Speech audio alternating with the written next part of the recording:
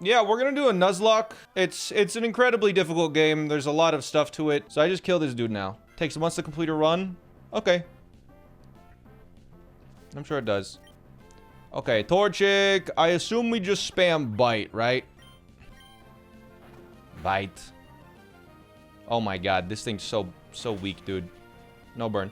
No burn. Oh! We're getting the bad luck out of the way early. As long as it doesn't have like an orange berry or berry juice, we're fine. If we didn't level up there, we just lost, right?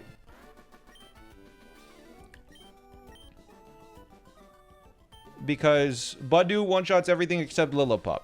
So that's how that goes, I think.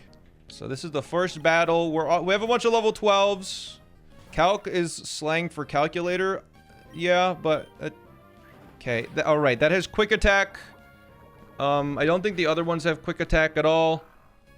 But yeah, we should probably see Lillipup come in now. It's either going to tackle, bite, or sand attack. We're going to hope it doesn't sand attack. But I think there's... no... this has a chance to one-shot, by the way. Actually, so it was guaranteed. Okay, it did sand attack. It's either going to bite or tackle or sand attack again. I'm just going to switch in egg, I guess. Actually, we can't one-shot Rookidee anymore, huh? I'm trying to think about the best way here to do this. I think I'm just going to try and spam Gust with egg. That'll probably do the trick. Oh, man. This Pokemon sucks. This does, like, not even half to Rookidee. Which is crazy. This thing doesn't even do half. I am double its level, and I don't even do half. So, anyways, we're gonna Gust. It'll probably either Swagger or Sand Attack. There's Swagger. So we'll just switch. I assume it's gonna Sand Attack, or it has to Wing Attack next. So, I'm just gonna switch into Jawbreaker, because my other two are Grass types. Yeah. Nice bumping into you, Rotterdam. It was nice bumping into you, too. And now Bite kills. And we outspeed. Okay, did you do all the spreadsheets already? No, the first battles, you don't really need to spreadsheet all that much. Yo, Milovich, it's good seeing you. Good luck with the run, thank you. Boop, boop, boop, boop. Alright, so we have a chance to one-shot the Grubbin. I think even if we don't, does Budu the good ability? Unfortunately, no. This is a decent chance to one-shot, I think. Never mind.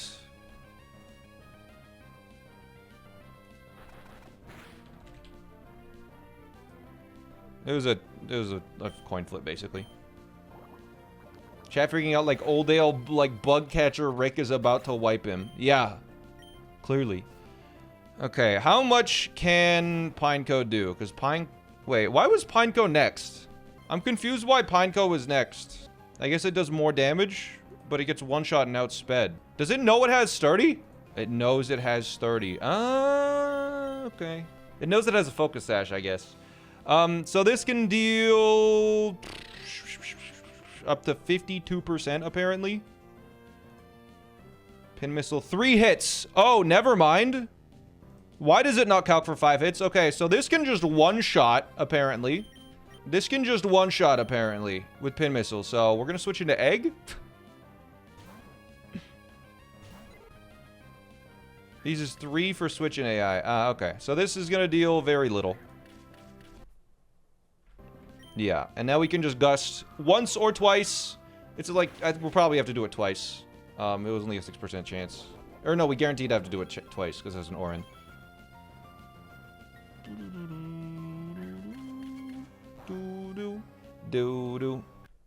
Uses 3 hits for switch-in calcs. That makes sense, actually. Bonanza Man, thank you for the prime. Appreciate that. Okay.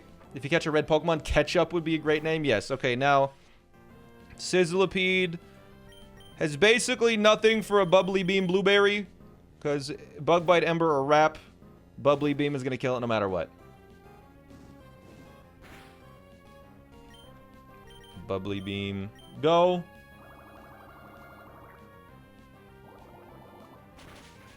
Do you think you'll finish this by the end of the day? Yep. Yeah, I think that's likely. All right. Check Poison Barb on Spinnick. Okay. Too late. Alright, we will sludge, and this should one-shot. Where's the Oldale encounter? You guys said to wait until Route 104. Until I have Route 104 encounter. Okay. Litleo, like we predicted. Unnerved, too nervous to eat berries. Oh, wait. Could be bad. Blubbery comes in. Imagine doing an item check on Schoolboy Alien. Yeah. I didn't check how much damage that did. I just knew that I one-shot back with Bubbly Beam. It's fine. Those Bubbly Beam one-shots. No. No Oran berries. After it dies, would I eat the berry now? Delaying Oldale is a bit too far. It's the route after Petalburg. It's not that bad, right? Now Psyduck, we can just switch into literally anything. Or, it has Psywave. What the heck does Psywave even do? Random damage based on the level. It's not super effective against Spinnick. Okay. Cool. Psywave. Okay. So it's going to do 7 to 11 damage or something. So now we can just absorb to win. The next fight is pretty awesome.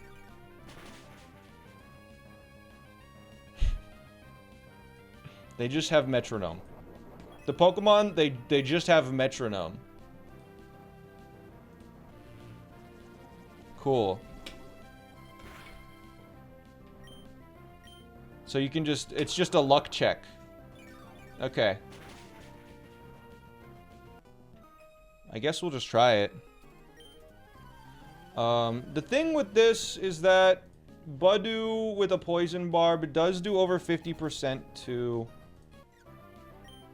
You guys said this Pokemon is one of the better encounters, so I don't want it to risk. I want to risk my bad encounters if I'm going to be risking anything. Anyway, Swirlix is dead. We just need to deal with the Spinda. So... Condom Crunch, thanks to the Prime and the horrendous name, my god. We probably just switch into Turtwig because its defense is decent. And we hopefully just spam Absorb and win. Right? Because it's going to guaranteed Fake Out here. And we don't outspeed. Never mind. I guess I could have used Baby Doll Eyes and then Confide and then switch to Sprout, but whatever. Metronome. Now we hope for nothing bad. Energy Ball. That's fine, I think. That's fine. Let's go. Okay. This is gonna take a while. I guess I have Growl and Confide, but I think it's just best to absorb, right? Head Smash! Holy frick. Probably one more bad move and I switch? I don't know. Spam Bite for flinch chance. Great job. We're slower. Fire Blast incoming, right? Well, if Fire Blast is incoming, I should be switching to Surskit, right? What if I switch to Pidgey? I'm gonna absorb one more time and then switch to Pidgey. Noble Roar. What is that? Attack fell and special attack fell? Okay. Yeah, we're switching now. Pidgey is ass, but like, what else am I supposed to do, right? We're just gonna spam Gust, I guess. Heal Bell. Great. Okay, that's good. It's just like a 4-hit KO now.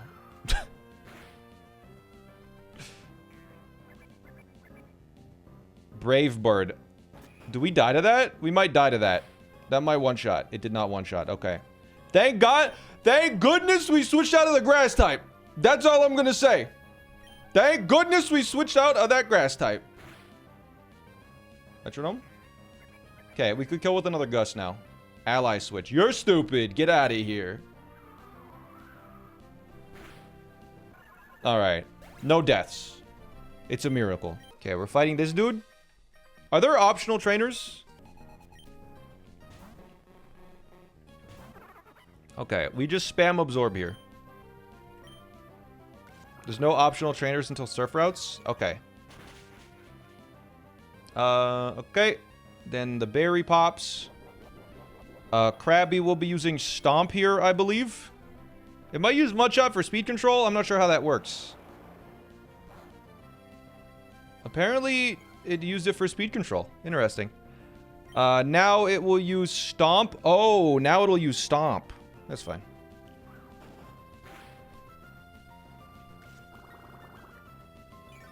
I didn't think about speed control.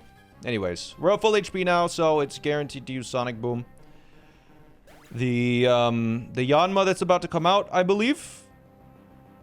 Yes, okay, Yanma does come out. That's good. And we just switch into Ponyta, which can kill with 2 embers guaranteed, and we're always outspeeding. Because, yeah, we go down to 20 or 16, and then we go up to 26. You get 1 speed boost, so you're at +1. So I on video and you were killing it. Thank you. Brawly is first, apparently. Yeah. Oh, watch the crit. Okay, I watched the crit, Dat Fury. I did watch the crit. All right. Clobbopus comes out, and it's just going to use a move. I don't think the move matters, because Spinach is just going to handle it. It might Rock Smash here. It might Detect. It might Bind. I think Bind was the best thing to use. I'm pretty sure it can only use Bind now. Let me double check. No, it can only use Rock Smash, apparently. Huh. But yeah, I think we just spam Absorb. Oh, it can only use Rock Smash. Oh, it can only use Rock Smash. No, I just gotta Sludge 3 times then.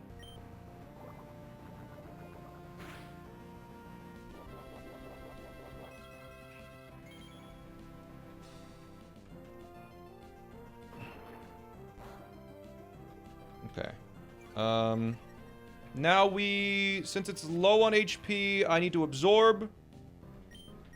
And then... Oh, that's interesting. It has Detect. That's really annoying. Does it double? I think I'm still fine. Because... Wait, it's not a water type? What the frick? Alright, we're still fine. As long as it doesn't double detect, Sludge kills now. Even if it double detects, we're still fine. Yeah. Alright. Easy fight.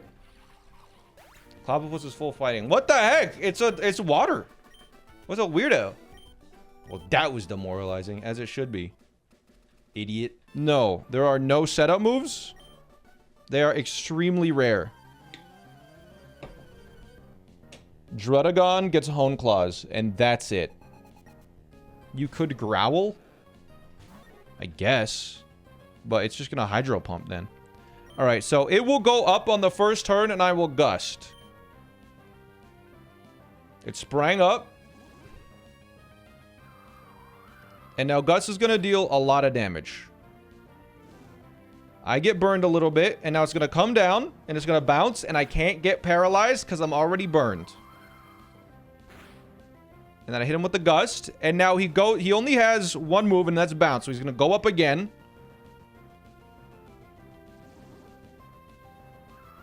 And now he dies to Gust. Okay. Even a crit wouldn't kill, because crits deal 1.5x damage. Now, this one has Flail, Hydro Pump, Tackle, whatever. So we're just going to switch in Sprout, who is, I assume, going to take a Hydro Pump here. Yep. And it'll take it quite well. 6 damage, that's it. Now, it will be using Hydro Pump again, so I'm just going to absorb. We cannot get crit because this Pokemon has Shell Armor. This will give us what, 12 HP, 11 HP. So we'll be nearly full. We'll be full. Now it's going to use Flail, which will deal at max 36% of my HP, which is nothing. Yeah. Okay. Easy. I was scared of these Magikarps for a moment, but I just don't want to have anything die.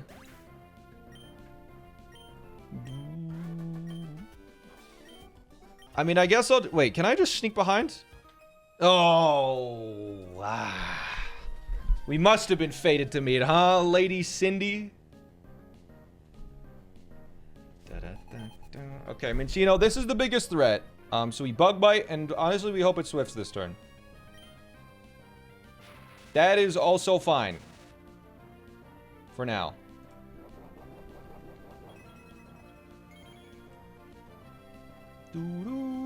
Bug Bite. So this will eat the berry. It will probably just Thunder Wave again.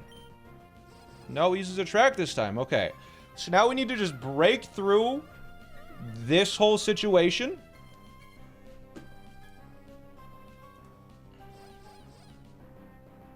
Immobilized by love. Okay, that's very cool. It will be using Thunder Wave now. So here's the thing. I could let myself get Thunder Waved and see if I get a hit. Because I think it's guaranteed to use Thunder Wave now. Because I have Attract. I Bug Bite again to let it Thunder Wave me. And then it's never going to use Thunder Wave or Attract. It's guaranteed to use Swift the next turn. So I can switch in Ponyta for free. It deals at least up to 33% damage. And then I can outspeed and Stomp. And then it will guaranteed use Thunder Wave. And then we'll kill it with Stomp. Okay.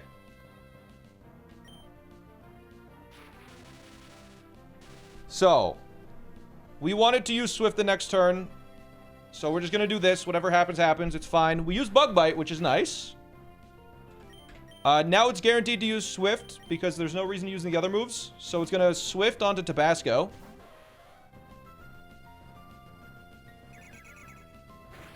And now Stomp, guaranteed one-shots. And we outspeed because we have 30 speed.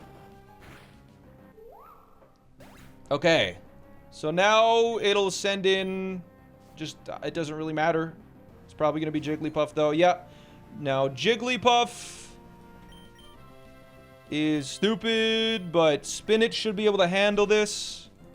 Jigglypuff is either going to use Round or Draining Kiss. Hopefully Draining Kiss, or Thunder Wave, sorry.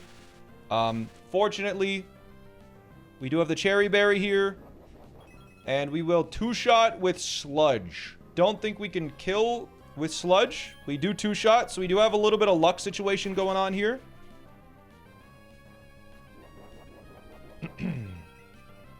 So we need to break through one Thunder Wave here, or... yeah. So we will be attracted this next turn. Fingers crossed here. That's all I'm going to say. It will be using guaranteed Round. How does Round work? Is Round the move where it gets stronger? Well, let's find out if it's relevant. Oh, we use Sludge anyways. Okay, we broke through. So this fight should be pretty easy. Oh, okay. Pretty easy guaranteed win now. That's Echoed Voice. Okay. Yeah, so now it sends in Fanpy, who I believe is... I believe it might just be guaranteed to use Attract. I'm not exactly sure how this works. Stomp will deal 40%, but we just send in Sprout here. That's Echoed Voice I'm thinking of. Okay. It used Attract. That's annoying. I would have preferred if it didn't do that, but I think we get outsped anyways. Yeah, this Fanpy does outspeed me, so we're just gonna hope that we can kill with Absorbs and Stomp doesn't flinch me. Immobilized by love. Okay, let's take a think about this now. It will be using another Stomp. I think I might switch in Bacon here to force a Stomp on Sprout. And then, no, it'll use Attract. There's really nothing I can do here all that much. It's guaranteed to use Stomp again. I think I'm going to switch in Tabasco to potentially get a Flame Body proc and some Stomp damage off. If we don't get crit on the first turn, we're free to use Stomp again. Also, Spinach did lose its status because of Natural Cure. Alright. We're not faster, unfortunately. So it's going to Stomp here. Don't crit. That's good. And we did get Flame Body, which is helpful. That's very helpful. A crit will deal 13 damage, I believe. But we should be able to use... I believe Ember has a higher damage range, but Stomp can flinch. So I'm going to use Stomp here. Did you include the burn in the calc?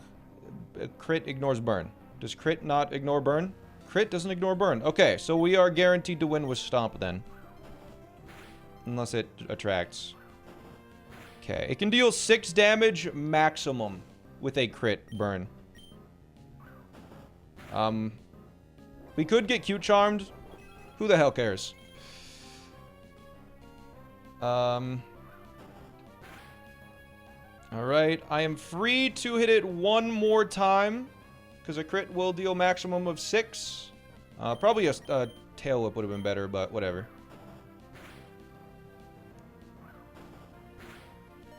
Alright, so now we need to switch. It's guaranteed to use Stomp, I think. So Spinach can switch in and then kill with Absorb. Is it some kind of slang? They're making a joke, chat. They used Attract? That was new. Stomp only deals 29. Honestly, it just doesn't matter because it's gonna die to burn, and I have enough switching. Yeah, we're fine here.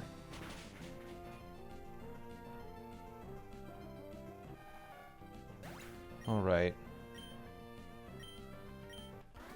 Lady Cindy. Oh my. Alright, Lady Cindy is down. Alright, I think we're pretty much ready. There's like a 1 in 640 chance that we're in a really bad situation on the first turn of this battle. But that's not going to happen. All we need to do is absorb. Okay, good. We didn't have the bad luck. 16. That's a little bit of bad luck, because now I think potentially we could get poisoned again. But do we deal over half here? We deal over half here, so I think we're totally fine now. Well, it could still bite again, actually. That was a low roll, unfortunately. So we might have to last another turn. No poison? Good? Okay, we're fine. We're good. Oh, high roll? Good high roll. Okay, so now they're going to send in Krogunk because it sees the kill with Belch and it outspeeds. Now we're going to switch in Bacon. Did I give it the Pecha? Or the Orin? Okay. This is fine, I think. We're going to get hit with a Fake Out. There's a Poison Touch potential where we could get poisoned here. Oh! Flame Body's... This kind of really good, actually. That's helpful. We Bug Bite to get rid of its Salac Berry.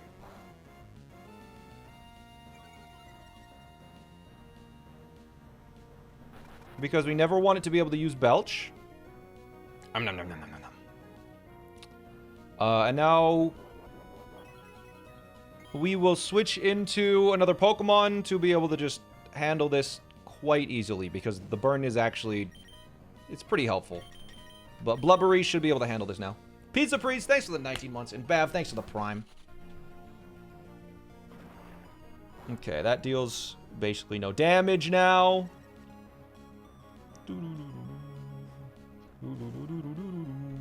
And I believe Bubbly Beam does the most damage. Yeah, Bubbly Beam is the way. That was a really lucky burn. It didn't really matter, because I have the rest of the team to throw out Krogunk now. But there's a good chance this gets poisoned, but whatever. Why have I not gotten poison? Isn't Poison Touch like 30% every time it hits you? Anyways, we're gonna get, like, confused or paralyzed or something here. I don't know. I'm gonna switch into Jawbreaker, so it's not confusion.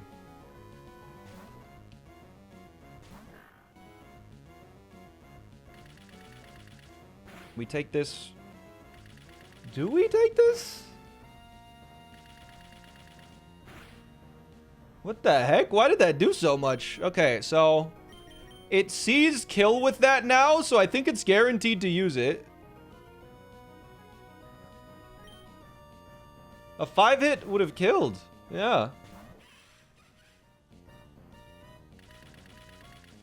It calced 3-hit. Yeah. Anyways, that was a crit. Okay, 2 times. So now I believe we outspeed and we can one-shot with Bug Bite.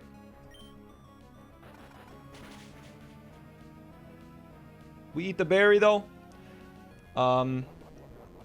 We outspeed unless confusion confuses. We're fine. Okay, we have a cherry berry for this situation, right? Or did I do orange berry?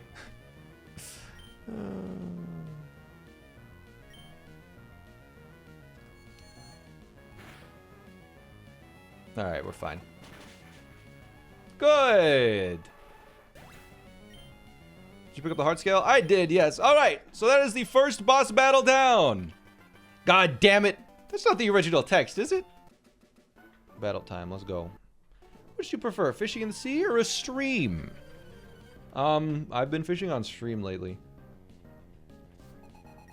Can be traded for a scanner item. If you steal them, you get 2 scanner items. What is a scanner item? So Razor Leaf, it's going to Aurora Beam. Cannot crit, it'll yield 30%. Ish. Choice items. Or lefties or assault vest. Dang. Sheesh. You can just swap between them all at will. That's really cool.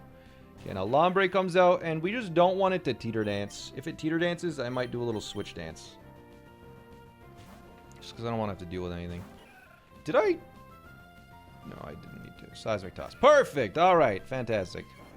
I believe we outspeed and kill everything with sludge and absorb now. Do you have priority? No. All right, we sludge. And absorb kills the Arascuda because it has 0 special defense.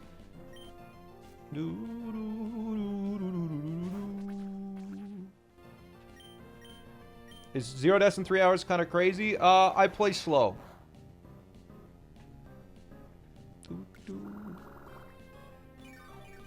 When this fish evolves, it becomes scary. I can imagine. It's probably very fast, very strong.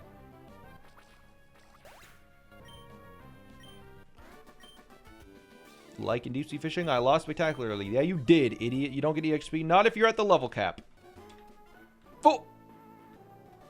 What do fishermen do if they need to go to the washroom? This is a joke? What if their rod hooks a big one while they're in the washroom? In the washroom? In the washroom? They're on a boat, dude. They're just peeing off the edge. Bubbly beam kills. There's some items before you in the cave you want to go look at. Okay, I can do that. This one-shots, of course. And this should guaranteed bring in Sandy Gas. That's the only Pokemon that can kill me in 1 hit. Yes, that's good. And it is guaranteed to use Mega Drain.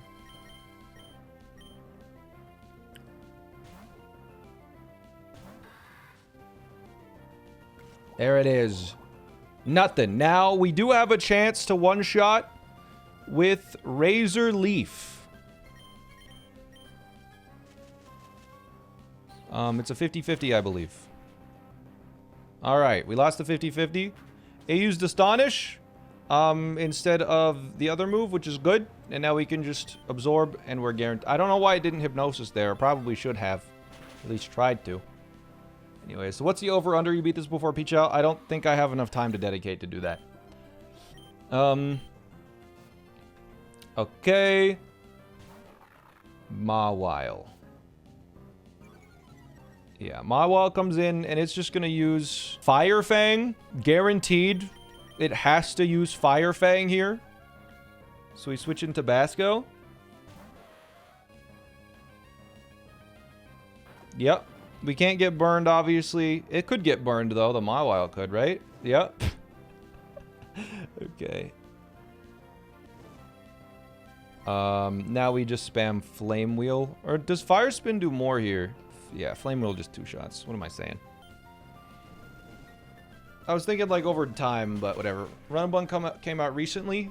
The idea of level caps is a thing that is so old that, like, no one stole the idea from...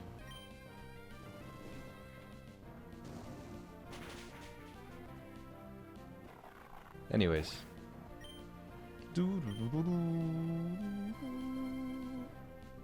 Pucker Rogue is really new, yeah. Okay, so now Munchlack comes out, and it is guaranteed to Belly Drum. So I will Flame Wheel. And then I will still outspeed. And I kill it with Flame Wheel.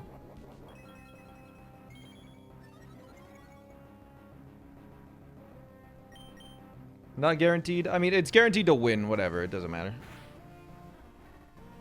I think it would have been better if he used Headbutt there, because 2 crits might have done some damage. Anyways, too obsessed with what other traders are doing. Where is the battle? I found it. Found the battle. Okay. What would you do if you hit your bid's goal? I would smile and clap, and I would donate 1 more bit to reach $10 billion. All right, Tabasco with the Flame Wheel for the easy 1-hit KO. Okay, now it's going to send in Elekid, yep. And Elekid is going to Shockwave. If it doesn't crit, I think I'm in a fantastic spot. Because it's 2 shots. And it's like a very easy turn your brain off battle. Okay. Because now the berry activates, and I can just turn my brain off. Because I think what's going to happen is Magby's going to come in, and we just stomp it to death. If it confuses me, then I just switch. And it's, like, totally fine. So we just stomp here. Yes? Yes. Because we outspeed. Bop! Confuse Ray. Whatever. I'll switch, I guess. Problem is, none of my Pokemon outspeed now. So I will need to switch to another Pokemon. It can use Incinerate or Brick Break here. There's 1 roll, so I can't switch into a Grass type. So I need to switch into Chowder or Gumbo. Gumbo is better here. And it will take it has Shell Armor. I'm glad it didn't use Incinerate because of the berry or whatever situation, and as long as the Confuse Ray doesn't hit ourselves, we kill it here. But the great thing about this is that I believe it's a guaranteed win even if we hit ourselves in Confusion, because it's not going to use Confuse Ray a second time, and I can just switch into my horse. Okay. I think I can take 1 more. Hitting myself and getting hit, even if they're a crit. Let me just double check. Brick Break, crit, deals... Oh, we can't get crit. Never mind. Yeah, no, it's totally fine. Yeah. Good. No Incinerate. Appreciate that. Hurt myself again. That I took 8 from that. Brick Break can deal 20. Okay, if I hit myself and they get a high roll, I die. So I do need to switch. It will be using Brick Break. It will deal 28% to Tabasco. So Tabasco's used the berry. Tabasco does not kill. Okay, this is a little tricky now. Does Spinach outspeed? No. The thing is, it has a chance to use Incinerate against Gumbo. And if it uses Incinerate against Spinach... oh, Spinach doesn't die if it uses Incinerate. Yeah, Spinach doesn't die if it uses Incinerate. So I think I'm fine. It does 62.5%. Which is a lot, but I think I'm fine. I think we Spinach. We Spinach, and if it uses Incinerate, crits, we're fine still. Yeah, there we go. Oh, if it crits and burns, I guess. But now it's guaranteed to Incinerate again. Because it sees the kill and it outspeeds. That was the low odds thing of happening. Incinerate. We've already used our berry. Now 2 stomps are a guaranteed victory, I believe. Let me double check the damage. Yeah, it's guaranteed to Brick Break now. Brick Break can deal not half, so we're free to stomp twice. Okay. Incinerate can't burn. All right, we were totally fine then. Flinch, no problem. I forgot about match punch. If it didn't flinch, Ponyta would have died.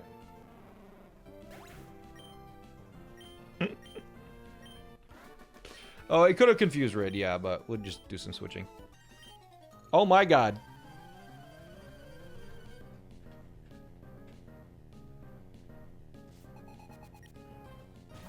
Fletchender. Anyways, Bubbly Beam. Aerial Aces, whatever. We Bubbly Beam. You have to fight every trainer. Pretty much every trainer is required.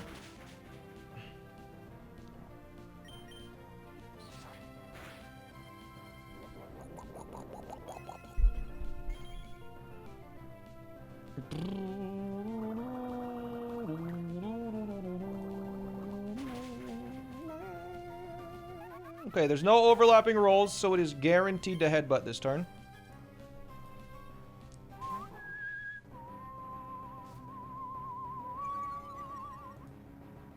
Heard your intimidate cuts Gumbo's attack. No! Sprout, go. So it will headbutt. It'll do a little bit of damage. I can't get crit because I have shell armor, so Razor Leaf does enough that my next switch will do it. If it Ice Fang freezes or flinches, it's a little annoying, but it's just a risk that I'm willing to take. It'll make the battle a little bit easier. If it happens, it happens.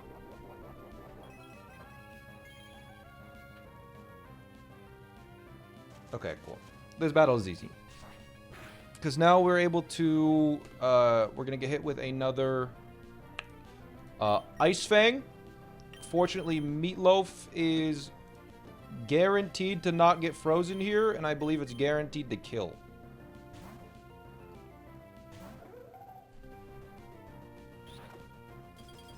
We could get flinched, which would be annoying, but it is what it is. If we get flinched, we just switch to our other Pokemon that are faster than this guy, but that was easy. Easy, dude! Want to battle with me? That makes sense, though? Yeah, okay, so, chat. This is a speed tie. So, we're gonna just... Wait, did I give this my Poison Barb? Oh, shit. Gulp. This could be really bad. Oh, fuck. This is the first mistake. It's an 87% chance to one-hit KO now. If this crits, we're so fucked. Okay, we're fine.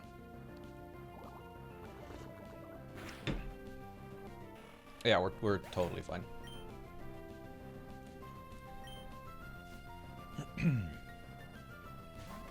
Okay. Now we just absorb twice, I believe.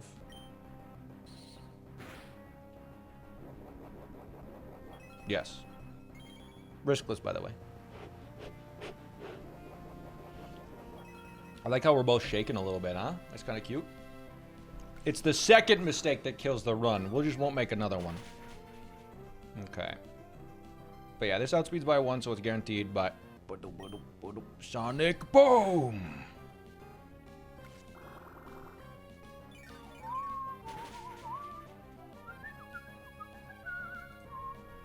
Alright, and now we do outspeed the Palpitoad.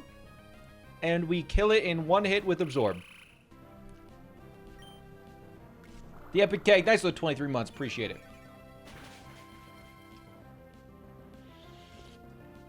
Alright, easy battle. No problems.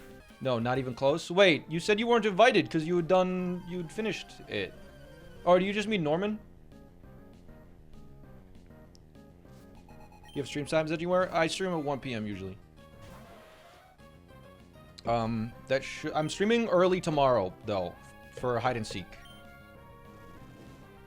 Tomorrow we're streaming 2 hours early. You're past Flannery on your first attempt. Okay. Okay. How's it going? Is that good? Is that Gym 5? That's Gym 5, right? Alright. They should just be in order. You've been playing it since last October? You've been playing... 10 months? One run? What the frick?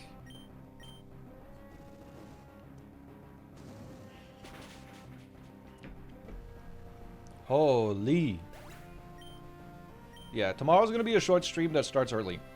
But Friday will be like, I don't know, I might do more of this. This is kind of fun. Alright, this is a 75% chance to one-shot. 75% chance to one-shot. Come on! Yeah, Tabasco! That's what I'm talking about. The spicy Tabasco. Oh, yeah. Eventually you just stop because of exhaustion. What if it's never tiring, though? Yeah, Pichow's pretty good. He's the former probably best Nuzlocker in the world. I'm thirsty. I could go for a soda pop. You found the Run Bun channel vid? You streaming this now? Hardly on Twitch? Yeah.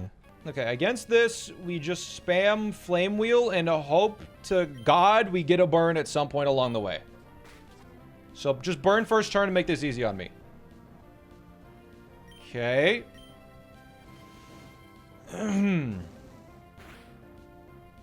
Okay, it's easy. Oh. I think it's still easy. Just don't miss. Ugh.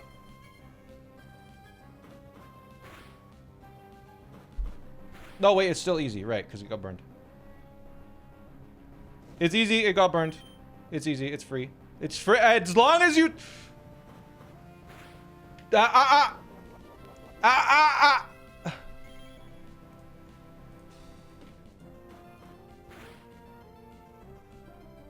Bro? Don't miss 3 times in a row. Good. Okay, we're fine. Alright, 29. Nidorino comes out next. Venushot can deal 24 damage max with a crit. Okay. This is good. We're in the best possible situation. This is the best possible timeline. Well, not necessarily, actually. Because, like, ideally we hit this. With a crit, Venushot does 52%.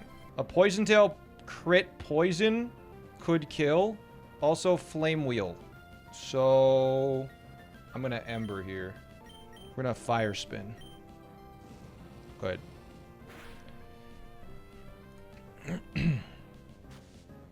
Sand Attack. That's actually big. That's big, man.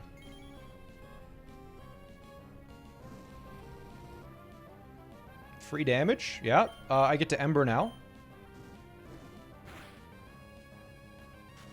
Okay. Yeah.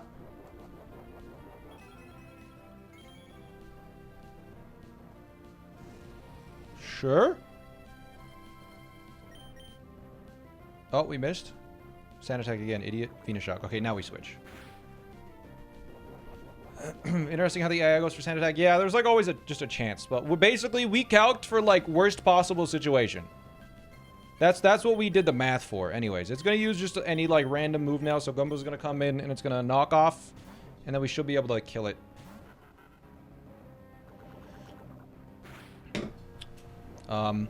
We just hope to God that it doesn't use Sand Attack, which it very well could.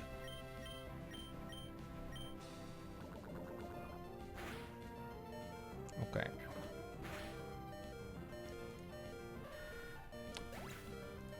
Excellent crit. Excellent crit. We knocked the Black Sludge off its dead body. Now... we do not two-shot this, so it could Howl. And that would be... bad.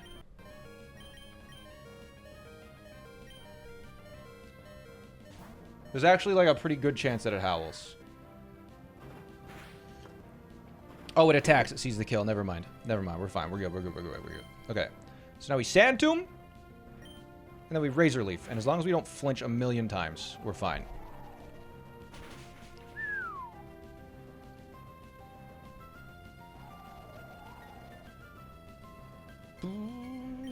And yeah, so if you don't flint... I'm pretty sure it's guaranteed to spark now. Which I did forget about getting paralyzed here. And then fully paralyzed? No, it actually can't do that. It's either in a double kick or bite, right? That's why I didn't consider it. Yeah, it's just the flinch that could...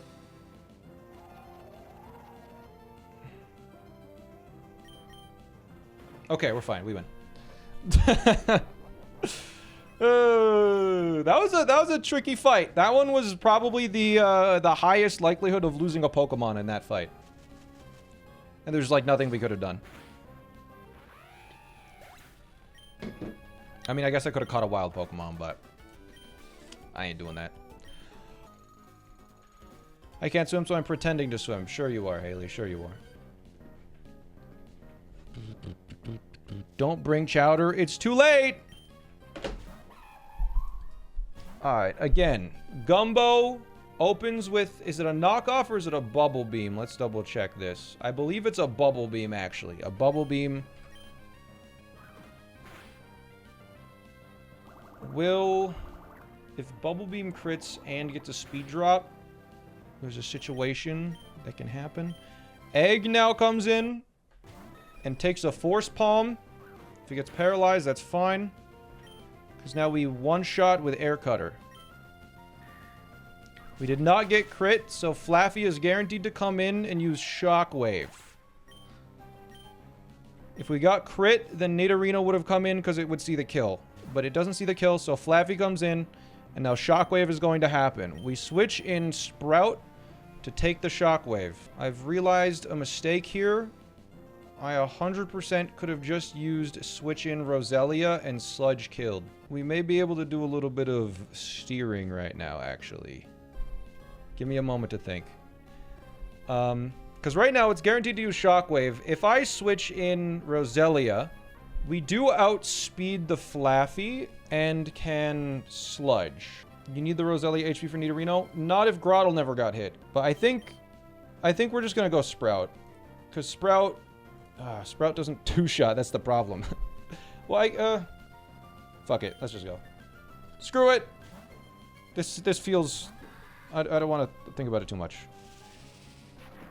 Because Grottle outspeeds Flaffy, so I think there's an incredibly high chance that it Thunder Waves here, which is what we want it to do.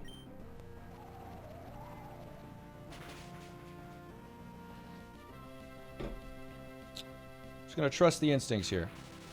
Thunder Wave, perfect. That's exactly what we wanted. That is the best case situation, I believe. Best case. Because now it's down to half, and I believe Razor Leaf won't kill.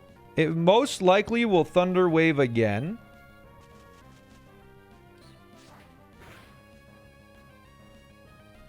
Okay. And now if I just sit here, that'll kill, right? Yeah. I am paralyzed.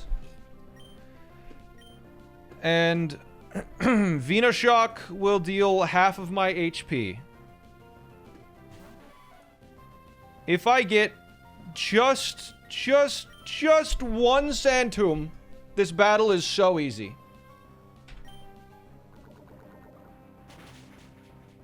Don't get paralyzed. Yes, okay. Okay. Okay, we're fine. It's so easy. So now it's gonna Venoshock. It's at 50%. Wait, do any of my Pokemon deal 50% to this thing, bro? No, I gotta switch in Roselia. Fun fact. Chowder Pivot or straight Rose. Chowder takes 50%. Potentially Shockwave would be the only killing roll. It would have to Shockwave and then Shockwave into Roselia. Chowder doesn't outspeed. I think I have to Spinach here. What about Tabasco? I'm pretty sure Tabasco gets two-shot. Yeah, Tabasco gets two-shot. So we have to hit it with something else first.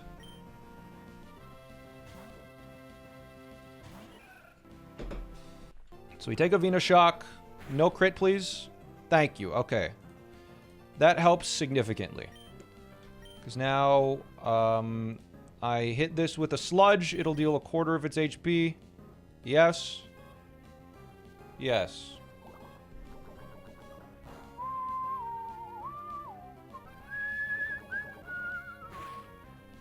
Okay. I think a Max Roll doesn't kill. Yeah. Alright, I think we just win now. Yeah, we just win. Yeah. Because we got speed. Doesn't have priority. Okay. When you're going into fights without, like, a full concrete built-out plan, it is very scary, but I believe that is all of the beach completely done. That is the beach done in its entirety.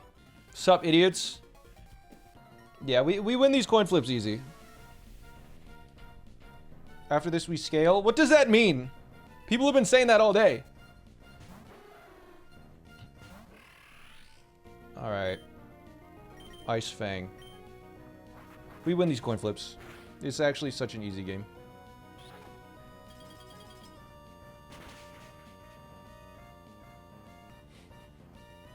Shit. Crit is a guaranteed kill, so Tabasco it is. Damn. This was planned for. It's just, if this crits now, we're in a really bad spot.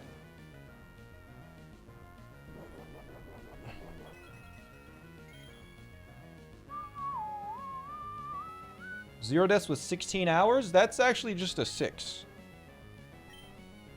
It's literally survived on 1 HP, by the way, chat. Alright, so now they're going to send in Tortuga. I think the only thing that can go terribly wrong is if it gets 2 ancient... Or, sorry, not Tortuga. The only thing that can go terribly wrong now is if Tortuga gets, like, 1,000,000 boosts in a row. I'm not sure what Scrub is going for here. Probably, like, Water Pulse. Just don't confuse me. What do we burn? Meatloaf? It's funny. Okay. Spam Absorb. You coward. How much PP does Absorb? Okay, so we should be fine. Double Protect like a freaking idiot? Why did it do that? Skrelp. Skrelp. You have Black Sludge? Oh, God. This is going to take forever. Acid. Tell me if I get a defense drop.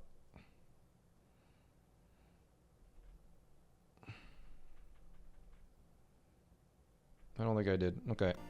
So now it will... Ancient Power, I think. If Ancient Power gets a boost. Yeah, it's guaranteed to use Ancient Power. If it... no, it could Mudshot, I think. But even if it Mudshots, I don't think it matters.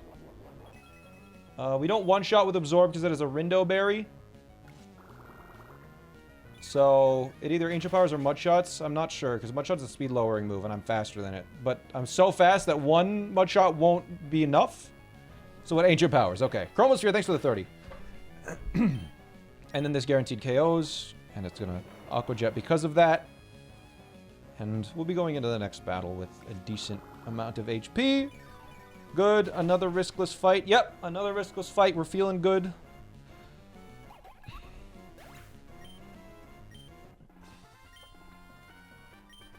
I did teach Secret Power to... Did I not? I forgot to check that. Alright, a full health Quillfish in the back. And... that should be enough to simply use Secret Power on. So this is probably going to use Toxic. Fortunately, we got our Boba, which is already toxic. We poisoned it. The poisoned Boba. Toxic me, please. That's ideal. Good.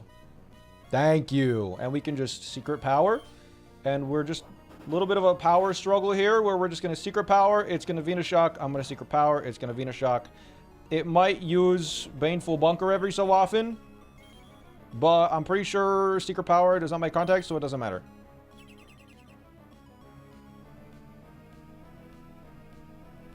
And I'm also a poison type, so I can't get poisoned. So yeah, we're just going to sit here. I believe we win this power struggle as long as it doesn't get like a billion things in a row. They can soak to remove your poison type. Yeah, but it's not going to because it's stupid. See? Any soakers? No soakers. Sorry. Nice try. I just realized it might go into Whirlipede next, actually.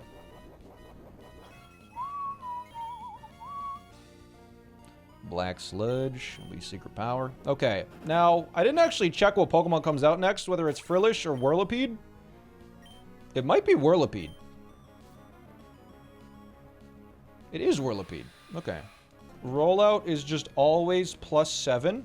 Damaging moves always do +6. Except when it doesn't. So 80% of the time it uses rollout here. How much damage does stage 1 rollout do? Stage 1 rollout deals 26%. I think we stay in 1 turn to see what move it uses. But has an 80% chance to use rollout. Oh my god, that's huge. That is so big. That is... Oh, that's the dream. It got paralyzed. I'm so sorry. I used secret power and I got paralyzed. That was, and it used rollout, which is just the perfect turn because now I can switch into Meatloaf. It's paralyzed. Wait, that actually is a little scary. It's paralyzed. It's at +2 speed, but it's paralyzed. So I think we might outspeed here. So we can just rock throw. This won't kill. But the next turn it will. Yeah. Okay. Para is quarter speed in this game. Speed boost. Alright, this battle is going pretty well. Because now Whirlipede's down after spamming a rollout a bunch. Meatloaf gets burned. I believe this is guaranteed to use a Hex because I am burned. This does have Cursed Body, so it could hit me with the thing of the thing, but I'm pretty sure if we just go into Spinach, we win. Because we can just absorb it to death. Yeah. Boom, boom, boom, boom, boom, boom, boom. Yeah, guaranteed Hex. And now Absorb will pretty much... It'll heal a quarter of my health back. And yeah, we're set. We're fine. What do you have 2 grass types on your team? Because there's a lot of water types here. You change your team for every battle. Hex deals the amount that I healed myself. We have an Oran Berry. Okay. The level cap makes it much, much harder. Good crit or high roll? That was a really high roll. That was a really high roll. Anyways, we won! We won the boss battle, chat! Yay! Oh! What? Okay. Let me double... What was I doing again with this? I'm burned. I think I just wake up slap, right? Yep. Why are you sleeping? Guaranteed to use Super Fang.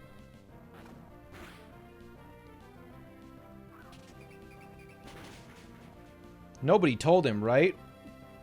Nobody told him about what? Okay, now... It should be guaranteed Ponyta, because it kills with something. Yes. Yeah, it kills with play rough. Drew needs to be in prison. Why? What's going on? So this is gonna deal like no damage. Play wuff. Critical hit! You're cheating.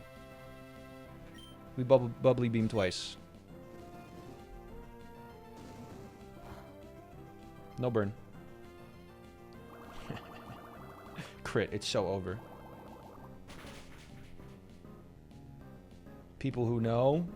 Aware. What are they aware of? What do you have? A citrus? What is this thing doing? A fame wheel.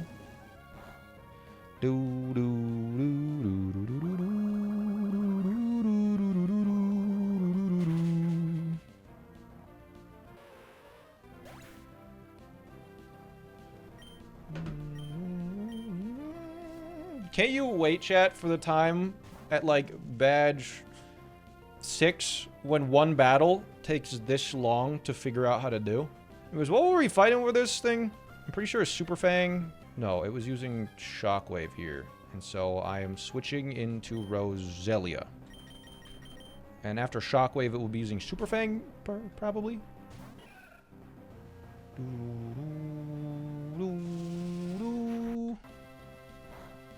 Yeah, Shockwave, good. I love how Shockwave can't paralyze. That's the best. And then Roselia, it 2 shots with a simple little sludge. And it's gonna Super Fang. And it's gonna Super Fang. Oh my god, you have a citrus berry.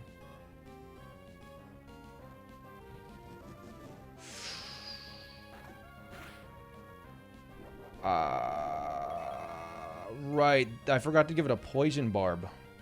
I mean, it's fine. I just forgot. Crit. Like, I don't think you don't have priority, right? Yeah, no, we're fine. I feel like prepping so hard ruins the fun. You should try and play the game. Okay, we knew this guy was coming out next. So now Tabasco should handle the rest. The prepping is the fun part. Now we get to see all of our hard work pay off. Infestation? What the frick?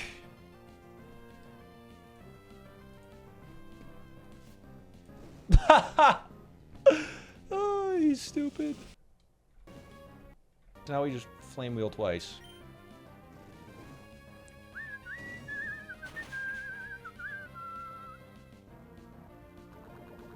Binajak. What? There's my berry. There's your black sludge. Here's my flame wheel. Bow, bow, bow, bow, bow. Okay, so now it's guaranteed to use sludge bomb. Energy ball 6%. Yeah, okay. We switch into Bulba, and then we get a free switch into spinach. And it doesn't have priority. Yes. Alright. Go Bulba, sludge bombs. Okay, so now it's going to use energy ball, grass whistle, or leech seed. None of which work on Roselia, and Roselia doesn't one-shot with sludge anymore. Okay, we're still fine. Because we'll just hit this first, I believe. Yeah, all we need to do is just hit this first. I believe even if it crits... No, energy ball does 50%. Right. Energy ball does 50%. Let's get an energy ball now. Oh, right, I'm switching into egg and I'm killing. Wait. Did I... Oh, okay, thank God. Ah, I didn't think about that. Sorry. Am I fine? What's the highest damage move here? Air slash? Air slash. This can cringe. Cringe? Crunch? No, flinch. There we go. Air slash can't miss? Yeah, a lot of these can't miss now. This'll flinch. I guarantee it. Gulp. No, we're fine. Air slash, okay! Get killed. No problem, being cool isn't good enough to win. Actually, it was for me, so sorry, kiddo. Stupid idiot. We need some intense music. Here we go.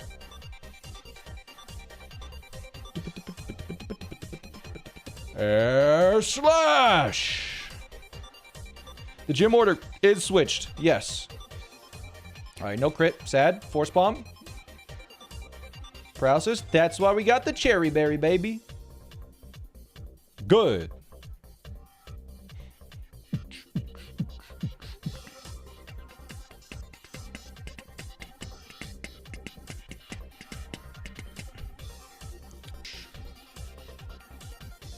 Okay. Now, Stuffle's gonna come in. It's either gonna body slam or force palm. It cannot bulk up. Even if it crits, it does not kill. Can you farm berries? No. It can deal a max 37. So we free to air slash.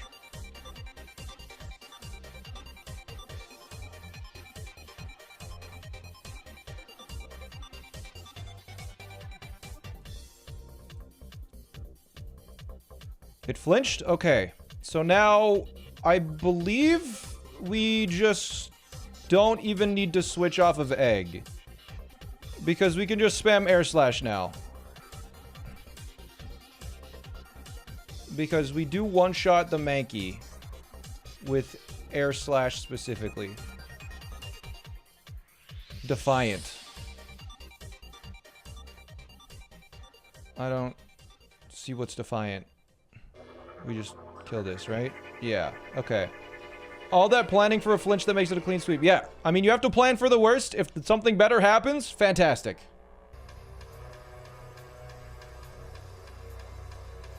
Ugh. Okay. So we should two-shot here. We just hope it doesn't crit, basically. If it crits the first turn, then we will switch.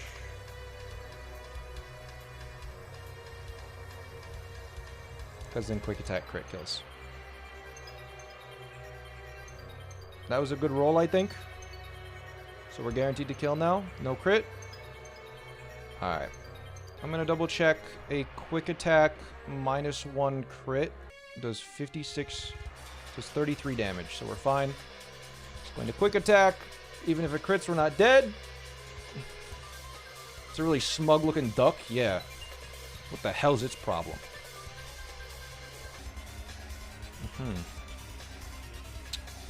Okay. So Heracross comes in. It uses Pin Missile, basically guaranteed. So we switch into Bulba,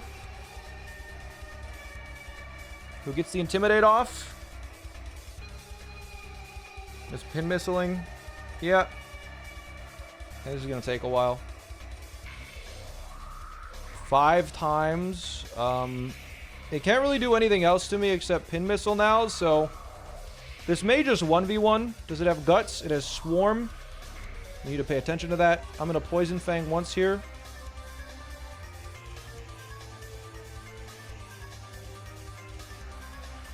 And now... It's going to Pin Missile again against Tabasco. Tabasco's Flame Wheel actually does 50%. If I hit it one more time with Poison Fang, I don't need to risk anything. What if he crits you 5 times? What if he crits me 5 times? That's true, chat. What if he crits me 5 times? Okay, that's not yet half. I need to do the tiniest amount more damage. Because I don't want it to get it under 30%. If I hit it one more time and crit, it could be under 30% because of Swarm. Even if it swarms, though, I guess Rapidash outspeeds. Because, like, let's say this is at, like, 1 HP.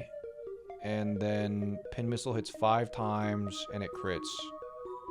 Okay, if it hits 5 times and gets all crits, then it's fine. Wouldn't Egg kill it here? It would kill Egg first because it's faster. Probably should have used Bubbly Beam to lower its speed. That would have been the better play. That was a crit? Wait. How much HP is that at now? Is that 23% or less? If that's 23% or less, Poison Fang just kills. Do you guys think that's 23%? That definitely looks like less than 23%. We can just Poison Fang to kill. 2, 3, 4. That was. Okay! It's dead. Alright. Oh. Oof, oof, oof, oof, oof. Okay. Makuhita. Like, we're gonna take basically 50% no matter what. Air Slash is the one that kills, so it's gonna fake out. I flinched. Makuhito's burned. Then he uses Bullet Punch. Whatever, baby mode, and we one-shot.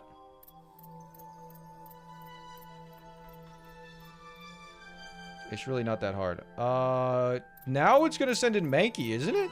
Because it doesn't see the kill with Ledian? Oh, it does, somehow. I don't know why I did that, but whatever. Now, Ledian was the Bulba.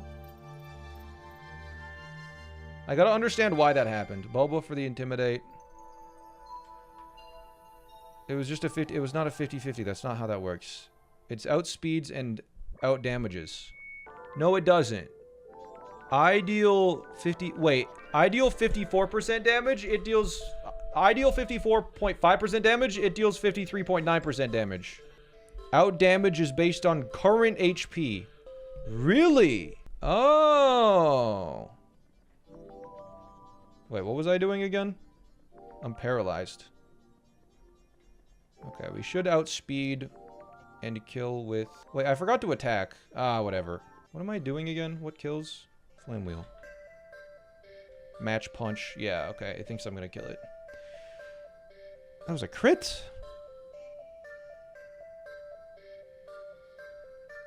Yeah.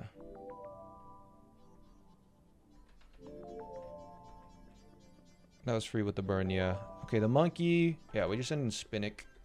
It's gonna power up punch. Whatever, stupid baby. We absorb. Get all our HP back. No, that's really bad. I never even considered that. It is a speed tie with Mankey right now. And reversal deals 45 with a high roll. With no boosts. It deals 45 with a high roll. With no boosts. It is currently at +2. Quite simply, it is a 50-50.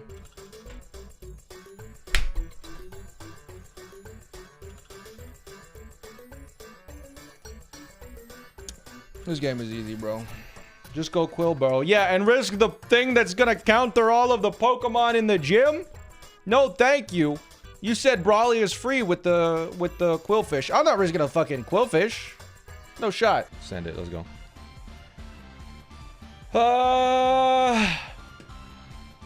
Okay, it is the Metatite trainer. So this is using Fake Out. What was our plan for this again? Was I just switching into Sprout immediately and then just trying to kill it with Sprout? Was that the idea? Yes, I think so. I think we just switch in Sprout.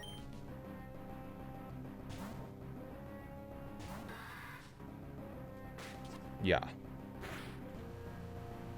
And then we Razor Leaf twice. Because that deals 25% max. Duncan Point Crow need you. If they need me, they can call me.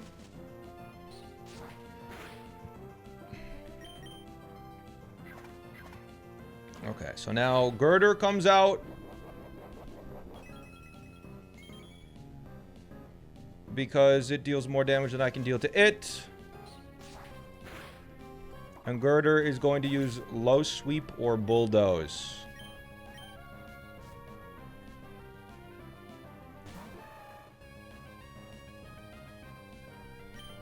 So I am going to switch into Blueberry to take the Low Sweep or the Bulldoze.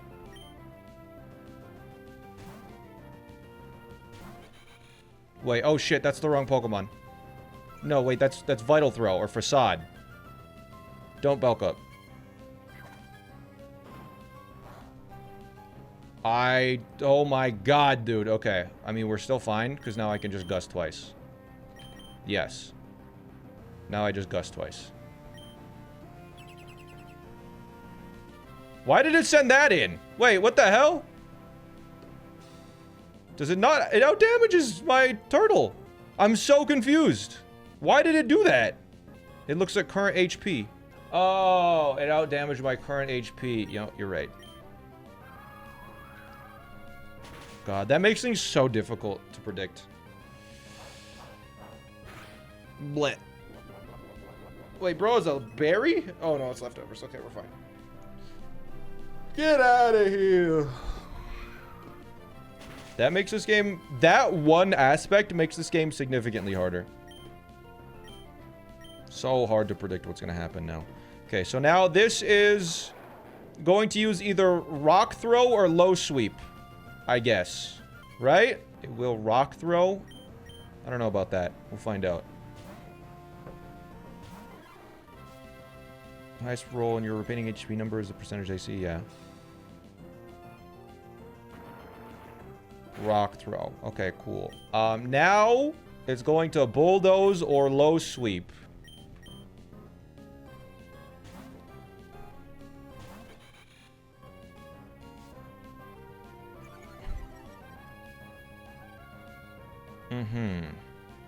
Bulldoze. Okay. And now it's going to either Rock Throw or Low Sweep.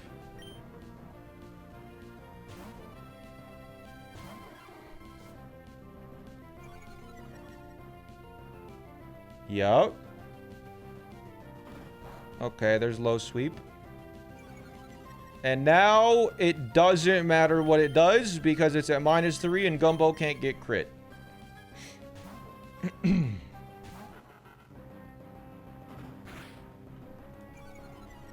Because I believe Gumbo 3 shots. Yep. We Aerial Ace 3 times.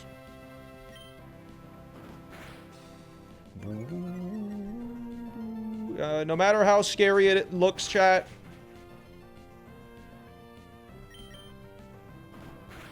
This always works.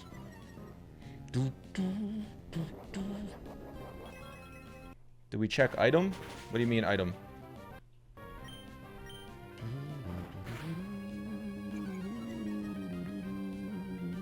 Ten damage at -3 is crazy. Yeah. Yeah, I mean, this thing has 105 attack stat.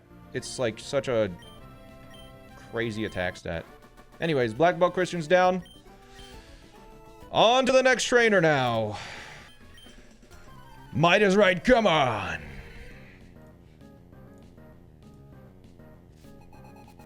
Okay. Yeah, Masquerain kills Breloom in one hit here. So that's good. We outspeed and kill in one hit with our Masquerain. Gust. Forgot about Mach Punch. I got really scared there for a sec.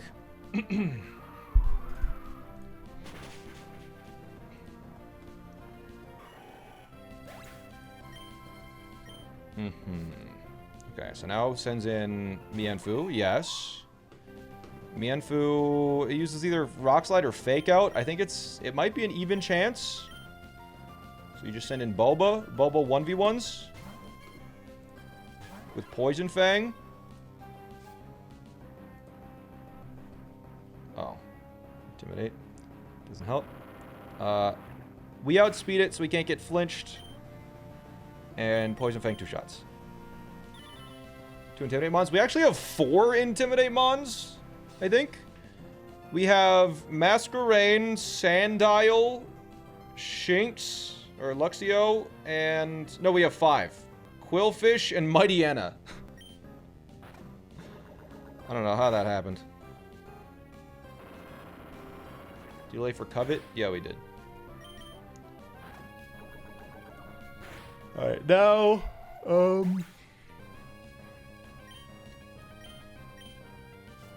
I believe this has to Fake Out.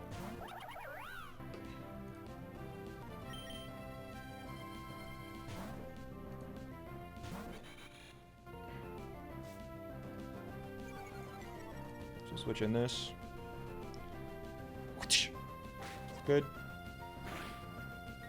And now it's going to use Triple Axle.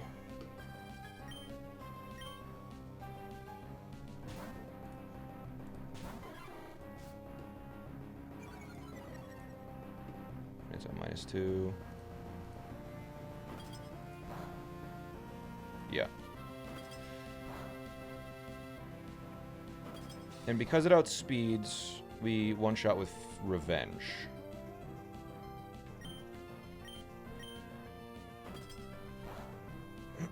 Critical hit! Oh my god, it did 2 damage.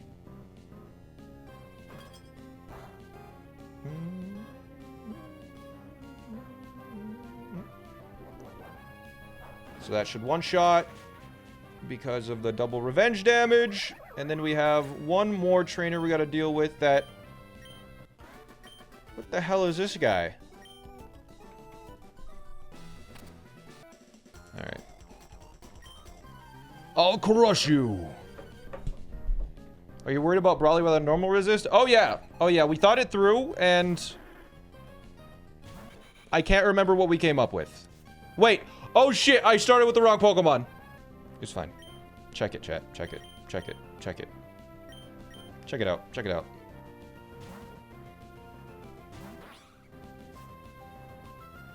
Check this shit out, chat.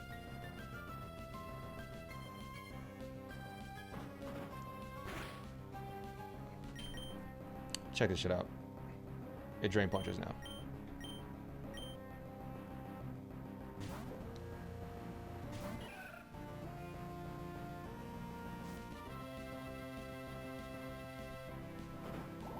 That's what I thought. Okay, so now... frick your Protean, idiot. You have Insomnia. Thunderwave. Oh no, Thunderwave. You're naming all your Pokemon after food? Yeah? Alright, now, what does the most amount of damage against this? Where's my Roselia? Sludge does. Sludge it up. It's gonna Thunder Wave me again, most likely. No? Okay, I can Sludge again then. Yeah? I think I can just Sludge again. Yep. Crit? No. Thunder Wave. Okay, so now it's not gonna Thunder Wave, I guess. And I don't know what I was using to kill this thing. Well, I know it's not using Thunder Wave. It's gonna use Dizzy Punch or Shadow Punch. Oh, there is like a situation where we could get confused, but it's fine. I think Cheddar just handles this. Okay. Just stay in ball. Nah, we don't need to. Good. Because I believe Covet kills now. Bop! Cool. You lost Pokemon yet? Not yet, but we will on Brawly. Like, our strat necessitates killing a Pokemon, basically. Golett.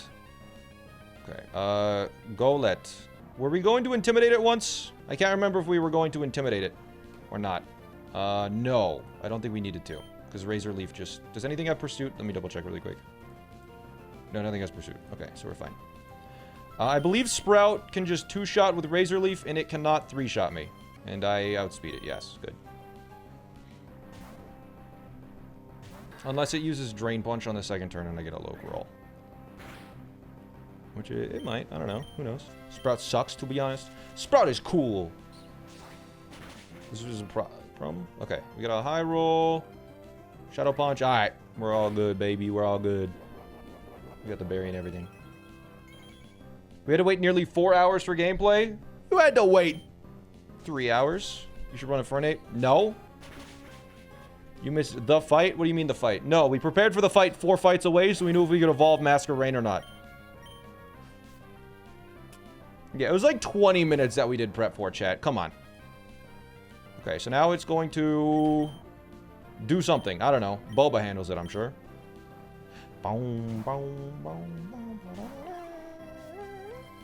I realized I forgot to put a Cherry Berry on Masker Rain. That's actually a pretty big problem. Die, Berry! Oh, it didn't. What? Whatever. 2 shots of Bubbly Beam.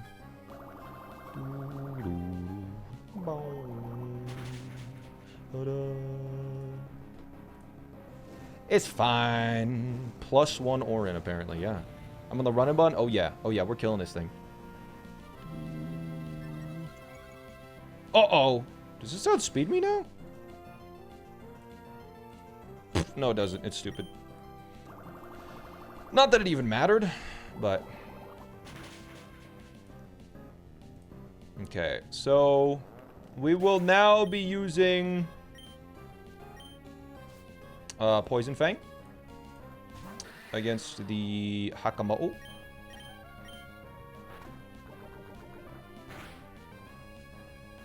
And I use Dragon Breath. That deals quite a lot. Okay. Blueberry 1v1s this.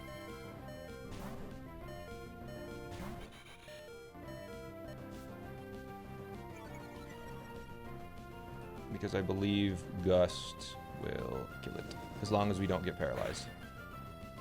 Ugh. Scary, right? Scary.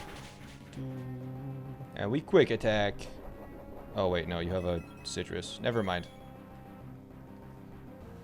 We'll just Gust again. No paralysis! Don't paralyze me! Thank you.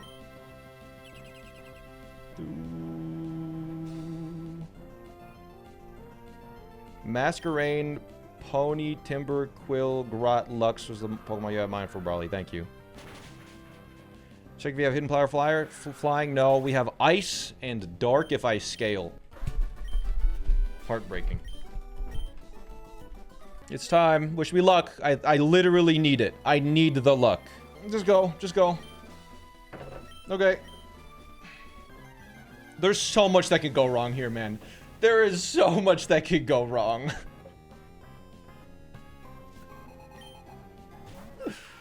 Okay. Kung Fu.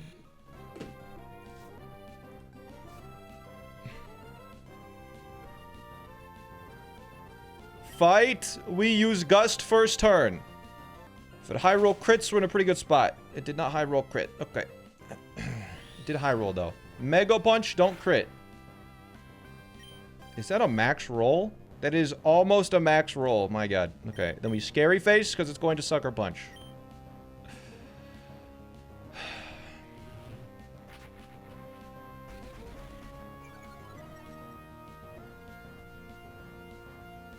Now, please do not Sucker Punch. It's a 50-50 here.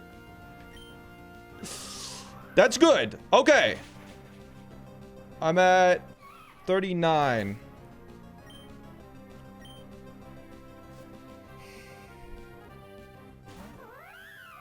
So now this is going to use Retaliate, but it has an eject pack.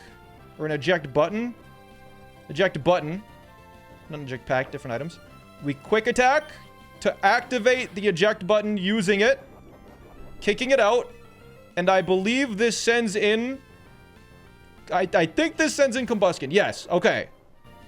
Now, Combustion is either going to use Incinerate or Thunder Punch. It's a 50-50 chance. We want it to use Incinerate.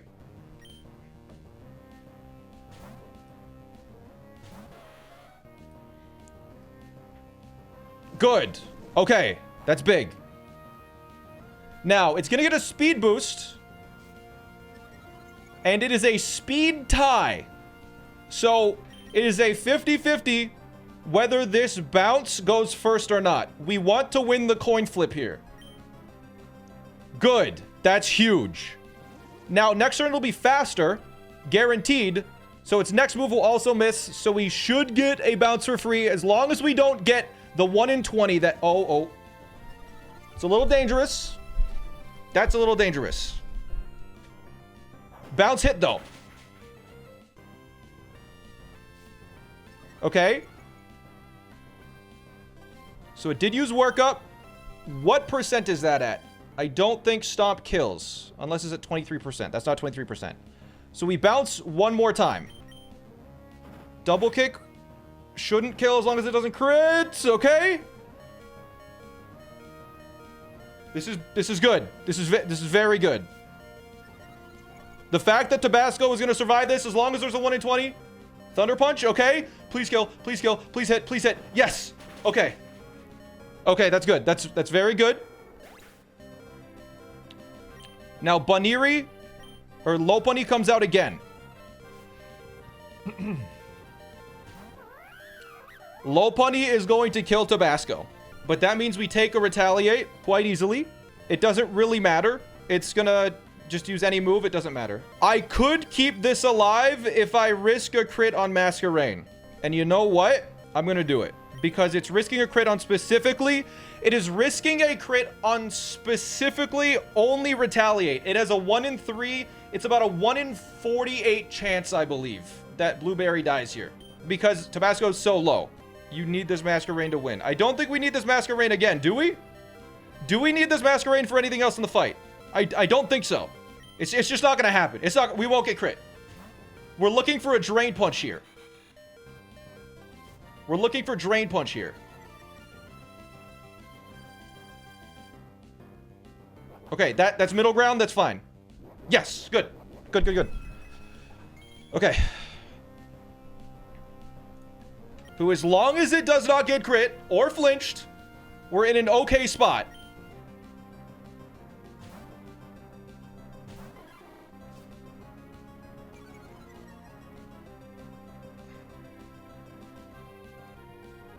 That's fine. It does the same as Headbutt. Okay. Okay. Revenge should deal 75%. No flinch. No flinch. No flinch. No flinch. It's not great. No flinch. Okay.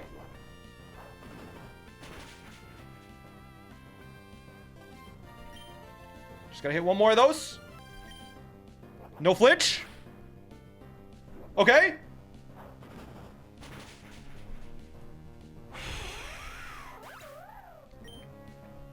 Okay.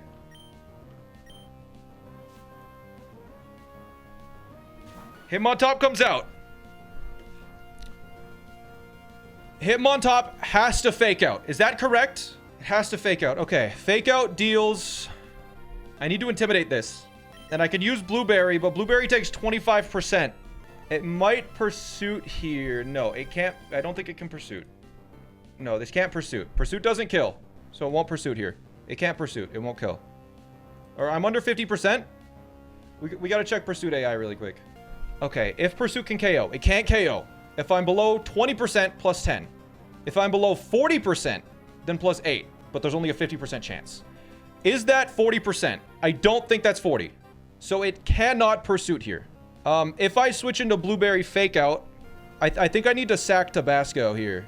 If Blueberry doesn't get crit, then we go through this Deathless. Chances are. I think I'm risking the crit here. I'm switching to Blueberry. I'm risking the crit on Fake Out. I'm doing it. I'm doing it. I think having the... I feel like fire types are in such limited supply. We will not get crit. It's quite simple, really.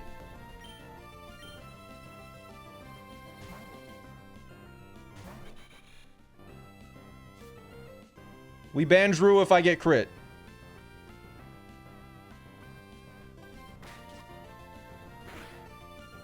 Okay! Now we switch into Sprout.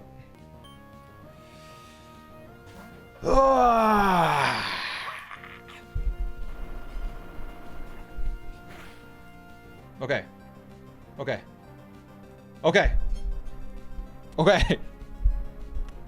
Yo, Dreth, thanks for the prime. Now, I need to figure out I didn't actually, like, calc this all, but it deals 25% with Mach Punch maximum. Razor Leaf deals 32%.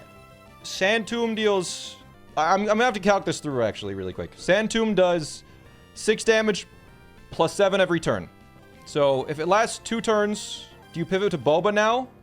Do we need Boba again? I probably do pivot to Boba, right? If Boba is fine on HP. I probably... Yeah. I think I pivot to Boba now. I'm gonna calc stuff first. I'm calcing to see if we're just guaranteed to be fine. Razor Leaf is a high crit chance. I think we just Sand Tomb, Razor Leaf, Razor Leaf. If we need to switch, we'll switch. Yeah. I think we Sand Tomb, Razor Leaf. We obviously we just have to start with Sand Tomb, though. I think that was a high roll. Sorry about that. Okay. So now we Razor Leaf and hope we get a crit. Match Punch does... I forgot about the Oranberry. We were fine. We were totally fine the whole way. Yeah, I completely forgot about the Oran. No, we're good. Okay, we win. Yeah, at the end of this turn, we kill it. Because we got good rolls as well. Yeah, as long as it didn't Rock Slide, which was super low. Okay. Good.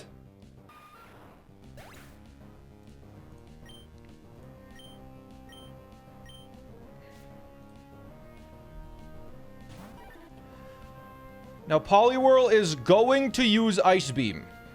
Fortunately, due to some miracle, I believe Boba takes that easily now. Then it is guaranteed to use HP Grass on Quillfish, which means I can switch in Luxio on the HP Grass. I take 25%. Luxio doesn't outspeed. And then it's a 50-50 between Superpower and Ice Beam, or no. Then it's a 1 in 3 between Bubble Beam, Ice Beam, and Superpower. If we get frozen, we're fucked. And we let Cheddar die. If not, then we beat it. Yeah, okay. Okay. It's less than a 1 in 3 for Ice Beam, yeah. Is it considering double Intimidate? Ooh, no. It's fine. I don't think it can Superpower. I think no matter what, we switch in Boba here.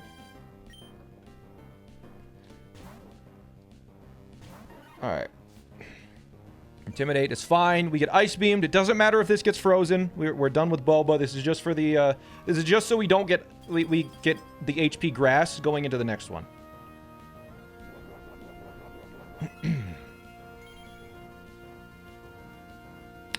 Actually, does this 1v1 right now?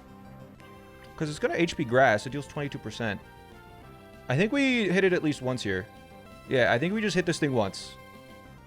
We're free to hit this thing once. Yes? Okay, the highest damage it can do. It's guaranteed to HP Grass. An HP Grass crit does 19 damage. That's the best that it can do. So we actually might even be able to just kill this by itself. Luxio takes the same damage anyways. What do you bait after the crit? We still bait HP Grass. Or Bubble Beam. Either way, I think it's fine. 19. Deals 10 damage. No, we bait HP Grass no matter what. So I think we go for... we go for the Revenge. So it's going to get hit twice, no matter what. If we damage the Poliwhirl once, then we'll switch in, we'll take a hit, it outspeeds, and we'll take another hit. So no matter what, we take 2 hits. So it's most efficient here to... It's most efficient here to just switch into Luxio. Because no matter what, Luxio is taking 2 hits. Because skipping the Nuzzle turn literally is meaningless, because Nuzzle makes it so we outspeed. Yes.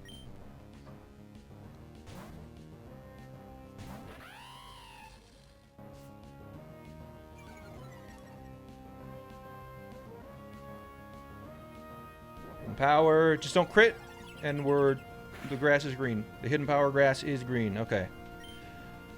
Now, the only thing that can happen is about a 1 in 40 of us freezing. We're good. All right, we guaranteed win now.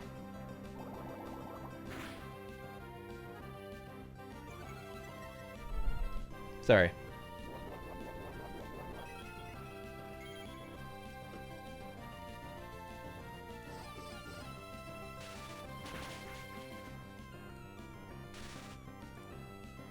Yeah. Now we spark, and spark kills. Yeah. The speed drop doesn't matter. It's paralyzed. Okay. Actually, that might matter because now we don't outspeed Scraggy, so it's not going to Rock Tomb. It might Power Up Punch here. I think we can go into Boba, though, to counteract that. I think we go into Boba to counteract it. And, yeah. Yeah, we go into Boba now to counteract any Power-Up Punch.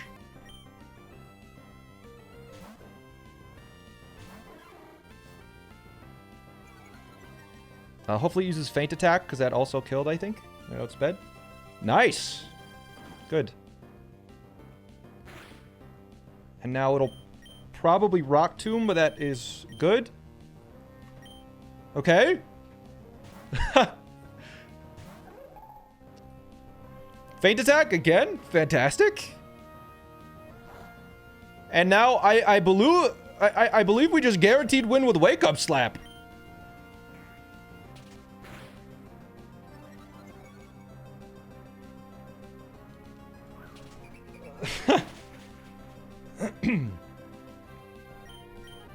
Because, yeah, now it just rests.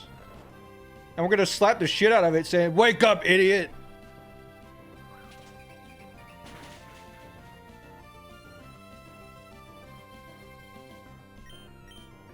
Rest? Wait, how much PP does Rest have? That could be a problem, actually. I mean, it's just waiting to get crit. It's fine.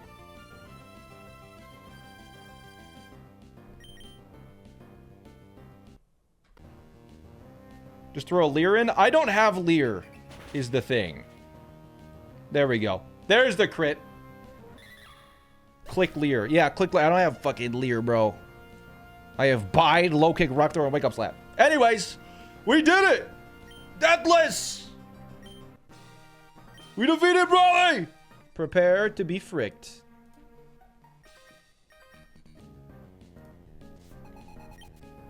Bug Catcher Wild. Alright, we use Flame Wheel on this one. Bacon. We hit with a Shadow Sneak. It's probably going to get super effective. Or not super, it's probably going to get crit. We didn't get crit though. Let's go. You shall sack a Pokemon? No. No. When we play X and Y, there's a video on my channel when we play X and Y.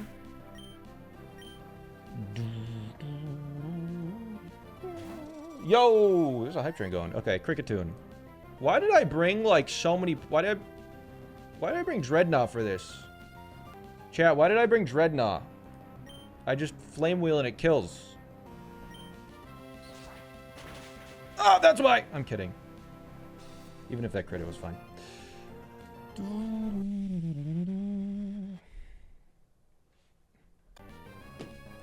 Okay. This is a guaranteed dual wing beat now. Dual wing beat. Get intimidated, idiot.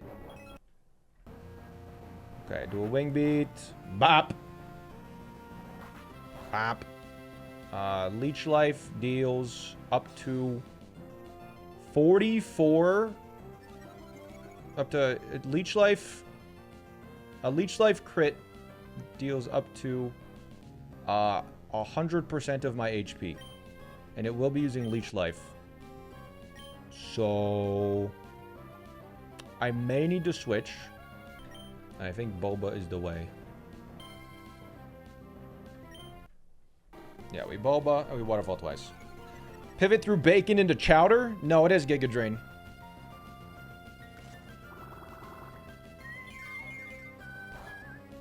Alright, we should be fine now. Unless he gets like 8 crits in a row, we're good. Rock Tomb Dreadnought, it has Giga Drain. Again. We Waterfall.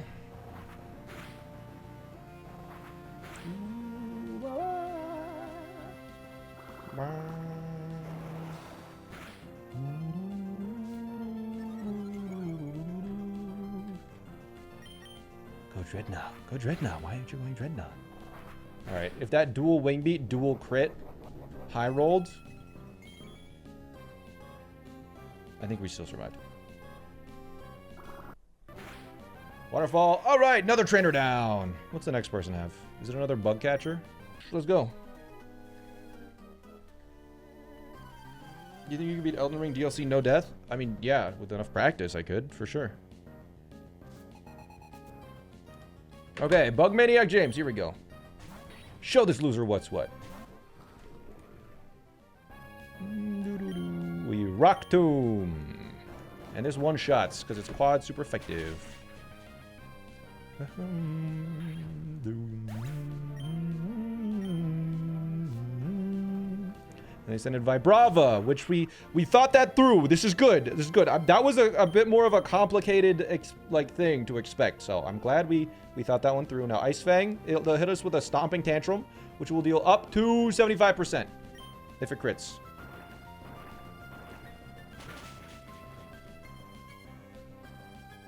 Look at that.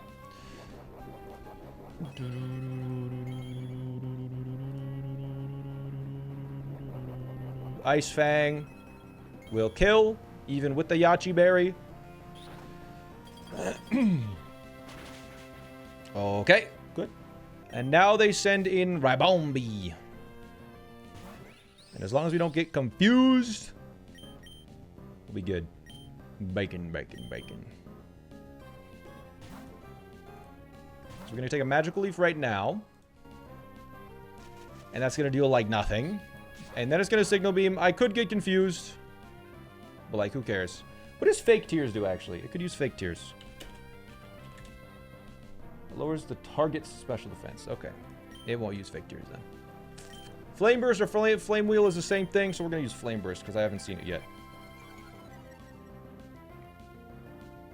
I don't know why I did that. Because I really don't know why I did that. Whatever.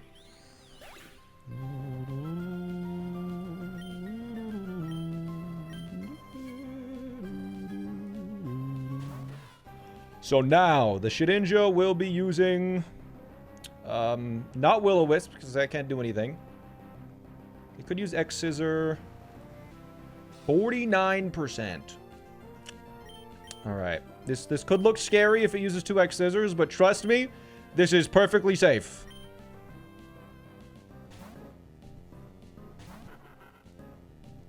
Alright, it's still perfectly safe. You can just try to hit the right powder. I don't even want to try. I'm just going to Air Lace. Will-O-Wisp?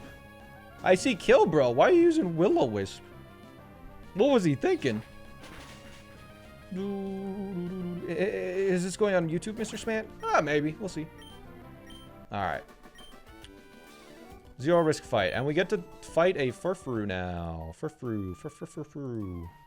Oh, sure. I'll accept your challenge. I just realized this has leftovers. That actually is a problem.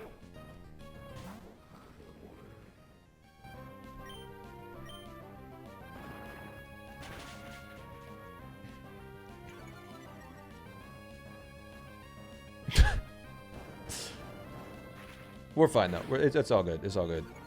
We speed fell. It gets back like most of its HP. Now we Ice Fang. Like it's supposed to be at 50% HP right now.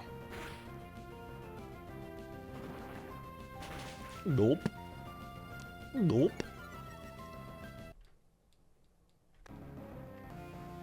Yep. Bacon.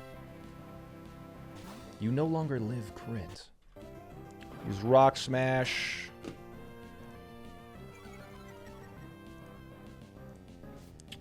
Alright. Oh my god. I'm goated.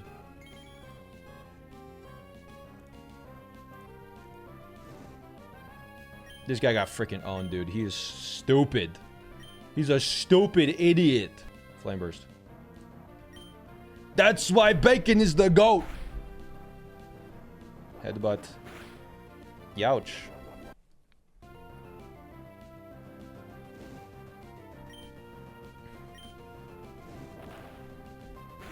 Okay.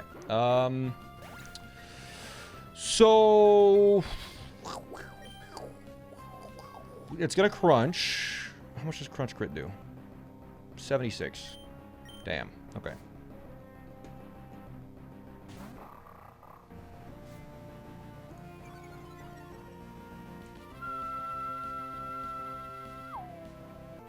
All right. It crunches. We should have did this. Yup. It uses crunch because it's stupid. Uh-oh. Now I'm going to switch into Bulba. We intimidate it because we're scary as hell. And then it uses Cobat. And I believe Pin Missile can kill here, so that's what I'm going to do. Revenge also just does kill, but Pin Missile is more fun because we get to see if it hits 5 times.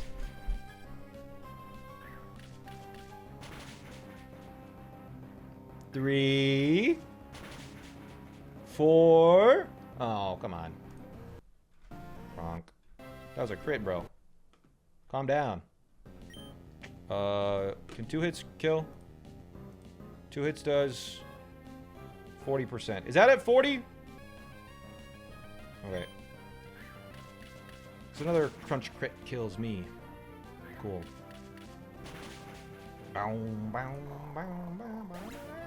Abe game will never be silent. Sorry. Turtle team is where it's at. Nice try. Trainer battles. Fisherman Ivan is next. Everyone's healed? Yep, let's go. Wasn't counted for Petalburg words. Chikorita. Alright, Jawbreaker. We both intimidate each other. Thunderfang. It used dive. Okay. It's annoying, but ultimately not an issue. We now need to hit it with the strongest possible move, which is Waterfall. And it will be using Venoshock, which will not do much damage. Black Sludge. I use it one more time. Now I switch into Cheddar, who takes a Venoshock. We get hit by Venoshock. Now I Nuzzle, and then I Spark, and I win. Unless there's a Lumberry. No, it's Black Sludge.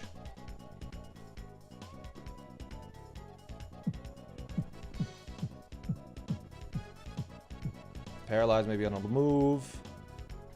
It could protect, I guess. Yeah, that's fine. Alright, there we go. So, I don't know what it's switching in now. Oh, you get hit by poison one more time? Overworld damage, poison can't kill you? Yeah. Seadra. I believe Seadra has to brine here. Yes. It could use focus energy, which would be kind of funny, though. Brine. Yep, there it is. And now we just win the Mega Drain. It's going to Aurora Beam. It deals 35%, but I get that much back, I think. Or no, it deals more than that. 42%, but I get like 33% of my health back. Yeah, now I think we 1v1 everything as long as I go into the seal with high HP. We'll see. I'll do some calcs, but it's just going to Aurora Beam again. Let's see. I two-shot it with Razor Leaf. Or Mega Drain and then Razor Leaf. We speed tie, which is kind of silly. How much HP am I at? Their Aurora Beam does 56% max. I can't get crit. So I'm just thinking about what if I get Whirlpooled here, am I fine? If I get Aurora Beamed here, am I fine? If I get Aurora Beamed, I think if I get Whirlpooled, I'm fine. If I get Aurora Beamed, I need to switch. Yeah. Okay. Hail. Okay, we win. Protect. Yes? It can outspeed now, and it can't kill me with Aurora Beam, so I need to switch into Chowder. Yeah, because we're a speed tide. Okay, and then Rock Tomb just kills. Okay, another trainer battle done. Here we go. I'm scared, but let's do it. We are twins, so we battle together. Could he... Okay. Twins, Deden, and Clefairy, baby. Sprout and Spinach. We got the salad. Okay, I believe turn 1, we Razor Leaf. And that hits both. And we Sludge Clefairy, and that should kill it. It used Follow Me. That's the best case situation. Best case scenario. No, this is best case scenario. Electro Web deals like no damage. That's huge. We were already slower than their entire team, so Electro Web does not matter. This is the best possible first turn. The only thing better is if Sludge gets a crit. But it did not, which is totally fine. It takes 25%-ish. Clefairy goes down. And now, Togedemaru should come out. Yes. Okay, so now the situation is Togedemaru is going to fake out a random Pokemon. Sandtomb kills Togedemaru, and Sludge kills Deden. Fake out. Okay, so Togedemaru is still alive.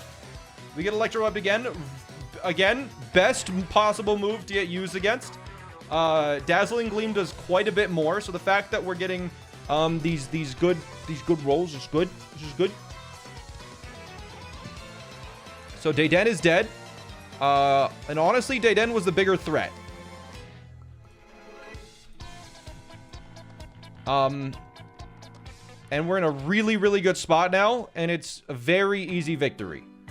Because Togedemaru is... Let's just do some calcs now. I believe Togedemaru will use... Let's figure it out.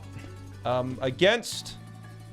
It can deal 29% to Groddle, and it deals 59% to Spinach. Togedemaru could also Helping Hand, which I completely didn't even consider in the calcs. I think we're free to... I'm almost certain we're free to Sandtomb Togedemaru, and I'm going to switch to Mightyena to take the Iron Head and inevitable Dazzling, or the inevitable Psybeam. Yeah, we're going to take a Psybeam on Sprout, or no, on Spinach. Does Sprout die to a double hit? I don't think they could double hit me. I believe Psybeam is guaranteed. Yes. Unless there's some priority for spread moves. No, I don't think there's special AI for spread moves. So we simply Sandtomb Togedemaru, and we switch Spinach into Jawbreaker. Yes. Okay. So we should be Psybeamed on Jawbreaker now. And Togedemaru, because of the Intimidate, guaranteed...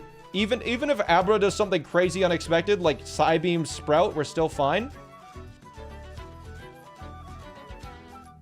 Okay, we're all good. Togedemaru dies now. It won't look like it dies because of Sturdy, but Sand Tomb deals chip damage. So the chip will kill Togedemaru.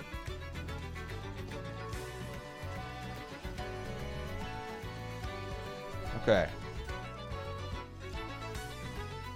Now I believe Abra can do... I don't know. I believe he can only Dazzling Gleam because he sees that as the highest damage against Jawbreaker. So Sprout, I believe, should kill with a Razor Leaf like 50% of the time. So we're going to Razor Leaf the Abra.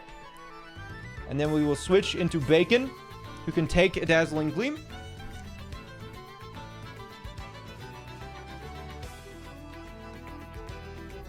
Okay, that's fine as long as we don't hit ourselves in confusion. There was a chance of that happening if Dazzling Gleam got an insane low roll. 50% chance to kill here. Didn't get the roll there. I believe... I'm just going to double check something. We take 33%. If I hit myself with confusion, it might kill me. I don't think it can Dazzling Gleam anymore, though, so I'm going to switch back into Jawbreaker. It has a 0% chance to Dazzling Gleam. You don't have to. Doesn't Chowder survive regardless? Chowder? You know what? Yeah, sure. We'll switch into Chowder and then fight. It does not compare damage between targets. It's looking at the highest damage overall. But based on certain rolls, it can deal certain amounts of damage in different areas. So we're just going to do this. And no matter what, we're fine. Unless... Yeah, okay. We're good.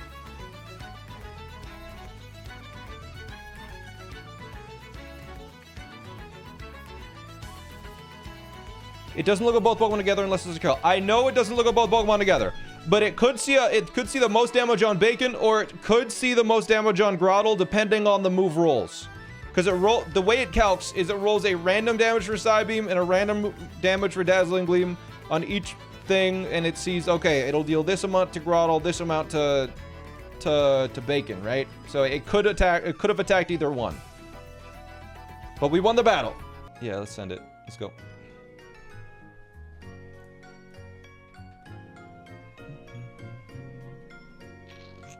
Ooh, wait, I just thought of something. Uh-oh. Oh, no. Okay. We're using Rock Tomb first turn, right, chat? If we use Rock Tomb first turn, we get this to -1. It's slower than us. It has Icy Wind. If it's slower, so it's a 50-50 whether it uses Icy Wind or not. And the thing is, I planned on switching in this. And if this gets Icy Winded, we're fucked. So on the switch, we could get hit with Icy Wind. So it's a 50-50. You could let him 1v1. That would change the order of everything. We also got crit, so we can no longer 1v1. So we're just gonna have to hope we don't get pivot through Quillfish. Okay, how does pivoting through Quillfish even help? Is Quillfish slower? Quillfish is still faster. Oh wait, but Quillfish is statused. If you show Lumineon a kill, it cannot Icy Wind. Okay, okay. What if let's say Lumineon does use Icy Wind? We take maximum of 33%. We're slower. And we're risking an Air Slash crit.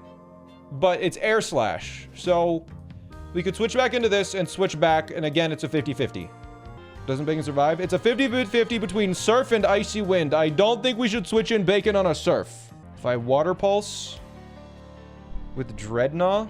You know what? Wait. A -2 Lumineon versus a -1 Roselia. Okay, if we Rock Tomb again, I think we're perfectly safe. If we Rock Tomb again, we're perfectly safe. Yes. Rock Tomb again and we're guaranteed. If you crit him, it's bad? No, if we crit him, it's fine. The turn order just would change. It's fine. Okay. Now, no matter what it uses, it literally doesn't matter. It's either going to 50-50 between Surf and Icy Wind. Surf, best case scenario. Now we Magical Leaf. Okay, we're good. We're good. Yeah, I forgot about the Icy Wind. It wasn't really that big of a deal, but we just had to calc stuff.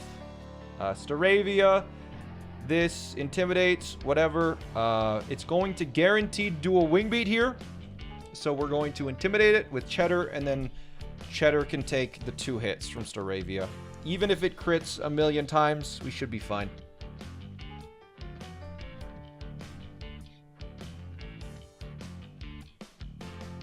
It didn't crit. Alright, we're all good then. I think we're still fine. Because, yeah, Spark should KO this. Yeah, it deals 104%. So we Spark. It does outspeed. Okay. This music is too chill. I don't like this. Yeah, it did kill. Any deaths? It says 0 deaths in the top right because there are currently 0 deaths. Alright, so now this is guaranteed to use Earth Power because it sees the kill. So we will switch into Sprout, who will take the Earth Power.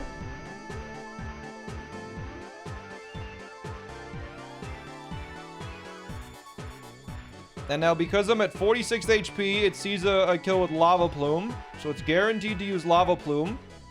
Boba is frozen and should thaw out. And I think on the turn that it thaws out, it can't get burned. If it gets burned, we may wipe to Nummel. There's a world where if my understanding is incorrect and this can burn. Okay, we're fine. We guaranteed win now. There was a world where if that somehow burned, it could have started to Ancient Power and then we were in a really bad spot. But anyways, that kills. The Pasho weakened the damage. Wow. But anyways, now the Gloom comes out. It's gonna like Sleep Powder or Strength Snap, Strength Sap, or Magic Leaf or Sludge. Probably gonna Sleep Powder, I would guess. So we switch in Bacon, who cannot get... Switch in Bacon, who cannot get put to sleep. That's probably the best case scenario, I think. Well, I guess Sleep Powder would have been better. But it literally doesn't matter. We had a high chance to kill with Flame Wheel. 81% chance. If it doesn't, then obviously it doesn't matter because we just Flame Burst the next turn. But we got the roll. Okay. Fake out. And then double click is a guaranteed kill. Now Archon comes out. And we switch into Jawbreaker, who even if you get crit, does not die. And we switch into Boba, who again, even if he gets crit, does not die. Then we switch into Sprout, who should 1v1 this. But Chowder wins it a little bit faster, but Sprout has less bad luck. We're gonna Razor Leaf. Just don't get flinched. We flinched. Okay, we got flinched twice in a row. The max roll is 12, I believe. Nope, let's check. Max roll minus 2 is 18 damage. We can deal 18 damage. Alright, good. So now we switch into Chowder. Its HP, or its attack is halved because of its defeatist ability. So this will do almost no damage, and we will kill it with a Rock Tomb as long as it doesn't flinch me a million times. Good. Okay. We could have got crit there. It would not have killed me, but it would have done a lot. This is a trainer. This is not Roxanne. Now, Cranidos comes out. Cranidos against this is almost guaranteed to use Rock Tomb, which I do not like. It could also use Zen Headbutt. So let me just double check. Rock Tomb, I believe even with a crit, it does kill Jawbreaker. So we're in a pretty tricky spot because Zen Headbutt does in fact kill Tofu. It's either gonna Rock Tomb or Zen Headbutt. I outspeed, so it's almost guaranteed to Rock Tomb. I think what we have to do here is... Do you just two-shot this? No, I need to... The only way that I guaranteed win this is if I Rock Tomb this turn. And then I switch into Tempura. Because if it Rock Tombs me this turn, then when I switch to Tempura, it'll be faster and it'll kill Tempura. So I have to Rock Tomb this turn. No matter what, we're safe, though. Okay. So its speed drops. It's almost guaranteed to Rock Tomb.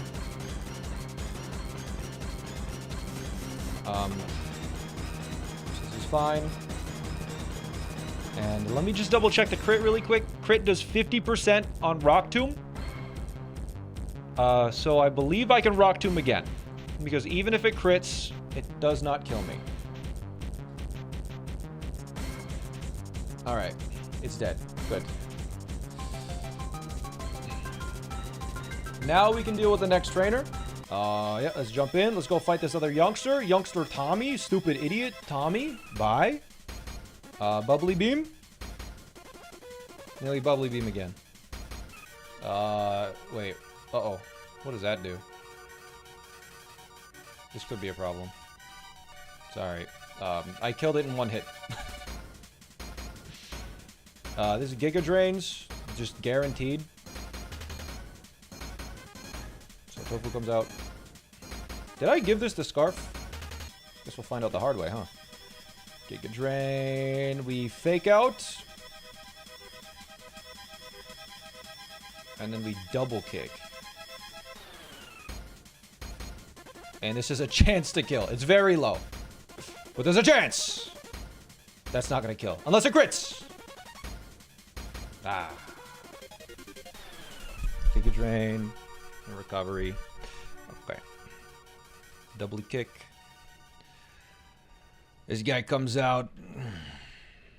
Karkle, baby. Karkle can deal like 30% max. I'm at exactly half. Unless it has to use Incinerate, I believe. If it uses Sand Tomb, I could be screwed.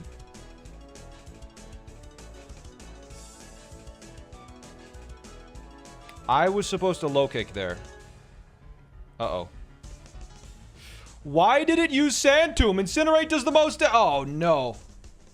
If Tofu dies right now. Sand Tomb is custom AI? Please let me switch. Ugh. You can always use trapping moves. Okay. Okay. No, if that crit, we could have died there. I forgot to give a Rost. Wait, Rost berries don't even exist yet. Whatever. I believe 2 Mega Drains kills this thing now. Right? Yep. Because of the Rindo. All trapping moves are +6. Well, that's stupid. Alright, cool. Oh, I should have probably Razor Leaf in case I got Ancient Fire Boost. Anyways, whatever. That trainer's dead. We're learning stuff the hard way. Okay, so this first one does have a sturdy. It's a sturdy guy. Very sturdy. Sturdiest of the guys. We fake out and we low kick. Go. No, what the hell? I double press A!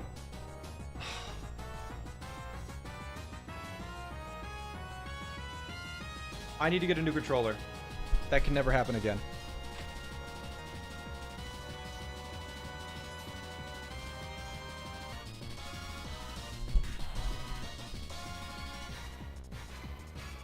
I don't care.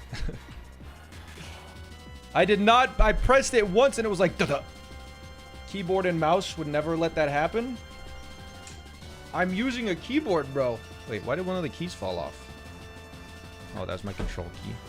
The John's Claws. It's not my fault. I don't know what to tell you. Fight. We low kick here. Yeah, because a crit can kill. That. Sand Tomb. We take some damage.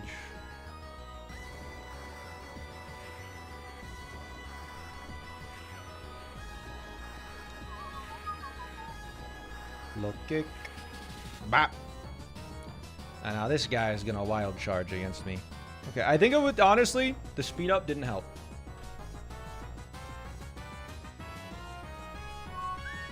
I'm so scared it's gonna double A press now. Okay, we do take rocks damage now because the game is stupid. But I think it's fine. I think. Nope.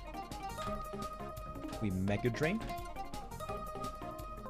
Alolan Graveler looks like there's corn stuck in him. Yeah. He's a corny little dude. This has physical special split. Yep. Dude, it's taking me down. Downtown. He's gone. Why did he not use Rock Tomb? It's both his highest damage move and slower speed. Weirdo. Okay. God, I'm so scared, man. I'm so scared. This is even scarier than Brawly, bro. But we gotta do it. We gotta do it. Let's go. Did we forget something? Did we miss something? I don't know. Let's go. Let's just do it. Let's do it. It's Roxanne time. Okay.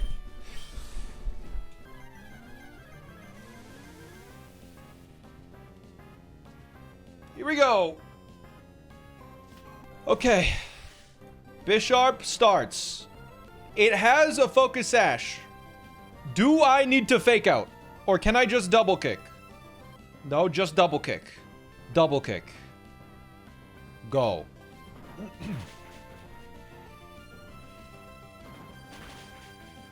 Good. 1 of 5 down. This now brings out Solrock.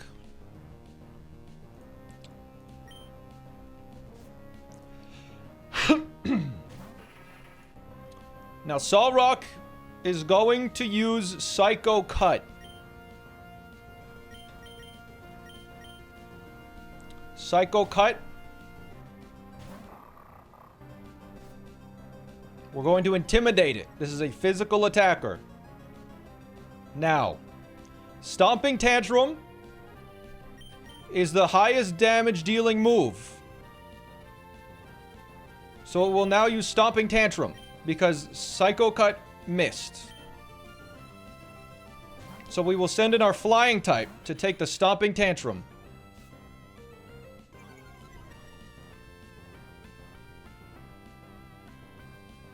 Good. Now, because it's at -2, Rock Slide. It has to Rock Slide now. It could Psycho Cut, actually. I just realized there's an overlapping roll. Doesn't matter. Because it's going to either Rock Slide or Psycho Cut, and it's at -2, we can go into Sprout, who cannot get critical hit. It cannot get critical hit. So it's going to take 20 to 24%. That was the lowest possible roll. Good. Now, we have to not get flinched with Rock Slides. And we have to... We just have to not get hit with Rock Slides. Or not get flinched. If we get flinched with Rock Slides too much, we could just lose. That's a good start. Okay. Got a good amount back. And again, we're just fighting it. 1v1 Rock Slides. It could use Psycho Cut sometimes too. No flinch. That's good. Oh my god. Oh, that is... I think that's really good, right?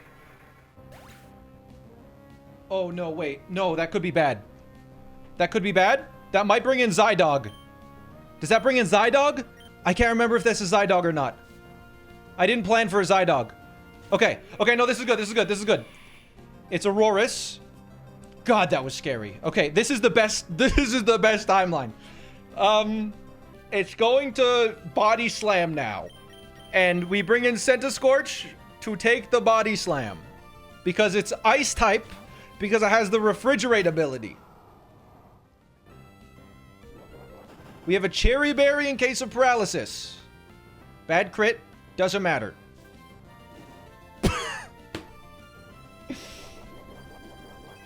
It literally doesn't matter, but it's funny.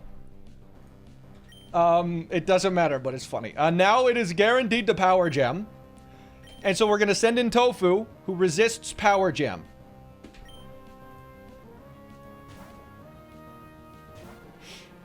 And there's no stat drops. There's no status conditions. They ain't nothing. Crits are fine. Now, double kick and low kick both KO here, but I'm going to do low kick because it does 300% of its health, and I think that's funny. Yes. Now for the scary part. Now for the scary part. Zydog is going to come out next, I believe. There it is. This is where we're going to risk some crits now. I'm going to send in Masquerain. It is going to 1,000 arrows. If it crits on the next 2 turns, Blueberry dies.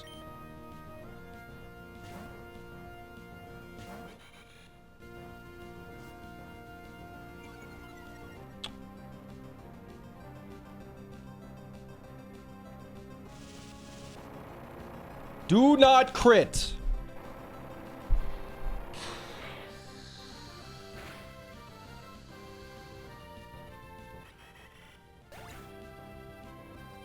It crit.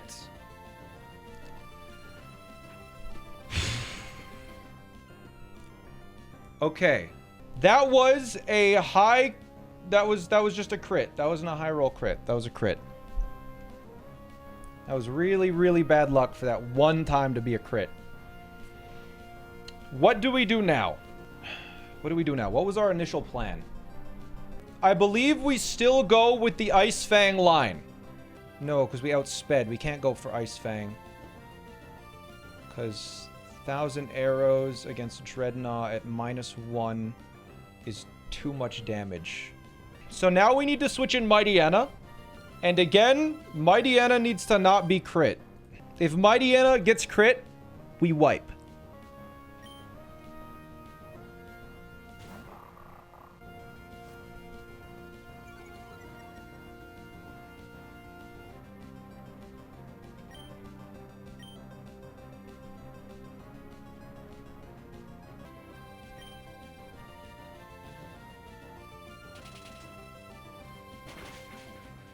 Okay. Okay. Okay. It dies here.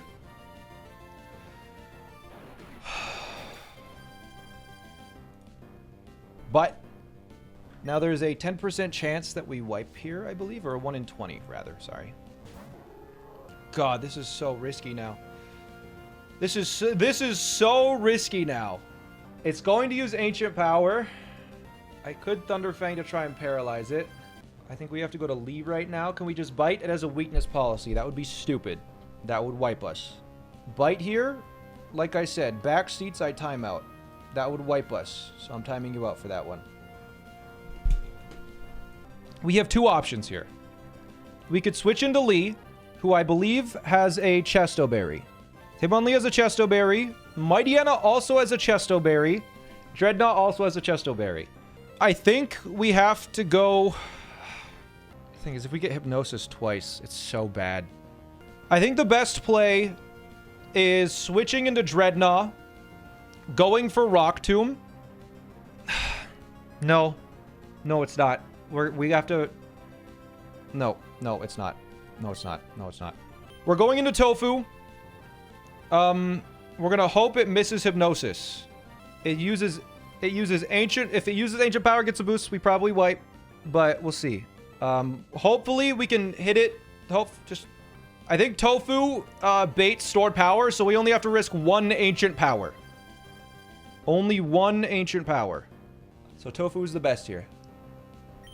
It's always Ancient Power right now, though. It could be Hypnosis. There's a 60-40 chance.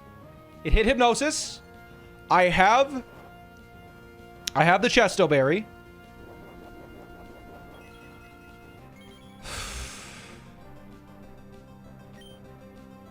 And the major problem with this is that it outspeeds, which is really bad. Lunatone outspeeds me. So I get a little bit of damage with Fake Out. And now we need to hope that Hypnosis misses or it uses Stored Power.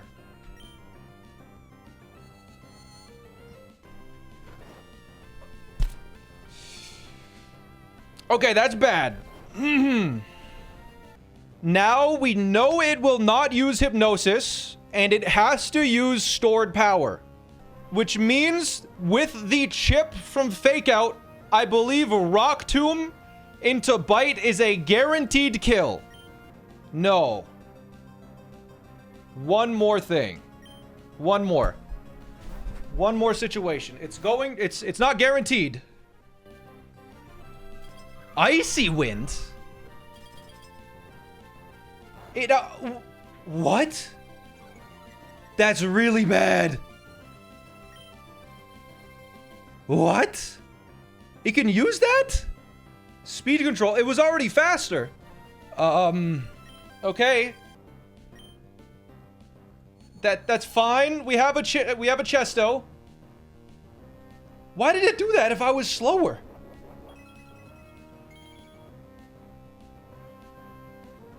Okay. Rock Tomb, we lowered its speed.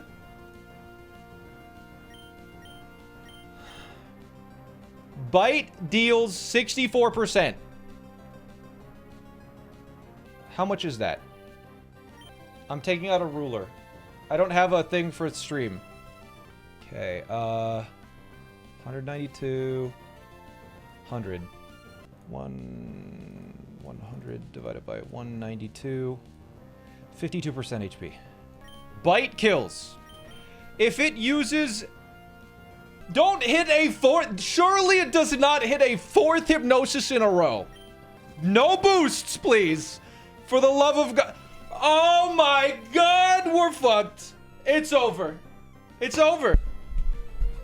It one-shots everything. We Fake Out maybe kills. Maybe. The thing is, we're fucking asleep.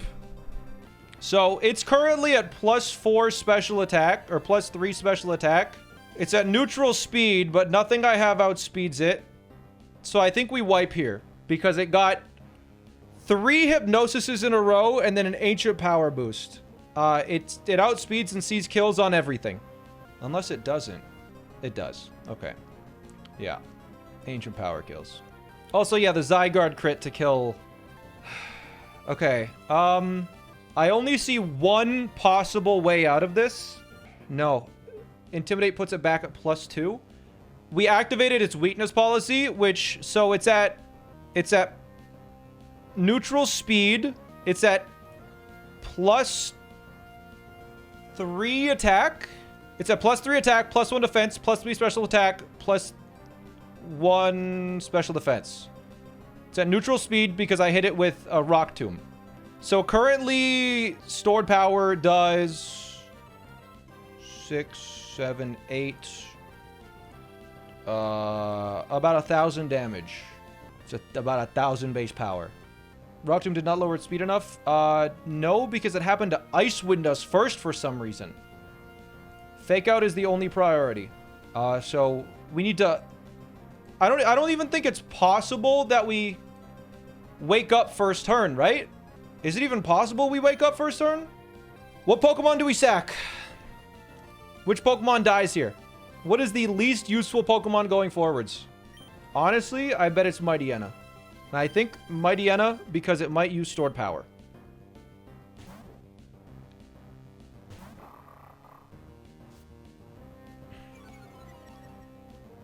If it uses stored power...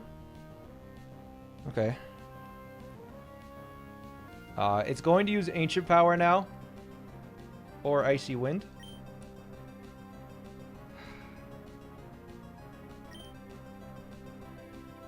Yeah, we're trying to reduce the power of stored power, but I'm pretty sure Ancient Power still kills everything. I just need to sack this. There's nothing I can do.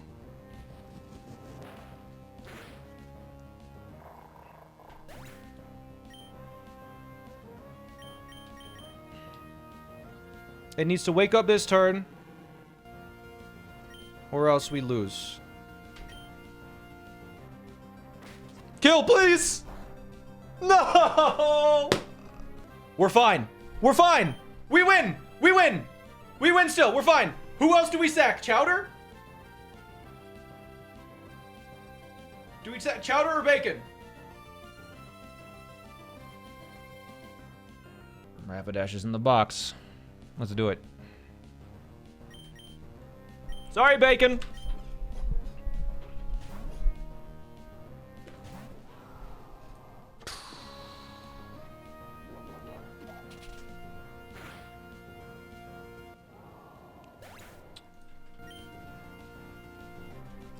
I don't know your sense of humor yet. Alright, Fake Out should hopefully kill now. Thank God! Lunatone is dead! You know what the worst part is?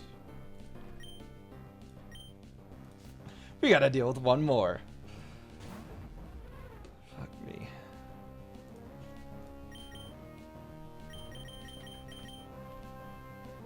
This, in fact, was not the best timeline, chat.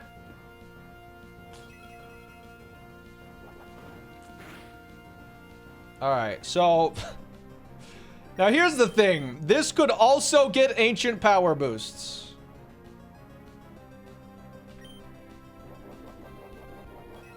I swear to God. I swear to God. If this gets an ancient power boost, I'ma be mad.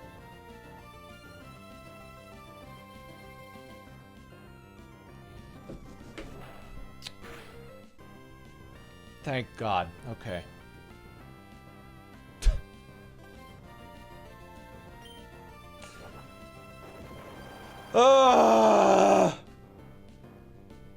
I was, the moment that got ancient power, I was certain we were dead, man.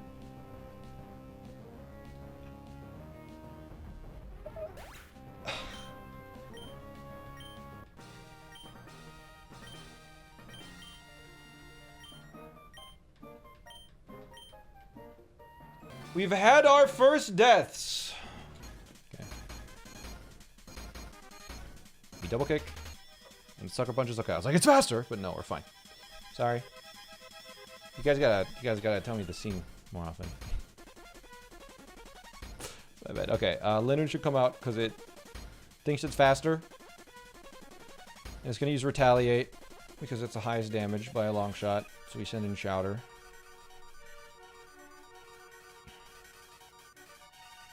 No, we'll go buy some healing items.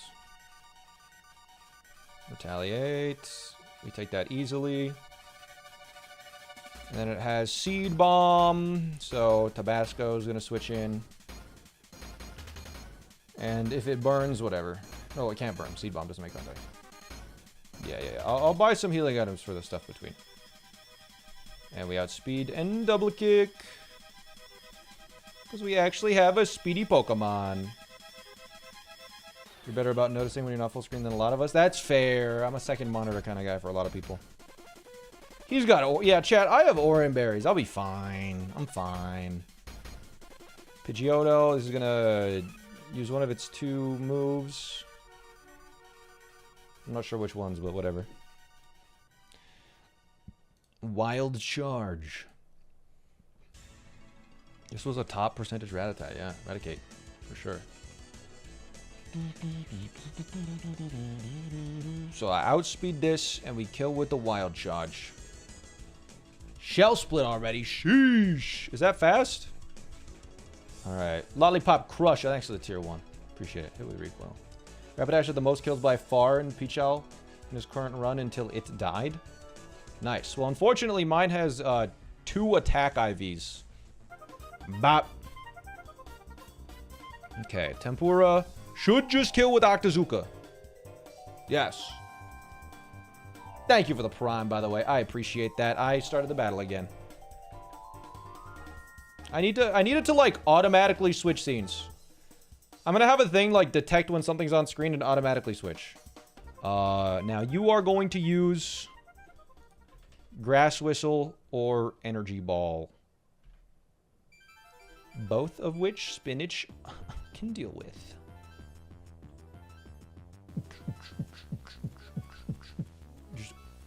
What? I thought Grass Whistle can't hurt. What?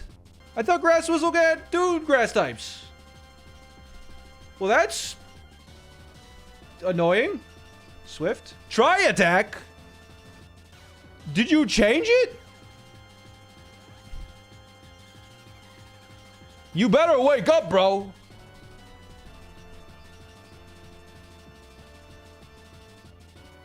I woke up. Okay. Alright, I learned a couple of new things here. Apparently, they changed how nature power works in recent generations. And, man, that was scary. Anyways, I think, this just one-shots with Magical Leaf now. Hornberry, Natural Cure, Metronome, Liquid Voice? What the hell does that even mean? What is Liquid Voice? Whatever. Magical Leaf. It kills.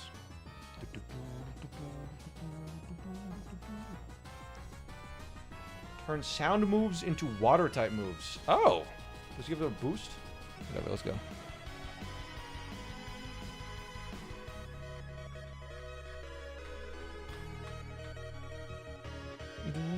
But yeah, 3 Pokemon died because we got 1 in 1,000 bad luck. We got a crit, and then we got 3 Hypnosis in a row, and then they used a 15 and 256 chance of Icy Wind, and then that allowed them to use Ancient Power, and they got an Ancient Power boost, and that killed 2 more Pokemon.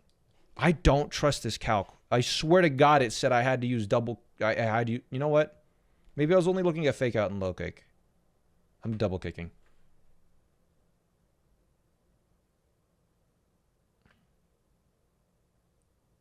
Ah! I'm kidding, it's fine. That only activates the first one. No harm in Fake Out, though? Yeah. It's a waste of my time, bro. 15 and 512, because it was already 50-50 to Icy Wind Stored Power after the rolls, even. Oh. Okay. Now, this Dragon rages. But because I outspeed...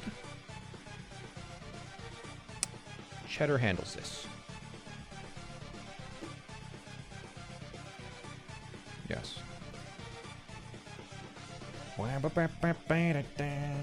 Okay. Dragon Rage. We outspeed. 56, 53. Yes. Okay.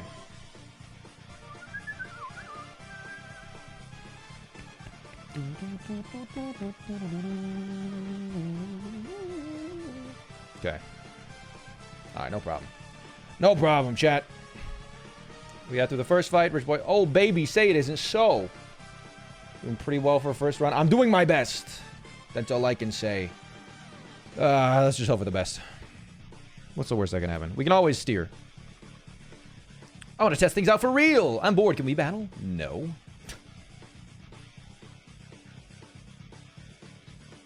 Random chatter said bait FO kill was cooking. Bait for kill?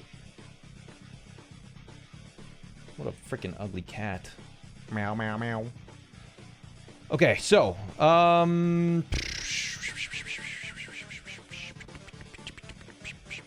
of a sudden, my Pokemon are dealing, like, double damage. I don't know why. So we baited the Fake Out kill. And we baited the kill from Simipour, but that surprisingly does not bait... That surprisingly does not bait Icy Wind. You have Helping Hand marked. Oh my god. That double kick was a roll? Jesus. That could have gone really bad. It's like, why am I doing so much more damage? It's because Helping Hand was... Double kick doesn't show the resist berry bug in the calc. Okay. There's a bug? Okay, we're gonna do double kick, and you are going to protect. Yes, alright. My double A press thing didn't happen on my keyboard this time. We almost lost a Pokemon. Okay, Gumbo protected itself. Tofu now kills Perugly. Good. It's a speed tie with Simipour. The fact that only first hit is halved is a bug? Oh, okay. Water Pledge, of course. I protected myself because you're stupid. Alright, now Sneasel comes out, and we do a simple double kick on the Sneasel, and we switch into a Pokemon that can resist both moves. I believe. Intimidate's also good. Brick break. We take a brick. And we get a break. Good. They're half a dozen bugs that'll literally end your run if you don't know about them. That's brutal. Goose goes honk. Thanks for the 9 months. Ooh, it held on with its focus sash. Good job. Take another kick. When are you going to overtake Jan's run? He's 7 badges in. I have 2 badges. I don't think that's going to happen anytime soon. There's probably... It'll never happen. Let's be for real here. Okay, so... Fight. We will be using... Double kick and... Poison jab.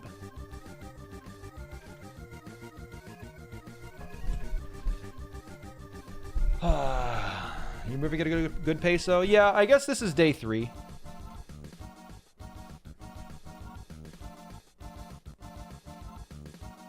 Kindle lost E4 because of an undocumented bug. I mean, if that happens, do you just, like, just redo the battle?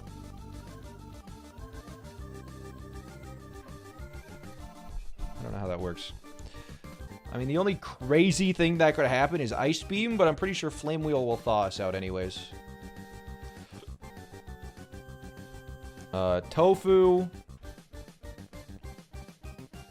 It literally doesn't matter what Tofu does on this turn.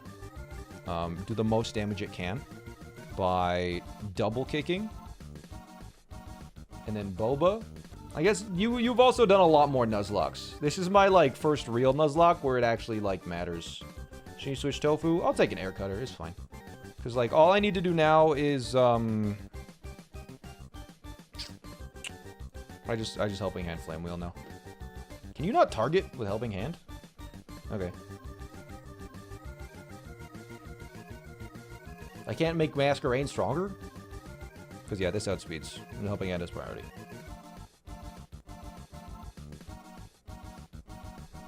Okay, there we go. We're done. Bug Catcher Jose. During the 5-minute countdown, I figured out all 5 of these fights. So all we need to do is hit Flame Wheel 3 times in this battle. What? What? What? Pokemon damage calculator. 108%! Helping Hand is clicked. You've got to be kidding me. Helping Hand was clicked on the calculator. No wonder everything was so easy to kill! Okay, well apparently I need to recalc stuff. Why was Helping Hand clicked? Also, why is doubles on? What the hell is going on?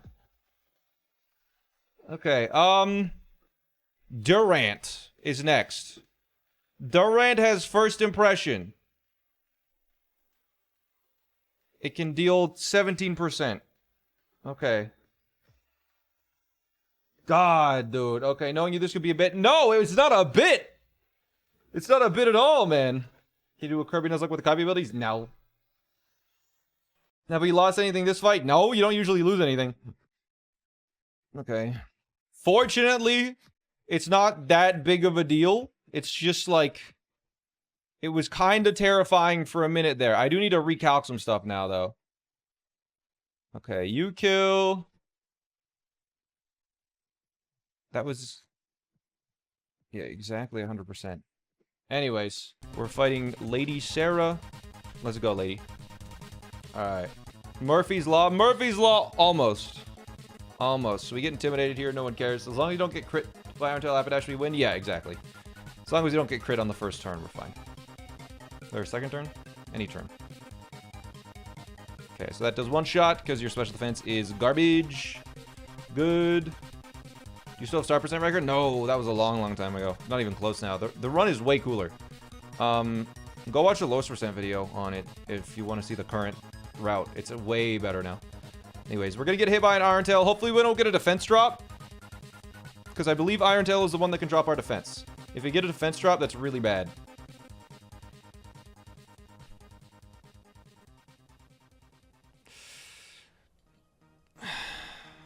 Iron Tail crit does 70%, which is equal to 63 HP.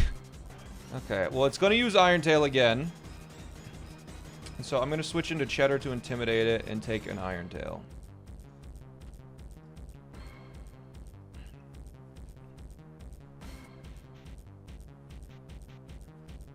The music is quiet. Okay, how many of those 3 were planned sacks? Okay, I missed, thank goodness. 0 of the deaths were planned sacks. We had a deathless line. If we didn't get 1 in 1,000 bad luck. You can probably guess as to... screw it. 2 wild charges kill. No cherry on Rapidash? No. Why do we need a cherry on Rapidash? Alright. Iron Tail. I think it has Bullet Punch now, but it's not enough. Okay. My defense fell again! Oh, wait. Does that... If that crits, does it kill? Nope. Okay. Thunder could para. No, it has 0 chance to use Thunder. And also, Cheddar's an electric type. It always Iron-Tailed there. Anyways. It's fine. We dealt with Lady Sarah. A little bit of bad luck never hurt nobody. Also, that's something that you just won't see in the modern day. A school kid named Karen. No one is naming their child Karen. That's just not a thing. Immersion is completely broken. Are you gonna play with a morph one day? Yeah, next week. He said, you want to do GeoGuessr in Mario Odyssey where I hide, I send you a photo, and you have to find it with racing a bunch of other people? And I'm like, hell yeah, let's do it. So, we're doing some GeoGuessr with morph. Karen's from like 2003, so she's an adult Karen now. Yeah, true. Okay, Whirlpool, that's fine. We outspeed, oh, did we outspeed? I should have probably checked that. Oh, I don't outspeed. Gulp. I think we're still fine. I never checked that we outsped. Does this have U-turn or anything? Or... Whoa, good crit there, big butt. What is that? What is that? What is that? What's that mean? What does that mean? Why is it gulping a missile?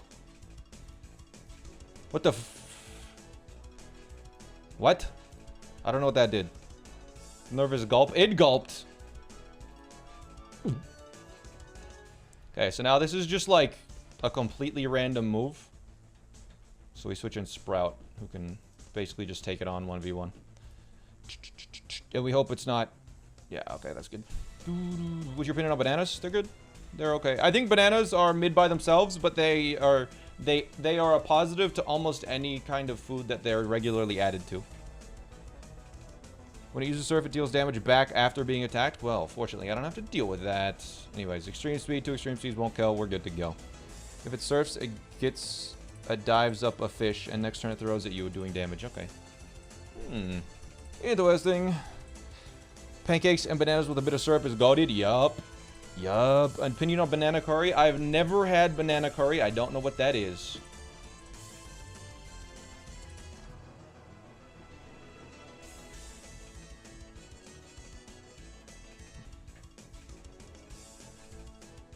Wait, oh, this is the battle. Oh, I thought the battle was... Uh-oh. Oh, I thought the other guy was the Do I have Meganium out front? Holy crap, this is Arena Trap, so we could have just killed the Pokemon if that was wrong. Woo! Okay, use double team, everything's fine. We killed it in 1 hit. Fantastic. Oh, yeah, eventually this will be a YouTube vid if it's fun enough. If it's good enough for a video. So that kills. Fantastic. Magical Leaf was an excellent choice, Tad. Thank you. We're going in on full HP, so I believe pretty much no matter what here, we just win unless we get flinched a million times. Okay. That's a good start. Just don't get hit again, bro. Just don't get flinched. Just don't get flinched. Just don't get flinched. Just don't flinch. Just don't get flinched. Just don't get flinched. Just no flinches, and we're good. No flinch. Hey! Easy battle. Now that you lost, Vmons are not as fearful? Yeah, I am. I'm terrified. I'm trying not to let it happen. It's just these Pokemon are level 25. They're stupid babies. Muscle Band is in the cave. Oh, finally. That's so good. You ever Jersey Mike's? Once, it was very mid. Alright. Bounce, this is a 60% chance to kill. In my head, Stone Edge can hit flying Pokemon, but that's only because I fought a Pokemon with a no guard once that used it. Anyway, 62% chance to kill. We get those rolls. Dreadnought. Okay, it's going to probably Razor Shell or Rock Slide. Send a Sprout. Why kill Maoki? It deserves it. Hopefully it doesn't rock.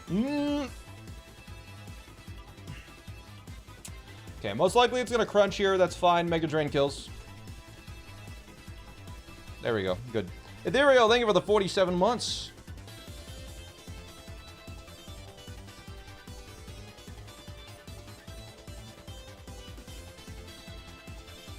What? Did you lie? And the Calcutta is a fucking miracle seed. Okay. We definitely risk some rock slide nonsense now. Fortunately, it doesn't matter, but...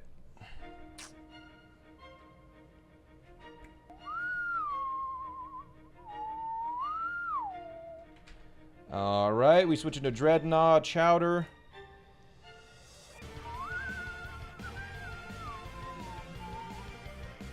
Okay.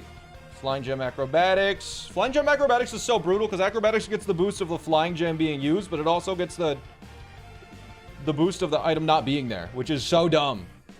Anyways, yeah, we kill even if Stomping Tantrum crits. It would be scary, but we're fine. Grottle was adjusted to evolve at 36. It seems that way, yes. We're not able to have anything else. Okay. Alright, that is all of the easy battles done, I believe. Requires patience and stalling? Or is there another way?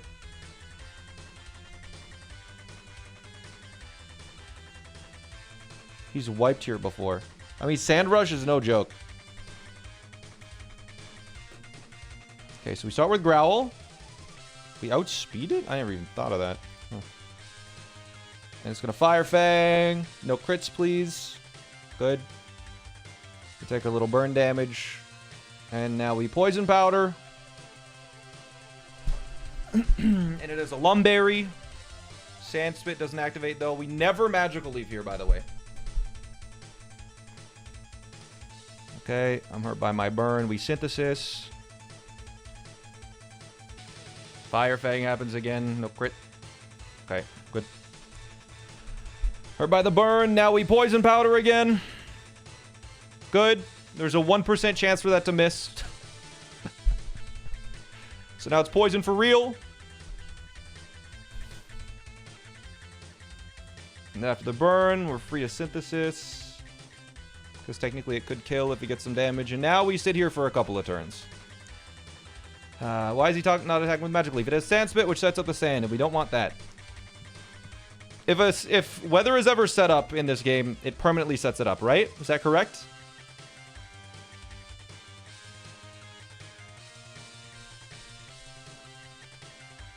Yes, okay. So yeah, now we sit here. Fire Fang. We're at about half, so I'm going to Synthesis again. Sandstorm for Sand Team is very scary, yes. Yes, exactly. Does Sand Spit activate if KO'd? No, only if we directly hit it, and we're never going to hit this guy.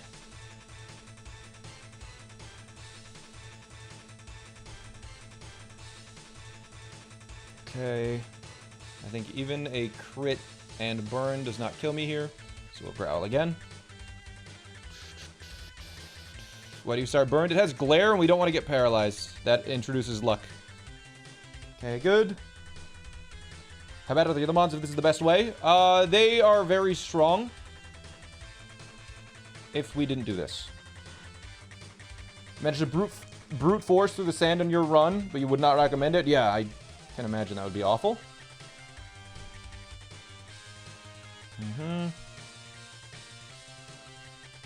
Okay, we'll Growl again.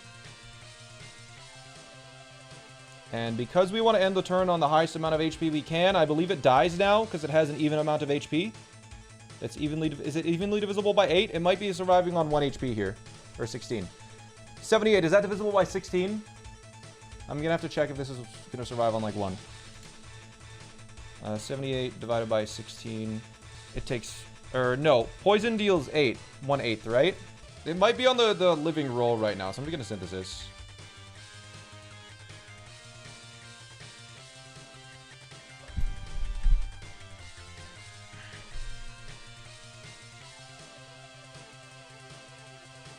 It might live on 1 if we... Okay, yeah, that was the correct turn. Good. I wasn't sure which turn it was. I had to double check. Okay, so now it sends in Stoutland, which is what we expected. And Stoutland is going to guaranteed use Body Slam or Howl. Wait, if it uses Howl, then Submission Crit could kill, actually. Wait a minute. I didn't consider it using Howl. No. No, even if it Howls, Submission Crit does not kill. Whew. Is there an overlapping roll on this guy at +1? No. Okay, we're good then. We're fine. We just use Chowder. Even if it Howls, we're safe from a crit. Use Howl, we're safe from a crit. Because Tofu comes in, and at +1, it's going to use Submission. At +1, it can deal 63%. So a crit with that is 94% of my HP. But we still survive. So we're fine. Come on, Hiker Mike, just like we practiced. Use Howl again. Okay, so he's stupid. Because we outspeed. It doesn't have priority. And low kick kills. Greedy little Mike.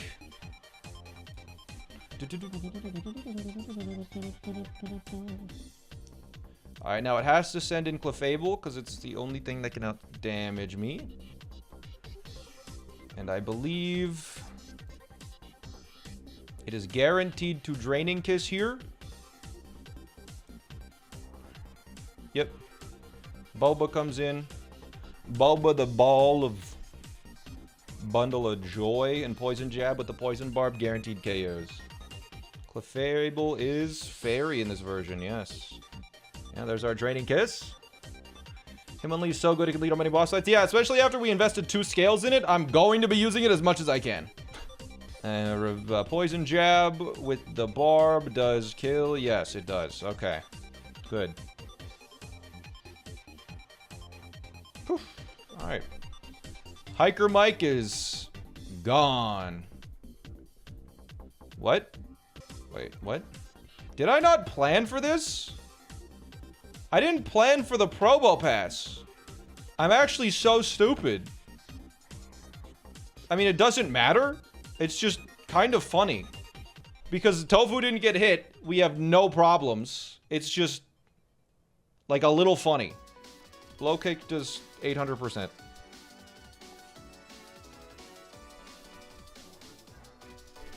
Yeah, because that's the second Pokemon in the list, and I was like, yep, Clefable's done. That's the last Pokemon. Alright, please allow me to evaluate if you've raised your Pokemon properly. Okay, Breeder Lydia. But you get fricked.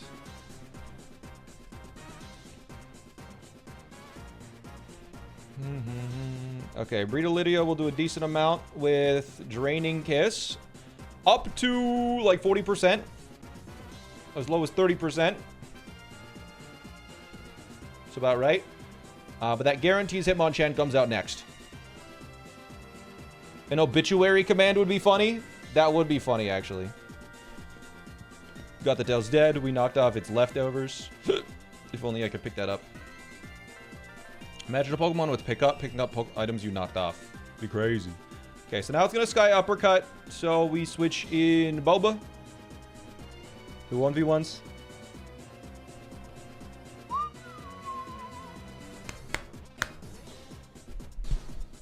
Yep. Sky Uppercut. Does this have a high crit chance? Sky Uppercut? Is that the one? I don't know. Anyways.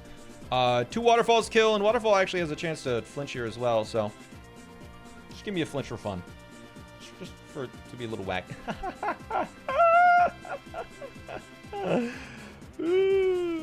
Okay. It didn't matter, but it's funny. Okay, so now they send in the Toxicity. And it sees that I 2-shot, so it cannot use Shift Gear. I believe. We're going to send in our little Peanut, who's going to take a Shockwave quite nicely. And by quite nicely, I mean it's just going to do nothing. And Bulldoze is a guaranteed kill, and it's going to deal maybe 15% with Payback. Bulldoze kills. And now we are going into Sableye, who's a stupid little baby, and is gonna, like, Will-O-Wisp or Nightshade or Foul Play. Probably gonna Will-O-Wisp, which is ultimately fine, because Tempura does have a Rost Berry. Yep. Again, it's fine. They have a Rost Berry. It won't have any damage, and Octazooka does deal exactly 50%, so I don't believe it can ever click recover because we outspeed. Unless it sees that it outspeeds with Prankster, but I don't think the AI is that advanced. Oh, you have a Citrus. Oh, that actually is a problem. I think we're fine still, but it's a little problematic. Never mind, we're fine. Is there any XP? Not really. Oh no, my physical Tempura. I think the most it can deal with Foul Play now is 54%, which is 42 damage, so I'll kill it before it kills me. Yeah. I outsped anyways. You got the Tempura joke? Wait, it's a joke? Wait, why is Tempura a joke? So, the things that can go wrong here is Arcanine hitting a crit on my Rapidash too many times, like twice in a row, and Furfrou attract nonsense. Everything else is relatively safe, I believe. I'm scared. Let's just do it. There's nothing else to do. Gulp. Okay. Bro's a furry. I got intimidated. Oh my god. That's fine. I'm kidding. I'm kidding. I'm kidding. That's why we switch out immediately. Alright. No crits, please. No crits. No crits. Will-O-Wisp. No crit, though. He don't crit here. He doesn't crit here. And now all we do is we bounce, baby.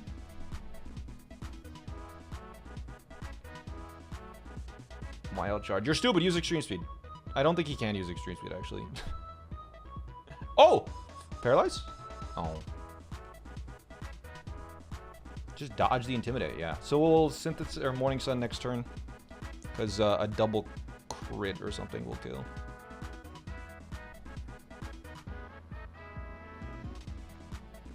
Morning Sun. We can't bounce without doing something because it could Extreme Speed and then hit me a second time.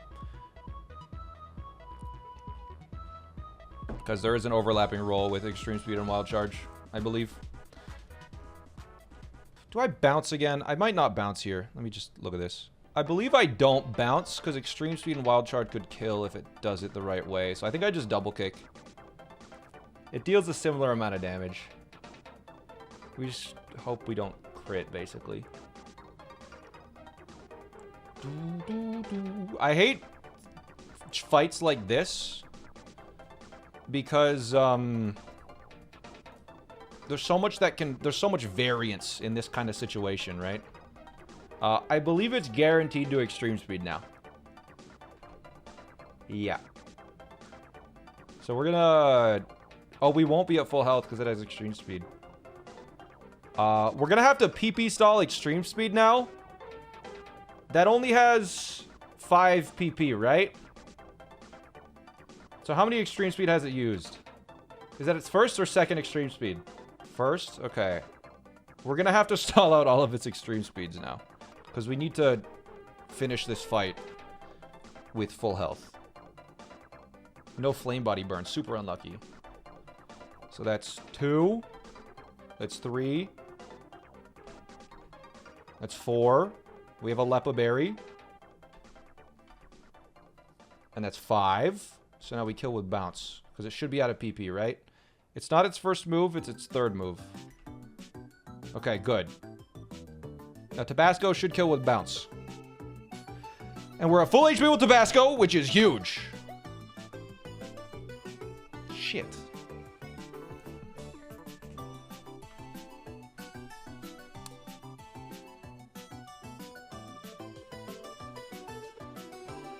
Shit. Okay, well, Furfru comes in. Bolton comes in. What?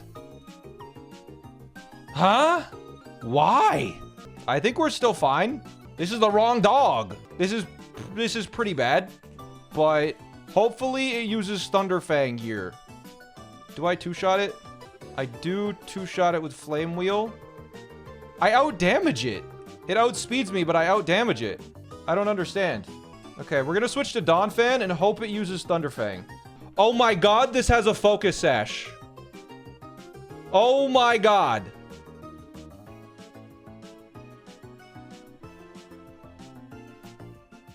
Okay, we're in a very good spot then because of that. This is very dangerous. We'll Bulldoze and then Ice Shard. Okay, we're fine. We're totally fine. Yes, we're fine. Good. Everything's fine. Whew.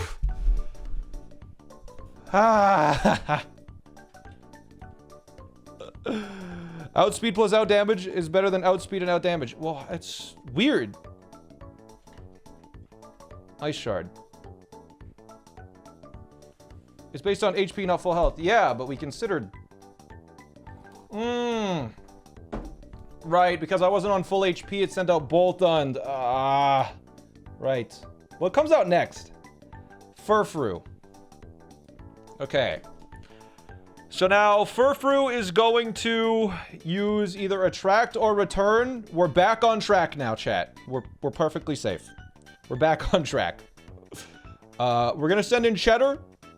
And we just hope to God it uses Return, I think.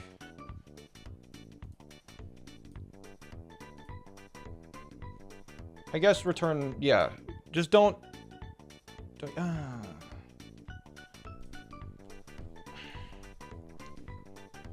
Okay, well, we know it's going to Return now. Do we need to switch in Cheddar ever again? Because if I Nuzzle, we're in a pretty damn good spot after this. I'm gonna Nuzzle now. Yeah, I'm Nuzzling. And we hope we break through. Please break through. It's a coin flip. Win the coin flip, please.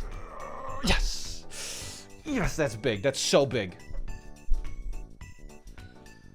Because it's paralyzed, everything outspeeds it. We can switch in and we can growl it immediately.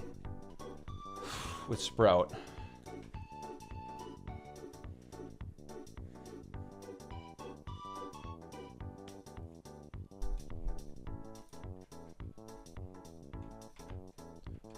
But I think we start with Sand Tomb. Seed Bomb deals. I completely didn't consider the leftovers. I think we have to Growl here. No, we Mega Drain, don't we? Yeah, we Mega Drain. Sand Tomb does negate the leftovers. But we're gonna switch out immediately. Because we're gonna go Charm. Seed Bomb deals 25 to 30%. Mega Drain deals 17 to 20%. We get 10% of our HP back with Mega Drain. I think we Mega Drain here. And we're gonna hope it uses Attract, I think? Yeah, that's actually best case scenario. And now we're gonna switch in Cheddar for another Intimidate.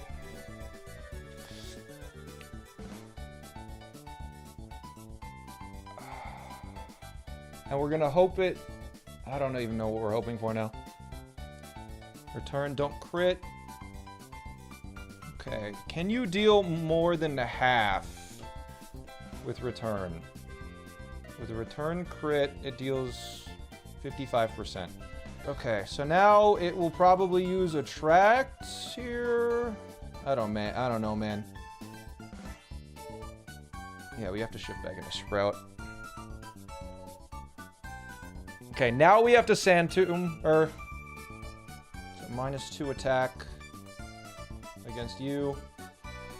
It can deal 20% of my HP with Return at -2, so we have to Sand Tomb here. It still has not gotten hit with its... There we go, thank God. Okay, that's big. Sand Tomb counters that. We Growl again to lower its attack even further. And now we hit it with Mega Drain and hope it gets paralyzed. Good.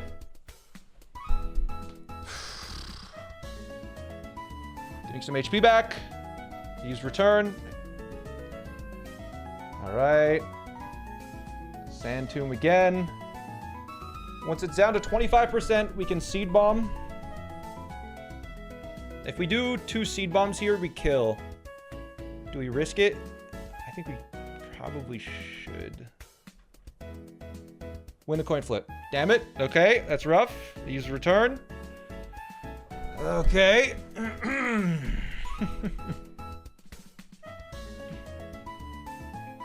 Start by Sand Tomb.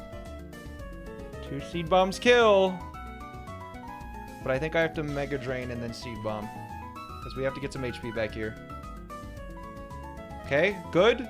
Just Mega Drain, crit, and make this really easy for me. That doesn't make that very easy. Uses return. Of course it does. It's freed from Sand Tomb. Damn it. Mega Drain 2x kills. Yeah. No, not with leftovers. I have to Seed Bomb twice, and I need to not get paralyzed. I guess we have to risk Luxray crit, basically. I think Sand Tomb into Seed Bomb does the best damage here. So we have to hope we don't get full stopped here. Good. Ah, that was scary. That was so scary, bro. Okay. Return deals up to 19 damage. So we're still okay.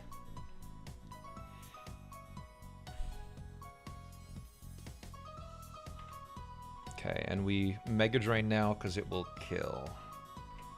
Please! Just break through! Just break through! Ah! That's good. That's free Sand Tomb damage. Breakthrough! Come on!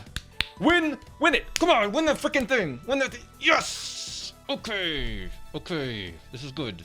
This is good. Okay.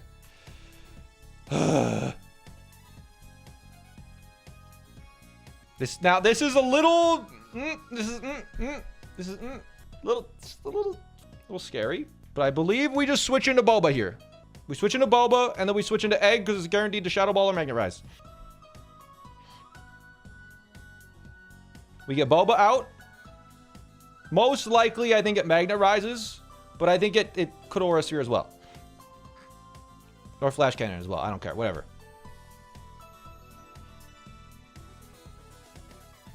Does a little bit of damage. Who cares, bro? Now we switch into Egg because it should be guaranteed to Shadow Ball or Magnet Rise, which is both free. Aha! Idiot! Now we survive a crit, Aura Sphere, or Flash Cannon. And we have to Air Cutter because Air Slash can crit. Is that correct? Yes. Okay. We have to Air Cutter. We outspeed. We deal a little bit of damage. It uses Aura Sphere. Okay. And now a crit with Aura Sphere still does not kill.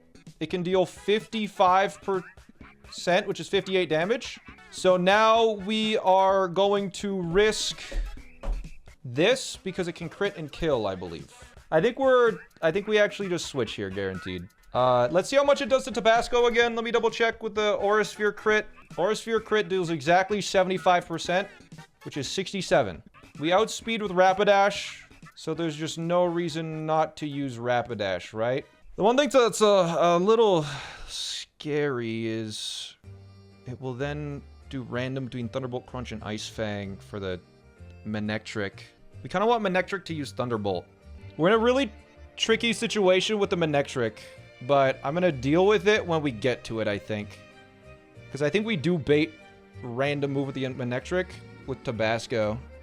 If I'm at 8 HP, it can Ice Fang. Air Cutter into Quillfish. I guess, you know what? Quillfish could kill, maybe?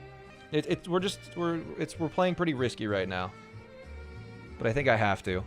Well, I outspeed with that, and then it's guaranteed the Thunderbolt, so we switch into Cheddar, and it's gonna Flamethrower or Crunch. We can switch into Tabasco and do something. I don't know. This is tough. The order change makes this a little bit challenging. Deal some extra damage. No. I think if we attack with egg again, it's pointless. So we might as well just switch into Tabasco and Flame Wheel. God, that's scary, but we have to do it. We're gonna hope it flash cannons. It's a 50-50. Good. Good. That's very good, I think. Yeah, that's incredible. Fantastic. Okay. So now Flame Wheel kills 100% of the time. Let me double check. Yep. Flame Wheel kills 100% of the time. We outspeed. Why were you so worried? If Tabasco got crit by Aura Sphere, we'd be on low enough HP that it would be a semi-random move from Manectric. But we want Thunderbolt from Manectric. Fortunately, Manectric, its strongest move is Thunderbolt, so Thunderbolt is now guaranteed. And Peanut 1v1s this very easily. Because it's a ground type, takes the Thunderbolt easily, and we will kill with a guaranteed Bulldoze here. It's gonna Flamethrower. It'll deal 30 to 45% of my, or 25 to 45% of my HP. We have a Rost Berry, so even if this burns, we kill, and we're good. Little bit of steering, never hurt nobody.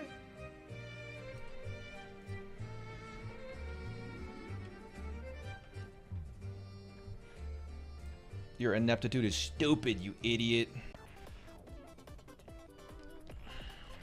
God, I really hope this all goes well. You know about the spread move bug? Oh my god, that would have been so helpful. Wait, because Air Cutter would have done more damage to Orbeetle and killed it. Oh, whatever. It's fine. Doesn't matter. Okay, so Gumbo will fight, and it will knock off Orbeetle to kill it. Yes. Oatmeal immediately switches into Boba. It takes Bug Buzz, and it takes the Wake Up Slap. This should be guaranteed. Because it sees kill. It should not use Fake Out. Why don't you give the others berries? Because of knockoff. Bug Buzz. Into Boba. Good. And Wake Up Slap into Boba. Okay, that is what we thought was going to happen. That's good. Perfect. And then knockoff kills you. Good. Okay. So that first turn is exactly what we expected to happen. Ooh. Okay. Forgot EXP was a thing. It's not technically a problem. I need to look at the learn sets. Sandile. Does it evolve at the end of this battle? Oh my god, wait. Okay, we're gonna have to press B on evolution, right? Because we're delaying 34 for high horsepower. Do we learn Scary Face? Do we do Scary Face, chat, over Torment? Don't learn Scary Face? Bulldoze is sufficient? I agree. Okay.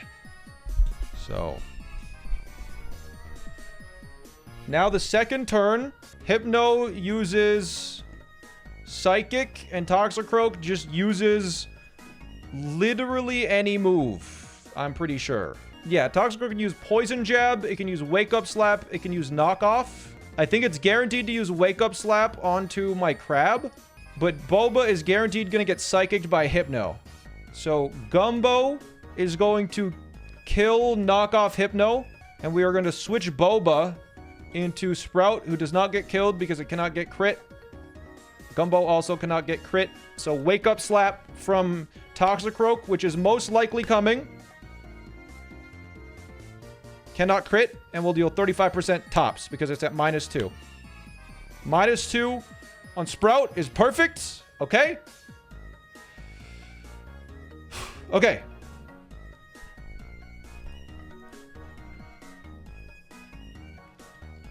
Good. Now, Gumbo is going to take another Wake Up Slap. So we will protect with Gumbo, or we'll protect with Gumbo. Yes, we'll protect with Gumbo. And then Tofu is going to come in. He could Poison Jab Grottle. Gumbo is going to Aerial Ace. Let's see. I'm actually going to check if it could Poison Jab Grottle. Throttle, poison jab deals 38%, 36 max roll. Gumbo takes... You know what? Yeah, I think Aerial Ace, it doesn't see kill. It's 50-50. Okay, it doesn't see kill, so it's 50-50. That means we might as well use Aerial Ace. If it uses knockoff Poison Touch, we could be in a really bad situation, but I think either way... ooh. Tofu getting poisoned, is that fine? Yes, it's fine. Why didn't I give a berry to Tofu, dude? Anyways, wake up slap. Okay, this is, I think, the best timeline. Technically. Because Aerial Ace... Gumbo doesn't outspeed. Does Hitmonlee kill? Yes. Hitmonlee doesn't outspeed. That's kind of bad that Hitmonlee doesn't outspeed, actually. I mean, obviously we fake out here. No, we fake out an Aerial Ace, right. We Aerial Ace. And we fake out. And that's guaranteed, yes. Yes. Flinched. So.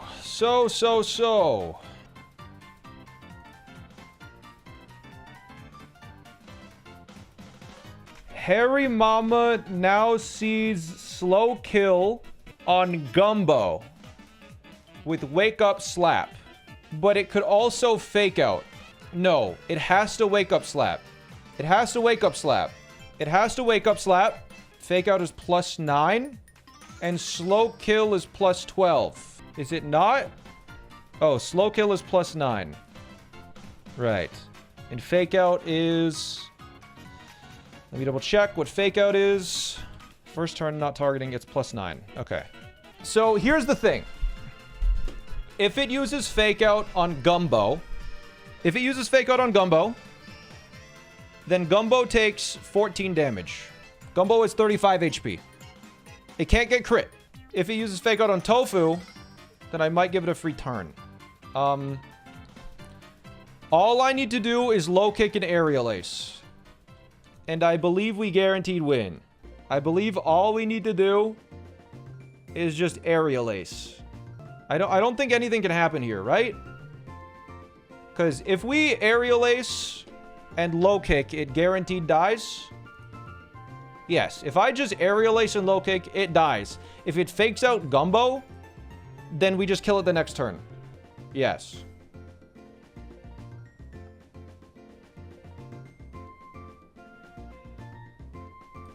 Okay. So now it has Wake Up Slap, Rock Slide, Knockoff. It has 40 speed, so it is slower. So now I Aerial Ace, and I just low kick again. Okay. The double battle's down. Riskless. Truly riskless. Here we go. Isn't it nice to battle while looking at pretty flowers? You're terrifying, lady. Battle Girl Luna.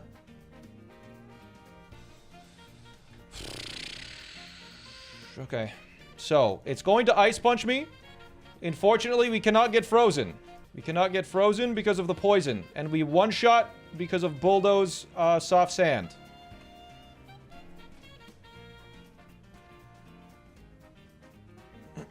Okay, no crit is good. That helps us for later. So that one-shots. Excellent. Next. Take a little bit of poison damage. Never hurt nobody. Serena comes out. Good, that's correct. Okay, and Serena is guaranteed to drop kick, I believe. Which Egg will take fine. Just fine.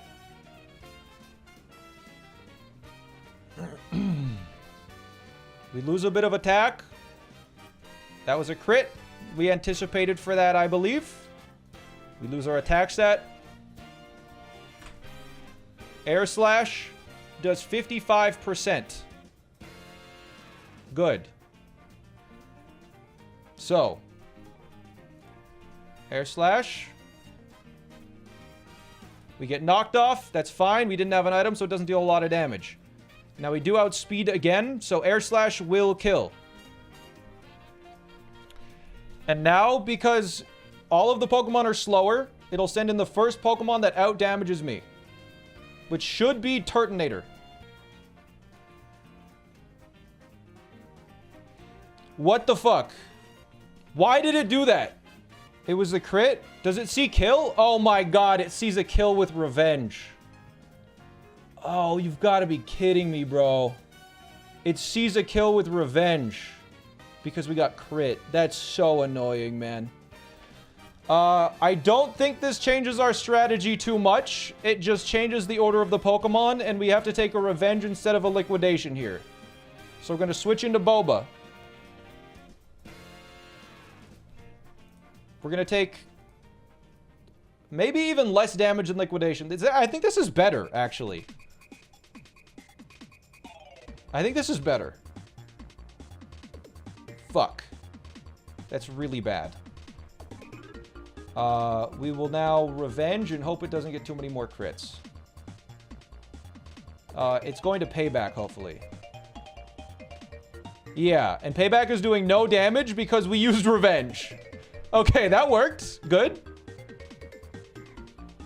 We're gonna do the same thing. It's gonna use payback because it thinks it's slower.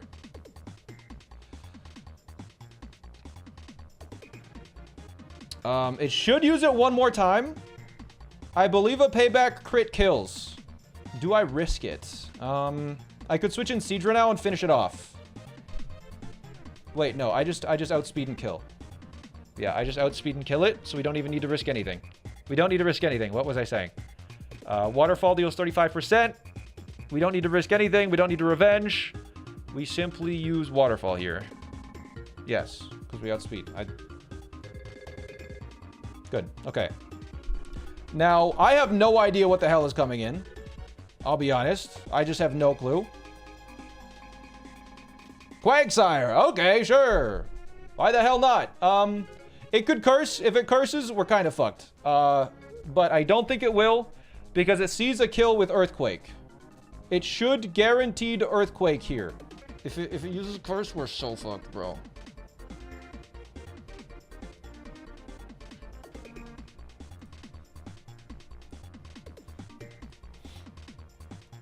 Okay. Okay, so now... Wait. Oh, no, no, no, wait. Oh, my God, that was so stupid of me. Oh, that was really bad.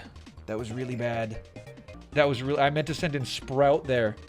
I have to go to Boba now. I have to go to Boba. Sprout wins on Ice Punch only if it's not cursed boosted. If I go to Boba... Well, it's not gonna Earthquake. It's gonna Ice Punch. And Ice Punch never kills, and that counters the curse. So we're actually fine. We're good. No, no, no, we're good. We're good. We're good. I'm steering. I'm steering. It's fine. It's fine. We go Boba. It intimidates. If it curses, it's still neutral, and then it has to Earthquake next turn anyways. Okay, this is the best timeline. Okay. So now it's guaranteed to Earthquake, and it's on -1. That was actually a better line than what we initially planned, by the way. That was a better line than what we planned for. This is Water Absorb Quag. So now we Mega Drain twice, and we beat the Quag. It has a Rindo Berry. It doesn't matter.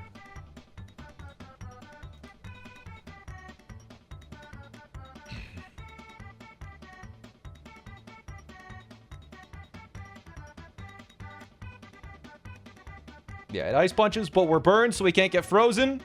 Because it's at -1, it'll do, like, nothing. And then Mega Drain to go back to full HP.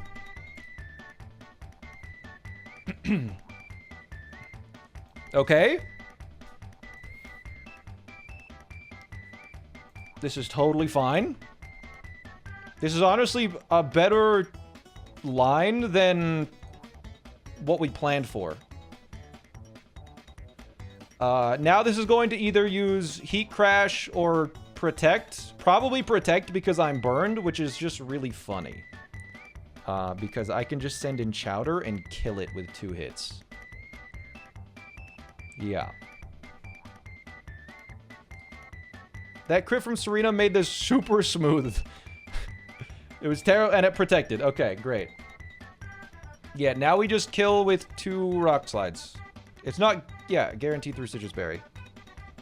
Protect, because it's a stupid baby. Well, okay, if you triple protect, maybe we could have a problem.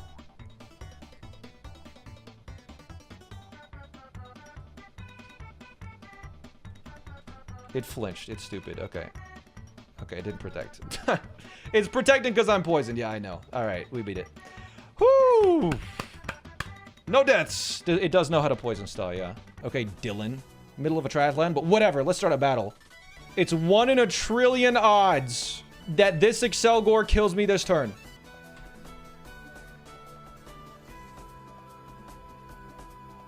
And now it's 0.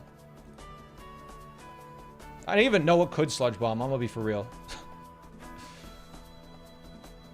Oh, it's a crit.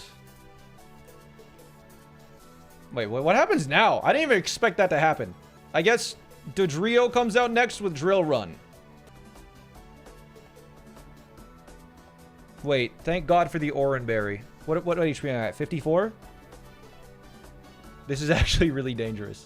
This specific amount of HP is super dangerous, I think. 61? No, we're fine. Okay, okay, it's gonna guarantee Drill Run. It's guaranteed Drill Runs. So, we switch in Egg. Yes.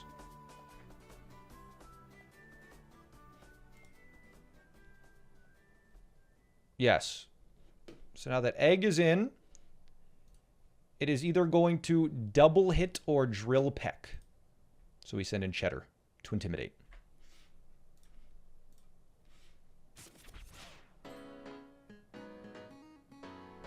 Good intimidate.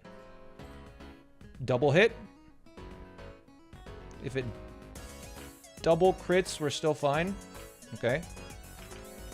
Now, because I'm just above half health, it will still drill run, thank God. So it has to drill run, so we send in Egg. Okay. Now it has to either, again, drill peck or double hit. It would be better to double hit here.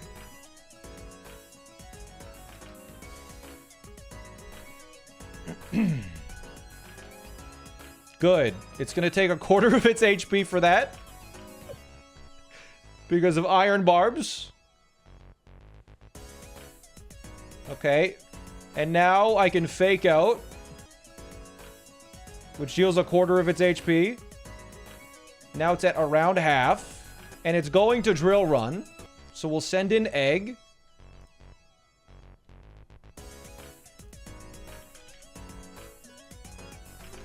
Egg with Wise Glasses deals 49 to 60% with Hyper Voice. So not quite enough. So we're going to send in Dumpling one more time.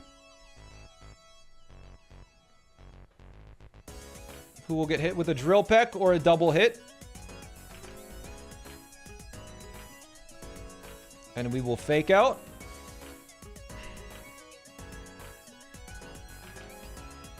And now it will again use Drill Run. Is Pidgeot shiny? Nope, that's just what it looks like. And now it will either Drill Peck or double hit again, but we simply kill with Hyper Voice.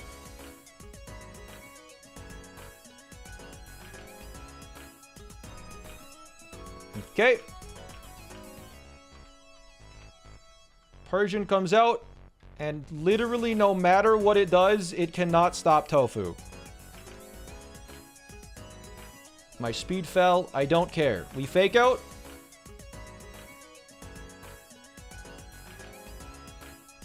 And then we double kick. Yep. Shockwave can't paralyze. Limber anyways.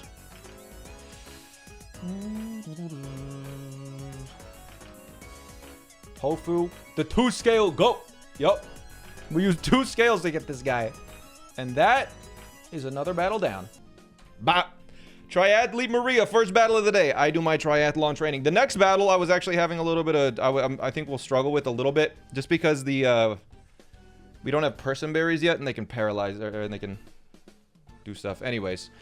Peanut should be able to 1v1 this Rapidash. It's guaranteed to Flare Blitz no matter what. I'm guaranteed to bulldoze because that's what I'm hitting. We'll take up to 40%. 60% if it's a crit, but like, who cares? All right, 40%. And I believe with the damage from Flare Blitz, unless I get the worst roll known to mankind, bulldoze kills here. Nice. All right. Bulldoze killed. Fantastic. Is there not person berries on Route 116? Are there? Anyways, we take a little bit of damage and they switch in Cincino, I believe, because it kills with the ice. I think it has a chance. Cincino now, it does have a chance to tail slap. It could also triple axle. So just because I don't know which one it's going to use, we're going to switch into Boba.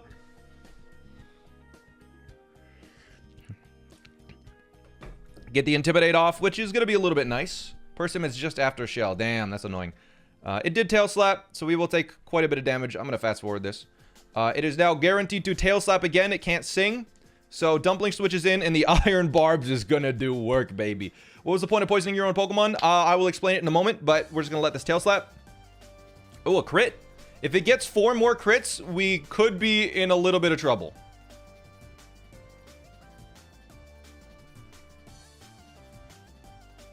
Okay. Fortunately, it did only crit once. So we fake out now.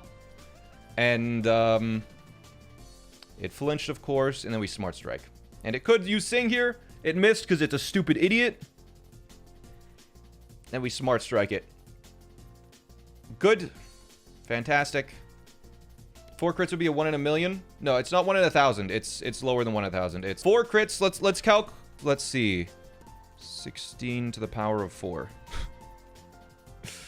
To the power of 4. It'd be 1 in 65,000-ish. Anyways. Swellow, it should be guaranteed to use Heat Wave here. So we'll switch into my Chowder, who can take a Heat Wave very nice. Youch. Chowder was burned. That's why we have the Rostberry. That was very critical. And now a Rock Slide should one-shot as it's forced a Brave Bird. And we are good to go. And that's battle 1 done. All right. Trainer is done, a triathlete. Now, the next trainer is a little bit more difficult. I'm going to have to ask your advice, chat, because this is a little bit tricky.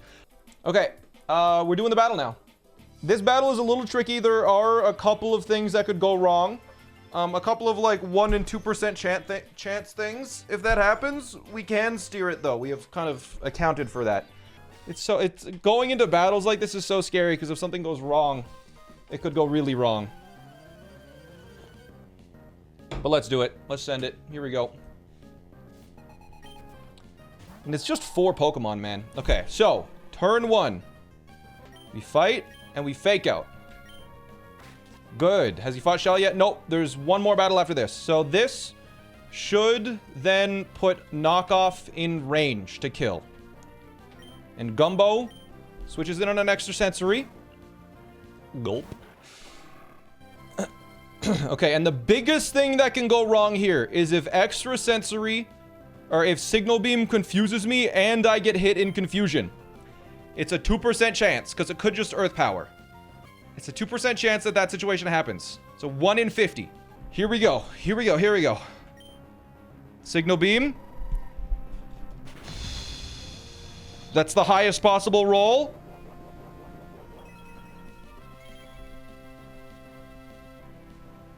We don't get confused. Okay. We're good. Yes. Okay. So now the Pokemon to come out has to be... That was the worst thing that could have gone wrong is if we got confused there, but we did not. So we're good.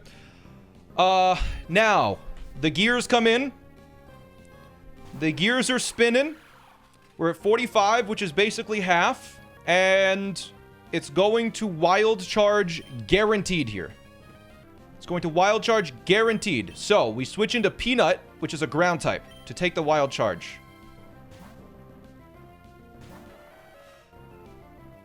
Yes. All right, now it is guaranteed to Gear Grind. And Tabasco comes out and takes the Gear Grind. Gear Grind hits twice. It's a 30% chance to burn with Flame Body, so we hope it gets burned here.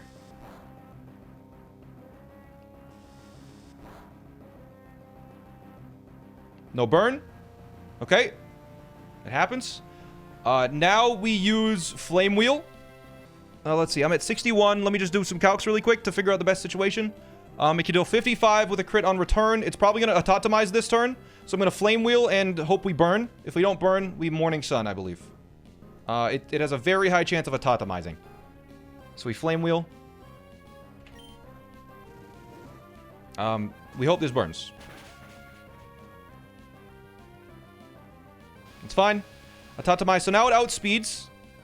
And now it can use either Return or Gear Grind or Wild Charge. It could just use any of them. But we use Morning Sun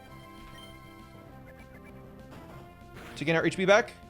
And as long as it doesn't crit a million times, we should be fine.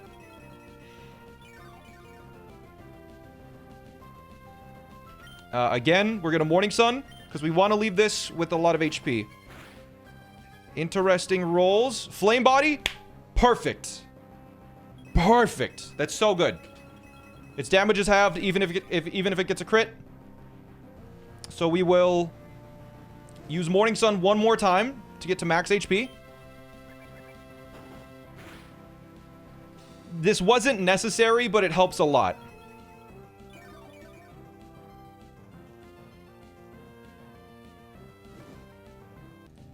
Guaranteed Electrode comes out next. Yeah, okay. So now, it's going to outspeed. It's going to use a move. We're going to take a little bit of damage, but I think Flame Wheel is the best choice here.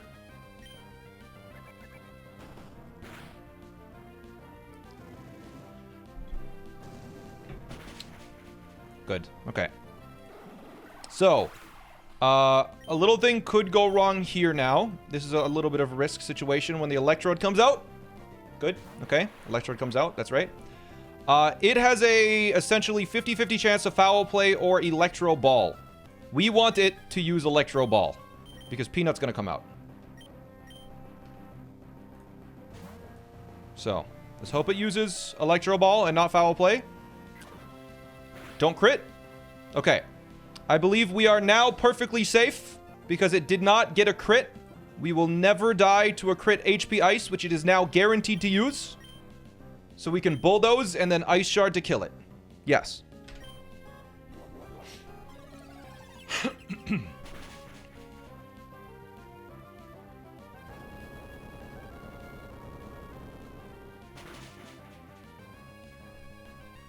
It was a chance to kill there.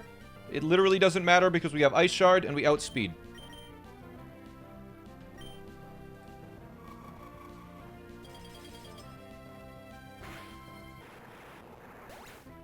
Okay.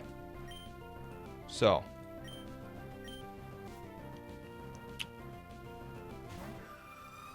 Now Frostlass comes in, and I believe because we're at 42 HP, it cannot use Hex. It outspeeds and only sees a kill with Ice Beam. So it has to Ice Beam here. And Tabasco will be taking the Ice Beam. Or it could also Will-O-Wisp. Which either way is fine. If we get frozen, we'll deal with it when it comes to it.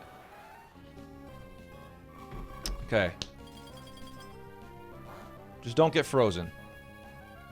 See? Now it's pretty much guaranteed to Thunder Wave. It could Hex, but like that's fiction, man. That's just not. It's just not gonna Hex. It's just not gonna Hex, right? Right? It just won't Hex. It's just not gonna Hex. It's gonna Thunder Wave, yeah. Yeah, you're gonna Thunder Wave like a good little Frostlass. Don't crit. Okay. Okay, we're fine. We're fine. Now it will use Will-O-Wisp. It missed. We win.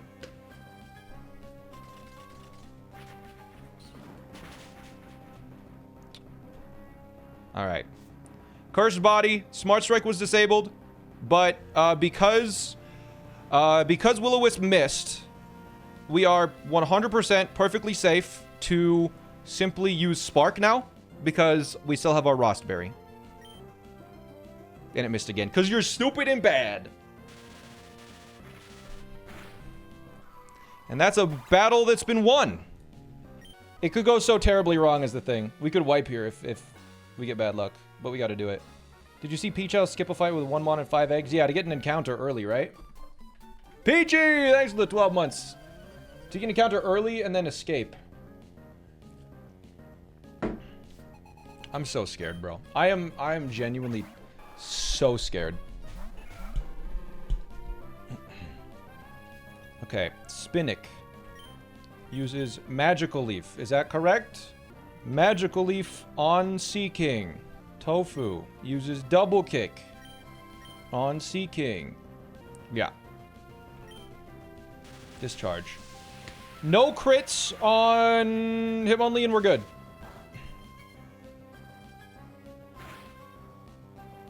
We're good.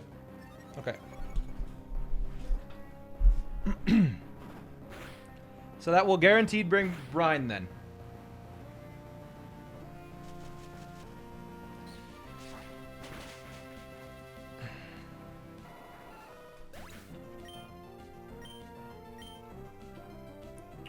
Once eventually it comes out. Marowak, good. That's what we wanted. So now we kill Marowak again with Magical Leaf and with Double Kick. Yes. That's all correct? Yes. Discharge again. Hopefully no crit. On Tofu, just to make it a little bit easier. Good. Good. Okay. Looks scary, but it will kill. Yes. Okay. Now it's Lantern and Emolga.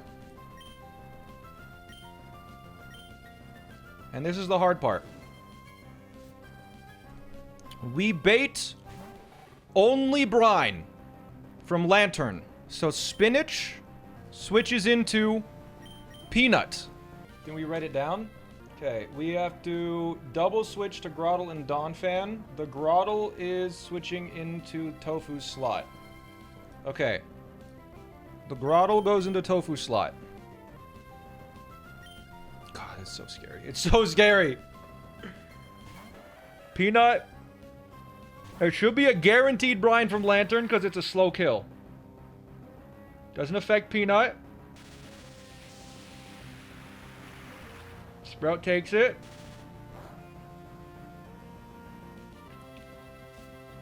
Ultrazorb doesn't do anything. Brine. Does it hit both? No. Oh my god. Ah! What the hell? Okay, now Sprout is at 38. So Signal Beam is a guaranteed slow kill. So we switch, it's gonna Signal Beam and it's gonna Signal Beam and Discharge now. So Peanut will Ice Shard, and the only thing that go wrong here is this is a 96% chance to kill Emolga with Ice Shard in 2 turns. 96%!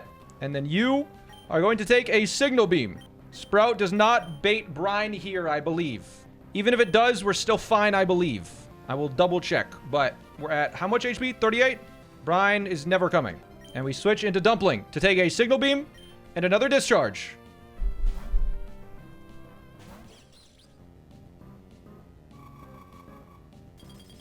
Please don't low roll. This should do over half.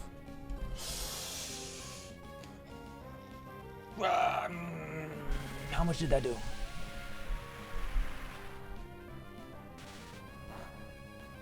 Good. I think that's a good roll. That looks like a good roll to me. As long as it did exactly half or more. Nope. Perfect. No confusion. So now Ice Shard should kill Emolga. Should. And Fake Out hits Lantern. Because we don't want Lantern to attack yet. So Ice Shard, even if it's a low roll, I believe will kill now because we did over half on the first hit. Yes, it does. Okay. Okay. Because we're faster, it is most likely to Icy Wind. So we Bulldoze. This is scary. We Bulldoze. It hits both of our Pokemon. And we switch into Meganium. Should have done Oranberry on Meganium. Icy Wind. I think that's one of the better moves that it could have been used.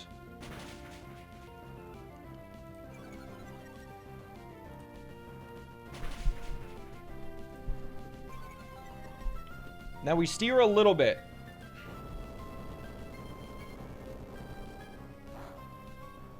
Because Peanut has how much HP? That'll do over half. Perfect. Okay, I believe Magical Leaf just kills now. So as long as the Peanut slot doesn't die, we win. Press start. See HP numbers. Okay, Peanut's at 74. It does not bait Brine. But if that slot does get hit with Brine, it will use it. I think we swap to Togedemaru. Togedemaru. If Togedemaru gets hit by Brine, a crit could kill. Brine crit is guaranteed kill on Peanut? Yes. Spinach. What? How much is Spinach at? Spinach is at 45. A crit on Signal Beam for Spinach deals 41%, which is 34 damage. And then we take 5. So a crit Icy Wind deals 38. And then we take 5 from the burn, which is 43. Grottle can't get crit. Oh my god, wait, the burn is healed. So this is a guaranteed win if we shift to Spinach.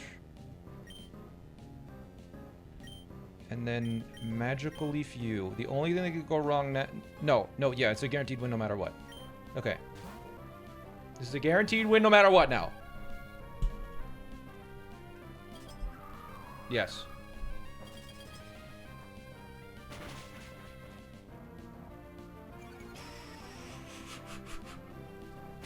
No Pokemon lost. The plan worked. All the way through. It was still on screen. It worked. The cooking was worth it. Icy Wind crit would have not killed Roselia. Nope. We would have been left with 7 HP. Okay. Brutal fight, man. So I believe a trainer sneaks up. Yeah, right here. I can't believe it. I keep losing to Marvel's gym leader, Watson, again and again. I'm not that bad of a trainer. I'm better than average, for sure. I'm so frustrated. You're a trainer, right? A good one. We're battling right now. Okay. You're trapped if you Whirlpool with Crawdaunt. If Crawdaunt Whirlpools, we're in a good spot. Alright, so. We start with Fake Out.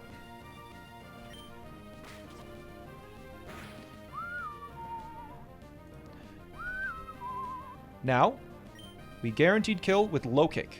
Because this thing's so heavy.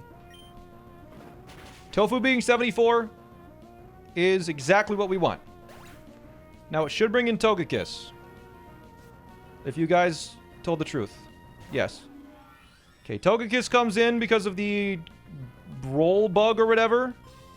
And it is basically guaranteed to use Air Cutter. There is a 1 roll that it uses Draining Kiss. If it uses Draining Kiss, we're kind of fucked. But I honestly just hoped it didn't get the 1 in 256 that it uses Draining Kiss instead.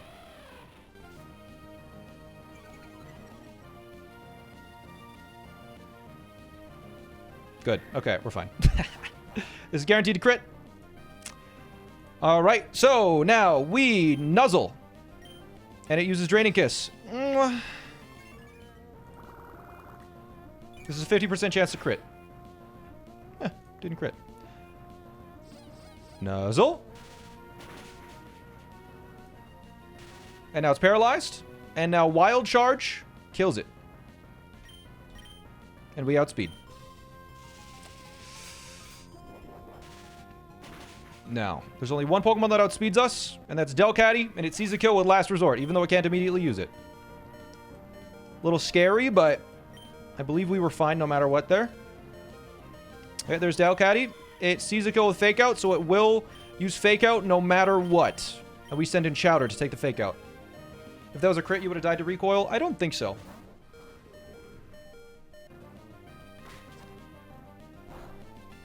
Let me double check. If that was a crit, it could have. Yes. So now we Rock Tomb and then Rock Slide and then Rock Slide. Yes. Use Last Resort. This is going to do an insane amount of damage. Youch.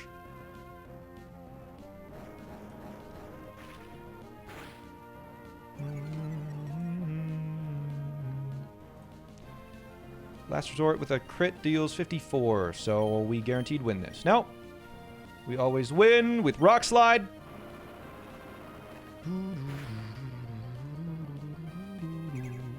Even if this crits, we live that. This Delcatty only knows Fake Out and Last Resort, yes.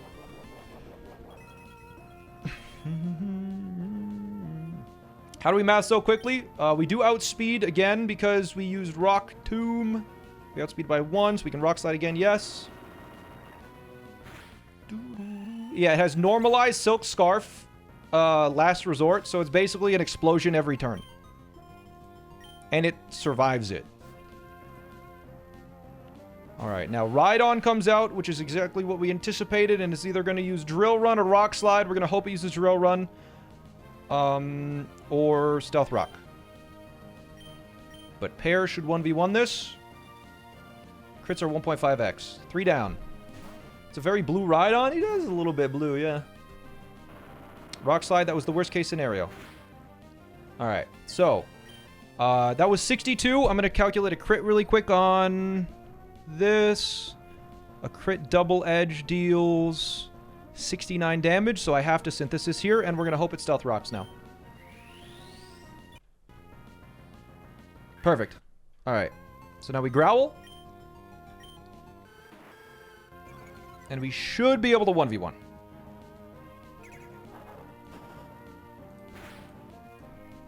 Because, yeah, a crit deals 69 damage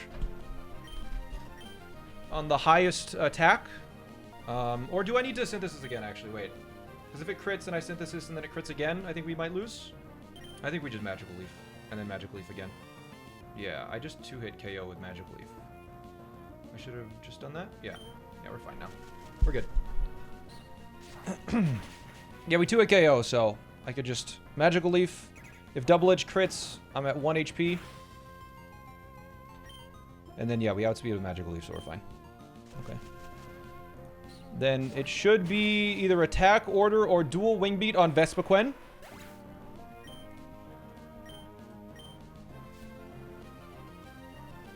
We're going to hope it's Dual Wing Beat.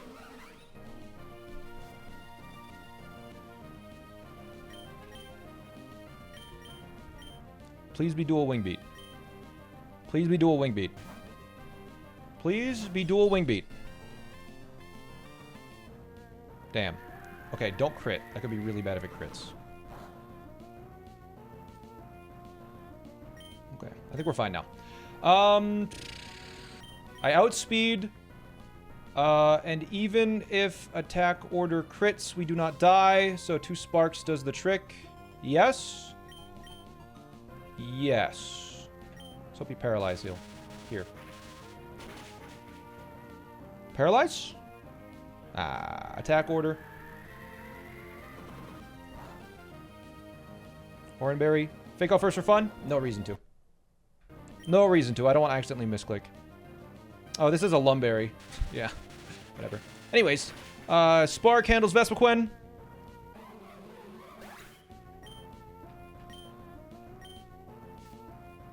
And now this is going to either use Zen Headbutt or Whirlpool. Either one. We're going to hope it uses Zen Headbutt. Clearly. You were safe with the double crit? Yeah, I think we figured out that. Zen Headbutt, please! There it is. Okay, I think that's a guaranteed win now. Because I think 2 knockoffs does the trick. Yes. Quick draw. What the hell? Perfect. We're happy.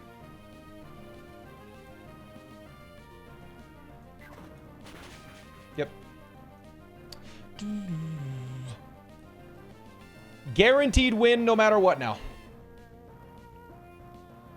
Unless it somehow has quick draw slack off, which I don't think it can do.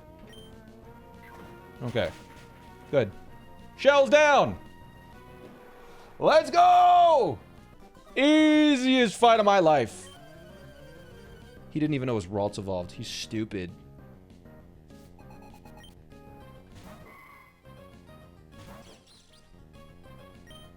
Fake out! Corlia flinched. No inner focus. I knew it.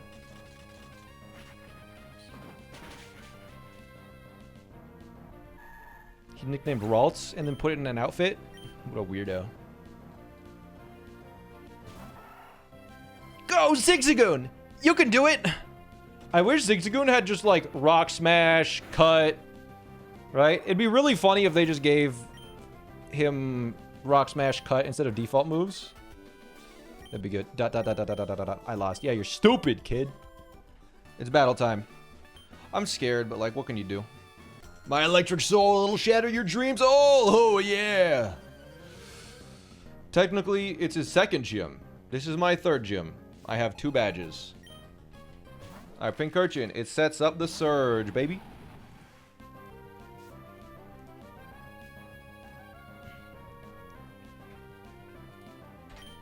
We bad Tantrum. Because it's actually Stomping Tantrum. It just doesn't have enough room. That should one-shot. Yes, sir. Now they send in Drift Blim because it outspeeds and outdamages. I hope. Good. It has a chance to use Hex. It won't. I'm sure it won't. I'm sure I hope it won't. I sure hope it won't. Oh my god, I forgot about Wild Charge Recoil. Cheddar might die here. If it uses Hex.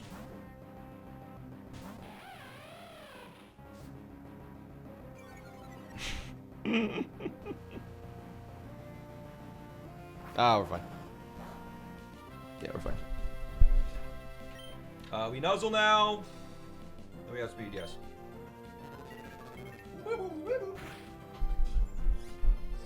Nuzzle. Bow, bow, bow, bow. So we outspeed now, so we kill. Wild Charge! Go! And he's dead, and Cheddar's alive. No free switching. That's what a Nuzlocke is. Set mode. Yup. Citrus Berry activates. I don't think it was necessary. Well, if one of them crit, actually, yeah, that would have helped me. I didn't have to use Citrus. If I got crit, yes, we did. So now this is just going to use... It actually has to use Sludge Bomb. That is very nice. Sweet. Cool. Dumpling comes in.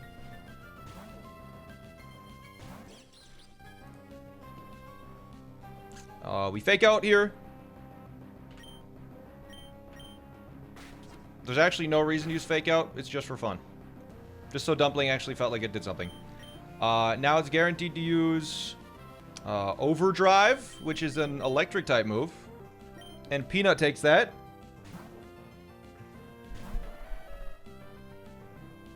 Overdrive.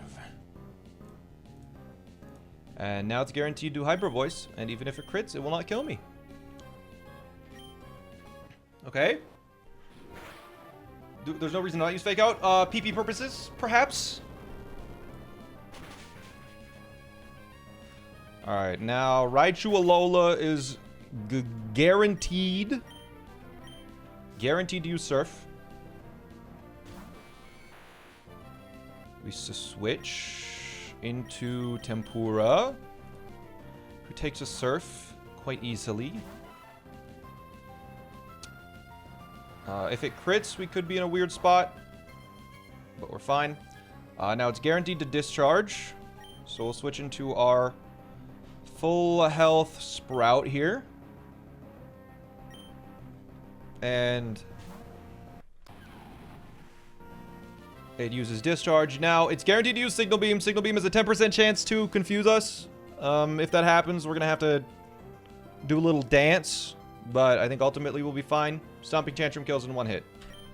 If Signal Beam doesn't confuse. We're good. Okay.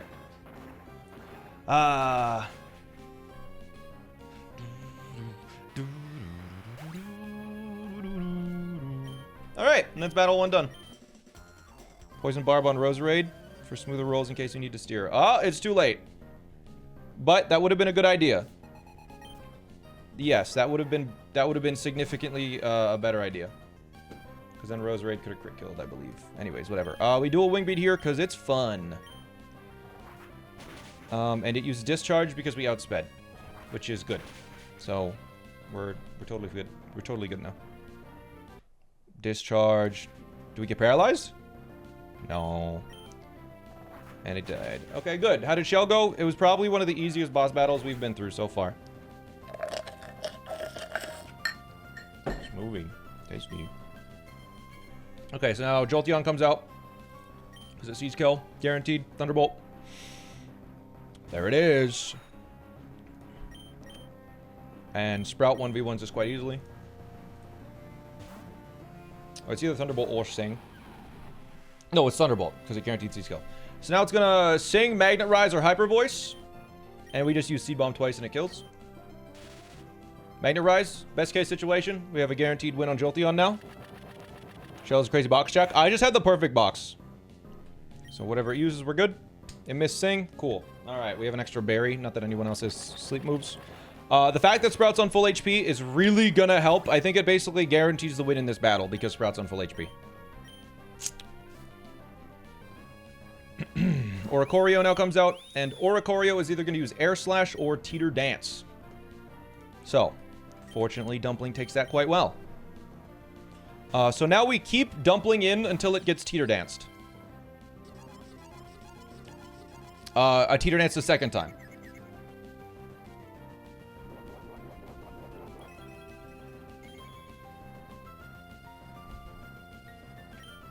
So we will Fake Out and Eerie Impulse for fun. It flinched. And now we wait until we get Teeter Danced.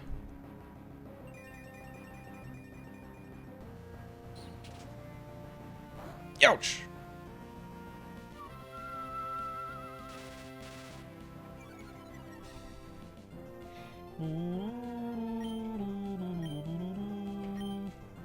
Revelation Dance. That's a little scary that it's not using Teeter Dance yet. We may need to switch. Revelation Dance crit can deal up to 43%, so if we are on 39 HP, we need to worry. I never actually considered what happens if Dumpling just kills this guy. If Dumpling just kills this guy, then Flamethrower Zebstrika comes in. Which we just do the same fight, but in a different order. Okay. Wow. Okay. Good job, Dumpling. So, Flamethrower Zebstrika is confirmed. Which means we just do them in a different order. Tabasco comes in. This is a little scary, but whatever. Yeah. We take a Flamethrower. No burn, that's huge. I'm kidding. High Horsepower. Thunderbolt. We have a Cherry Berry for paralysis. No crit, please. Good. Okay.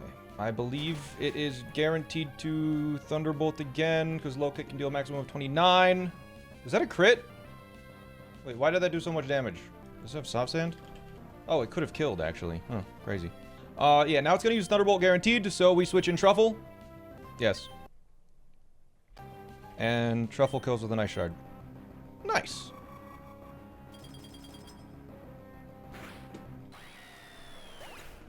Now, it sees the most damage with Giga Drain. Ice Shard's so good.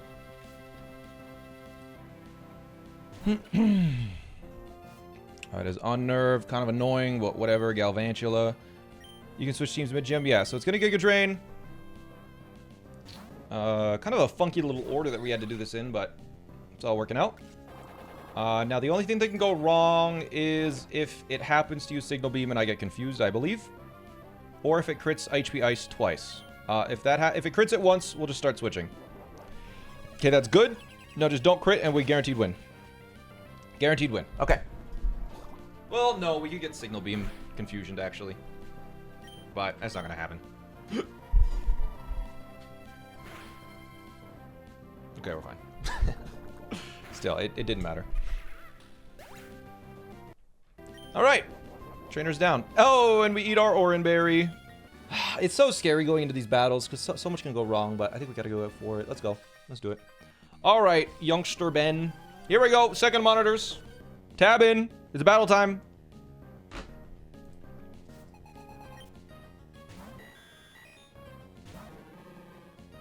Tofu. It raises its attack. Great job, idiot. You don't have any attacking moves. We brick break, and then we brick break. Beautiful. It's going to Ice Beam, probably. Yep. Ice Beam can freeze, but we have an Aspear Berry. Doesn't matter. Cool. Okay. Porygon's down. Alright, so now it should send in, ooh, wait. Pikachu. Oh, man. I don't know why I was so scared for a moment there. Anyways, this is guaranteed to... Wait. It could Iron Tail. 63 HP. Ooh, it could Iron Tail. But it's gonna Volt. It's gonna Volt Tackle. Come on, it's gonna Volt. It'll Volt Tackle. It'll Volt Tackle, right? It'll Volt Tackle. I swear to God, if you don't Volt Tackle, we're screwed. Good. There was a roll for Iron Tail, but it's fine now. It will Iron Tail now, which is totally fine, because Stomping Tantrum kills this little rat. It had a chance to actually use Surf there, but whatever. The rat's dead. Everyone rejoice. Rotom should come out next, and we should 1v1 the Rotom. I'm gonna hope we don't get burned. If we do get burned on the first turn, we have some thinking we gotta do. But 2 Seed Bombs should kill. Okay. Now we have to consider Synthesis. You have an... Oh, you have leftovers. Okay, we're fine. Oh my God, you scared me there, man. We should have a guaranteed kill, but I was planning on using this Pokemon for killing the Golem. But I think because Donphon's at full HP, we should be fine. So I should just Seed Bomb here, because if it uses Will-O-Wisp and I Synthesis, then it could just Will-O-Wisp again, and it'll survive my Seed Bomb with leftovers. So I have to use Seed Bomb right now. Should have used Synthesis. That's okay. That's okay.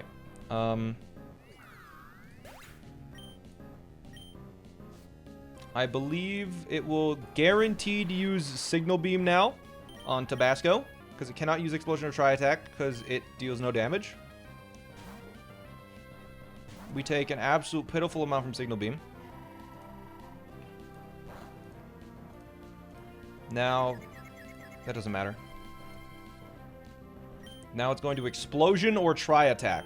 I would expect that most likely it uses Tri-Attack, because it would be stupid to Explosion. We take nothing from Explosion because of Galvanize. Yeah.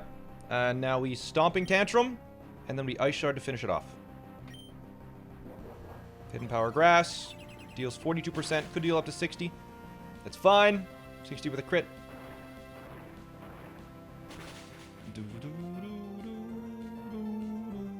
It had a roll to kill, but who cares? We Ice Shard now. Alright, so now the big man is guaranteed to Fire Punch.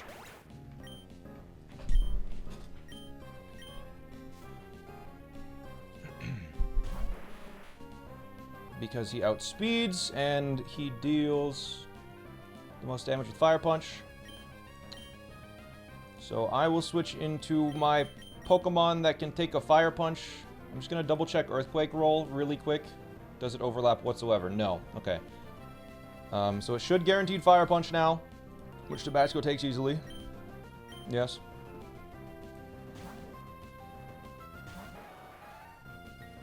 It can no longer Explosion, so it's either going to Body Slam or Earthquake now. I think it is a... Oh! That's really good! Oh, it is a Lumberry. Never mind. Doesn't matter. That's crazy that high horsepower doesn't kill this guy. I was just looking at it. High horsepower doesn't kill. Ridiculous. So now it's going to attack or Body Slam. We're going to hope it uses Earthquake or Body Slam. Wait, I'm actually going to check something. How much does Hitmonlee take? Oh my God. This thing's a monster. Donphan takes 31% from Earthquake. It's a little scary, but it is what it is.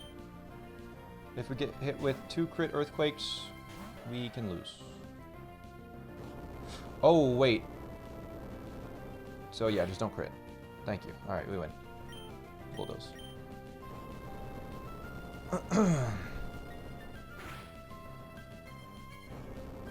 Yeah, because now, because of Bulldoze, we outspeed, and we're able to kill it this turn. Yep. Okay! Okay, now one battle. One final battle separates us and Watson. We'll find out if it goes wrong when we're here. Let's go. Send it.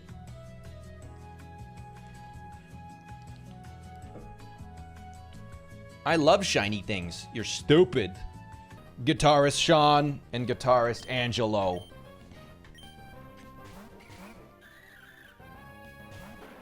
So we're focusing on Plusle here. Gumbo just sits there and uses Protect. Truffle uses Stomping Tantrum. And they should both Thunderbolt Gumbo. Or Electro Web, potentially. I don't know how it works. They got the Shucka.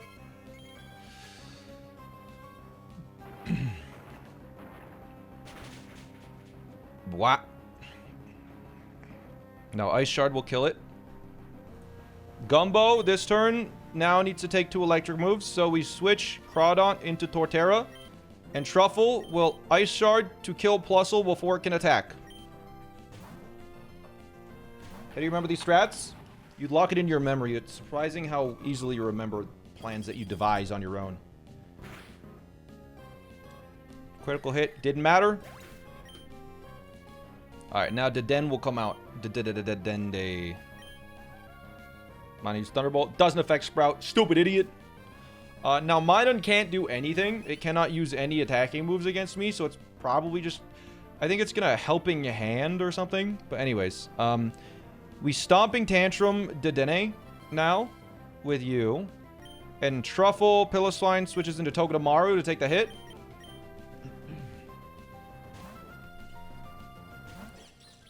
Minun... That's the best, I think. Oh, wait. Oh, this is weird. I forgot about Iron Barb's chip.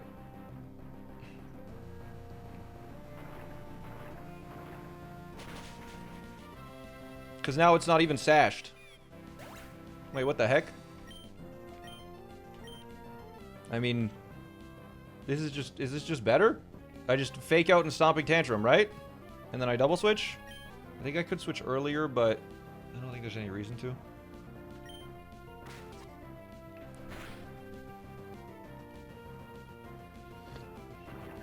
Yeah, I guess this just saves a turn.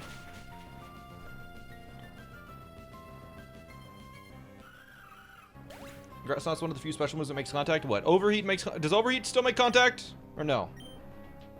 I guess Grassknot does. That's weird. Grassknot shouldn't. Use Smart Strike because you're very intelligent. Okay, so now this is the one thing. So it's either going to use specifically Steel Beam on Sprout. So Tabasco takes 1 Steel Beam guaranteed, even if it crits, because it can't use an electric move. And it's going to use, or it'll use a completely random move on Dumpling. And by completely random move, I mean exclusively Rising Voltage. So I switch Dumpling. Sprout tanks? I don't think we need to. Rising Voltage is electric, so we can switch into Peanut.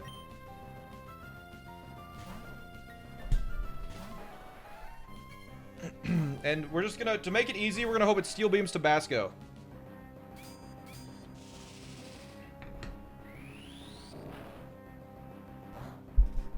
Good. Alright, it loses 50% of its HP. And now Tabasco outspeeds and kills with Fire Lash. Peanut is just there for moral support. Yep.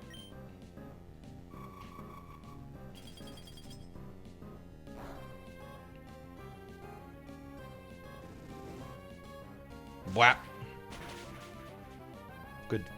All right, that's a double battle down. And now it's Watson, baby. I don't think I missed anything. I think we're good. Let's go. Let's go. Just I'm fully healed. Just go. This is the most I've ever seen someone plan for Watson. I don't want to die to Watson. I don't want to lose more Pokemon. I've lost 3. That's enough. Come on. Leader Watson would like to battle. Okay. Fake out and low kick kill. The dog plating was longer. Low kick.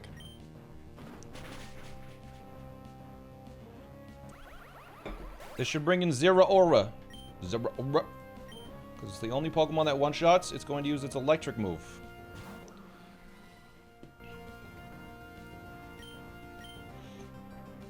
Plasma Fists. Sprout comes out and will handle the Zeraora.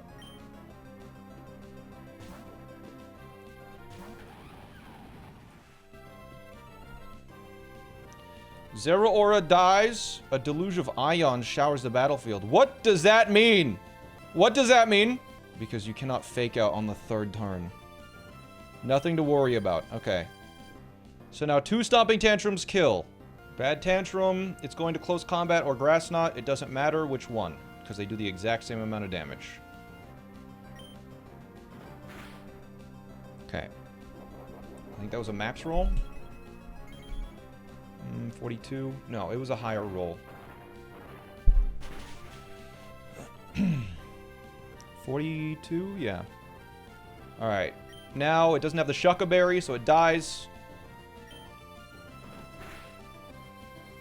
We're at 36. That was the exact same roll, I think, right? No, it did 40. Mid-roll. Lantern should come in now.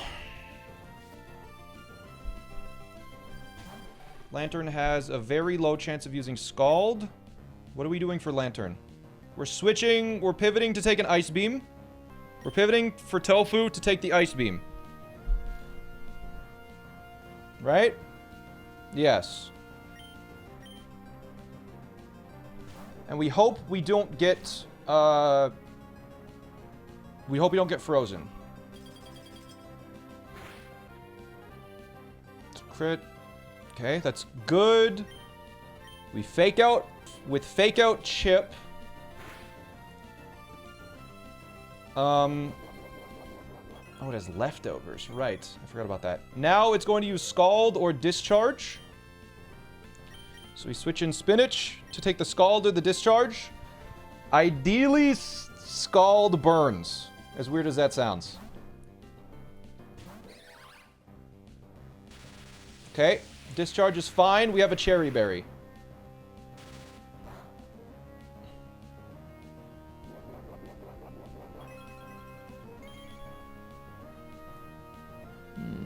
Okay.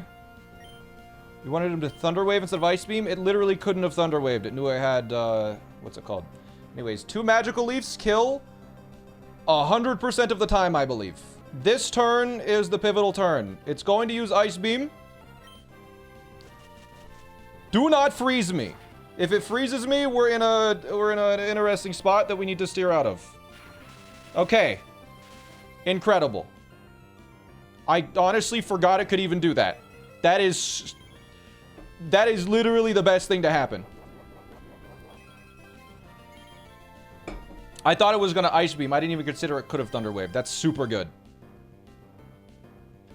Magical Leaf kills. Oh, is that super good? Wait, oh. Yeah, I think Rotom Fan comes out and still Air Slashes here, right? It could Will-O-Wisp, actually. Ooh, wait, I never even considered it could Will-O-Wisp. Oh, no. Oh, no, Rotom Fan could Will-O-Wisp now. Instead of Air Slash. That's bad. I never even considered that. Because it might not see a killing roll. Because Air Slash can deal down to 68. Actually, it has to see the highest roll with Air Slash to kill. So it's a 50-50 whether it... It's a 50-50 whether it uses Air Slash or Will-O-Wisp here. We're just gonna have to play normally here. I believe we're still fine. Because even if we get Will-O-Wisped, it might not Will-O-Wisp the second time. Yeah, we're good. We're fine. We're just going to play as if it air slashes. Will-O-Wisp missed. Everything is fine. So we now will Fake Out. Yes. Not a ghost type. Correct.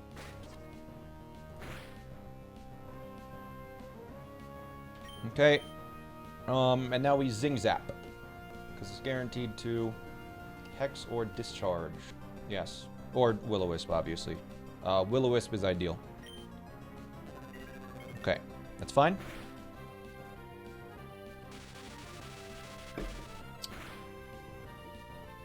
Alright. So now it will be using... Now it will be using... I need to do some calcs on my head. It's at about 50%. It's going to be using Hex or Will-O-Wisp or something. I think I'm free to Zing Zap again. Let me just double check. Because we don't need this for later. I think we have to Zing Zap again, yes. Because we're not dead to a crit. Yeah, because we haven't been burned yet. We don't want to switch in on a burn. Crit Hex deals 54%, which is 49 damage. So, yes. We are free to Zing Zap here. Yeah. And honestly, we hope it... Oh, I still have the Rost, don't I? Oh, that's weird. This is a weird line.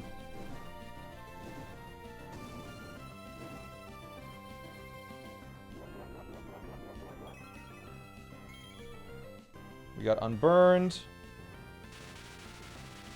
This is a really weird line. So now it will Will-O-Wisp or it will Hex or Discharge. So I guess we just Zing Zap again because I think we kill even if we burn. Just miss. That just simple. We were guaranteed at this point, no matter what, to beat it, but that's just funny, man. Okay, so now we're gonna bait Drain Punch Electros.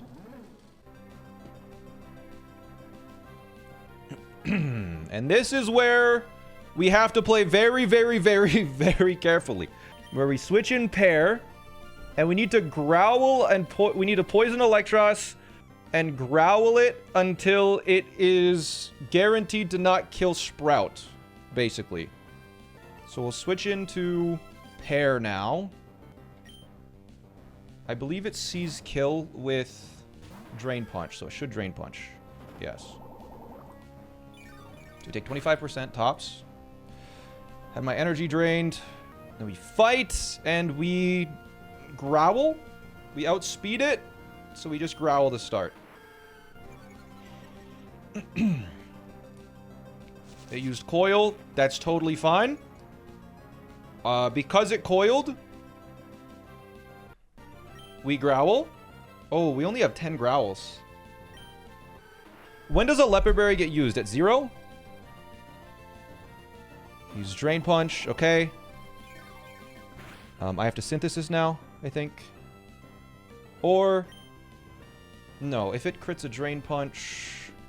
If it crits a Drain Punch, it deals 38. And I'm faster still. So I just growl like... Oh, I meant to hit fight. That was the right move.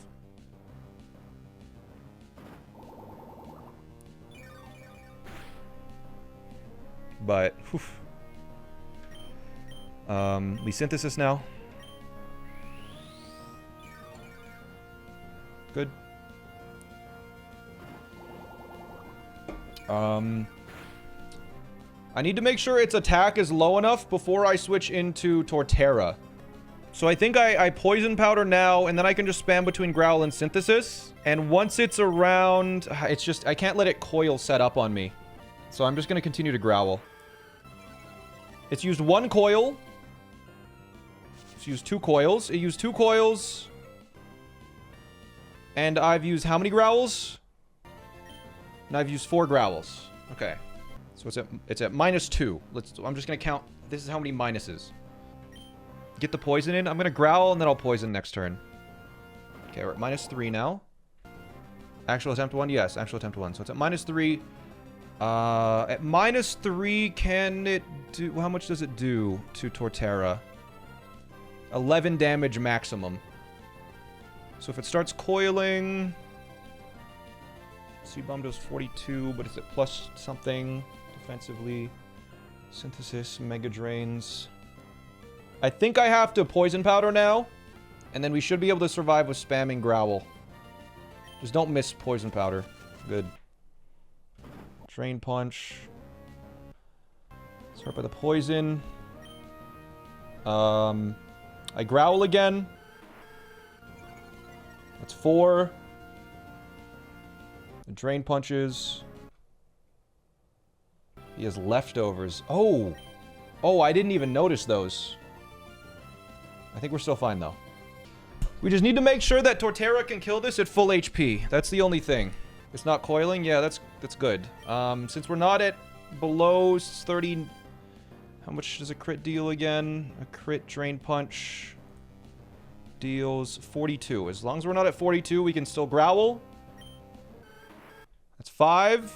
That's 4. Okay.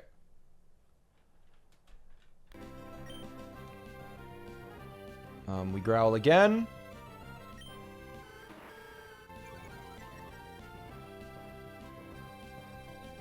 So 5. Jesus, that's scary. We Synthesis now.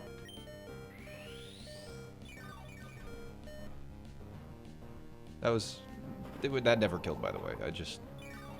Trauma. Ooh. Alright. I think we might have to Magical Leaf here. I'm gonna get it to -6 first. Okay, it's at -6 now.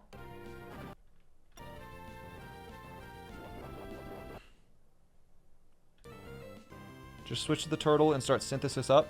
The turtle can't actually kill it unless it's on low HP. So I'm gonna Magical Leaf once. How much PP does Drain Punch have? I don't even know. Do we know that wouldn't kill? Yes, but it was still scary, yeah. Magical Leaf, even if it crits, don't do anything. I think we just Magical Leaf it here. Once. Crit, that would be good. Whatever. Coils. Okay. It's at -5 now. Poison. Okay, now... I think we switch into Sprout, and Sprout can out-damage it, I believe. It's a little complicated, but I'm pretty sure we switch into Sprout now. Do we Growl? Growl once more for the boys? Oh, it's at 5. Why not kill it with Pear? Because then Ampharos kills a Pokemon. We need to have... If Ampharos comes in while Torterra is at full health, we kill Ampharos. So I think we Growl one more time. And then we... Yeah, I just Growl. This part we had to steer. It was basically guaranteed. It'll proc the Lepa Berry. I think we Growl one more time, and then we need to switch. No risk in Growling. Yeah, and it just gets it down to -6. Thunder Punch. Okay, it's out of Drain Punches. Which is good, so it's not going to heal anymore. So it's guaranteed to go down soon. So we switch in Sprout. Yes, yes, yes. We switch in Sprout, who takes the Thunder Punch very easily. Yes, yes, yes. This is good. This is good. This is right. Thunder Punch. It doesn't affect me. Heals. Damage. Synthesis. Why not Synthesis and switch? Because we're guaranteed to win now. There is nothing that can happen where we lose the battle if we play right. There is nothing that can happen that would lose this battle as long as I pick the right moves. I Synthesis here. And it Aqua Tails or Coils. Good.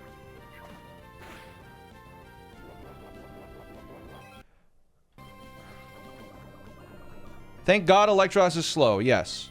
We Synthesis again.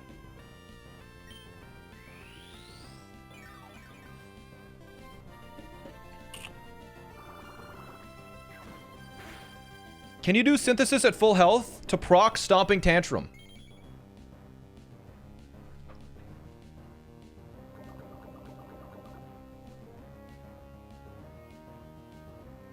Wait. What if I Stomping Tantrum the Electros the turn that it dies? And then we just one-shot Ampharos?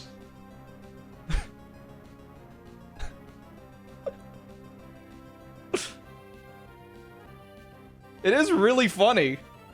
That's so funny. We don't need to, but I think I'm gonna do it just for fun. How many turns does he have left? I guess I Bad Tantrum here and then Synthesis. I need to have at least 2 Bad Tantrums for Ampharos. Takes 1/16 per turn. What is that? 4 turns away. So you can do, yeah, we outspeed Ampharos, so no matter what, we win. But we're gonna do it. I'm gonna Bad Tantrum here. Aqua Tail. Takes a little bit of damage. We Bad Tantrum again. It's out of Drain Punches, so I Bad Tantrum one more time. Now I Synthesis. Get back to full.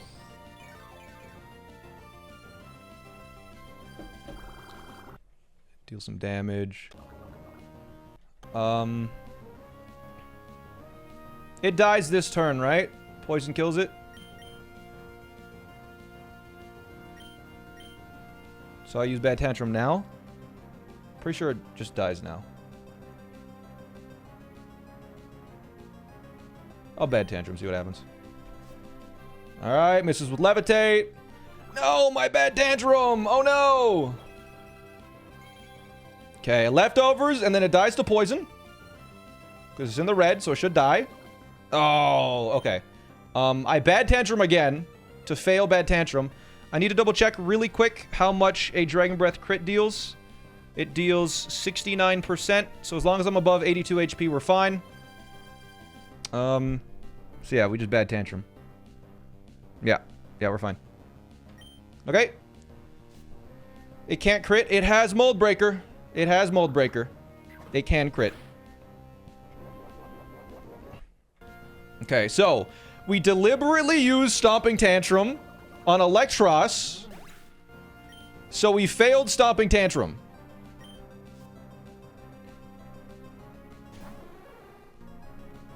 Now, we outspeed, and Bad Tantrum will hit this turn, so it should just one-shot.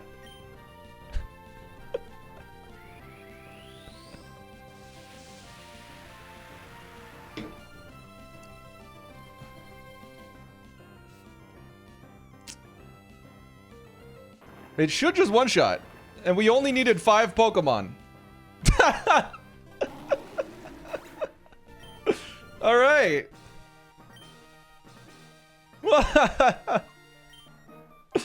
You ended up giving me a thrill. Take this badge. Yeah. Nice. Yeah, we just freaking jump in and send it, dude. Let's go.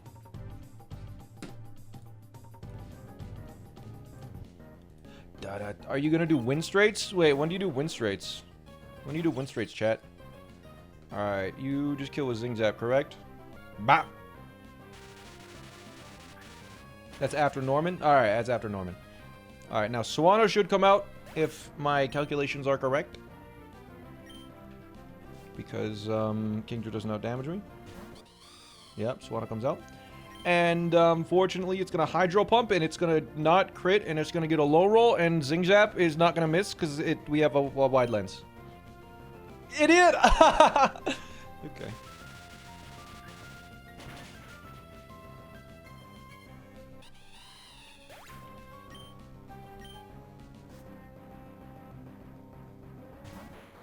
Alright, so now, Zing Zap has a 18% chance to 2-hit KO. We're gonna get hit with a Waterfall.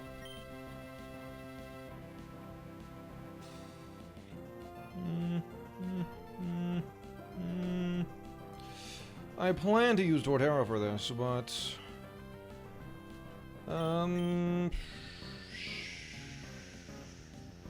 yeah, I'm just gonna use Torterra. I'm not gonna change the plan. It may Rain Dance? Oh. Right. Well, whatever. Seed Bomb! Breaking... You can Breaking Swipe? Wait, what?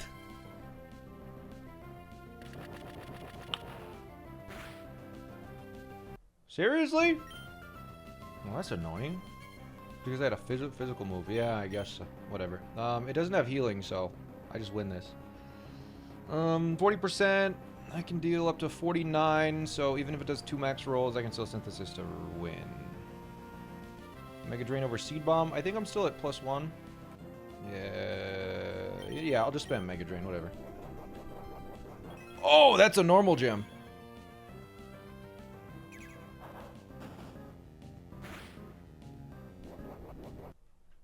I didn't even know you had that. Okay. You can't synthesis as much in rain? Oh, yeah, that's true. I forgot about that. Don't flinch me. Oh my god, I forgot water moves deal more in rain. That's crazy.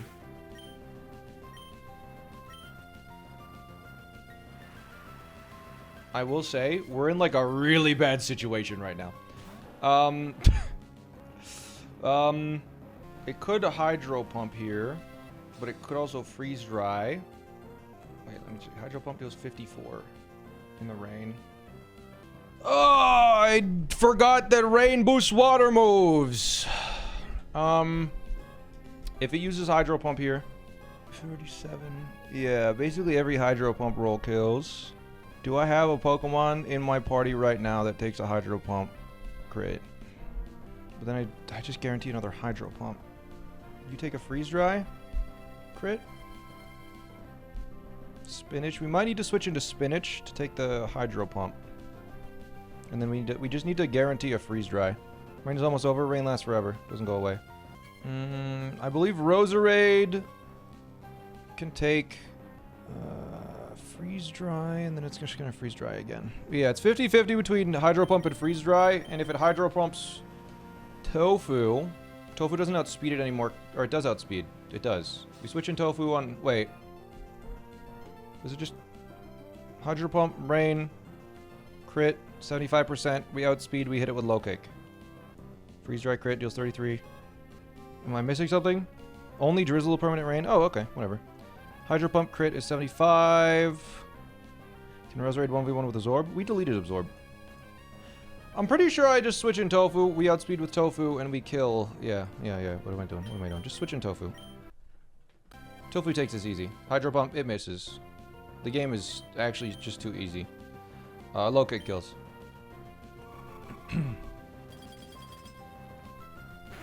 Yeah, no matter what, that wasn't gonna be a problem, chat. If it got double crits, it actually still didn't matter. We were fine. Forgot about rain. Let's go. Tab in time. New battle.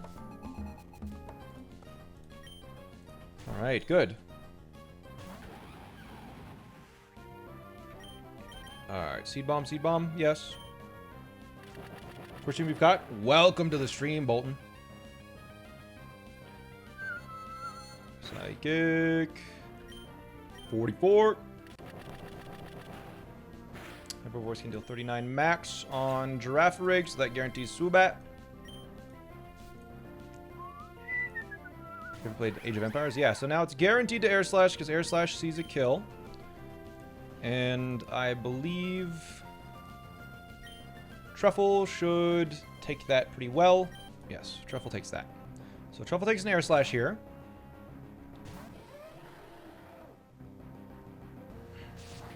Because it's not going to set up with Calm Mind. Now we will Ice Shard. I'm not going to Avalanche because it's going to use Extra Sensory, and Extra Sensory can flinch. Avalanche would kill, but if we flinch, we're screwed. So we Ice Shard once.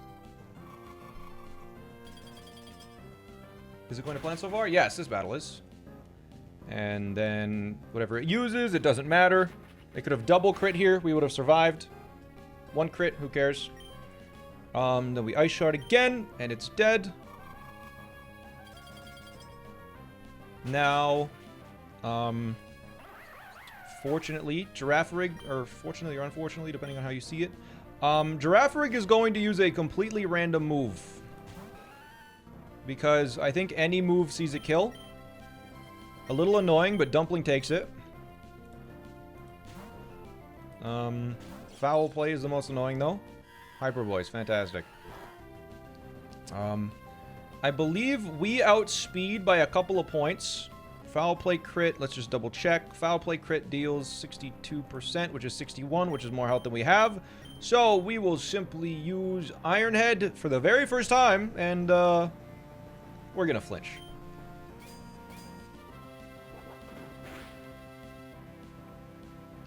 Whatever. Okay, perfect. So it used Hypnosis. That means next turn it will not use Hypnosis, and it will instead attack. Which is totally fine, because I believe it has to use Foul Play now. The only move it can use is Foul Play. Crook.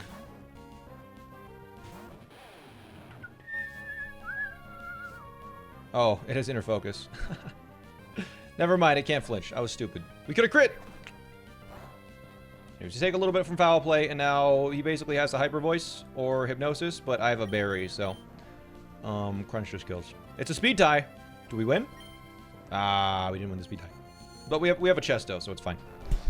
No one cares.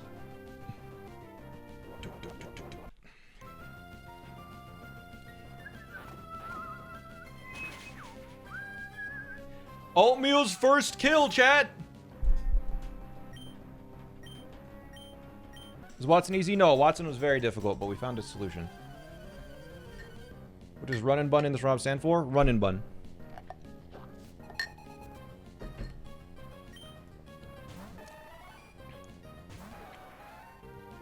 Okay, Fire Lash is the move.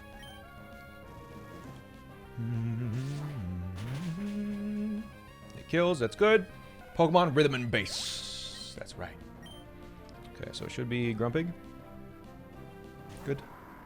Should be guaranteed to use that rock move. I can't remember what it's called. I think it's Power Gem.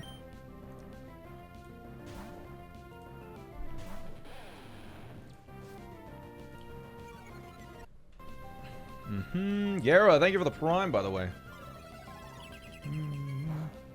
Take almost no damage. Crunch kills because we have the black glasses. Good. Did you use Candy on Watson? Yeah, Candy and Scale to get Torterra Synthesis. But it guaranteed a riskless fight. Which was nice. Now... Oh, Gallade! Really? Why? Really? It doesn't outdamage me. I mean, this is totally fine, but... Why? Drain Punch doesn't see kill. Does it outdamage percent-wise? I deal 73, it deals 67, but I lose... Oh my god, if I'm at 110, how much does it deal? It deals 76 with Drain Punch. God dang it. Alright, it's fine. Yeah, this is fine. It's a little weird. So I'm gonna have to switch in Oatmeal on a thing, but whatever. Take a Drain Punch on Sprout, because it can't bulk up. No, it can't. Or it could bulk up. If it bulk ups, we're kind of fucked.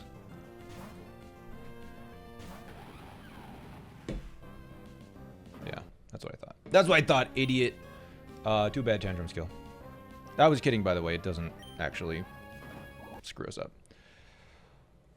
Okay, Drain Punch, high roll deals to you 36 damage. No matter what, you have Inner Focus. Bad Tantrum will now KO you. Okay. Wait, what? Oh, no, that's fine. Yeah, it's just an overlapping roll. Okay, now, this is a little bit tricky because it will use either Heat Wave or Drill Peck. Actually, no, this is just a better situation than before. We just switch in Oatmeal and kill it.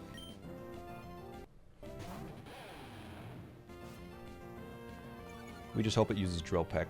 That would be better. Oh, nice. Cool. Crunch kills now.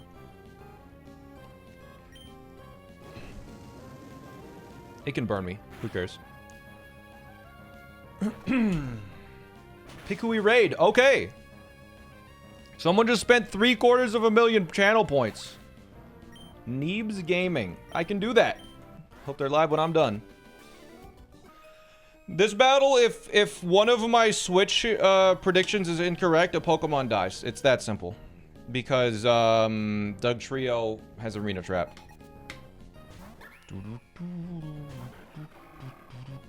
So we use Protect here because it's guaranteed to use Jump Kick.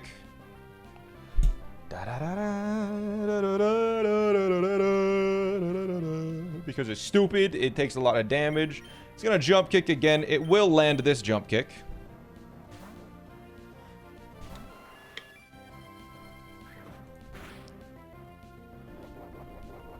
I take a good amount of damage. It is what it is. And now Egg will outspeed and will kill with Air Slash, I believe. Air Slash or Hyper Voice, but I'm going to Air Slash because it's a little bit more of a... Whew. Good. -1 Citrus. Yeah, had to use a Citrus there to guarantee that Doug Trio comes in next instead of Ninjask. Ninjask would have been really annoying. Why is it guaranteed to land the second Jump Kick? Because it has a wide lens and it was just going to use it again. Alright, so now this is going to Stone Edge, so I am free to switch out because that is a flying type. Even though it has Arena Trap. This is a normal Pokemon Nuzlocke. No, it's the world's hardest Pokemon Nuzlocke. It's at the extreme end of the spectrum. We can't get crit, obviously, because of our ability. And 1 Seed Bomb should kill this guy. Mega Drain also has a killing roll, I think. No, it doesn't. Okay, we just Seed Bomb then. Cool. Swagger. We have a Person Berry for that.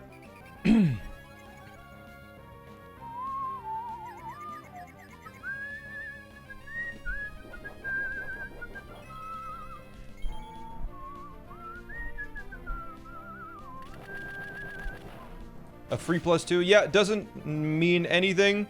Because we would get killed by Ninjask and then the following Magneton coming in, I think. Actually, yeah, I could get a little bit cheeky here, but I don't really want to. We're just going to play it really simple. We're going to switch in Tabasco. Tabasco takes U-turns all day.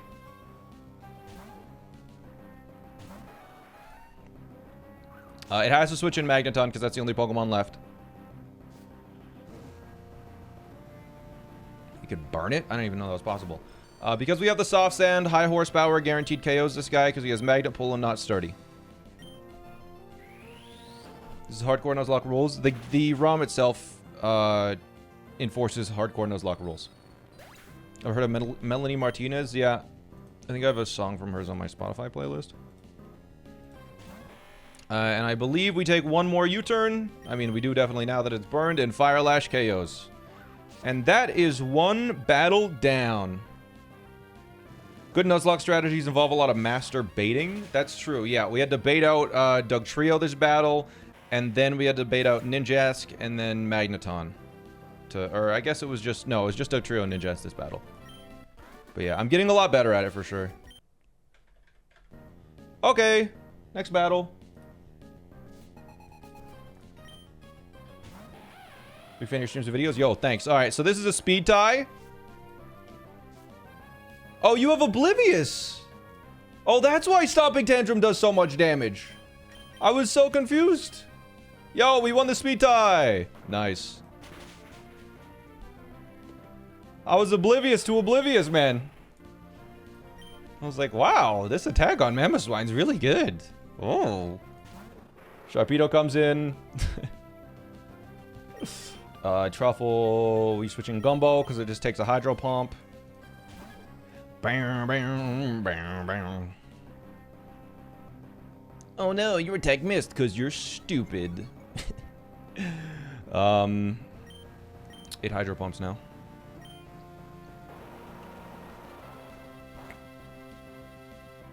Wait, did it use Psychic Fangs?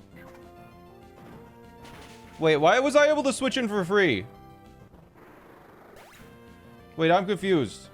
Oh, it missed. Okay. Okay, so this is now guaranteed to use close combat, I believe. Because return never kills. Close combat on Peanut deals... I love the in-universe implications of you willing to pull out an internet calculator to figure out how to beat some random dude on a bicycle outside of a town in a battle. Yeah. Alright, so now it is guaranteed to return.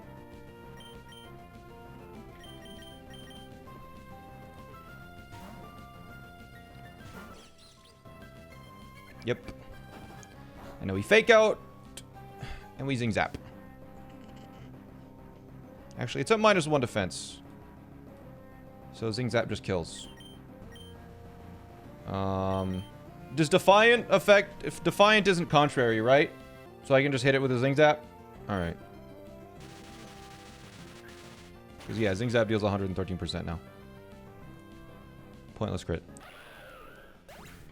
Okay. Great. Another battle down. Good stuff. We can steer if that happens. But we just need to pay attention. I'm scared that I'll fall off Cycling Road. There are barriers that are 10 feet high. Hello, Trin.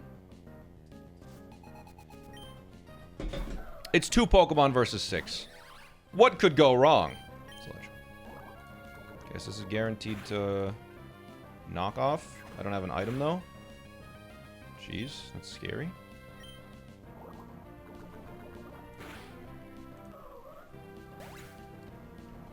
Alright. Yo, Sweet Melody, thanks for the 24. Appreciate it. 2 years. Alright, so this little stupid cat is, I think, guaranteed to use Psychic. Wait, is it just guaranteed to use Psychic? I think it might just be guaranteed to use Psychic. Let me double check something. Thunderbolt can deal 14. Shadow Ball can deal 26. Signal Beam can deal 24. It has to Psychic. Gumbo can just switch in on a Psychic.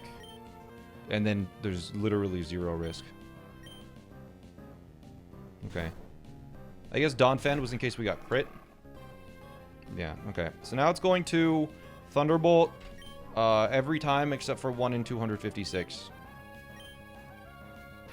Alright, leaving. Thunderbolt can deal up to 90%. It can't crit because we have Shell Armor. Have we taken a look at CRR yet? We have not. Good crit, didn't matter. Alright.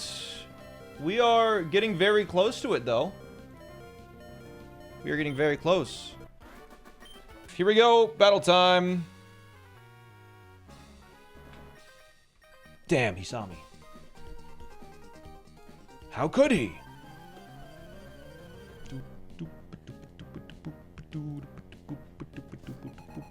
Alright, Tradley Benjamin. Alright, I believe with this, we simply brick break twice.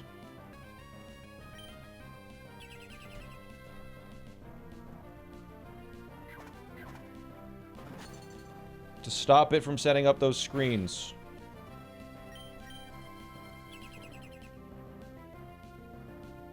I actually never considered if it never attacked. Are we still fine here? Okay, yeah, we're still fine here. I never considered that it could do that, but that's totally fine. When Pheasant comes out, and it is going to dual Wing Beat on Luxray.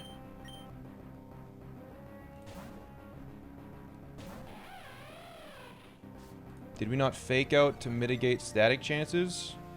We have Limber, and that Pokemon had Volt Absorb. Okay, so now we will use Charm once. This is fine if it crits. Never kills.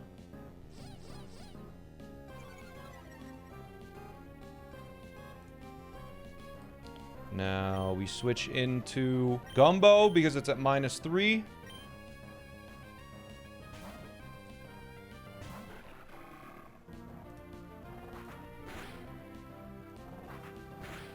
That was a crazy low chance of happening, I believe.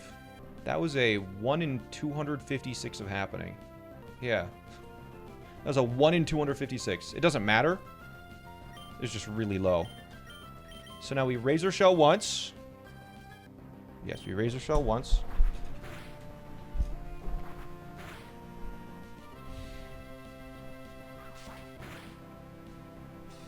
Okay. Now we need to get below 28 HP. So, it's only going to dual Wing Beat now, I believe. Now that's at -3. Yeah, it's only going to dual Wing Beat on my Crab. And it will deal 18 to 24 damage. So once we're at 18, once we're at 24 plus 18 is 32, 42. Once we're at 42 HP, we kill it. Once we're at 42 or below, we kill it. So we have to spam protect until it fails to get hit. Good.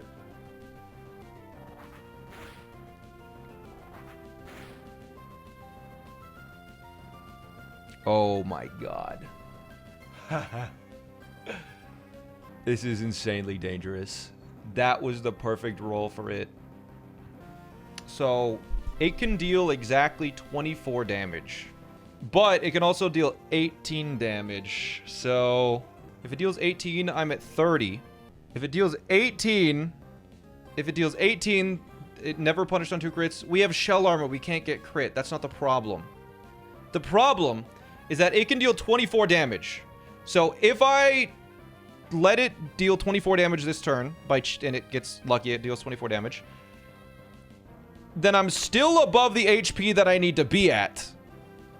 Like, if it deals 24 damage right now, then I am at exactly 24, and it is not dead, and it gets 1 more hit. But I can't kill it now, because if it gets a low roll, I'd be at 30, and I need to be at 28 or lower. Yeah, a facade low roll can deal as low as 28. But I don't think it's going to get 4 high rolls in a row. That's a 1 in 16, a 1 in 16, a 1 in 16, a 1 in 16 multiplied together. So we need to let it hit me again. Yeah, we need to let it hit me 1 more time. If it hits 24, I'm below 28. Wait, what? If it hits 24, I'm below 28. Yeah, but if it hits 18, I'm above it. So yeah, we need to let it hit me 1 more time. It's about a 1 in 65,000 that we're in a really bad situation, chat.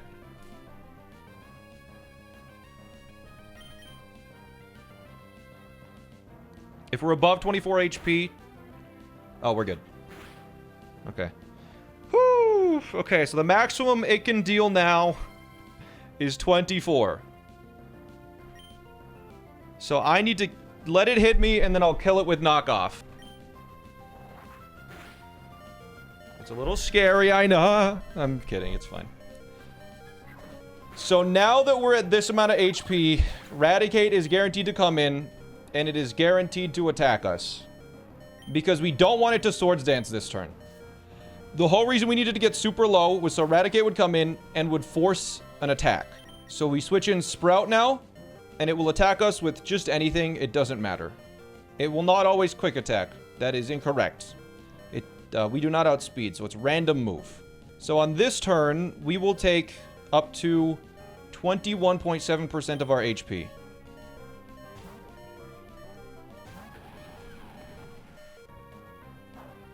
Okay, it can deal up to 27 damage. 22 damage. That was the lowest possible roll. Doesn't matter. Now... Oh, wait, it could Swords Dance this turn. If it Swords Dances right now, we lose a Pokemon. We missed a turn, I believe. Okay, we're fine. Yeah, that turn, I think it could have Swords Danced. If it Swords Danced, then we had to sacrifice a Pokemon. Because we would have switched in Togedemaru.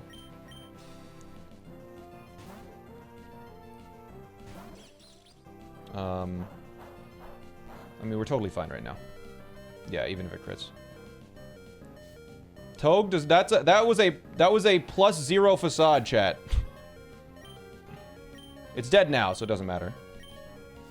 Yeah, that was a +0 facade. Fun fact.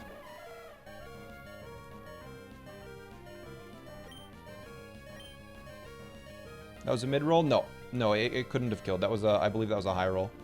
I'll double check, but I'm pretty sure that facade, a facade crit, if it's burned, deals up to 87 damage. So that was a mid roll. Anyways, Truffle comes out and kills this guy. Crit does not ignore the burn, but Guts does. Free fake out here? No. We survive a crit acrobatics here. And we one-shot with Ice Shard.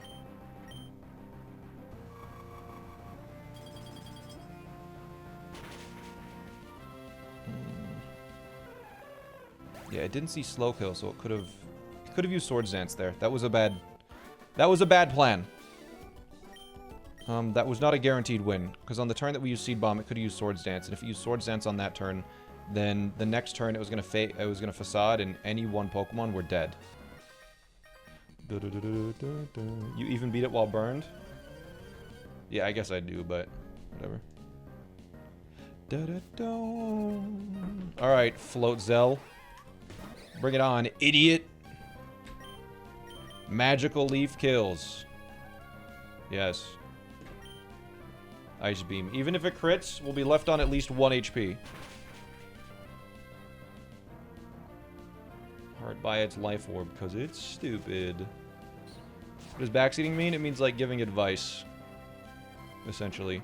Just like telling someone what to do. They did some renovations last time we played. Apparently, my god. Saucebuck comes in now. And because it did not crit, Saucebuck... Let me just double check the rolls on Saucebuck. This could be very good. Saucebuck, 25. I'm not at 25 HP, so it's guaranteed either Headbutt or Bounce. So we switch in Dumpling. It cannot Jump Kick, I think. Good. Okay, so it takes a little bit of chip damage from that, which is fantastic. Ooh. Oh, perfect. Okay. Now it Seeds Kill with Jump Kick, so it's guaranteed to Jump Kick. So we Fake Out. It has Serene Grace. No priority moves on it.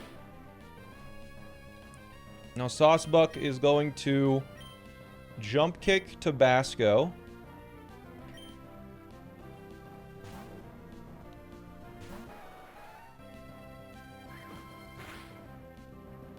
And now Tabasco outspeeds and kills with Fire Lash.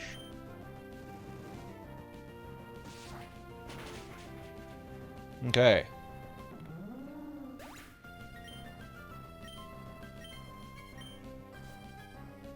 Now, this is just gonna use Toxic, Venoshock, or Flamethrower. I don't care which one.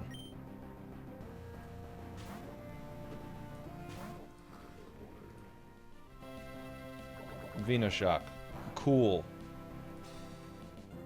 And then we will kill with Razor Shell, which is a move we actually... I don't think we've seen it yet. Have I used Razor Shell before?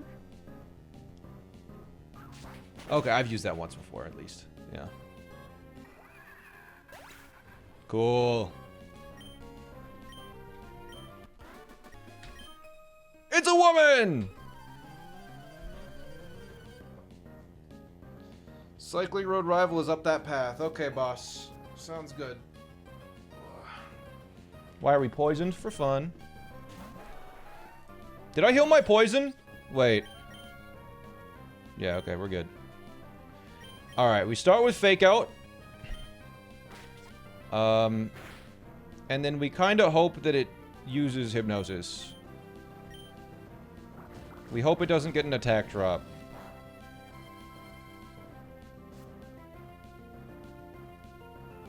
Cool. Alright, we win.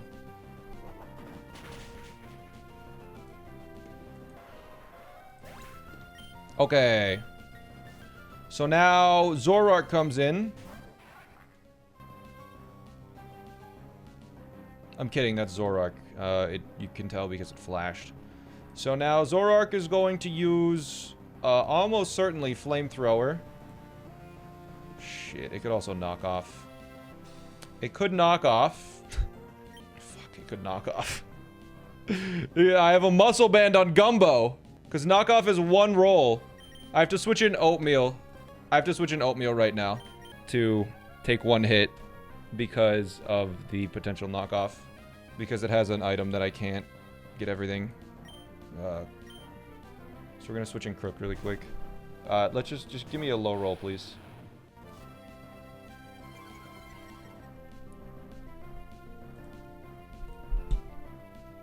Night Days. No accuracy drop? Ah. Okay, so now that this is in, it can either Flamethrower or Night Days. A crit deals 70 or 60. So we're free to attack. Like, we just might as well attack.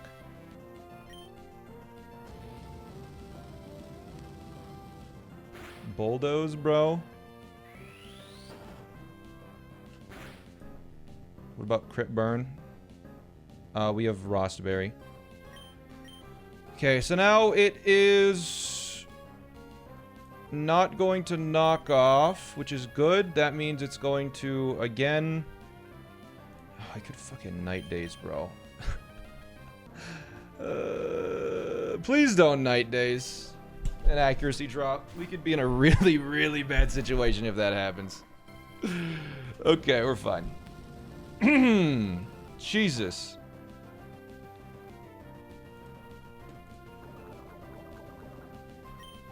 Alright. Believe we simply brick break here. And it's sludge bombs. Sludge bomb can't crit. So we're fine.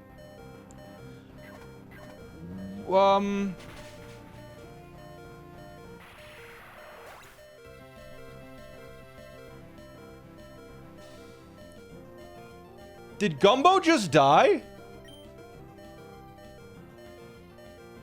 12.5 rounded down. I think we take 12 from poison. No, we're at 106. Did Gumbo? No way Gumbo just fucking died. What?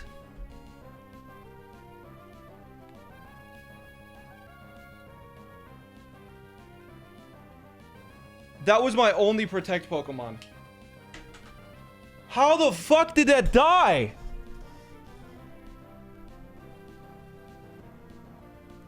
Flamethrower can deal 25. Sludge Bomb can deal 51.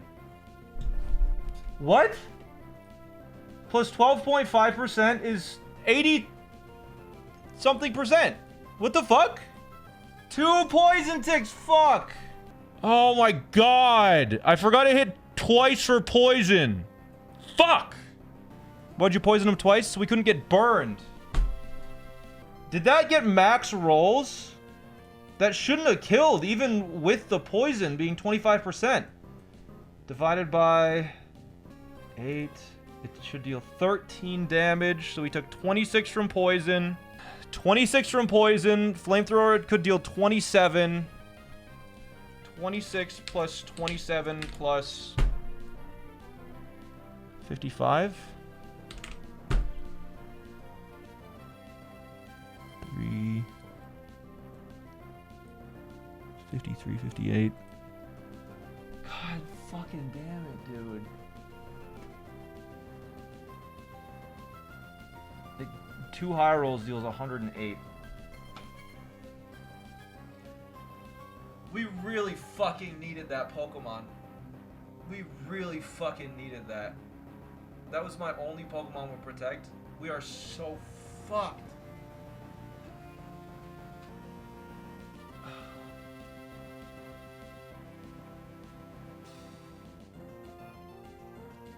Spiky Shield. I don't have a fucking scale.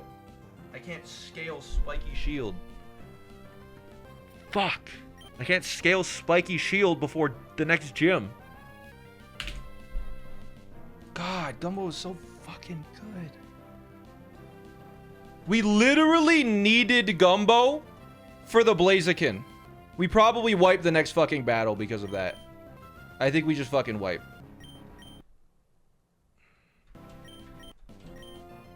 Why the... That was like 1 in 256.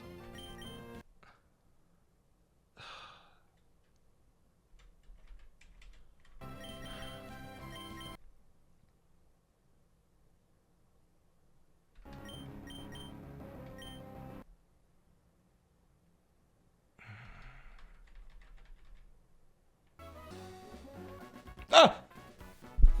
Hey, SmallAnt, so this is where you were. How's it going? Have you been raising your Pokemon? I'll check for you. Please. Please.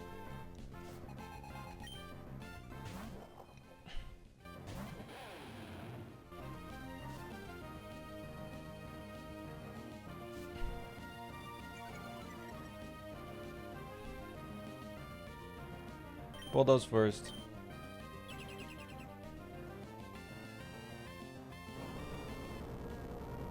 Okay, I think it is guaranteed to hyper voice next turn now. Wait, does Brick Break kill? Wait, uh-oh. That could be problematic. If Brick Break kills, that could be a problem. But I have to Brick Break. Light screen?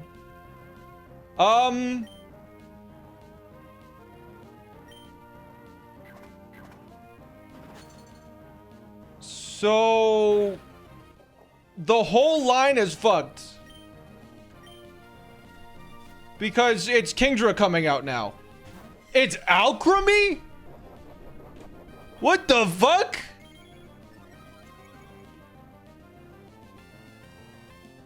Oh my god. Because the pre-damage let it see a killing roll with Dazzling Gleam? Holy shit. Okay. Well, Spinnick comes out and takes a Dazzling Gleam, I guess. It should see kill. That's incredible, by the way. That's really good. Because Sludge should two-shot 99.6% of the time. Okay, 100% of the time. Sword Power crit doesn't kill.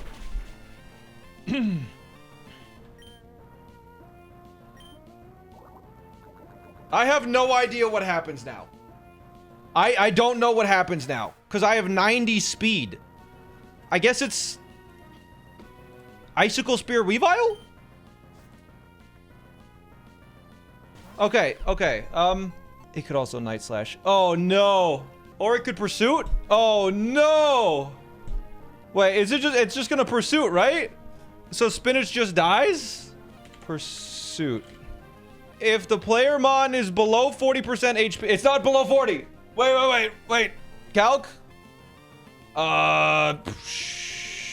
HP, we're at 42. We're at 41% HP. Okay, so AI document. If Pursuit can KO a player mon, if it cannot KO a player mon, but we're below 40%, if the AI is faster, it gets +3. Regardless of the above conditions, the AI is faster, +3. So, Pursuit, a slow Pursuit kill, be 13. Pursuit is not +11, no. It's like, it says it's +3. It's not the highest damage and it doesn't kill, so it's never Pursuit. Okay, so that means this is either Night Slash or Icicle Spear. If it's Night Slash crit, we could be fucked to a double crit. But I gotta switch no matter what to Taco. Please Icicle Spear. Please be Icicle Spear. Please be Icicle Spear. Please be... don't crit. Don't crit. Don't crit. Don't crit. Okay. Okay. It's going to low kick now. Low kick can deal some amount with a crit. It's not telling me how much. I think a crit could kill me if low kick gets a high roll crit. And then I think we lose, potentially. Okay. Okay. Okay. Okay. We guaranteed kill with Rock Blast because we have Skill Link.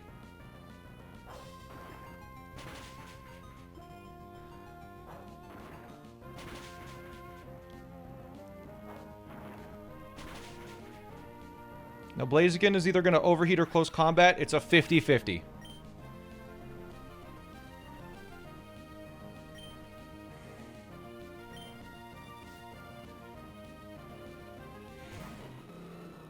This is the big turning point. I have to think. It could... Can it also Stone Edge? Or it could Stone Edge, in which case, we lose. No, if it Stone Edges, we're still okay, but then it has a chance to overheat still. I think we can sack Spinach now. I think we sack Spinach. I think we legitimately sack Spinach. If we sack Spinach, then as long as we don't get double crit, we win. We're gonna hope it uses overheat on the Spinach. Or close combat. No, overheat? I don't know. Sack Crook instead? Squirk is here. I thought he was the early game expert. I'm just worried you haven't considered the white herb. I think it timid. Fuck it. We're sending it Bulba. This could wipe us. Please close combat and make my job easy. For the love of God, just close combat.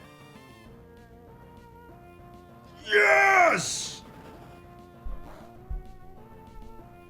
Okay!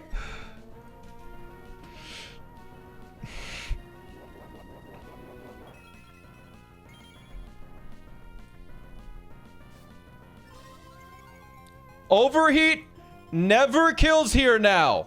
It is guaranteed to overheat. And I guaranteed kill with waterfall. If we do not get crit here, we have a good chance. Come on, please. No crit, please. Please. Please. Yes. Okay. Oh. Yes. Yes. Okay.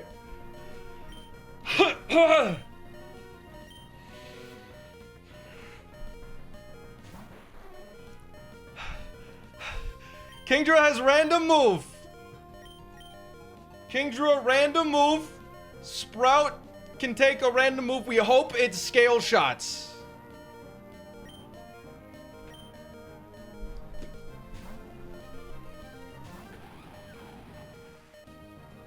Yes!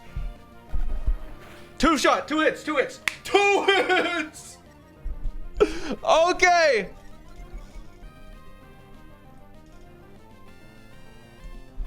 C-bomb's a 2-shot now. And we guaranteed kill it.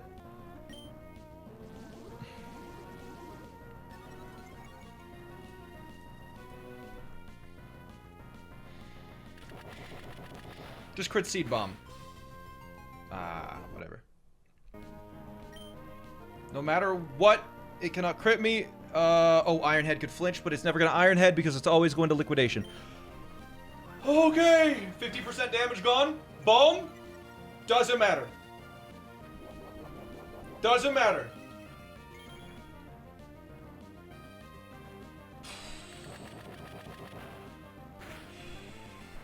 Okay. Okay, 1 Pokemon left.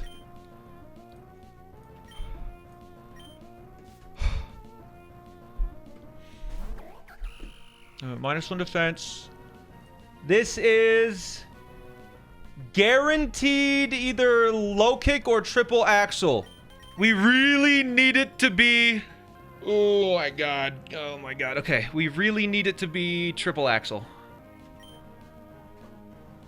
Come on, the perfect line! The perfect line! Yeah! Okay! Oh my god! We got the flame body! Okay! That's a guaranteed win! No matter what!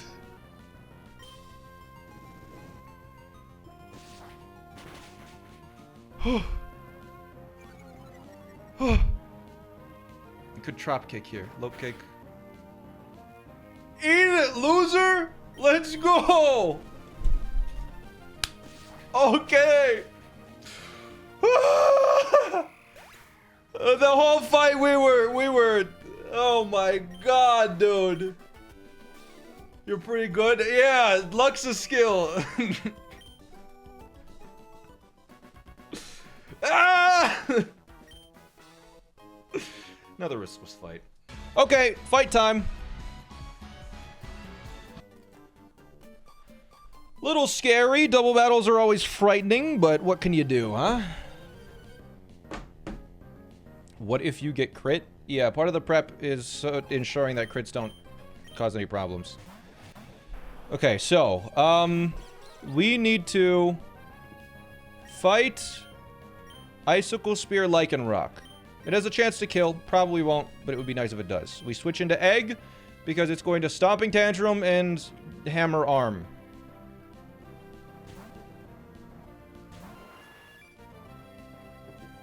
Good. And hammer arm. Beautiful. That's what we want to see.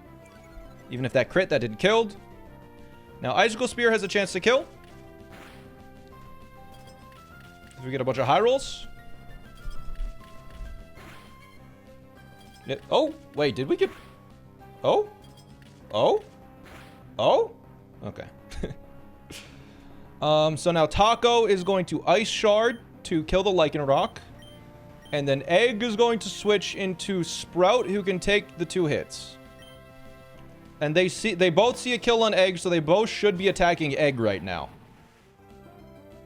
Alright, good. It didn't use Excel Rock, which takes away some of the variability. It's probably... Sprout's going to take a return from Kangaskhan now. Yes. Good.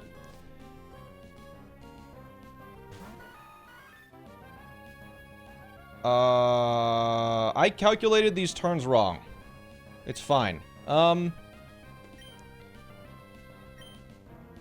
Yeah, I calculated these turns wrong. Taco outspeeds Victory Bell. It's fine. It just, I didn't think. So we'll Icicle Spear. And then you will Synthesis. Actually, it could be a little bad.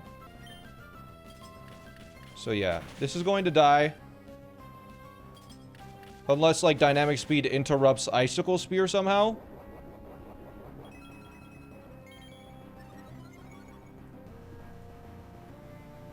Okay.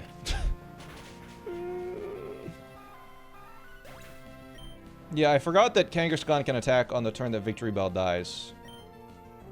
Should be fine. Oh, you outspeed... Okay.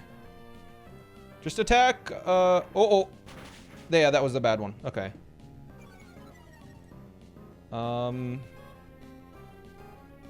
We are still fine, I believe. Let me just double check. We can take 60... let's see. Return deals the most here. Return does 67. I don't know what my select button is. As long as we have above 67 HP.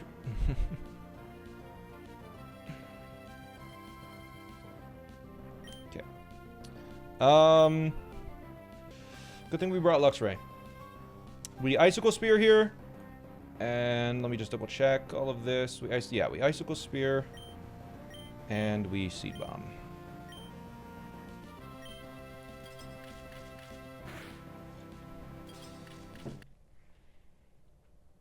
Oh my god, I forgot about... Oh no, I forgot about the... I forgot... No, don't die! Oh my god. I forgot about the Citrus Berry, bro. Holy shit. He couldn't have died. I was doing that for content, chat. It could have never died. The maximum I could have dealt there is 56. You thought, chat. You thought. Both Pokemon outspeed, so... it's gonna Sucker Punch now. So we switch into Dumpling. And then this Pokemon will kill with Seed Bomb.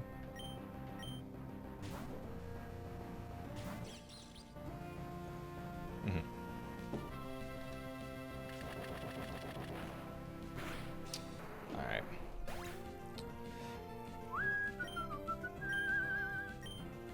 Alright. So yeah, we are totally fine here, by the way, chat.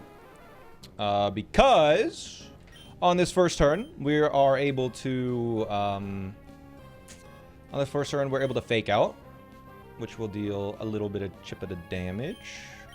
And we're also able to Seed the Bomb to deal some damage. Yeah.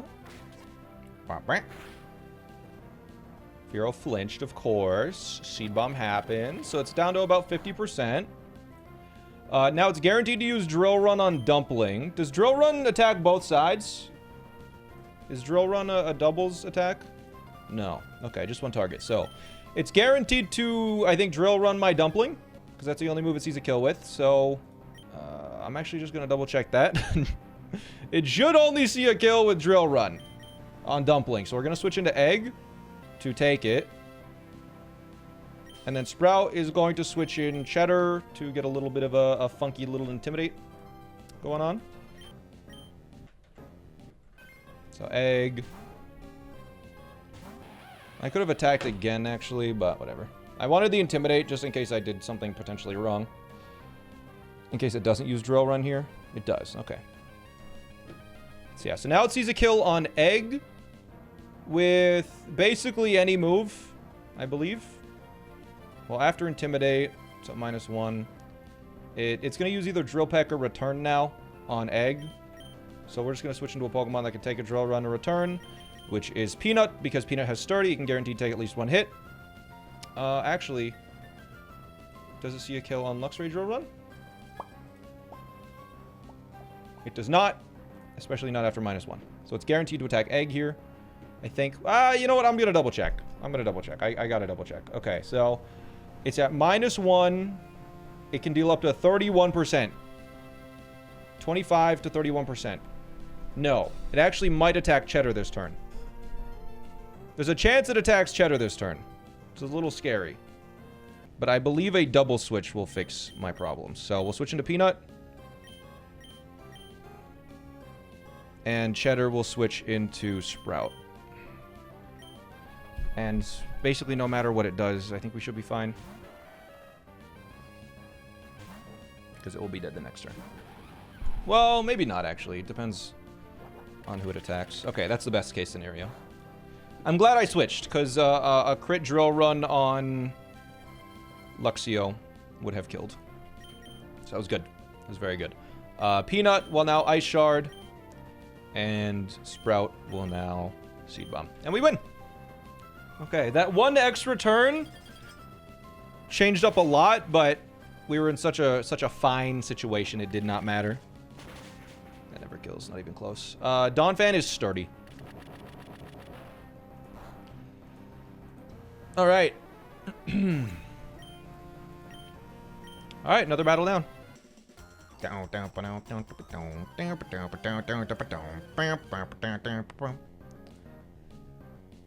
the frick over here.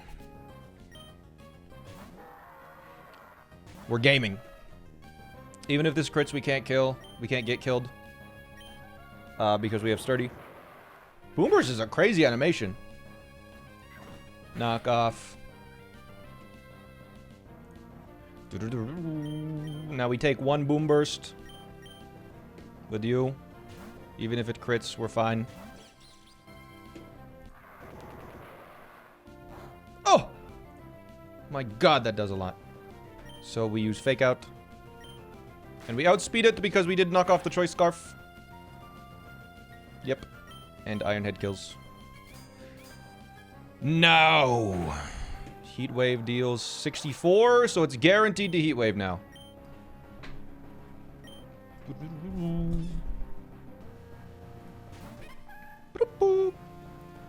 So we switch in on a Heat Wave because it's a guaranteed kill that it sees. A guaranteed fast kill, it thinks. Oh! No, Heat Wave burned me! No! Now it's guaranteed to use Boom Burst the next turn.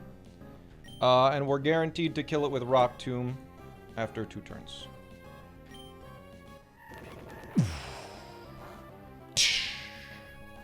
Is the full sound-based team? It is a guitarist. So yes, it has that theme. Yeah, it thinks it's faster because it's a speed tie. The AI assumes speed ties, it always wins it. We Rock Tomb, we kill that. Then I think it's either going to Thunderbolt or Grass Knot. That is such a nice cry. Why the pre-burn? Because it could have used... oh, that's an Oranberry, okay. Because he could have used Sing, and I didn't want to poison myself because I'm scared of poison. And we take the same amount of hits, anyways. Interesting. What an interesting little fella. We take 2 hits. We have the Persim. It's guaranteed to Grass Knot or Thunderbolt here. Obviously, we just hope it uses Thunderbolt. It might not, but it doesn't matter either way, because it can't get crits. It's stupid. It used Thunderbolt. Oh my god. Let's Stomping Tantrum and kill it in one hit. So yeah, Signal Beam. We could get confused here, but that's why we're holding a Person Berry, baby. Alright, doesn't matter. Now...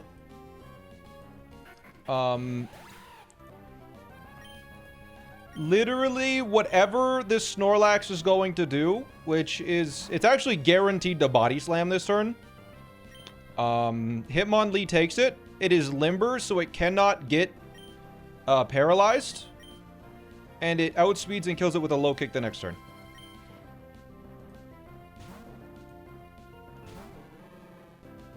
So it's going to Body Slam. We'll survive on 1 HP minimum, even if I crit. And now low kick kills. 111%. No items.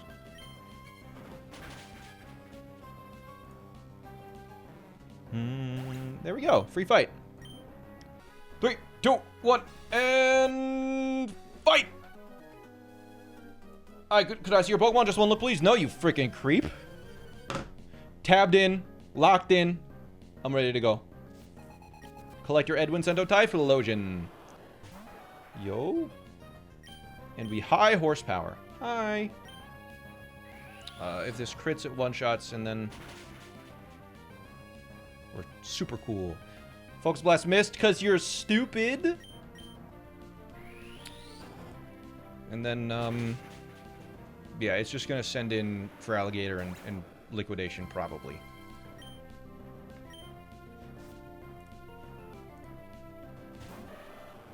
It could Swords Dance. It could Scary Face. No matter what, we're fine.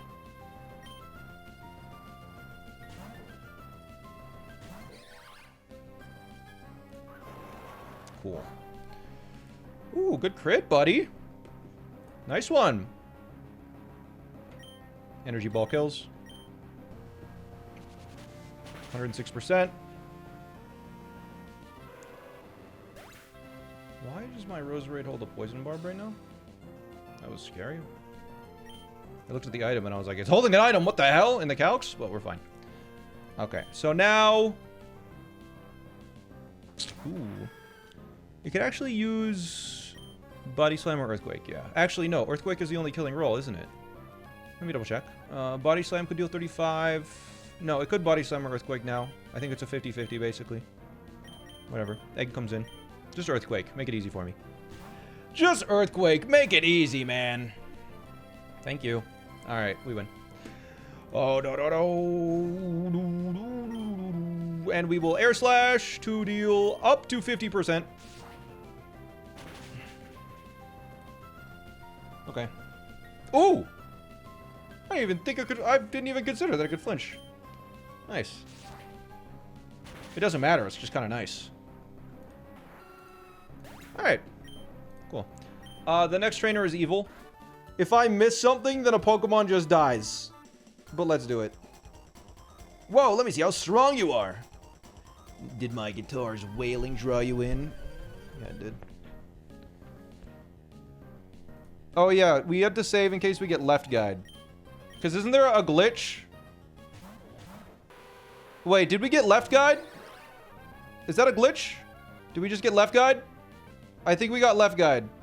The second slot should be Crobat. The first slot should be Crabominable. That's correct? Crabominable is in the first slot? Okay. There's a glitch where sometimes it sends out the Pokemon on the wrong side, and that would ruin the strategy. Can you fight them individually? You think we prepped for 2 hours with 4,000 people watching and no one thought of fighting them individually? Bruh. Come on. Come on. Okay. Oh my god. Okay, so Taco is going to kill with Icicle Spear on Crobat. Crobat sees the kill with Dual Wing Beat, and so does Crabominable. They're going to use Ice Punch and Dual Wing Beat. So Dumpling is going to take the Ice Punch and the Dual Wing Beat as Taco kills the Crobat.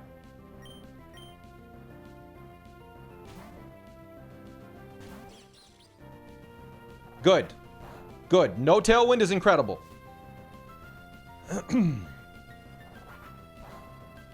Okay. Now Ice Punch. Oh, I outspeed it. Does that change anything? I don't think so.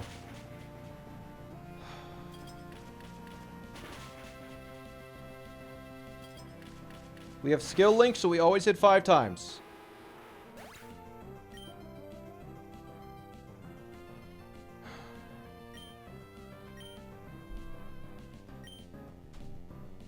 Ice Punch? Good. If we get frozen, we have the Aspear Berry. Okay, so we are low enough now that Noivern will see a kill with Flamethrower because it can deal 64 damage.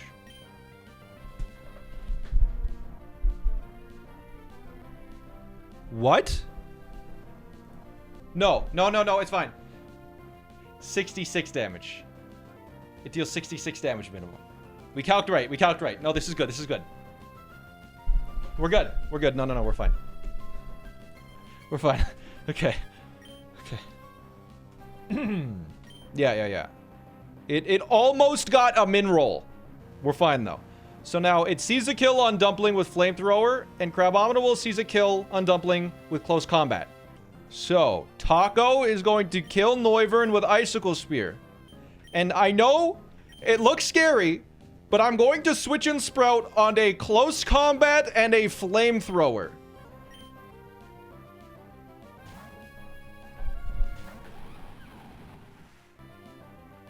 So there's the Flamethrower. There's the burn. There's the Rostberry. If we didn't have a Rostberry, Sprout died there.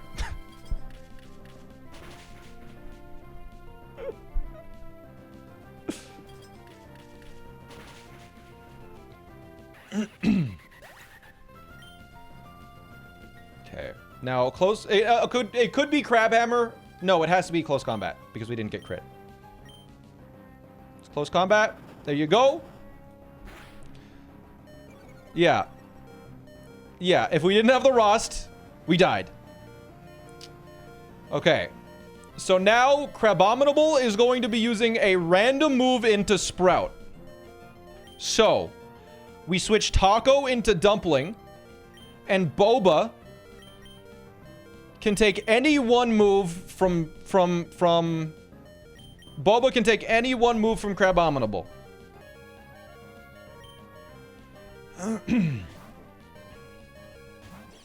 So Dumpling switches in. Sprout is in. Boba takes any one hit. It has Hypercutter, doesn't matter. Was that risking crit? No, we have Shell Armor. We couldn't have got crit. Crabhammer, that's fine. So now, we will use Fake Out on Crabominable. So I have a free switch into Egg. Yes. Okay.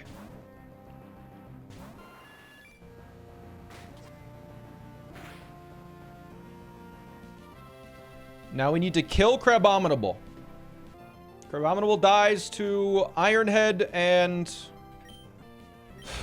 Tor didn't die to burn with those rolls? Okay, well, what he could have, probably could have. And then we Air Slash, and it just dies, because they both outspeed. Yes. Yes. Okay, now, this trainer should look at Togedemaru, and it should say, oh my god, my Heracross outspeeds and kills it in one hit, because it's a speed tie with my Togedemaru, and the AI always assumes it wins speed ties. So Heracross should come out next. Okay. Egg outspeeds and kills Heracross in one hit. So Dumpling is going to switch into Spinnick. And Egg kills every time with Air Slash.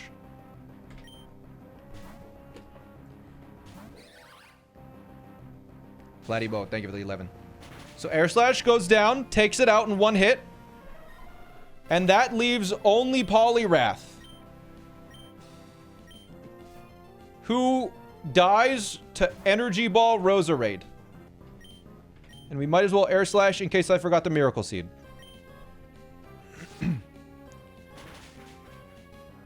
We calc that out, so it was a guaranteed win, but if I missed anything, then we just could have lost a Pokemon.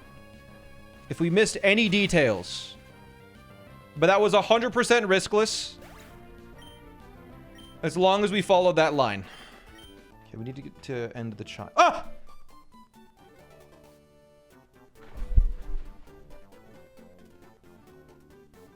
What?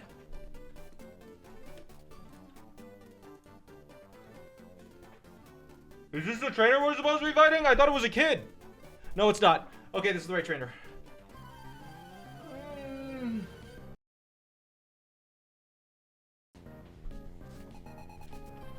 He only has 3. Didn't. Okay, we're fine. We're fine. It's good. Prepare for electric terrain.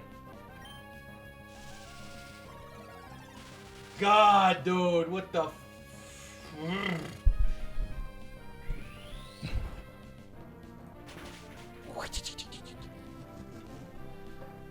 Due to the every battle, I'm scared every battle, man.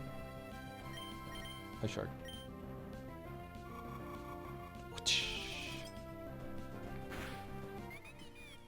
So what's the lore on a random freaking elephant that knows Ice Shard? What does that mean? It should be... What? What? I kill it in one hit, but I don't kill Mimikyu in one hit. It's not sturdy. Is it the disguise? Does the AI know about my sturdy? Both ones are fast, so it just goes order? Okay. I need to check on how Magnet Rise works. Magnet Rise. +6? What's it, 50-50? It's like a 50-50 for Magnet Rise, yeah? Or like a 60%? It's gonna click Magnet Rise? You sure? It always Magnet Rises. Okay, chat. I'll believe you. It should always use Magnet Rise. Oh my god, it used Magnet Rise. Holy crap, chat. You're right. High horsepower kills.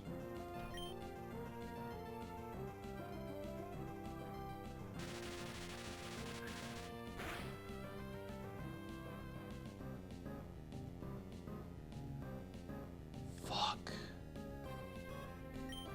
I honestly forgot that I just saw... This whole plan was stupid then. Because Fire Lash doesn't kill Togedemaru. It's a 62% chance. It would have 2-hit. Shit.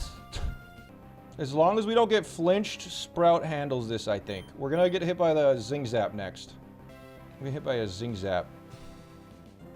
Can I Morning Sun? How long does Magnet Rise last? Forever? 5 turns. I just need to wait until electric terrain goes away. If electric terrain goes away, I can beat it. Okay. Now against this guy, it's going to use Steel Roller. Oh. Never mind. It's going to use Iron Head.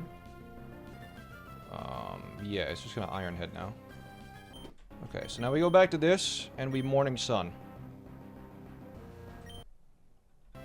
It's gonna Iron Head. We out-heal Zing Zap here with Morning Sun.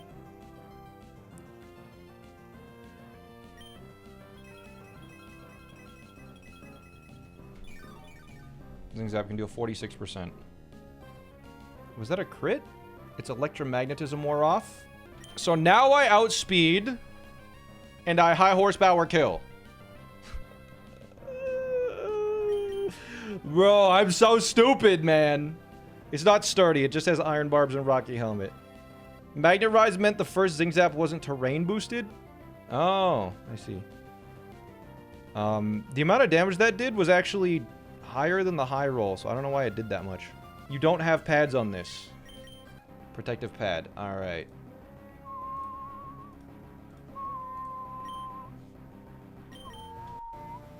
So I can just high horsepower for free.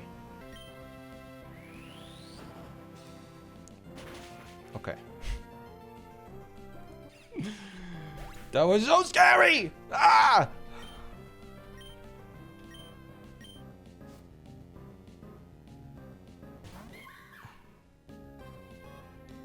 Now it sees that I two-shot it with Fire Lash, I hope. And we send in Taco.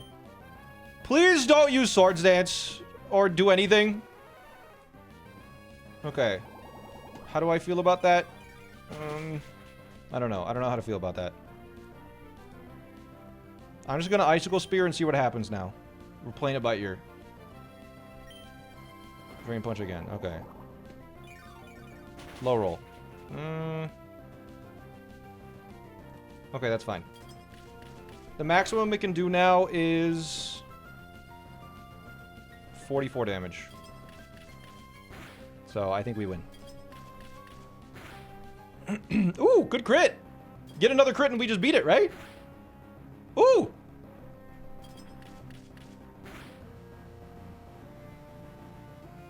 That's below 20%, right, chat?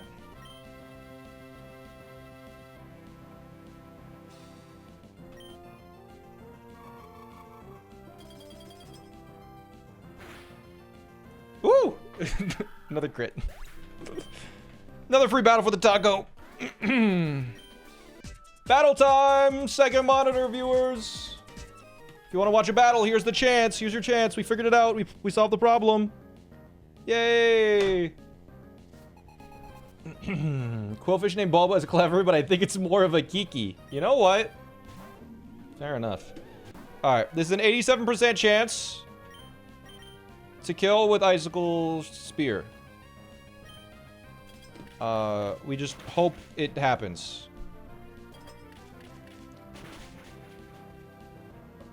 If it does, it simplifies the line a lot. If it doesn't, then... Okay, I think that kills. Nice. Alright. So now Lorantis should come out next.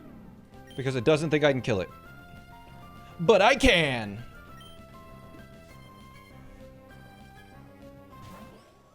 What the fuck? Okay, so Switch AI apparently does see the 5 hits for mine. That's pretty unfortunate. This is gonna be a little bit messy now. Dumpling just handles this every time. It's guaranteed to Giga Drain. Whatever. It sees Skill Link, apparently, but it doesn't see Skill Link when it was switching for its AI. I guess its AI sees Skill Link, but doesn't see Skill Link, but mine does? I don't know why it's switching that instead. I guess...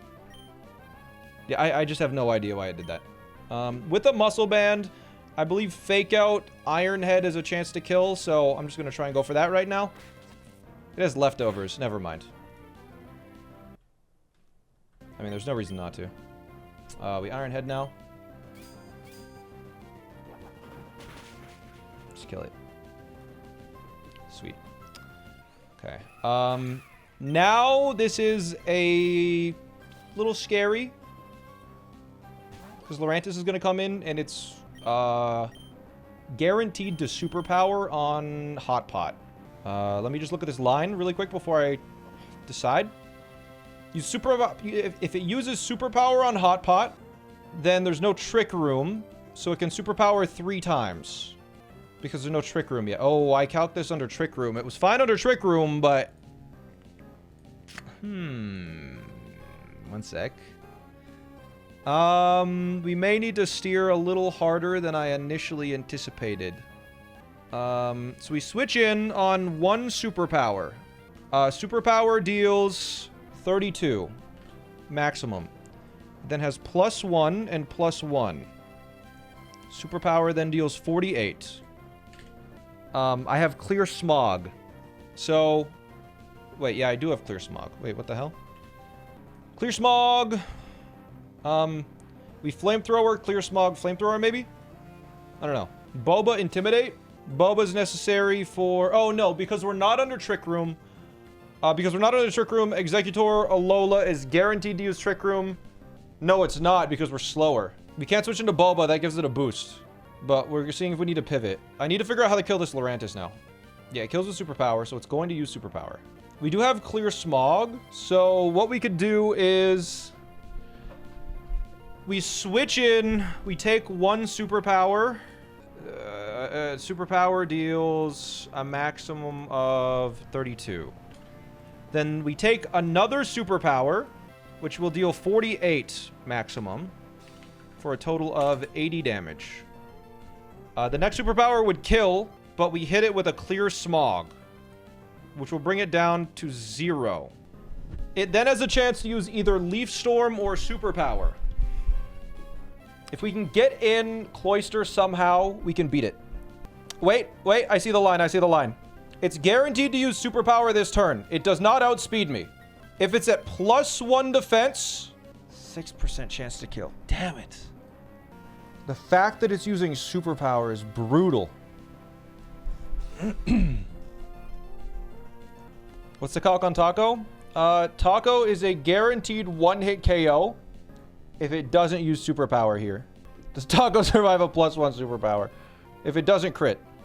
Can you go Torkoal and instantly clear Smog? So because I calculated this whole line, I never thought I would get to Lurantis when either Taco couldn't immediately kill it or Trick Room wasn't up. I never calculated a line where fucking... Why did Florges come in? Why the hell did Florges come in? It sees a kill here, but this also sees a kill here. They both see kills. And it says it's at... And it says that a skill link calcs -3. 3 spears do not kill. Three icicle spears don't kill it. Switch to Boba for superpower? That would be insane. It is contrary. I'm not giving it an attack boost. Whoever said it doesn't calc for skill link, it definitely does. Because the only way that it would switch in Florges over Lurantis is that it sees 5 hits with Icicle Spear. The post-KO switch in AI. Let's figure it out. Okay. It's slower, but it OHKOs it and is not 1-hit KO'd. +4. Because it's not faster, so it's this one. It's slower and it OHKOs it. Okay. So, let's take a look. Lurantis Leaf Storm kills Cloister. 3 hits on Icicle Spear. It is not KO'd. It should have sent in Lurantis. R&B Creator Brief. Let's check what it says. Skill Link. The AI calcs Skill Link as a Pokemon's damage is guaranteed 5 hits, as it should be. But for switch in calcs, it calcs with 3 hit instead. It literally says that in the docs. It sees Skill Link the moment the Mon hits the battlefield, but not before it enters the battlefield. From Lurantis, if it crits, that's fine. But then it would be at +1. We do outspeed it. We deal... Okay. I think that's our best way out, chat. I think that's... Oh, it could also Leaf Storm on that turn. After Clear Smog, it can Leaf Storm. Isn't it Hard Cloister right now? Yeah, let's just switch in Hard Cloister. Yeah, sure. Hard Cloister. So, it's going to use Superpower this turn. Next turn, it'll be +1. Cloister has a 6.3% chance of killing it. And then it will kill me the next turn. We would be sacking Cloister in that case. Guaranteed we'd be sacking Cloister. Basically, 6.3%. Clear Smog twice and Taco will hold. You know what, chat? I will let you guys decide for the content. I believe we're going to do a poll. I'm giving you guys 2 minutes to vote for this. There are 2 options. There's a 25% chance to lose the run. But 75% of the time, no Pokemon dies and we're fine. Or we sack 1 Pokemon and we have a 0% chance to lose. I'm letting you vote. If I lose this run right here, I'd probably take a break from it for quite a while. And we go back to Kaizo Ironmon. The sack is Cloister. You are actually... We don't do smart plays. This is for the content.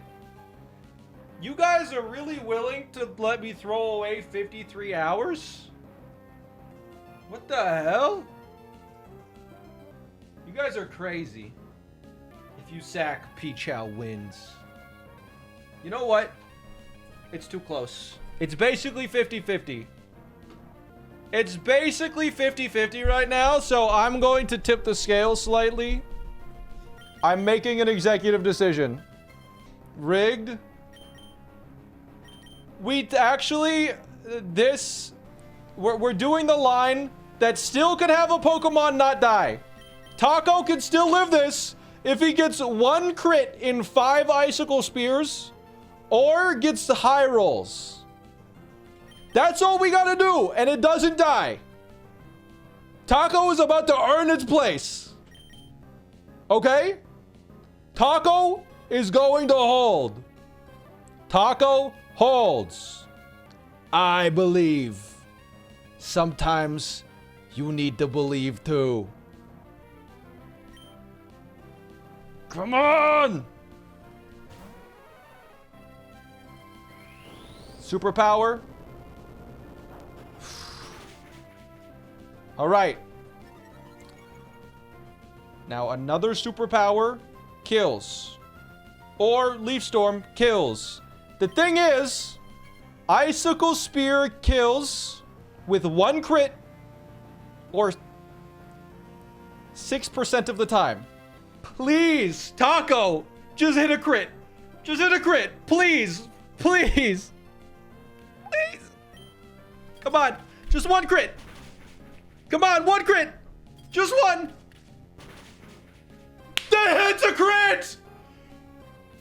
We're living. Let's go, Taco. That's it. Taco's the GOAT. That's why he's the GOAT. Yeah.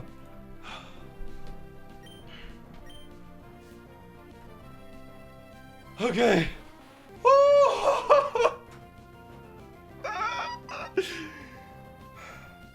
Hours of... We talked about that for like 2 hours. All we needed was a crit. All we needed was a crit. And now I believe Icicle Spear just kills this because we outspeed and it doesn't have any priority. You can't stop me, Peachel! Your shitty docs that you gave me that are wrong? That kill me along the way? Wait, what? Why? Citrus Berry can activate mid-thing? Can it harvest? It doesn't matter. It doesn't matter! You can't stop me! She's the GOAT!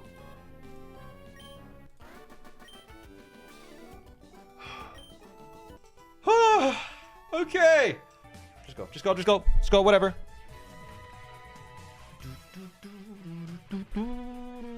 Weeball chat. Poison chip will screw you? I don't think so.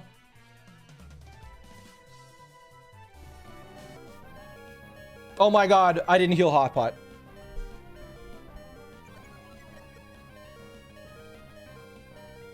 I'm kidding. I'm kidding, chat. It's supposed to be at 10 HP. Because now they think they can kill it. And I can just hit protect. So they're both just going to attack it. And I'll just be able to freely kill Gengar. Because they're going to Hex and Pluck. Protected itself. Pluck.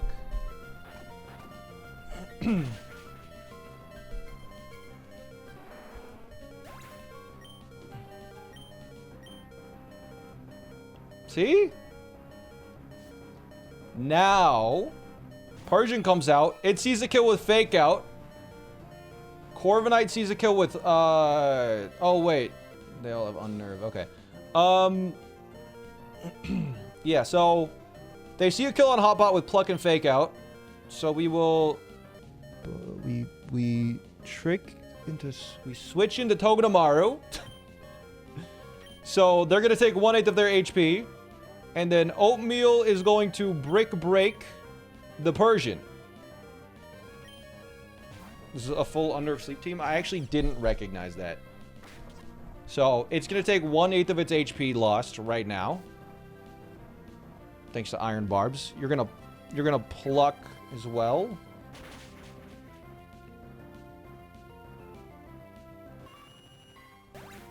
So now I'm pretty sure Jinx has to come out. And it has to Pluck, of course. Yeah. Cute. Iron Barbs for Corviknight. And Jinx, come out! There it is! Okay, so. Now... Wait, I can just Fake Out and Crunch Jinx, can I not? Wait. What? Did I high roll Brick Break or something?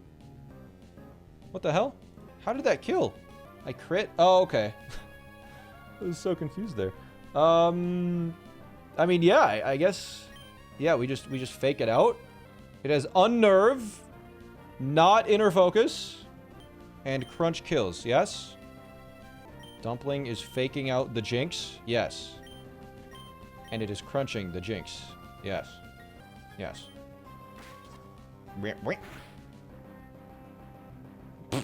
Took way too much from that, bro. Corviknight has pluck. And that's it. So then... It didn't even use screens? Oh my god. That makes it so easy. Okay, so now we're gonna kill Hypno. With, like, just whatever I want. So I'm pretty sure we outspeed with Crook. And Crunch does 91%. And Togedemaru does... With Electro Web 5.5. I could have Electro Webbed. Whatever. We could Crunch Hypno. The thing is, it has Dark Void. And I do not want it to use Dark Void. So I'm going to kill Hypno first. Because Corviknight is literally not a threat. So just Zing Zap and Crunch into Hypno.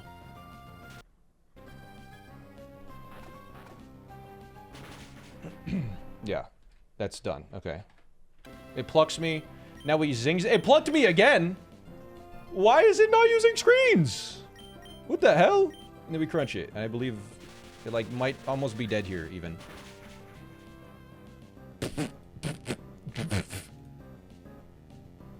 That might have been, like, 1 in 100, because I'm pretty sure it almost should always use screens there. Oh, we lost a big sister. Hope I didn't forget anything. The one thing that might happen that could be confusing is if it cursed body wild charge situation, it could act weird. I don't think it will, but it could. I miss the days when you did Run Bun. Me too, man. Me too. Okay, wild charge kills because your defense is lower than your special defense. Yes. And we take 28%. Cool. Okay, now Bruxish deals 70... Oh, there we go. Wild Charge was disabled. Bruxish comes in because it sees kill with Psychic Fangs. There you go. And it's guaranteed to use Psychic Fangs.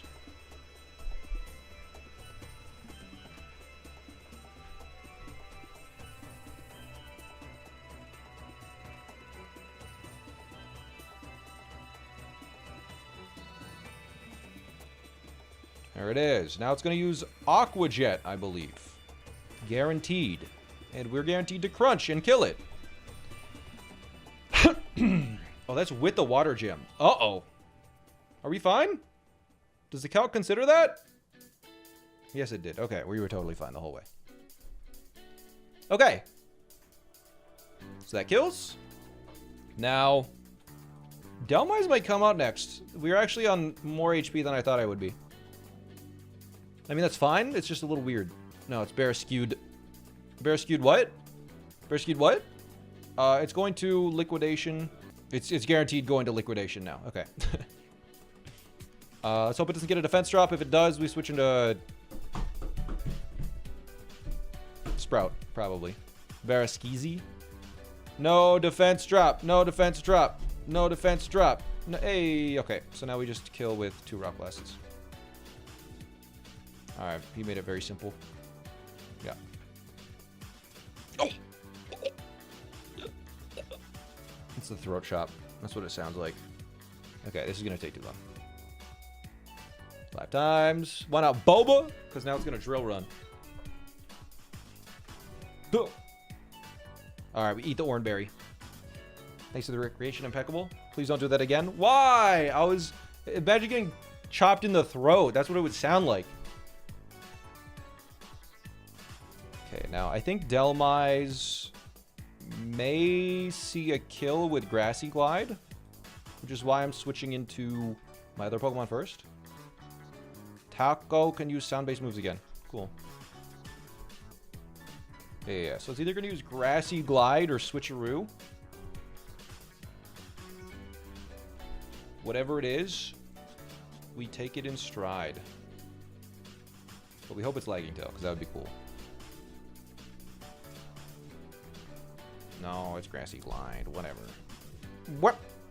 All right, now we're going to hope it's switcheroo. We'll switch in Sprout, and we're just going to leave Sprout in until it uses switcheroo, basically. Okay, well, that was fast. Now I need to kill it before it switcheroos again.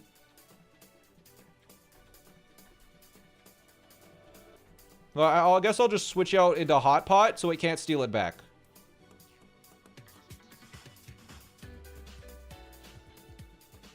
Ironhead. Youch!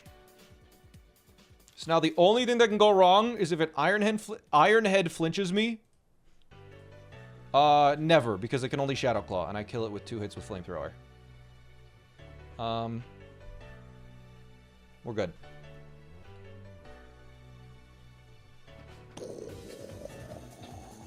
But we have a new item, the Lagging Tail! Yeah, Lagging Tail!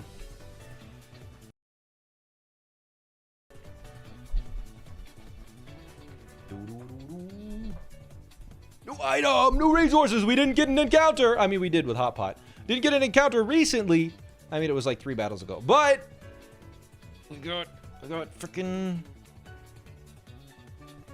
Got a new item. 3, 2, 1, and everything's healed. Yeah. Okay, gym fight number 1 of 3 before the leader. Want to double check that crook idea? It's too late. So we simply hit it with a Stomping Tantrum. Bye. And it Ironheads us.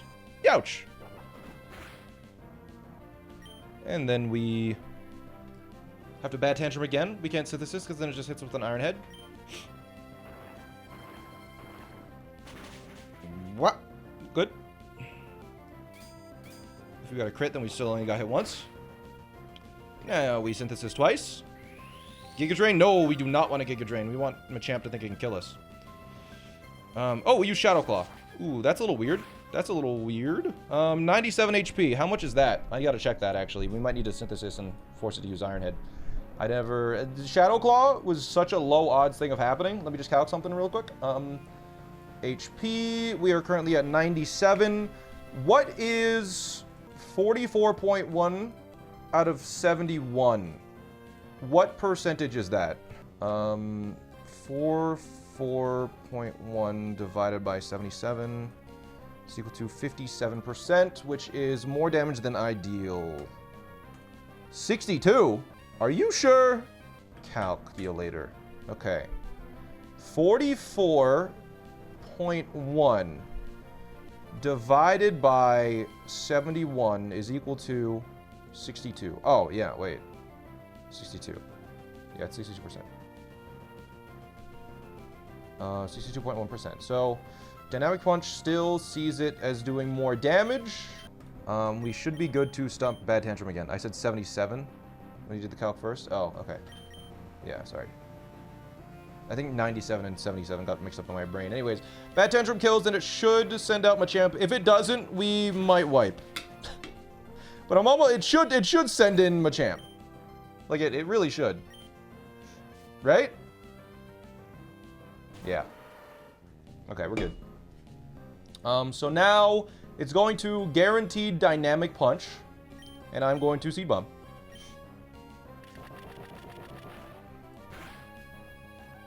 Nice high roll. All right. And now we're at 40 HP. Ooh. I couldn't Mega Kick. That would be really bad, so... Oh, we could be in a really bad situation here. Let's just hope it Dynamic Punches.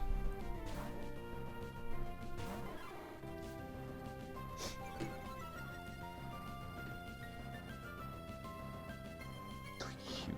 Alright, cool. No crit. Huge. Nice. We have a Person Berry for that. We hit this big boy with a Waterfall. And now it is going to Mega Kick and Mega Kick crit. Does a maximum of 79 damage. So we just Waterfall. We hope it flinches. But even if it doesn't, we're still fine.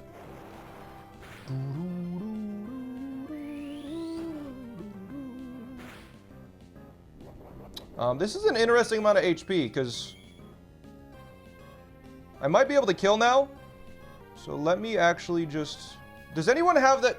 Does anyone have the image that all the Nuzlockers use, so I can figure out exactly how much HP it has?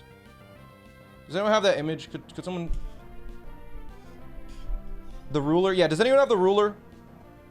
No way this works. You just hacked my computer. Oh my god, you did. How do you line this up? So it's about 31%. Okay, so waterfall won't kill. Guaranteed.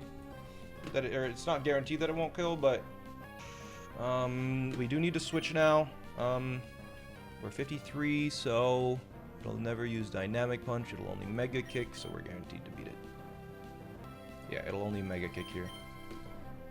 And now, mega kick crit deals 75%, but we outspeed and kill it. Fantastic. Okay. I'm a real Nuzlocker now that I got the ruler, of course. What?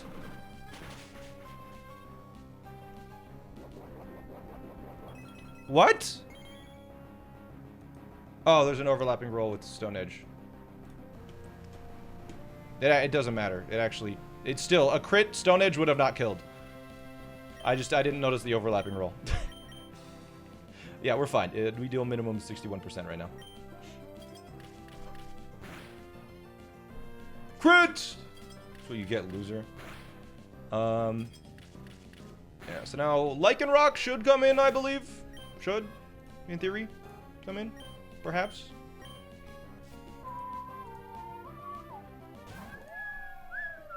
Alright, Taco has plot armor. Taco literally just can't die. That was me knocking on wood, if you didn't catch that.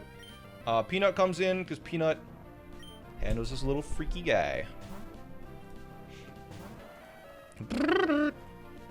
Takes a Stone Edge quite nicely. And now this thing is just going to spam either Mega Kick or Iron Tail. Or it's going to use one of those moves once, and then it will die. 30% damage, oh no.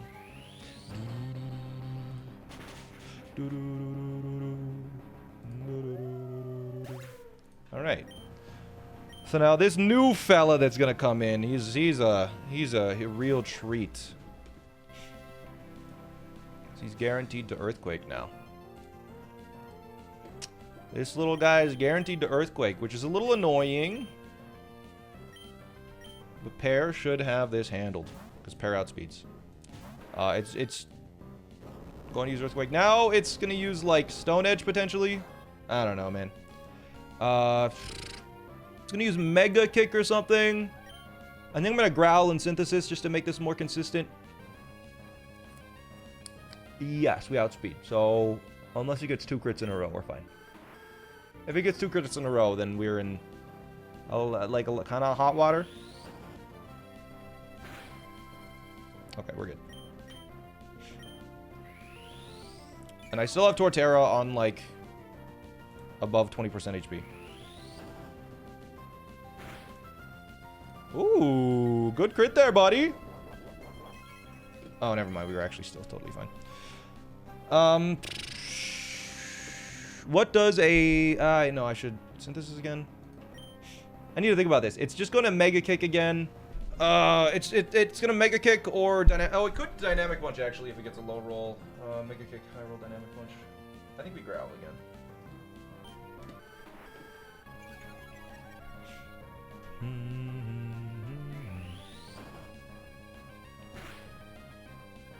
Okay, we Synthesis now. Good. No Dynamic Punch. There's a chance that it uses Dynamic Punch here, by the way. I believe now that it's at -2 attack. Now that it's at -2 attack, there's an overlapping roll with Dynamic Punch, but I'm just going to Magical Leaf. Just kill it at this point. Nah, this is the safest play. If it ever crits, we use Synthesis. A crit Mega Kick does 75, so he's Magical Leaf, and this could kill. Right? Could it kill?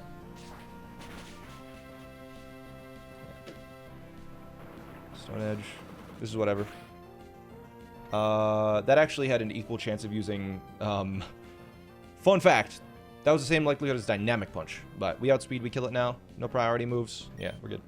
All right. First trainer in the gym done. Fantastic. Played it slow, played it well. The brain cogs are turning. Oh yeah, I got so many cogs in this brain. My brain is full of cogs. Grinding away. Oh, battle time. Second monitor chatters. Rillaboom. Is it Norman the 5th gym? It's 4th in this one. Glassy Surge. We Flamethrower. We take 20% from Grassy Glide here. Youch. Hopeye use Flamethrower. 75. Easy. Healed? Oh, if only you got burned, that would have been so silly. Okay, you're taking too long, bud. We Flamethrower again after it uses... Oh, you can protect? Really? That might be a problem, because I might be at too high HP, then Starmie might not come in, right? Am I crazy? I don't know. Whatever. It Grassy Glides. I think we're fine. I think Starmie might not come in now. There's a chance Starmie doesn't come in, if that, because it could protect, and now we're at higher HP because of an extra grassy terrain. I'm pretty sure Starmie still comes in, though. Yeah. And it is going to guaranteed use Scald here. So Sprout comes in. Takes a Scald, even if we get burned, we're all good, because we got the Rost, baby. We got the Rost. Can't get crit. Oh! There's our Rost Berry. Seed Bomb kills, so we're going to take a Grass Knot, which is going to hurt. But, Seed Bomb kills. Ouch! It can't crit. We were fine there.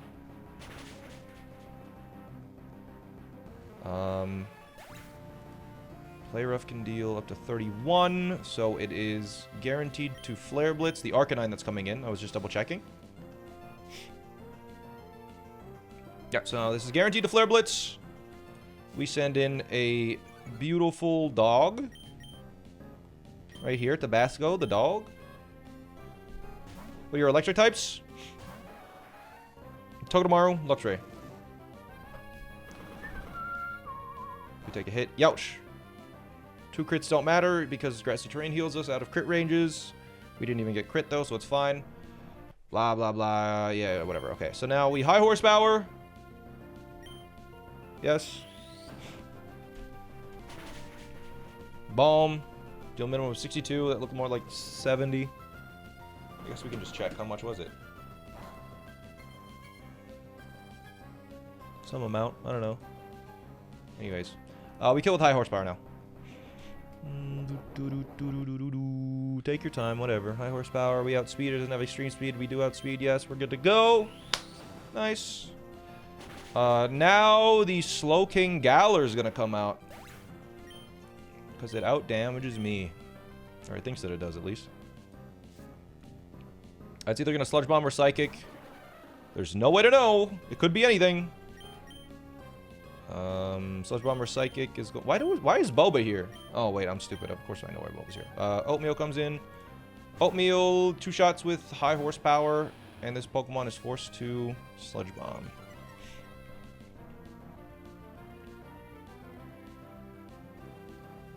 Actually, it doesn't have a soft sand anymore, so let me just double check. We took no damage, so yeah, we fight.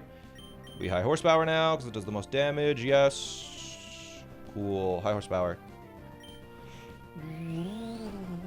Why does Slowking look like that? This is a Galar Slowking, a different form of Slowking. Youch! So even if we get poisoned, we have a Pecha Berry just for fun. Oh! I don't think it mattered, honestly. We kind of just wasted a Pecha Berry. But whatever. He looks like a little alien. Yeah, it's because he is. That thing on his head, it's like a brain sucker from space. What is it, oatmeal? It's like a breakfast food, usually.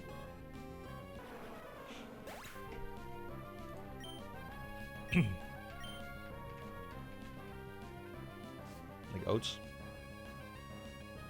The Fable comes in, and it is going to either Calm Mind or Moonblast. Either way, Boba beats it.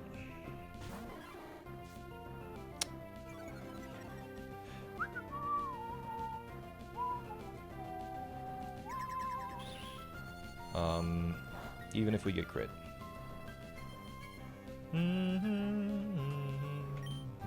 Poison jab.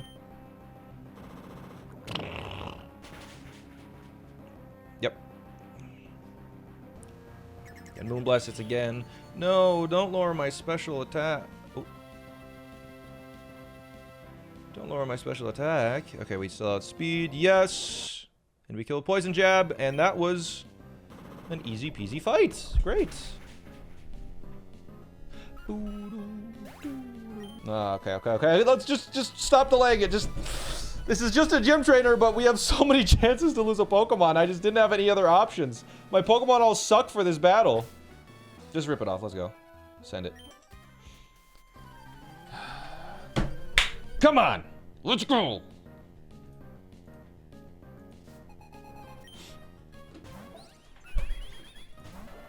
All right, Floette is going to use Light of Ruin. It's going to take me down to Sturdy, but I will kill it with high horsepower. Yeah.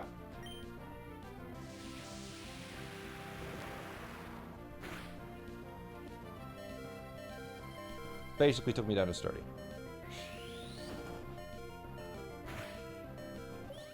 Now, Lucario comes out, and it is going to use a random move.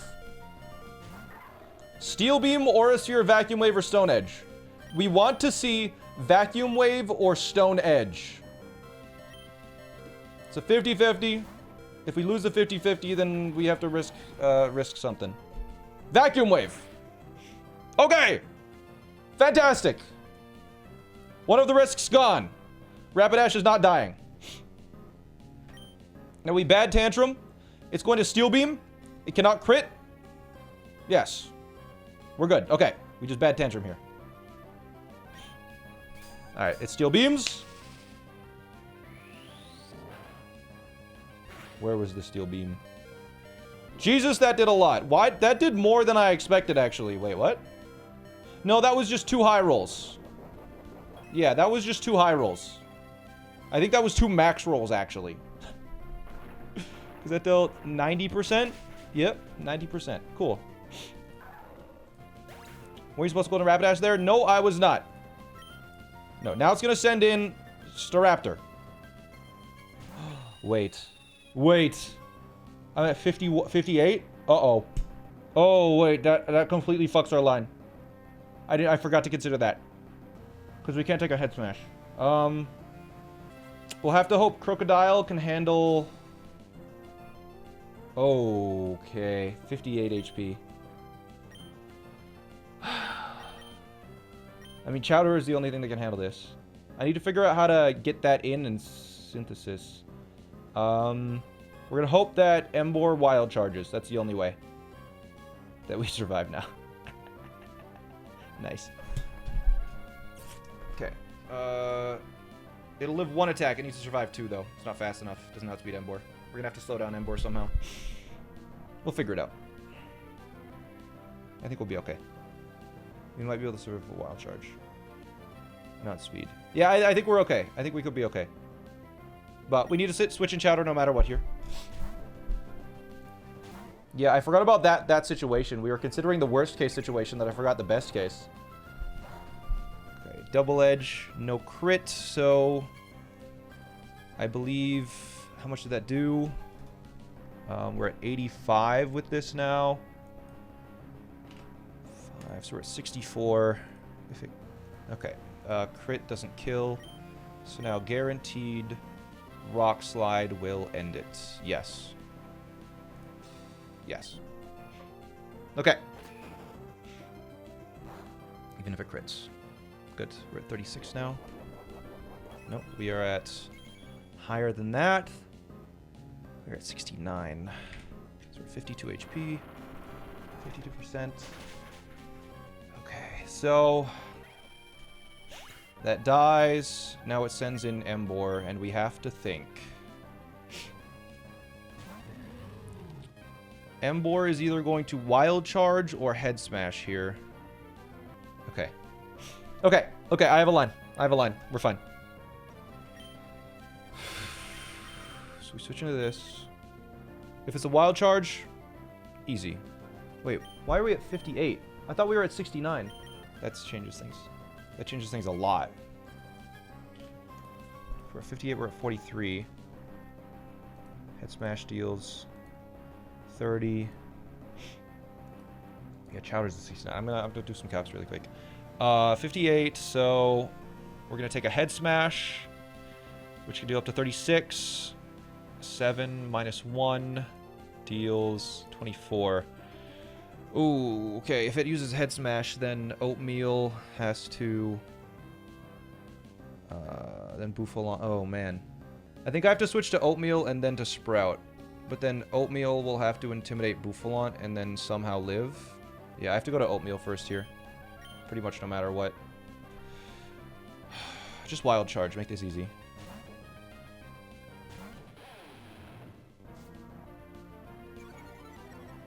Or no, if it Wild Charges, is that bad? I don't know. Uses Head Smash. Okay, let me think this now. I need to think this through. This is very critically important that I think through this. So it's intimidated, so now Head Smash deals a maximum of 24 damage. I'm at 58 HP, so I can switch in with Torterra and 1v1 it. And then once Torterra has beaten it, we should still be at a good amount of HP.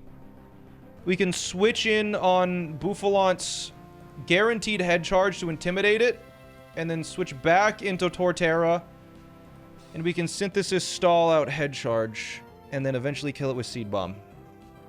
We died a crit? Yeah, we were always risking a crit with Oatmeal, but Oatmeal dies to crit Head Smash. Yes, it does, but we needed to risk it. That was the other risk that we were taking. He hit you for 25. Yes, that's fine. Head Smash always, or Head Charge deals. Just trust me. Crit Head Smash always kills, but we get the Intimidate, so we beat it anyways. So we're risking a 1/16 chance on Oatmeal here. In summary. But Sprout does handle this Embor because it does have a choice item, so it's forced to Head Smash again. It missed. Interesting. So we Synthesis. It missed again. I don't think that matters, but I didn't even know it could miss. That really doesn't matter. Anyways, we Bad Tantrum, and then we Synthesis, and then we Bad Tantrum again. If this crits, it could be a little yucky.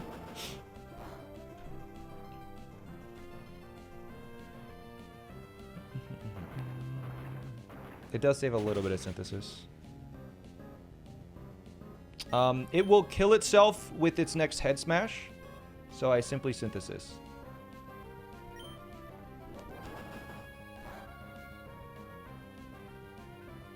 Then you have Shell Armor? No, if I crit it, it was bad because I was on slightly lower HP. But now, I do get the Synthesis off, right? Good. That's very good. Alright, now Buffalon comes out, and it is guaranteed to head charge, I believe. Neutral head charge deals 55 to 64%. It kills Rapidash. Deals 40% to Crook. Kills Kingdra, so we will need to send in Sprout. How many Synthesis do I have? 3 more? It's a little bad, but whatever. Oatmeal comes in now, and we're risking a crit with head charge. We have to. We have to risk a crit. It's the only way we can beat it.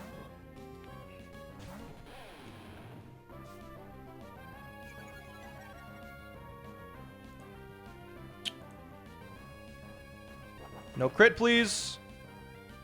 Good. Now, because of this situation, I think it's still guaranteed to head charge. Now, I believe Sprout can out-heal with Giga Drain and Synthesis.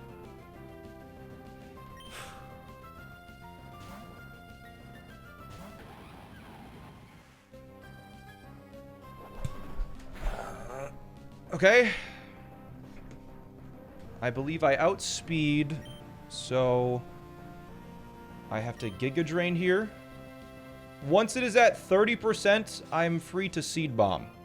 Or once it's at 60% and I can take a hit, I'm free to Seed Bomb. So I think I Giga Drain, I Synthesis, and then I can Seed Bomb. It has Reckless, not Sap Sipper. Head charge. Always a little scary. It's not quite at 30%. Synthesis. Okay. Head charge deals. Head charge can deal up to 60 damage, so I have to Synthesis again. Okay. It takes 10%. How much is it at? Is it at 40 or 30? Man. Okay. Is that 30%, chat? Would you guys say that's 30%? Alright, apparently Seed Bomb does 30.4%. There's 0 risk with 1 more Synthesis? Nope. It will use Reversal, I think. What if it's at 20% HP? Is Reversal more damage? No, Reversal is never more damage. No, it dies to recoil. It dies to recoil, because it's guaranteed to head charge. So it has to be guaranteed to die. Yes. Yeah, Seed Bomb brings it into the red, at least, and then I survive a head charge. So I guaranteed win. Okay.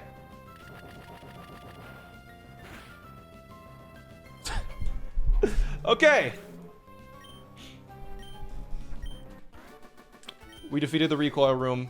No deaths. This is where I started. Is this where it ends? Let's find out.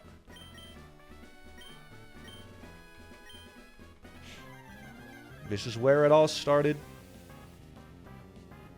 It would be poetic. I agree, chat. It would be poetic. But let's not think about poetry. Let's think about domination. Okay. So, it raises its attack. Because you're stupid. We open with Fake Out. For the necessary chip damage.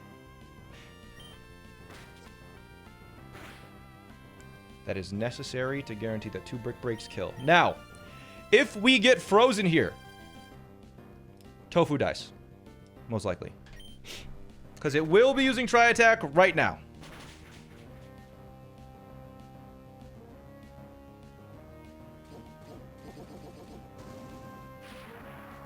So no freeze.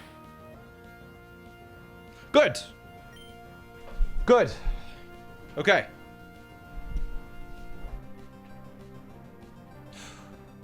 We Brick Break again.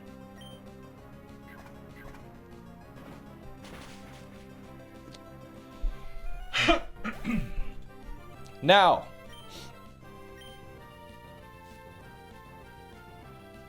We must risk again.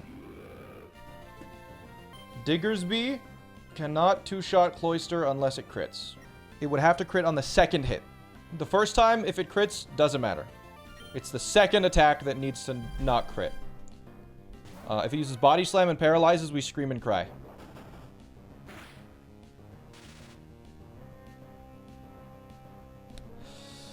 Okay. So now Icicle Spear kills, but we need to break through paralysis. This could be really, really, really bad. This could be really bad. No crit on Earthquake, please. Okay? Don't get don't. Yes! Okay. Okay. Okay. Okay, we're fine. We killed Diggersby and Taco's alive.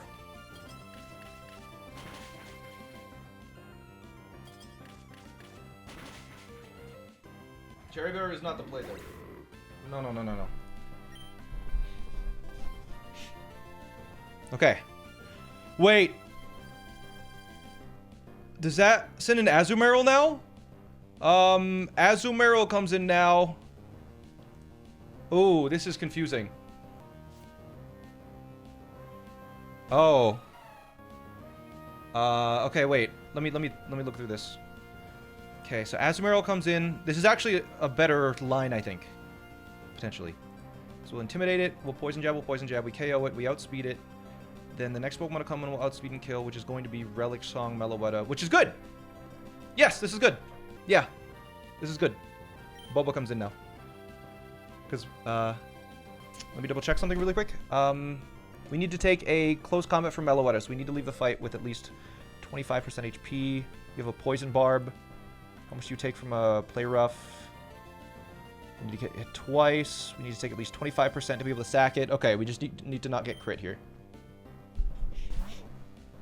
Or attack dropped with Play Rough on the first turn. And then we need to not get paralyzed. So just no crits, please. And no attack drops. Okay. Okay, I think we're good. I think we're good then. As long as it doesn't body slam paralyze now.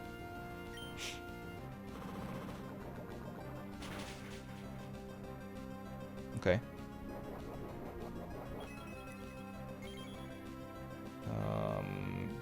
Good. Body slam, no paralysis, please. Yes. Okay. Okay. Okay. We kill now. Oh, it has Aqua Jet. Above 25? Good. Good.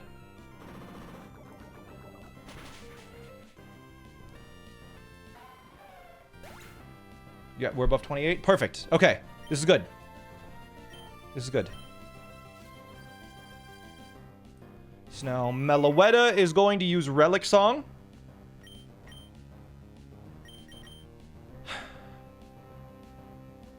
And we'll switch into Sprout, which is what we want. Meloetta crit is still fine, I believe.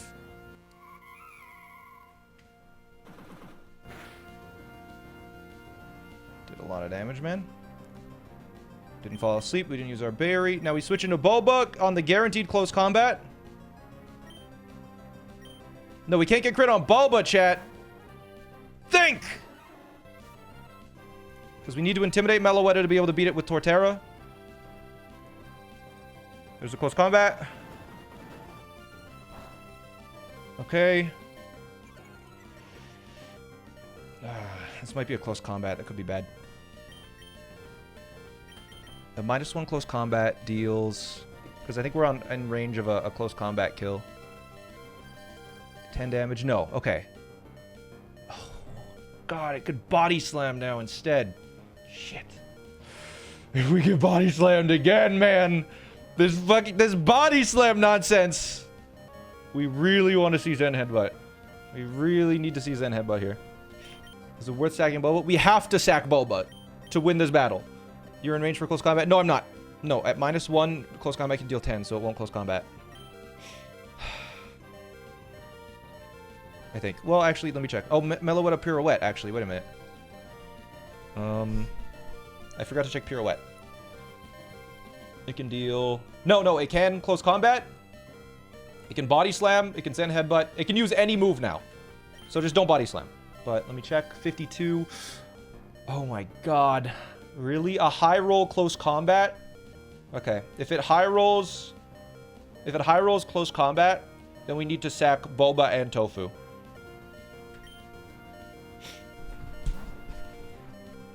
We want to be above 43. We need to be above 52 HP after this.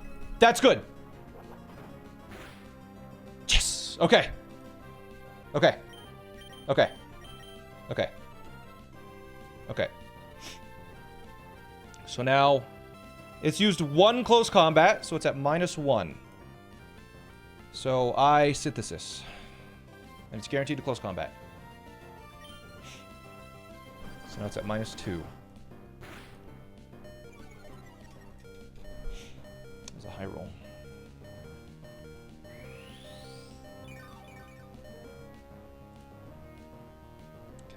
Okay. Again, I need a synthesis. None of this matters if Luxray gets crit. Yeah, we wipe if Luxray gets crit. Okay, it's at -3 now.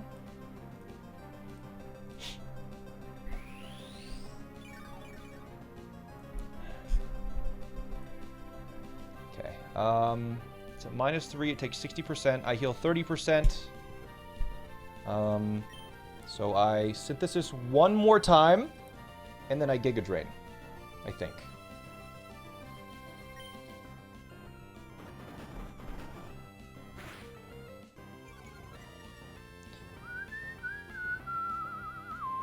Yeah, we don't need to be too healthy, but we would like to bait not Bullet Seed.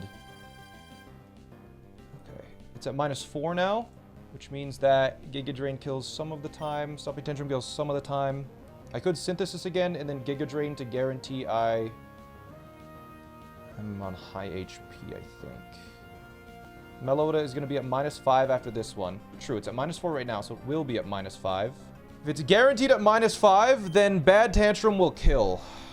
And I will bait Triple Axle from Cincino, which I think is fine. Let's see. Does Giga Drain kill at any point at -6? I might be able to just go to -6 and then be on full HP. Apparently, Giga Drain deals 53% at -6? Are we sure? That's really funny. So then there's no reason to Giga Drain. We might as well... Well, actually, can you live one Hurricane? No, you can't, so we'll never switch you in on Hurricane. Which means that you just are never able to re-enter the battle. So you have to Stomping Tantrum. Because it is at -5 after another close combat. And -5... I think even -4. Yeah, okay. Stomping Tantrum kills here. We take 38%. Good. And Cincino is guaranteed to come out with Triple Axle. Or it... Yeah, I think it just has the Triple Axle. Okay. It's called Bad Tantrum because the other doesn't fit. Cincino comes out now. And we switch in Dumpling. This was easier than anticipated. The hard part hasn't even hit yet. So because we have Iron Barbs, it will take more damage than I will.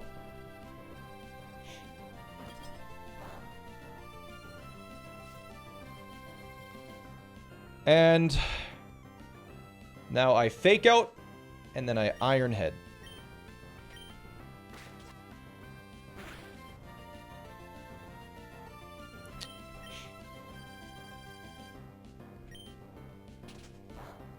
And Tail Slap will do a lot of damage.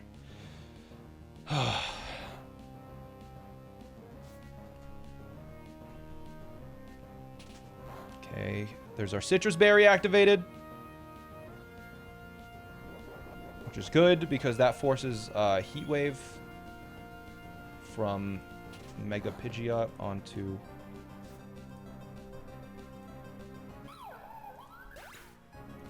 Lux...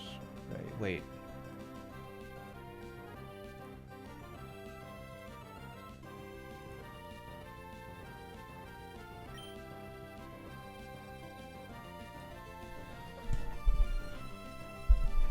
No, wait. It doesn't take a Heat Wave. Right, we're stacking. I forgot. Okay, it's dead. Yeah, it doesn't matter what move is now. So now we have to sacrifice a Pokemon. And I think we have to sacrifice Quillfish. The typing is incredible. Go hard Luxray. If we do go hard Luxray, we wipe. So say goodbye to Boba. It lived a good life. Its intimidating presence was very much welcomed.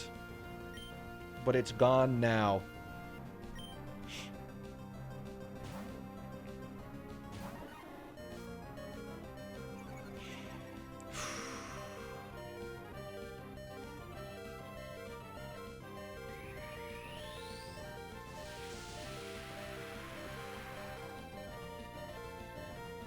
One last intimidate for the road. It's going over the Rainbow Bridge.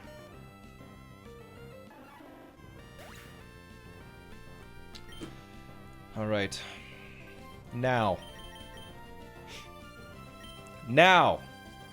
Chat. Cheddar comes out. Nuzzle plus Wild Charge is a kill. As long as Hyper Voice does not get a high roll critical hit. If it crits here with a high roll, we wipe.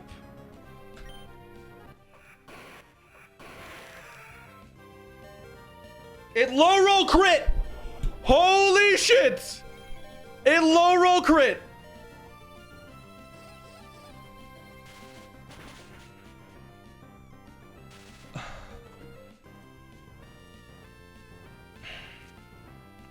I think Cheddar lives now.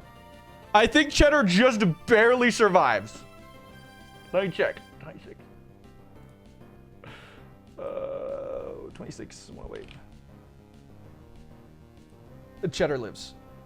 Ah, we were 3 HP from a wipe, bro. Wild Charge.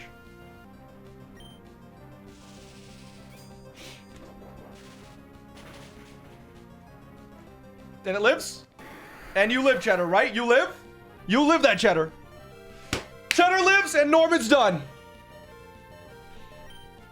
One planned death? Couldn't ask for more than that.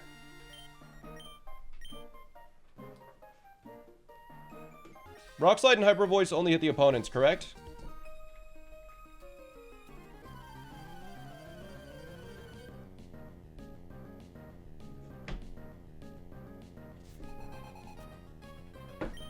Okay.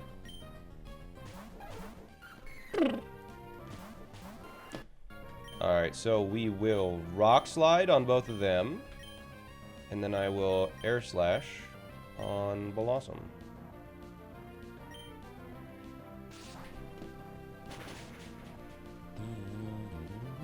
Blossom is so specially defensive. That's crazy. Okay. This is a free battle. Yeah, I don't know what comes in next. It might be Arbok that comes in next. Who knows? No, it's Watchog. Okay. Alright. Watchog. Alright. I will Rock Slide. The Vileplume is Sleep Powder, which I really don't want to deal with, so I'm just going to Air Slash it.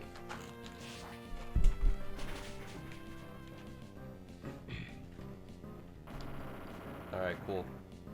Flower and Tall Cat, yes. So the Tall Cat exists. But now we just have single target. Oh, it flinched. Fantastic. Okay, so now we will Rock Slide. You know what? Let's Liquidation and Air Slash. And the fight's over. We took no damage. We Liquidation and we Air Slash. Cool. Alright. Damageless. This only has a Hurricane and Bug Buzz. This Butterfree that we're about to fight. Wait, there's an item there. Oh my god. If this item allows Kingdra to stay alive... What would allow Kingdra to stay alive? I don't even know. Air Slash kills this. Stantler, Intimidate. Pretty sure just 2 Air Slashes does it. Yeah, it's gonna Hypnosis me. A Revive? Maybe. It's gonna miss Hypnosis because it's stupid though, so whatever. Oh, it just used Double Edge. Why did that do so much? My god. Unless this has some sort of priority. This just dies. Yeah. White Herb restored its status. Oh, honey. Your status is dead currently. Alright, let's fight this guy. When you're as famous as I am, there's no room for pity.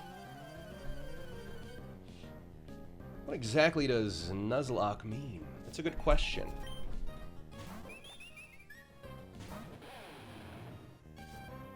I'm trying to figure that out myself. Alright, Crunch.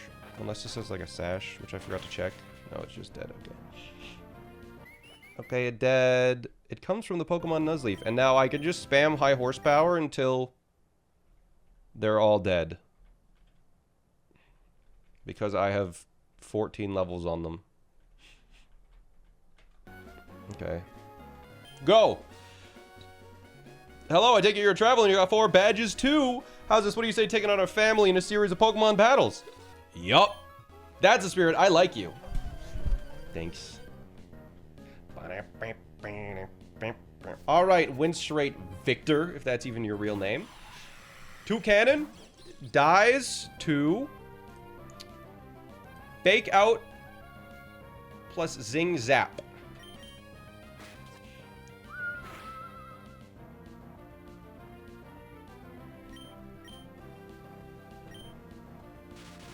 And that sends out a Molja.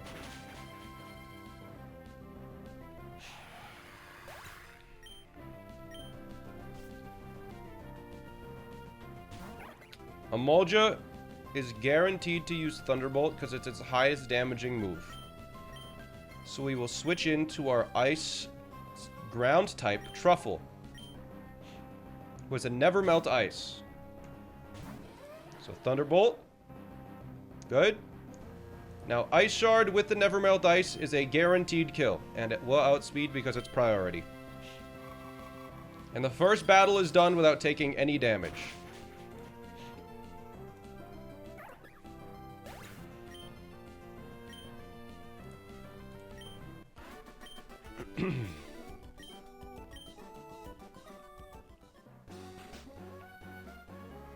Alright, the next one is Win Straight Victoria. Oh my goodness, aren't you young? You must be quite the trainer to beat my husband, though. It's my turn to battle now.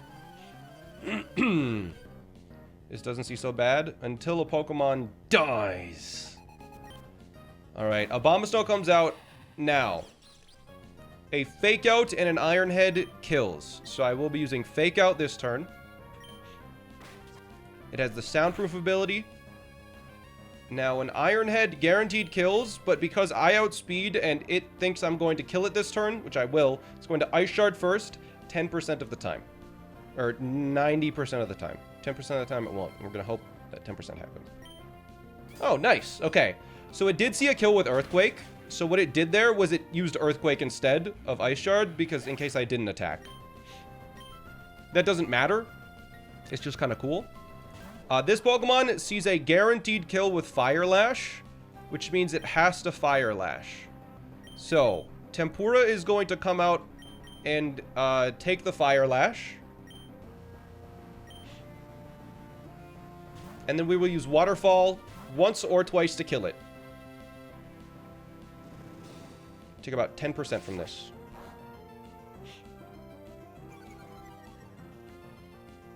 But we hope this high roll and dies. It's, I believe, a 12% chance to kill. Yeah, that's what we thought was going to happen.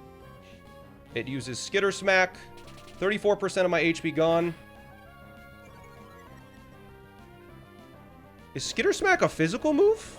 Oh my god. I thought that was a special move that lowered special attack. If that crit, that killed us. I thought Skitter Smack was a special move.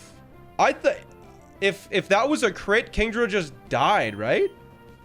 And then we have to sacrifice another Pokemon. I mean, we're fine. It's just... Why did you protect? Wait, what do you have? Leftovers, okay. Waterfall, okay. Centiskorch dies. Now... Seismitoad comes in next and is either going to Earth Power or Toxic.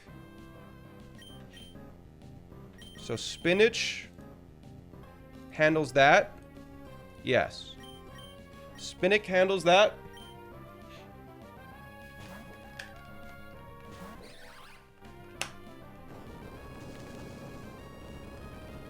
Take about 35%. And then we kill with Energy Ball, guaranteed.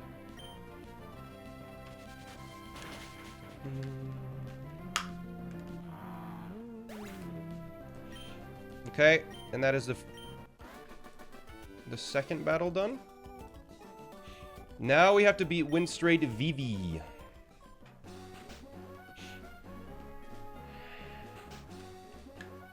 You're stronger than mommy. Wow.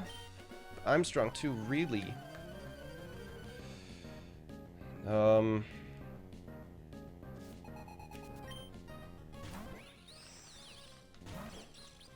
So, this Pokemon has Dazzling Gleam and Signal Beam.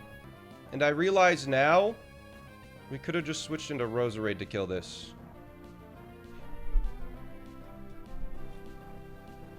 And then that guarantees a Dragon Claw.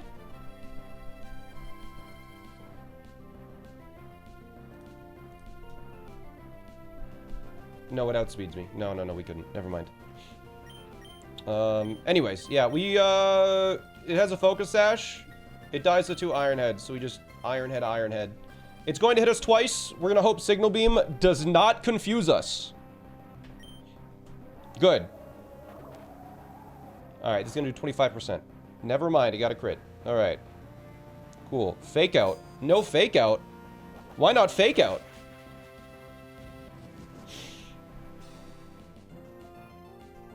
What does the Shield Dust ability do in Pokemon? According to IGN, Shield Dust is a Pokemon ability which protects the user from secondary effects of a move. Well, there you go. Now we have to Iron Head again. We take another attack. Signal Beam. Now, if the universe hates me, it confuses me right now. The universe doesn't hate me. You can tell who's been paying attention, exactly. We should be high enough HP that guarantees... This is either Scorching Sands or Flamethrower now. I need to double check something.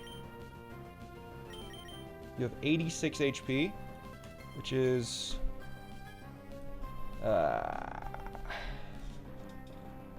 Okay. We're switching in Tempura. The fact that we took extra damage because of Skitter Smack being physical is a little rough. But I think we're fine because we have a... No, we already used the Citrus Berry. I think we're still fine. There's like a very, very, very small risk that a Pokemon could get burned in the future because of this being a little low. As long as this doesn't crit, though, we're fine. Perfect. Okay. This is guaranteed to use Dragon Claw on Truffle, which is what we needed so it couldn't get burned. Because Truffle needed to hold a Never Melt Ice earlier in the fight. Truffle kills with Ice Shard. Worst case, you risk burn into crit. Exactly. But yeah, we take a Dragon Claw, 34%. And Ice Shard kills here. 133%.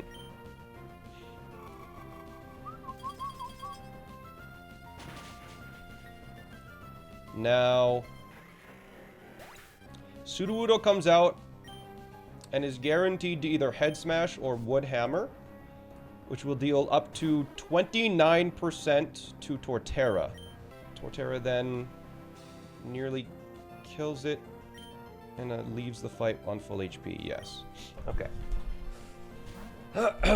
Okay. Wood Hammer. We outspeed. This is a little annoying, actually, because I deal 80%. I might not be at full health going into Crook, but I think it's still fine. Let's just hope Giga Drain crits and I don't need to think with my brain. Yeah. Okay, because this is gonna hit me again. Is Head Smash the one that makes them wait a turn? No, yes, no. That's Rock Wrecker. Oh, okay, I was thinking of Rock Wrecker. Thank you. Alright, we won't be at full health going into the Crook, I've realized. I guess what I could do is wait for a low roll, but there's no way to anticipate a low roll. 35, how much did that do? 40? Yeah, that's actually one of the highest rolls, so I'm gonna Synthesis for now and wait until I get a low roll of like 35 or 36. There's no problem with that? Right. He could also miss. I don't think Head Smash can miss, but yeah, we're just gonna sit in for a moment. 40. Like I said, I want to wait till about a 36-ish. I will wait until... If I have one synthesis left, I want to save that for Crook in case something terrible goes wrong. 35... 40... 30... Is that 32? No, that's 42. That's a max roll double edge. Bro.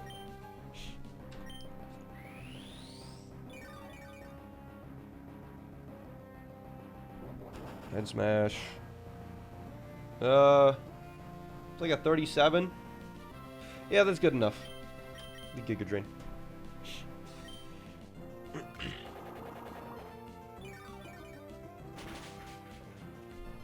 Should have gone Leppa. Yeah, Leppa would have been better. Now we're going on to Crocodile with slightly less. In my head, for some reason, I was like, yeah, I just killed a Shirudo, but I didn't. Alright. So, now, Win Straight Vicky is going to kill a Pokemon. How dare you make my granddaughter cry? For that, I'm going to smack you. Prepare to lose. I will lose a Pokemon. You're doing me a favor. I don't need to deal with Tempura anymore. Finally, bro. Okay. So, this has Inner Focus, so I can't Fake Out this turn. Or can I? I can? Do I gain any benefit from using Fake Out? Do I gain anything? Okay, so the only thing that I gain is nothing. Yeah, I don't gain anything. Alright, Tempura! Farewell. Goodbye, Tempura. You lived a good life. No, you didn't. I don't even know why I said that. The only way you live this is if this thing uses high jump kick and misses twice. I believe it's guaranteed to high jump kick this turn. The next turn, it's not even guaranteed anymore. All right. Everybody say goodbye to Tempura. Bye-bye. Now, Dumpling comes out. And because Tabasco comes out, not Dumpling. Tabasco, yes. We have a wide lens, so Bounce can't miss. We outspeed. And this sees a kill with high jump kick. So it is guaranteed to high jump kick this turn. But I outspeed it. So, with Bounce, I bounce into the air. It misses high jump kick. I then hit it and deal 50% with Bounce.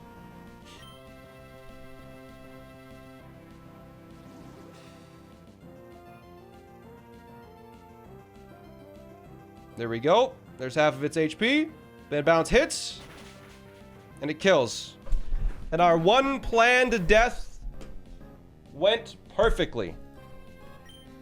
Unfortunately, we had to sack something. Obviously, we didn't want to, but it was literally the only way. Because Crocodile, if the only other lines, Crocodile then just finished my other Pokemon off. But this is just going to use Earthquake now on Sprout.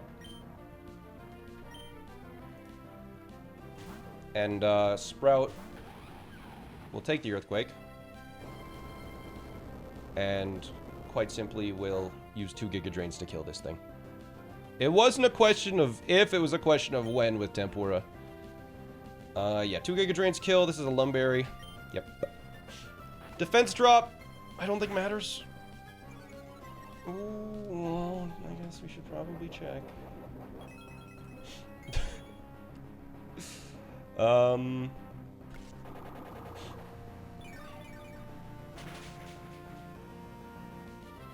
It can deal a maximum of 72 with Crunch. So the Oranberry didn't matter. It can't get crit. We have Shell Armor. Crit incoming. Maybe I hope your brain cells are incoming, man. Alright, Crocodile's down. The Wind Straits have been defeated. Unfortunately, we had to kill something else. Go! I don't know where you're going, but would you like to battle? Not really. I just want to get to Flannery already. Alright, Irene. Sandstorm is waging. We have an encounter after this battle, yes. We will use Fire Lash. Yeah. Yeah. It has a Focus Sash. And unless for some reason it ignored every... If it uses Flail here and kills Tabasco, I'm actually just resetting. Because the AI lied. We have a Chesto. For this exact reason. How do these trainers all get focus ashes, by the way? I feel like these trainers should only have the Pokemon that you were able to get along the way up until, like, so far. I feel like that'd be a cool way to do a ROM hack, is where, like, every trainer you fight has the resources that you've had at one point in time. Like, you technically could have their teams, you know? I think that would be a cool hack, where every trainer you fought, you could technically be. Like, you're repetitive, just make sure there's a lot of encounters. I don't know. There's a lot of options. You have to balance what you're giving your trainers and what you're giving your enemies. Anyways, because we're at full health, I believe it's exclusively Retaliate Stoutland now. Or we lost 1/8 of my HP, but whatever.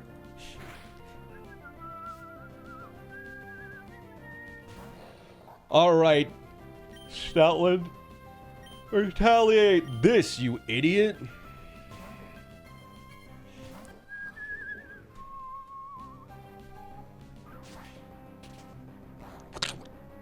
Shit. That does too much damage, bro. It is now guaranteed to Stomping Tantrum. And Peanut is guaranteed to take that stomp.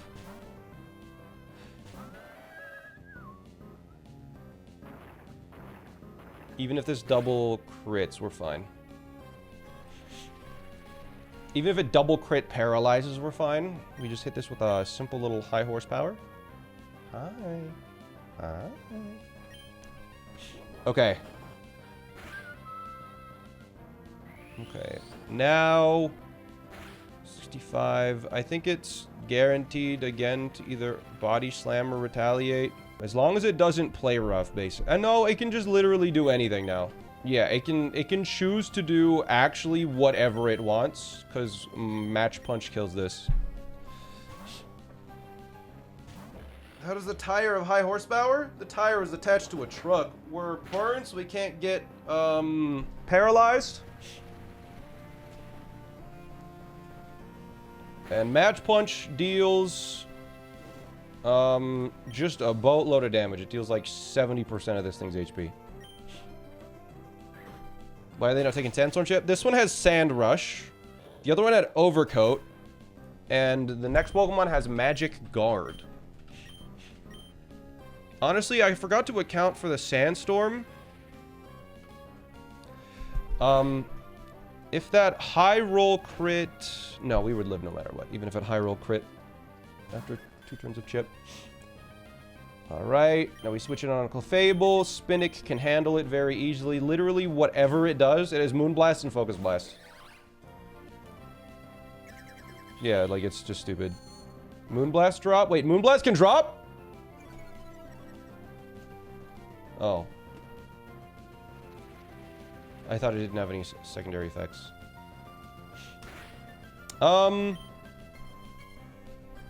That's... It's a 3-hit KO now. I can't deal 50%, so I need to switch to something else. Can you Toxic and Worry Seed? And then what? Die to Moonblast and Focus Blast? It is Soft Boiled. Hit it once, Tabasco can kill. It has Soft Boiled.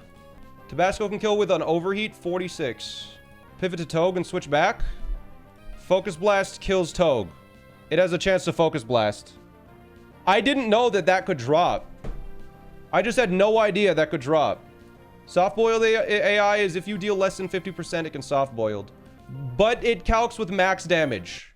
And max damage, I can deal 52.9, so I just sludge here. We hope we do over half. Okay, as long as Moonblast doesn't lower my special attack again, we're fine.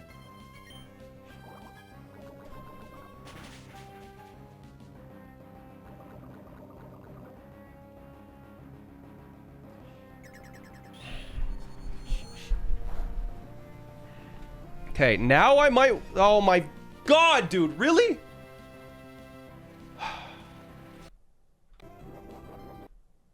It can use a healing move now.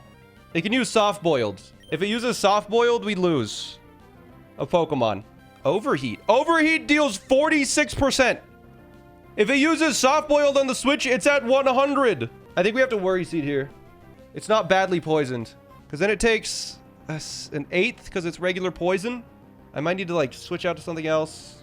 Yeah, it takes an eighth of its HP every turn then. It has leftovers, so it heals it back off. I think I worry seed to get rid of it. 316 with Sandstorm as well. It has leftovers. Leftovers and Sandstorm cancel each other out. So it's just the poison. Use your brain, chat. Takes 1/8 of its HP every turn. But it has soft boiled, so if I worry seed now, it will take 1/8 of its HP every turn. If I sludge now, I'm at -2. But it could soft boiled, and then we get all of its HP back. I have to worry seed. Because it could focus blast on Togedemaru. And that just kills Togedemaru. Because it just could focus blast. So we might have to somehow like pivot dance into Togedemaru. We can guarantee a focus blast. Can we guarantee a moon blast? I think the first thing we gotta do is worry seed. And then we'll figure out what to switch into. We have to worry seed and then we'll figure it out.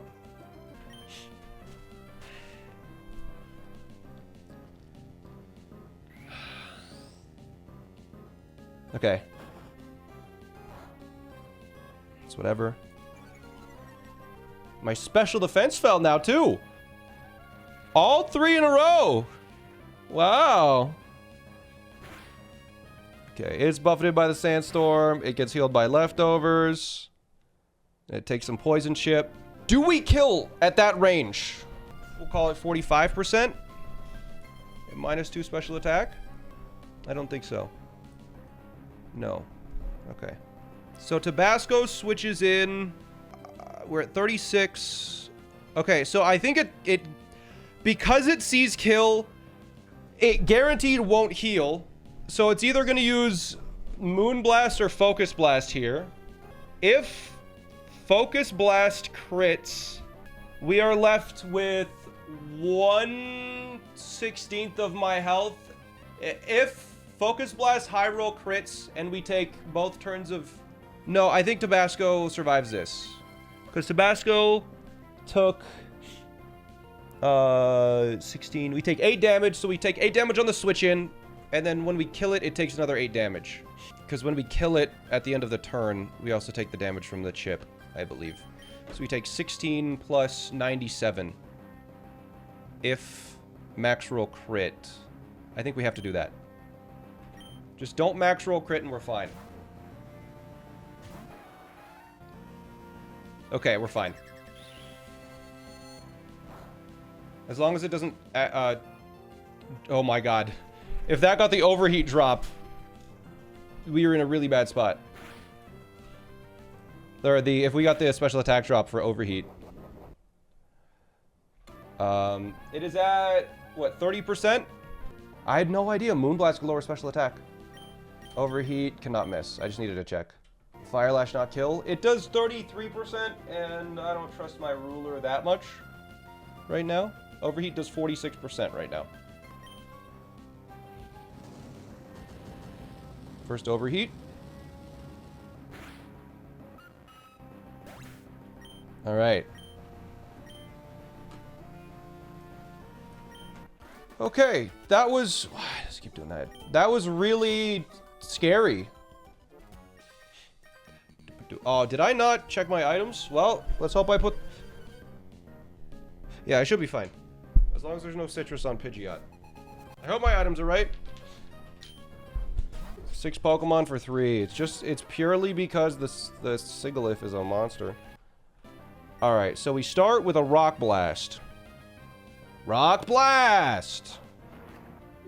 If anyone except for the first one crits, then we kill this. There is a bug that'll stop it at 4 hits, even though we have skill link, because it maxes out its speed, and the text, its speed is maximum, actually cancels out my attack.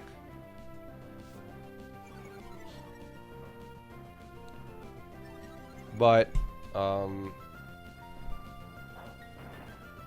it's probably 90%. Oh, it got a crit, so we just kill it. Okay. We just kill it here. But now its speed is maximized, so this hit will actually cancel my attack. So, cool. So, this is no longer random move. And is instead guaranteed to be Energy Ball. Which is perfect. That's actually exactly what we wanted it to be. So, Cheddar switches in. Yep.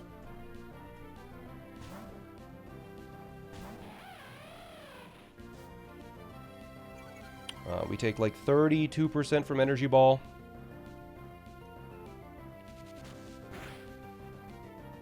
Good. Now, this is guaranteed to use Psychic. So we'll switch in Oatmeal, because Psychic is the highest damage. Oatmeal takes no damage to Psychic and no damage from Sandstorm. Crit Energy Ball does not kill. It leaves Crocodile with 1 HP. And Crocodile kills this 81% of the time. Oh no, this could be... We could have a problem here. No, wait, no, we get hit by Energy Ball, it's fine. Okay, that's what I mean, that's what I mean. A crit doesn't kill. We're left on at least 1 HP. I know it's a little scary. We're fine. Jesus Christ. Now, Piloswine is guaranteed to attack with either Earthquake or Icicle Spear. We're gonna hope it's Icicle Spear 2 hits. If it's Icicle Spear 5 hits, we... little small problem. Small problem. Oh! 2 hits, 2 hits, 2 hits. 2 hits is good. We're gaming. We might be gaming. We might be gaming. It's just like we practiced. So now we Hammer Arm and then we kill it with Mach Punch the next turn.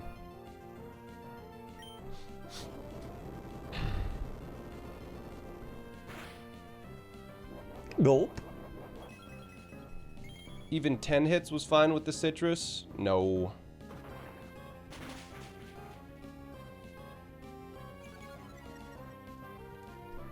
Was it a roll?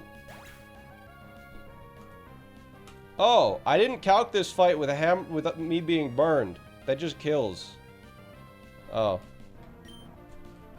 It always makes him healthy. I mean, it didn't matter. We had Mach Punch. Huh. Well, there's another fight down. Alright, in which case I probably would want it. How dumb are you? We shall expose the secret.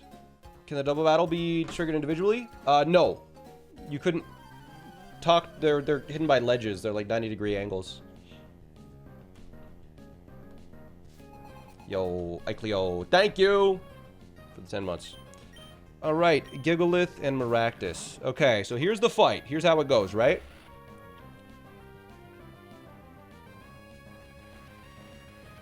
All right, Maractus always sees a kill on Hot Pot. I always kill Gigalith with Hammer Arm. Does 115% on Gigalith. It doesn't have Sturdy, it has Clear Body. So we kill Gigalith.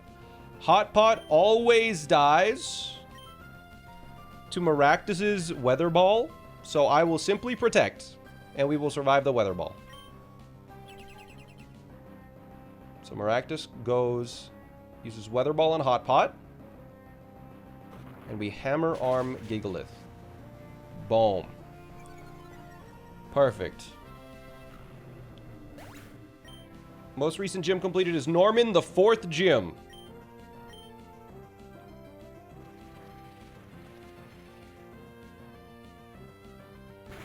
We take exactly 8 damage, going down to 62. Everybody takes a little bit of damage here. Hot Pot has shell armor. So now Nidoking sees that it can kill Hot Pot with Drill Run and Drill Run alone. But I can kill Nidoking with Ice Punch Meatloaf. And Hot Pot is now going to take another Weather Ball and a Drill Run, which actually Bok Choy handles quite nicely. So now they're going to both attack Bok Choy slot. Drill Run, no damage. Weather Ball, basically no damage. Bok Choy with the terrible posture, the first fight. Nidoking's down. All right. So now we defeated one trainer's Pokemon, so now we just have to deal with the Maractus and the other dude. So now its highest damaging move for either slot. Its highest damaging move is its highest damaging move is Energy Ball, which Spinach can handle. Its highest damaging move for Meatloaf, or for Bok Choy, is Energy Ball, which, again, Dumpling can handle.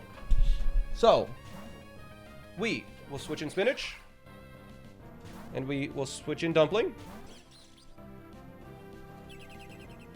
It uses Spiky Shield. It used Spiky Shield this turn.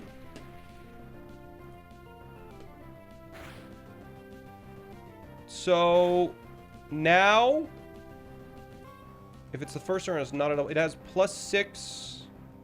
If you use Protect last turn, there's a 50% chance to never use it. Basically, I can kill it 100% of the time with Sludge now, but it could... I think I need to Electro Web this turn, because it could use that a second turn in a row, which I don't want it to do, because I don't think it sees a kill with HP Fire. No, it doesn't. So it could do that again. Fake Out is a bad idea because Spiky Shield out prioritizes it. So I simply just use Electro Web because it doesn't make contact, so Spicy Shield won't hurt me. Didn't use Spiky Shield. Didn't need to worry about it. Alright.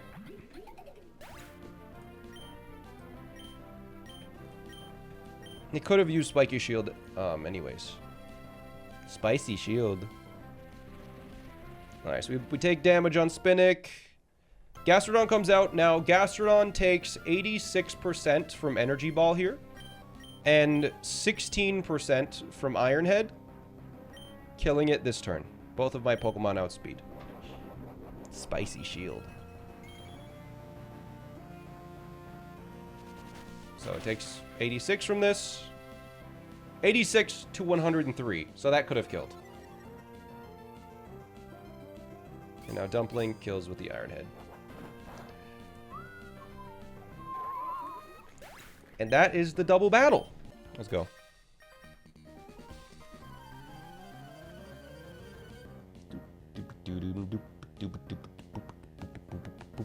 Taking no Mold Breaker Mons are ever available? They are.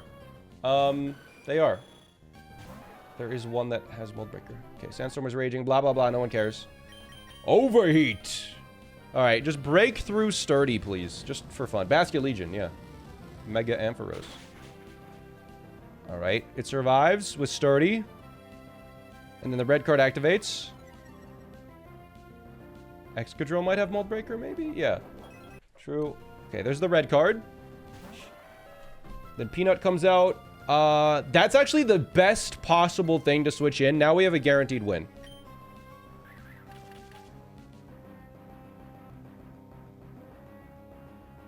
I also could Rapid Spin right now. What comes in if this Rapid Spins? Woodhammer Torterra, which will kill Cloyster. So we do not want that. That's perfect for the horse. No, it's not. Okay, so if I Rapid Spin here, then Torterra comes in and uses Woodhammer. Our horse takes Woodhammer and kills with an Overheat. Then the next Pokemon to come in is Drill Run Rhyperior. And then we need to switch in again on Beware. No, that doesn't work. No. If it takes a Woodhammer, it can still beat Beware? No, it can't. It needs to take a hit from Beware. That could potentially be a crit. No, you guys are actually stupid. No, I'm switching into Hot Pot. I'm following the regular plan. That would be dumb. We take, you know, our 50% or whatever. Okay, that's less than I thought.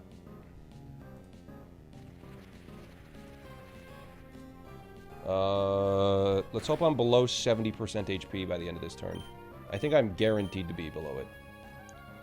Rapid spin. Yes, okay, good. This is good. This is perfect. Wait, no. Oh, wait.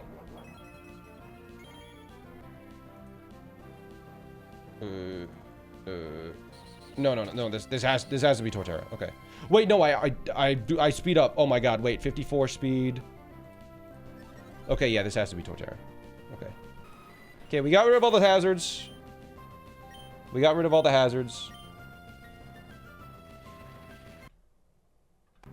Torterra comes in. Okay. Torterra has to Earthquake here, so we send in our Taco. It might Leech Seed? I actually don't know how Leech Seed works. I think it sees a kill with Earthquake, so it has to Earthquake. Or it can see a kill with Earthquake? It could actually Leech Seed, which... then it might protect? Oh. Okay, I have no idea what's happening. Buffeted, Leech Seed happens. If it, like, triple protects, we're screwed.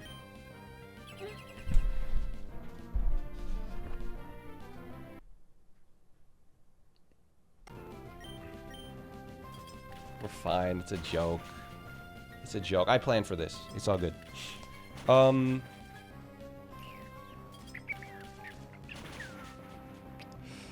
I believe the highest damage Pokemon is now Beware. So, Beware comes out next.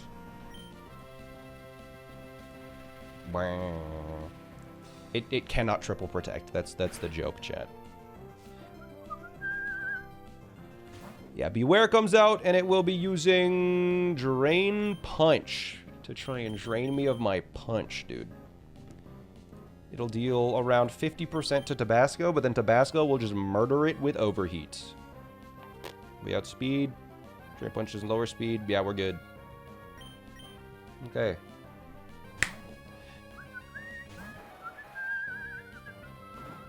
We take up to 75% from this if it crits.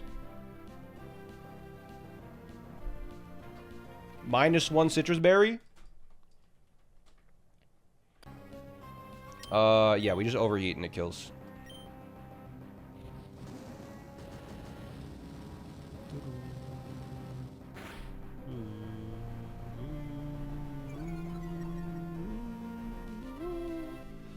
Leftovers are annoying. It just makes the battle so much longer. Okay, so now this guy is guaranteed to Drill Run. And I'm guaranteed to Pog, because we're getting 2 encounters. Oh, why does Rhyperior have a tan? I almost attacked and killed this Pokemon. Meatloaf comes in, takes a Drill Run, takes another Drill Run, wins.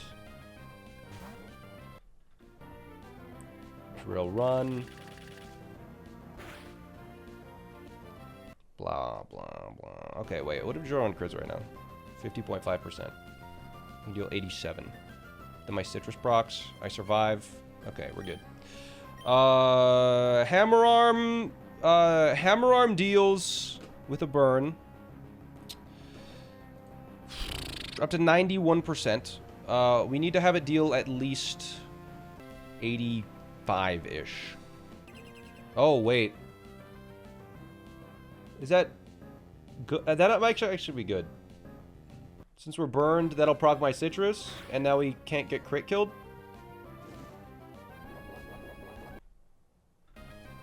Drill Run crit deals 50%.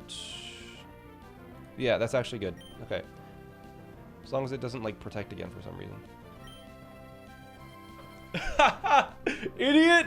Oh, we guaranteed win now. Oh, 10%. You're so dead, dude. You're so dead. He's going to 16. Oh my god, what a stupid idiot, man. I'm just gonna sit here, and I'm gonna match punch. This is at 20% HP, but I deal a minimum of 30.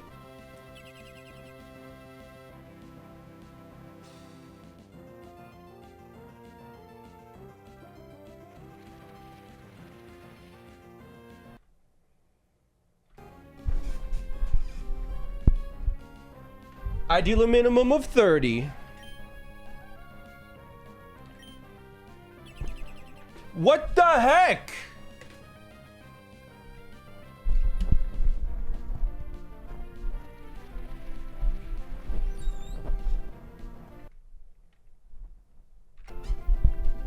That's definitely above 30, bro.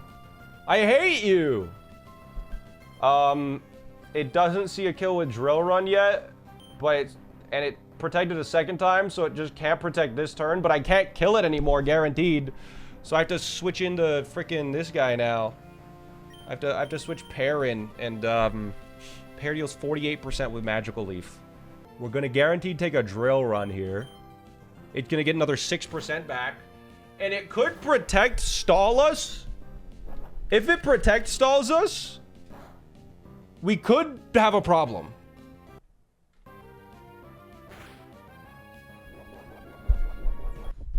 Because I deal 46%, 48% with Magical Leaf. So if it gets another double protect, we could have a problem here.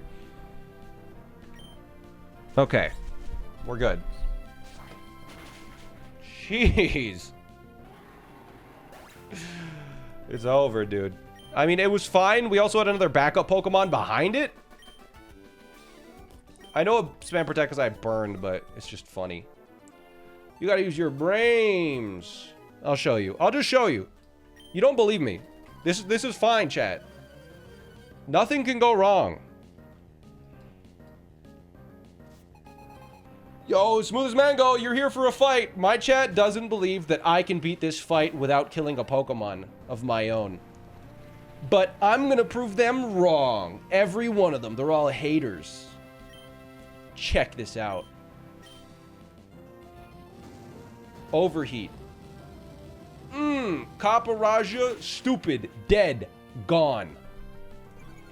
Now the next Pokemon to come out is a little puppy, a Lycanroc that can't even handle a simple little attack.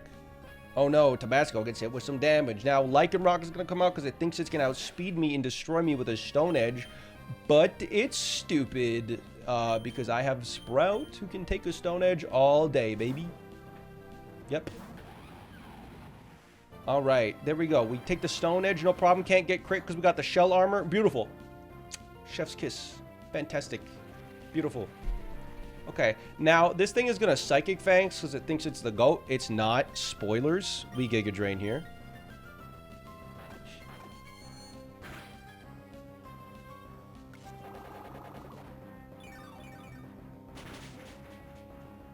All right, we did slightly under half. Fantastic. Now we're going to get hit with another Psychic Fangs. And we're gonna kill it with a Seed Bomb.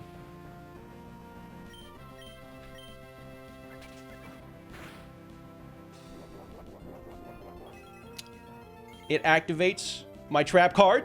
We go back up to 75%. It didn't use Psychic Fangs, but honestly, that was totally fine. Alright. There we go. Now I'm at a really comfortable amount of HP. Really good amount of HP. What? Mandibuzz? Oh yeah, I can't do any damage to it. Alright. I mean, that's totally fine. Mandibuzz has knockoff, Toxic, Roost, and Protect. So...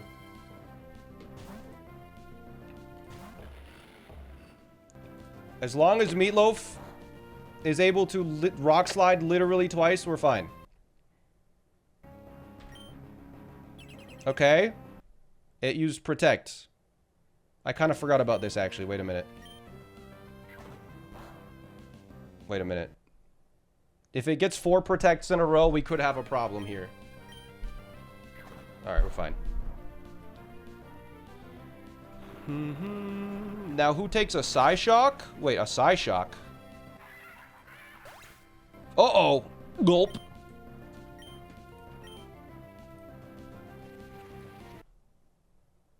Delphox comes in now and is going to use either Mystical Fire or Psyshock. I think we go into Dreadnought because it's just going to be Mystical Fire anyways.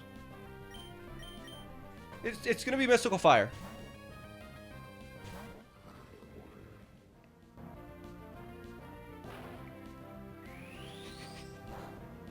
See? All right. Now we Liquidation to steal its Sticky Barb. And this kills sometimes. And we stole its Sticky Barb. Hell yeah. And then I take some damage.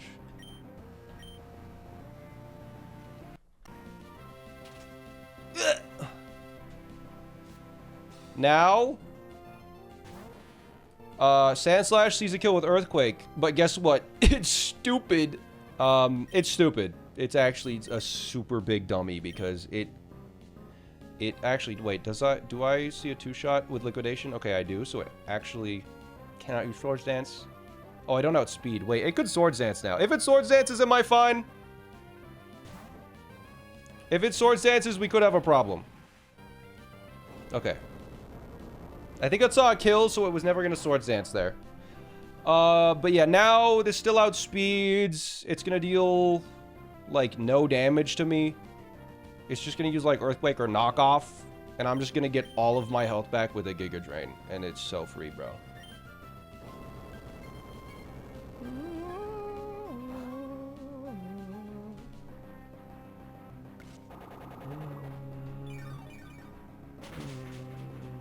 Look at that HP, beautiful. Okay. And the Giga Drain again. And we win! Yay! Sparkle Cat, yo! That's a shiny message. Alright, we defeated this guy. Fantastic! Chat, I told you there was nothing to worry about. Did you believe me?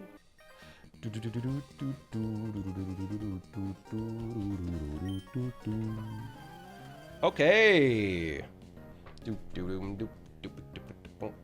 This dude's got 3 Pokemon, and we should be able to 1v1. We should be able to. So what we do here is we fake out to break the Focus Sash. And flinch. And then we take a little bit of damage, and then we just simply low kick to kill it. And it dies. Tofu, the 2-scale goat? Yeah.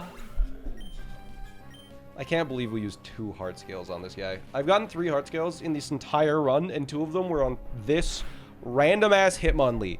The craziest thing is, the only reason I am alive is because of that.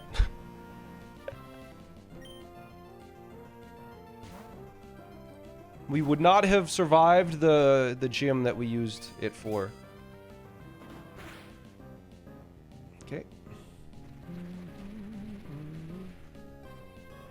We fight, and we Earthquake to kill. We have a Soft Sand. Yes. Yes.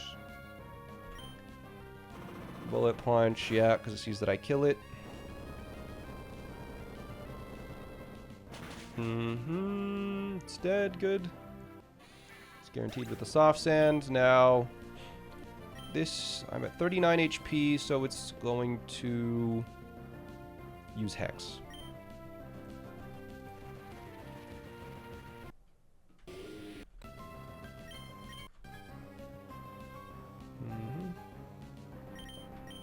So we switch in pair. We'll take the Hex, and hopefully it does not get crit. But I think even if it gets crit, it literally doesn't matter. I think pretty much we just don't lose here because we just Magical Leaf twice. This is a Sand Veil Bright Powder Palisand.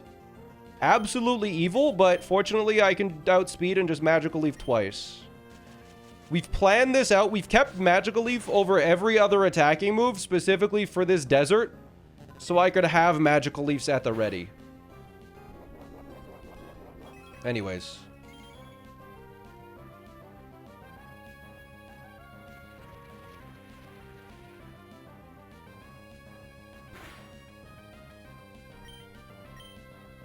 We win. Wasted a citrus. Yeah, it was a wasted citrus, but it's only wasted if we got crit twice. 80%. 12.5. Ah, yeah, it was wasted. There was literally no way that could have ever been used. Whatever. It's 1 citrus.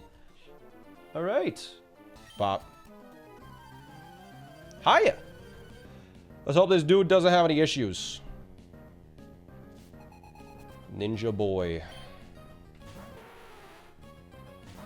He definitely calced attempt 1. Okay, I figured. The wall turned into a boy. What the hell? Okay, high horsepower kills 100% of the time. They have Ice Beam. If it crits, it kills. I didn't teach Aerial Ace. Oh, shit.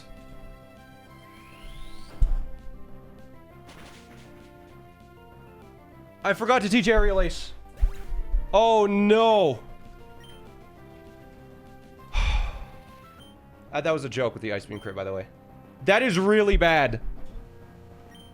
There's nothing I can do. We may have to sack Cloyster.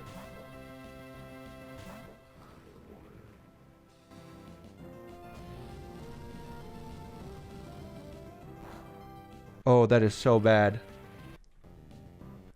I forgot about Aerial Ace, bro. Rock Tomb kills here. What? You have a rock gem? What are the odds of me hitting a move? What are the odds of hitting?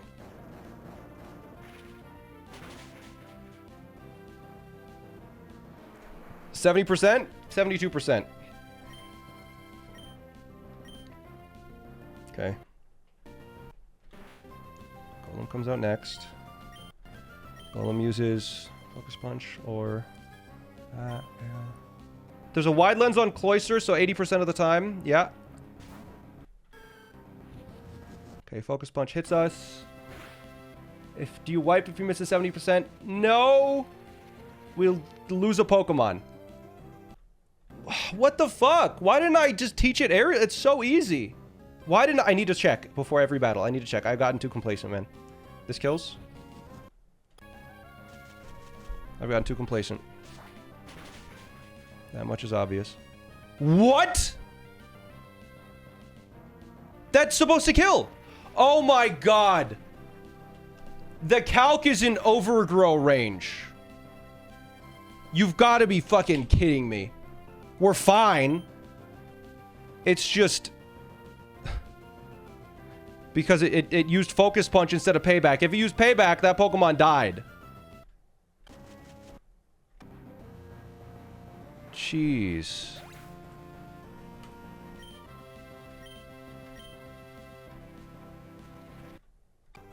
Oh, this doesn't have Payback. No, okay. Yeah, that was guaranteed to Focus Punch. Okay. Okay, this is the problem. This is going to... Oh, if this uses Substitute, bro, we're so fucked. It's not going to use Substitute on the switch to Spinach. It's going to use Payback or Focus Punch. Okay.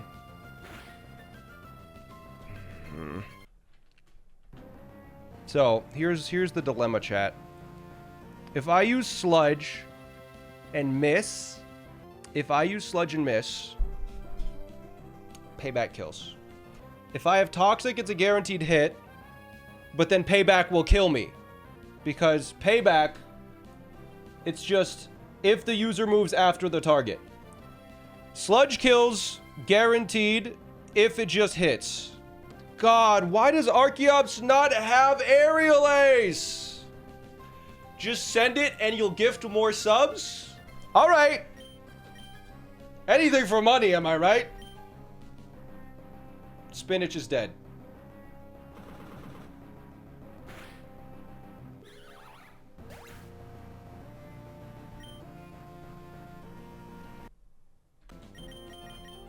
Taco comes out next. Taco can kill with Icicle Spear, but again, it's just a 70%.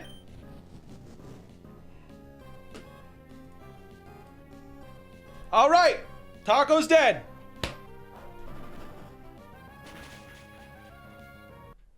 Maybe. Taco has to hit this. Okay, one death. It's the only way. That's what one mistake costs. 2 Pokemon potentially. We only lost 1, but... Chat, that was my only fighting resist.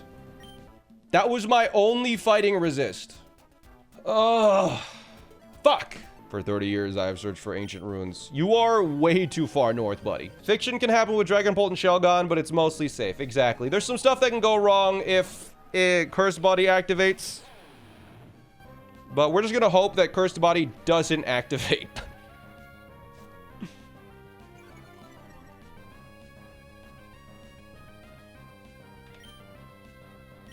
So we bulldoze first turn. Uses Reflect. That's fine. Now, no Cursed Body, please. It's a 30% chance. Okay. Okay, no fiction.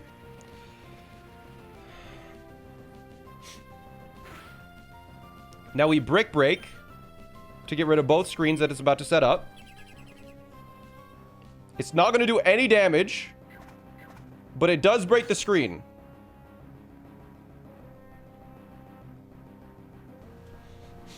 So now we bulldoze again, which allows us to outspeed.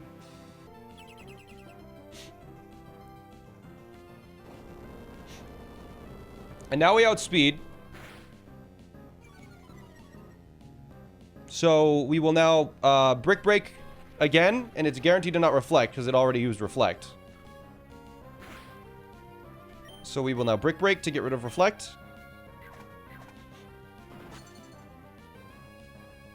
Uses Light Screen. Or uses Dragon Breath. That's fine. We have the Cherry Berry for paralysis. Doesn't matter though. Good. That was a pretty low chance of that happening, actually. But now we outspeed and we kill it with Crunch. Because we got rid of the screens.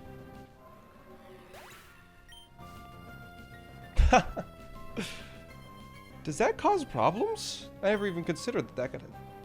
I think we're fine. I think Cloister comes out now. As long as Cloister comes out, we're good. Yeah, okay. So now Cloister... literally whatever it does not matter. Meatloaf comes in and kills it.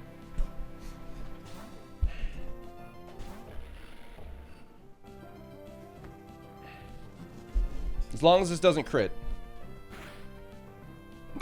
I'm kidding, it always crits. Oh, actually... Yeah, we're fine. So Hammer Arm one-shots this. It's gonna Frost Breath again. We're gonna activate our Citrus Berry.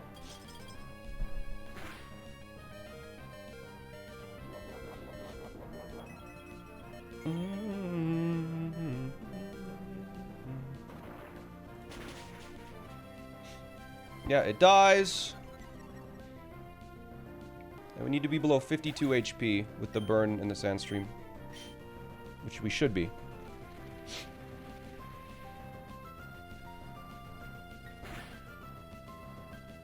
Yeah, we'll be 51. Cool. Okay, so now Crocodile is guaranteed to Earthquake.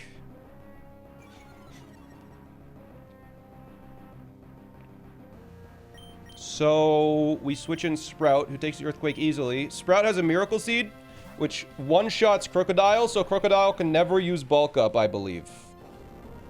We're gonna hope. But we Earthquake on this first turn.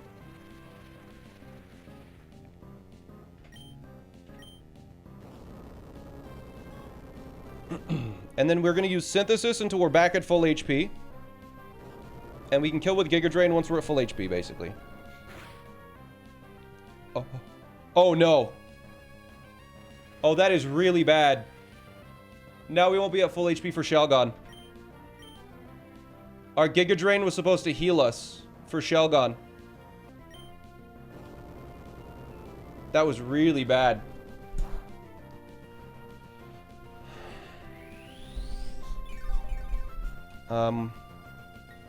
Spam more Synthesis? That's not really how we're gonna do it. We just Synthesis until we're back at full HP. I think we have to use all 5.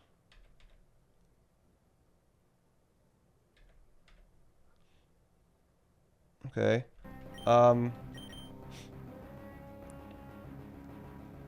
This is bad. This is pretty bad. This is pretty bad, chat.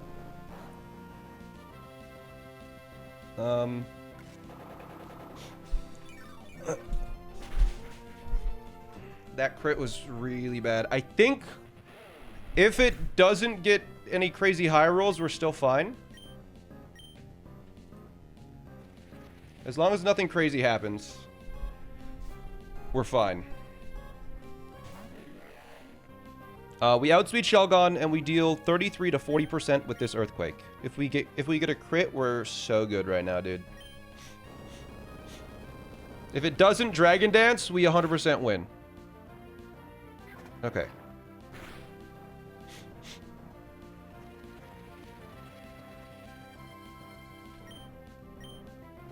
Or not 100%. Well, maybe 100%. Yeah, I think 100%.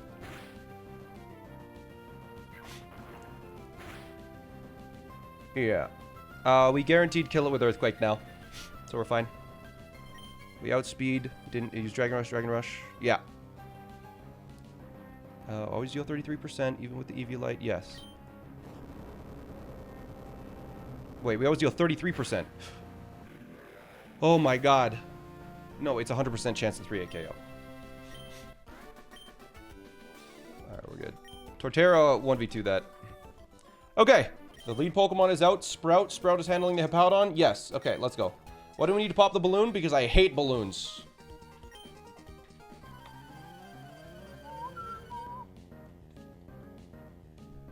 Who do you think is dying next?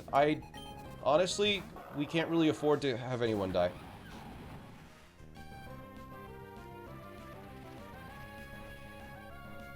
Okay, so the first turn, we Giga Drain, Giga Drain. I think the only thing that can go wrong in this fight is if this Giga Drain crits.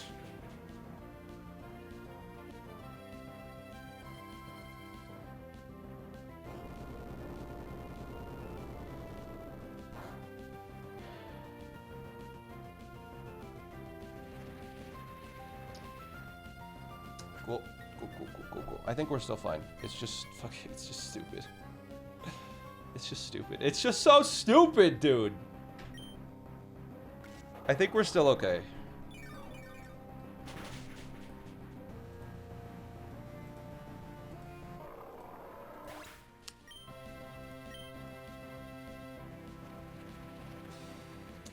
Alright, so Go-Goat comes out next.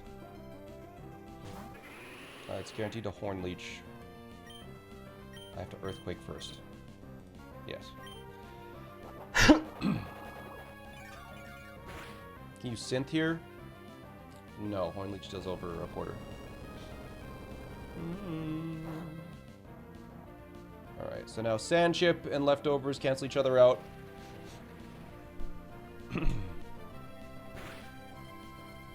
Blah, blah, blah. And we're going to switch in Tabasco to take another Horn Leech.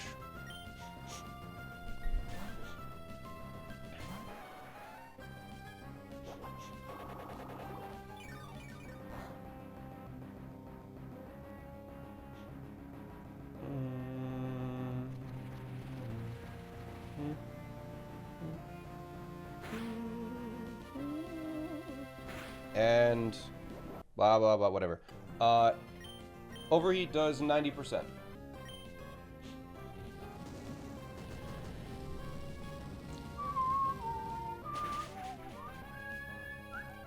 Whoa, that zoomed in. Okay, now the next Pokemon to come out, Golem Alola. It sees a kill. I think I might be low enough that. Let me check how much HP I'm at. 84.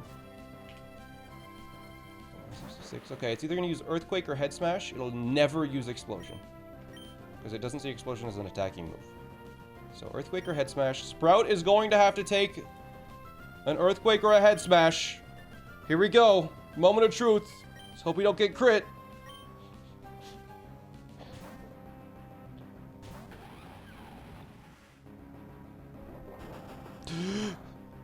I'm kidding. We have Shell Armor.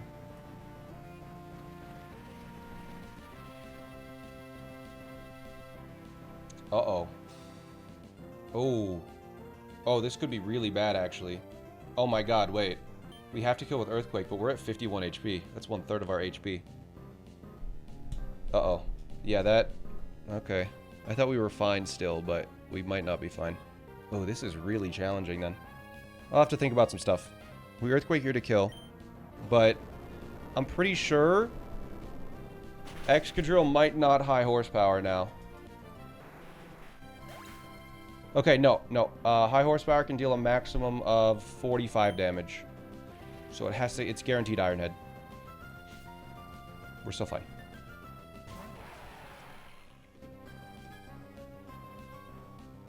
It has to Iron Head.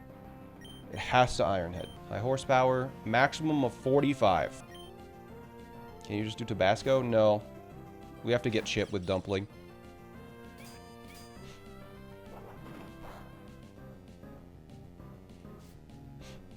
Okay.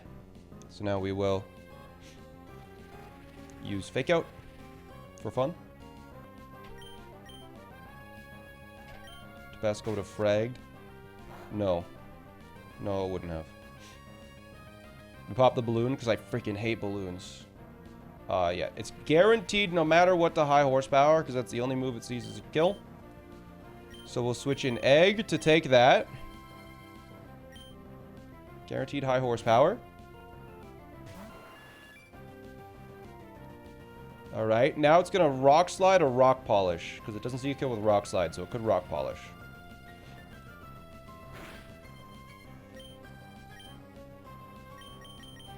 So Meatloaf comes in. Takes a Rock Slide or a Rock Polish. Cool.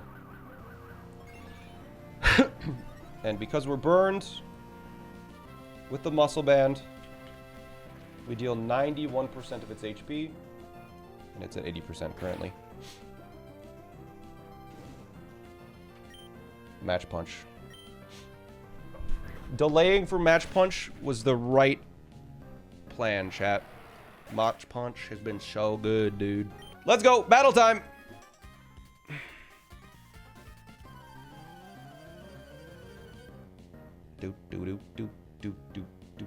Alright, I got the rock just in case we need to throw it through the monitor so no one sees what happens. Does this have Unnerve? No, it's Technician. Okay, 2 Heat Waves kill. Right? It's a Zoroark. Okay. Good. Akaberry? Mm-hmm. Now we do that one more time. Dueling Beat. Our Citrus Berry activates. I believe at minimum we're at 50% when this battle's over, because we can't get crit. Okay, good.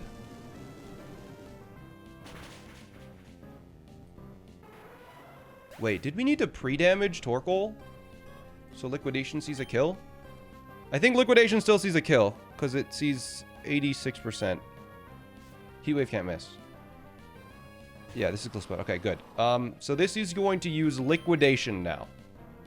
So we're going to switch to Pair to take the Liquidation. We should deal 16 to 20%. Hopefully it doesn't crit. Good. Now it is guaranteed to use Leech Life. It can't use First Impression because that was its first turn. Even if it's going to use First Impression or Leech Life, whatever. Dino Nugget switches in. It takes 20 to 25%. It takes anywhere from 30 to 36 damage. We want to see 30 damage.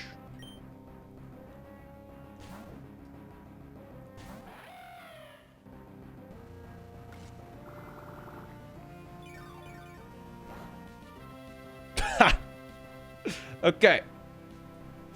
That's a good start. So now we kill with Acrobatics. Yes, Acrobatics is 103. No item. This kills. No emergency exit. Your emergency exit is your grave. Now, Dugtrio comes in and is going to Stone Edge or Hone Claws. So we switch in Peanut to 1v1. Because it can just Ice Shard twice and can take 2 hits for sure.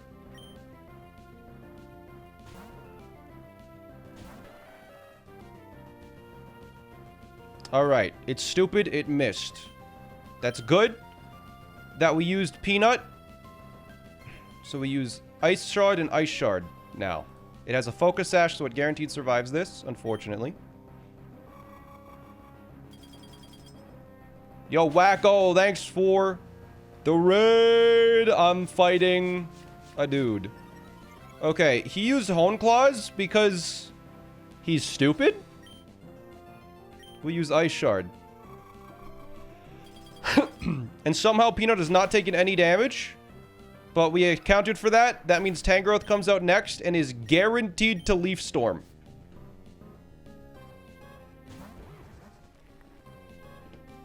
Which I think is... Is that a good thing that it's guaranteed to Leaf Storm? I can't remember if it's a good thing that it's guaranteed to Leaf Storm. Let me double check. Is it good that it's guaranteed to Leaf Storm? Because it's going to be at -2. Will it still use... Oh, no. Now it's random move. Oh, I don't think I can do the Archeops line now. Because it could Power Whip and kill crit. Okay, we can't do the Archeops line now. Because it's guaranteed to Leaf Storm. Unless I can somehow force a Sludge Bomb. Well, yeah. Yeah, that's why I was hoping we didn't have to deal with this line. Because this is the complicated line that I was like, I'm not going to calc the line. That just won't happen. We'll switch into Pair. It guaranteed takes the Leaf Storm. Isn't he sturdy? Oh, yeah, we could have just tanked it. Oh, I'm fucking stupid, dude. We could have guaranteed tanked it and just... Oh, my God. Yeah, we were at full health. I forgot sturdy was still active. I could have dealt, like... I could have used knockoff and dealt 21% of its health. Why do I not think before I move, bro? And then it uses Leaf Storm. Guaranteed. And then I can just switch in, like, whatever I wanted, man. Okay, so it's at -2 special attack now, which means... But then you baited random move. I bait Power Whip, Sludge Bomb, or Knockoff right now. I was expecting to bait Sludge Bomb. So... We're kind of in a bad spot at this moment in time. Do we Growl? Sludge Bomb could crit. Donphan takes whatever. We could Growl to force Sludge after. No, it could crit Sludge Bomb. We could switch in Donphan to take any move. Oh, no, no, it could knock off. We can't switch in Donphan. It could knock off on this turn. Then we lose Nevermelt Ice forever. This is a really weird... I never anticipated this, so I don't know why we didn't think about this. It could just Power Whip Togedemaru and deal a shitload of damage. I think we have to switch in Rapidash right now and Fire Lash. The plan was Rapidash, then Toge, kind of. It was a bit weird. I was going to pivot around, but because it's random move now, we're kind of fucked. Okay, as long as this doesn't crit or poison, we're fine. Good, we're good. Okay, we win. Fire Lash to lower its defense. We need to kill this with Toge. It would be ideal if this crits. Meh.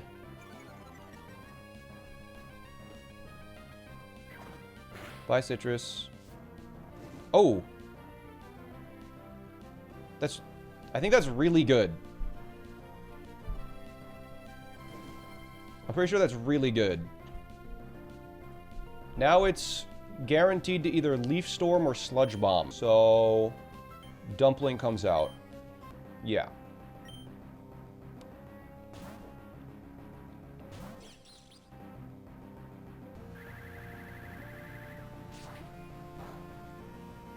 Cool. Okay.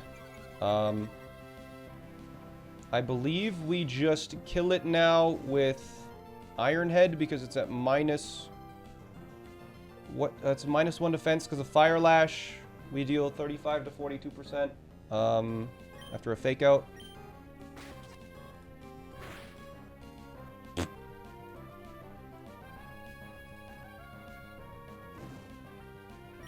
Iron Head.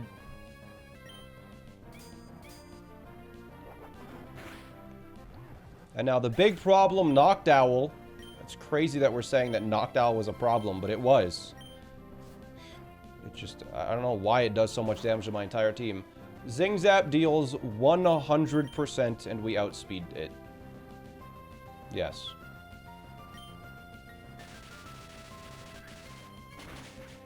And it's dead. Okay. Good. Next trainer.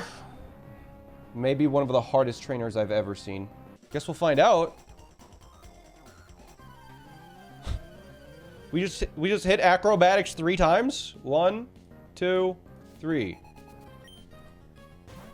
He doesn't know. That doesn't help, bro.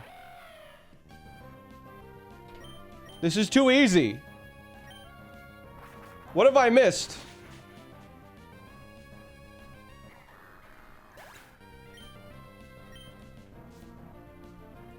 I'm pretty sure I can just spam A.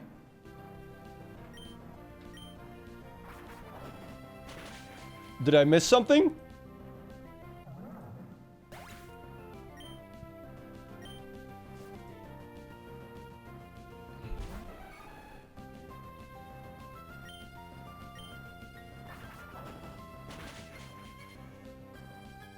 No.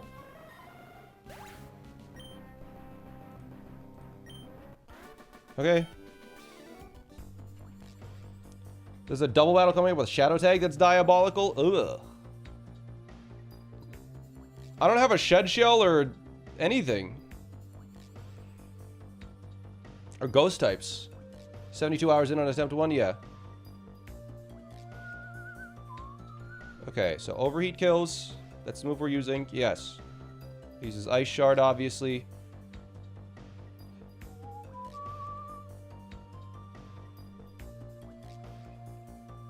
Okay, this should bring out Beartic because I outspeed and kill everything with 1 hit.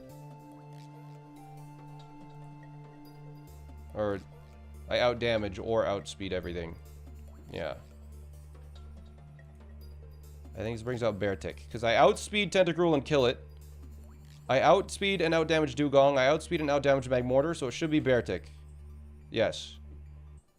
And Beartic, its highest damage move is Rock Slide, which Conkeldurr takes easily. Assemble, by the way. You take a Rock Slide. No problem. And now we kill with a Hammering Arm. You can superpower? Oh, I guess there's a role for that. It doesn't matter, but I just... Fair enough.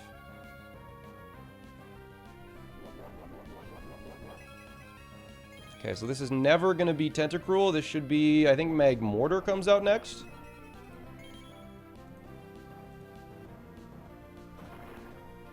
This kills. Yeah. Actually, I have no idea what comes out next now. Wait, it might just be Tentacruel. No. No, it's going to be something else. It's going to be something other than Tentacruel. I don't know what it is, but it's going to be something. Oh, what? Okay. I mean, it's fine. We planned for any order. It's just funny. We planned for any order. I was way too high HP, I think. So we switch into this guy who takes any 1 hit. It Toxic Spikes, which is fine. We planned for that. And now it is guaranteed to Poison Jab. Which Dumpling doesn't get hit with. And Zing Zap does 100%.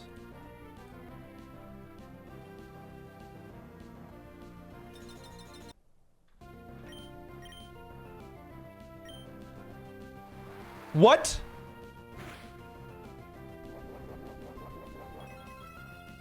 Oh, yeah, we get outsped. Yeah, I forgot about that. No, we're fine. Okay. Yeah, I forgot. I forgot it outsped. I was so scared. Yeah, no, we planned for that. That was supposed to happen. Whoa. It's so scary when you forget the line. Dugong comes out. It's gonna Drill Run now. Does that seize a kill? Taco handles that. And yeah, now it's never gonna Weather Ball. Taco was poisoned, but we have the Pecha. Oh my god, if I put Chesto on there instead, we could have lost. Take a Drill Run. Quite nicely. We can't get frozen from Blizzard. We don't get chipped from Hail. We 2-shot with Ice, with Rock Blast.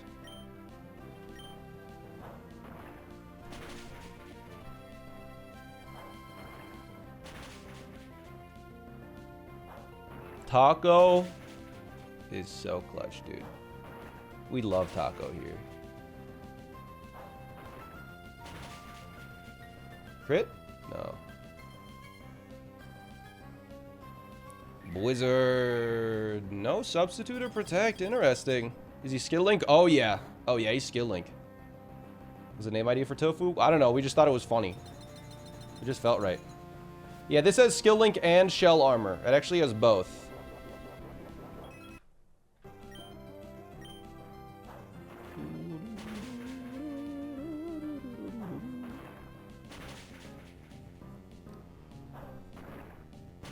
He is the chosen one.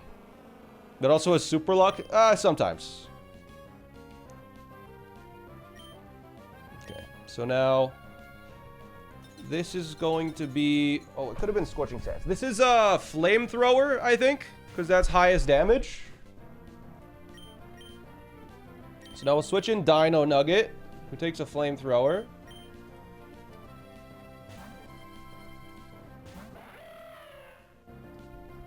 Even if it's a crit, we have a Citrus Berry to heal back over half.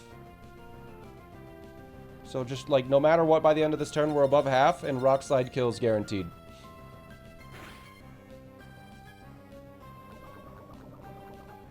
Okay, we're above half, so Rock Slide kills guaranteed. Okay, this next fight will end you, I'm sure. Alright, good. Magmortar has been defeated. Yeah, I guess the collectors, the Pokemaniacs all have a theme. It's kind of funny. I guess there was a breeder with all the dogs. Alright, Meatwolf. Meatwolf with the Mach Punch burned. Guaranteed kills here.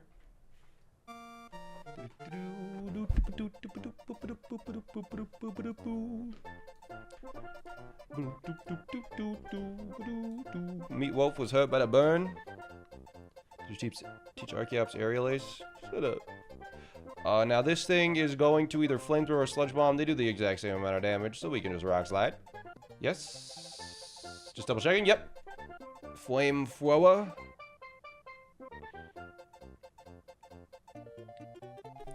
Citrus activated.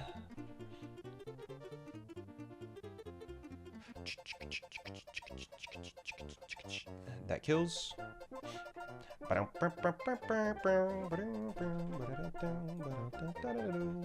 Wait, why is the music not the battle music? Alright, so this little dude sees that I kill him with the Mach Punch, I think. So he cannot use Power-Up Punch as a setup move. So he has to use Drain Punch, his highest damaging move. He outspeeds me, so I'm going to Hammer Arm and then Mach Punch. I think Hammer Arm, when I'm burned, is guaranteed to kill. Yeah, Hammer Arm is guaranteed to kill. Even if it's a fighting type.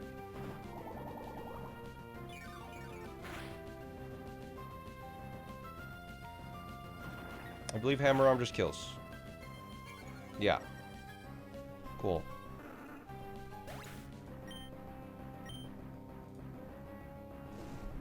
Now, Headbutt crit deals 49 damage. Headbutt crit deals 49 damage here. How much does burn deal? 172 divided by 16 deals 10. So I can take 59 damage total. So a Hammer Arm is a guaranteed kill. It can't glare because I'm burned. If it coils, I still kill it. Alright.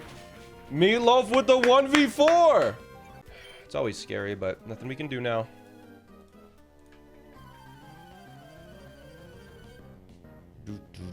Time to beat this ninja.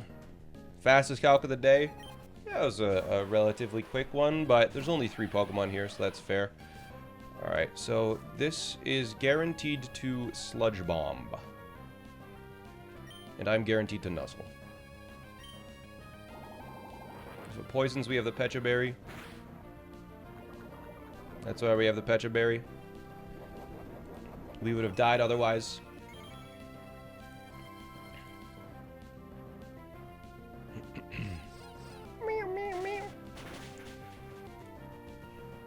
Alright, you're paralyzed now, and we now outspeed, and wild charge kills, and our recoil does not kill ourselves.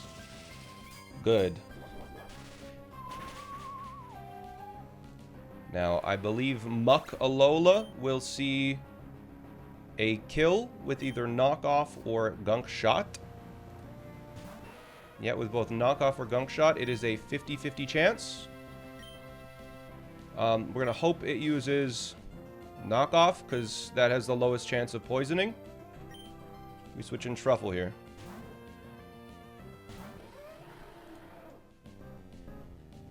Okay, please don't poison.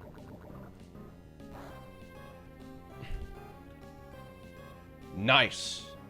That was nice. Okay, I think we win now. Without too many issues, because we just Stomping Tantrum twice now. It is going to use knockoff or gunk shot again. But 2 Stomping Tantrum kills. Yeah. So it could poison us because it does have the poison touch ability, the stinky touch. But it didn't. Okay. We still outspeed. We still kill. Okay. The next Pokemon will see a kill with Flamethrower. So it is now guaranteed to use Flamethrower. We need to hope that it does not burn, I think. Flamethrower is actually a little annoying. If it's guaranteed to use Flamethrower, I could do a better pivot here, actually. Let me look at this. Could it use Strange Steam here? Strange Steam can deal up to 78. It could also Strange Steam, so I'm just going to switch in Pop Rocks.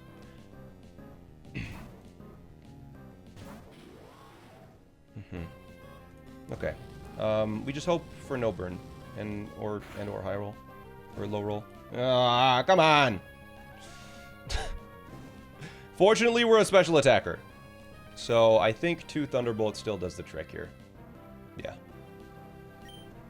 Going for Thunderbolt to paralyze. Oh wait, Venoshock does double now. Okay, it's still Flamethrowers. No, Venoshock is poison. I'm stupid. Yeah, no, we're fine.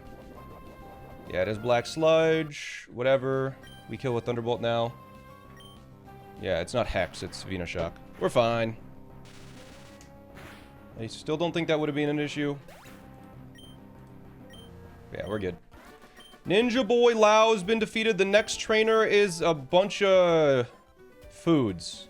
The warmth here is making me drowsy. Battle with me so I can stay awake. So yeah, we're at exactly 68, which is the exact amount of HP we need. It's going to guaranteed use Dazzling Gleam then.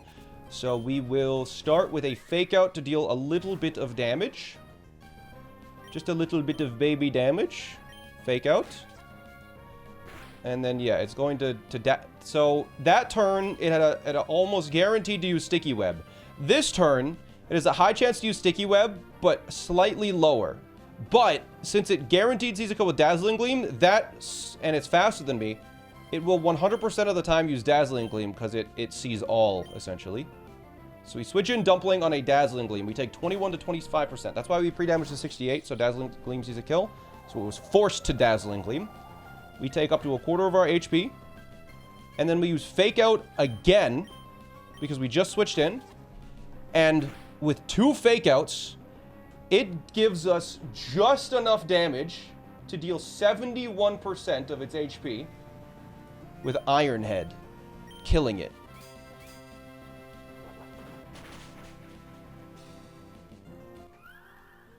Just like that. Now, Licky Licky comes out because it is the highest damage Pokemon. It's the only Pokemon that out-damages me. It will use Brick Break. So I will switch in Sprout to take a Brick Break, and we will sit there with Sprout until Licky Licky is under 50% HP. So it is now guaranteed to use Double Edge and only Double Edge. It takes about 10% of its HP every time we Double Edge. So we're just going to sit here, and we're going to use Synthesis until it's down to 50% HP with Double Edge. It deals 38%, up to 38%. Fortunately, it can never crit because Torterra has shell armor. So there's one double edge. We need it until it's below 50% HP. So there's two.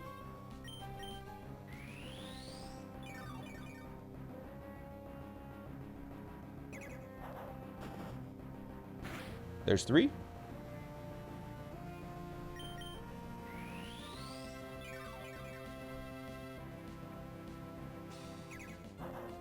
There's four.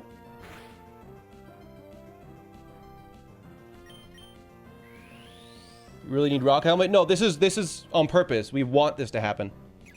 And that's 5.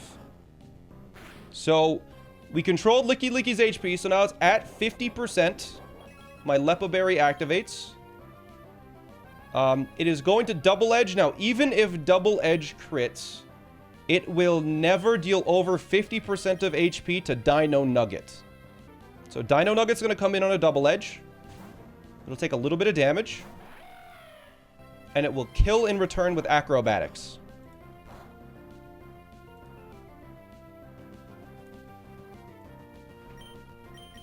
So acrobatics kills. Because we're not holding an item. Now, it sees that Appleton dies from acrobatics, so it literally can't send an Appleton. The only Pokemon it can send in is Alchemy. But it sees that I two-shot Alchemy with acrobatics, and I outspeed. Which means that it cannot use Calm Mind or Acid Armor, which means it's guaranteed to use its most damaging move. It is guaranteed to use Draining Kiss. Which is a contact move that Dumpling resists. Wait. Does Mystical Fire guarantee a stat drop? There's AI for that. Damaging, attack, special attack reduction moves with a guaranteed effect.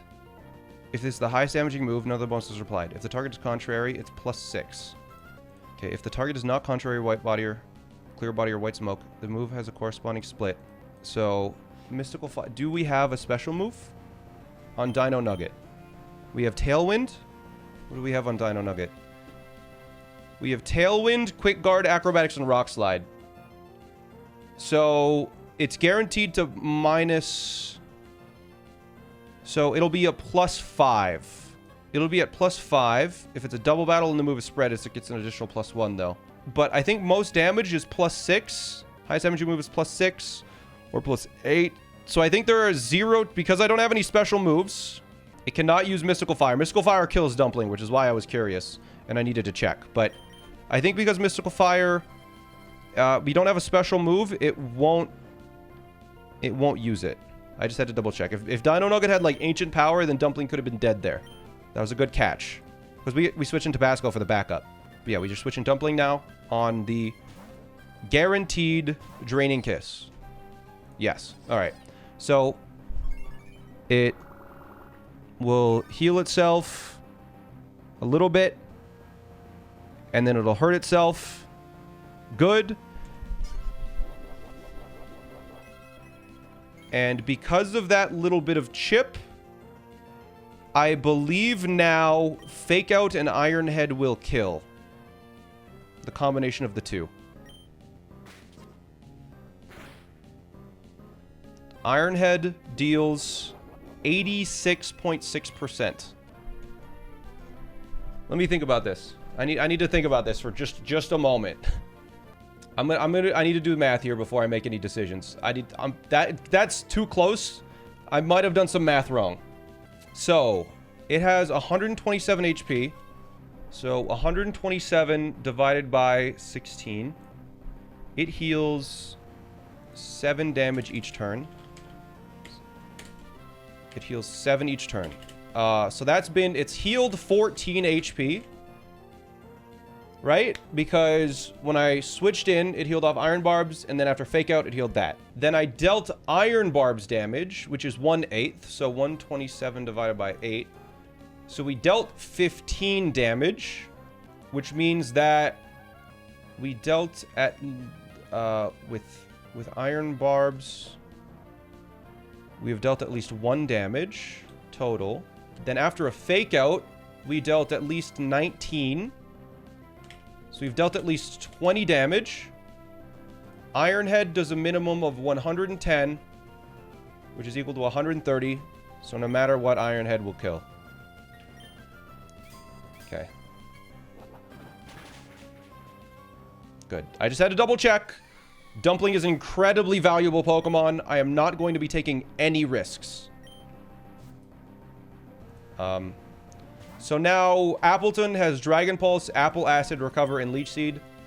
It literally does not matter what it uses, because Pop Rocks takes any one hit and just it kills in one hit with Sludge Bomb.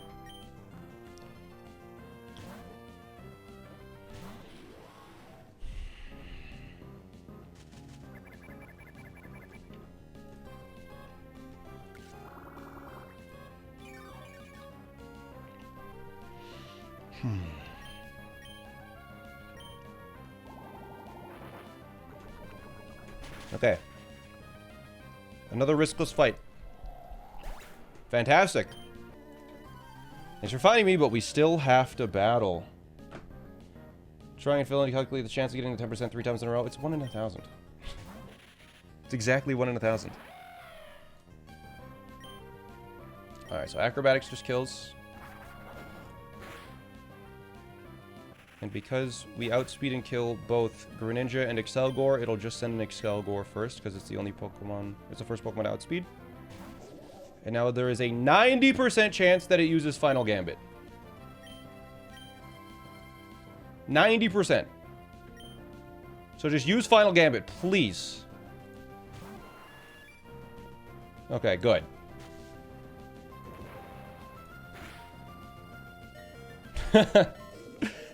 I know it looked scary, but it always deals the same amount of damage. Okay, so now, now it's random move from Greninja. We're just gonna hope it's Gunk Shot. If it's not, I think we're still fine.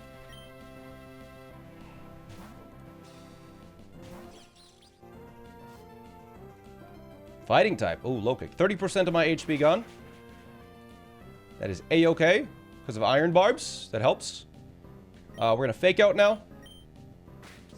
And now the highest damaging move should be Water Shuriken. So it's going to use Water Shuriken. It's going to change to a Water type. And then I'm going to kill it with Zing Zap. It moves faster than me.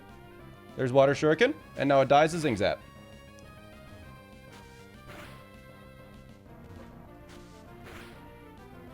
We have the Citrus in case of a million crits. Liam Max, thanks for the 5. The raid, appreciate it. Was Citrus necessary? Yep, in case of 2 5-hit Water Shurikens with some crits.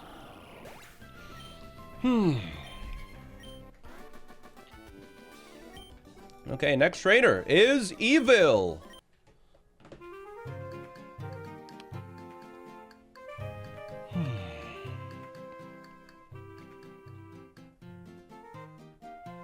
No, like, they literally... Crits can't affect the line. We have a counter for them. Alright. Fight. We hit Rock Slide. It kills.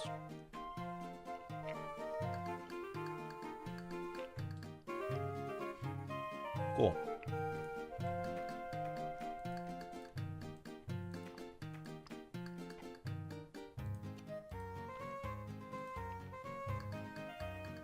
Shiftry. Guaranteed to use Solar Blade. And Meatloaf handles Solar Blade.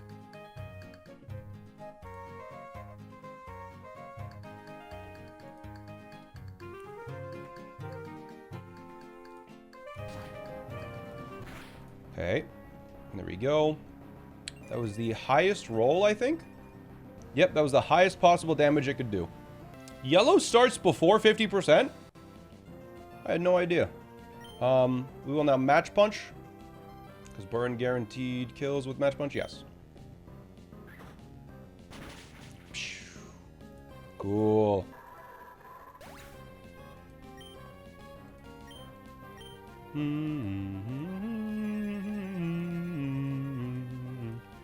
By the burn, that activates the Citrus, unfortunately. I don't think it was needed, or it might have been needed there with the burn damage. So now the only move that this thing knows is Eruption, which is kind of silly. We switch in, and the only thing that could really cause a problem... No, we've accounted for a crit. It's fine. What is going on with my voice? What is going on? It's like I'm... Bro, a Shaggy song? You know? How do the lyrics go?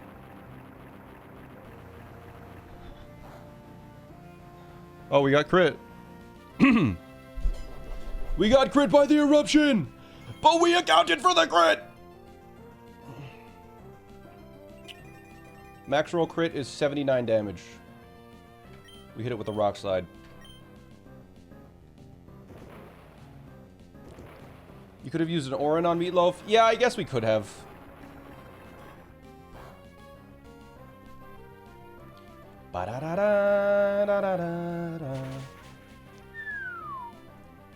Okay, so now Eruption's gonna do... Is that 15%-ish? It'll do about 25% to Flygon. Which is still crazy. By the way. Resisted.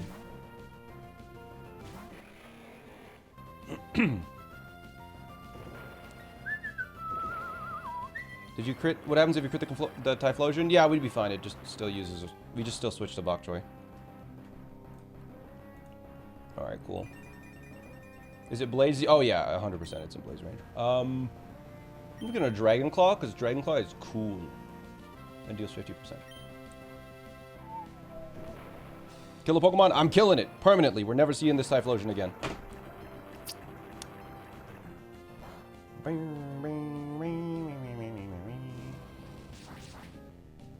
So. Now. There is only Mamoswine. Only Mamoswine remains. Mamoswine cannot use Earthquake, obviously, because it does 0 damage to Bok Choy. So it's either going to Icicle Crash, Ice Shard, or Stealth Rock. Any of those options is fine with me. Do we need to lay first impression on Flygon? No, we did not have Trapinch. We had a Vibrava, unfortunately. So Tabasco switches in on literally any move here, yes. Ice Shard. I think Stealth Rocks would have been better, but again, it just doesn't matter because Overheat kills.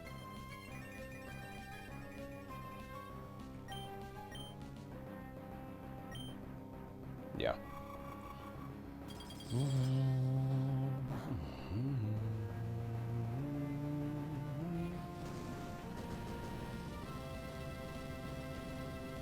The sun boosted Overheat, you fool. Alright, now we have a demon double, as the kids say. We beat Bridge Boy Santos. On to the next fight, the demon double. As long as we play it right, as long as we haven't missed any singular detail, we're fine. It should be a riskless fight.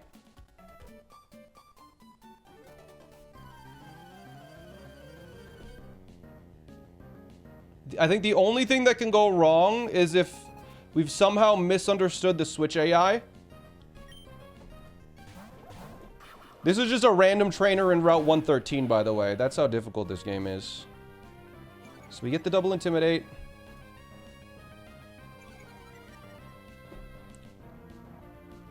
This first turn is going to take forever because there's 3 Intimidators on the screen. Press select to see exact HP. I actually don't know what my select button is. Whatever. Okay, so on the first turn, they both attack Oatmeal. So we're swapping out Cheddar for Archeops because Scrafty sees Archeops. So Dino Nugget swaps for Cheddar. And Oatmeal swaps for Hot Pot. Is that all correct? Yes. Yes. Yes. What if they predict a switch? Then we're dead. So then Hot Pot comes in. We had to pre-paralyze Oatmeal so that we're slower than them and they see me as an easy target. So they should double Liquidation and Close Combat. And we survive. Just barely. So now, they both outspeed a Hot Pot, and we'll see a kill against Hot Pot. Scrafty is on the correct side. Close, close, far, far is what they look at. So now we can Tailwind to gain speed, and we protect to bait an attack. That's correct, I believe. This is a complicated fight. We need to think it all through before I make any decisions. Because what's going to happen? They're going to both attack Hot Pot. I need to Tailwind so I can kill Scrafty next turn. And yes. Protect. Okay. We Tailwind. Killing blue from behind your team. Liquidation. Protected itself. Close combat. Protected itself. Alright. So now Archeops, Acrobatics, and kills Scrafty. And Bruxish will be using a random move against Hot Pot. Most likely Liquidation. And Sprout will switch in to take that one hit, and it will outspeed Archeops. Or it will outspeed on the next turn. Yes, that's correct. I believe we switch in Sprout now to take one hit as it dies. So we don't get knocked off. We can't get knocked off. It never survives that. If we get knocked off and we lose the soft sand, we are so screwed, dude. Sprout. So now this is the moment of truth. Because Scrafty dies, in the back, it should see that, Bisharp one-shots Dino Nugget with Iron Head. So it should send out Bisharp next.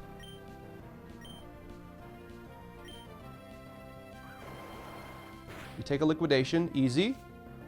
So Bisharp. Good. Okay. Now, because I think we Earthquake and Rock Slide, and I believe that kills both of them. Let me just double check. Earthquake with a Soft Sand in doubles deals 57% to Bruxish, and Rock Slide deals 44%. Add that up, so over 100. Bisharp takes 91 to 100%. It takes 91%. And Archeops deals 16%.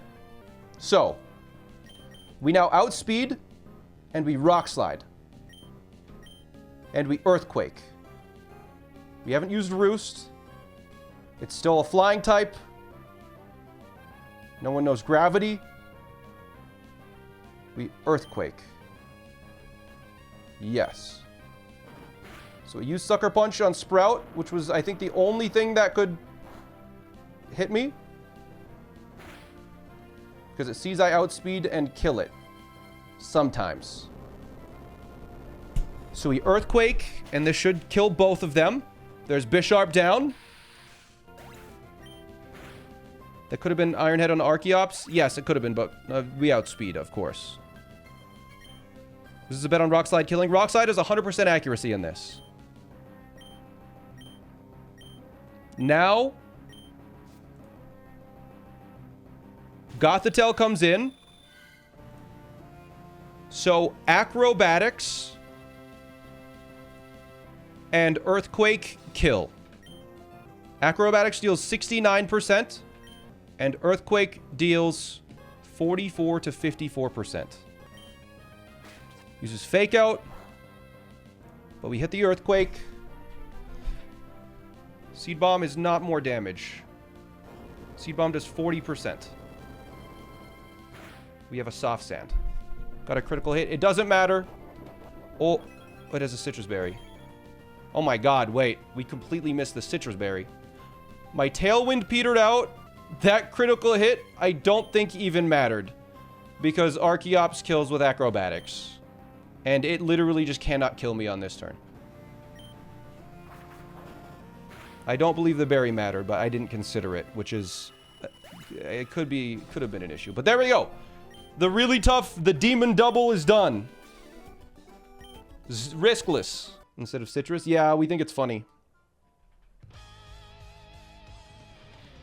Rock Slide kills Talonflame, even if we're in defeatist range. Battle time! So, we start with Tailwind. I don't know if it's necessary, but it helps us win this speed tie. Yo, it brings us out of defeatist. Oranberry clutch.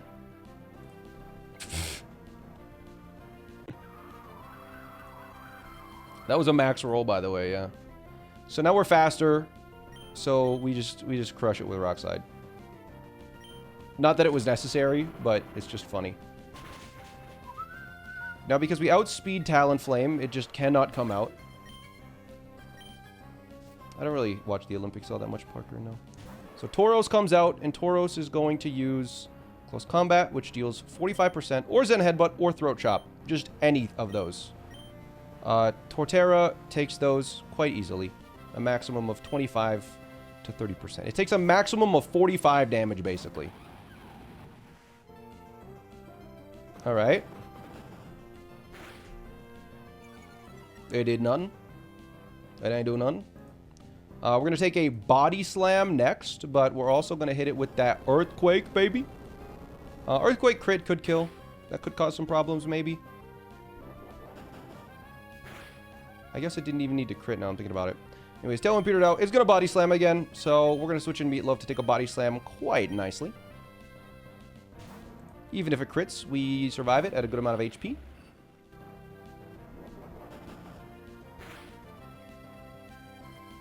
Meatloaf is hurt a little bit by the burn, no problem. And now we will Match Punch. Yep. Now we Match Punch to kill. And now Talonflame will see a kill with Acrobatics, so I don't believe it can Swords Dance. What's the name of the burnt Pokemon? Meatloaf? So Talonflame is in. It is going to use Acrobatics, which Chowder can handle quite well.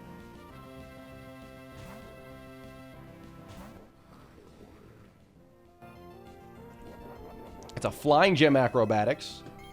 So, absurd amount of damage. Because the way Flying Gem Acrobatics works is it gets rid of the Flying Gem, and then it still gets the Acrobatics boost. It's crazy. But I believe Rock Tomb just kills it. Yeah, Rock Tomb now just kills it, and the best it can do is Will-O-Wisp me, but I have a Rostaberry. Yeah.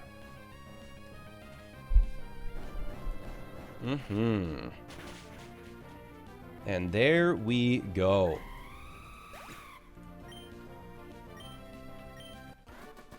Jalen's down. Alright, let's go. You look good today? Thank you. Thank you, thank you, thank you. Birdkeeper Kobe, yep. Oh, Birdkeeper Kobe has a bunch of Pokemon that can learn Fly, but aren't flying types. That's so funny. Yeah, I just realized. He has a bunch of Pokemon that learn Fly, but aren't flying types, yeah. That's his gimmick. Okay, this is going to take forever, so I'm just going to speed through this. There we go. Yeah, Golurk can learn Fly. Bird Keeper.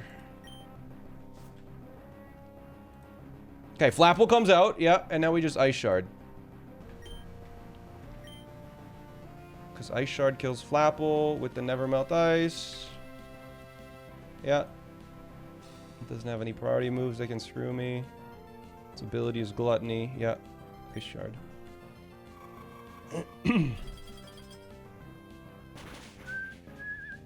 Is dead. Good. The Never Melt Ice made that possible. Now, Vikavolt literally sees that any move kills me. So it's just going to use a move at complete random. But Tabasco outspeeds and kills with Overheat 100% of the time. You know how far our VOD channel is? Like 8 months now. We're catching up. We're almost to the modern day. We were 2 years behind a little bit ago. Alright, so now Overheat guaranteed kills. Yes.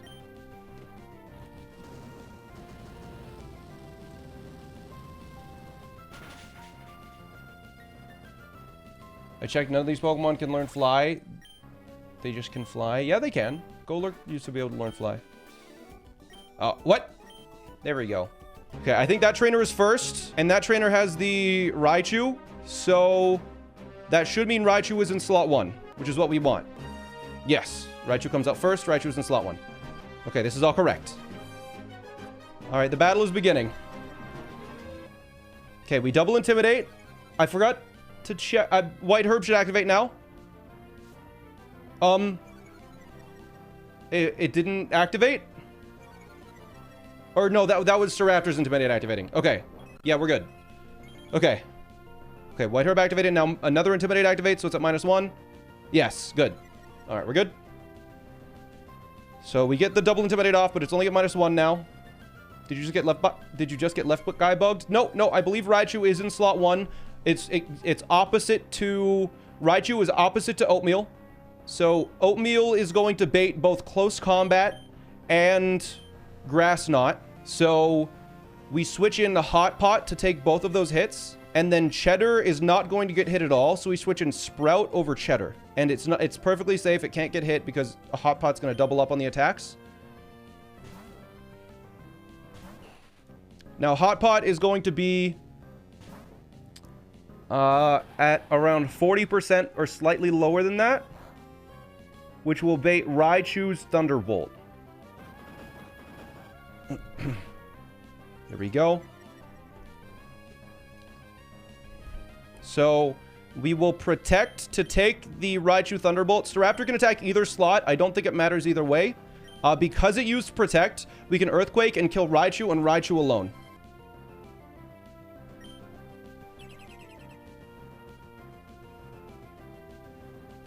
So yeah, it attacked Hot Pot, and then we'll see what Staraptor does. Attacked Hot Pot. I think that's good for us.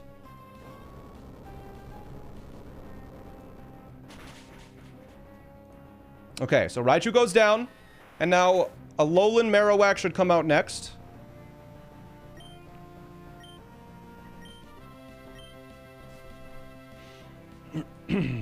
Good. Okay, so now Alolan Marowak sees a kill. Oh my god. Alolan Marowak sees a kill on Hot Pot with Shadow Bone and Bone Meringue, which Egg takes 0 damage from. So it's going to focus on that. Now Staraptor is either going to dual Wing Beat Sprout, or it's going to dual Wing Beat or Close Combat Hot Pot. Pidgeot survives either one of those hits, and Sprout switching into Dino Nugget. Dino Nugget takes a dual Wing Beat no matter what as well.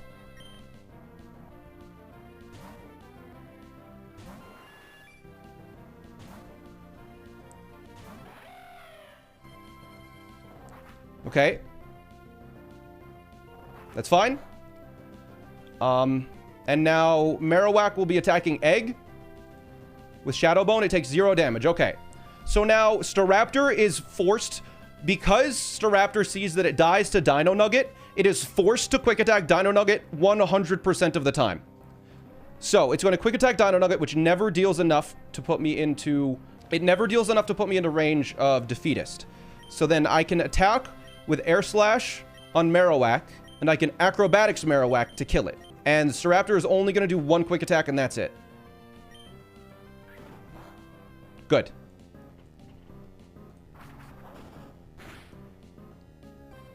And now Air Slash. So now Rhyperior is going to come out. And again, Staraptor still has to quick attack Dino Nugget and can do nothing else. So Rhyperior is going to Stone Edge either slot. It does not matter which one. Egg can switch into Oatmeal. The maximum Rhyperior can deal with a Stone Edge is 60 damage with a critical hit on Oatmeal.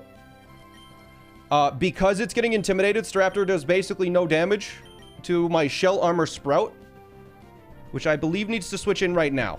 Yes. We will switch in Sprout. Sprout cannot get critical hit. So Sprout is going to take a quick attack and potentially a Stone Edge, which is totally fine.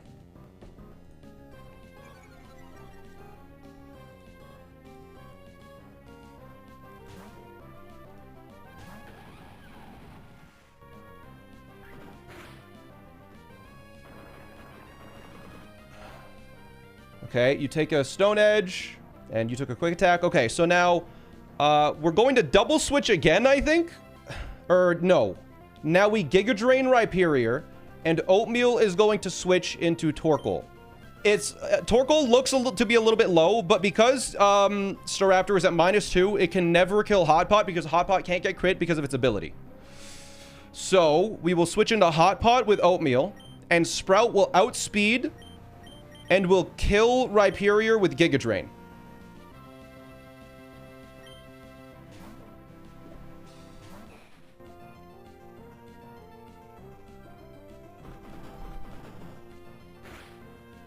Yeah, see? Didn't take any damage.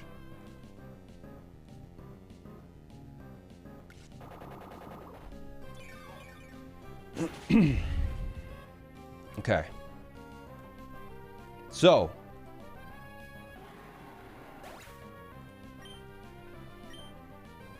Now.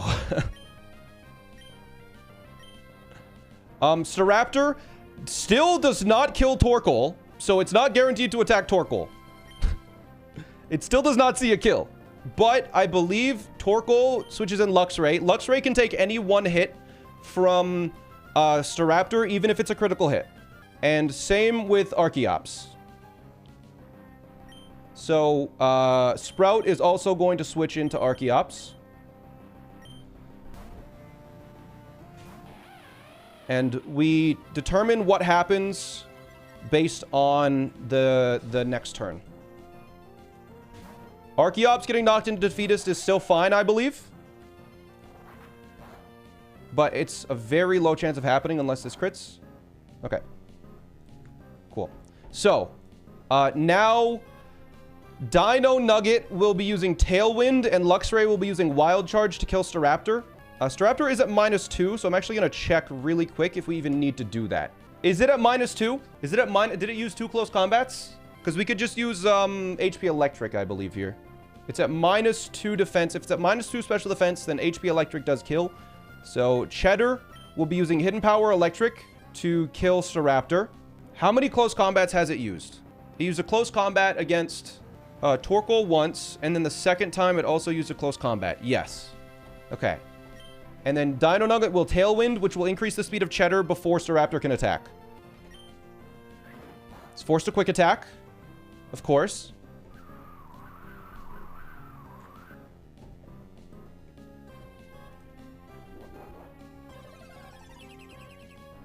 So that kills Staraptor. Yes. And now we outspeed whatever comes in. Lumineon comes in. Okay. Now, against Lumineon, it has no priority moves.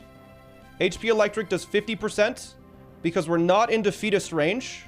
Acrobatics deals 44%. So we have to Wild Charge and Acrobatics. So we will use Wild Charge against the Lumineon. It has a Focus Sash, so this is necessary. We will Wild Charge, and we will Acrobatics. If Gyarados came in first, that complicated this a little bit, but... Oh, oh my god, it was actually in... I did calcs with Defeatist range. Acrobatics could have killed there. It's still fine, but... Okay, Cheddar took basically no damage. And now, again, what we will do is we will Rock Slide, because it is slightly more. At -1, Rock Slide does 45%. And HP Electric does 87%. That means it's a guaranteed kill with with Hidden Power Electric and Rock Slide. Okay, that was a tough battle. A lot of turns. But ultimately was riskless, I believe. And that allows us to get our Shed Shell. No deaths. Complicated fight.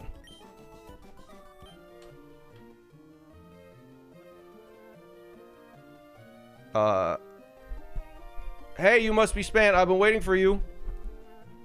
I got a call from my grandmother about this incredible trainer. The first one to defeat them since I left home. I'm kidding, chat. That was a joke. I've just been waiting to battle you ever since.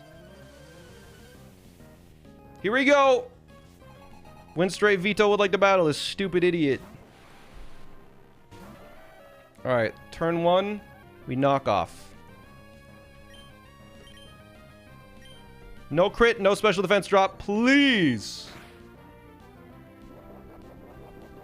Cool.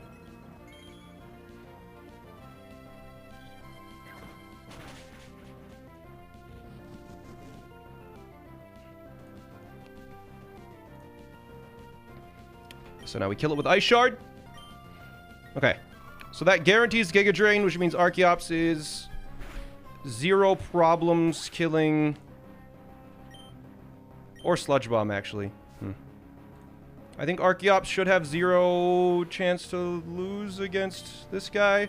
We're gonna hope this is Giga Drain on Dino Nugget. Basically. Giga Drain... Yeah. It could be Sludge Bomb. But we're gonna hope it's just Giga Drain. Sludge Bomb, I think, might...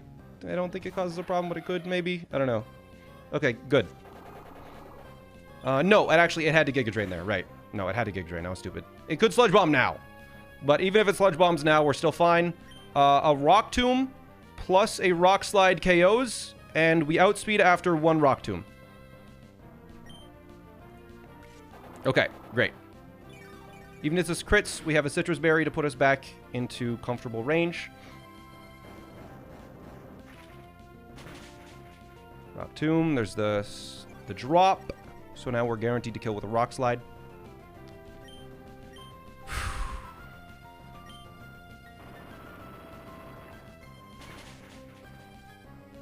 Good.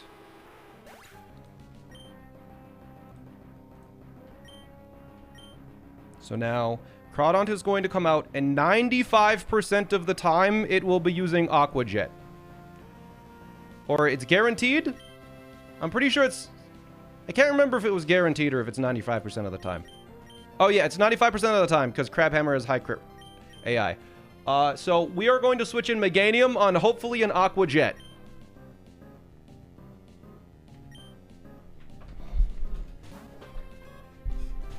$95% of the time. Good. Okay.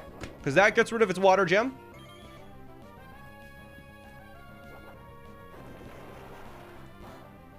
Okay.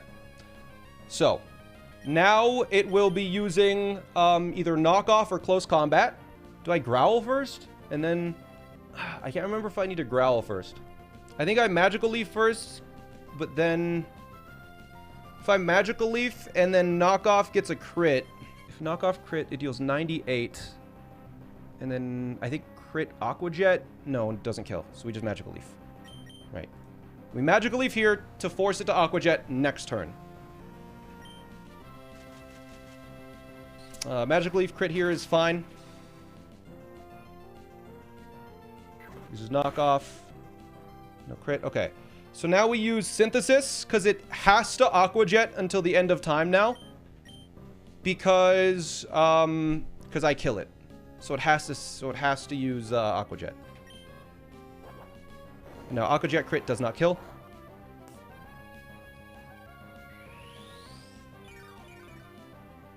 All right, and now we will now it's forced to use only Aqua Jet, so I can just growl. It never sees kill with knockoff or close combat. So it has to Aqua Jet. Yeah, it has to Aqua Jet because I outspeed and kill it. So we growl again.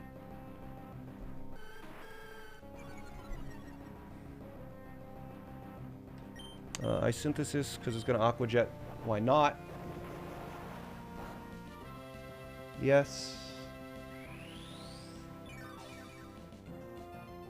I could Poison Powder and Synthesis. That's true. I would be at 100% HP and would give Pear a higher chance of surviving. Yeah, actually, that's true. We should Poison Powder, because then we could be at 100% HP. Yeah. Yeah, Poison Powder is better, right? Because then we could have Pear at 100% HP, which means it could get 2 growls off, which could allow it to survive. That wouldn't change bait order. No, that would keep the bait order exactly the same. Yeah, that is completely fine. We Poison Powder now. Just don't miss Poison Powder, please. It's a 10% chance to miss. Good. Okay.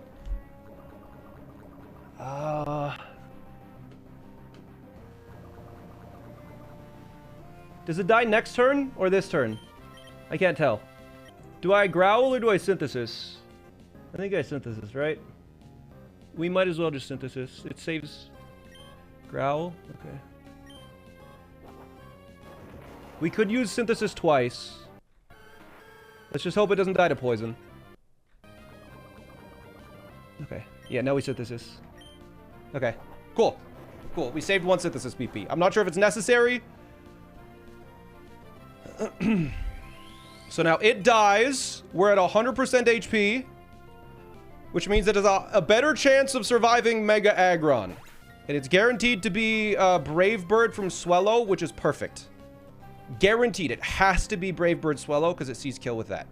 So because it has to be Brave Bird, we switch in Truffle, who never dies to Brave Bird. Even if it crits, we're on 1% HP. So Truffle switches in.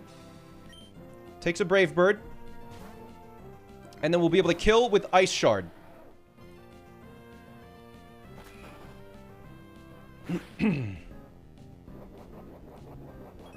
Because after the Brave Bird damage and the Life Orb chip, so there's that, and then there's Life Orb. Now Ice Shard guaranteed kills.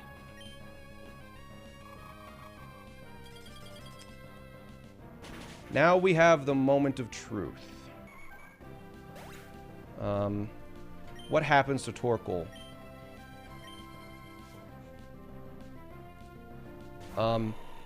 Any move from Breloom kills Truffle right now. We want it to use Bullet Seed. In fact, we need it to use... We really, really want it to use Bullet Seed. And get 4 hits or less. Ideally. Ideally 2, obviously. So we're switching in Hot Pot. To take the hit, we want to see Bullet Seed. Please Bullet Seed. Please Bullet Seed. That's okay. That's okay. It just means that Meganium's life is now in danger. It can't kill with any move. So it is going to use Spore, most likely.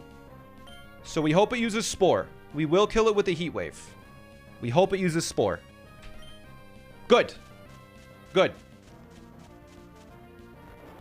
We have a Chesto Berry to wake ourselves up, and we can Heat Wave and kill it in 1 hit.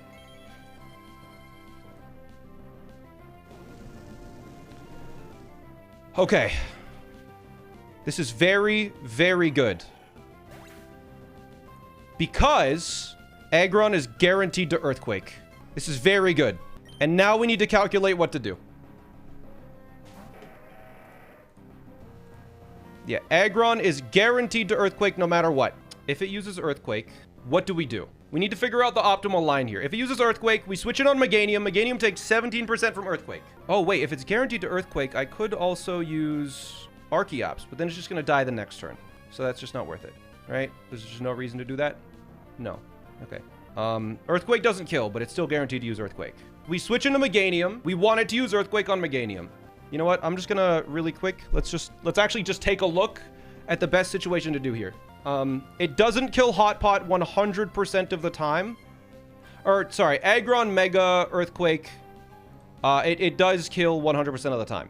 But it doesn't... Yeah, it kills Hot Pot 100% of the time. We'd have to have above 92 HP, which is the Bullet Seed line. It doesn't kill Meganium. Meganium's going to take 14 to 17%. So we'll switch to Meganium. Meganium will outspeed, and we'll hit it with a Growl. And then Mega Aggron takes 32... Why does it take 32%? Mega Aggron takes a quarter of its HP from Magical Leaf. If we Growl and then Magical Leaf... If we Growl and then Magical Leaf, I think... Oh, no, that's... If we Growl and then switch to... I mean, I think we have to switch to Torterra, right? What happens if we hit Growl once and then switch to Torterra? Let's calculate that line out. Let's just take a look. I want to see if I can make everyone live. This is if it max rolls every single turn. If it max rolls every single turn, we still almost survive. I think this line wins unless we get astronomically bad luck. And I mean astronomically. Iron Head can deal like 45, which is like half. I think we're astronomically It's fiction. It's fiction. I don't think we need to sacrifice anything. I'm gonna go for it. If we lose, blame me. There's a couple different ways we can win here, though. Pair shifts in.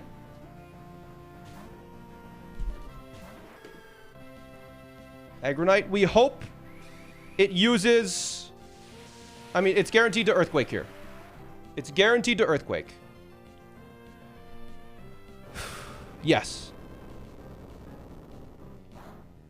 Okay. Now, because we outspeed, there's an 80% chance for it to autotomize. We hope it doesn't autotomize. We just hope it doesn't autotomize. If it autotomizes, whatever. Whatever. Okay, so now it outspeeds. So now it's going to be using guaranteed body press.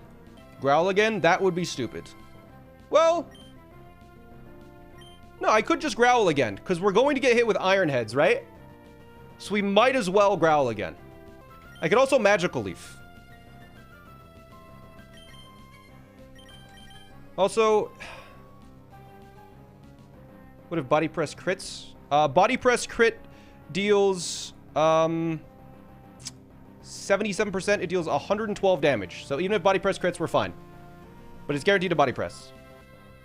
Do I growl now? I think I growl because then I live more Iron Heads. I think I growl because I live more Iron Heads. Because then I win the Iron Head 1v1. It hasn't used Body Press yet. Yeah, Magical Leaf guarantees the 3-hit. With Torterra, yeah. You know what? I'm going to Magical Leaf. I'm going to Magical Leaf because it guarantees the 3-hit with Torterra. Which is a 11% chance, which is less fiction than the other stuff. Which is more fiction. So we're going to Magical Leaf here.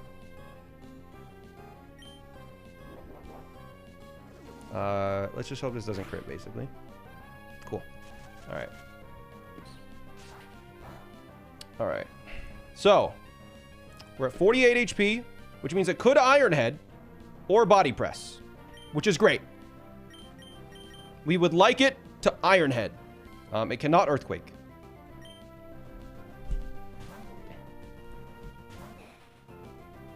Even if it did, we're fine. Oh!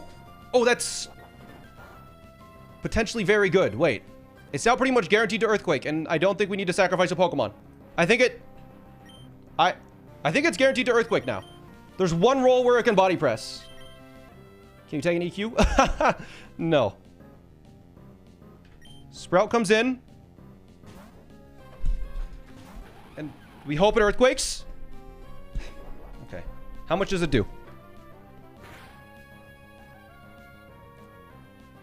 Was that a max freaking roll, bro? 62? Okay. That's good. So now we Synthesis until we're above 128. Until we Synthesis until we're above 126. Right? Or what is 68 times 2? We need to Synthesis until we're above 136.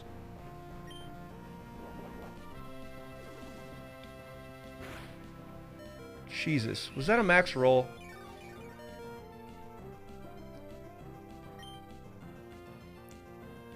So we need to be at 137 or more.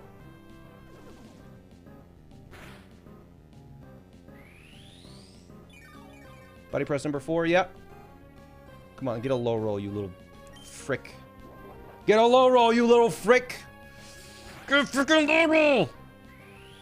Okay, I think we're at 140 now, right? Yes, okay.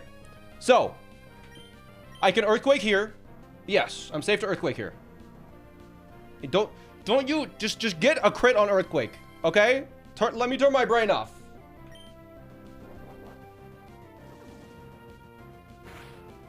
Just get a freaking crit. Nah, okay. 2 more Earthquakes. Fight. We Synthesis. And again, we Synthesis until we're above 136. We can't get crit, but we can crit. You only have 2 left. Your brain only has 2 cells left, kiddo.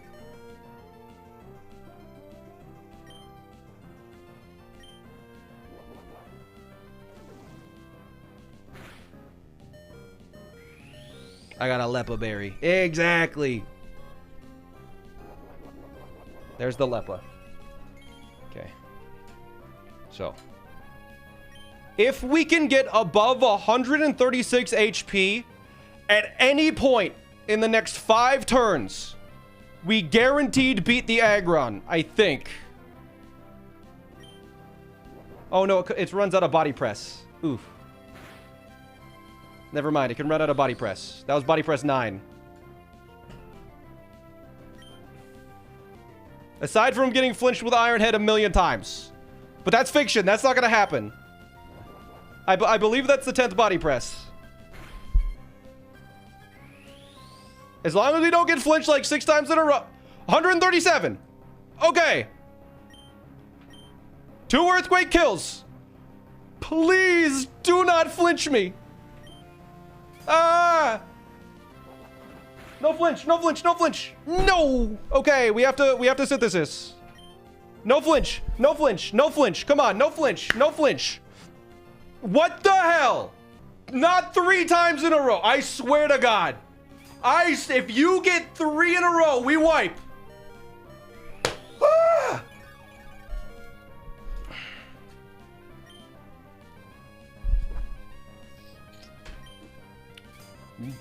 Don't you flinch me. Yes. Okay. Okay. Okay. We're not out yet, but I earthquake now. Don't flinch, don't flinch, no flinch, no flinch, no flinch, no flinch, don't flinch, don't flinch. Yes! Okay. A crit kills here. A crit kills here if we crit. Let's go! Okay! Deathless Veto! Okay!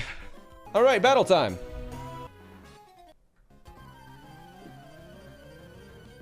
Alright, battle time, baby! Be careful not to activate a double battle. I don't think this could be a double battle. I'm gonna be for real. Alright, so Peanut hits a quick little knockoff. It hits us with a Brave Bird. We hit it with a knockoff, and then we kill it with an Ice Shard. This activates our Oran Berry.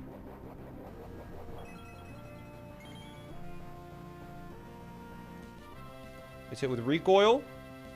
It's hit with a knockoff. No more Choice Band, sorry. And then we kill it with an Ice Shard. Okay. Now, Leafeon sees that it kills and comes in. Because it's at +3. You're almost at the worst designed fight of the whole game? What does that mean?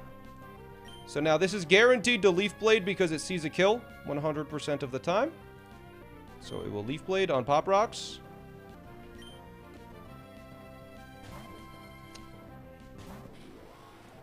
Is this the first battle Pop Rocks has seen? Ooh, a critical hit. Good one. So now we will kill with a Sludge Bomb. Regardless of what it does. We have a Chesto for that.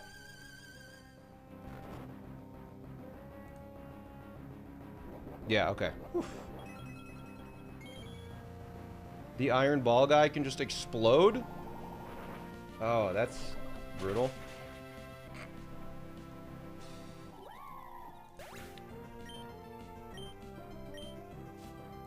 Okay, so now this is Imposter.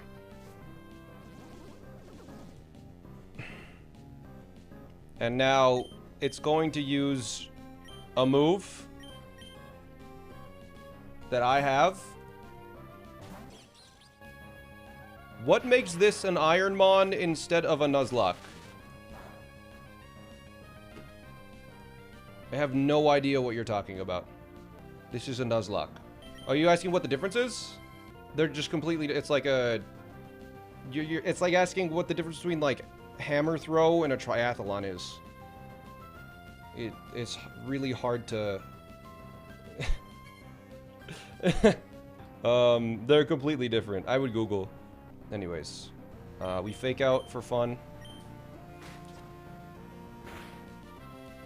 Yeah, I'd say Google it. And then we switch in Oatmeal, who takes whatever poison move it feels like using. Or, no, electric move it feels like using. We Intimidate, doesn't matter. It's gonna use Nuzzle or Thunderbolt. Thunderbolt, there we go. I think it had to use Thunderbolt. And now it's going to use Sludge Bomb. Oh, I outspeed? Oh, wait. Yeah, okay, so it's fine. We just killed our own Pokemon.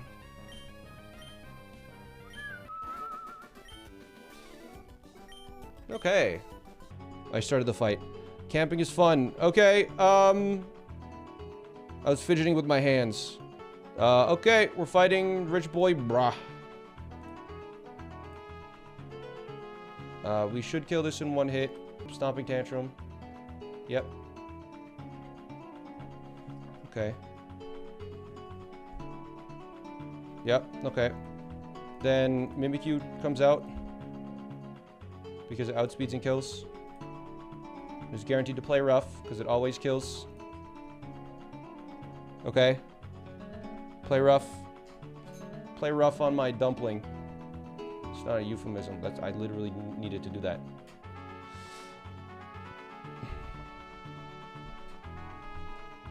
Okay. Cool. My attack fell. Cool. Iron Barbs deals damage to it. What the heck? It was hurt by its life orb. Did that break its disguise? I don't know. We're gonna switch to Sprout. We're gonna hope we don't get Will-O-Wisped. That didn't break its disguise? That was the disguise breaking? I don't know. We have a Rost for this. So now we just hope it doesn't hit too many play rough attack drops.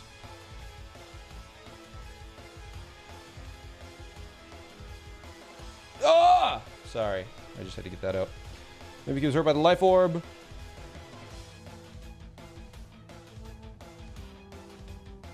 Okay, apparently disguise is gone.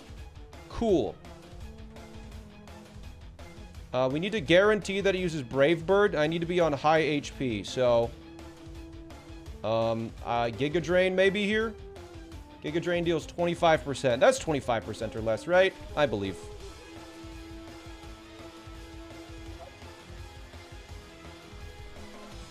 I need to be at 100 and... Actually, I need to be at 100... I just need to be at high HP. Okay, good. You've beaten this game and didn't even know that? Didn't even know what? I believe this is guaranteed Brave Bird because it always does at least 134. It can't Pursuit. So we're just going to switch in Dumpling. Take a Brave Bird. Can't Superpower. Can't Heat Wave. The outspeed, yeah. What's up, Han? The disguise bug? Oh. Well, yeah, that worked well. Oh my god, it got a critical hit. I think we're still fine. It doesn't have a priority move. Super Luck, Lumberry. Zing Zap just kills. Yes. Then... it's guaranteed to Earthquake or Heat Crash now. Tofu switches in and takes the Earthquake or the Heat Crash. I checked the wiki, Heat Crash cannot burn. We take an Earthquake, we can do a maximum of 75% with Earthquake. And Low Kick does 125%. Cool. Alright. I mean, we are 10 levels up, which is a little crazy. Alright. Battle time. I like to fish, but I also like to battle. Alright, bring it on. Bring it on, stupid.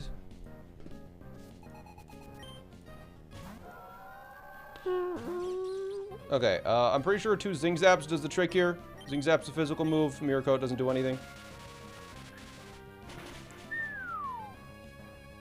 Just gonna Scald. We're fine. Okay. Is that just random move? That is completely random move now.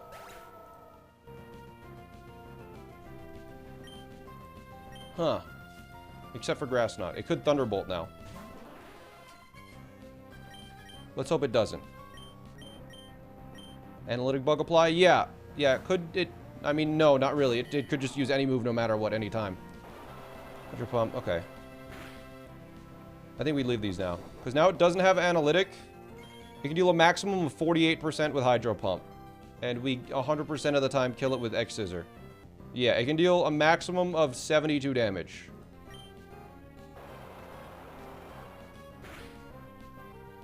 And X Scissor always kills.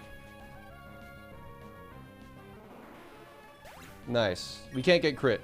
Shell armor.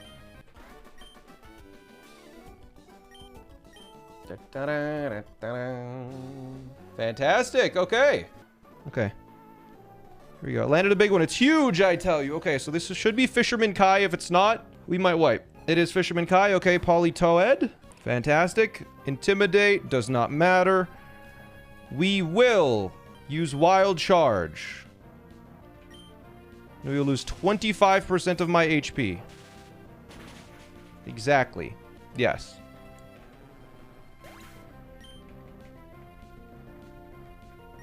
Okay, good. Now it should be Barrascuda because it sees a one-hit KO with Liquidation. And we take a fair bit of damage on Cloyster. We take about 25% from a Liquidation on Cloyster here. Yep. Now it's guaranteed to use close combat.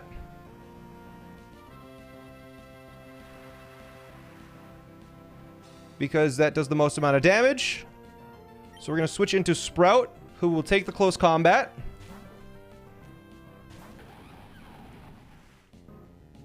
And then because it used close combat, Giga Drain kills it. And we never die to Liquidation.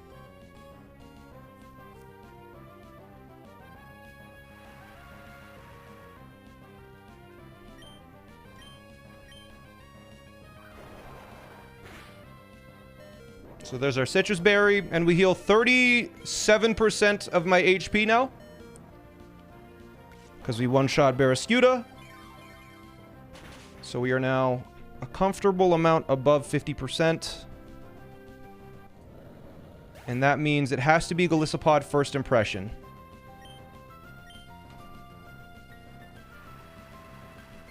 We are switching in Conkeldurr to take the First Impression, which should be guaranteed.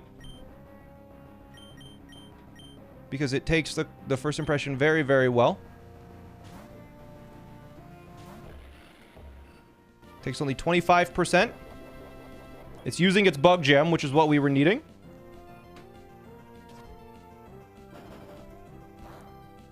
There you go.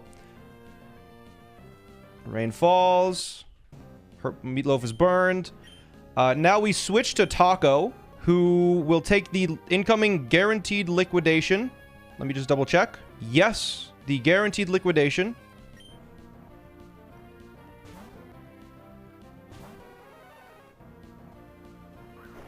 And if this is a low roll, we won't spend the berry. Good. 132, yeah. Now it is guaranteed to use Leech Life, which after the Bug Gem, we should comfortably live.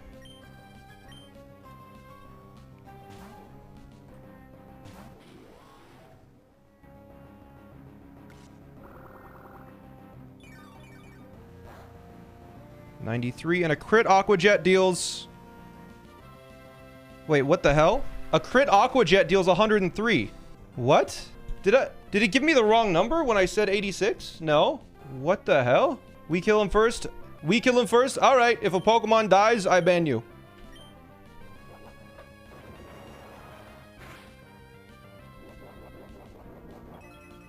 That was a 1 in 16 to lose Pop Rocks there.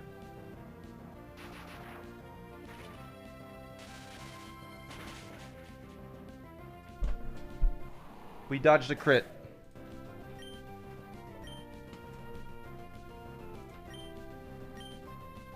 I knew that. Did we kill him first? Did we kill him first? Do you not have rain in the calc? No, I did have rain in the calc. I think I pre-damaged for a leech life crit and not a regular high roll. That was a high roll leech life. So a high roll leech life into, yeah, a high roll leech life deals 29% plus 14% is 43, not 33. Oh my God. I did my mental math wrong. That's what happened. I did my mental math wrong. That's all. We're fine. We still win this, but it's just a little cringe. Okay, so now it's gonna use Stone Edge or Liquidation. So we switch in Curry.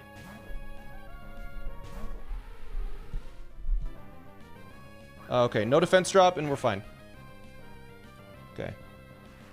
I believe the highest damage you can do is 53% with the Liquidation now. It can deal 108 damage, so we can simply Iron Head to kill it. Because that deals 100% of its HP.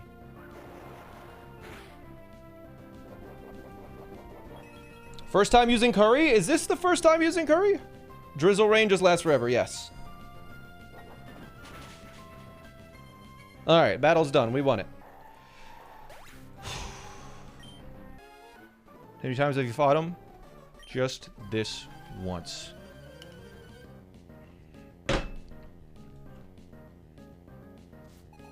Fisherman Claude. Pair is in. Takes the Intimidate. Okay. We switch. It's guaranteed to Poison Jab here because it sees kill. Sees fast kill with Poison Jab. So we switch into Dumpling, who takes it quite well. There we go. Look at that. Quite well. Now, it has a Focus Sash, so we need to break the Focus Sash. We will do that with Fake Out.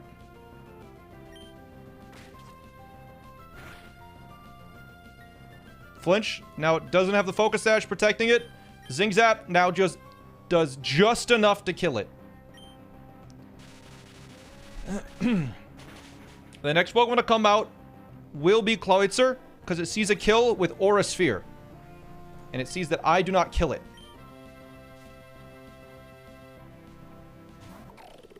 So it is guaranteed to use Aura Sphere, and this is the critical turn. If Aura Sphere crits, we're in for a world of pain and suffering and an awful battle. If it does not crit, we have an easy guaranteed win.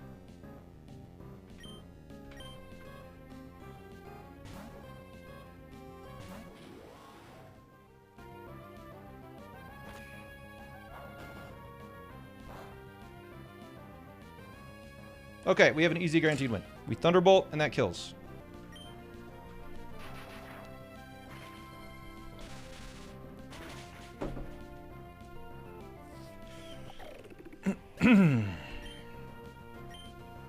Alright.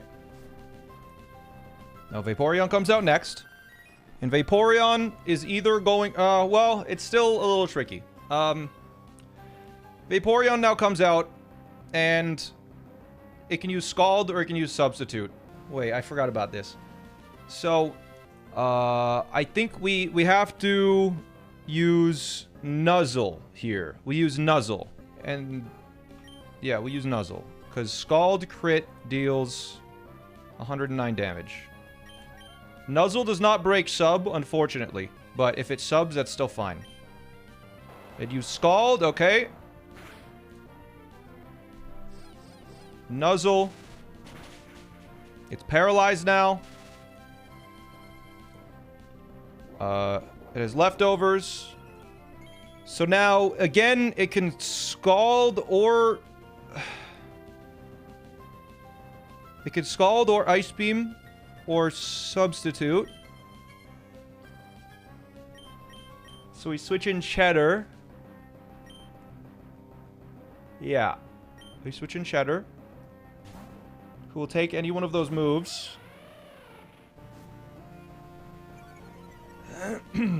It could still... even if it sees kill, it can still Substitute. Okay, I think that was the best case of just nothing happening. Because now we outspeed and Wild Charge kills. It can't sub if it sees kill. It can, actually. It can. Substitute. Starts at +6. Oh, no, wait. It's Baton Pass. Oh, that's true. Yeah, it couldn't substitute. Yeah, baton pass. It can't baton. It can, but if it sees kill, it could still baton pass. Right. Anyways, wild charge finishes this off. Guaranteed. It deals 98%, which it's at around 10% right now. Taken. Wild charge kills. Yes. Good. Good. Now, got hit with recoil. We take a little bit of damage. The citrus berry pops, unfortunately. Almost saved one citrus. Now, literally, no matter what this Empoleon does, it's almost guaranteed to protect. But no matter what it does, Sprout 1v1s it. Yes. But it's almost guaranteed to protect because I was poisoned. Okay. I do kill this with a single Earthquake. 2 hours for nothing to happen. You have to prepare for the worst. We did it. Nothing happened because we planned for everything. Maybe slightly longer. So, here we go. Rock Slide. Seth, thanks for the 29. We Rock Slide, and this is guaranteed kills. And then Draudigon should come in next because it sees a kill with Iron Head or Dragon Rush. What just happened? Your status of being dead? Okay. Draudigon comes out, that's right. It's going to either Iron Head or Dragon Rush because it guaranteed sees kill with at least Iron Head. It can never glare. So you switch in Taco to take 1. It has Rough Skin and a Rocky Helmet, but Icicle Spear does not make contact. There's Iron Head, and then we will Icicle Spear to kill. That would be really bad if I use Ice Shard. Icicle Spear is 109% HP. Good. And yeah, we don't take any chip damage from the Rough Skin and the Rocky Helmet, so this is fantastic. Now, Simisear should see a kill with Focus Blast or the Fire move, which his name eludes me. It does have Skill Link. Yep, Taco has Skill Link.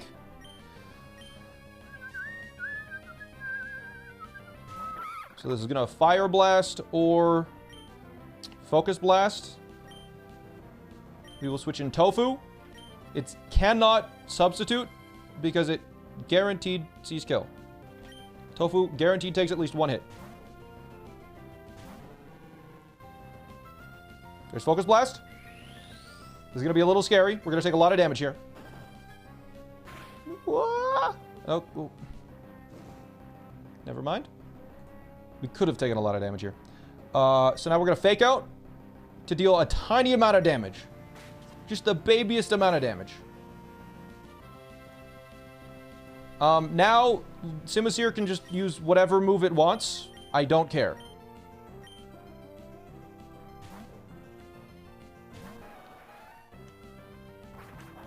Acrobatics. Cool. And now we outspeed and kill it with high horsepower.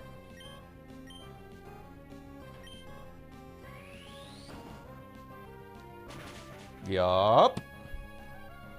Now, Skuntank comes out last. It has Explosion, but it cannot use it because it's the last Pokemon. So, it will be using Sludge Bomb or Knockoff because that's the highest damaging move. I'm going to switch in Flygon, which takes those quite well. If we get hit with a critical hit and get poisoned on Sludge Bomb, we do have a backup. Oh, no, we don't high horsepower. We use... okay. We don't high horsepower, we bulldoze. My bad. We bulldoze. It's 2-shot. It 2 shots with that. It's guaranteed to knock off again. Knockoff deals a maximum of 69 damage. Nice. So it will be using knockoff as I bulldoze. Bulldoze does not make contact, so Aftermath will not apply.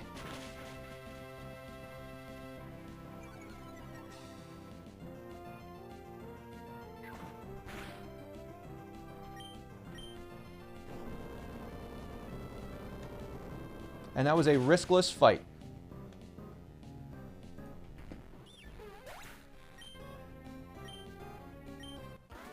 Kindler Bernie's down. Let's fight it. Do I have time to reheat leftovers before the fight? You have leftovers? That's not fair. Bro, where'd you find it? The meatloaf is goated. Meatloaf is so good. Yeah, so this says sturdy, but it's not going to do anything to my icicle spear.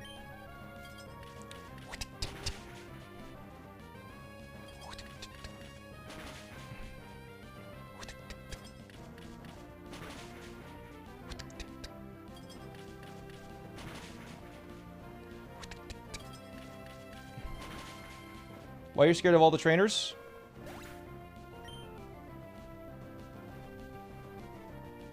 Right now, we are building a skyscraper, okay? You start the game with the foundation of the skyscraper. Oh shit, wait. Oh my god, I wasn't sure if Gallade switch it in guaranteed. I forgot we had to pre-damage to guarantee Gallade switch in. Oh, I forgot. We're fine though. We're fine. It's going to Drain Punch now. Yes, guaranteed Drain Punch. Yeah, no, we were fine. My head was backwards. Right now, we're building a skyscraper. Okay? And we're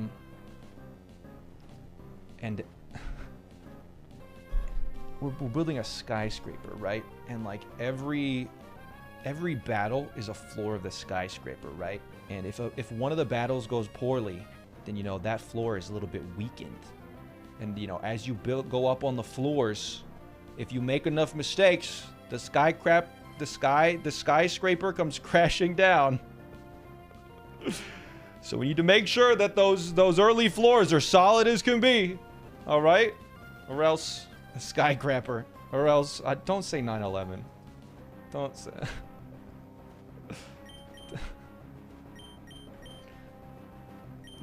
A skyscraper. That's what we're making. Alright? We're gonna have a good poo with the skyscraper, chat. Just like that one chatter. Alright, we knock off to start.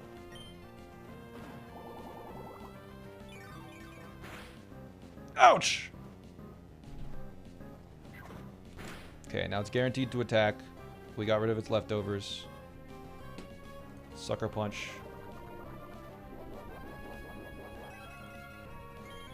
Now deals. Wait. Yeah, knockoff is a guaranteed kill. Or sorry, Sucker Punch is a guaranteed kill now. What? -1 Oranberry. I know. Whoa! Why did that do so much damage? That dealt way more damage than I expected. Was that 3 turns of bad poison? Oh, yeah. That was 4 turns, wasn't it? Or was that 3 turns? Okay. Anyways, it doesn't matter. We're fine. I kind of assumed we'd be fine, and I think we would have been fine, but if that crit, we might have not have been fine. I'm gonna have to double check, but anyways, yeah, Mach Punch just kills this.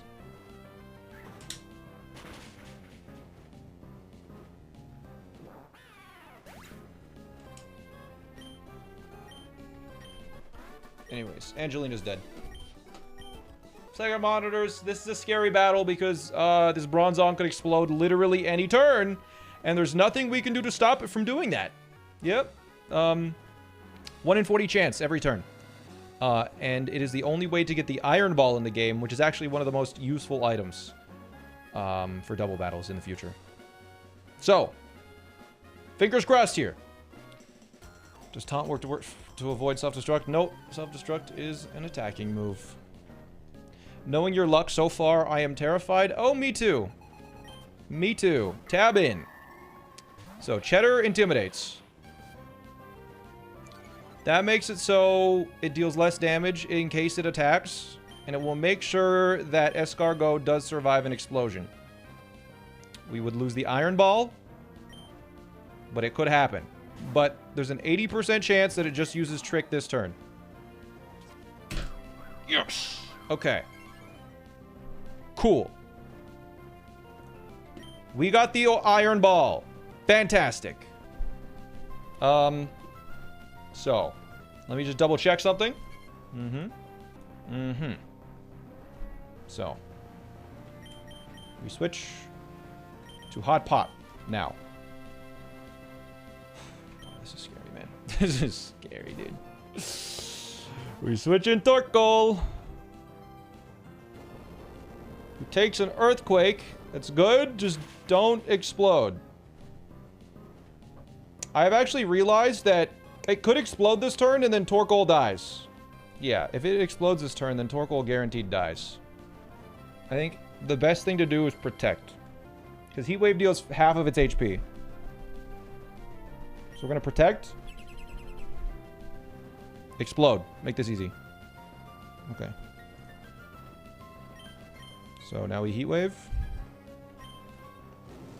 If it explodes, Hot Pot dies. Please, please don't explode or burn. Don't explode, don't explode. Yes! Okay. Ah! Sorry, we're good. It was 4% there, I believe. But we're fine. Long live Hot Pot! There's something we forgot to consider, is that it can earthquake and then explode. Why is Hot Pot level 54? I can't remember. I'm gonna be for real. Surfetch comes out. Okay. Good. That was expected. And it has to use Meteor Assault. So. We'll switch in our Honey. Oh yeah, for Flannery, right. For Flannery later. Honey to take the Meteor Assaults. Who will take 32 to 38% unless it's a crit, in which case it'll deal over half. It was a crit! Okay, but now it is stuck sitting there for a bit. So I am free to Moonblast twice.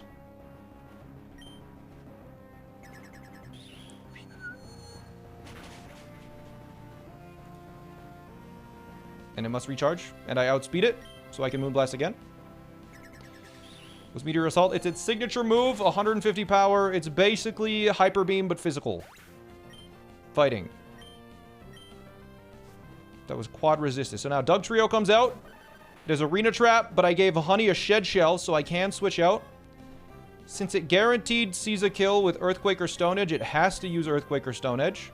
So we switch in Sprout to handle that. And this is where we kind of got caught up in a bunch of stuff.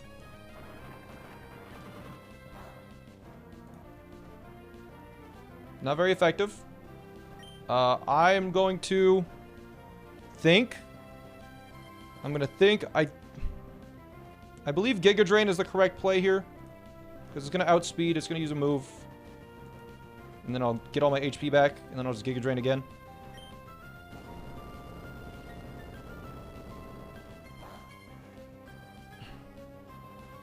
It won't die to this. But I'll get almost all of my HP back. Yep. And then we'll Giga Drain again. It could Final Gambit. We take like no HP. Yeah. It killed itself. Alright. Good. Now, I don't know what comes out next. I think it might be Eldegoss. Okay, it's Eldegoss. And it can't use Sleep Powder or Leech Seed. So it's going to use either Pollen Puff or Leaf Storm. And I'm just realized I don't know what Pollen Puff does. It just is a 90 base power move. Okay. So it's either going to Pollen Puff or Leaf Storm. And then I am just going to Nuzzle it. So it's slow as shit. So we switch in this. Yeah. And we Nuzzle. And it has an eject button, so... we hope it Pollen Puffs here. That would be nice. Whatever. Whatever. I didn't actually care anyways. Alright. So now I do outspeed the Eldegoss. So Nuzzle will paralyze it, and then it will switch out because it has an eject button.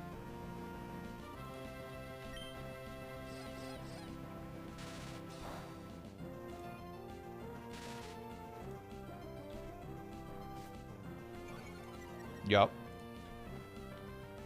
Crit's 1.5. And then there's the eject button. So we spent the eject button. And then Drampa comes out. And I go Pokemon. I switch into Tofu, who takes Drampa's Hyper Voice or something. Or Dragon Pulse.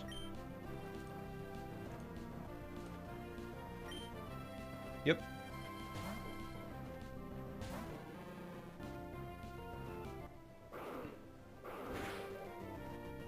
Oh my god! I know it's a little scary, but we outspeed and we kill it in one hit with low kick. The 2 scale, go! Cool. Alright, so now Eldegoss is guaranteed to either Leaf Storm or Pollen Puff. I don't think it can Sleep Powder. Fortunately,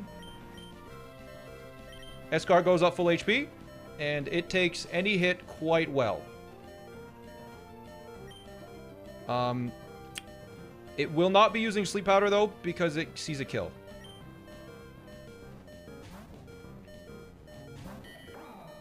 So, Leaf Storm, please. Thank you. And now, I think the only thing it can do is, like, Sleep Powder and Leech Seed. But we outspeed it. X-Scissor does have a chance to kill here, so we're going to use that.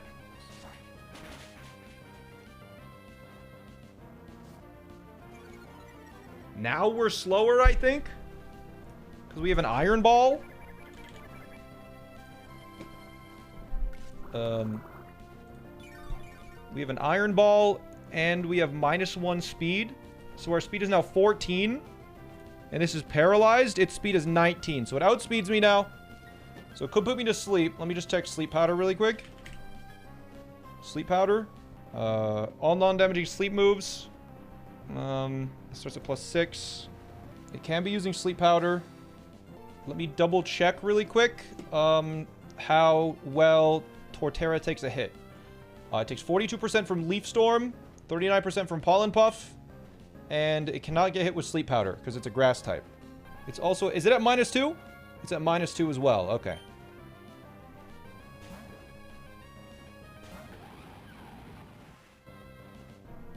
Okay, use Sleep Powder. Nice. We outspeed. And how much do we deal?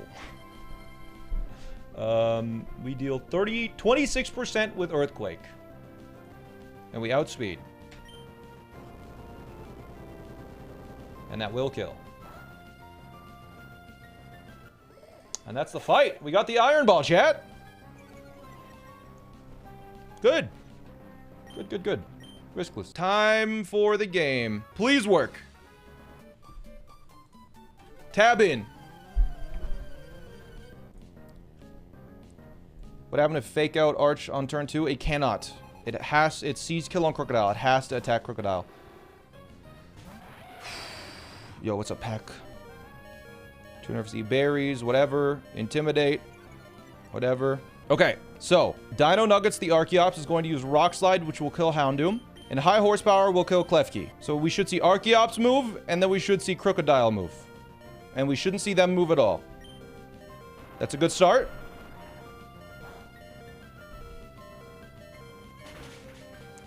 Houndoom dies. And now High Horsepower kills Klefki. Good start. Okay.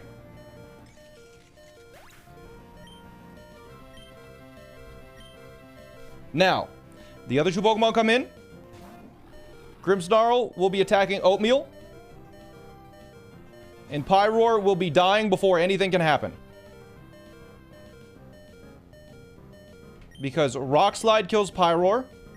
And Grimmsnarl is going to Fake Out Oatmeal. So Pop Rocks handles that.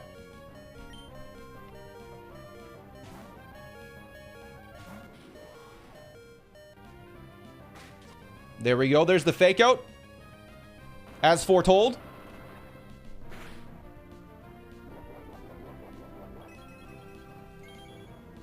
Citrus Berry. Doesn't matter. Pyroar dies. Problem solved. Now, the only thing we need to do is double check that we do not die on Dino Nugget if it Prankster attacks us somehow. I don't think it can, but I'm going to switch Dino Nugget into Sprout, who can just take any hit from this Grimmsnarl.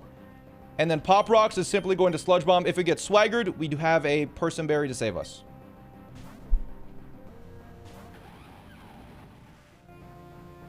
It does swagger, and that's why we have a Person Berry.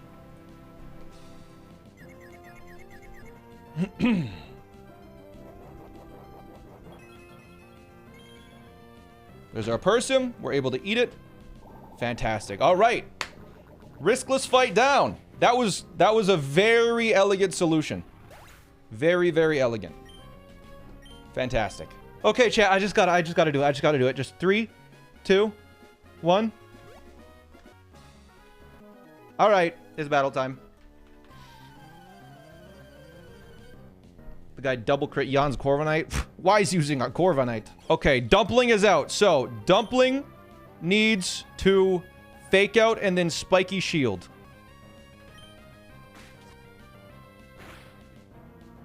It flinched. And now we Spiky Shield on a Fire Punch.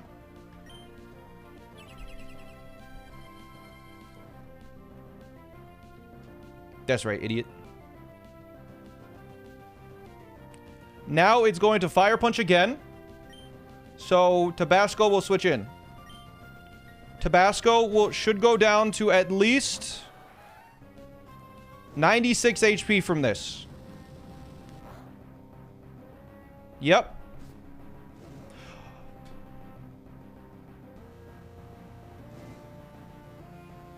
Oh, shit. It doesn't kill with Gunk Shot anymore. We're fine. Oh wait, no, it died. If it uses Explosion here, then Dumpling dies to a crit. Dumpling dies to a crit if it explodes and crits. But there's literally nothing else I can do. If it explodes and if it crits. I don't think it can. I literally just have to risk it, I think. It's going to Gunk Shot or Explosion. That's insane. Okay, it Gunk Shotted. We're fine.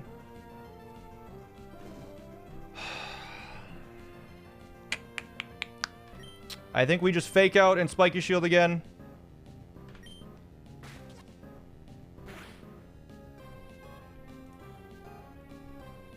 And then I think we kill it. Yeah, we're fine. I think we're totally fine here. Literally with whatever it doesn't matter. I outspeed it so I can kill it. I deal 33% with Zing Zap, so I think after one Spiky Shield, I kill it with Zing Zap, and then we're fine. Yeah, we're fine. And if it booms now, we're fine. Okay, we're fine.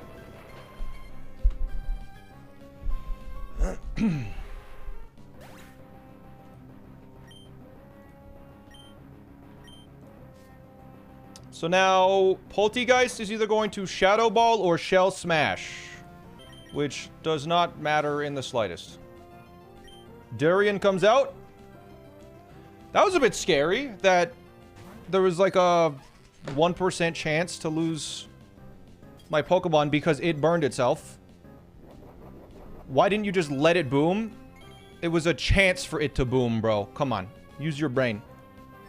You didn't think I would have just thought of that? There's like a 5% chance for it to boom. Anyways, it used Shell Smash, right? Yeah? Alright, all we need to do is just spam Sucker Punch until it dies now.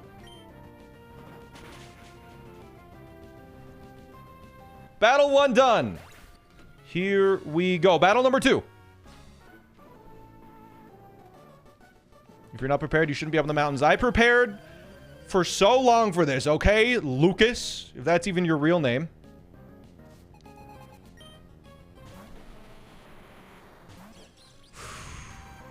Fight. Fake out. We broke Sturdy. Now it is going to Body Press or Earthquake because it sees a kill with both. Archeop survives those.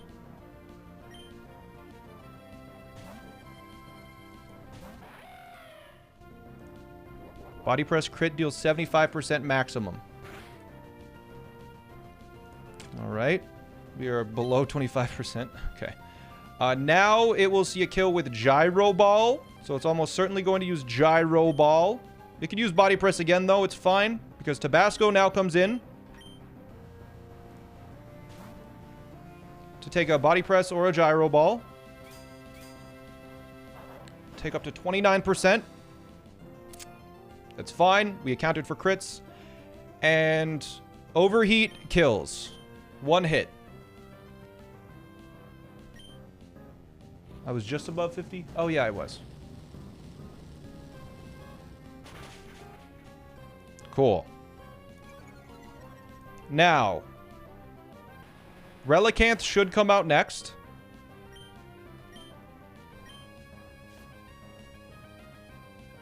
Yes.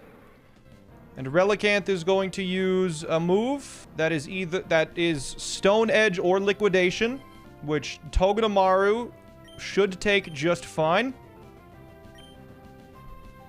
This Pokemon has Sturdy. Again. Stone Edge missed because you're stupid, and we are going to Fake Out to break Sturdy. And it's going to use Liquidation or Rock Polish while we switch in Sprout. And Giga Drain will kill as it uses Rock Polish. It will be using Liquidation now, and we will be getting back to full health.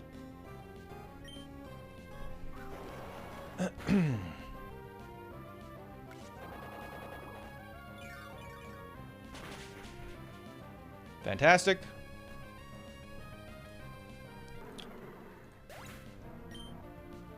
Okay.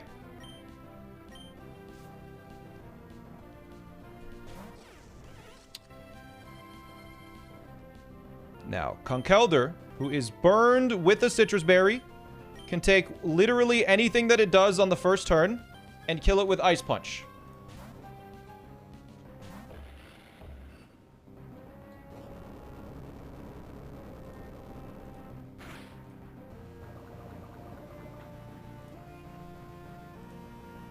I'm hurt by my burn, and we kill with a simple Ice Punch. It uses Earthquake. It should activate our Citrus. It could have protected there because I am burned, but that's fine. It is dead, and that is 2 of 7 battles down. Alright, so this is a Hiker Lenny now. Okay, Ferrothorn. Alright, so I believe against Ferrothorn, we just kill with Hammer Arm.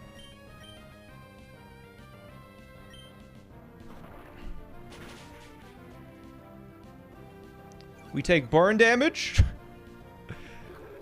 And we take Iron Barb's damage. It should be fine.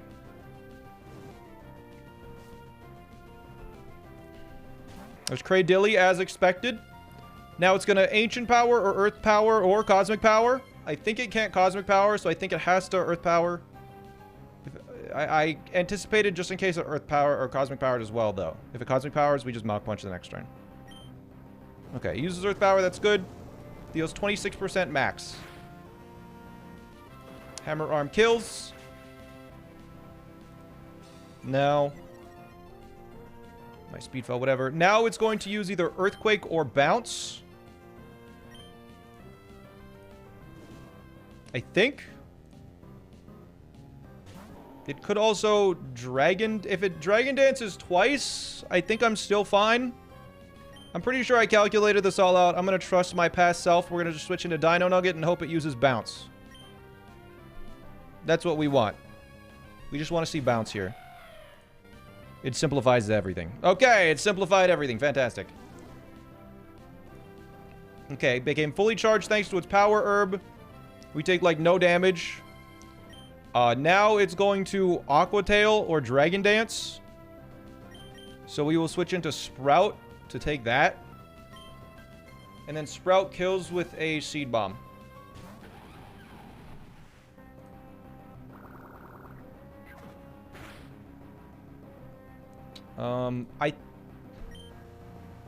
I think it could bounce this turn, but it could also Dragon Dance. So I believe I have to Seed Bomb. Okay. This is fine. It can't D-Dance. It might not D-Dance, but we're still fine to Seed Bomb. Yep. Can't crit. If we got paralyzed, we have the Cherry Berry. Seed Bomb one-shots. Good. All right. That's that trainer down. I'm so scared. I'm so scared. I'm so scared. This is probably the scariest fight in the gauntlet where, like, if we get really bad luck, something can go wrong. All the other fights, nothing can go wrong. Let's go. This is the scariest fight. Something could go wrong, actually, if it uses Body Slam twice and then I get paralyzed, but come on, that's not gonna happen. It's not gonna happen. It's not gonna happen. It's not gonna happen. So we fight and we use acrobatics, we outspeed and we kill Mienxiao with acrobatics. Brilliant. All right. So now Beware is guaranteed to either counter or Hammer Arm. So we will switch in Sprout, the Torterra, to take that. We hope it uses Hammer Arm, because that simplifies things.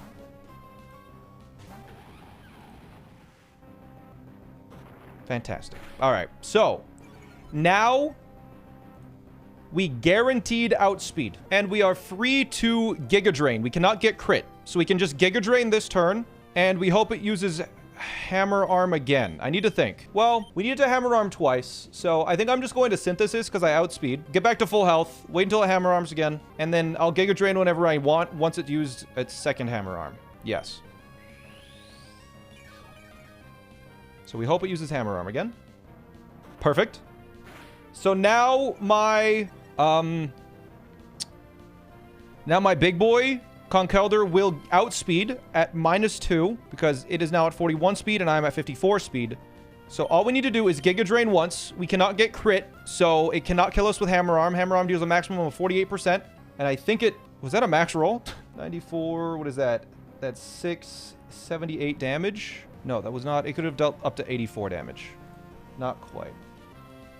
With Giga Drain, it won't kill. Giga Drain. Oh, it won't kill me. Yeah, no, this is fine. So now Giga Drain will bring it down in range. So Hammer Arm will kill Beware. Okay. So now it's going to Hammer Arm again, but it's at -3 speed, so we are so fast. There's no reason to do anything else other than switch into Meatloaf and have a guaranteed victory. It should be a guaranteed victory. Unless I have calced something incorrectly.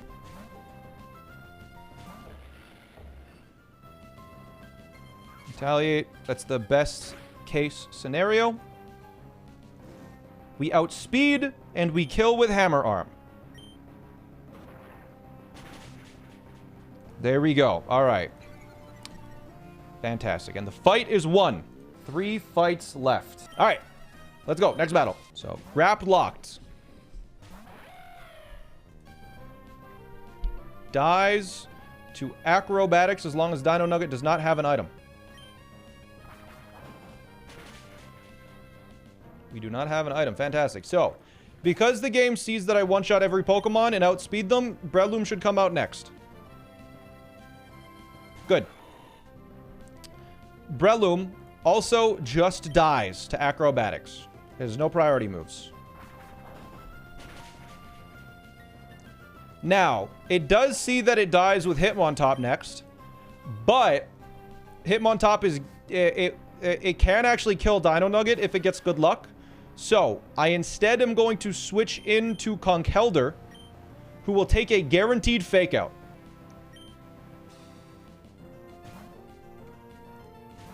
And then we will kill with a Hammer Arm after Life Orb Chip.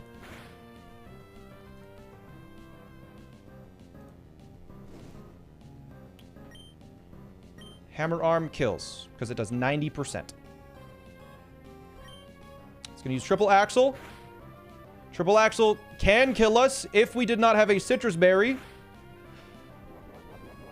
That roll might have... I think we lived that. I think we still lived that. It was a little scary there. That looked very close. But there we go. Problem solved. Last roll was a little close, but I think we calced that we lived that. Okay, let's go. 3, 2, 1, boom! Hopefully... Did I heal all my Pokemon? I remember to heal them, right?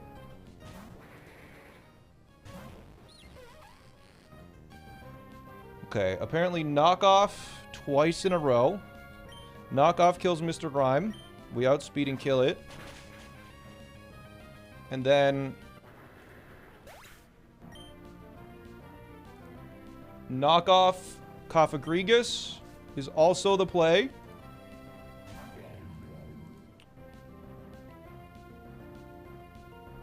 To get rid of its lefties. If this crits, I can just shut my brain off.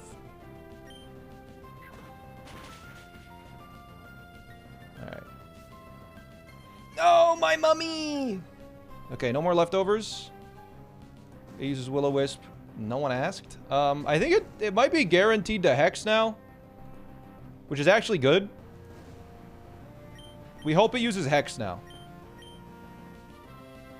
Please Hex. Please do not rest. Ah, okay. So now, I believe 2 Fire Lashes kills Cofagrigus. 2 Fire Lashes and then an Overheat. Because Fire Lash once reduces its defense. And then Fire Lash again. I acquired Mummy. Okay, whatever. It's not going to get burned anyways. And we Fire Lash again. And then it's still asleep, apparently. And then we kill it with Overheat. Or... yeah, Overheat's safer. Okay, so that was the play. If it rested, if it didn't rest, we could have just used Overheat. The moment it got out. There we go, it's dead now. Fantastic. Cool. Alright, final of the gauntlet. Alright, heat more. More like heat less, loser.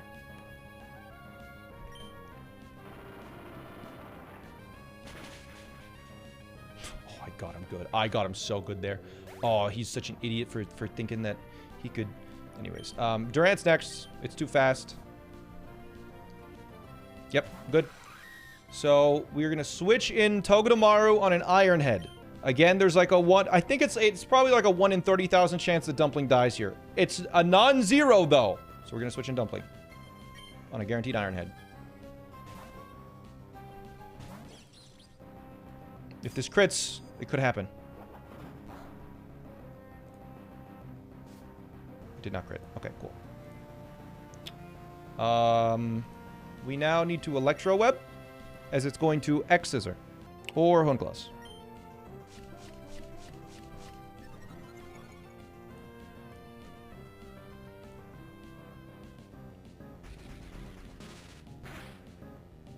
Its speed is down. Fantastic.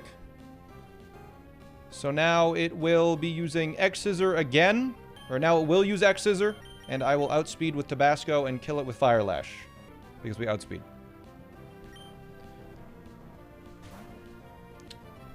Should X-Scissor. X-Scissor, even with a crit, does not kill. Flame Body does not matter, I don't think. Yeah, because it has Lum. That was resisted, by the way, yeah. So, Fire Lash just kills this. And we do outspeed because it's at -1 speed. Fire Lash. Good. Sweet. Now, it should be Slowking that comes out next.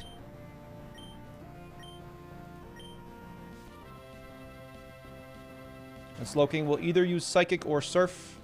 I think we are safe either way, but Surf would be preferable because it would not have a special defense drop chance, which I think I accounted for, but, you know, it's just less to worry about. Perfect. All right. So, We have nothing to worry about now because I believe Giga Drain with a Miracle Seed, we deal just so much damage. Giga Drain and Seed Bomb does a lot. It's going to either Surf or Psychic or Toxic now. It does not matter which.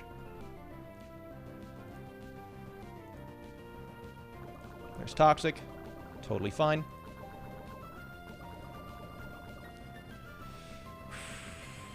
Hurt by poison. We outspeed still. It has leftovers. All we do is Seed Bomb to finish it off. Fantastic. Okay. And now it is Zangoose who will be using either Close Combat or Facade. Or Detect. Whatever it uses does not matter because Conkeldurr takes them all easily.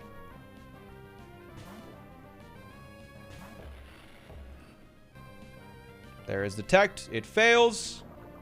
It gets poisoned.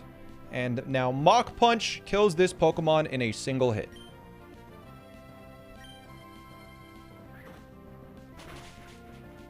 And the gauntlet is done with no deaths and no real scares. That feels good, man. All right, so if we get left guy bugged, did I save? I don't know when my last saved. Whatever.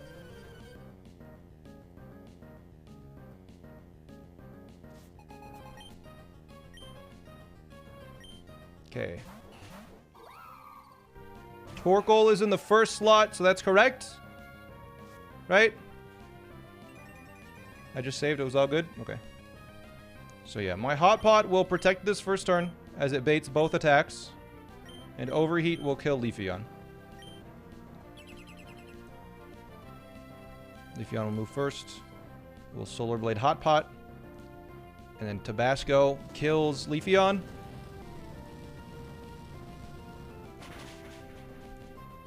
Yep.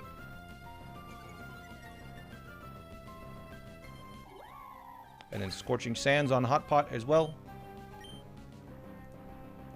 Protected itself. Good. Now they have to send in Venusaur.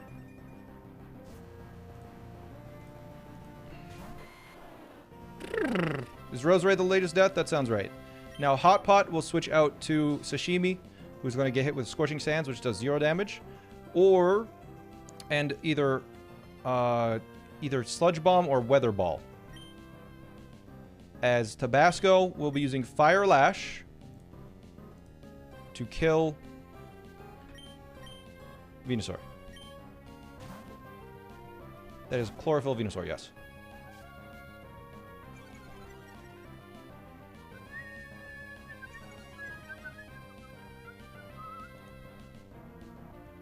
Sludge Bomb.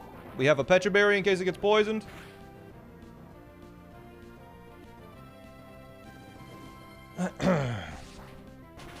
But it is dead. There we go. And Hot Pot leveled up. I honestly didn't even think about that. Scorching Sands doesn't affect Sashimi. Okay. So, now. It will be using... either it'll be using Scorching Sands on Rapidash, or it will be using Heat Wave on Gyarados, which also hits Archeops. So Sashimi will just Waterfall to chip it, and then Tabasco will switch out to Dino Nugget, who can take a Heat Wave.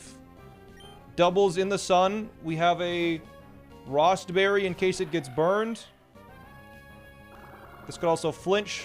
That would be ideal. Saves us some time. Nice. Okay. So now we just Waterfall again. And we Rock Slide again, I believe. For the double flinch chances. Not. Oh my god. What the heck just happened there? Does Sun last forever in this? I think so. Now, Charizard is going to come out, and it will die instantly. I outspeed it with my Archeops and Rock Slide or Rock Tomb kills. Let me think. Wait. Does it do single target damage? Or double? Anyways, it's dead. Double battle down. Okay! If it didn't cause Ironmon? Not lately, no. Let's have a battle!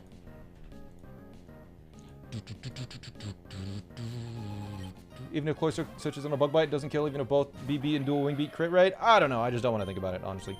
Acrobatics kills this. Yes, sir. Even with an item, Acrobatics actually kills Primate. Okay. So now Drapion. What? It's faster, but it doesn't out-damage. Which is weird. I kill this in one hit. Why'd it do this? Oh my god. Wait, if it's slower and the players deals more... If the AI's Pokemon is slower than the players and deals more damage than it takes. Oh my god, I calced Drapion without the Rostberry. I outdamaged Drapion. Well, good news, it can't Swords Dance, and it has to dual Wing Beat. That is literally the only thing that it can do, so we should be fine. We just have to do this slightly out of order. Rock Blast kills the Scyther.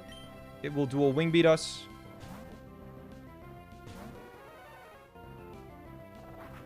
And as long as it doesn't crit once, we're fine. Alright, we're totally fine now. Rock Blast now kills this. Dual Wing Beat. The Citrus Berry activates.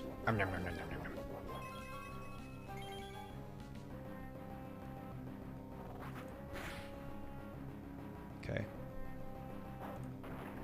This is very weird.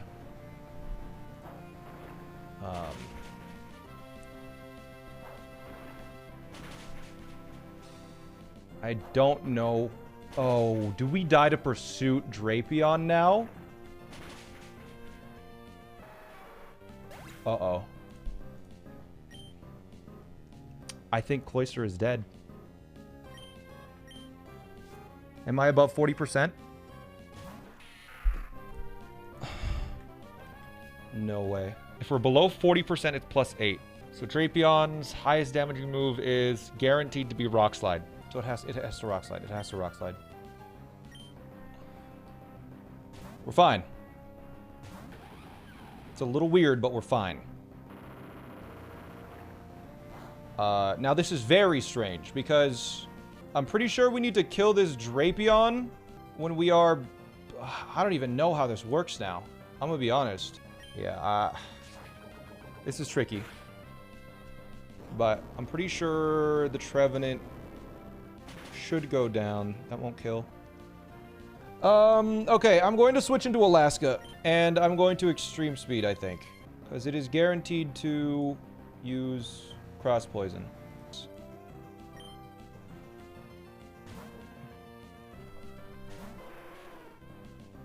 Cross Poison. Just don't crit, don't poison. I'm good. Cool, okay. I believe we just win now with an Extreme Speed, and then Trevenant comes out, and whatever move it uses, we outspeed and we kill it. Yeah, Scyther came out in the wrong order because I miscalced something. I thought a Pokemon outdamaged me when it didn't. I thought Drapion outdamaged my other Pokemon, but I accidentally calced Acrobatics with an item. If I had nerfed Archeops, we would have won that. Okay, so now we're basically at full HP. It's going to either Shadow Claw or Horn Leech. If either of those crit onto... if either of those crit, they deal a maximum of 64%. We outspeed, so we are free to Flamethrower. If it uses Substitute, it will be too low to not be able to substitute anymore. So Alaska, the Ice Cream Cake, will... Flamethrower will not kill unless it crits. But it does survive a Horn Leech and a Shadow Claw crit. Oh, wait, it could substitute now. I forgot about Citrus. Okay, we're good. Whew. Oh my god, it crit! Again, we survived the crit, though. I calc that. That's... I think we just kill with another Flamethrower, though, right? Yeah, no, I calc that. That wasn't actually that scary. Lowest roll of Flamethrower always kills.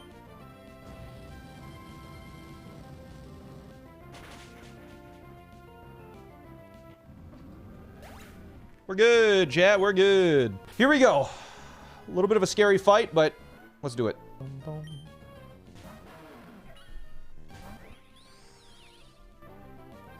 Okay, so the first turn, it's guaranteed to heavy slam.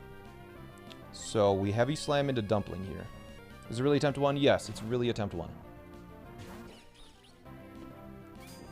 Okay, heavy slam deals up to 30 damage with a crit. Scary though. Iron Barbs breaks. It's sturdy. It's going to heavy slam again. And we switch into Sprout. Onto the heavy slam. So we take a heavy slam, which can deal up to 19. We take 21 from the poison.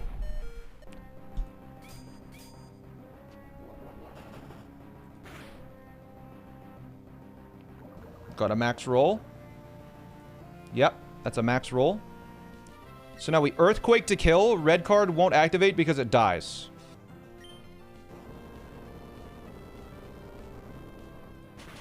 Now Diggersby comes out.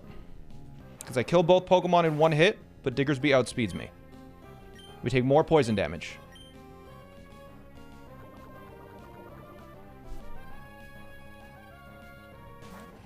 Now, it has to Body Slam because I kill it with Seed Bomb. So, I will Giga Drain to deal up to 55% of its HP. Or a minimum of 55% of its HP. We Giga Drain. Yes. We get enough HP back that it's forced to Body Slam a second time. Body Slam deals up to 47%. We Giga Drain and heal a quarter of my HP back.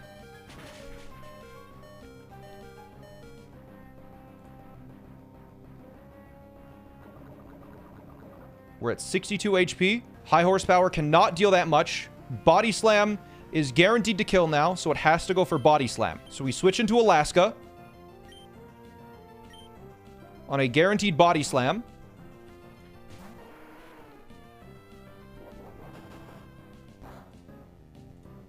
We take the poison damage. And now Alaska kills with a close combat.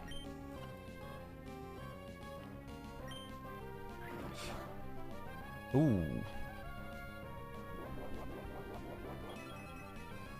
I don't think that matters. Forgot about the quick attack AI.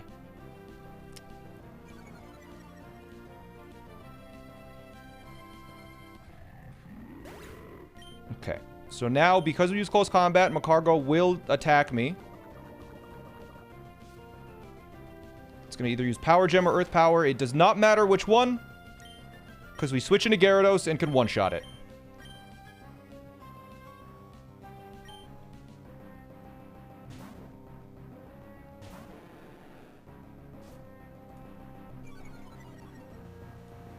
Whoops.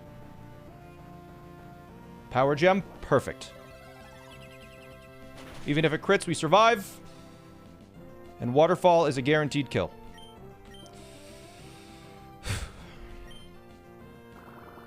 Okay. We won the battle. That went well. Good. Good, good, good. Let's hope nothing goes wrong. Yeah, in this, if we get a crit, it is a little unlucky. Okay, third monitors as well. Fight. We Hammer Arm, and we hope this doesn't crit. Because that's kind of bad for us.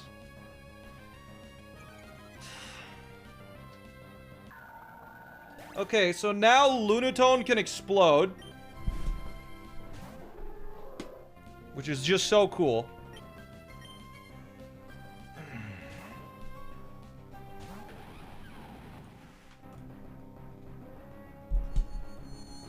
No special defense drop, please. Wow. Okay. So we Seed Bomb here. Yeah, we Seed Bomb here. This is the worst line. Seed Bomb kills.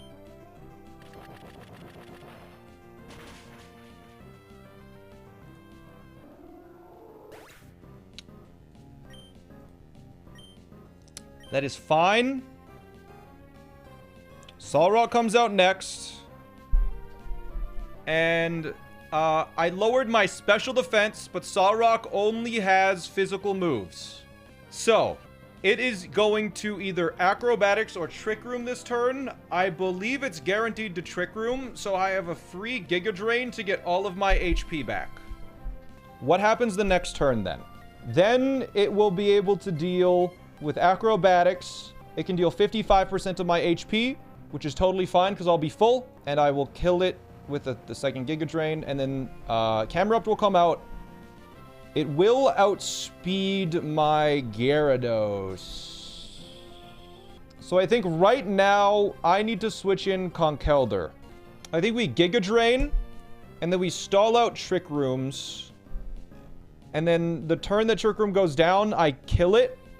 And then I can switch in anything on Camera Up and kill it. Yes. Okay. Alright, I believe we have a guaranteed win here. If I Giga Drain this turn and it Trick Rooms, I get back to full health, and then I spam Synthesis until Trick Room is about to run out. On the turn that, or after, until Trick Room runs out. And then on the turn that Trick Room runs out, we attack and kill it. So we Giga Drain here. Just make this easy, and just crit this Giga Drain, please. High roll crit Giga Drain. Okay, it didn't, whatever. So we get basically all of our health back. It uses Trick Room. Its Room Service activates now.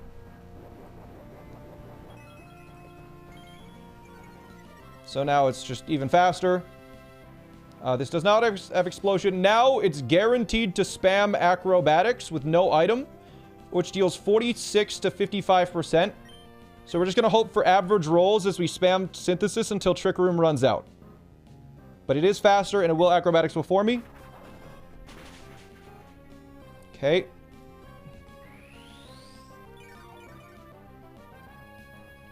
Good. And again. That was a high roll. We can't get crit.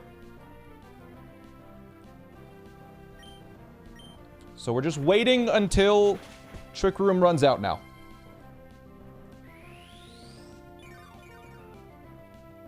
So once the Twisted Dimensions return to normal, we can attack it, and then Trick Room is no longer up, which we will be able to kill the Camera Up in the back with.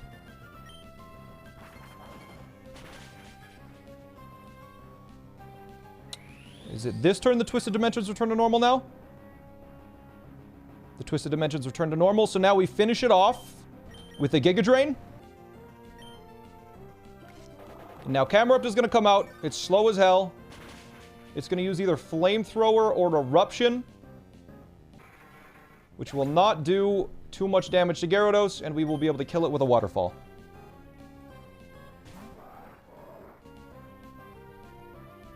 So Flamethrower or Eruption. We have a Rost Berry on Sashimi.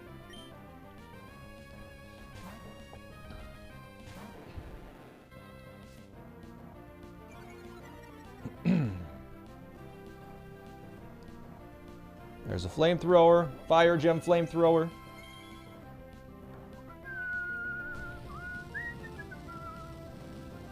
We take not a ton from it. And Waterfall kills.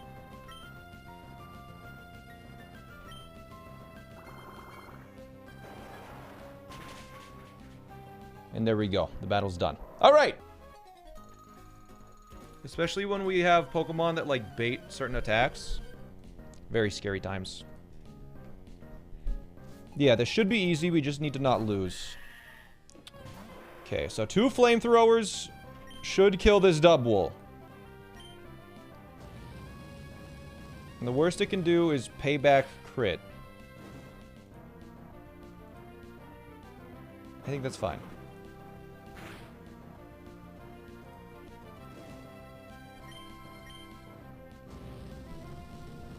Now, Ampharos comes in, I believe, because it's the only Pokemon that outdamages me.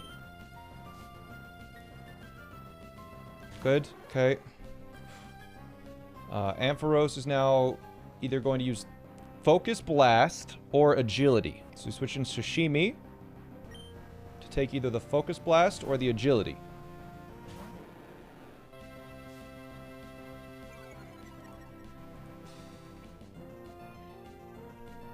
Okay. Good. Now, it is guaranteed to use Thunderbolt, so we will switch in Sprout on the Thunderbolt.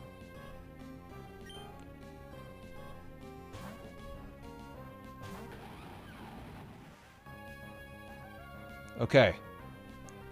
Now it's going to use HP Ice, which will deal up to 79% of my HP. It cannot crit because I have Shell Armor. We will Earthquake. There's HP Ice. Scary as ever, but it's fine. Citrus Berry activates, so it's forced to HP Ice again. Its Shucka Berry activates. And we deal 44% of its HP. Now, it's going to use HP Ice again. So we switch in Sashimi, who takes an HP Ice quite nicely.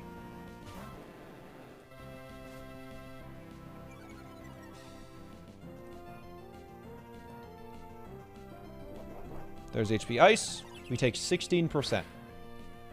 Now it's guaranteed to use Thunderbolt. So we switch in Peanut on the Thunderbolt.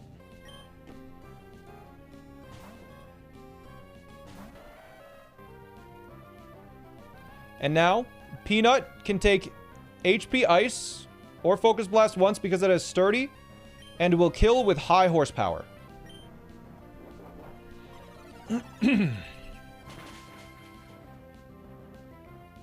Crit was fine.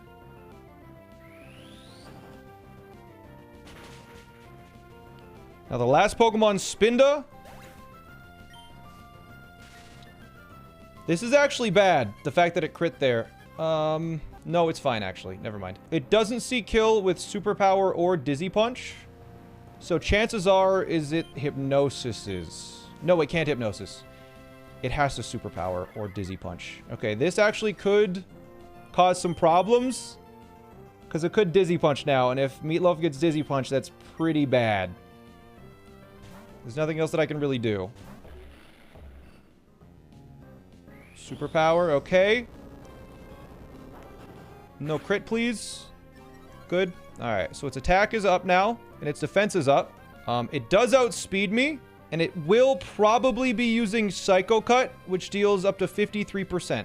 So we're gonna hope it uses Psycho Cut here, and nothing else. Hammer Arm Mach Punch kills if it uses Psycho Cut.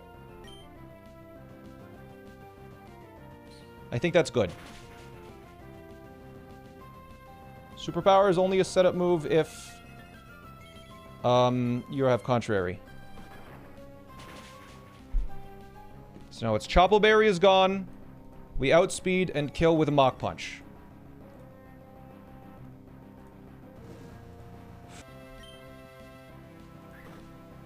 And that fight's done. Okay.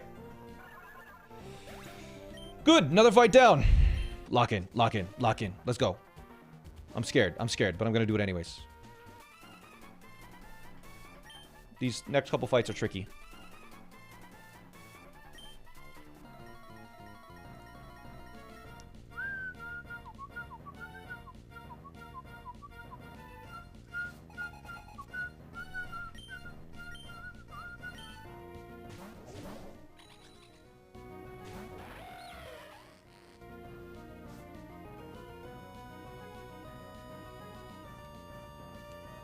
Blacephalon, totally a freak. Okay, Dino Nugget needs to Tailwind.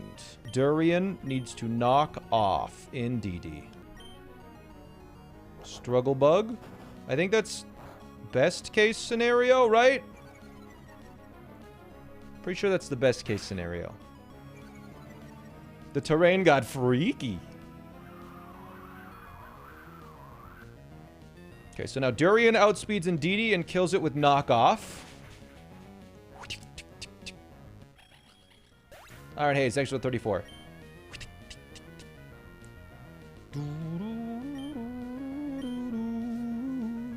Did you give it black glasses? We're about to find out, aren't we?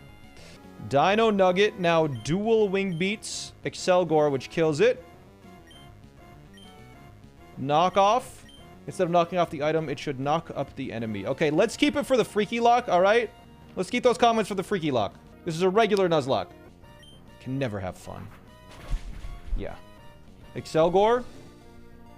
You wish your Focus Sash kept you alive. Dead. The rain is freaky. Okay. It's weird, not freaky. There's a difference. Okay.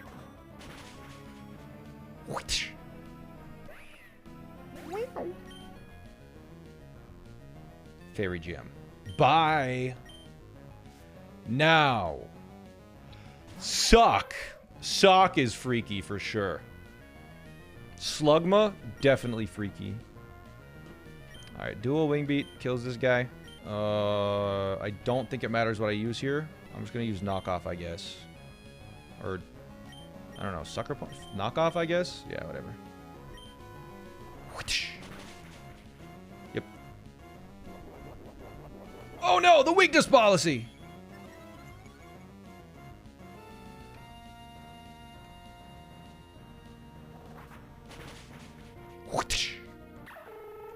Defeated.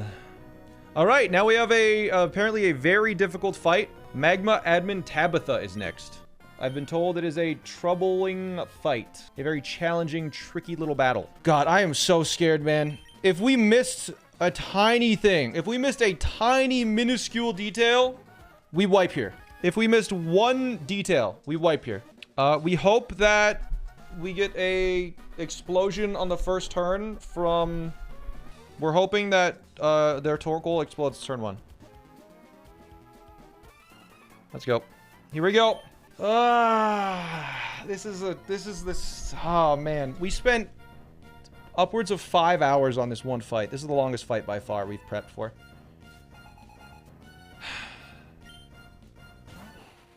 So, fingers crossed that this Torkoal instantly blows up. If that's the case, we save our ground gem. We want to see it boom.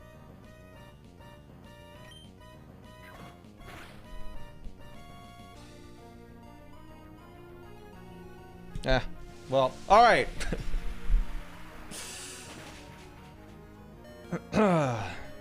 It happens.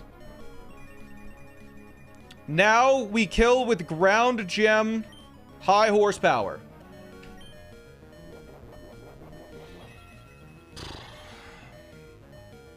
-1 ground gem.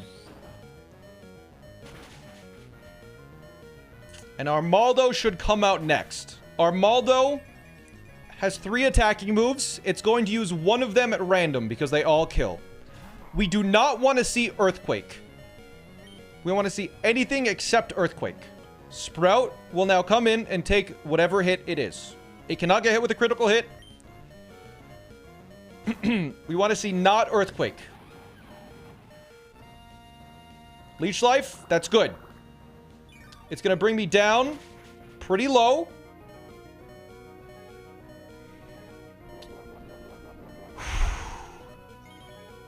Okay.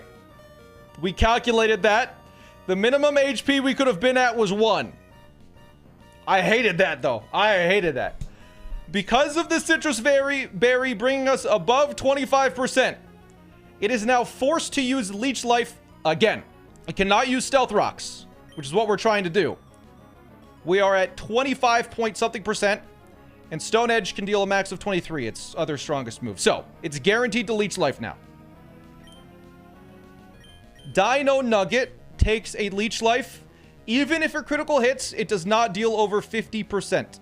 So, Dino Nugget is going to switch in, and is going to take a Leech Life.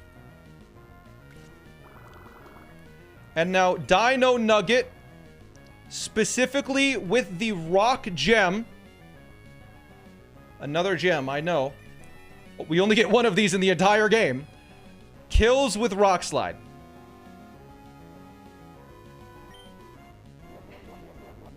-2 gems for this fight. Rock Slide cannot miss in this. It has 100% accuracy in this. So we were totally safe there. Now, Espeon should come in because it sees that it outspeeds me and kills me with Psychic. It is now guaranteed to use Psychic. So, we will switch in our Durian, who is a Dark type and can take Psychic easily.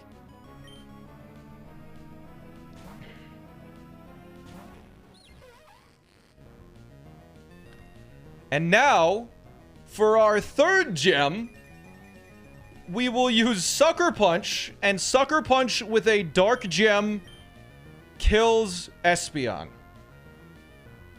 We're playing Bejeweled here, that's right.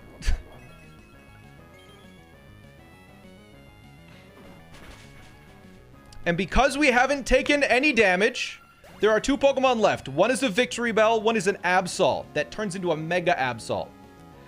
Currently, we out-damage the Victory Bell. But the Absol out-damages us with Flamethrower, or with Fire Blast. So, the Absol will come in. The Absol will come in next.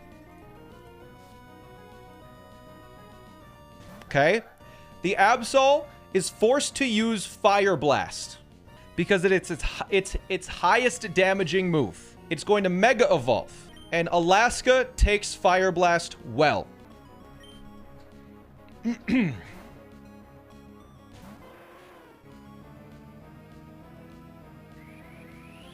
And the sun lasts forever, which is why the sun is still up, but there's the Mega Evolution Absol, who now outspeeds my entire team. We take a Fire Blast. If Fire Blast crits and the following move crits, we still survive just fine. But it's going to use Knock Off this next turn. It outspeeds me. Fortunately, close combat kills after it knocks off. So, we close combat here. We don't have an item, so that didn't do a lot. Mega Absol is down. And now Victory Bell is going to come in. And because we're at -1 defense and -1 special defense, I believe Gunk Shot and Solar Blade both kill.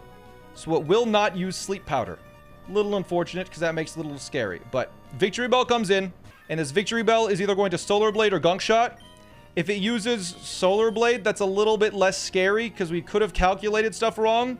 We want to see Solar Blade here. That's ideal. Hot Pot has been toxic poisoned, so the Victory Bell cannot use Sleep Powder on me.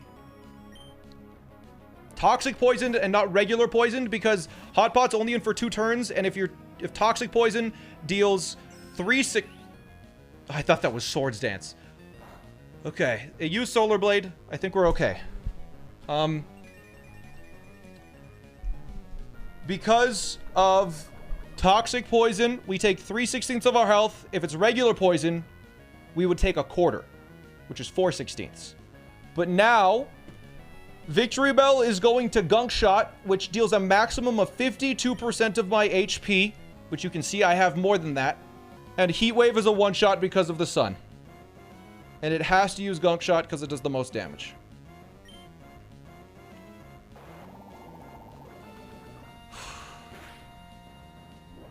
There's our Citrus Berry, and that was in case it used 2 Gunk Shots. We would have lived on 1 HP. And then the battle is over, so we don't take the second turn of Toxic Poison. And Tabitha is down. Riskless. Deathless with 3 gems.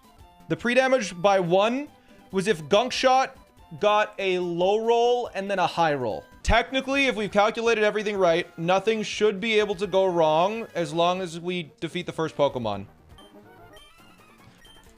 Can I just push him in the lava? Bro is yapping. All right, Magma Leader Maxi. Now, this Crustle can cause us some problems if it attacks too much. Hopefully, our first turn, it should hopefully use Stealth Rocks. That was a 1 in 60 chance, by the way. If you guys didn't know, that was a 1 in 60. Which is really cool. We're going to high horsepower now. Hopefully it doesn't attack again. Is better? Wait, no, wait, no. Oh my god, don't crit. Okay, we're fine. We Rapid Spin. I forgot we weren't faster yet. Okay, that's good. This is good. We Rapid Spin. Okay. Now we're faster. Because we blew away all the rocks and stuff. And I believe a high horsepower kills now. It might kill. It might not. If it doesn't kill, then we can just rapid spin again. Yeah.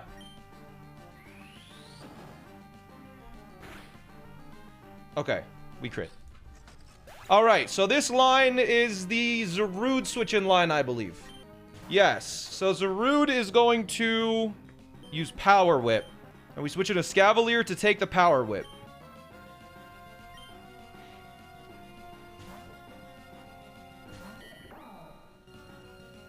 Good. And now we need to take one more hit. So we're going to take Darkest Lariat as I just don't attack it.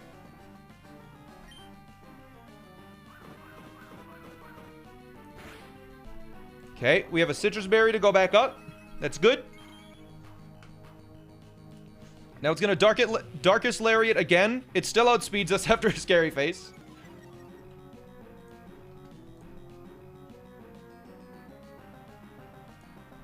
So we're going to X-Scissor as it's going to Darkest Lariat a second time. We'll be between 32 and 55 HP. Could you have crit there? No, I have Shell Armor, so I cannot get crit. Alright, X-Scissor. Good. Alright, so. Now Aerodactyl comes in. And Aerodactyl is going to use... I'm not sure what it's going to use. It's going to use an attacking move. So we switch in Copperaja to take one hit. We hope it's Stone Edge. Okay, we do need to take at least one hit from Aerodactyl. So the fact that Stone Edge missed is a little unfortunate. We're going to high horsepower to guaranteed take one hit. Okay, good. It hits us. That was a crit, which is a little concerning. If we get crit again, then I believe Komao could use Dragon Tail, which would cause problems. Just don't crit a second time, right? Okay, we're fine. So now Komao is going to come in next. And it will be using Body Press. Actually, no. Even if it used Dragon Tail, we were totally fine. Never mind. I forgot. We considered that. That's totally fine. Yeah, there was actually zero risk still. Yeah. Copperaja is it's going to Body Press. So now, because it's going to Body Press, we switch in Honey to take a Body Press. Yo, thanks for the raid, Delta.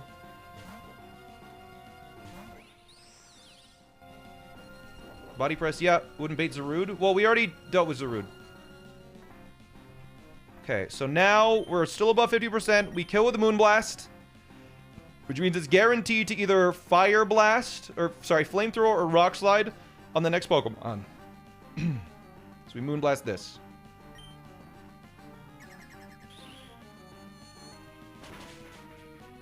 That kills. Good.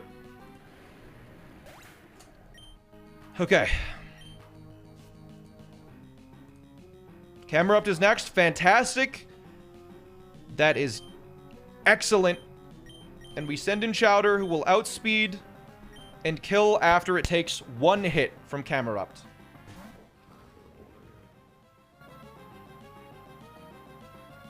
Just, it should never use Earth Power here.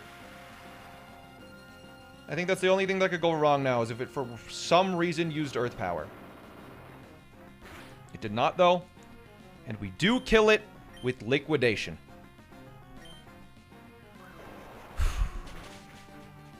Okay. Okay. Good. Hello, Privacy and Cookies. The Toy Dev, thank you for the 3 months. Now, because we baited them in that specific order, Wobbuffet comes out. Chowder has a Shed Shell, so we can switch out of Shadow Tag. And Durian is going to switch in. And Durian is going to use Toxic to kill the Wobbuffet without any risk.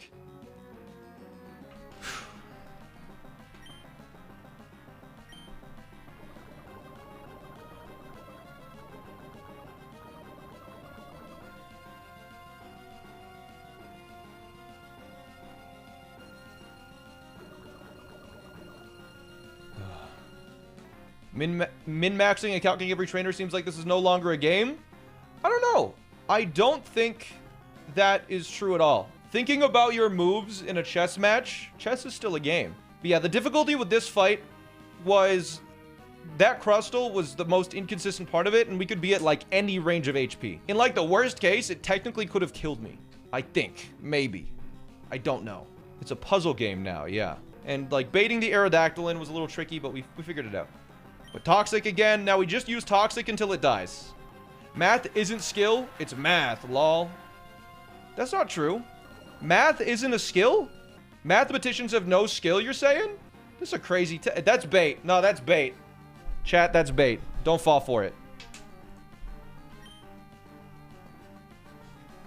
That's bait. You kind of fell for it. For a moment.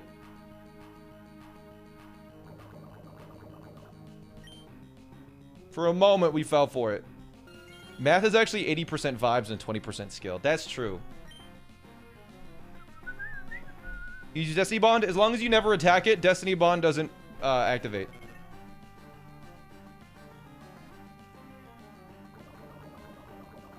Alright, one more turn.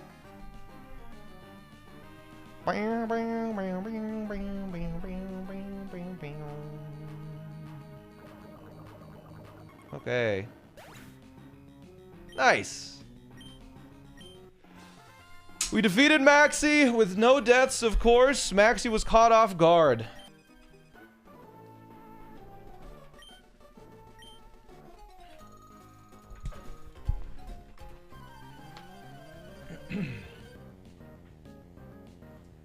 Okay.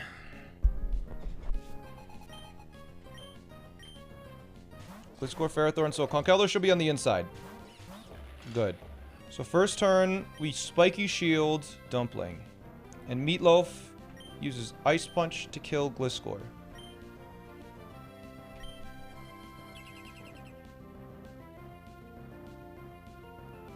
We hope Ferrothorn uses Power Whip this turn.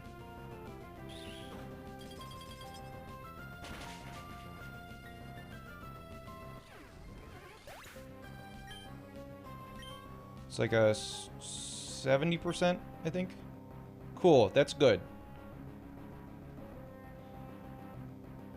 Meatloaf takes a little burn. And now Stonejourner comes in. Stonejorn. Now they're both gonna attack Dumpling. So we switch in Sprout. And we are going to Hammer Arm Stonejourner. We want Stonejourner to Stone Edge, and we want Ferrothorn to Power Whip.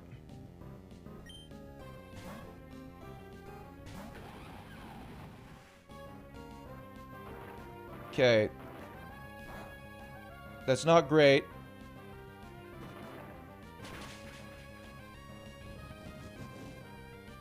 Now, it's going to Power Whip, and we need it not to miss. That's good. I think that's great, actually. I think there's a pretty high chance that it Power Whips now. Let me double check. Sprout is at 68. Oh, fantastic. Power Whip is guaranteed this turn unless it gets an absolute minimum micro roll on Power Whip, which is good. So this is a good thing. This is a good thing. That was a good situation. So we're gonna switch in Escar Go, and Meatloaf will Mach Punch to kill Stonejourner as a guaranteed should guaranteed attack Sprout. And when I say guaranteed, I mean there's a 1 in 16 that it doesn't. 1 in 32 that it doesn't. It can protect? Wait, what? Oh, shit.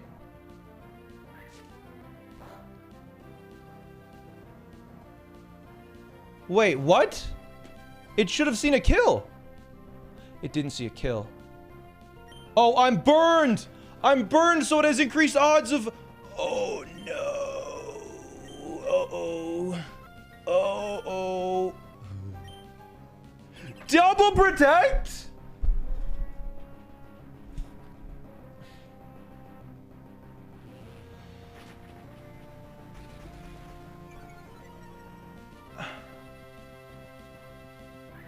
Okay, that's good. That's good. This is really dangerous with Power Spot, by the way. This is really, really dangerous. I don't think it's possible for it to triple protect, right? It cannot triple protect, so Sojourner dies. Ferrothorn, crit power whip deals 80%, and Meatloaf dies. But we have to. If there's a crit power whip, Meatloaf dies.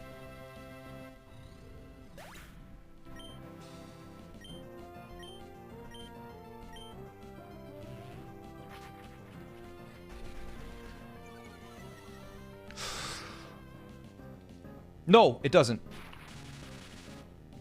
It doesn't. We're good. We're good. We're good. It doesn't. Because no power spot. We were fine. We were fine. We were totally fine. Escargot is just going to sit here and scary face again. And this is going to hammer arm. It thunder waved because I was faster, by the way. Because I used 2 scary faces, I believe. So we hammer arm and it kills. And now we're in kill range of Superior and everything is good. Yes.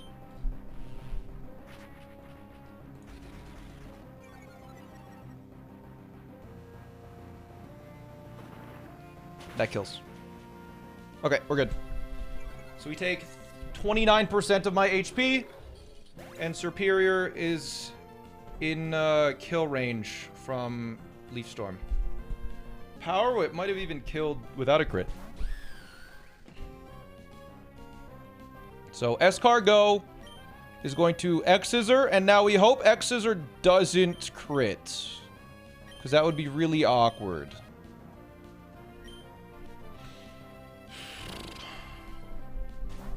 But we survived Leaf Storms here. That was expected. It gets a crazy boost. Crazy.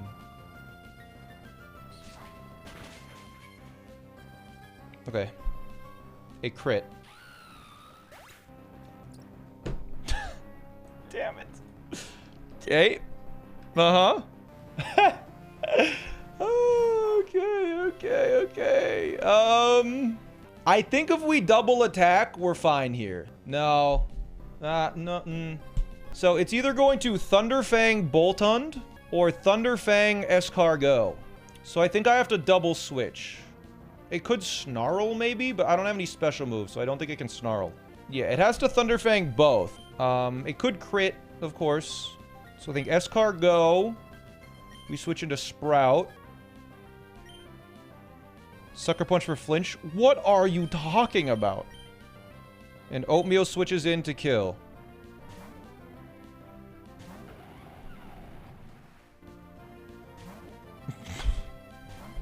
Okay, we get the Intimidate, which means Sprout doesn't die to any move now because of the Intimidate.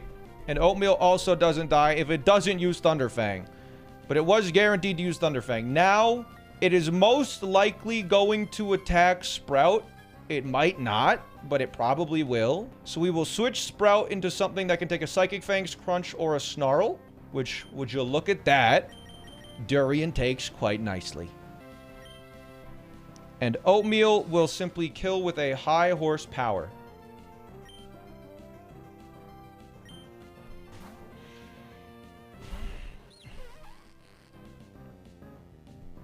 Doesn't affect Durian. High horsepower. Crazy steering. But we made it out alive. About not quite everything went wrong, but we were very close to losing Conkeldurr there. Awfully scary to shoot down the mountain in one go. If you beat him, we won't move and there's no access to the bottom. Okay. Mr. Platty, thanks for the 25. Tradley Julio. Okay, so it will overheat, and we will kill it with Hammer Arm. Alright. If it crits, it deals 56%.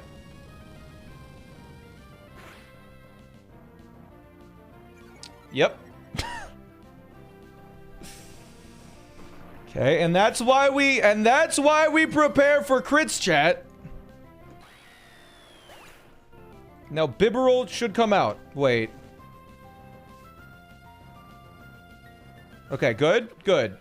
Now, Bibarel has a Quick Claw, but Mach Punch outspeeds anyways because it is higher priority, even if the Quick Claw activates. And this kills. Okay.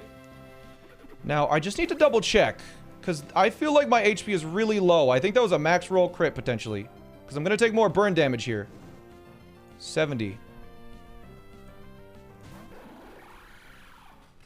Wild Charge can deal 41. Gear Grind will deal 30 and then 30. Okay, Gear Grind always does more here. So it has to use Gear Grind. Sashimi's going to take in Gear Grind, because if it Wild Charges randomly, then Sashimi just dies, which is not great. But I don't think it can Wild Charge. I think it has to Gear Grind.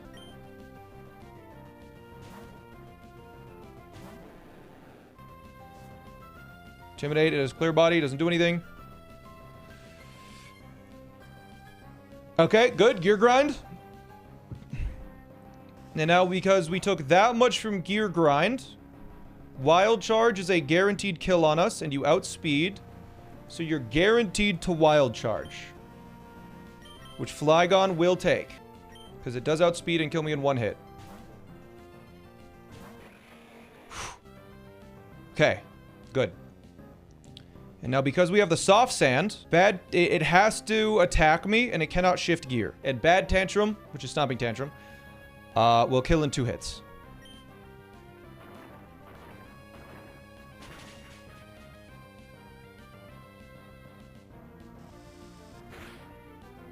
There's Gear Grind. One of the crits. We still outspeed. It does not have a priority move. We Bad Tantrum. That is 1 battle down. So the next fight is just against 2 Pokemon. Here we go. Jagged Pass is hard to walk on. A good place for training. After Flanner, there's only like 10 or 15 battles. Oh, nice. Great. Camper Ethan would like to battle. He is a big, bad, beefy Bouffalant. We can deal a maximum of 78% with a head charge. We will Hammer Arm, and then we will Mach Punch.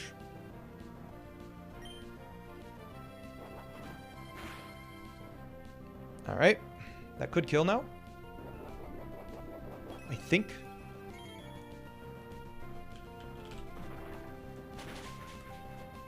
Yep. Okay, good Chopple, idiot.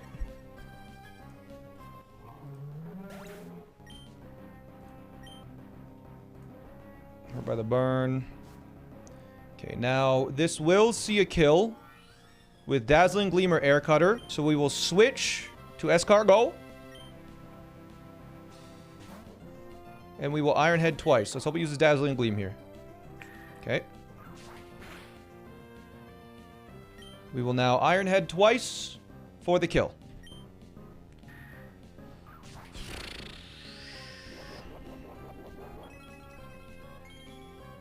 Okay. We can't get crit because a Scavalier has Shell Armor, which is this Togekiss's whole thing. It has Super Lux, Scope Lens.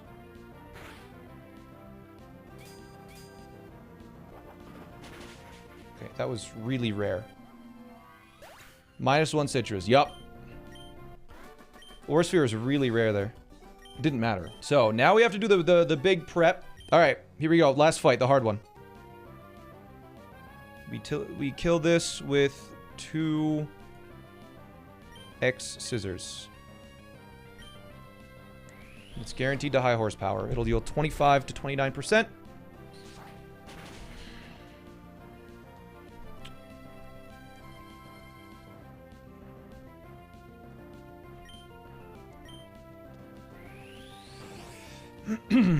Okay.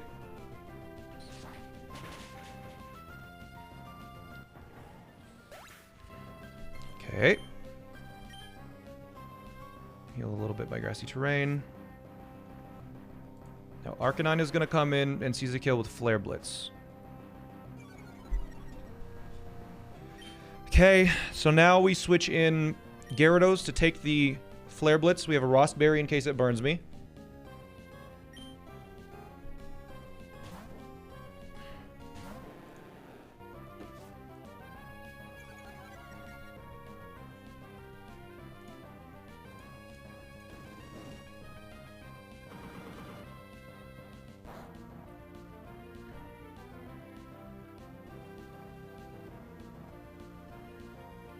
Okay, now it's guaranteed to wild charge and not use Howl because it sees that I can kill it with Waterfall. So it is going to use wild charge guaranteed on the Bok Choy.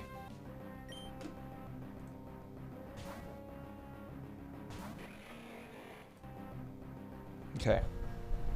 Now again, because Stomping Tantrum shows kill, it is going to close combat and not use Howl. Okay, good. Even if it's a crit, it does not kill.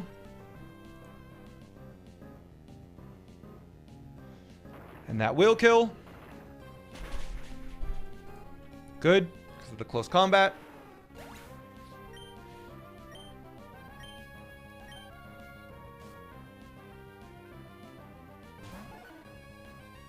So Wigglytuff is going to use Moonblast right now, because it does see kill. And because it's going to Moonblast, we will send in Durian. It'll deal up to 98%.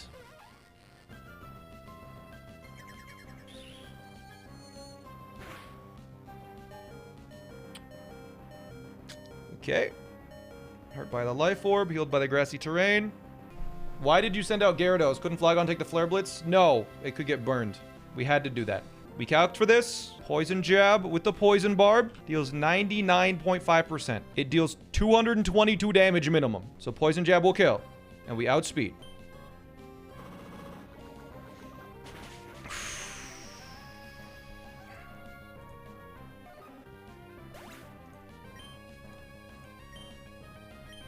Now, Thievul is going to come in, and it's going to use... It's going to use its Grassy Seed to raise its defense. And it's going to use a random attacking move against Durian.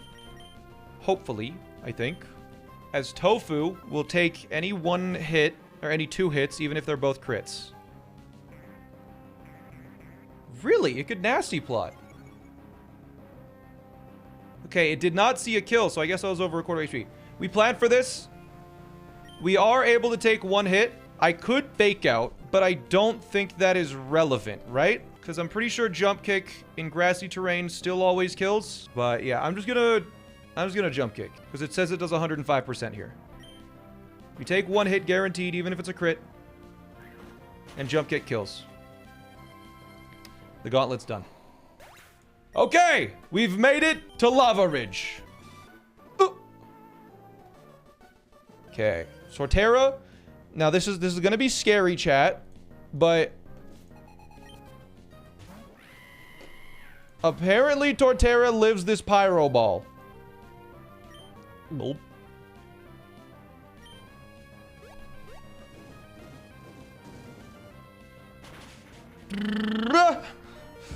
Okay, and then Earthquake is a guaranteed kill.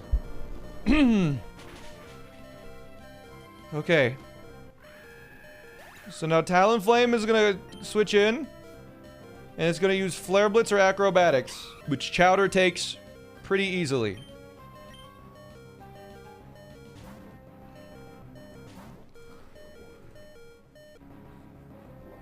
There's Flying Gem Acrobatics, the most damage it could deal to me.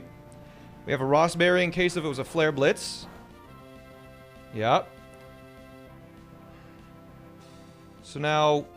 Oh, wait. I just realized Flare Blitz Burn plus Will-O-Wisp may have caused some problems. Fortunately, it didn't matter.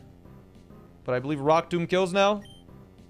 Yeah. Yeah, that would have been bad. That was it. We missed a detail. Fortunately, it did not matter. But it was a 50% and then followed by the 10% chance on Flare Blitz, and then Will-O-Wisp needed to hit. But it's fine. But if that happened, then we wouldn't have been low enough that... Wait, are we low enough that... Wait, Rotom Heat might not come in right now. I'm kidding. I knew it was going to come in. So, it is guaranteed to Thunderbolt, I think, because Thunderbolt is a kill. Let's hope it doesn't use... Oh, yeah, if it uses Will-O-Wisp right now for some reason, even though it sees kill with Thunderbolt, that's bad.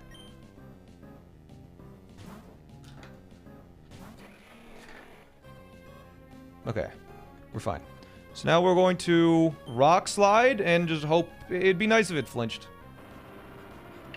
Doesn't matter if it doesn't, though. Will-O-Wisp missed. Cool. Leftovers. Okay, if we did a min roll, then it's still fine. Okay, so now it's going to use Will-O-Wisp or Overheat. Alaska is going to finish it off. Gotta remember lefties last time. I think it was such an overlap that I think I didn't even consider. Because now Rock Slide deals 71%. It's going to be at least, like... Yeah, I mean, it's clearly not going to be an issue. This will deal 71. Yes. Alaska looks baked. Yep, baked Alaska. That's the food. Now Chandelure is going to come in. The max damage that Chandelure can deal is with a Shadow Ball. We have a Shed Shell, which allows us to switch into Venison, a normal type, which is unaffected by Shadow Ball.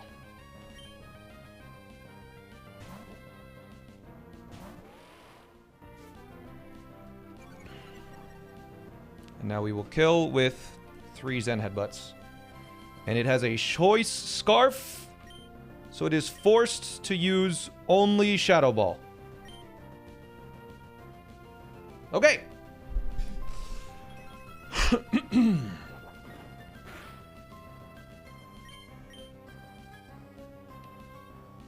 That should be a win. I don't see anything going wrong here.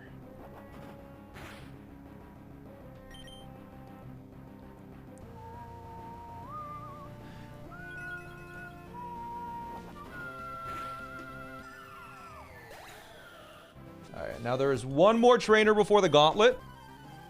This better be Kindler Cole, or I'm going to scream and cry and I'm going to turn off the game. Okay. So, turn 1 is always the same. We Earth Power and it just kills.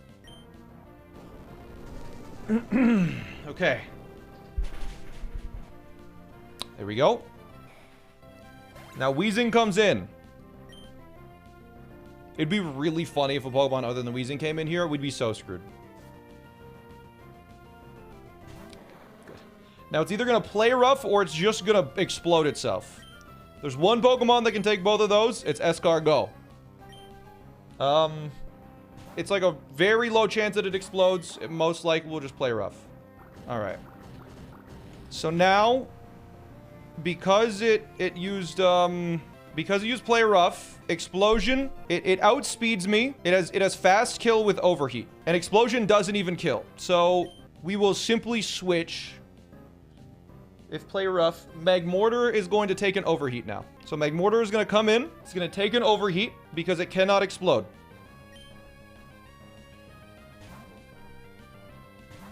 I think that's how it works. It used Overheat. Okay. We take about 30%. As long as it doesn't crit. Good. Okay. Now, our Heat Wave will kill.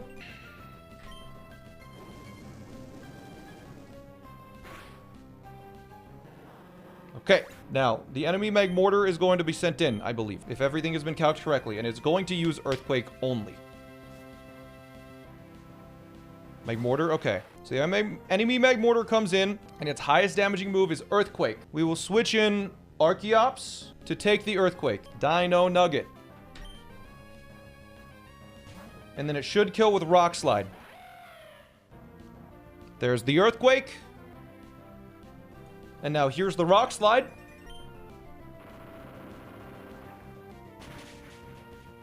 Now Octillery should come in, and it's either going to use Fire Blast or Psychic. Or it could use Thunder Wave, which is an interesting third option.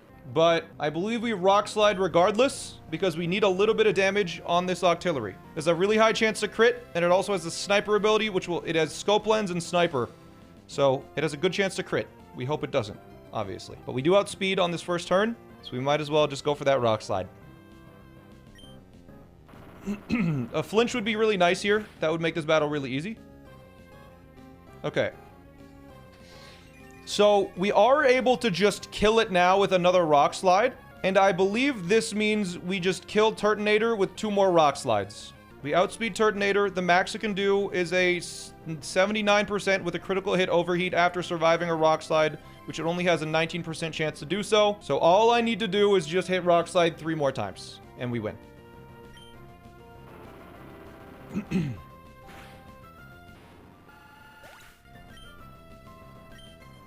Yeah, again, that was 3 hours of calculations. Calculating all of the worst possible scenarios. Just for the best and easiest thing to happen. And all of it was pointless. Just hit rock slides. Best possible line. We got the high roll. Alright. It's pointless until it isn't. Alright, battle 1. Cool trainer Gerald. 390 what? That's so specific, Gerald. What does that even mean? Cool trainer Gerald would like to battle. Did I double check all my items before I walked into this battle? Okay, they're all there, but I didn't check. Okay, we rock slide and then extreme speed to kill Ninetales. Okay. Idiot Ninetales. Stupid, stupid, stupid.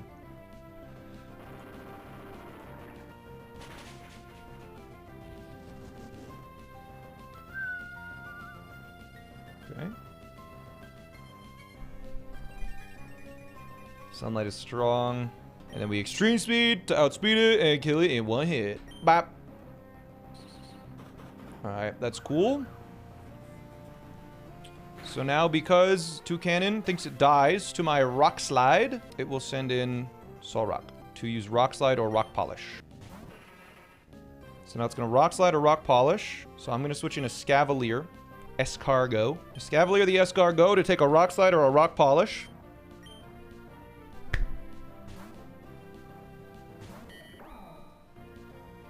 Rock Polish, alright. Now it sees kill with Overheat. So it is guaranteed to use Overheat. And it is also outspeeding my entire team. So we will now switch to take an Overheat with Sashimi. Yes. Alright. So it's going to Overheat. It's going to go to -2. It's also going to go to -1 with the Intimidate. It's going to use its Fire Gem, which is important. There it goes. So it is now at -2 and -1 attack. So now it outspeeds me. Rock Slide is its strongest move. So it is now guaranteed to use Rock Slide.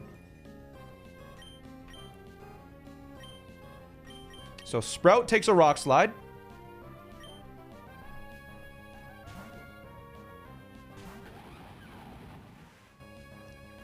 We take a Rock Slide. Should deal 8.2 to 9.9%. And it's going to Overheat now, which deals 36% at max. And I'm going to Woodhammer, which deals 32% to myself. And then the Citrus Berry brings us up past 50%, which means Toucannon is guaranteed to use Brave Bird or Overheat. But we'll start with Woodhammer now. Woodhammer kills. Yes. As it uses Overheat. Good. Okay. This is all going well. We can't get crit because we do have Shell Armor, which is important. Because a crit would have killed us if it could have crit. But yeah, we'll go down below 50% here. I think, did it got 2 high rolls? Where's my Citrus Berry? Okay. Are we up? We're below... Uh-oh. Okay. It could Bullet Seed here. I think it's still fine, as long as it doesn't Rock Blast, which it can't Rock Blast. I think we're still fine. I think it got a bunch of high rolls, because we're at 47.5. Wait, Bullet Seed deals 38%. Yeah, no, we're totally fine. Dino Nugget goes out. It's going to Overheat or Brave Bird. Yeah, okay. Cool.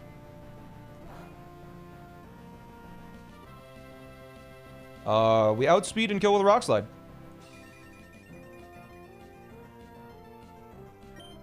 Nice.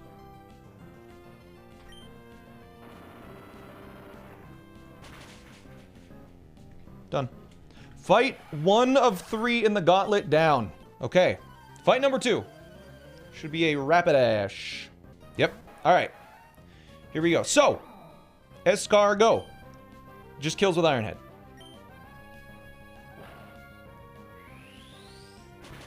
Do we die to that?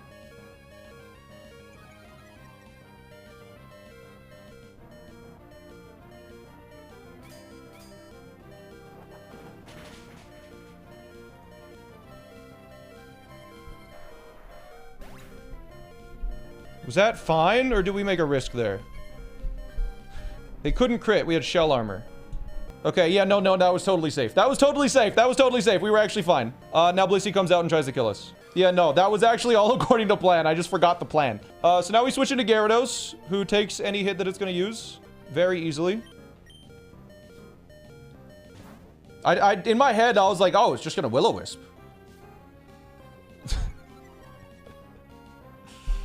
All right. Psychic.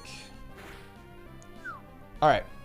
So now the strongest move that this has is Hyper Voice. So we switch into Dino Nugget. You need bait like that more often? I'm immersed. I forgot. I planned it out, wrote it out, and then it went from my brain. Gone. Yeah, I think we're safe to switch in Dino Nugget now.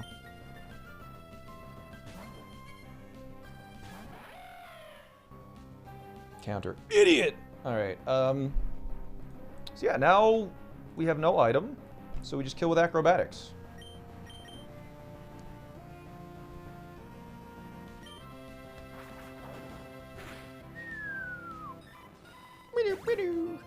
Bye-bye. And then this Darmanitan. Oh, this Darmanitan. It's a real problem. Jolly Sheer Force Life Orb Darmanitan. Psych. Rock Slide kills in one hit. Bye. Alright, that fight's done. Alright, so Dino Nugget is now going to completely solo the next fight. I didn't save.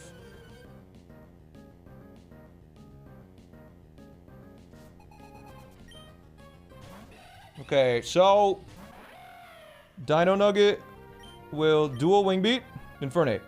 It has a Focus Sash. Did I consider that? I think that's fine. I think that's fine. But we broke the Focus Sash like that. Good, gone. And then we just Rock Slide 2 times, and we kill.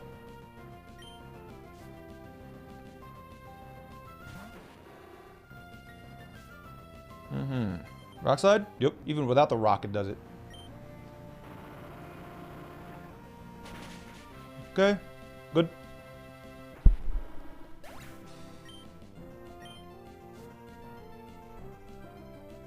Now, Centiskorch. We Rock Slide.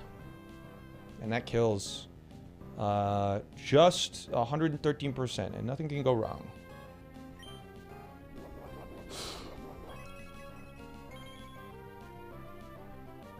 I'm kidding. I'm kidding. It's fine. We calced with that. You thought. You thought.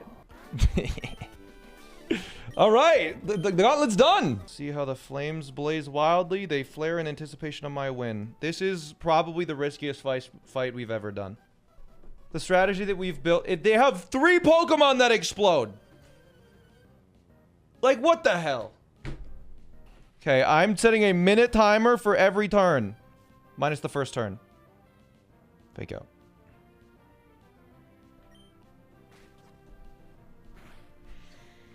Okay.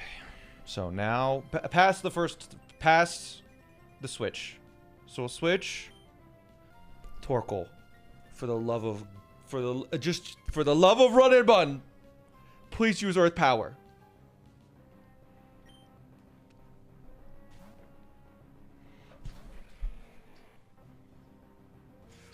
Okay.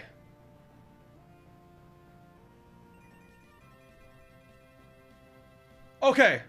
That's great. So, the correct thing to do here is to just Earth Power and it dies. Because it deals 150. And Fake Out deals a minimum of 11. So Earth Power always kills. After this turn, what am I going to do?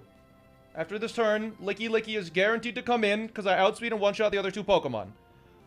Licky Licky could explode. Escavalier is going to take that hit. But we always Earth Power right now. We always Earth Power. There's no reason not to. There's my timer. Okay, I'm allowed to move now. I needed to think everything through just to be sure. I have to wait at least a minute for me. We Earth Power. And we guarantee kill Torkoal, no explosion.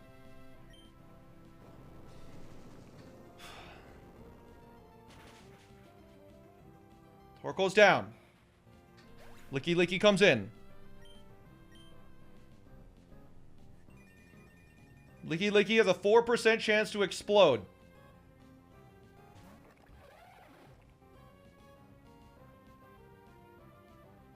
I mean, we know the right thing to do here.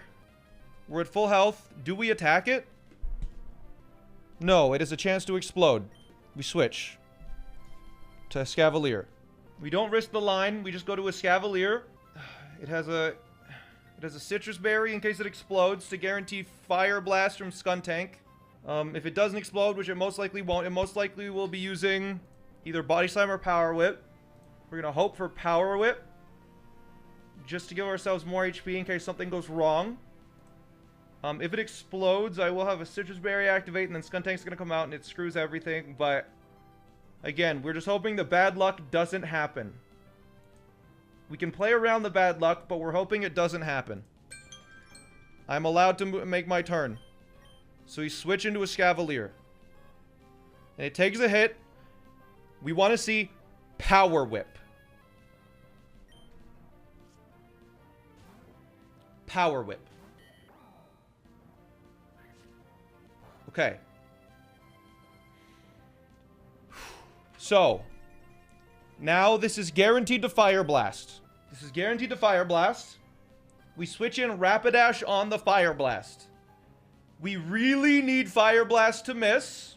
85% chance that it hits. 15% chance that it misses.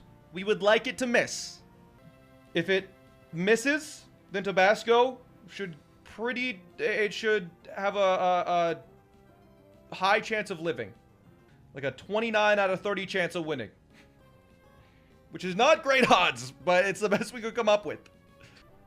But I think we just send in Tabasco and hope this Fire Blast misses.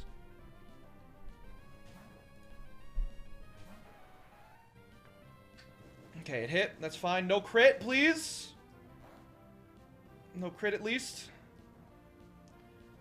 Alright. Now this is the turn. This is the turn where everything can fall apart. We Fire Lash on this turn. Licky Licky is going to Body Slam. Or Explode.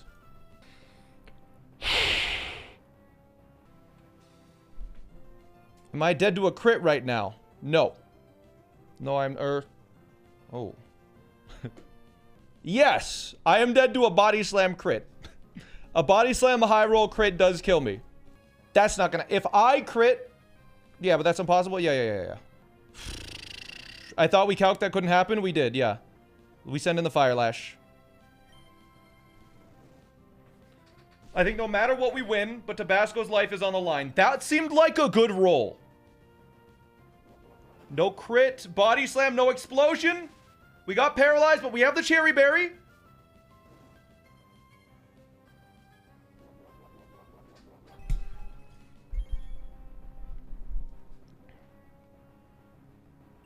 I think that's a good roll.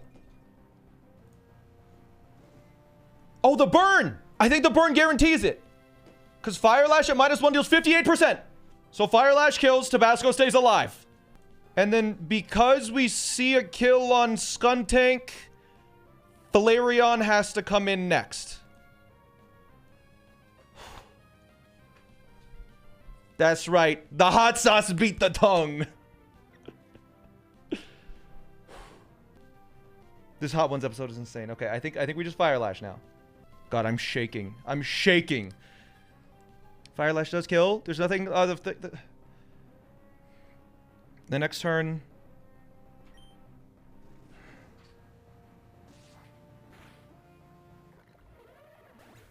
Now, Flareon should come in. Right? Because we one-shot and outspeed Skuntank, so it'll never want to come in. Yes. Okay.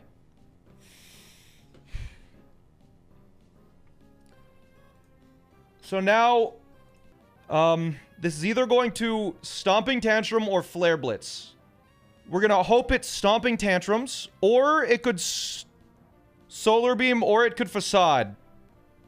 It can actually just use any move. It doesn't really matter what it uses, because Flare Blitz could always happen, so... Yeah, Gyarados kind of tanks them all, so we switch in Gyarados. Yes. We get the Intimidate off. We're going to hope for Stomping Tantrum. Facade, okay, that's the next best thing.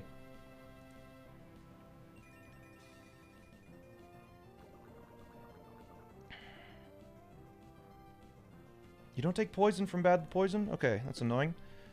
So now it is going to either use Facade or Flare Blitz. Flare Blitz would be better, because it does less. It would greatly complicate things if this crits. But we switch in Alaska now.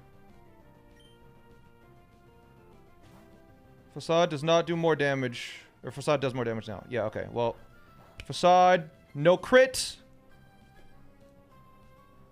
We one-shot with Rock Slide and outspeed. Okay. Because now it's guaranteed to Stomping Tantrum. Well, wait. It's guaranteed to Stomping Tantrum. Flygon is not burned. Flygon kills and outspeeds with Stomping Tantrum. And Skuntank also dies to Stomping Tantrum. So I think instead of Rock Slide, we go to Flygon. Because it's guaranteed to use that. And we take no damage from both Skuntank and Flareon, other than an Aftermath.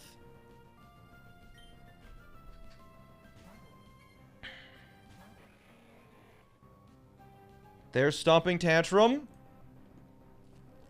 And now we Stomping Tantrum in return to kill.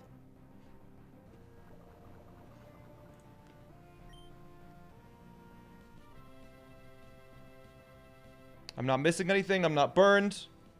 Rather not get punished for Rock Slide. Miss Rock Slide can't miss in this game. It has been adjusted. Bad Tantrum. Go. Yes. Bok Choy is 126 speed, which is faster than Flareon and faster than Skuntank's 123 speed. So Skuntank comes out next.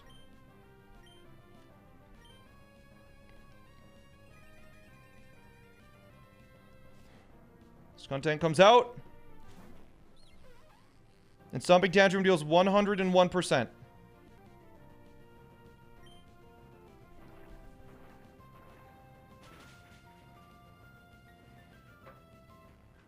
Deathless. No explosions.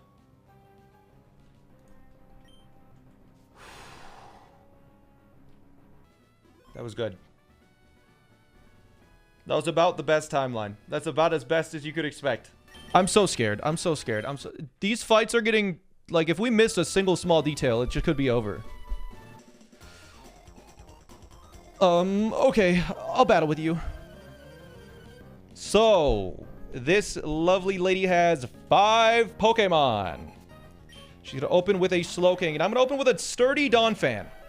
My Sturdy Donphan does kill with 2 high horsepowers, and it outspeeds this Slowking.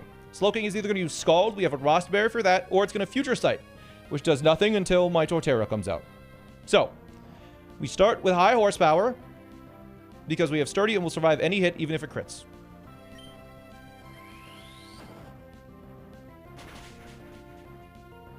Okay. It did use Future Sight. All right. This is the worst case line, which we did plan for. High horsepower now will guaranteed kill. Yes.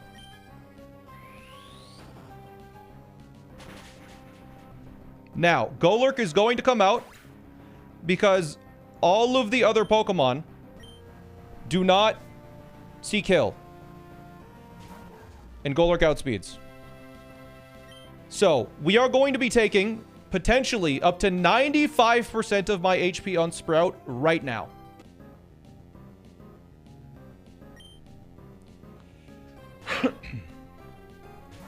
Because we're going to take the Future Sight and up to maybe a Shadow Punch. That was Earthquake. That is, I think, the best case scenario. It could have blocked as well. All right, so the Citrus Berry activates. And now we use Synthesis until we're above 114 HP. We outspeed. He doesn't have any priority. So we're free to Synthesis. It used Block. Okay, great. So now we will Giga Drain. And it will deal up to 50% of this Golurk's HP.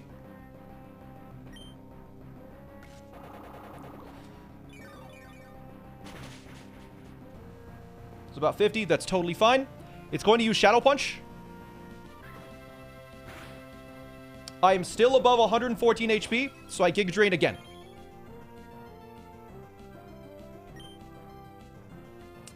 This shouldn't kill unless it's a crit, which is fine. We just Giga Drain again.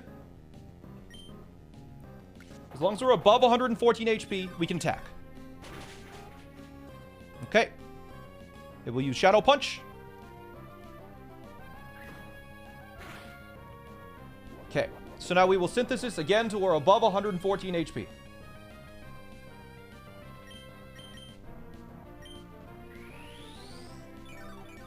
Or, yeah. All right, we're at 100% or 118 HP, which is good. Which means we're free to Giga Drain. And then Embor will come in and will C-kill with only Flare Blitz.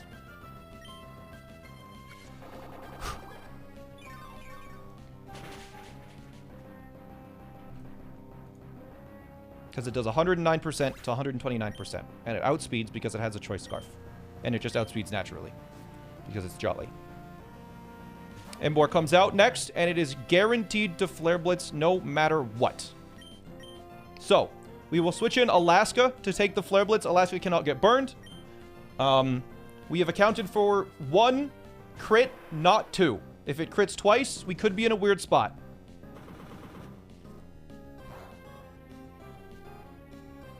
No crit. Fantastic.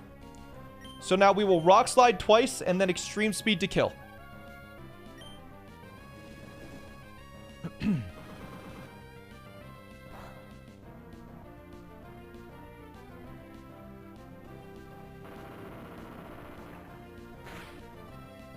Okay. We'll Rock Slide again, and this second Rock Slide could kill. We'll see. There's a Flare Blitz. Good. Citrus Berry activates. That'll bring us above 50%, which will guarantee either Scale Shot or Earthquake on Flygon. I believe it could be Earthquake. We'll see. All right, that did kill. Cool. Flygon comes out. Yes, perfect. All right, so now because I think I'm above 56% HP, it is guaranteed to Earthquake here. We will switch in Dino Nugget on the Earthquake.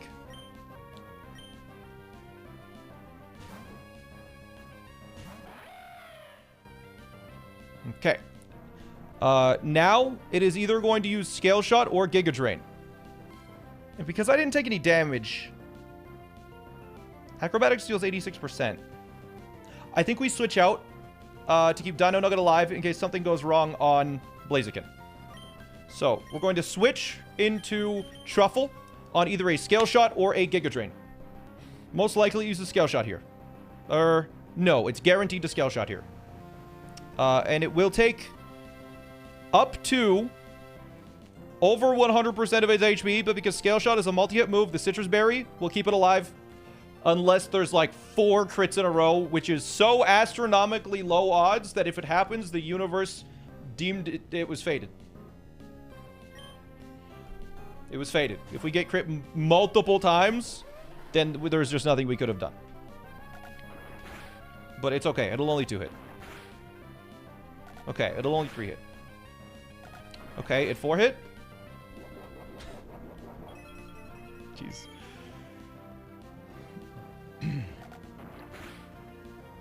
Alright, it got all 5 hits. Very cool. Now Ice Shard will kill. 100% of the time. So now we will Ice Shard. which guaranteed kills because of the life orb and defense drop. Only one of those needed to happen. All right, so now Blaziken's gonna come in, and it sees a kill with literally any of its moves. And this is where something could go wrong. We need it to not crit Gyarados. Please, if it crits Gyarados here, we could be in a bad situation. I don't think it'll use any move except knockoff, I think, because I did use my citrus. So hopefully it doesn't knock off here.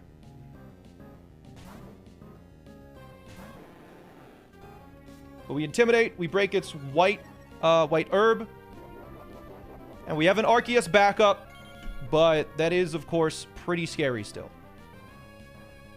That is the worst case scenario. It did not do over half. Okay. I now kill it with Waterfall. A Brave Bird crit kills Sashimi. And it is guaranteed to Brave Bird. It is guaranteed to Brave Bird. So, we do have Archeops. And we do also have Donphan. If I switch in Archeops, Archeops crit takes 45% of its HP. Why not switch for Intimidate? Archeops just baits close combat, exactly. Would he outspeed? No. I think a crit kills no matter what. I think we just have to risk a crit here. Unless we can somehow do some Brave Bird nonsense, I think it just always kills. Pivot for Citrus Healing. Yeah, okay, wait. Does a close combat crit kill Gyarados? 106 out of 180. It does not kill if close combat crits. And then we can also get the Intimidate off, which will guarantee that Brave Bird crit won't kill. Then Overheat deals less than that. Crit goes through Intimidate? Yes. We're not dancing around a crit. No, so here's the thing.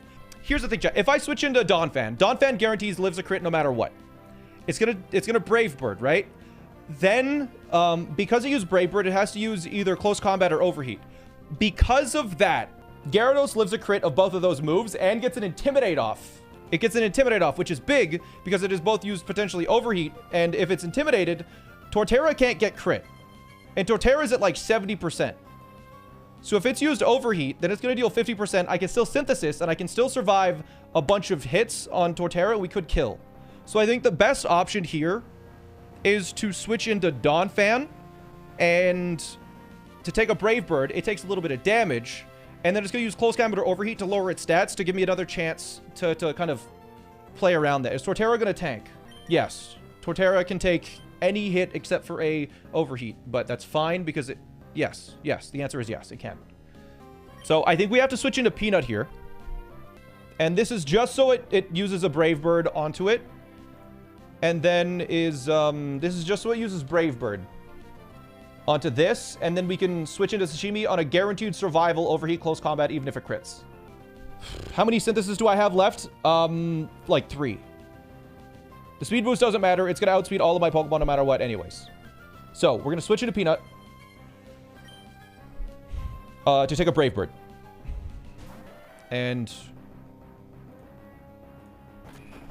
now it is going to... now it is guaranteed going to Overheat. Onto Gyarados. Which is good, because if Overheat doesn't crit, then we guaranteed beat Blaziken, I believe. If it crits, I believe Gyarados still survives. Because it'll go down, our Citrus Berry will activate, which will bring us above the crit range for Brave Bird.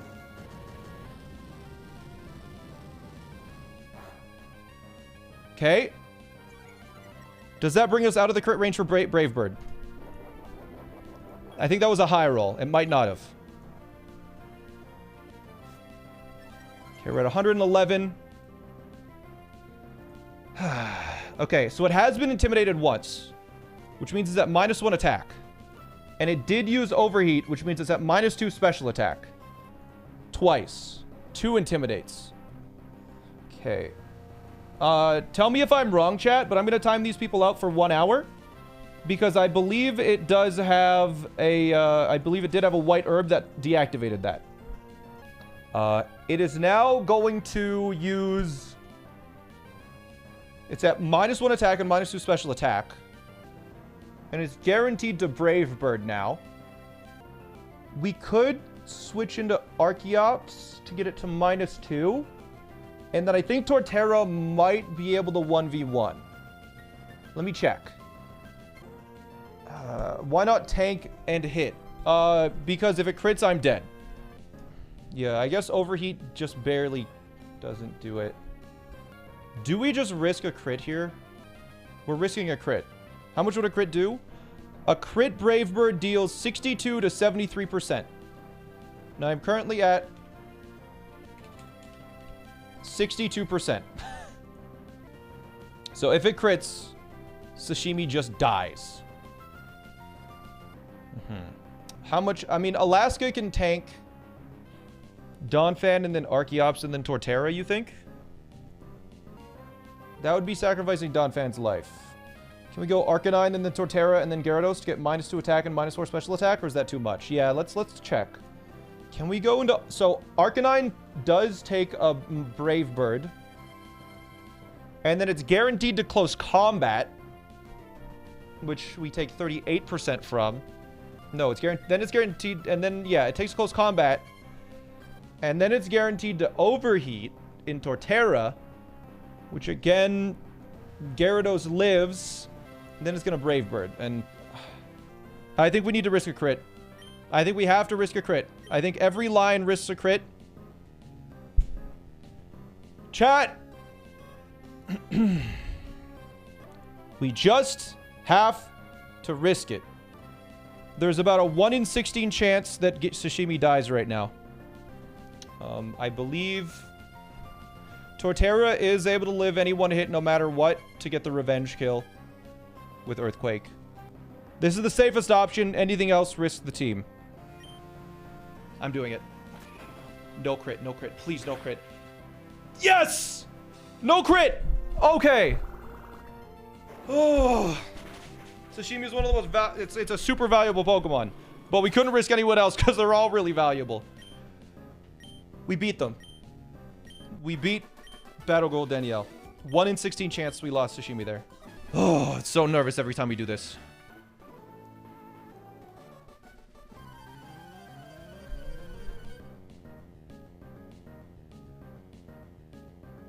That's enough Giga Drain PP? Yeah, it has 10. Tofu comes in. The 2-scale goat. And low kick kills, right? Just gonna double check. Low kick with no item just kills. Yes. Yes, yes, yes. Low kick, low kick, low kick. Level 57, yeah. Good. I don't need to fake out first. Okay. Low kick. Dead. Alright, now Arcanine comes in. Good. Okay. Intimidate happens, whatever. Now, Arcanine is going to be using Psychic Fangs or Burn Up, because either of those moves kill. Most likely Psychic Fangs. So we'll switch in.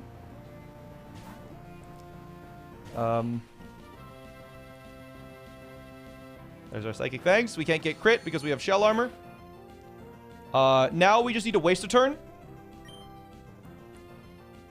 So... how does Burn Up work if I Protect, actually? It stays as a Fire type? Because I need to waste a turn. Just Rapid Spin. We can't Rapid Spin because we need to heal a lot from the final kill on Arcanine. Do I just Protect twice until Burn Up fails? What happens if it uses the Fire Gem? Will it still use Burn Up? Okay, it still uses Burn Up after the Fire Gem is gone. We can't use... I was going to throw a ball. Explode if you're real. I needed to lose Fire type, so we're just going to Protect. It uses Burn Up. Protect herself. Okay. And then we Protect. Okay. Can you not? How much... what if... okay, wait. How much PP does Burn Up have? Hold on. Okay, if I get 5 Protects in a row, we could lose the fight. Okay, thank goodness.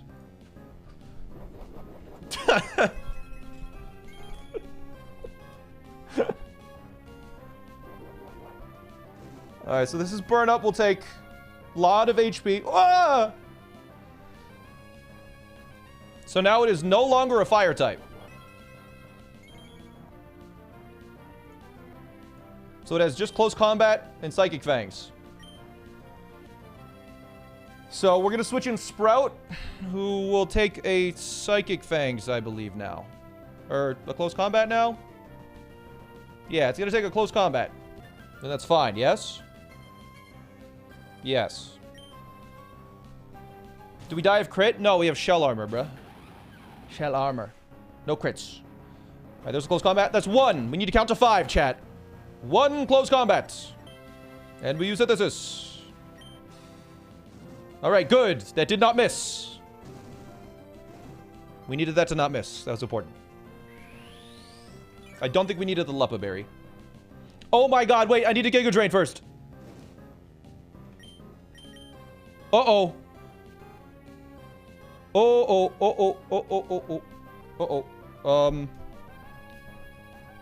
Uh-oh. Because now it's going to close combat.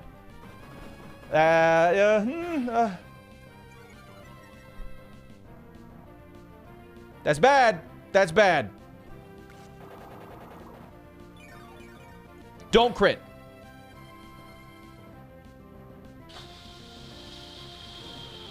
Uh-oh. That's really bad. I think we're still fine. If that crit, we lost. If that crit, we lost. 3.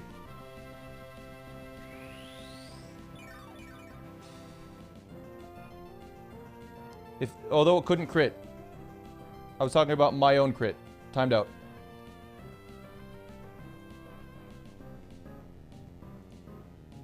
Just kill. No point in waiting for -5. Nope. Psychic Fangs deals less damage. We need to take less damage.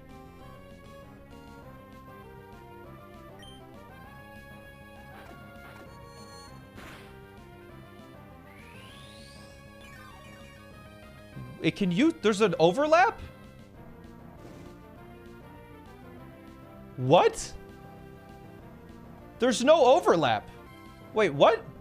There's no overlap between close combat and Psychic Fangs. What? What? That shouldn't be possible.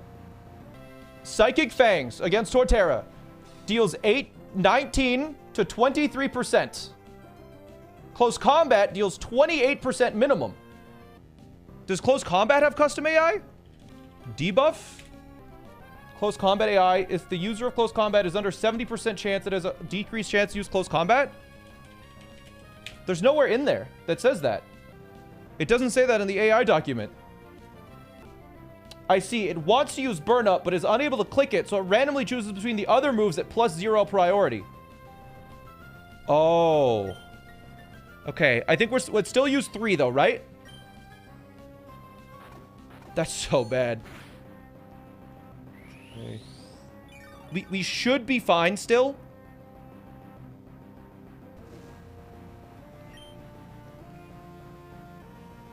Works same with Poltergeist. Okay. We need one more. I think we might need one more to guaranteed kill. Or I think we can Giga Drain right now. But we wanted to use Psychic Fangs, but I would like to have a synthesis just in case, so at -3 we do guaranteed kill. Hopefully it uses Fangs again. I mean, that's all we can do. Okay.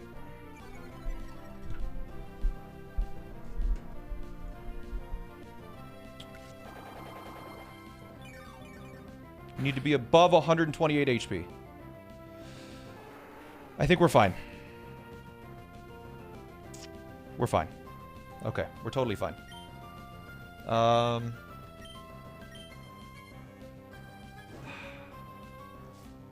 All because I didn't Giga Drain first turn. So Delphox is now going to use Flamethrower guaranteed because it sees kill. Chowder needs to not get critical hit. If Chowder gets critical hit, and goes under 133 HP, we need to sacrifice it. This is the one turn where luck matters. Apparently, well, not, it's not the one turn where luck matters, because apparently it can use close combat or psychic fangs. But we didn't get punished too hard there. Chowder, hold. Do not get crit.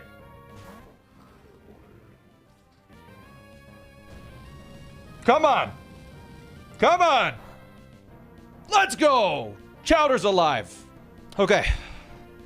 So, now it has to Grass Knot. +1 rare candy, yeah. It has to Grass Knot now. And Dino Nugget switches in.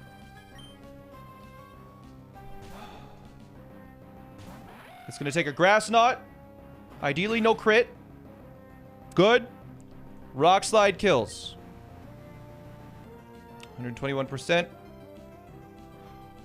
With a Hard Stone. 102% without. Okay. Rock Slide can't miss in this. No, we're fine. We're fine. Okay. So then Rhyperior is going to come in. And Rhyperior is going to guaranteed Stone Edge or Stealth Rock.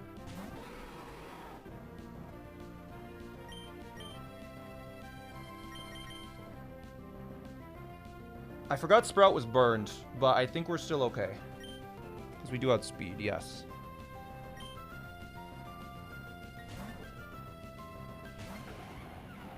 Sprout's at a little bit lower HP than I would like.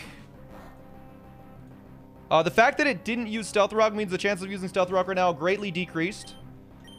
We are now free to Giga Drain twice. And we will heal more damage than Stone Edge deals. So, and it's either gonna... No. It's most likely to Heat Crash now. But I think we just Giga Drain 2 times and it dies. Oh, we got a crit. Oh, no Stealth Rocks. Nice. Cool.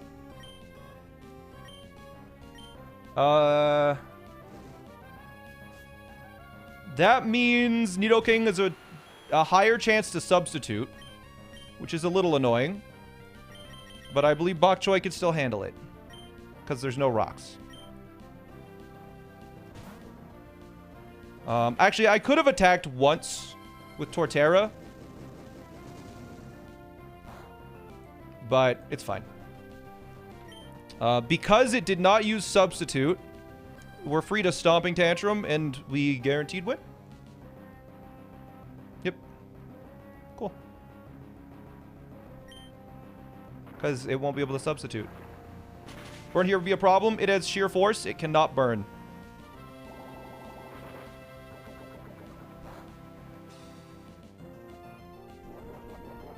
Black Sludge heals it. We take it out. Was it bad tantrum? Stomping Tantrum doesn't fit as a text there. Couldn't get poisoned either. Alright. That trainer is done. Which means only Flannery is left. Welcome. No, wait. Puny Trainer, how good to see you've made it here. I've been entrusted with the, wait. I'm Flannery, and I'm the gym leader here. Dare not underestimate me, though. I've been leader only a short time. I can tell. You're very easy to beat. That's me knocking on wood. That's me knocking on wood. Just making sure. With skills inherited from my grandfather, I shall demonstrate the hot moves we have honed on this land. Okay. My fingers and toes are all crossed simultaneously. Charizard and Salazzle come in. My level cap is 57. No fair. We start by faking out Salazzle. Proof? I can't do the toes. We fake out. Archeops uses Rock Slide. Togedemaru uses Fake Out on Salazzle. And that should double kill. I'm just going to double check. Rock Slide does 150% in doubles. Salazzle takes 103% with the Heartstone. Yes. All right. Am I missing anything? I don't think so. It's going to Heat Wave. It's going to take the Fake Out, though. So that's fine. Salazzle's not going to fake out because I outspeed. All right, it's been 30 seconds. I think I've thought through everything. There's nothing that I can do here. Very simple. Fight. And we rock slide. And that should just take them both out.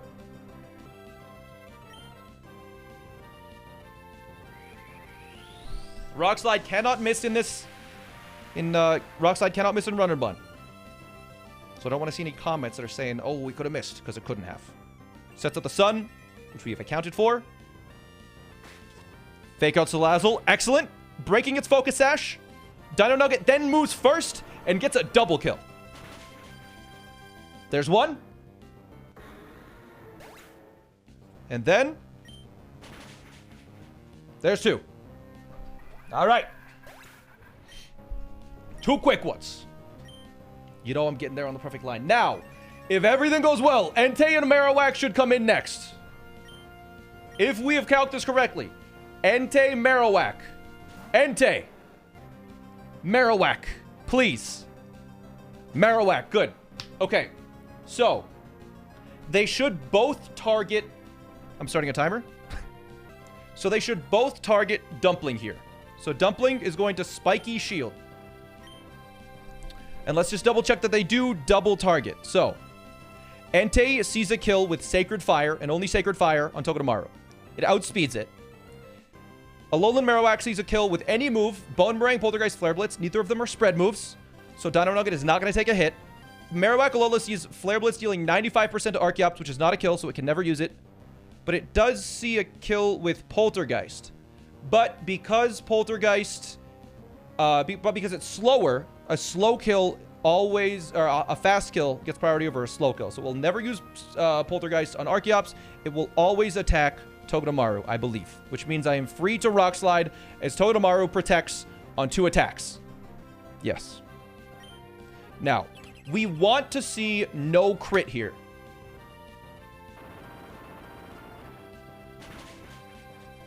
No crit, that's good.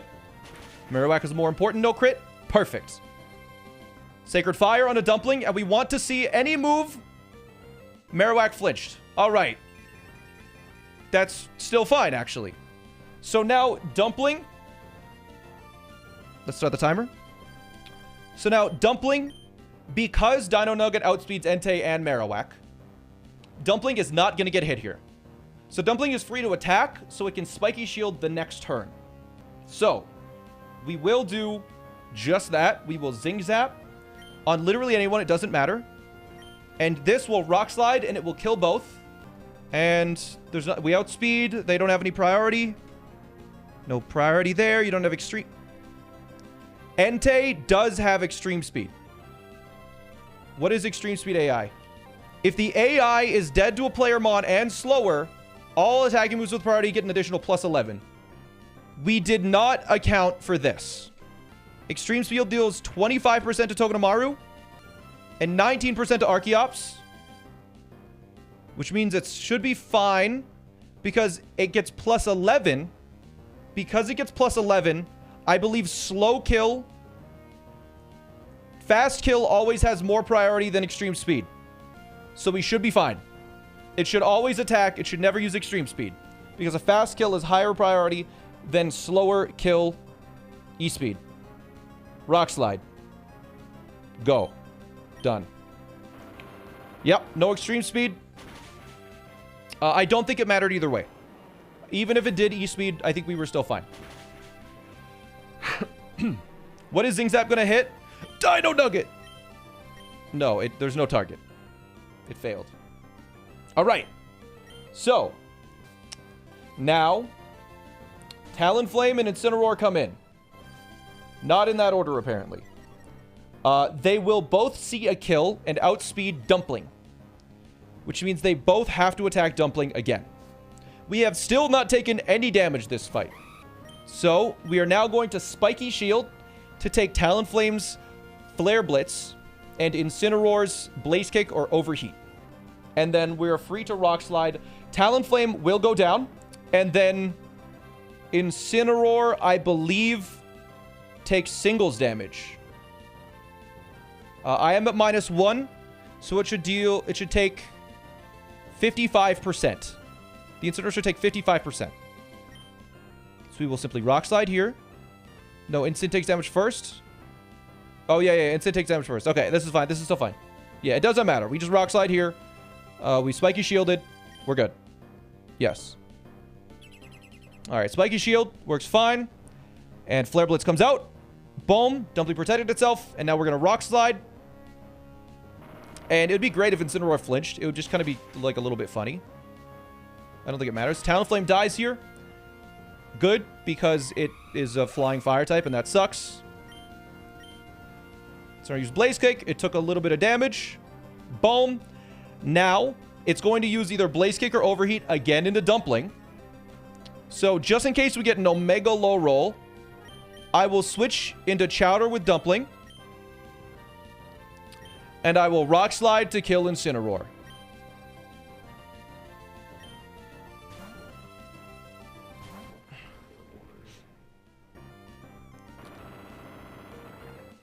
And that is Gym 5 done.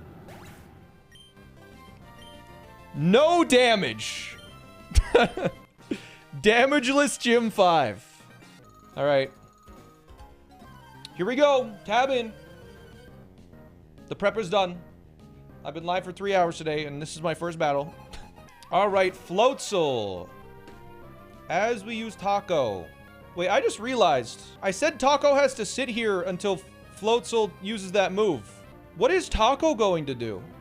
I guess we'll just Ice Shard? Splash? Ah, yes, Splash. Throw balls? No, you can't use items. You can't, it says items can't be used now. I guess we'll just Ice Shard, because it does like 10%. But yeah, we need to hope it just uses Switcheroo first turn, and makes it very easy. But it's either going to knock off, or it's going to Switcheroo.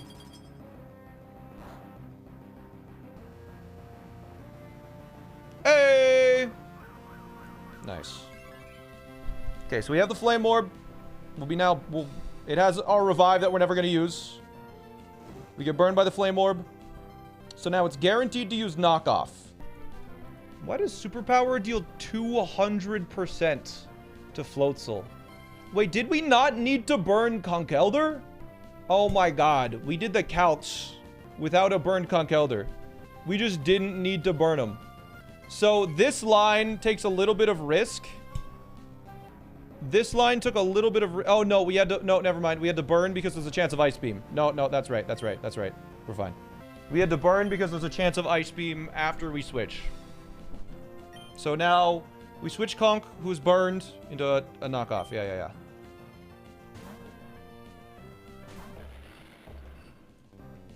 Because it's going to knock off. It's going to do minimal damage. And now Superpower kills. And it also lowers our defense, which is very important because we need to show Azumarill that it can kill me with only Play Rough. Superpower. Hammer Arm also does, but we need Superpower to lower our defense. So we now Superpower. Please no crit. If Conkeldurr is under 127 HP, we panic a little bit.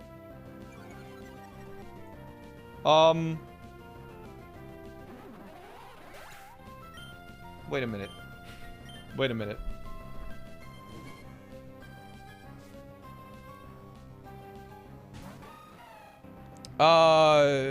In my plan, it says if we're under 127 HP, it could panic. Because it can now Aqua Tail.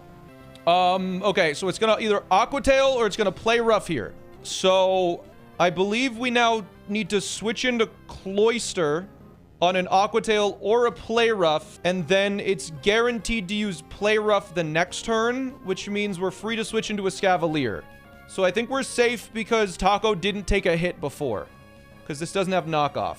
Aqua Tail is fine because then it can't attack drop a Scavalier, so I just hit it once and switch. I don't think so. We have to hit it twice because of the Aqua Jet line. So I'm going to use Taco. Because it's going to either Aqua Tail or Play Rough. It used Play Rough. No crit. Good. All right. So now it is guaranteed to Play Rough again. It was a chance to Aqua Tail there. And we needed to guaranteed Play Rough. So now Play Rough is guaranteed. And we're able to switch into Escargot, who takes a Play Rough just fine. Yes. And we hope it doesn't lower my attack on this play rough. It would complicate things a little bit if it did. Good. Okay. So now we are free to Iron Head, which will deal 43 to 54% or 52%. So we Iron Head, and if it crits, we switch. Aqua Tail deals 42%. We have Shell Armor, so it can't crit. Citrus Berry brings us back up. We hope this crits. That would make it a lot easier. Okay. That's fine. So now Aqua Tail can deal 75. Let me do some math here. If we take 118 on 75, 118 minus 75, we can go down to 43 HP, which is still above what Play Rough can do, so it's guaranteed to Aqua Tail after another turn. So I believe we are safe to X-Scissor here, no matter what. We can't Iron Head because a crit would kill. X-Scissor crit never kills. 48 HP. Good. So, now it is guaranteed going to Aqua Tail, and we are going to switch into Gyarados. Gyarados has Wide Lens, and it's going to take an Aqua Tail here.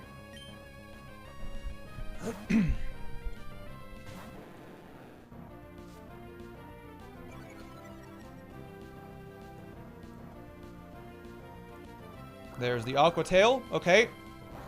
And now, because we outspeed and C-Kill, it is guaranteed to use Aqua Jet. So we take an additional Aqua Jet. And Bounce will kill because we have the Wide Lens. And it cannot miss. There's Aqua Jet. Good. So now we bounce. Sashimi sprung up. Use Aqua Jet again, even though you guys said the AI was smarter than that. So I'm glad I didn't rely on that from you guys.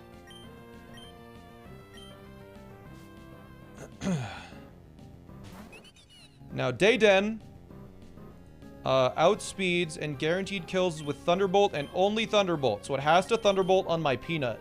It Thunderbolt on my Peanut till I Rapid Spin. Yes. So we switch in our Peanut. As it Thunderbolts.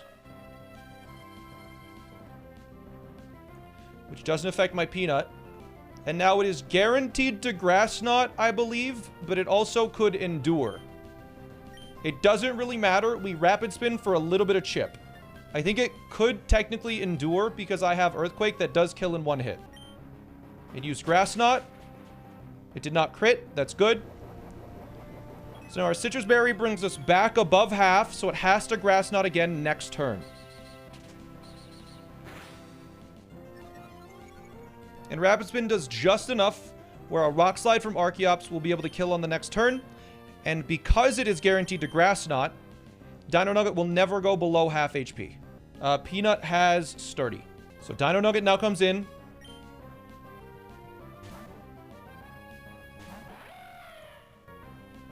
It used Endure, that's fine. It doesn't have any priority moves. So we are free to Rock Slide. Because we outspeed, we have 184 speed. We outspeed the rest of the team and one-shot the rest of the team, I believe. If we Rock Slide once, that is fine, I think. Because we can just Rock Slide 2 times. And it's not getting speed from this, it's getting special attack.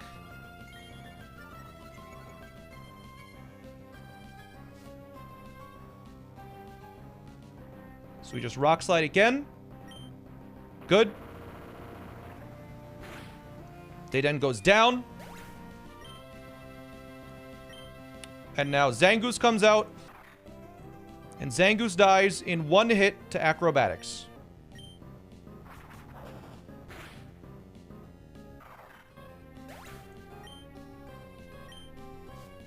And then Persian dies in one hit to Acrobatics.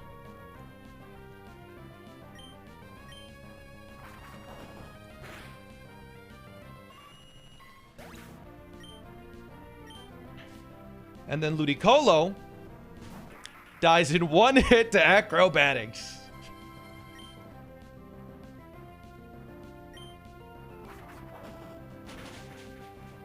All right.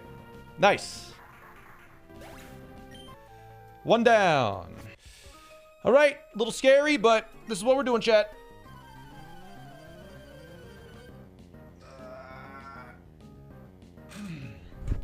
Second battle today. This one should be pretty straightforward. Nidoqueen versus Bok Choy. Bok Choy's Earthquake, one-shots Nidoqueen.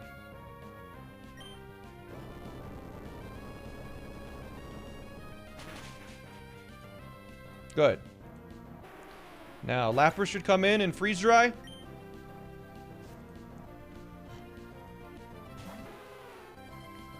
Hitmonlee takes that just fine. Tofu. And then low kick kills it. This is our 2-scale goat. We have an Asper Berry in case of freeze. We low kick, and low kick does 105%.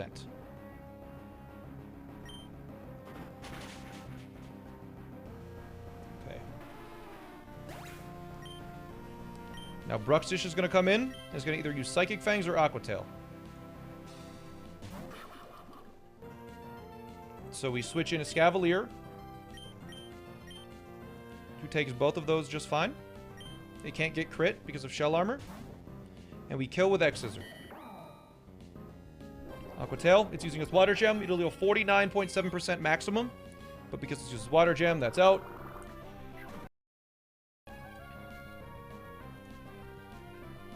Was that a max roll? That looks like a lot. X-Scissor just kills now. They did 82. Sheesh. I think that... No, that's a mid-roll. That looks like half, though. It does look like half. We just X-Scissor, and it kills it. We use Screech, that's fine.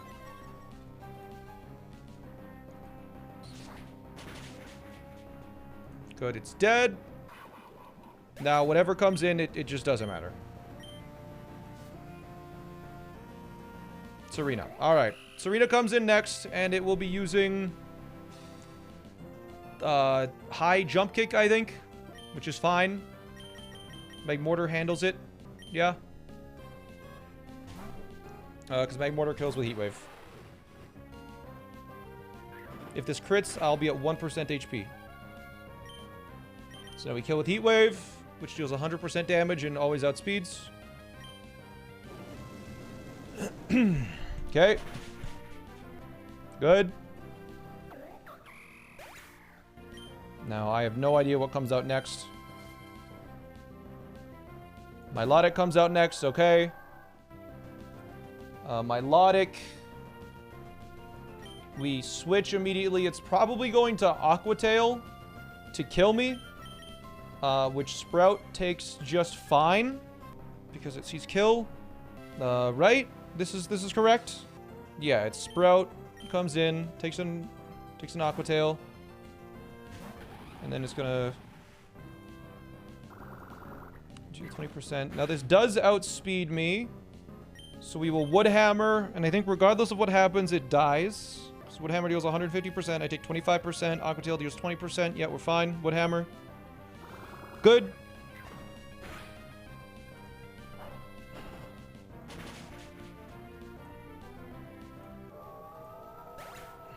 Whoa, okay. My bad. I double-clicked to full screen it. Now, Primarina is coming out, and it is going to most likely use Scald or Calm Mind, which is fine either way, because I switch in my Cheddar. And Cheddar, even if it gets crit Scald burned, Wild Charge recoil will not kill it. And Wild Charge does kill in one hit on Primarina, even after the Calm Mind, of course.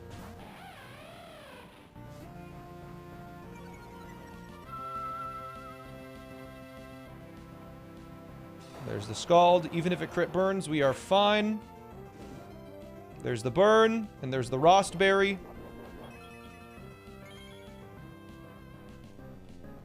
Now, we do kill with Wild Charge 100% of the time. Yes.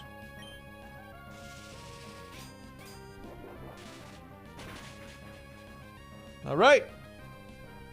That was a scary battle just because we haven't been able to do that in a while.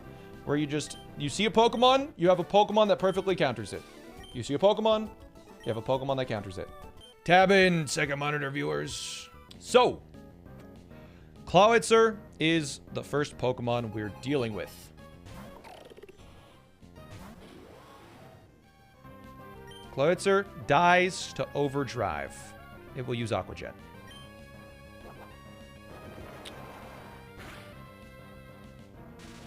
Now, Gyarados outspeeds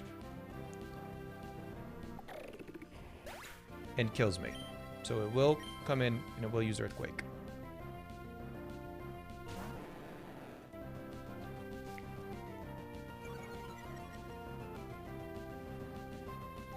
Because it uses Earthquake.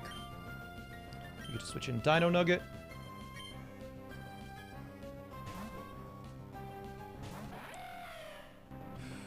Good. Whenever I switch in Dino Nugget, it's always scary in case we did something wrong. Rock Slide kills. Guaranteed. Here.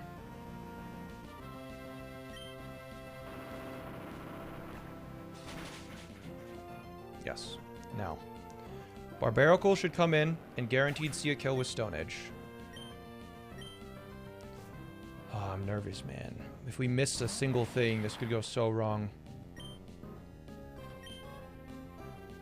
Then Flygon comes in, and all of the luck in the battle comes down to whether or not this Stone Edge crits. If this Stone Edge crits, there's some crazy stuff that can happen on the last Pokemon. If it doesn't crit, this battle is free, and we don't have to do any thinking. But it will Stone Edge. No crit, please. No crit! Okay! I think we're 100% safe then. So I believe Earthquake KOs this, and Machamp is going to come in. So, yeah, that was a 1 in 8 to crit, right? Because it has Stone Edge's increased crit rate. They could have also missed. So maybe not quite 1-8. We Earthquake, and it KOs. Soft Sand, Earthquake, 110 HP. No Sash, Earthquake.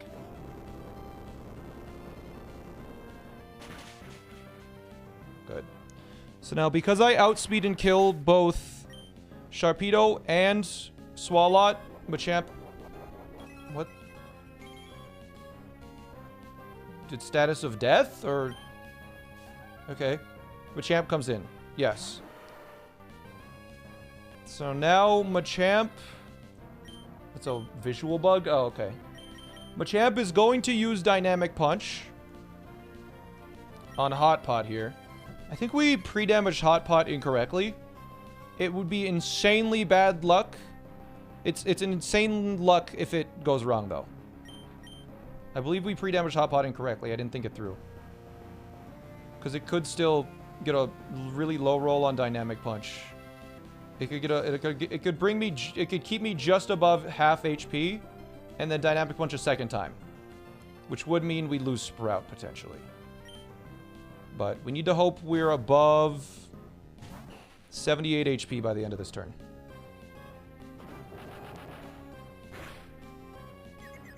Okay, we're above 78 HP, which means we're perfectly safe. But we did pre-damage incorrectly.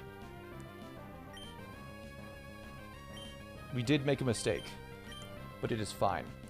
Because Dynamic Punch does not kill at 82 HP. But Stone Edge does, which means it has to Stone Edge, and it's going to Stone Edge my Sprout.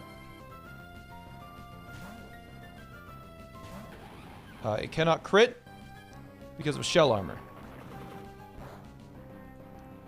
Now, 2 Earthquakes always kill Machamp. It will be using Dynamic Punch this turn. I have a Person Berry, so I don't get confused. We want it to hit Dynamic Punch. It has no guard. It's guaranteed to hit.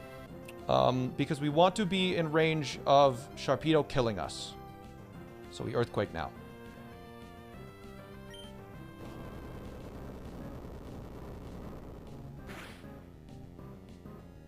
We get a Dynamic Punch hit.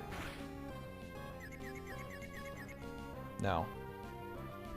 Sharpedo deals a minimum of 84 with Dark Pulse, so Sharpedo sees that it outspeeds and will switch in. We Earthquake again. We outspeed by 1 point, by the way. We have 97 speed. This Machamp is 96 speed. It's a miracle. So now, Sharpedo can use Dark Pulse or Close Combat. Or sorry, it can use Dark Pulse or Hydro Pump on Meatloaf. I believe we simply switch in Meatloaf and then Mach Punch to kill it. Yes, that's correct.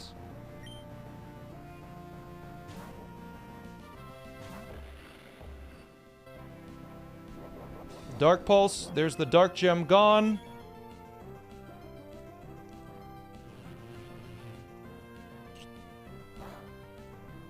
Okay. And now, because it attacked, it cannot use Destiny Bond. Because I have Mach Punch, and Mach Punch with a burn, with a black belt, deals 188% of this HP minimum.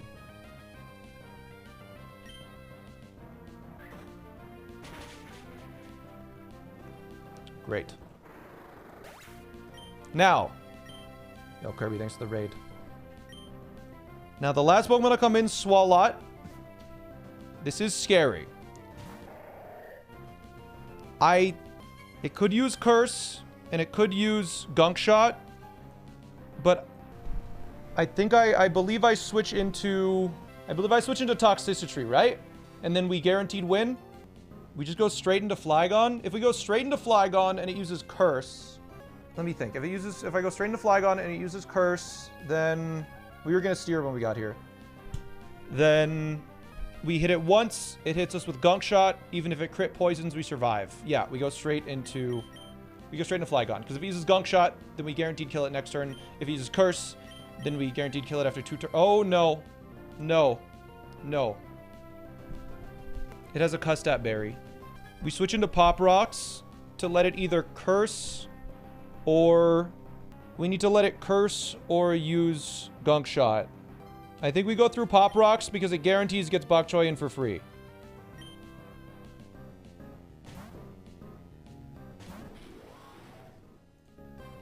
It used Curse. Okay. That was bad, but I think we're still fine.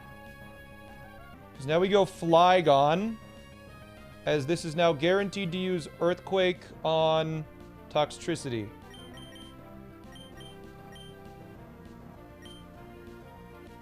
It doesn't delay everything by 1 turn because we don't take any damage here.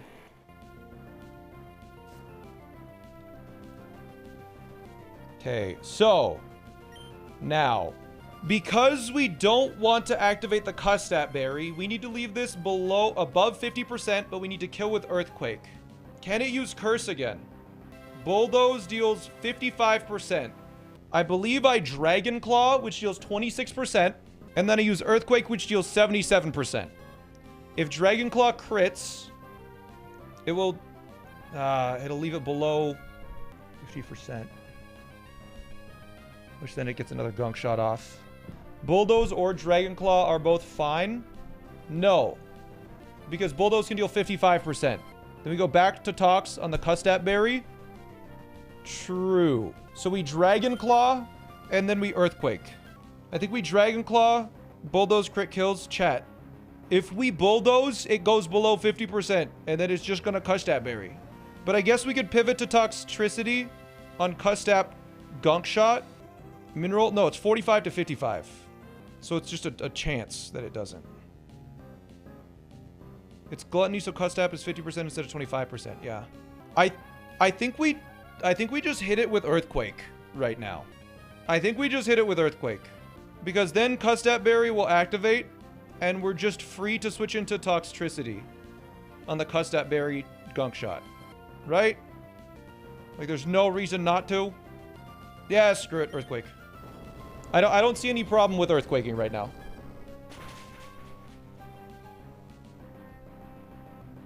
Alright, Gunk Shot. No crit poison, please. Jesus. So now it will Custap Gunk Shot, which Pop Rock survives. And then Pop Rocks kills with Overdrive the next turn. Because Custap activates on Pop Rocks right now.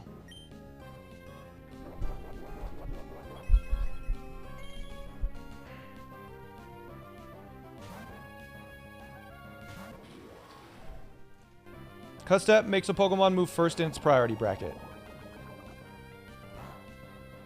So now, Overdrive kills. Citrus Berry, that was just in case. It's a little bit of a weird ending, but it used the Custap. I believe we're free to Overdrive and we just beat it. Have I forgotten anything? Or am I just free to Overdrive here? Send it? This feels like it's a little easy. Yeah, okay.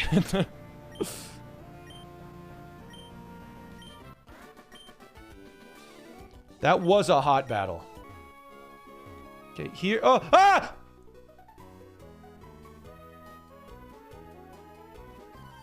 Uh-oh.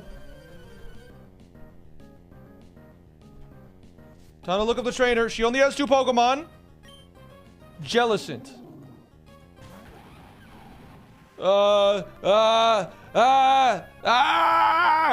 Okay. Who is this? Missy. We outspeed and we kill with Woodhammer. We take 28% of my HP.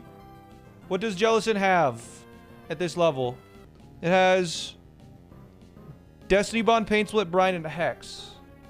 I outspeed, so I should be able to kill it. But what's the other Pokemon? The other Pokemon is Tentacruel with a clear body. Can I kill Tentacruel with Earthquake? It's level 50. I kill it with Earthquake, and I don't outspeed it. I don't outspeed it. Does it have a held item? No held item. Let's see. Tentacruel. Tentacruel has Sludge Bomb, Rapid Spin, Knockoff, Surf. Am I holding an item? Looks like you can just use Flygon. Oh, can I just use Flygon? Yeah? Yeah, can I? Yeah, just Flygon. Just use... Where is it? Where's Flygon, huh?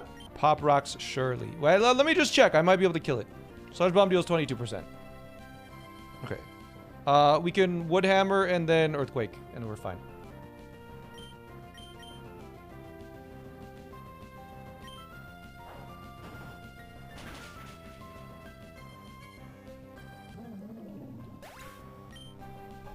Okay. I killed it. Tentacruel. We fight, and now we Earthquake. Does Surf do more?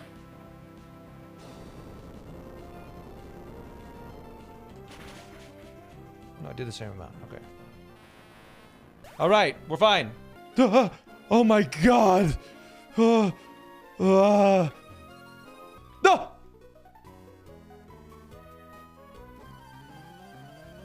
Okay. Denise.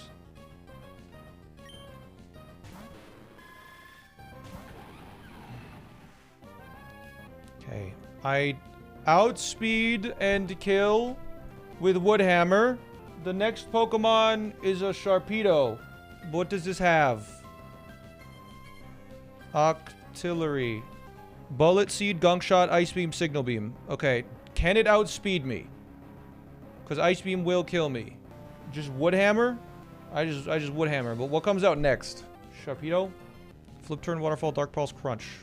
Okay, I think we just start with Woodhammer.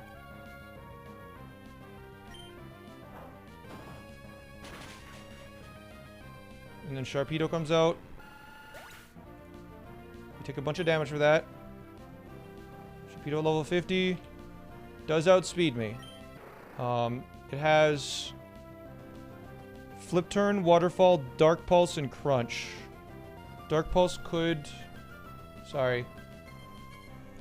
Dark Pulse could flinch. I'm gonna check how much Dark Pulse does. Dark Pulse deals 22%. I think we just Giga Drain, because it should kill. Dark Pulse can flinch, though. Uh-oh. Uh-oh. Oh, uh-oh. Uh-oh. Oh, okay, we're fine.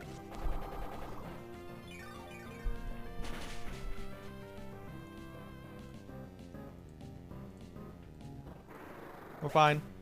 It's okay. These are optional trainers that don't have custom movesets, so they just have default moves.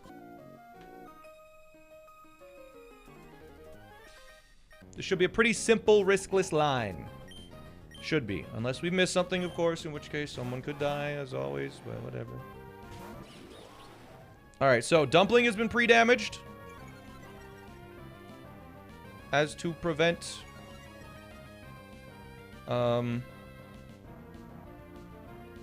Dumpling has been pre-damaged to bait attacks from both Gyarados and Seaking. Gyarados and Seaking both see a kill on Dumpling. So Dumpling is just going to Spiky Shield. And Pop Rocks is able to Overdrive. It is a spread move. Seaking does have a Lightning Rod, but because Overdrive is a spread move, it will hit both Seaking and Gyarados. So like a Magnet, it will kill Gyarados. Yes. That's correct. Let me double check my notes. Yes. As both of the Pokemon use Waterfall, because they both outspeed my Pokemon. So there's Spiky Shield. This also has a secondary effect of breaking Seaking's Focus Sash, which is helpful. Gyarados takes a little bit of ship. Doesn't really matter. Sorry, ignore my notes. Okay, there's Lightning Rod from Seaking.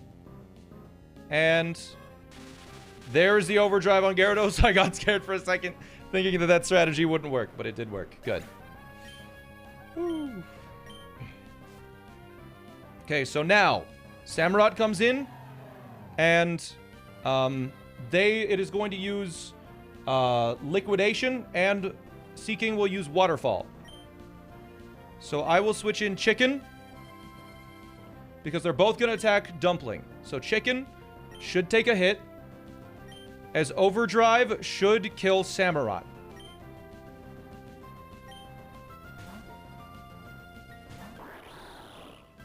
Overdrive, fortunately, doesn't work like Discharge. No defense drop, ideally, here. Okay, that's... I think as long as it didn't crit, it was fine.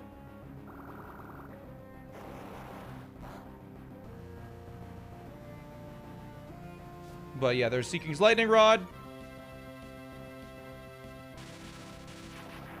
There we go. Perfect. So now Samurott's dead, and there's only one trainer left.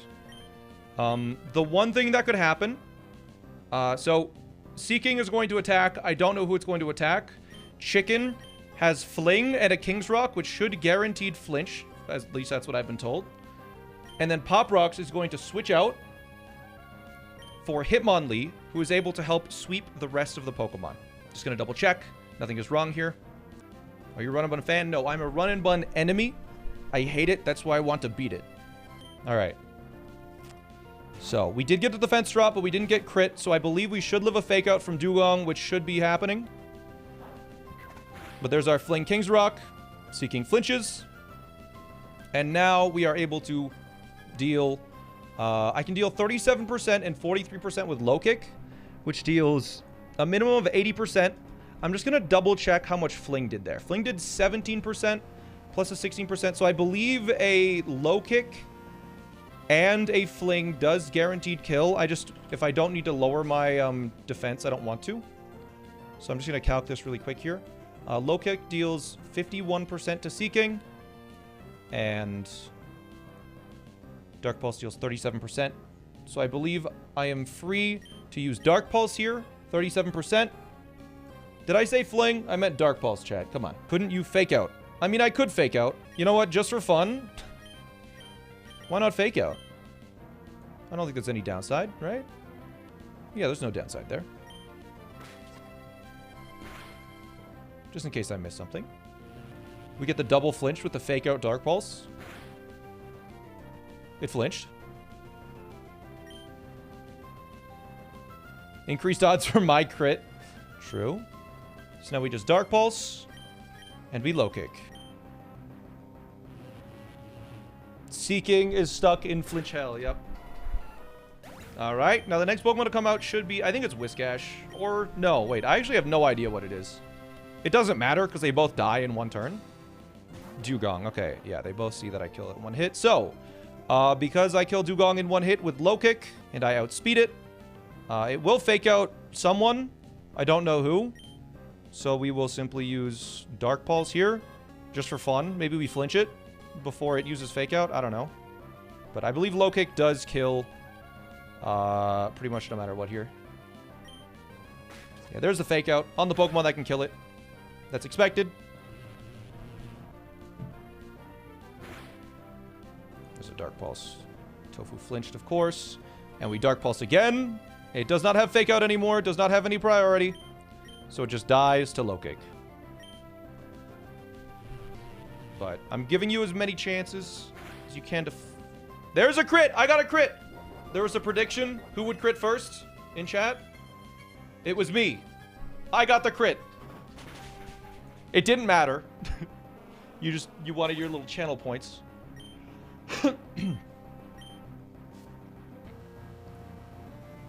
Alright, now Whiskash, I believe, goes down to a Black Belt Close Combat and a Dark Pulse.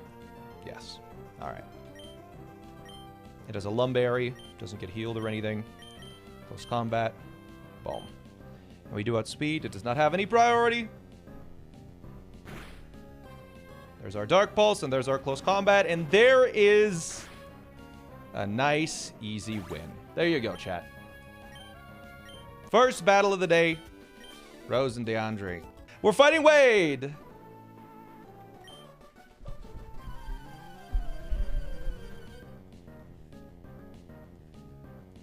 It's Wade time! Battle time! Starmie! Starmie? Fake out. Yes. Oops. Starmie flinched. Now Starmie is guaranteed to use Psychic. Actually, I think it could use Hydro Pump. I don't know, man. We're just gonna switch into Radish. And Radish kills with a Thunderbolt here. Oh, wait. Oh, my God. Oh. My special defense fell. We kill with a Thunderbolt. We outspeed. Yes.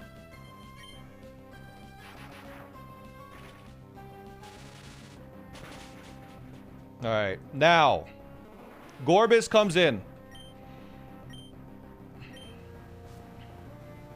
Gorbis has a Rindo Berry, which protects from super effective grass-type attacks. So I can hit Thunderbolt and it dies. I mean, I'm looking at the calcs. Yes.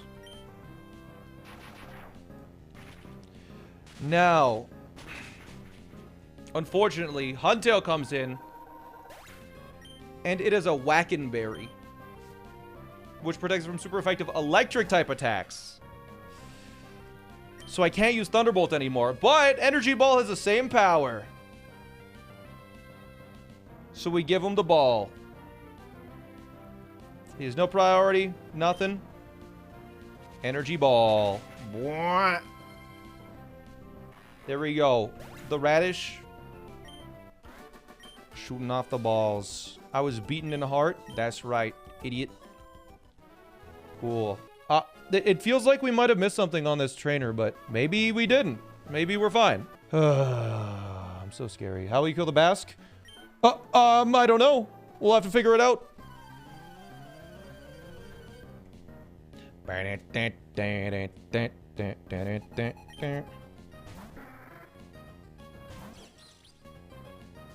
Drizzle. And we fake out to break the Focus Sash.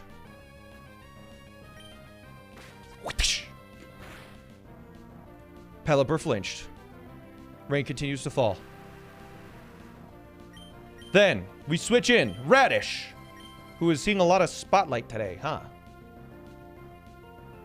And this should be Weather Ball, and it should deal 37 to 44%. Good. It was the highest possible roll, I believe. No, never mind. That was one of the lowest possible rolls. Whatever. Now we Thunderbolt, and it kills it, and Beardick comes in.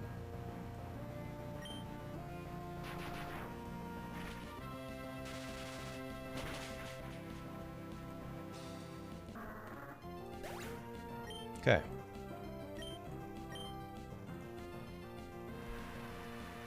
Okay. Bear Tick comes in, yes. Now we Volt Switch as it's guaranteed to Icicle Crash.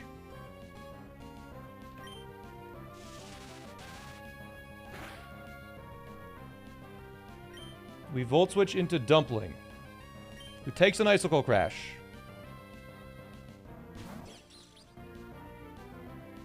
He will deal 37%. Now we can Fake Out for some extra chip.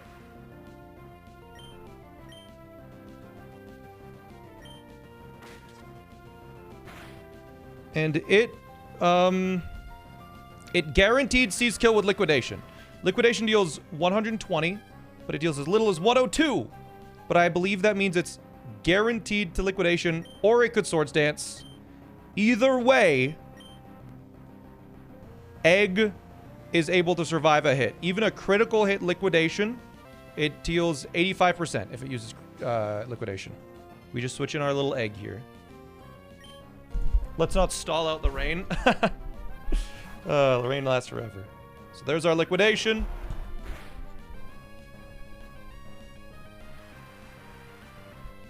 And now we want to fight. And we want to Mega Evolve. I believe that's Mega Evolving. I've never done it before. This is the first Mega Evolution. And a Hurricane should kill, I think. Right? There we go. And because of Dynamic Speed, we should outspeed on this turn. Yo, look at it. It's so cool. There you go.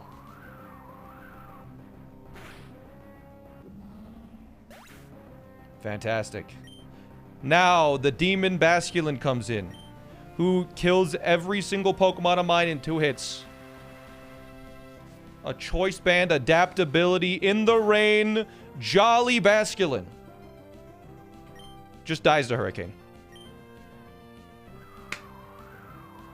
The egg is hatched. And it's out for blood.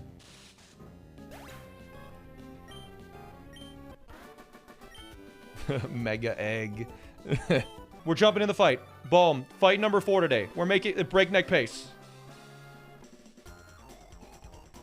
Let my melody rock your soul.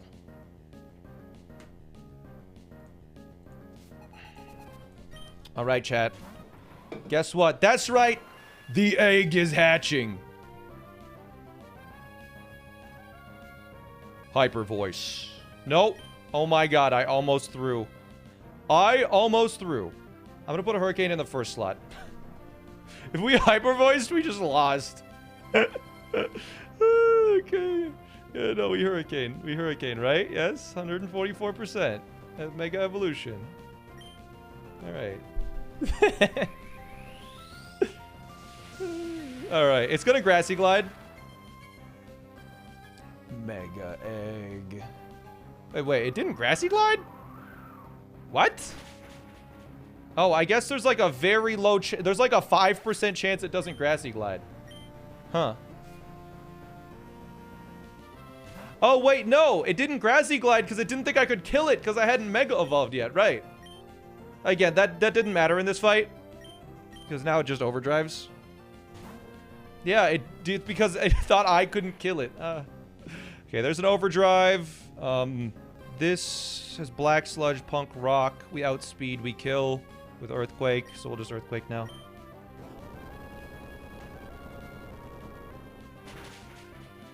Yeah. Thanks, Nova. All right. That tech is, yeah, that tech is super helpful. Fight. No. We go to Alaska, who takes any 1 hit because it does not have the Toxic Orb activated yet.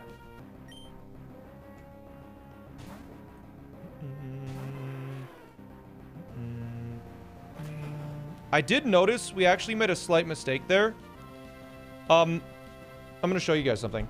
So we killed Rillaboom, right? And then Toxicity came out. And for some reason, it toggled Grassy Terrain off. So Grassy Terrain, I thought that Earthquake was the best move there, but if I was a slightly worse Flygon, I mean, it always killed, but I kind of forgot that Calc sometimes it removes Grassy Terrain. That was weird. Why did it remove it that time? Because I just looked at the Calc and it was gone. Because it reduces Earthquake specifically. Anyways, Rock Slide kills here. So we just kill with a Rock Slide. No problem.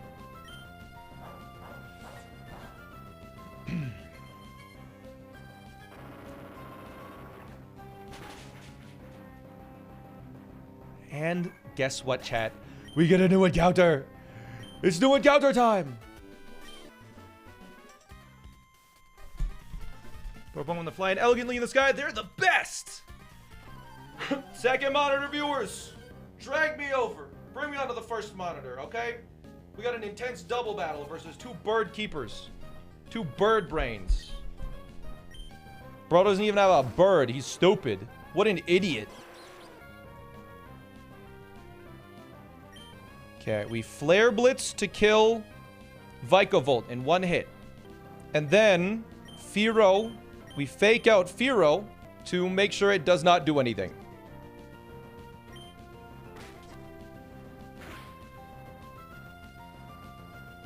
Alaska outspeeds the bug because the bug is so slow. And the bug is dead, and Alaska takes nothing because it has Rockhead, right. Now, Flygon comes in. This idiot, that's not a bird. Now, because Fearow has Drill Run, and it's both quad super effective, it will use it on one of my Pokemon.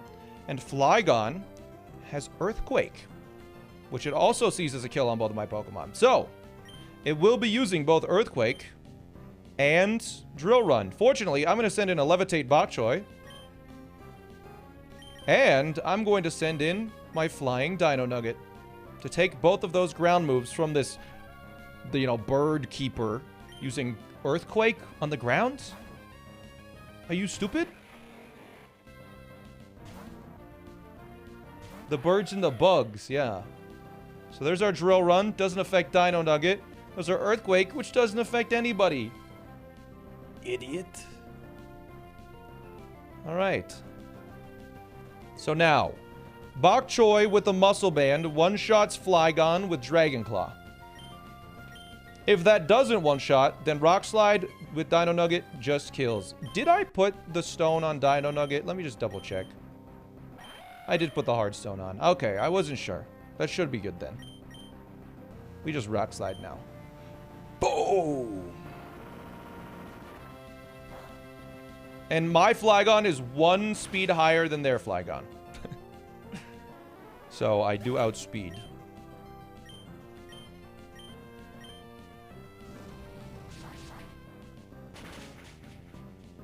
Okay.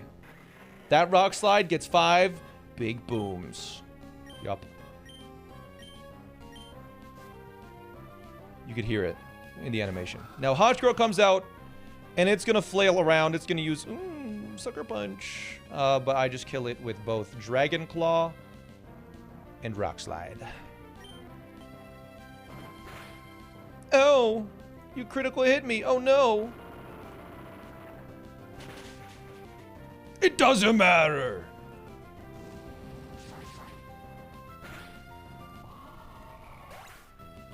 Gone.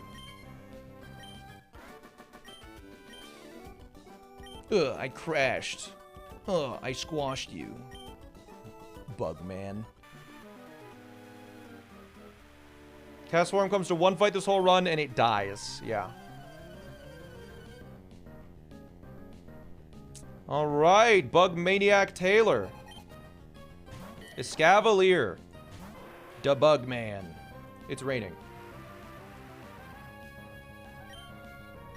Flare Blitz, even in the rain, deals 104% because of my fantastic perfect attack stat. Yeah, this Arcanine is really good.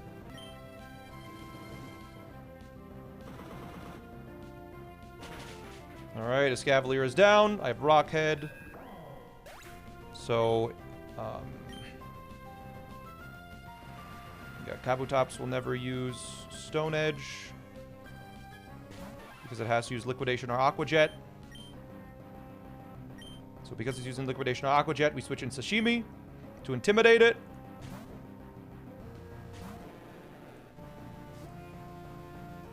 And now we won't take much from Liquidation or Aqua Jet, which it is going to use. There's its Aqua Jet. Now, the highest damaging move it has is Stone Edge, so we'll be using Stone Edge at -1 onto my Torterra, which does almost no damage. We intimidated it because now it cannot... Torterra can't get crit. Sprout can't get crit because of its Shell Armor ability. So Stone Edge will not crit. It will deal a minimal 10 to 12%, and now it will Leech Life, which will deal 33 to 40% because it has a Bug Gem. Fortunately, though, Giga Drain heals all of the damage that this Kabutops deals to me. And it kills it in one hit. So there's its Leech Life, there's its Bug Gem. It'll deal up to 40% to me.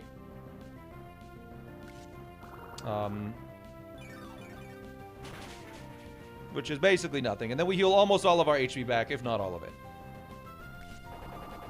Or almost all of it. We'll have like we'll be missing 10%.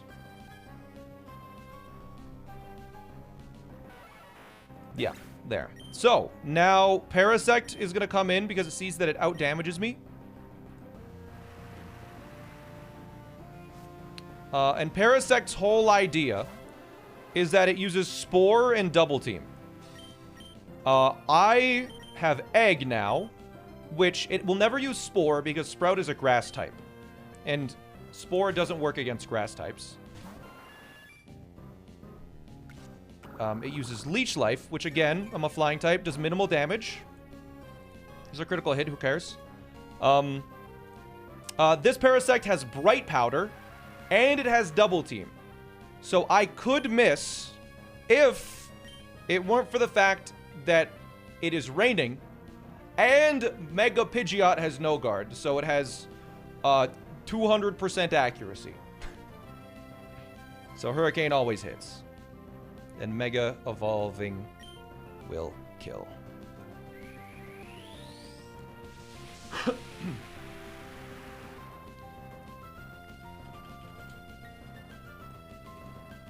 Alright. So Hurricane kills there. The Mega Egg.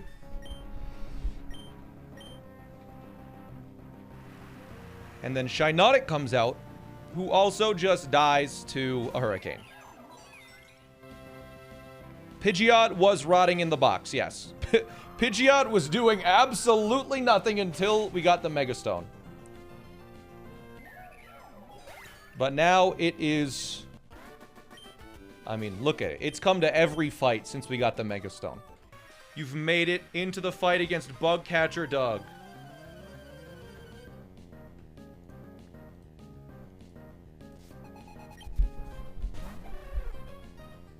Alright, Shuckle. He dies to a Surf! Ha-ha!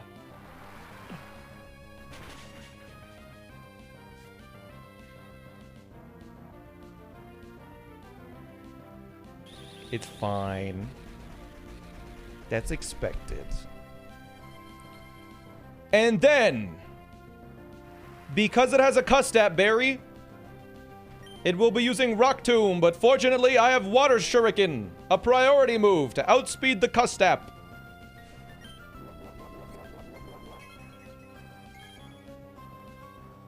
It can act faster, but I can act even faster.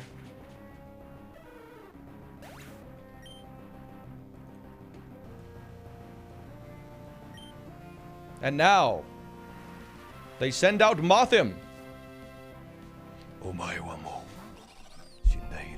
How was that? Was that good? Surf time! Kills the Mothim.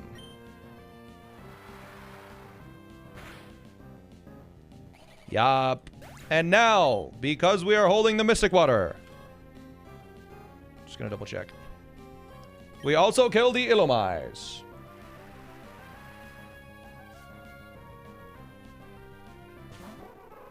With Surf. These new Pokemon are incredible. We got some good encounters. Here we go. It's fiction. It's fiction. It's not gonna happen. You low-key want to see the wipe? Shut up. No, you don't. Don't say that. Don't say that. We're gonna do this. We got this, chat. It's fiction. Fiction. Fiction. I'll show you the true potential of me and my Pokemon. The true potential of some over-leveled Love Disc. Bro is cheating. All right, level 70 Love Disc. Love Disc number 1. We need to scary face until we get confused or get hit. All right, we got hit. So now a second Hydro Pump will kill Escavalier, which means it is forced to use Hydro Pump. Its speed is now halved. So it's going to Hydro Pump on my Electrode.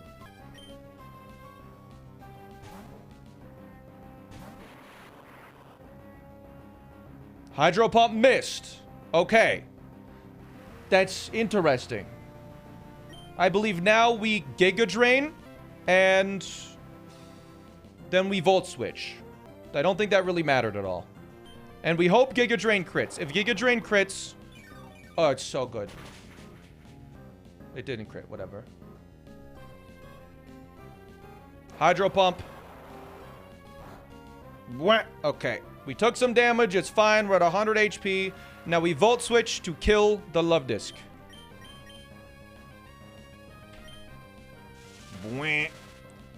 That is Love Disc 1 down. And we switch in Delmise, Nori, who kills the second Love Disc 87.5% of the time. The second Love Disc should come in. It should be level 80.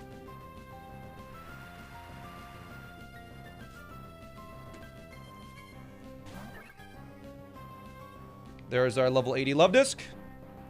Delmise, please. Just kill with Grassy Glide. Just make it easy. It's gonna Hydro Pump or Sweet Kiss. We hope it uses Sweet Kiss. And it missed. Kill.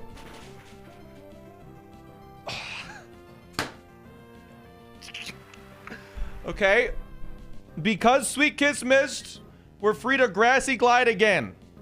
And we hope it uses Sweet Kiss. If it uses Sweet Kiss, we're fine. We're totally fine. We can just beat the next one easily. Please. Miss Hydro Pump or just do Sweet Kiss. Please. Ah! Okay. This is the worst universe so far. This is the wipe universe.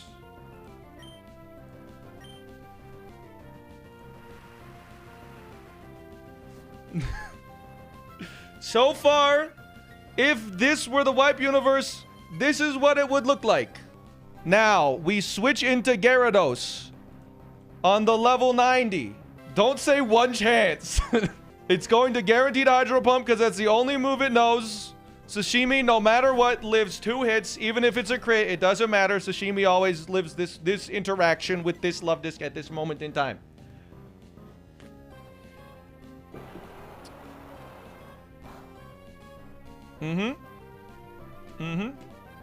Now, a Hydro Pump crit deals 121 damage, so it's fine. Waterfall does the most damage here. Well, Bounce does more, but Bounce can miss, so I have to Waterfall.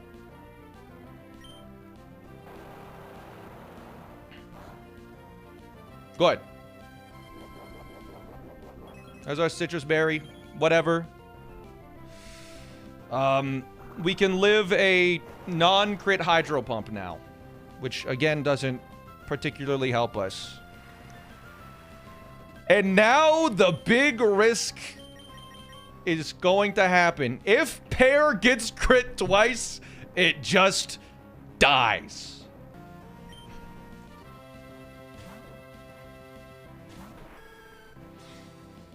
It missed! Okay! That's a guaranteed win! Woo! Okay! Leaf Storm should kill, and we're totally fine.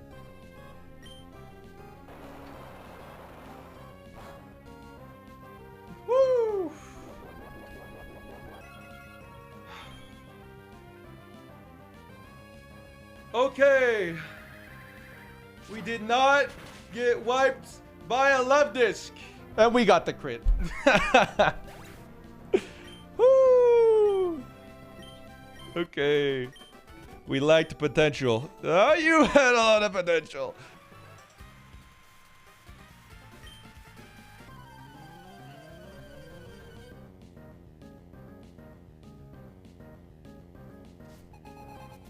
Ranger Lydian. All right. It is raining. Would you look at that?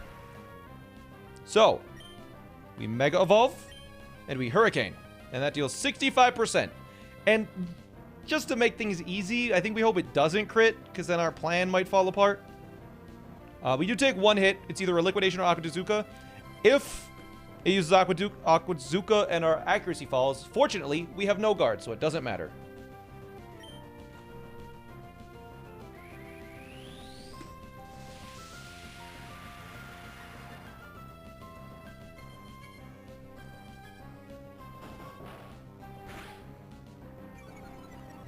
Just like that. Doesn't matter. We have no guard.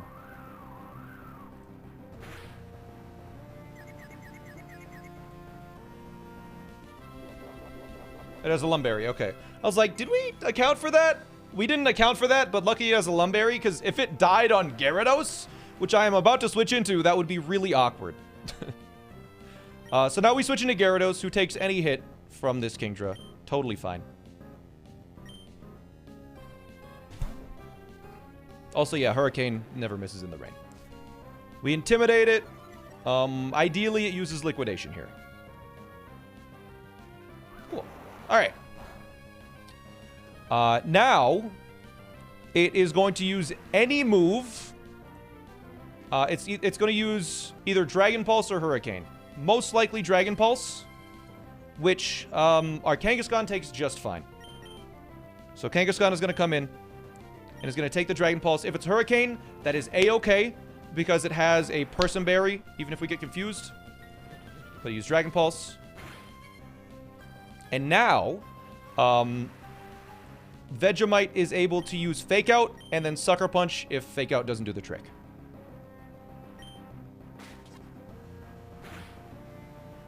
Alright, and now we have Sucker Punch to finish it off. And that Kingdra was very tricky to figure out. That took a long time. Now, the rest of the Pokemon, in theory, shouldn't be a problem. That's me knocking on wood. Because we just send in the counter to that Pokemon. So Gouge comes in. Which I didn't even know he could come in, but that's fine. I believe he's either going to Hydro Pump or Draco Meteor. It doesn't matter because Peanut takes it. Because it's sturdy. Peanut! There you go. There's our Draco Meteor. It dropped the Draco. We live on 1. Oh, we live on 6. Wow. And Donphan is actually faster than Dragouge.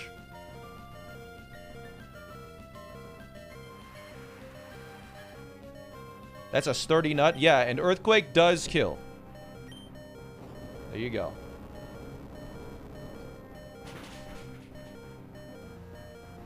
It's just Dragouge is real slow.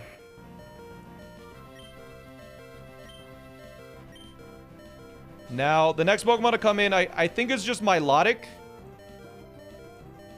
And I actually have realized...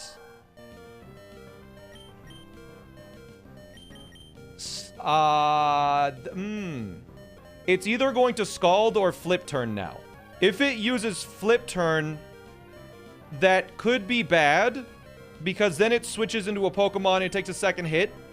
I believe I need to use Sashimi as a pivot. If it uses Flip Turn, Heliolisk will then come in. So we're going to switch into Sashimi here to take either the Flip Turn or the Scald. We get the Intimidate off. That's good. Flip Turn is a physical move. And it used Flip Turn. So that Gyarados switch was necessary. Because now Heliolisk is going to come in. We're steering here a little bit. Heliolisk is now in, and it's going to guaranteed use Thunder. It outspeeds me. It's going to use Thunder. There's nothing else it can do. Sprout takes the Thunder just fine. And then Sprout does take any one hit and kills with Earthquake.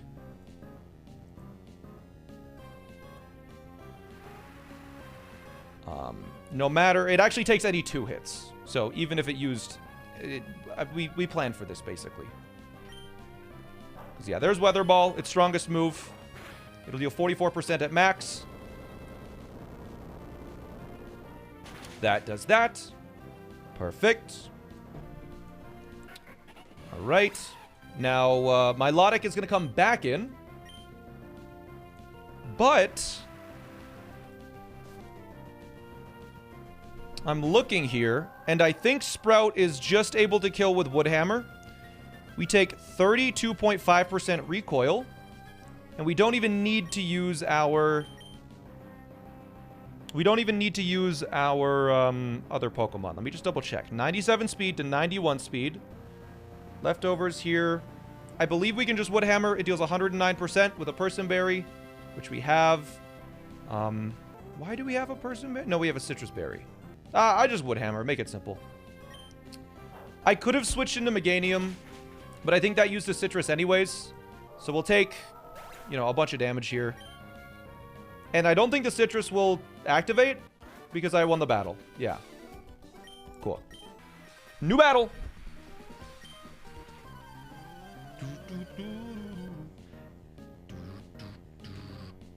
Let's hope I didn't miss anything here. But...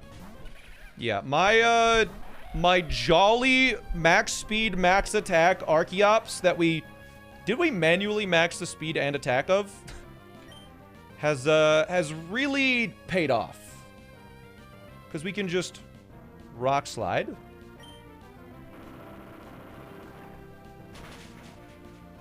And it kills? No, I just rolled max attack? Ah, yeah, it's just the 1 scale goat. I think we only used 1 scale on it. Yeah, we just lucked out on the... I think we maxed 8... We got max HP attack and defense, and then we used an extra heart scale to max out its speed later on. Yeah, Rock Slide just kills this. So we've only used 1 scale on this, and my goodness, was it worth it. I have no regrets. It was scary in the moment, but it was the right decision. Beedrill. Oh, I wish I had you. But you know what? Like, Kangaskhan kind of clutched up in the last fight. I'm not gonna lie. It helped beat that Kingdra. Okay. No EXP. We are at the level cap. Battle time. Let's go. We're the Mimic Circle. We mimic what you do. You know, I don't think you do, actually, though.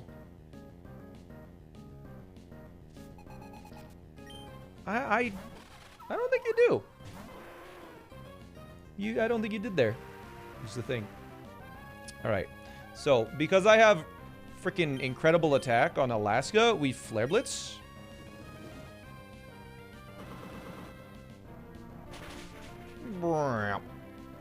And now Wormadam Sandy comes in. And is going to use... you know, White Herb. Okay. Gonna use that Earthquake on me. Or Fissure. I think it's gonna use Earthquake, though. I'd never checked how it worked. Anyways, Egg is coming back. Oh, man. I'm so glad Egg is finally getting used. Man. Egg is so good. Fight. Hurricane. Mega Evolution. Kills. Boom. I love Egg. Remember when we said, this is the worst encounter? Look at this now. Look at this genius. This incredible egg. We cracked the egg. The Mega Egg. Wow. Alright, now Wormadam is just going to use Iron Head or something. I don't know.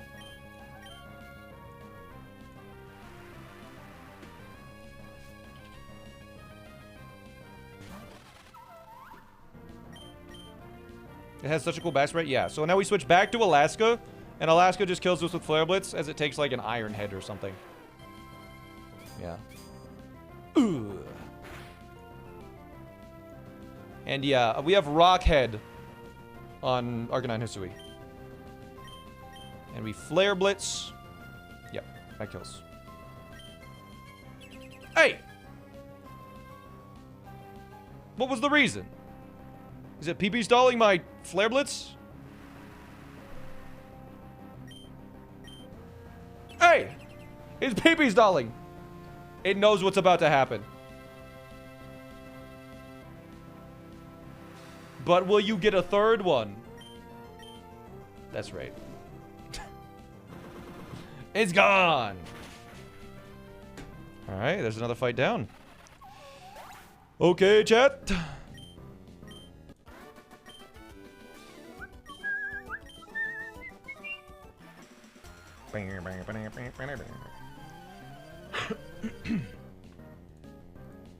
Alright, so first turn, we Volt Switch to break the Focus Sash.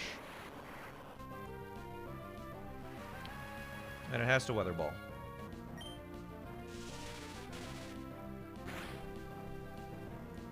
We switch into Sashimi to take the guaranteed Weather Ball.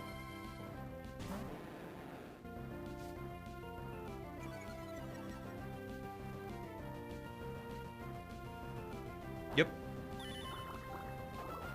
And now Excadrill sees a kill. And we are able to kill Ludicolo with our Gyarados.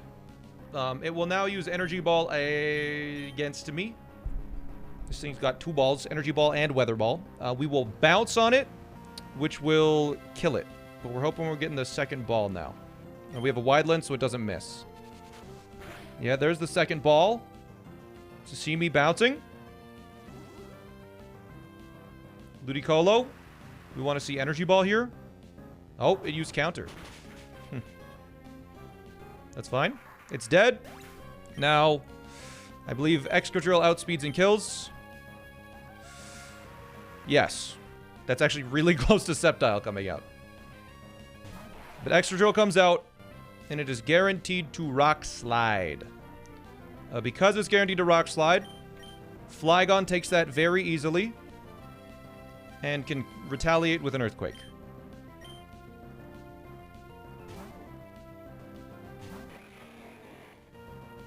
Yep. We do outspeed Excadrill. It does have Mold Breaker, which I think goes through Levitate, but I mean, it's going to die before that it becomes relevant. Earthquake kills here. Chat, this is what happens when I get a good sleep. We do 14 fights in a single day. I got 10 hours of sleep last night. I'm feeling good. I'm knocking on wood. Make sure the universe hears. I believe Sceptile comes out next, because it just outspeeds me. Yep. Sceptile is going to use Dual Chop, which Corviknight takes very easily. Yeah, I'm going for 24 hours because I got 10 hours of sleep. That's how the math works, right? No. Although I have been live for 8 hours today. There's our Dual Chop. It's using a Dragon Gem. 1 chop. 2 chop. Idiots. Stupid. We kill with a Brave Bird now. Yeah, we kill with Brave Bird. Yes. As we take another Dual Chop, which is much weaker now. Because the stupid baby Sceptile doesn't have his little gem anymore. Brave Bird does the thing. Boom. Critical hit. Didn't matter. We take 27% of my HP. And then the best thing that this Turtonator can do is Dragon Claw for 12% of my HP. So, I will Brave Bird it to take 10% of my own HP. Even if it crits with Dragon Claw, it deals 18%. And I most, on this turn, take 28%, which is totally fine. I believe. Yes, I can just Brave Bird. I think it's most likely to curse though, right?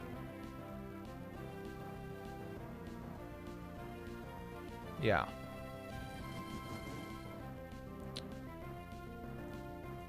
So now, in theory, it can deal, now this is going to sound scary, 50% with a critical hit to my Mega Pidgeot. Or my regular Pidgeot. It's not Mega yet, but Pidgeot does kill now with a Hurricane. It does 70%, and Brave Bird minimum dealt 35. So I believe you just switch in, you take whatever hit it hits, 50% max. Oh, I forgot to calc it with a... Okay, with the crit it actually dealt 72%. My math was a little off there. We calced it beforehand, it was safe. Hurricane kills. We outspeed. There's no priority. Yes.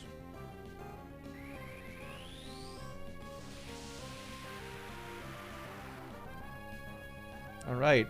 The back sprite for Mega Pidgeot is really good. Although the posture is like, kind of has gamer lean. Yeah, so there's another fight down. It is good.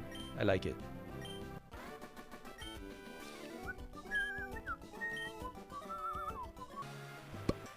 Yeah. Alright, Ranger Catherine. What does pre-damage mean? Pre-damaging before a fight. So there's Mr. Mime, stupid idiot, dummy idiot guy. Who just dies to Rock Slide. Yeah. And then this should bait in Sylveon because it can... I don't kill it, but it kills me. What if Rock Slide misses? Then we reset, because that would have been a bug, because it has 100% accuracy. Then we switch in Sashimi, who takes a Weather Ball quite nicely, actually.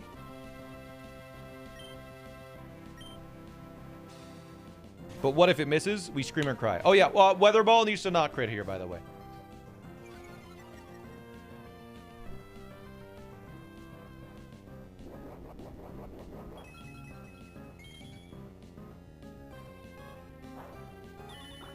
But it's not gonna crit. Come on, it's not. We know it's not critting. See, look at that! No crit! And then Waterfall kills because it's raining. And I have Mystic Water. And I outspeed.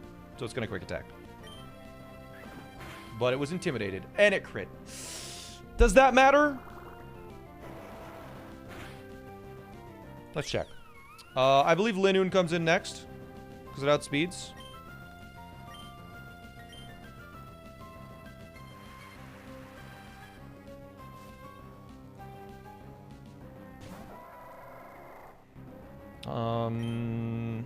Extreme Speed can do up to 90%. Oh, sorry, 90 damage. We're fine. Waterfall kills.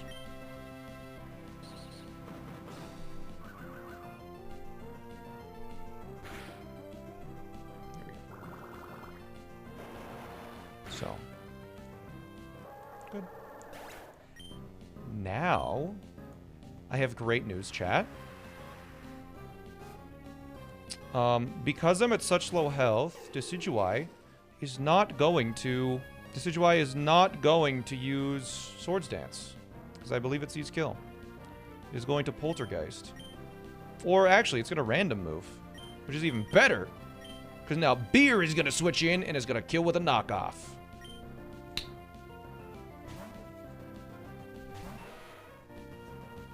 Yeah, Sucker Punch. Idiot. Stupid head. Alright, knockoff kills. It's about to be attacked by my glasses! Am I now? What a crazy move animation.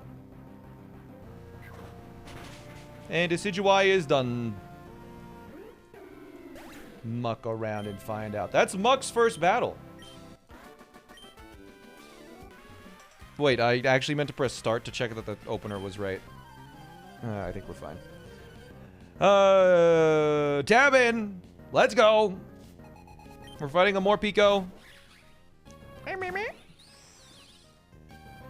It's raining. And all we need to do, we outspeed and we... How do we kill with Moonblast? How is this the first Pokemon that we can kill? This little weird Pikachu thing. Moonblast just kills. I don't trust you, honey. How are you... Why are you doing so much damage to specifically this Pokemon? I don't understand. You do, but... Yeah. Ambipom now comes out and is going to slap me with its tail.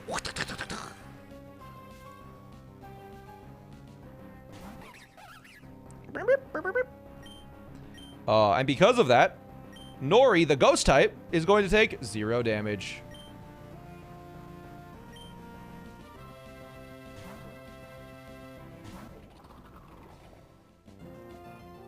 Oops. Now we hit him with the anchor shot as it uses Covet, its only move that has anything to do with me.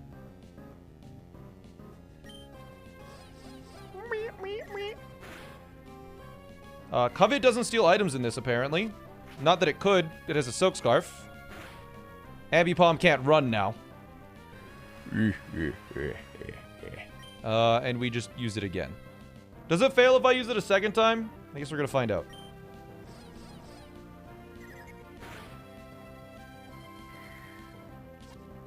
Wait. Nice. Because the Citrus Berry didn't activate, that was actually the 2 lowest rolls of Covet. Fun fact. Now... Our little friend Kingler comes in.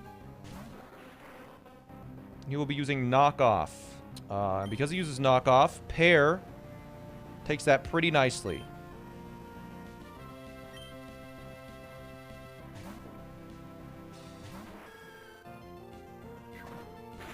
Yep. And now, its highest damaging move is X-Scissor. So Escargot takes X-Scissor. And it can't get crit. So, I will now be using... Whoa, it got big. I will now be using Scary Face to scare the Kingler as it uses Crab Hammer. A high critical hit ratio move, but it cannot crit because I have Shell Armor. Whoa! Okay. Our knocked off items go in the bag. They are lost permanently. You never get them back. Gotta be very careful with knockoff. Now, it's going to use a purely random move, which Sprout can take any one pure random move. It also has Shell Armor, so it cannot get crit. So Sprout comes in, takes any move. The best move is High Horsepower. Use High Horsepower. It doesn't matter, but use High Horsepower. Ah, crap. Okay, that's the worst one. Whatever. Because now we just kill with Wood Hammer in a single hit. Wood Hammer doesn't kill myself, right? Let's find out!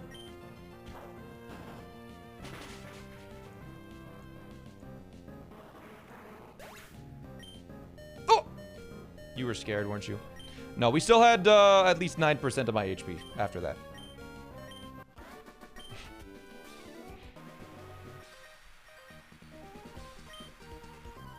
Officially 9 hours of streaming. Hey, we gotta make that progress, dude.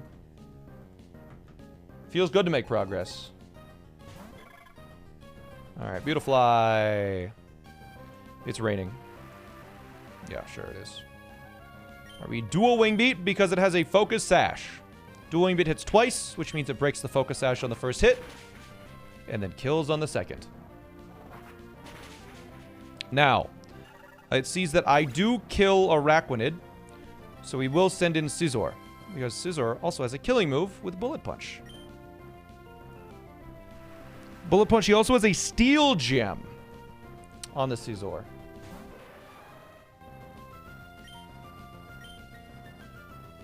So, Tabasco can come in on that Scizor, Bullet Punch, and take the Bullet Punch. Steel Gem Bullet Punch deals 36%. It can crit. It'll deal slightly over 50, but that is fine because the Steel Gem has been used up. And if it wants to hit me, it's got a Bullet Punch again. The thing is, I do kill it with an Overheat. Tabasco's back. Tabasco, who survived like 2 life-threatening situations. It's still going. Overheat. Boom. Yeah, there's our second bullet punch. What? A little bit scary, of course. It is what it is. I kill in the rain because it's quad super effective. Yes. Look at that. Now, this crazy Araquanid comes out. And it will be using Scald.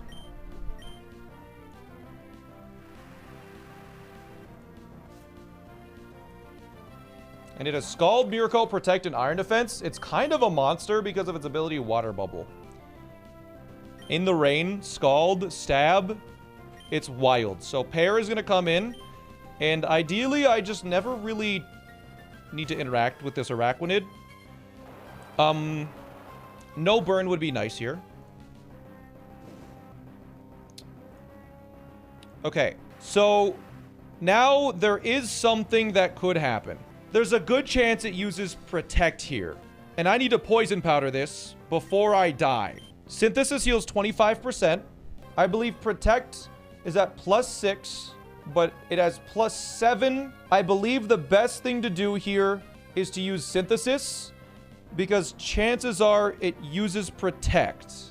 So I have to Synthesis. Is it not clicking Mirror Coat? No. I believe it's using Protect.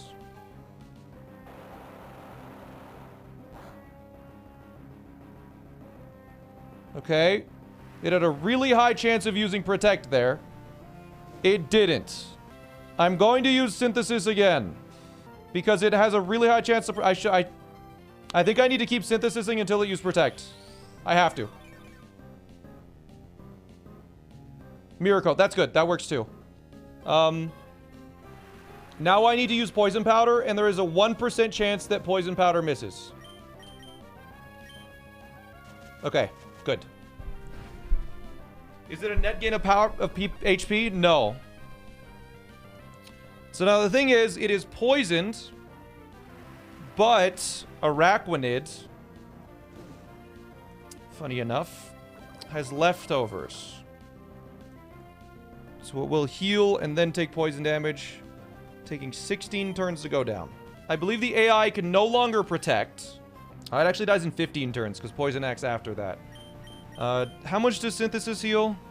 Deals 48. Do I Synthesis again here? How much PP does Scald have? 24. Okay. I could Poison Powder to make Synthesis last longer. I think we just Synthesis until I can't, though.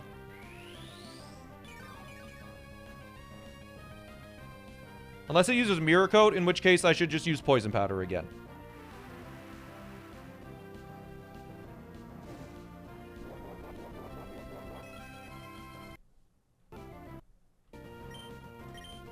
We might as well Poison Powder here.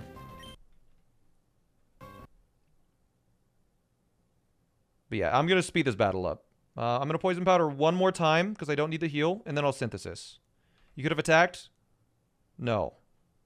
It Mirror Coated. I would have died, right? So we Synthesis. Use a Scald. And then we Synthesis. Let me just double check. Scald crit deals 81. So if we Synthesis and it crits and we burn damage, we're fine. Okay. Alright, Mirror Coated. It heals and it takes damage. So now we are going to switch into our Sashimi, who takes not a ton from Araquanid. So it intimidates it. Doesn't do anything. Whatever. Use Mirror Coat on me. And I believe because it hasn't set up any iron defenses, Bounce just kills. So I'm just gonna Bounce. Yeah, we Bounce on it. They use Scald. If Bounce hits, we win. If it doesn't matter. Because we have Electrode. We don't need Bounce to hit, but it would save us a bunch of turns. Cool. Alright. Araquanid's down. Little bit scary with the whole Poison Synthesis situation, but we bounced on that thing. Yeah, that's right. All right. If you're not on your guard, you're in for some pain. Oh, I like kid trainers. Let's have a good one. Freaking weirdo.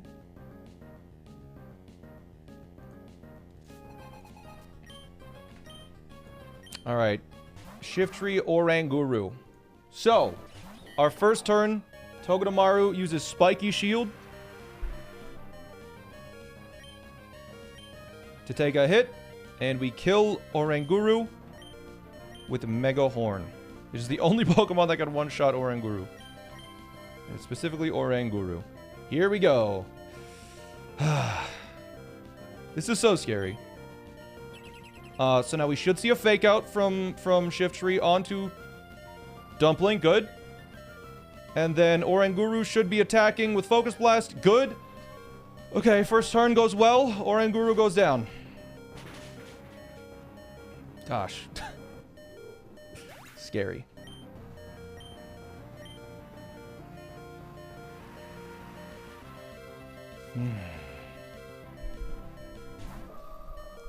All right. Am I winning?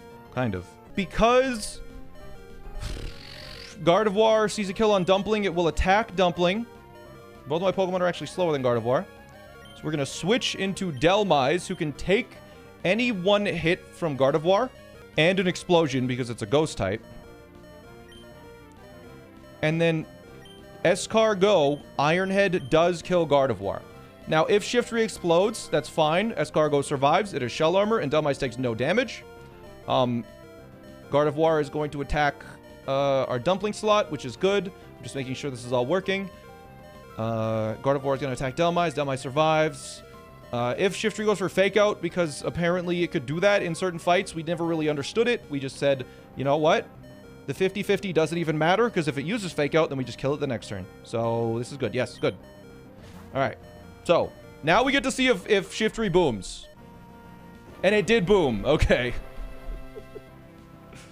So, doesn't affect Nori. Escargot takes it quite nicely. Gardevoir is Telepathy. Gardevoir goes down to Ironhead here. As Delmise takes an Energy Ball just fine. And I think Delmise, because it actually didn't take a huge hit, there's a chance that it could survive, but I am just going to double switch just to guarantee we don't have any problems. I believe we now are free to double switch into, yeah. So now Wailord comes out, and it cannot explode because it is the last Pokemon. So we will simply switch in... Sashimi and Radish. And then they can take it out, outspeed, and take it out the next turn. And it's going to Water Spout or it's going to Surf. Literally whatever it does, we survive. Oblivious prevents Intimidate. Really? That's a new generation thing, right? Okay, it Water Spouts onto both. Is Water Spout a spread move? I had no idea it was a spread move. I thought it was a single target. Again, it was fine, but... yeah, so now Sashimi has a Mystic Water, and Waterfall deals 40%.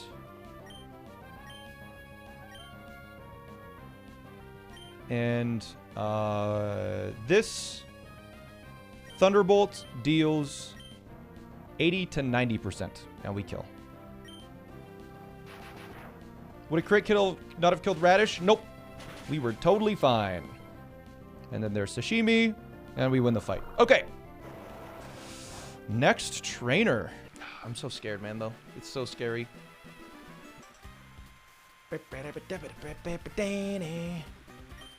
Nothing can compare to the sheer exhilaration of flight.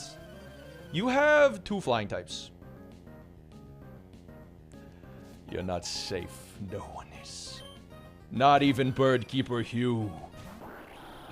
Alright, so Chicken is going to fling the King's Rock, which is a guaranteed flinch, and it will break Skarmory's Sturdy. Yes.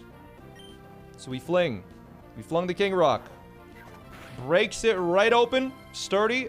Because it is raining and because we have pre-damaged, we can now kill this thing with Surf.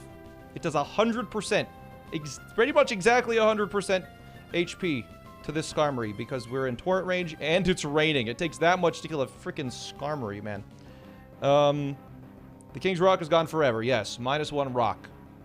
It's okay, chat. I have another one. It's right here.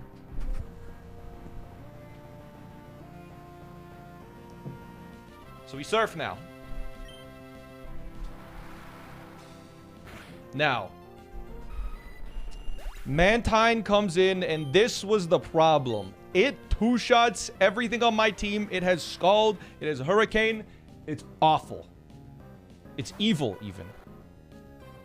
So now, Mantine is in, and it sees the kill with both Hidden Power Grass and Hurricane. So the next Pokemon that can take in Hurricane and a Hidden Power Grass is Sashimi. So we will switch in Sashimi.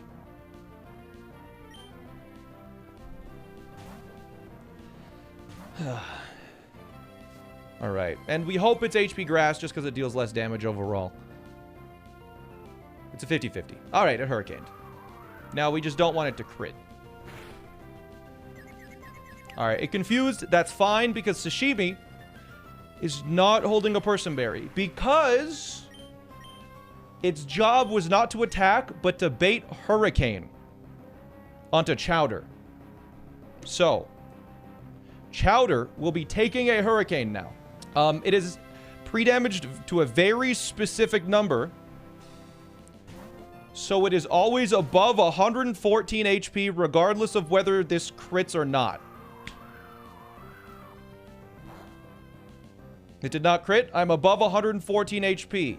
Now, because I'm above 114 HP, the only move that Mantine can use is Hidden Power Grass. Because that is the only move that kills. So, it will be using Hidden Power Grass against Escargot, which takes it very easily. All right. Escar goes in, takes the Hidden Power Grass, and now it's going to Hurricane or Scald. And Escargot is free to attack, but it's not going to attack. It's just going to Scary Face because this thing has 214 speed because of its Swift Swim ability. So, Scary Face will have its speed as it uses Hurricane or Scald. And we survive at least one. We are holding a Person Berry in case Hurricane confuses here. There you go. Now its speed has been halved, and it is going to Hurricane or Scald again.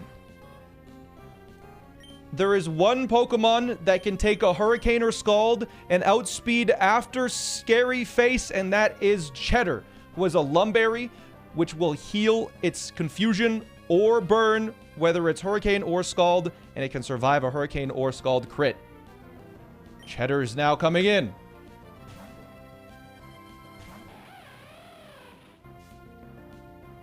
Intimidate does nothing. There's the Scald. Okay, little scary, no burn, that's fine. Cheddar now kills with Zing Zap. It does an enormous amount of damage, 200%, and we outspeed by, I'm not even kidding here, we outspeed by like 2 points after the Scary Face. Zing Zap kills.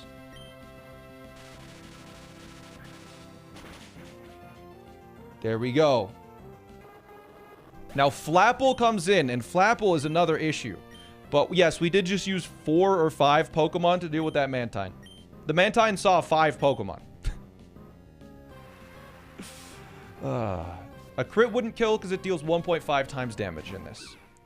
Flapple now comes in, and the thing with Flapple is that sometimes it didn't see a kill, so it could have substituted, it could have Dragon Danced, and it could also Dragon Rush or Grav Apple. But we figured out that regardless of what it uses, our egg can handle it. So Egg is going to switch in.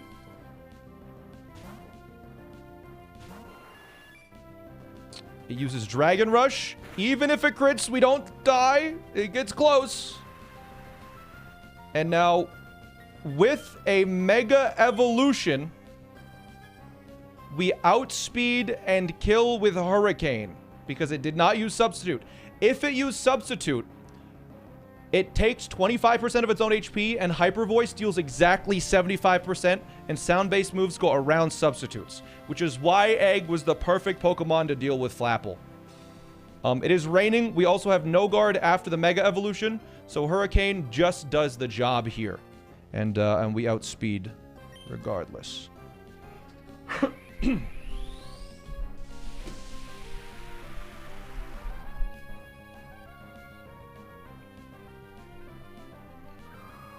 This fight had some razor-thin damage margins, but it all lined up to get a riskless route in the end. The last Pokemon is a Pikachu that knows Thunder, Fly, and Surf. He got the event Pikachu somehow, and now my flying moves don't kill, but Hyper Voice does 128%. This is a Light Ball, Lightning Rod Pikachu. And it dies to Hyper Voice. And that's the fight. Okay. Whew. Scary fight. Very scary fight, but we made it. Ah, she saw me. Wherever and whenever I may be, I always have a parasol in my hand. Well, I always got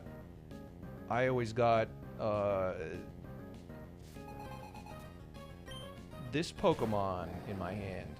Pear. I couldn't come up with a good response. Just act like I said something cool. Alright, so Leaf Storm does just kill this Barraskewda in one hit.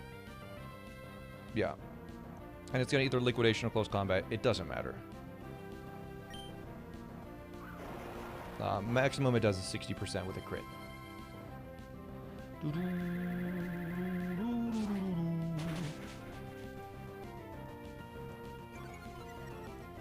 Alright, special attack harshly fell. Who cares? Roserade comes in next. And it is guaranteed to Sludge Bomb. Which happens to be resisted by my Archeops, who has a Pecha Berry in case it gets a crit poison.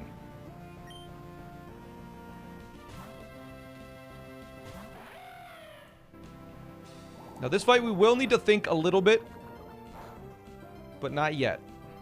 It's only once we hit the Rotom. But anyways, a dual Wing Beat does kill here. Acrobatics also kills with the Pecha Berry, but dual Wing Beat, it has Technician, not Poison Point. There's a Black Sludge. Dual Wing Beat does 145%. Yes. Right? Bop. Oh. It's gone. Now, I believe Rotom comes in because it sees a kill.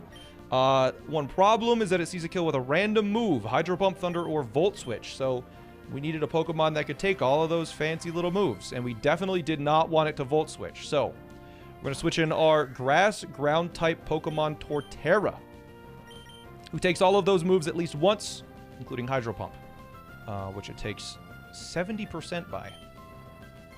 In the rain. Crazy, I know. But we wanted to use an electric move here. That would be ideal. That would make it easier. There's an electric move. Fantastic. It's going to use Hydro Pump. I have Shell Armor, so I can't get crit. It'll deal 70% maximum. A Wood Hammer will kill this in return. So we can simply Wood Hammer here. And I believe if it uses Will-O-Wisp or Hydro Pump, no matter what, Wood Hammer takes it out. We take 23% recoil, 70% from Hydro Pump. We're left with at least 5%. So, Wood Hammer.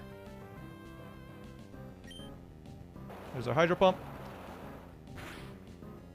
Lot of damage. Destroy the washing machine, and now Jinx outspeeds, and we'll see kill with either Psychic or Freeze Dry. And pretty much the only thing that can go wrong here is if it's Psychic Special Defense drops, then we'll have to use our brain a little bit. If it's Psychic Defense drops, we'll have to use our brain a tiny little bit, but it shouldn't be a problem. We'll see.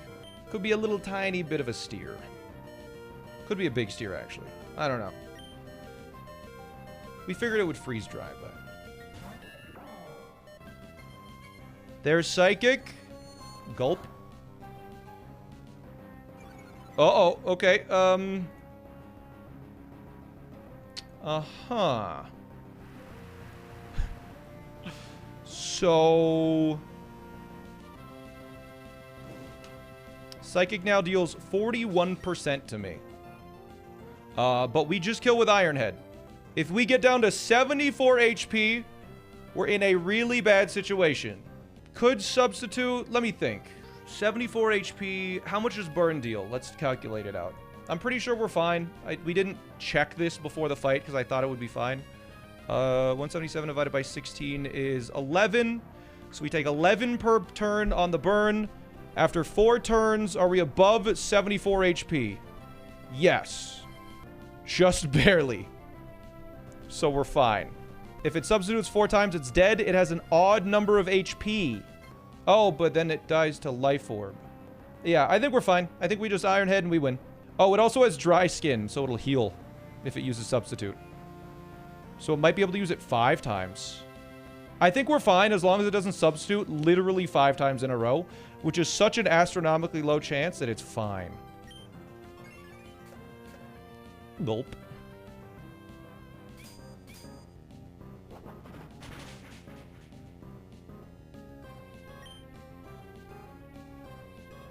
It's substitute faded. That was a critical hit.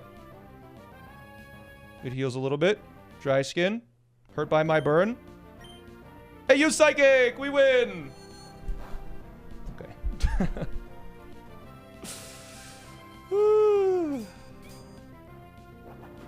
There was a risk there for sure. I think if it substituted 2 more times, we could actually have died to an attack, but it's fine. The risk, if that happened, we could have just switched into my other Pokemon and we would have been chill, dude. Alright, Goodra does see a kill now with Aqua Tail, Dragon Claw, whatever. Cloyster takes it. Yeah, I believe we could have done that riskless, even with this situation. Like, we could have pivoted around to make it work, so that was fine.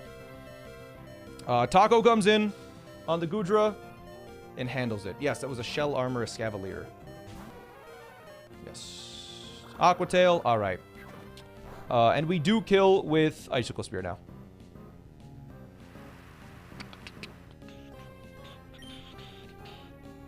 Yeah, because we have Skill Link. No problem. Beautiful fights. The best fights. All right.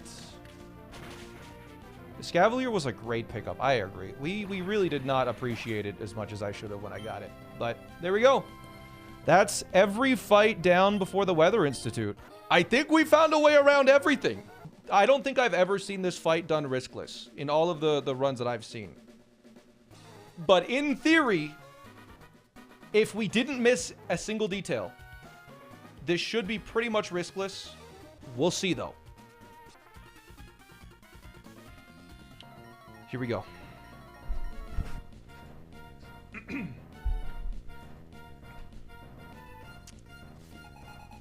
All right. Barbarical, the easiest Pokemon to defeat. We simply can Magical Leaf, and it dies. It has Bright Powder, but Magical Leaf makes it so it cannot miss. And we outspeed by 1 point. Incredible. So Magical Leaf does take it out.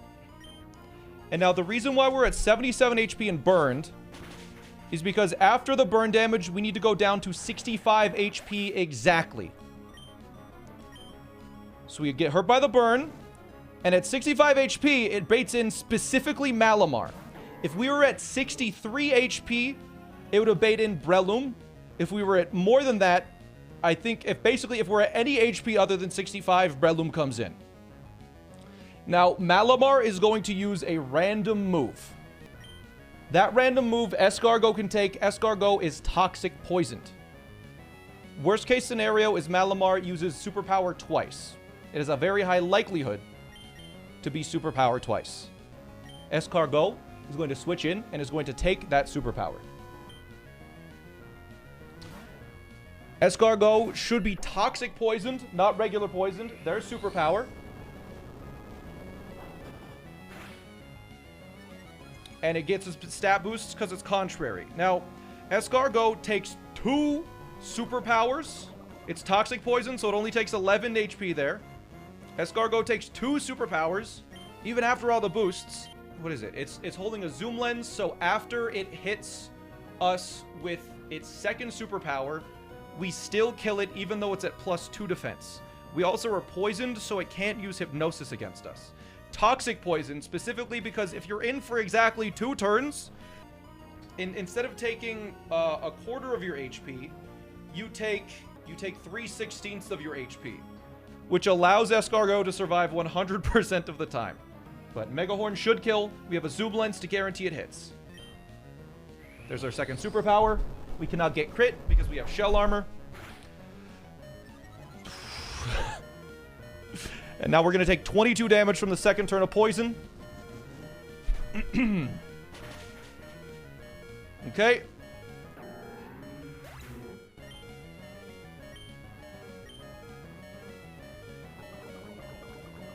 Okay, we would survive on at least 3 HP there. Now, Breloom comes out because it sees a kill.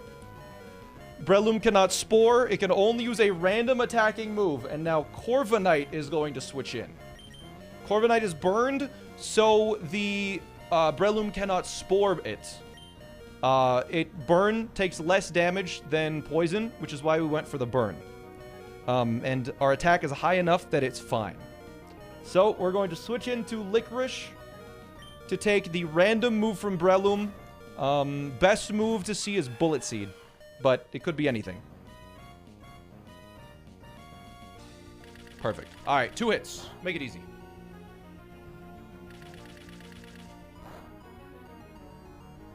All right, so I believe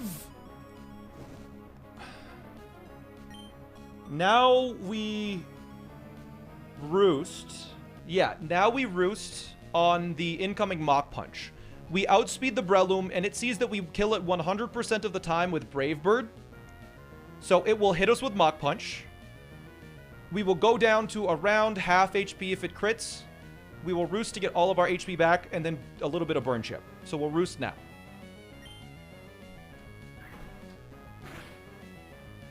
So there, we're going to go back up to full HP, take a little bit of Burn Chip, and then we're in a good spot. Now, this Breloom has Bright Powder. So, we now need to defog to lower its evasion so we're able to hit it. Guaranteed. Because I believe that counteracts the effect of Bright Powder completely. I believe. So we'll defog now. And it's guaranteed to Mach Punch, I think, every single turn. So we'll defog. And now we're going to roost to full HP. However many that takes. 2 crits. We still survive that. I think there might be a 10% chance it uses Rock Tomb instead, which does the exact same damage. So it's a 5% chance that it uses another move that'll do the exact same thing. But we'll just roost a couple times. We're holding a Lepa Berry in case it gets too many crits. But we should be fine here.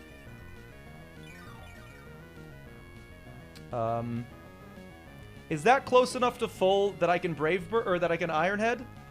I believe that is close enough to full that I am free to Iron Head here. I'm going to check double crit, though, really quick. Let's see if Mach Punch crit... Mach Punch crit deals 44.8%, and then I take 6. But from the burn... Yeah, if it gets a high roll crit, it deals... Let's double check here. 96 plus whatever my burn damage is. 96 plus whatever my burn damage is, which is 214 divided by 16 is... Take 13 damage. So 13 plus 96 times 2. 13 plus 96 times 2 is 218, which is actually more HP than we have. So We're just dead to double crit. No matter what. Which apparently we missed somehow. Double high roll crit. And when I say high roll, I mean really high roll crit, which is like, it's like 64 times 64. Whatever that is. What is 64 times 64? It's 1 in 4,000. It's about 1 in 4,000 to die. So I am going to roost here to minimize that odds to eat like 1 in 8,000 or something.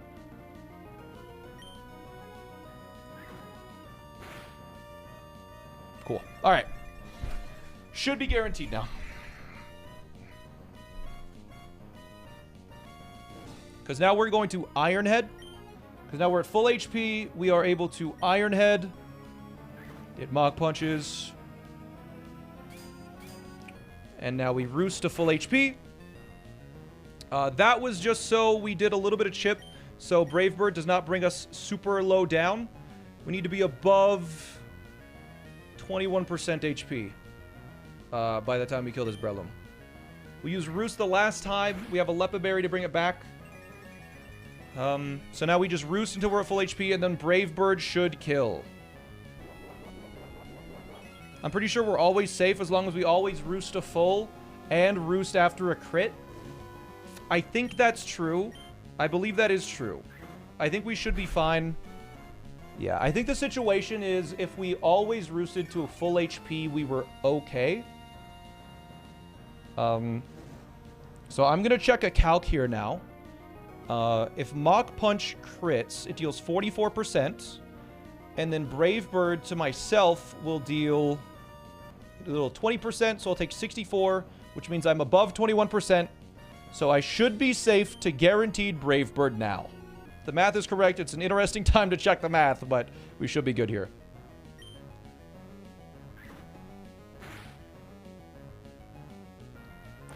All right, now Starmie should come in.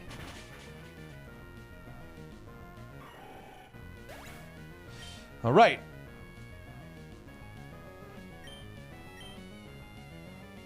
Didn't even crit. Starmie. Yes. Okay. Okay, so now Starmie does see a kill with... Ooh, does it see a... Okay, good. Starmie sees a kill with only Thunderbolt. So it will Thunderbolt my Radish, which is an electric type. It cannot be paralyzed. And it takes Thunderbolt quite well as an electric grass type. Yes. Radish comes in. There's the Thunderbolt. Now, we outspeed Starmie. So it does get its analytic boost. What we must do is it will kill us with Ice Beam this turn, unless we switch out with Radish. Because Radish can't one-shot unless it crits. So, we're going to Volt Switch this Starmie. If it crits, it's fine. If it doesn't crit, it's also fine. We Volt Switch. We just need to get Radish out of here and deal some damage.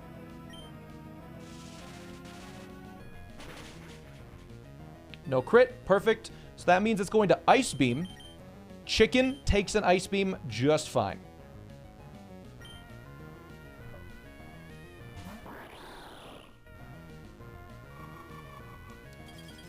And the great thing about Chicken is that it now baits a Thunderbolt because that is the highest damaging move. So we will switch back into Radish to take the Thunderbolt.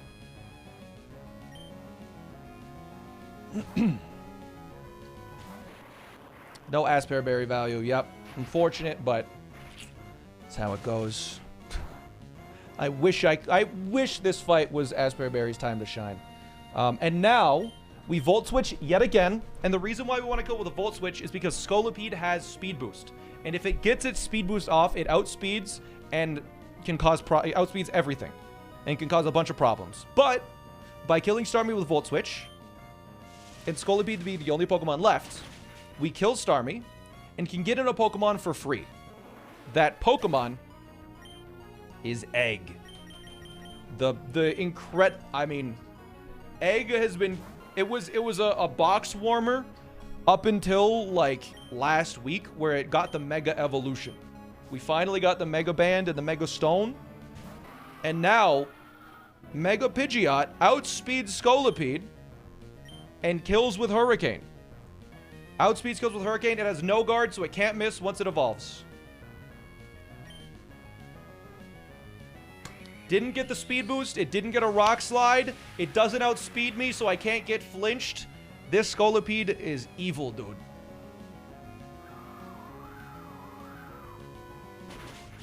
That is the fight. I think riskless. There was a little bit of... I think we were fine with the Breloom. I just kind of had to make sure I was doing it right, but that works. I can't do it. I can't do it. It's, I don't... We haven't taken a risk like this in like 30 battles, I think, right? I think the last time we took a risk like this was the Love Disc fight. Even if the horse dies, the run's not over. Yeah, but I don't want anyone to die. I've bonded with Tabasco. I just gotta do it. I just gotta do it. I just gotta do it. Let's go. Tab in. Don't explode, please. Please. Please. Okay, Drampa.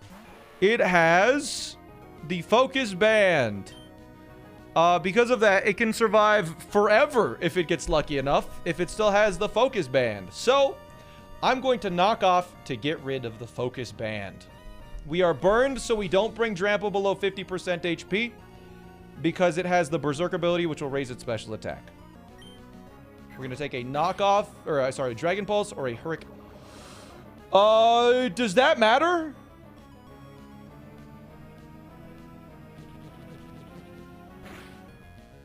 I don't think that matters. I kind of forgot I have Poison Touch. If it goes under, yeah, thank goodness we burned. If we didn't burn, that was going below 50% for sure. I think we're fine. I don't think Poison triggers Berserk, and I don't think it's going to even happen anyway. So, we now switch into Alaska, who is going to take, either a Dragon Pulse or a Hurricane. Again, it has a Person Berry in case it gets confused.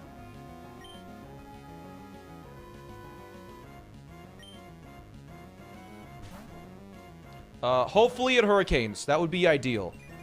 It can roost because of the poison! Uh-oh! Oh, no! Oh, that is so bad. Oh, no! Oh, that's really bad. Wait, no, I think we're fine. I think we're fine. I think we still kill. Wait, hold on. Let me calc something. I think it might be fine. We deal 87.9% with close combat. How much we deal a minimum of 160. How much is Drampa at? 182 divided by 8, 22. Oh my god. We exactly kill. Planned. Totally planned. Yep. The poison almost screwed me because it was at a lower HP than it should have been able to be at. Close combat deals 87.9%. This is the best case scenario now. Somehow. Why didn't you calc? We did calc! I'm timing you out for that. We calc for 3 hours, bro. We're gonna miss some details from time to time. Especially in a battle this complicated. We close combat and it kills.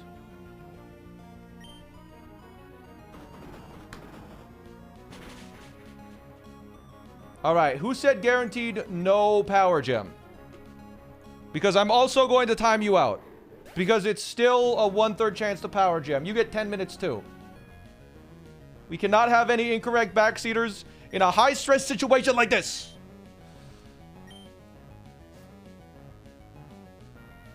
Almastar comes out. Okay, that's good. The line is not screwed yet. We're still okay. This is exactly as we wanted. In a very roundabout way. It's actually better than what we wanted. We switch to pair now on a guaranteed Surf Power Gem or Earth Power. It doesn't matter what Almastar goes for here. It is going to attack me. Alaska not being damaged is great, I think. Okay, there's a Surf. I think that's the highest damaging move. No, that is one of the lower ones. Okay, fantastic. Okay. So now, we just kill with, Magical Leaf. Yes. And now the big problem happens. Where Ferrothorn comes in and it can just explode. It can just go boom. The Ferrothorn could just explode and it will just kill my Pokemon. The Ferrothorn can just go boom. So let's find out if it happens. Tabasco, freaking send it, bro. You've been through worse odds, Tabasco. I'm just gonna double check something. Because we're at full HP.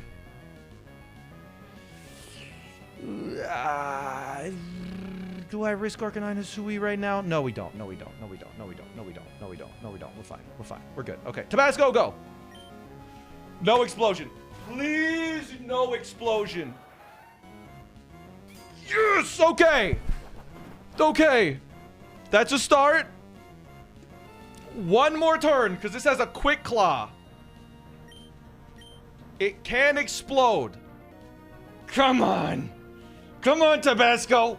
You can do this. Let's go. Tabasco lives. Woo. All right. Tabasco. How are you still alive? Okay. Now, Tabasco dies to a liquid. It dies to a liquidation potentially. So Toxtricity comes in now, and it just 1v1s this easily. Can it curse? Who the hell cares? We got Overdrive. Whoa, full screen. Okay. I'm hurt by my burn. Whatever. Overdrive kills Walrein.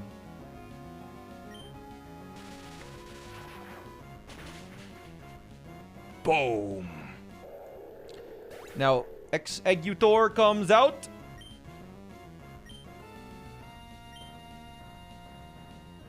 And it will be using Energy Ball or Psychic.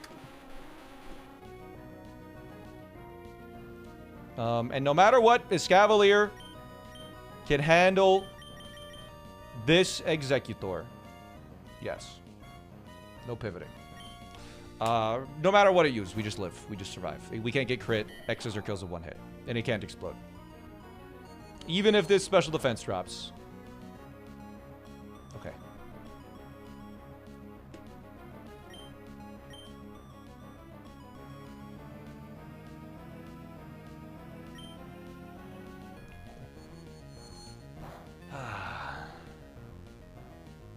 All right, easy, riskless fight.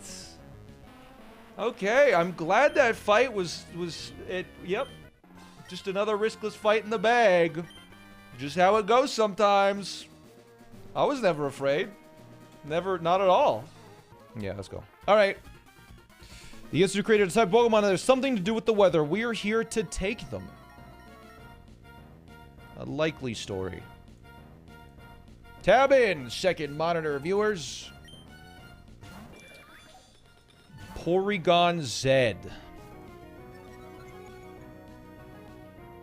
Its download reads its attack. Stupid. You have special moves. Fake Out plus close combat just kills this guy.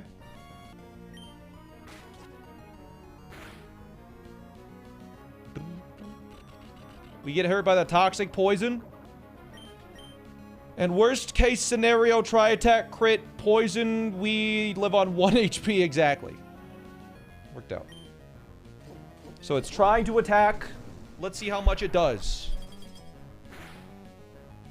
Alright. It does have a Choppleberry, but that don't stop the combat.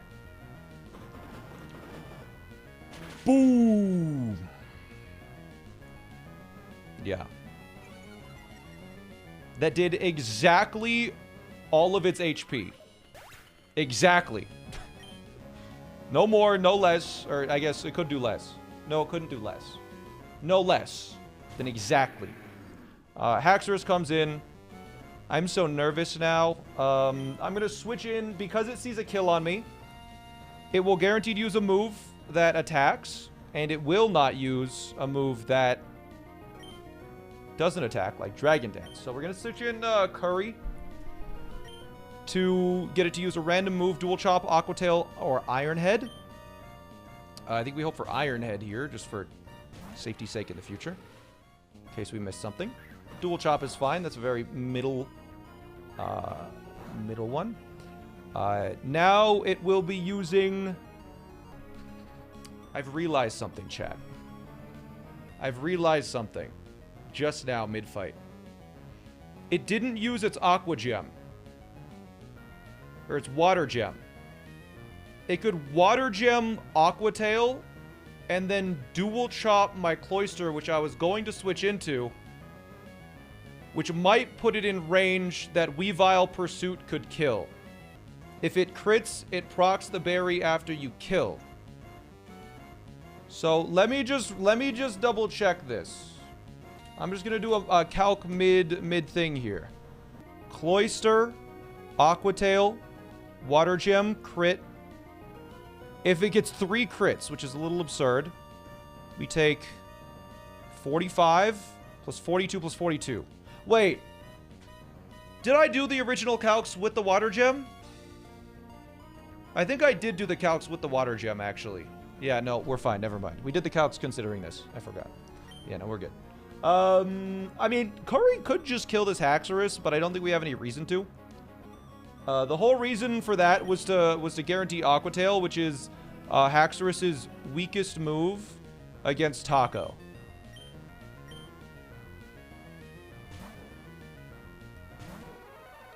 So we'll Aqua Tail. It's using its Water Gem. No crit, just to make it, you know, peace of mind kind of situation here, please. Yeah, okay. Now it's going to Dual Chop. And Icicle Spear, because I have Skill Link, just kills. Chop. Youch. Youch.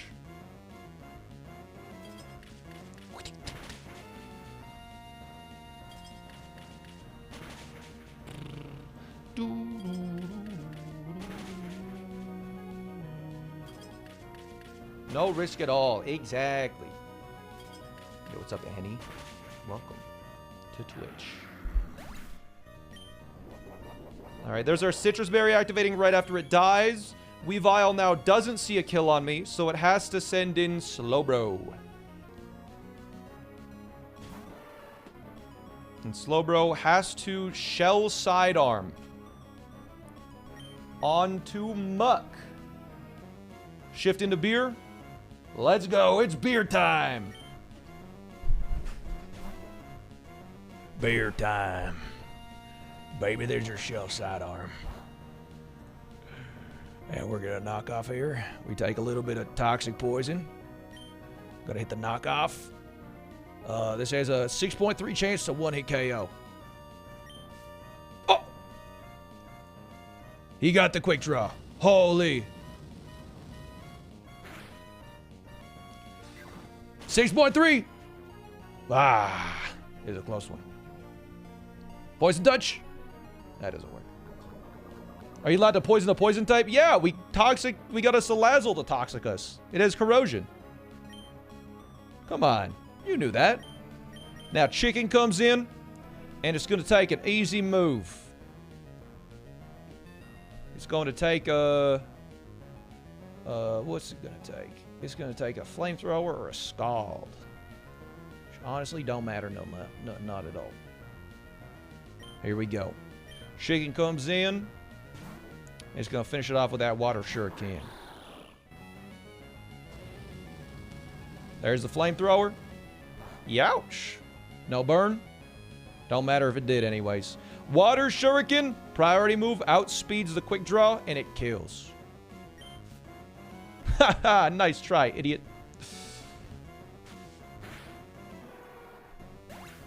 Now Weavile comes in. And odds are it's going to use knockoff. We're gonna hope it's not, because I put my very valuable orange berry on my meatloaf. Alright, I put some berries in the meatloaf.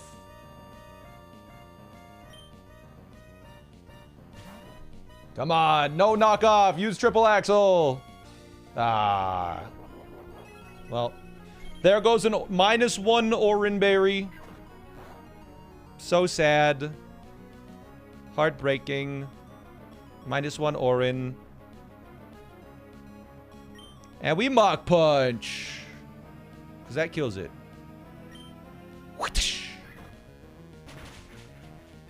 Oh, yeah. Oh, yeah. Anyways, we beat the Aqua Grunt. Here we go. The last fight today. Okay.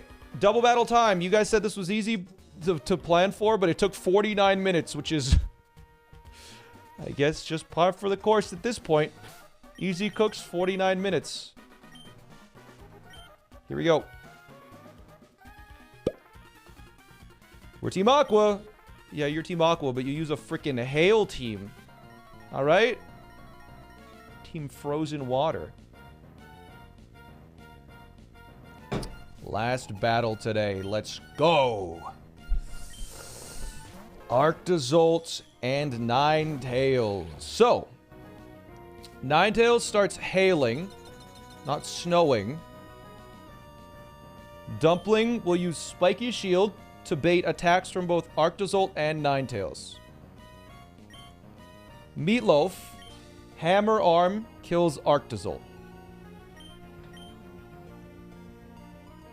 Yes. And Ninetales does not see kill on Meatloaf yet, which is good, because that would be really bad if it hit it and it crit it and it died. Okay. That is turn 1. I believe Freeze Dry and Bolt Beak are coming Dumpling's way right now.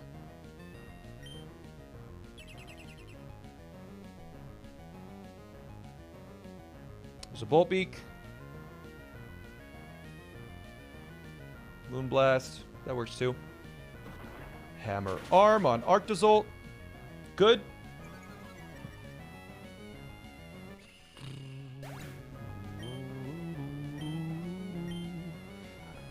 All right. Now, Meatloaf takes a little more damage. Now, I believe Arctovish sees a kill with both Hydro Pump and Blizzard. And Ninetales only sees a kill on Dumpling still. So Dumpling will switch out into Escavalier. Dumpling's at 36 and Meatloaf's at 215, just like we planned. Escargot is going to switch for Togue. And Meatloaf should be able to kill Arctovish with a superpower, taking out the big attacking threats on Arctovish. So they should target Escargot. Escargot has shell armor and is pre-burned, so I can't get statused. There's the Hydro Pump. That is not Blizzard, so that's fine. There's the Freeze Dry plus the Gem. There you go. And we take pre-burn and we take Hail. Escargot is not going to be feeling too great after this turn, but we're actually just going to double switch at the end of this turn, because Ninetales is now all alone.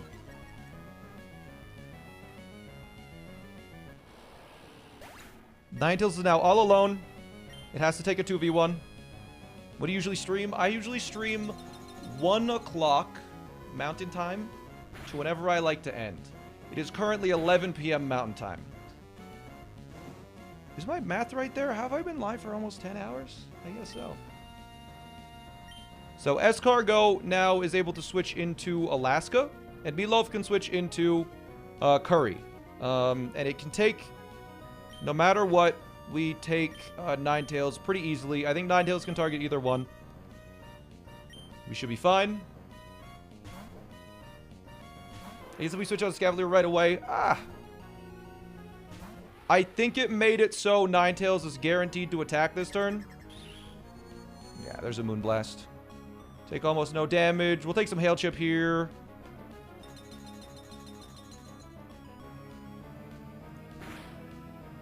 But I believe we're fine.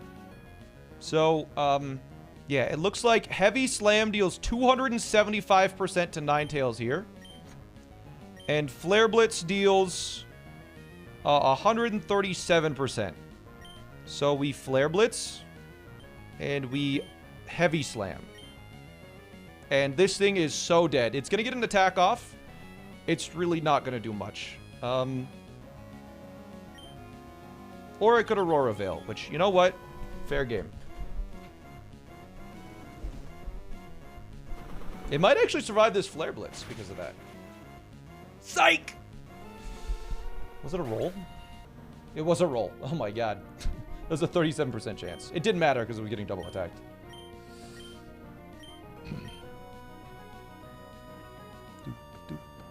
Let the fire dog is named Alaska. Yeah, baked Alaska. That's the food. Okay, now the next Pokemon to come out is a Liepard. And the Liepard can deal a maximum of 23%. Gulp. So yeah, I'm just gonna... It's gonna fake out one of my Pokemon. I think it's at random. I'm pretty sure it's just random who it fakes out. So we just close combat. And then we just play rough. Cool.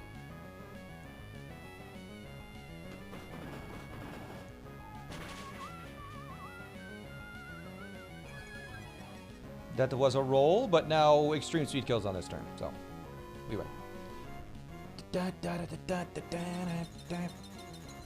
Oh, wait. Does it die to hail? Ah. All right.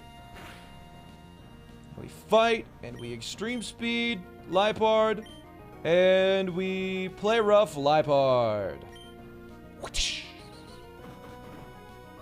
And that's the fight. That is everyone in the Weather Institute except for Aqua Admin Shelly. Shelly time. This has wiped a lot of people. Let's hope it doesn't wipe me too. Here we go. Let's do it. Ah ha ha ha ha. You're going to meddle in Team Aqua's affairs. You're either absolutely fearless, simply ignorant, or both. You're so cute, you're disgusting. I'll put you down, kitty. Okay. My son is watching. Don't kill me, Shelly.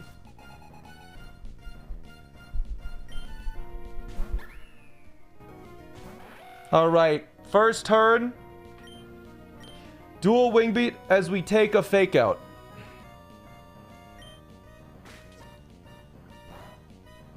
No crit. Okay.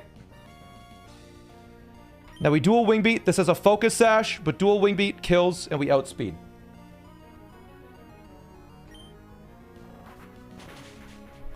That breaks the Focus Sash, and then that kills. Now, the Ultra Beast comes out. The big problem Pokemon. One of the big problem... I mean, they're all big problem Pokemon, let's be honest. They're all monsters. This has Meteor Beam and a Power Herb, which is just so cool. Meteor Beam raises its special attack, and then fires off 120 base power Meteor Beam thanks to the Power Herb. That is the move that kills Dino Nugget, so it will be using it. It also goes with Power Gem, but because it's holding a Power Herb, Meteor Beam is prioritizing the AI. Whatever. It's using Meteor Beam this turn. Sprout is going to come in, and it's going to take up to 55% from Meteor Beam, I believe. Or it'll take up to 45% from Meteor Beam. A minimum roll of 38%, so we will switch in Sprout. I'm shaking, man. I'm shaking. We spent so much time calculating this. And this is one of those fights, I know I say it a lot, if we miss something, we could just get swept and die. Shell Armor prevents crits. Sprout has Shell Armor, so Meteor Beam deals a maximum of 45%. There it is. That was a max roll Meteor Beam. That was the highest possible damage it could have dealt, I believe. On my notes, it says there should be at least 109 HP left. Now, it will use Sludge Wave because it sees that Sludge Wave kills. That extra 2% was in case it got a low roll, then Sludge Wave might not have seen a kill. But it does see a kill. So now it's guaranteed to Sludge Wave on Curry, my Steel type. We'll take 0 damage.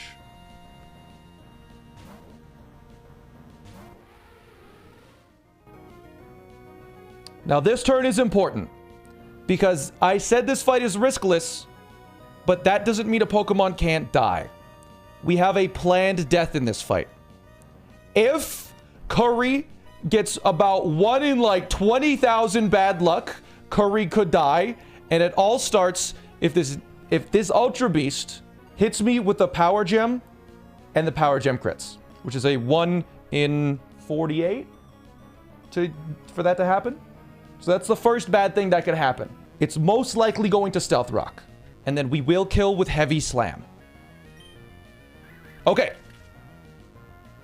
So, because of that, this fight should now be perfectly safe. No Pokemon will be dying if I play this next Pokemon correctly. Dragonite comes out. Okay. Good. There's a sort of a situation that could have occurred if we were damaged in a very specific way, but it's fine. Dragonite has to Fire Punch because it is the highest damaging move. And now this Dragonite, it has Fire Punch, but it also has a Choice Band. So it's going to be forced to stick with Fire Punch until it dies. So I'll be switching in Hot Pot, my defensive monster, the savior of this line, to take it. So Hot Pot comes in. So we switch in Hot Pot. Dragonite is going to use Fire Punch. We're going to take 25% from Stealth Rocks. We're going to get hit by Fire Punch. We are a fire type. We cannot get burned. We take a little bit of damage there. Now, we will Rapid Spin to get rid of the rocks and to break Dragonite's multi-scale. And the thing with this Dragonite is that, man, it does so much damage. We need to kill it with Torkoal between 42 and 118 HP. That is when Dragonite needs to die. So we're going to start using Hidden Power, and we need to be exactly in that range, between 42 to 118. So I'm going to Hidden Power once. It should take 4 Hidden Powers to kill.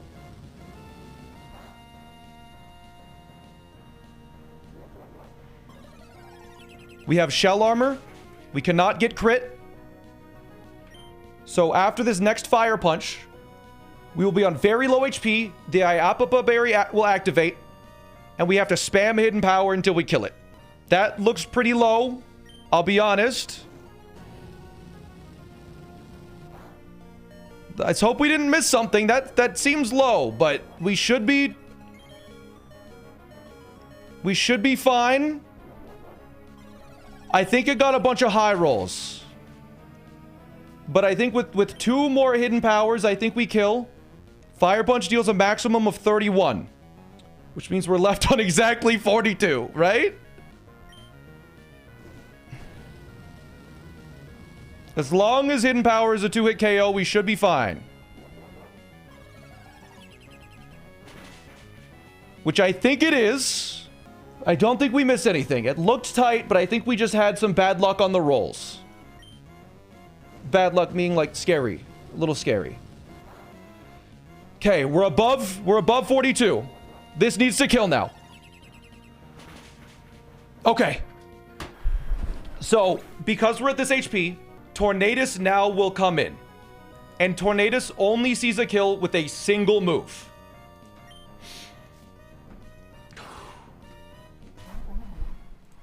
It should only see a kill with Acrobatics, a Flying Gem Acrobatics.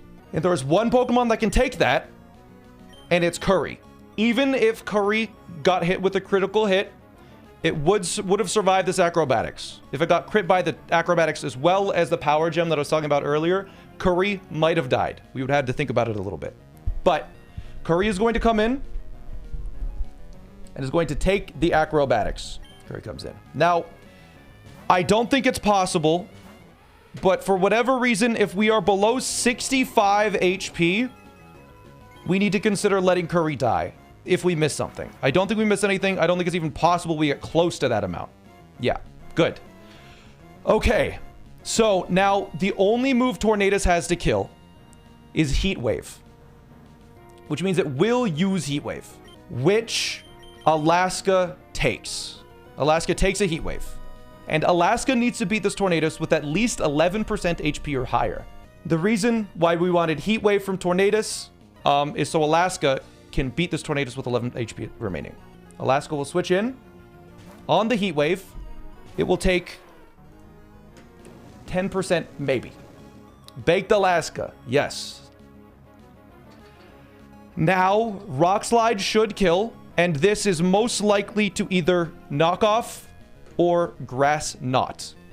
We are hoping it uses Grass Knot because I don't want it to knock off my Citrus Berry. It shouldn't matter. But we want to be above 11% HP. Rock Slide should kill. If it doesn't, Extreme Speed finishes the job. Grass Knot, perfect. No crit. Fantastic. We don't waste a Citrus Berry. And there we go. That was a 68% chance to happen. If it didn't happen, there'll be Extreme Speed. Now, this was the problem Pokemon. You saw the Mienshao, the Ultra Beast, the Dragonite, the Tornadus. The problem Pokemon in this fight was this. A Lantern. An Assault Vest Lantern that no matter what we did for 8 hours, used a random move between all of its moves. But we figured out a way for it to use not all of its moves, but one of 3 moves, and that was enough. This line worked because it convinced Lantern to not use Ice Beam. Because we need to switch in Asparagus into either Volt Switch, Thunderbolt, or Scald. This should be a guaranteed Scald. But this line guaranteed at least Thunderbolt, Scald, or Volt Switch. This line specifically that we are in right now, this universe, I believe it is Scald for sure. So Asparagus switches in. It's poisoned, so it didn't get paralyzed from Thunderbolt. But with Scald and with Poison, if we switch in Asparagus,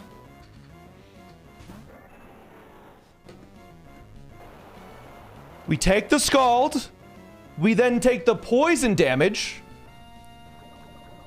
and we are now in Overgrow range, which means our grass moves do just barely enough to kill this Lantern. And I mean barely. We are holding a Miracle Seed in Overgrow range with the strongest physical move this Asparagus can learn.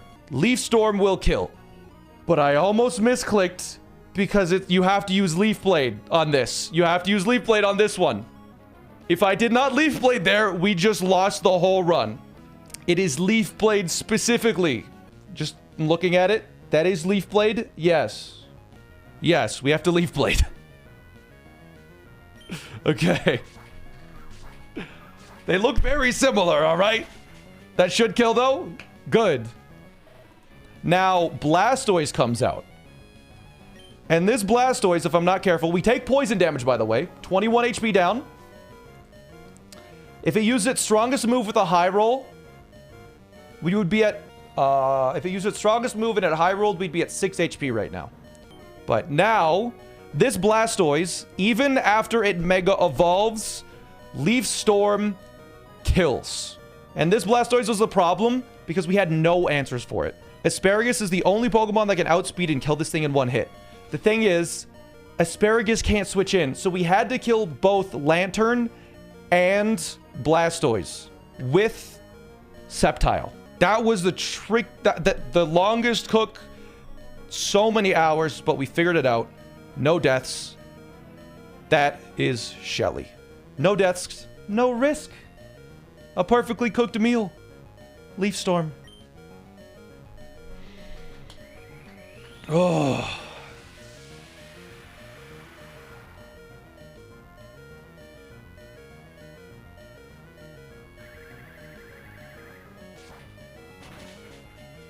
And there is the fight. Riskless. We guaranteed won that fight.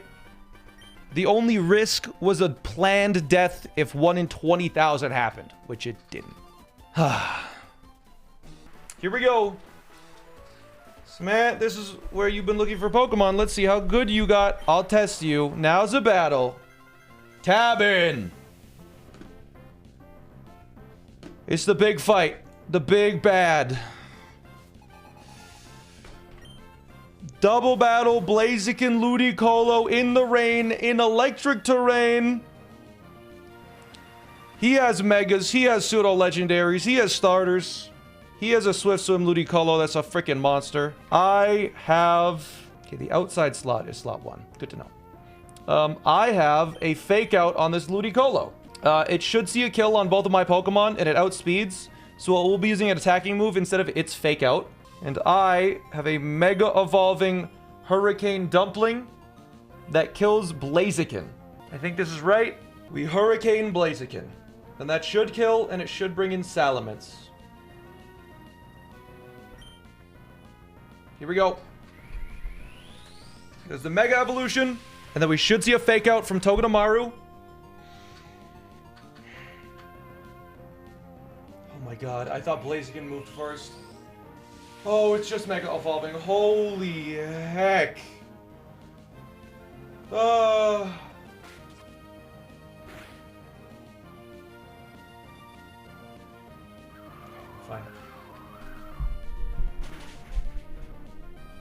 Nope. Yeah, we're good. We're good. Salamence comes in.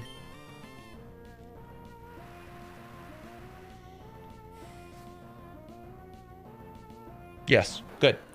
Okay, our predictions are correct. Intimidate is not relevant. So we have a special attacker. They should both double target Dumpling.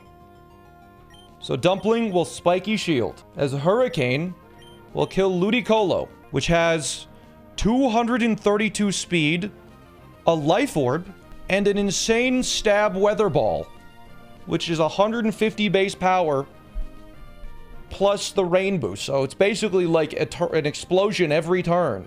We Hurricane it as they double up into Dumpling. Yes. There's our Spiky Shield.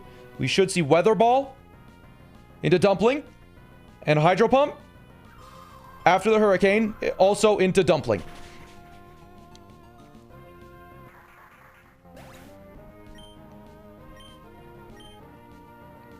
Good. Okay. Heliolisk now should come in.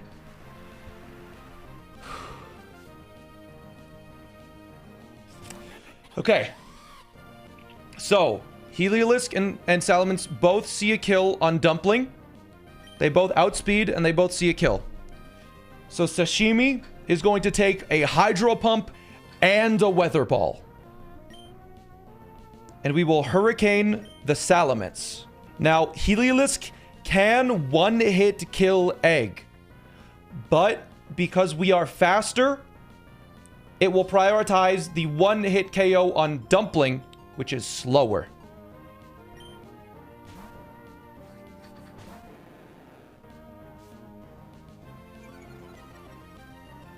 This is probably the scariest moment of the battle, I think. Because we need to... because I believe we've done this correctly. There's no overlaps. Okay.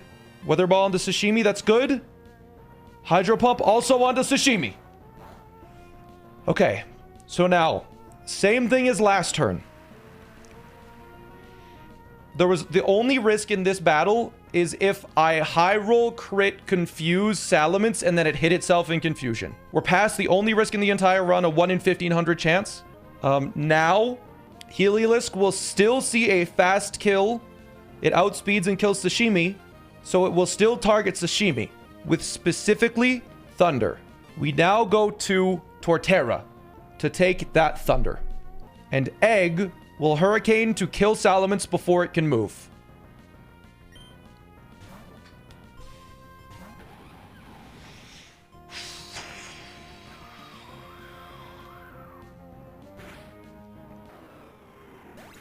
Okay, now we want to see Heliolisk Thunder onto Sprout. There we go. Okay. Egg isn't dead. Woo!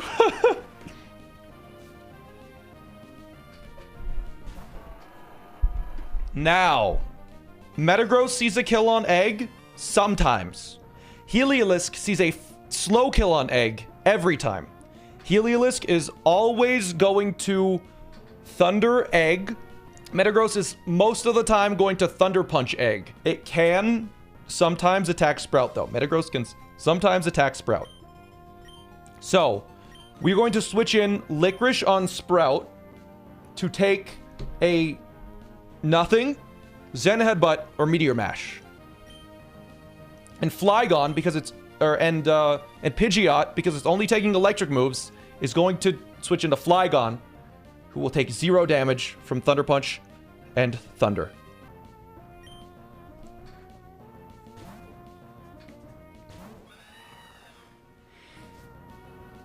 Okay. You want to see, just for simplicity's sake, probably double attack on Bok Choy. I think that's the most likely thing to happen. Good. Okay.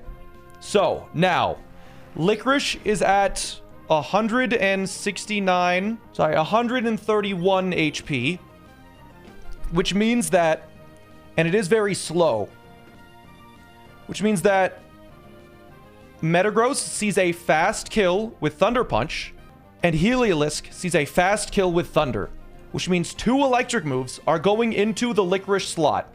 So, Sprout can switch in and take 0 damage from the 2 electric moves that are incoming. It will be taking damage this turn, though, because I need to Bulldoze to lower this Heliolisk speed. So it will be taking up to 24 damage from my own Bok Choy.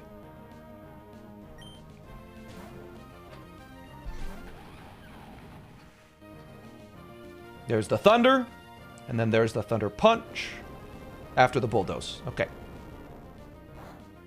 Take a little bit of damage, no problem. Speed drop, no problem. Okay. Good. It has a Focus Sash, so now we outspeed it. And it will die. Metagross, of course, has Clear Body, so no speed drop. If we get a high roll in this Metagross, this Earthquake can kill. This Metagross, because I believe because this Metagross sees that Bok Choy outspeeds and kills it, it will be using Bullet Punch onto Bok Choy. So, Sprout is going to Earthquake.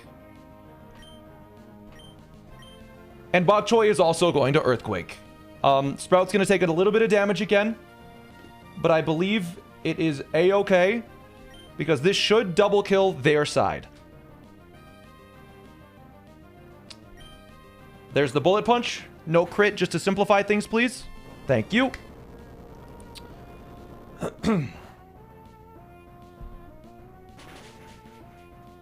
Alright, of course it doesn't kill. But that is A-okay again, because Sprout does get another Earthquake off. A second Earthquake is coming. There it is. And then there goes Metagross, and there's one Pokemon left. It is a very annoying Blastoise that took way too long to figure out, because it has Muddy Water, which can lower accuracy. So we've developed a strategy to hopefully defeat this Blastoise quickly. This Blastoise does not see a kill with any of its moves right now, so we'll be using Fake Out on this first turn. Guaranteed. One moment. I just have to look at my notes. Alright, it will be using Fake Out this turn guaranteed because it does not see kill. Does Electric Terrain make this battle any worse? All the electric moves are way stronger. And this Blastoise actually has Terrain Pulse, which gives it a brutally strong electric move. So, Sprout is going to Giga Drain.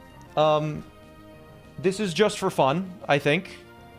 This Giga Drain is purely for fun. And Bok Choy is going to switch into Gyarados. It will be using Fake Out this turn. If it doesn't use Fake Out this turn, something went wrong, and we're probably screwed. We'll lose a Pokemon. But it should Fake Out a random slot. It doesn't matter which slot.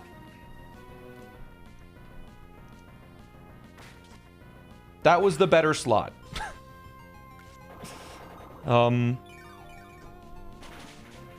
Because now, great news.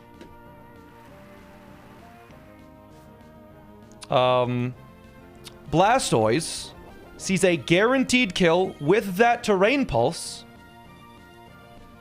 onto Sashimi. It actually always did. Which gives Sprout a free Wood Hammer to kill Blastoise as it's occupied using Terrain Pulse onto Sashimi. And it will be Terrain Pulsing my lovely little Togedemaru, which survives guaranteed.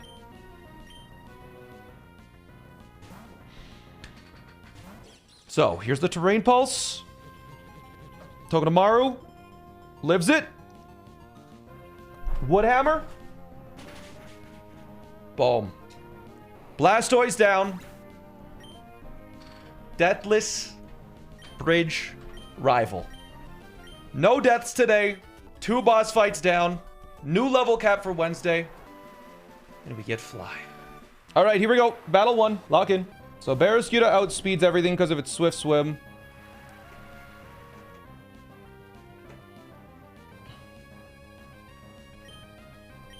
And Liquidation just kills Jolteon, as it baits a Bayonet Poltergeist so we can Spiky Shield.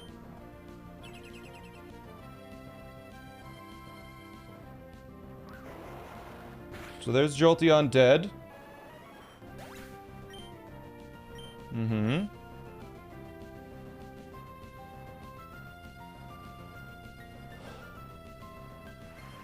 Okay.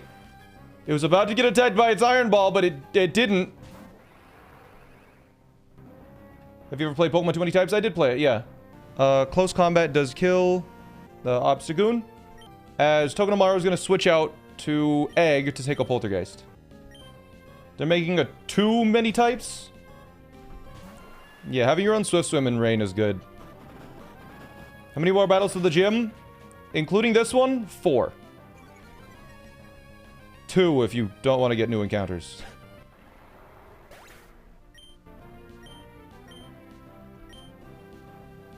Okay, Egg is about to be affected by its Pidgeot's sight. Okay, it doesn't affect Egg. Woo!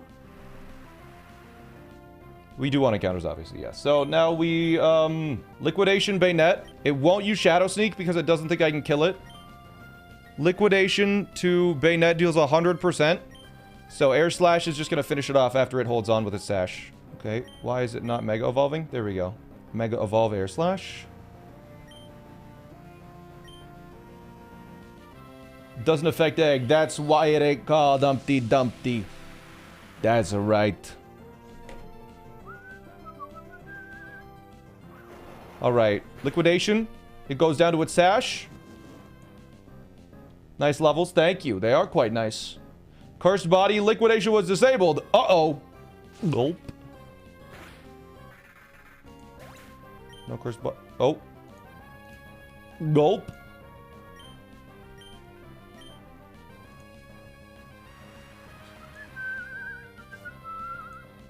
Now we have to deal with Cast Form. Water Cast Form. It dies to Close Combat and Hurricane.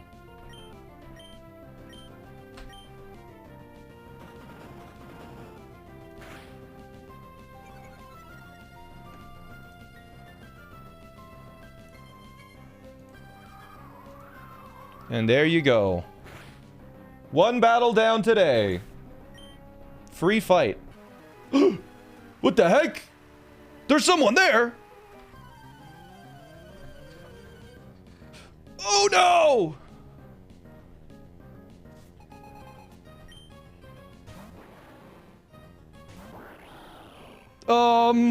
God, I'm low on HP too. An electric current runs across the battlefield.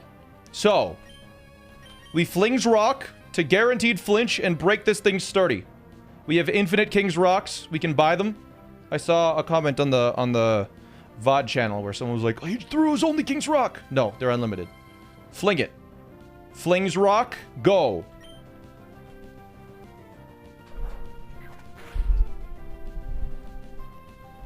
That breaks sturdy. Now, Surf kills. Because we are in the rain, in torrent range. It deals 105%.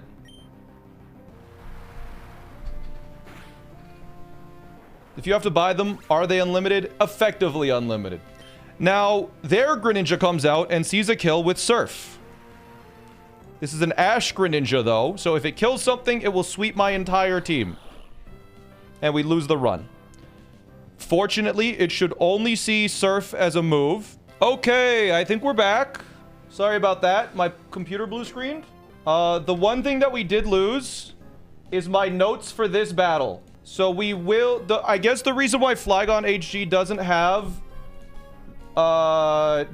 have this on the highlights channel is because Surf blue screens your PC and the footage was lost. All right. The plan was to use self-destruct with Greninja. Wait.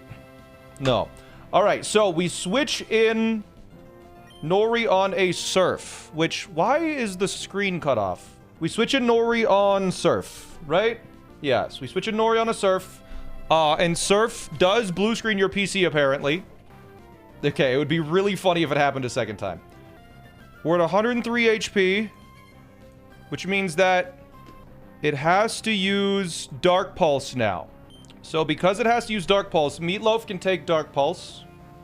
And it's going to take Burn. And I just realized the timer isn't going. What was the timer at when we crashed, chat? Alright, so we'll switch in Meatloaf on the guaranteed... How full is your boot drive? I should check that. That does start to happen. Alright, Meatloaf, go! It's gonna take a Dark Pulse, and then with a Life Orb, with Burn, with Guts, Mach Punch outspeeds and kills Greninja. Ideally, this is not a crit, but even if it is, it's fine. I think.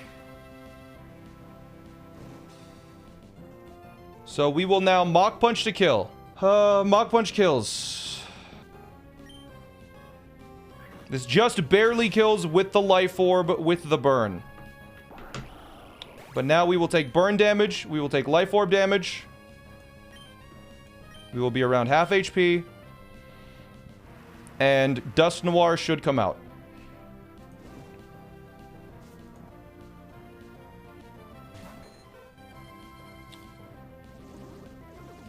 Oh, fuck. What? No Burn, no Orb. Okay, what's our team look like right now? Our team is... Greninja. Pull the cord! Pull the cord! Ditto Special AI? No, it should always be Dusk Noir. Dusk Noir should outspeed me, and Dusk Noir should be slower and outdamage me. And slower and outdamage is +2. And Dusk Noir is to the left of Ditto.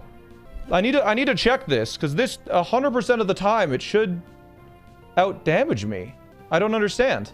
Dusk Noir does 41% to me. And I do 56. No, wait, chat, look at this, look at this. Right now, okay. I am at 135 HP, right? Let's open the notes. I'm at 135 HP out of 243. So 135 means I'm at 56. 56%. This Dust Noir can deal 41.1% to me. The Dust Noir is at 100%, and I can deal 56.8% to it. So if we calc this, it can deal 73% to me. It can deal 73.3% to me. And I can deal 56.8 to it. Which means that it outdamages me. So if we look over here, if the Pokemon is slower and deals more damage than it take and is considered in percent and not raw numbers. Right here. AI's Pokemon is slower and deals more damage than it takes. It's considered percent and raw numbers. It'll send out the Pokemon with the highest switch and score. In the case of ties, it goes with the first Pokemon in party order. Ditto is always +2. And if you look here, Dust Noir should be +2. Ditto should be +2. So it should just be always Dust Noir because it's further to the left. Right? Or is the post KO switching wrong because it's faster and it's Ditto? Does it add those together? Because this document makes it feel like it doesn't add it together. The only way that this could have happened is because it's additive. But according to every professional in chat, they say special cases Ditto is always +2. It should always be +2. Special cases are additional? I did not know that's how that worked. All right, we need to calc a new line right now. Mid-fight. All right, this Conkelder is guaranteed to hammer arm or superpower.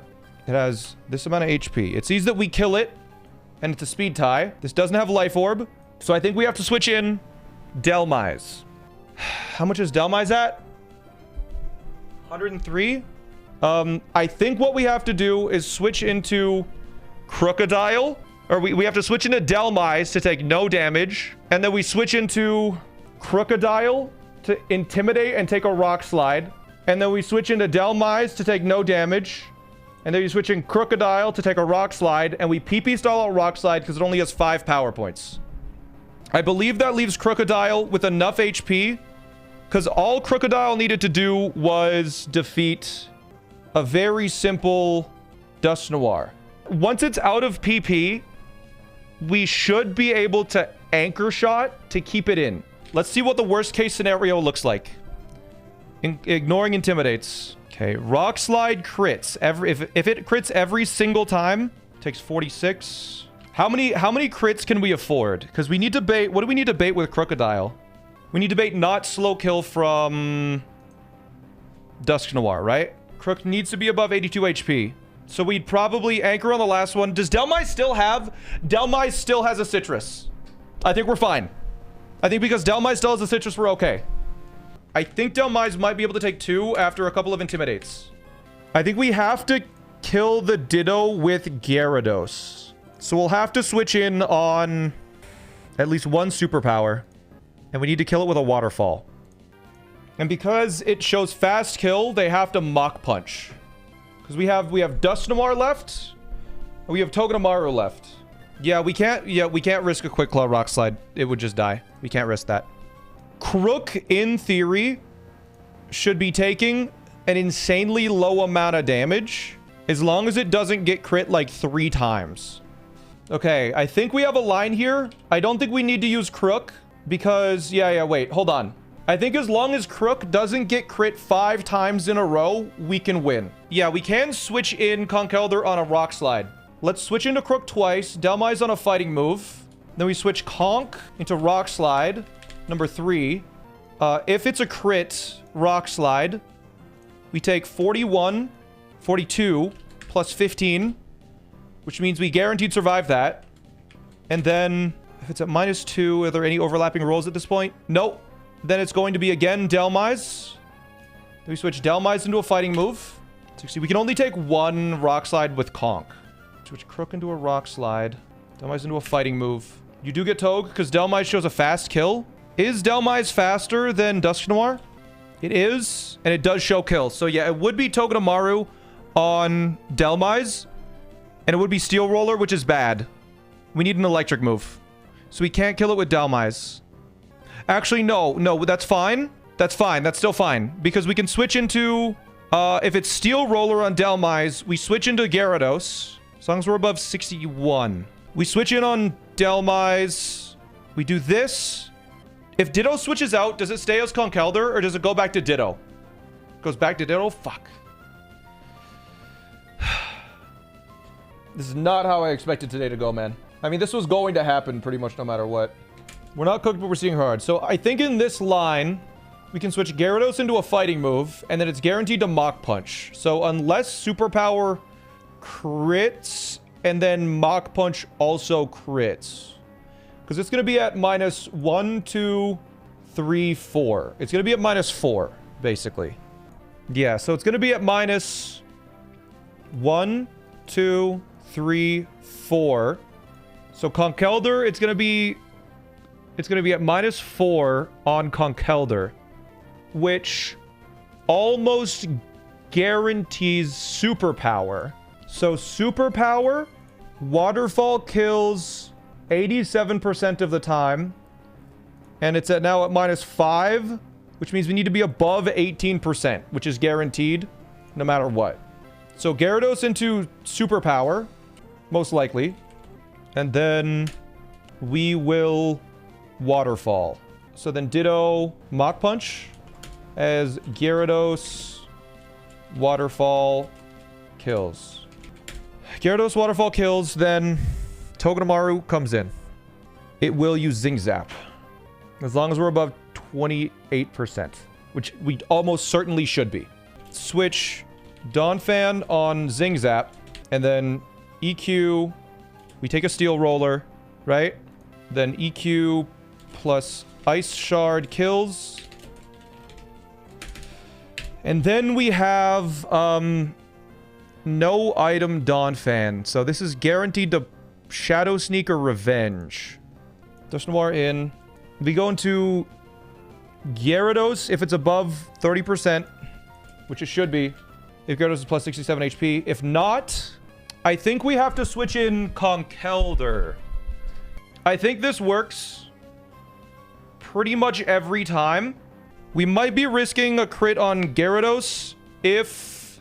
I think we're risking double crit Gyarados, basically. Or Crocodile. Donphan will be incredibly low. Donphan takes, like, nothing from Dusk Noir, actually. Donphan probably will be able to switch in on Dusk Noir. I think we get here, and then we steer again. So let's get Dusk Noir in and then start steering. Alright, so Meatloaf...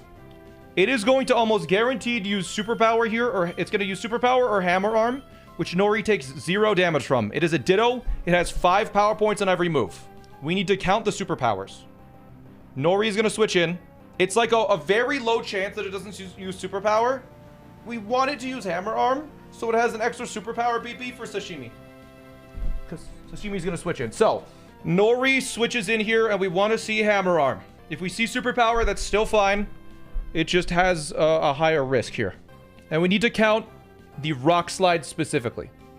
And we don't want 5 crits on Rock Slide. So, we want to see Hammer Arm, but it's gonna Superpower most likely. There's 1, it doesn't matter, we don't count those. Okay, we want to count Rock Slides being used. So now it's guaranteed to Rock Slide because there's fighting moves in Rock Slide. So, we are going to switch into Oatmeal on our first Rock Slide. And we need to hope 3 of these do not crit. This is going to be the first Rock Slide. There's Intimidate. Rock Slide number 1. No crit, please. Good start. Now, it is going to Superpower or Hammer Arm.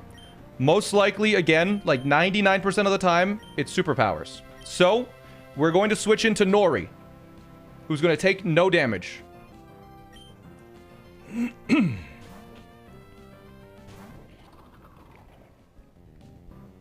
There's another Superpower. Now again, it will Rock Slide. So we will switch into Oatmeal again. A little scary, but...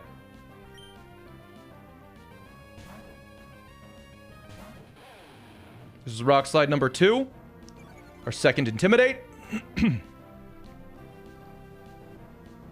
No crit. Great. I think we are guaranteed now.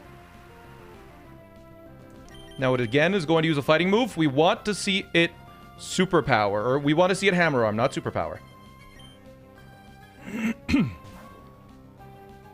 2 Rock Slides.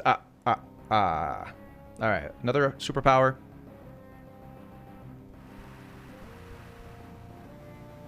3 Superpowers, 2 Rock Slides. Oatmeal comes in on another Rock Slide.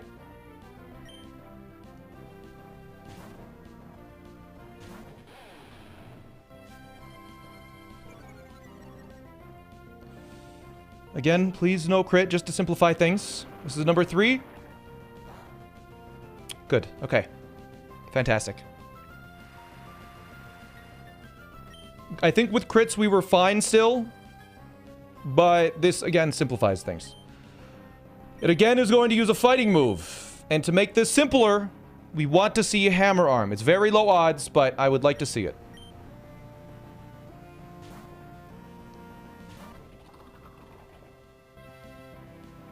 It's fine.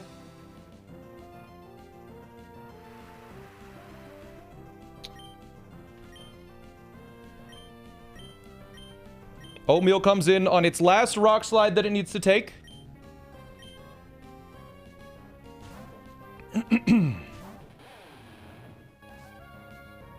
Another Intimidate. It's rock slide number 4. And again, just to simplify things, no crit, please. Fantastic. Okay. Oatmeal is not going to take another rock slide. Now, this is the last chance for a hammer arm. Hopefully it hammer arms here. 4 rock slides.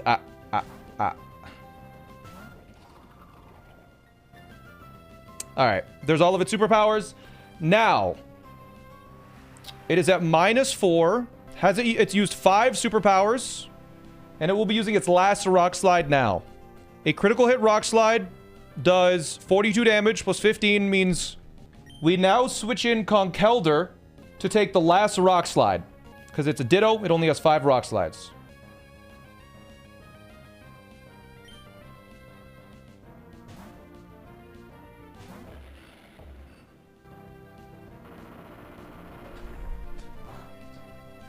Now, it has to hammer arm. It has to hammer arm on Gyarados. And this is a pretty pivotal turn. Because if hammer arm crits, we do have to do some pretty heavy thinking. But it's at -5 now. So no hammer arm crit, please.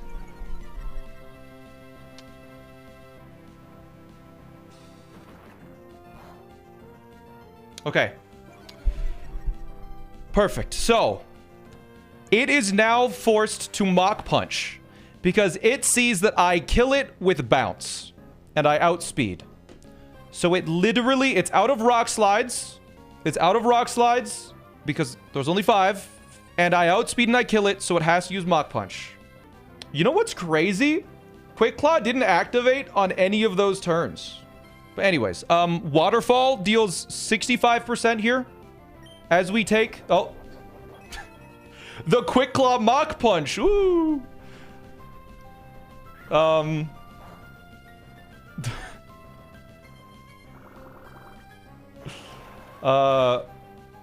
We now Waterfall, and we Waterfall again. And Togedemaru comes in and outspeeds with Zing Zap as we kill here. Okay, I think we steered out of it.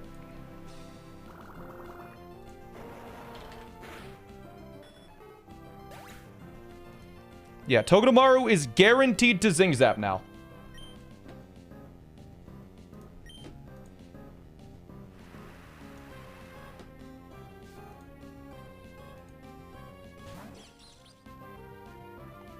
Togedemaru guaranteed Zing Zap no matter what, so Peanut is going to switch in on the Zing Zap.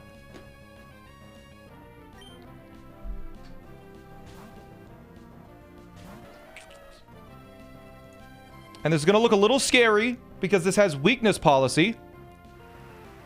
But what we should be able to do is Earthquake and bring it down to sturdy as it uses Steel Roller on me. So we now Earthquake as it Steel Rollers us.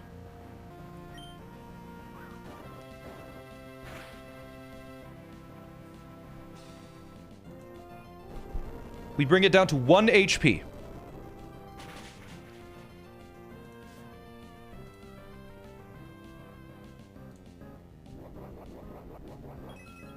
There's its weakness policy, raising its stats. It does not have any priority moves. So, Ice Shard kills.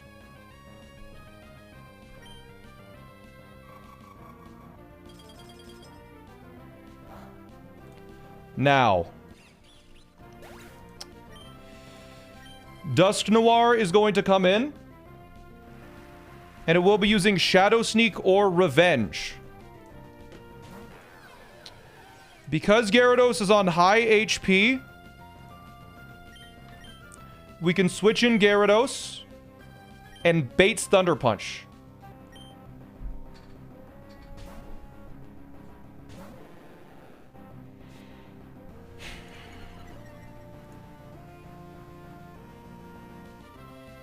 There's a revenge. Good. Now it has to Thunder Punch.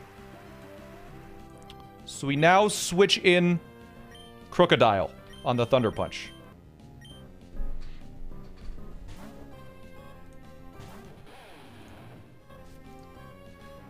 Another Intimidate.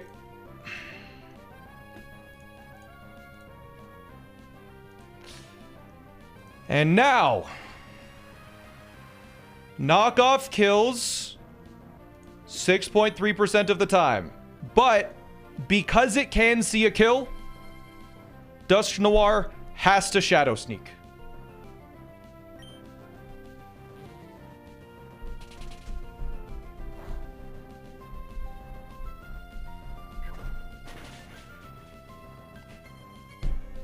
And we got the kill.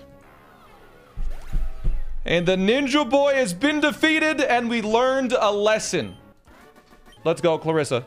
5-minute cook. Toss it in the microwave.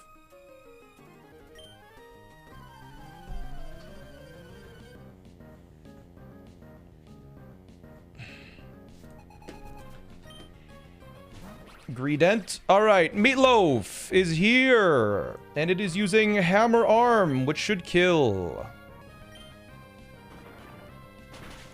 And it also lowers my speed. Now, Hatterene sees that it can kill me with Psychic. So it's going to come in. It sees it's faster than me because my speed was lowered. And it's going to use Psychic. So Curry comes in, takes the Psychic.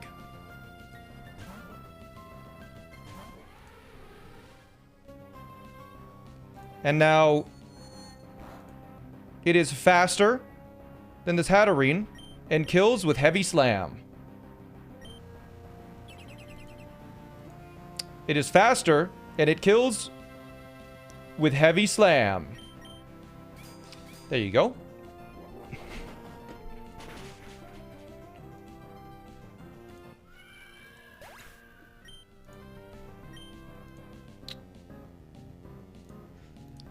Now, Among Us comes in and is going to either Spore or Foul Play. So we switch in Alaska, who has a Chesto Berry.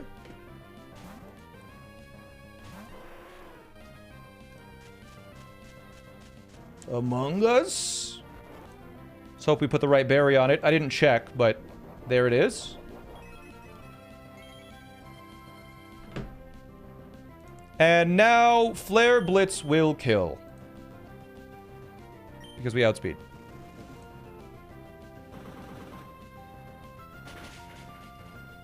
I guess, you know what? We could have pre-frozen our Alaska. Because Flare Blitz would have thawed us out. That also was a strat. This feels like a trap. I feel like this was like literally a 30-second cook. There's... We just Flare Blitz?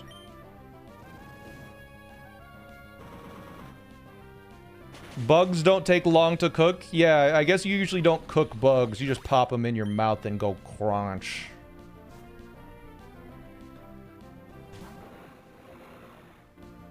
Tropius Flare Blitz.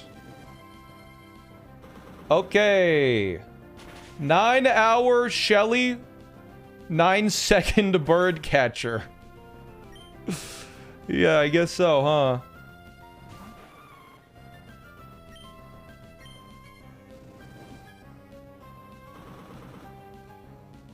Okay. Well, we beat it.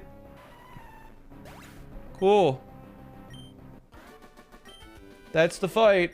It is now time for the first gym trainer, the Demon Expert Kevin. Expert Kevin would like to battle. This guy freaking sucks. How long did it take to plan this fight? I don't know. A while, right? Intimidate. Fight. Dual Wing Beat kills it because it has the Focus Sash.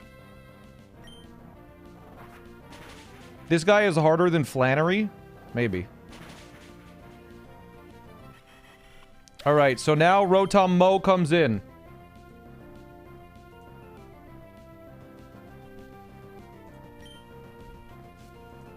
All right. Yes, Rotom Mow is in.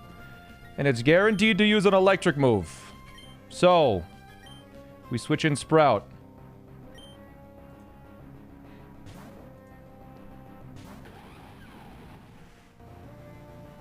There's the electric move. And we will Synthesis a couple times until Leaf Storm has, you know, run its course. We can't get crit, so the special attack drops are good. Leaf Storm deals 50 to 59%. Looks like that was 59%. It has a white herb, which will get its back just fine. There's a Synthesis. And we Synthesis again. We have a Lepa Berry in case we need a lot of syntheses. That was 2 max rolls. Fun fact. Pretty close to 2 max rolls. We Synthesis one more time. It is now at -2 special attack.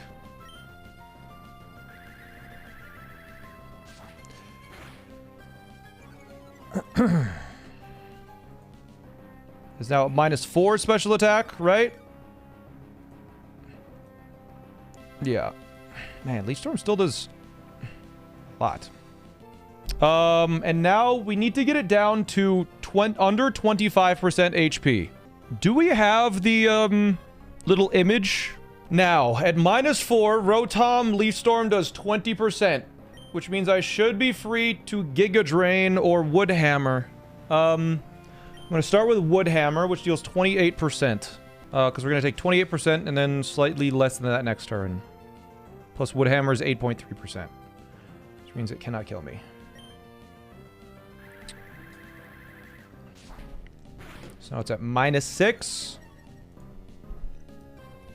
We Wood Hammer.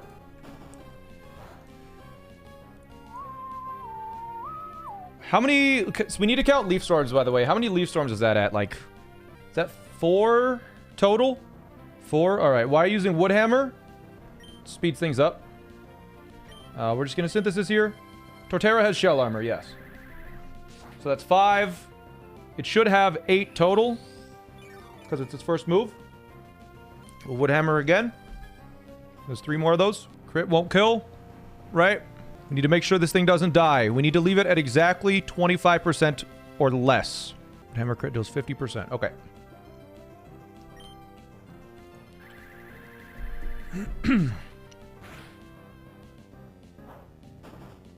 That is 6 Leaf Storms. Alright. Now, I believe a Giga Drain will put it below 25%. Yeah, a Giga Drain should put it below 25%. Giga Drain deals a maximum with a crit of 20%. So we Giga Drain, and then we Synthesis, and then we swap, I believe. That's 7 Leaf Storms. We might need 2, we'll see. Okay. That is 26%. A critical hit Giga Drain deals 19.5%. So even if this crits, it will not die. We need to do it again. I will Synthesis first, I think. Or... yeah, we Giga Drain and then Synthesis. Yeah. So it's the last Leaf Storm, so now it has to Hidden Power Ground. And this will survive even if it's a crit. Good. It's going to be using Hidden Power Ground on this turn now.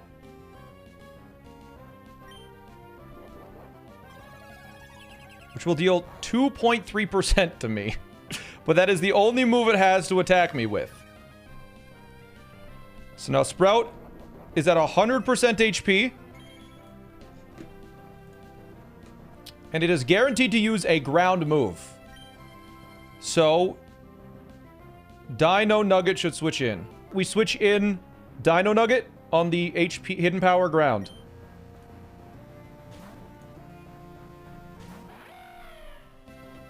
Good. Now it is guaranteed to use an electric move, which Peanut takes 0 damage from.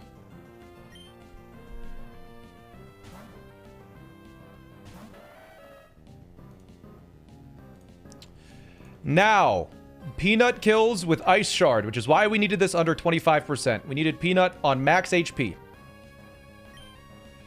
Good. Now, this should bring in Porygon 2, the biggest threat of this fight. It just does not die, and it has Tri-Attack and Ice Beam. Very annoying. Porygon 2 should be the highest damage. There it is. Okay. Now, Porygon 2 is going to get a special attack boost. Crazy. Scary. I know. Which means it does... just a casual 112% to me. It kills me, essentially. We are going to knock off its Eviolite, which is the reason why it is so powerful. Eviolite. Its defenses are absolutely absurd. So we knock off the Eviolite as it Ice Beams me.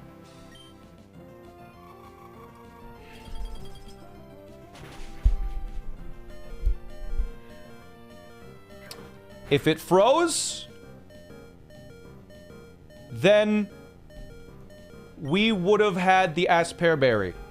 Now it is going to be using a random move. Tofu, when this is at +1 special attack, survives any hit, including a crit.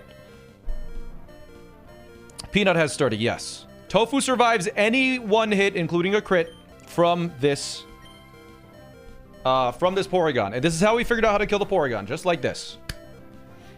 Tri-Attack. If it crits, we survive on like 5 HP. Alright. We do outspeed now, and close combat kills 100% of the time, even if it was at full HP. No reason to fake out here. Just close combat.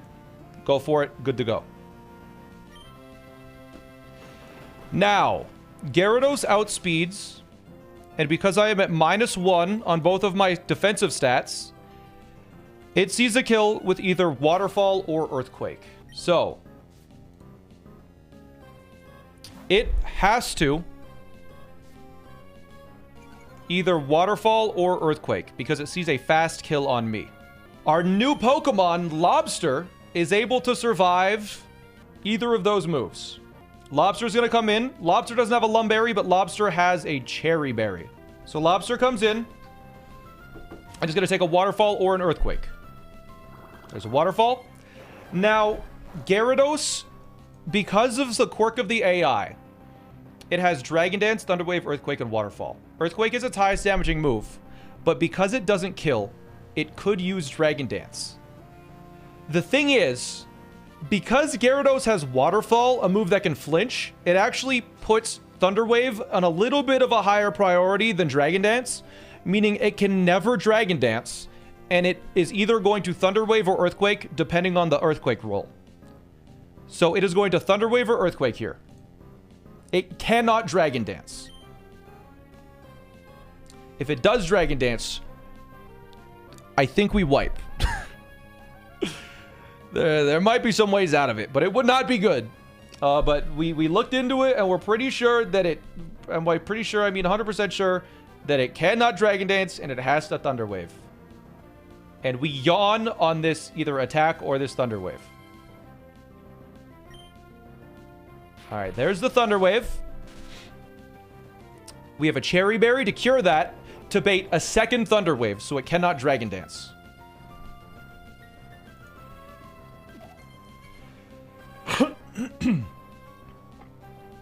Now, it will be using Thunder Wave or Earthquake. Because it used Thunder Wave, I can stay in on this turn. But I'm going to follow my plan that I have written out here. And we're going to switch in Sprout to take a Thunder Wave or an Earthquake, no problem. And it's going to fall asleep.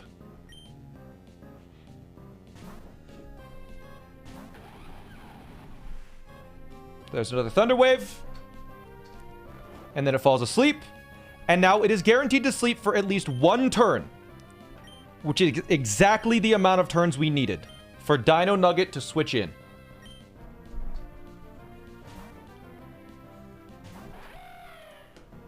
It's fast asleep on its one turn. And now, Archeops kills with Rock Slide. One hit. No problem. Rock Slide, it goes down.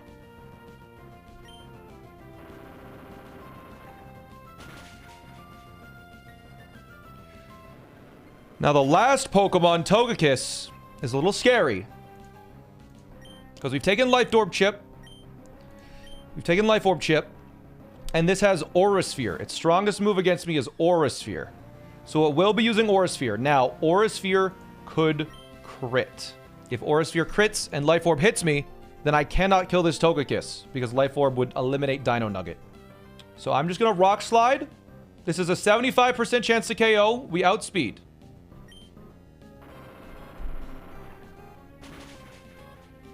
Alright, we got the 75%. If it didn't KO, we switch to our Arcanine. It outspeeds and also uses Rock Slide. But that is the fight. Riskless. No problem whatsoever. Winona taught me personally. You can't beat me easily. She taught you not to use flying types, clearly.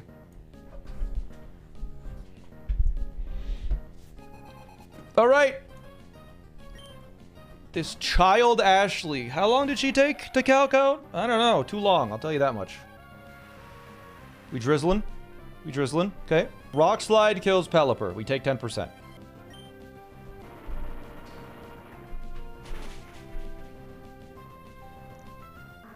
Golduck comes in because it sees kill.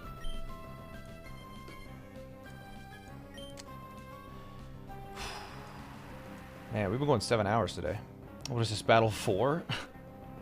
My god. No, actually, we fought 1, 2, 3, 4, 5. This is battle 6, actually. No, we're making decent progress.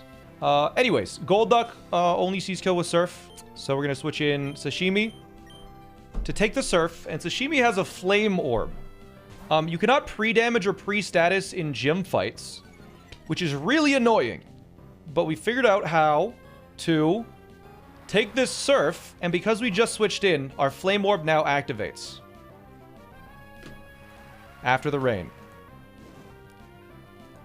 Now, Golduck cannot click Hypnosis, which was a problem. It could randomly click Hypnosis if it doesn't see a kill. So now it has to just pick its strongest move, Psyshock. And this is where Escargot comes in. It has to Psyshock, it can't Hypnosis because it sees that I'm burned. So Escargot's going to switch in. It's going to take a Psyshock pretty well.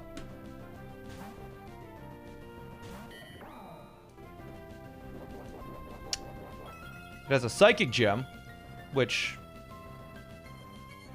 I didn't even realize. That's why it does so much. Doesn't matter. Now, because it used Psyshock, it, again, can either Surf or Hypnosis. It can Hypnosis once, not twice, which is why we needed the Flame Orb on Gyarados. Because now, we will simply Scary Face as it uses Hypnosis on us. This thing has Swift Swim in the rain, so its speed is 278. Absurd. But yeah, we just Scary Face here as it either Surf or Hypnosis us. Most likely it goes for Hypnosis, I think 80% of the time. Scary Face? Yes. Right? Yes. Just remembering. Yes. Yeah. Okay. Like I said, we have the Chesto Berry for this situation. The whole purpose with Escargot was to slow this Golduck down. Now, it is now at -2 speed. So a couple of Pokemon that I have are able to outspeed it. Not even a lot. Just a couple of Pokemon I have can outspeed this. One of them, in fact, the only one that can now outspeed and kill it in one hit is Asparagus. It could Hypnosis again or Surf. But Asparagus has been built for both. It lives a Surf, and it has a Chesto Berry for the Hypnosis if it hits. Which it didn't. So now Asparagus does see a kill with Leaf Storm, which we will be using. And it outspeeds because it's at -2. Okay. 2 Pokemon left. One of those Pokemon is Decidueye, who sees that it can kill my Sceptile in one hit with Brave Bird. Decidueye. So it has to use Brave Bird and not Substitute. Dino Nugget takes the Brave Bird and guaranteed stays above 50%, even if it crits. It can deal like 38.9%, and we've only taken 10% from the Life Orb before. So here's the Brave Bird. Even if it crit, we stayed above 50%. And because we have the Life Orb, dual Wing Beat kills this guy. Somehow Scary Face is the unsung hero sometimes. Escavalier Scary Face has been insanely clutch. Escavalier has outperformed all of my expectations. But dual Wing Beat kills here. And then that just... Huh? The defense sharply rose. Could have it survived that? If we got a low roll, could have it survive? Could it have survived? Starf is a random proc. Wait, I gotta check if that... I gotta check. If we got a low roll dual Wing Beat, we would have dealt 133. And then we could have dealt 65. 133 plus 65. Wait, when does Starfberry activate? At a quarter HP or less. Okay, wait. No, we were fine then. We were fine. Yeah, we were fine. No matter what, we were fine there. But it's a detail we missed. Ah, okay. It was a detail that we missed. Okay, hurt by Life Orb. We're still above half. But this puts us in range of Scisor's Bullet Punch hit. So, it's going to Bullet Punch. I do not want to get hit with a Bullet Punch because it will just kill me. Scizor is going to use Bullet Punch here. Torkoal, Hot Pot. Also, a Pokemon that I doubted at first, but it seems to be coming to it comes to a lot of battles these days. Switches in. It takes that. Now, the strongest move from Scizor is Acrobatics. Because I kill this Scizor in one hit with Heat Wave, it cannot use Swords Dance. The thing is, I don't kill it with Heat Wave 100% of the time. But there's a roll that kills Scizor, and so it thinks it's guaranteed dead. It has to attack. It cannot Swords Dance. So we Heat Wave here. There's Acrobatics. No Swords Dance, just like I said. It gets rid of that Flying Gem. And we have a 20% chance to KO here.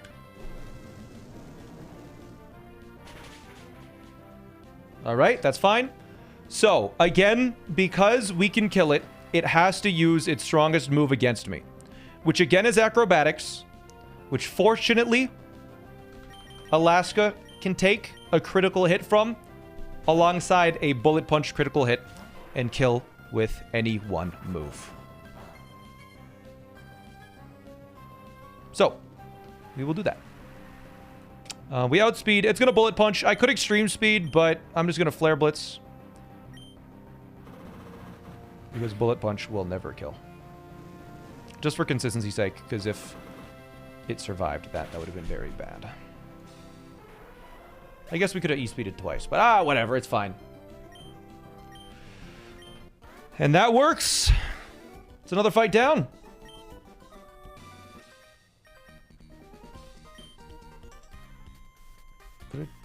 Was Monday was both Shelly and the rival fight. Monday we did two boss fights back to back. All right, here we go. Ribombi, Oricorio. This isn't even for the gym leader? No, this is for a random camper. We Rock Slide, and that brings Ribombi down to Sash and kills Oricorio. Taco, the Cloyster, baits an energy ball from my Bombi. Peanut is able to survive it because it has Sturdy. Camping in Winona's gym is sus. Yeah, I can see it. Even if it crits, we live with Sturdy. Oh, my special defense dropped. Alright, now Dino Nugget crushes this. Focus Ash, Ribombi.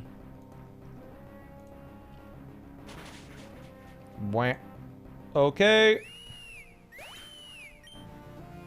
Hurt by its Life Orb. Now, Ribombi does outspeed my entire team, of course. In fact, outspeeds everything except my Electrode. What it doesn't outspeed is this Ice Shard. This priority move, Ice Shard from Donphan. Who is, 2 battles in a row getting a kill with Ice Shard.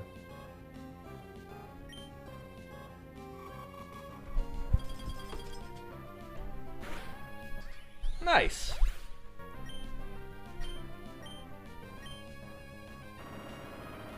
Good boy, Peanut. Yep. Now, the final 2 Pokemon are going to come in, and they both just die. And they both just die to Rock Slide.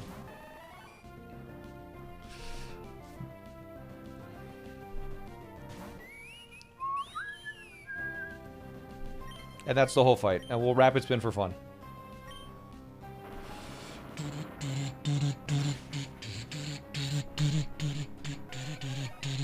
Dino Nugget goes crazy, man.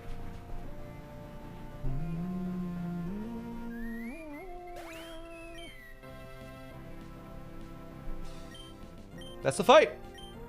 Dino Nugget with 4 kills this battle. Tax write-off, something like that. Okay, new fight. Birdkeeper Darius. More like Birdkeeper Doofus. Got him. Got him. This idiot's gonna die right now. Out of embarrassment.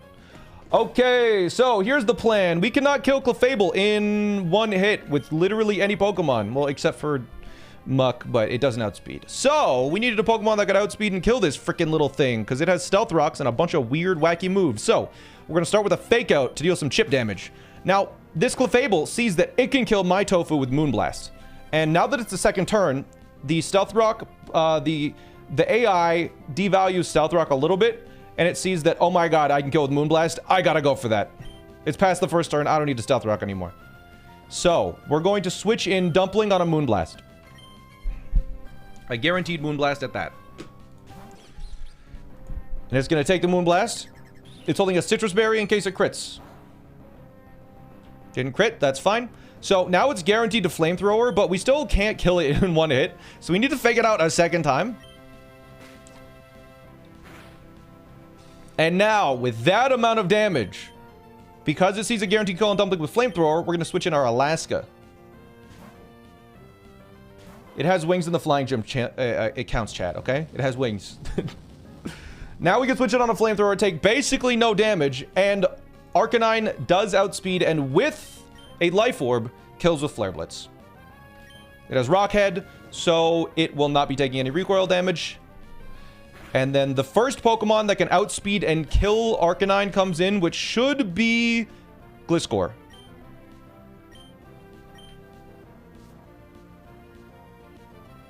There it is. All right, so now Gliscor, it sees that we kill it in 2 hits with Flare Blitz, and it sees that it kills with Earthquake. And it sees that it outspeeds and kills me with Earthquake, so it's guaranteed to Earthquake this turn. Which means Dino Nugget can switch in on that Earthquake and take 0 damage. Dino Nugget is holding no item, and that is very important that it is holding no item. Because we do not want this Gliscor to use Swords Dance. And with no item, it means Acrobatics can deal over half damage to this Gliscor. And it will never use Swords Dance if it sees that I outspeed and can 2-shot it. Which I will. Which I can. If it happened to use Swords Dance this turn, I could kill it for free. So, it will not be using Swords Dance, which allows me to take 1 hit and Tailwind. Not for Archeops, but for the next Pokemon. So there is 1 turn of Tailwind gone as we take a Sky Uppercut. Now, Sky Uppercut goes out, boom, whatever. Now it's going to Sky Uppercut again because still I kill it in 2 hits. So Taco, the defensive monster that it is going to switch in on this Fighting Sky Uppercut, this super effective Sky Uppercut. And it's going to take not even half.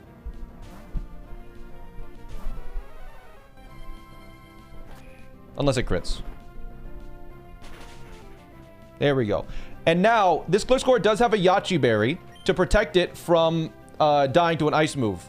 Fortunately, I have Icicle Spear, which just kills it anyways, because it only protects from 1 hit of Icicle Spear. And we have Skill Link. Kill Link. With the Tailwind, we outspeed. So, the first hit of Icicle Spear is reduced by the Yachi Berry, but we kill after that. Kill Link. Me when I'm Ganondorf.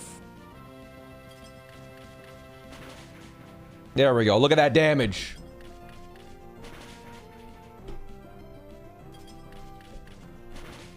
Boom.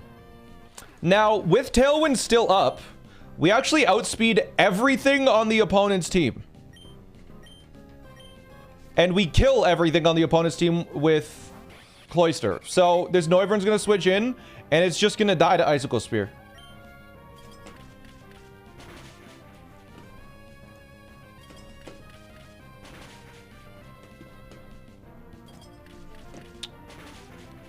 Now, unfortunately, Crobat will join the party. And my Tailwind petered out. So I cannot outspeed this Crobat, and this Crobat does, in fact, have Hypnosis and Heat Wave. So it's either going to use Hypnosis or Heat Wave, because Heat Wave is the highest damaging move, and Hypnosis, it might use it. So we're going to switch in Tofu on the Hypnosis or Heat Wave, which Tofu's at full health.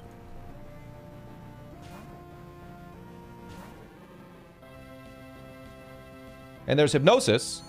And now, because Tofu is asleep, it cannot use Hypnosis again.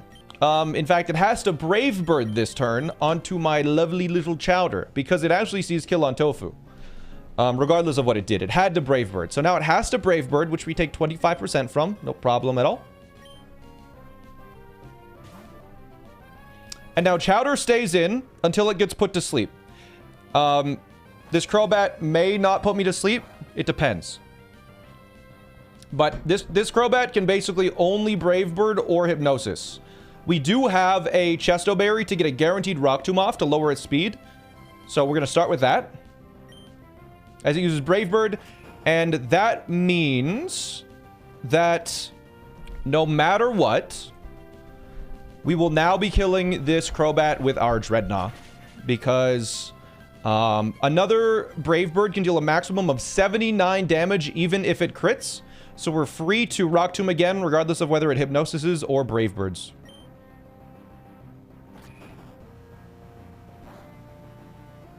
Critical hit. We survived. And there is a kill for Dreadnought. If it put me to sleep, I would have just switched to Arcanine and killed with that after one Rock Tomb.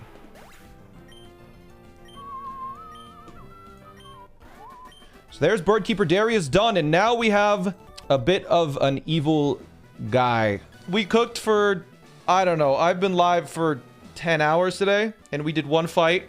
Let's hope these 2 fights and the 9 hours of planning we did for them is all worth it. Let's go. Okay. Tab in. Behold the elegant style of bird Pokemon. All right. Love me some birds. Let's see, Birdkeeper Jared.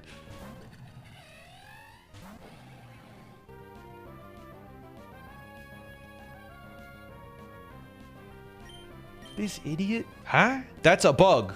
It's supposed to be a bird, but that's a bug. No. Birdkeeper Jared's just an idiot. He doesn't know the difference between flying types. Gosh, what a stupid... Okay, Excel Rock kills.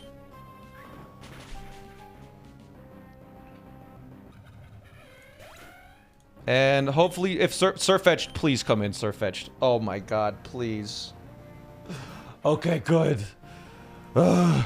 So now Surfetched is guaranteed to use close combat. That's his first kill of the run. Is it? I think that's his first kill of the run, yeah. So now Surfetched is going to close combat as we switch in our little sashimi. Boop, boop, boop, boop, doop, doop. Intimidate doesn't work because of Scrappy. Unfortunate. We take a close combat. We hit it with the Icy Wind. Now it's guaranteed to quick attack, as we're guaranteed to hit it with that wind, because we need to lower its speed. And this was kind of a cool little line that was cooked up, because we're lowering its speed because we need an Iron Ball Ribombi to outspeed this. But you're probably being like, wait, what the hell? Why did you put... If you wanted to outspeed, why'd you give it the Iron Ball? Right? You'll see in a second why this was the case. But we gave our Honey an Iron Ball on the guaranteed quick attack. Because Ribombi with Iron Ball has 90 speed, no crit. All right. If that crit, then the 1 in 16,000 chance to lose the run was still in play. I believe this is a guaranteed win now. So Surfetched now dies to Moonblast. My Iron Ball Adamant Honey. It does kill with Moonblast because of the defense drop from close combat. It does 104%. So, we're going to take another quick attack. And now, the reason why we needed Ribombi to outspeed this, but be slower than Corviknight, it's to be slower than Corviknight. It's to bait Corviknight in. Because Corviknight is actually slower than Sirfetch'd. So, we are faster than Sirfetch'd at -1, but slower than Corviknight with the Iron Ball. So now Corviknight is guaranteed to use... We missed something. That was not a riskless line, was it? Oh, yeah, it was a riskless line. Yeah, never mind. We're fine. We're good. We're good. I was just double-checking something. If it used Body Press instead, we could have been in a bit spooky, but it definitely is Body Press. It just makes... Yeah, we're fine. All right, then Alaska is going to come in on the Corviknight's attacking move. Boom. Corviknight cannot use Bulk Up because he's a fast kill with dual Wing Beat. So we're going to go...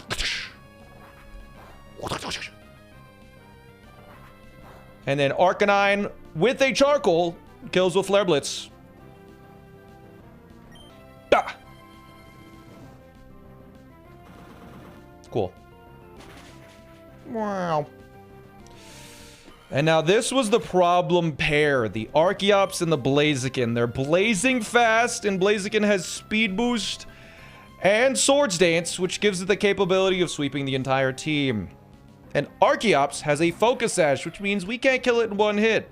But the way around it is guaranteed to Stone Edge this turn, because it outspeeds and kills me, and it cannot Stealth Rock. So it just has to attack. Just has to attack. So Curry actually takes the Archeops, Stone Edge, or Dual Wing Beat quite easily. So Curry is going to come in and is going to take a hit. It has a Citrus Berry in case of some crazy, like, high roll crit scenario. I think that it might have been unnecessary. I don't know. Whatever. We take a Stone Edge, and now we're going to take this Archeops down to its Focus Sash, as it most likely will be using Stealth Rock. There's a Stealth Rock, and the great thing about Archeops is that even with its Focus Sash, it's now completely neutered because it has the Defeatist ability. So its attack stats have been halved as it's left on 1 HP. So it can now deal basically no damage with Stone Edge and Dual Wing Beat. So it has to Endeavor because the Stealth Rocks are up. Now, there is one Pokemon that I have. Actually, there's a couple of Pokemon that I have. There's a couple of Pokemon that I have that are able to outspeed Archeops. But the one that we chose, because it worked out the best, was Kebab. As it switches in, and it takes the Stealth Rocks, and then it takes the Endeavor to go down to 1 HP. So we're going to take Stealth Rocks. We're going to take an Endeavor, because that dealt the most amount of damage, to go all the way down to 1. Now, we outspeed Archeops and kill with Liquidation. And then Blaziken comes in immediately after. It has no priority moves. It has 147 speed, but after one single speed boost, it would outspeed me. Which is why we needed to kill Archeops and then chain kill this Blaziken with a Mystic Water Liquidation to finish the job. Here we go. This should kill. And that is the trainer before Winona done.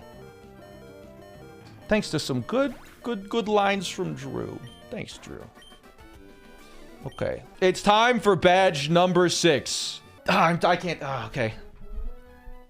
3, 2, 1, and go. Okay. Okay. Here we go. Isn't it tad late for that? No, I'm just moving it in the calc so I don't mess up anything. Here we go. Winona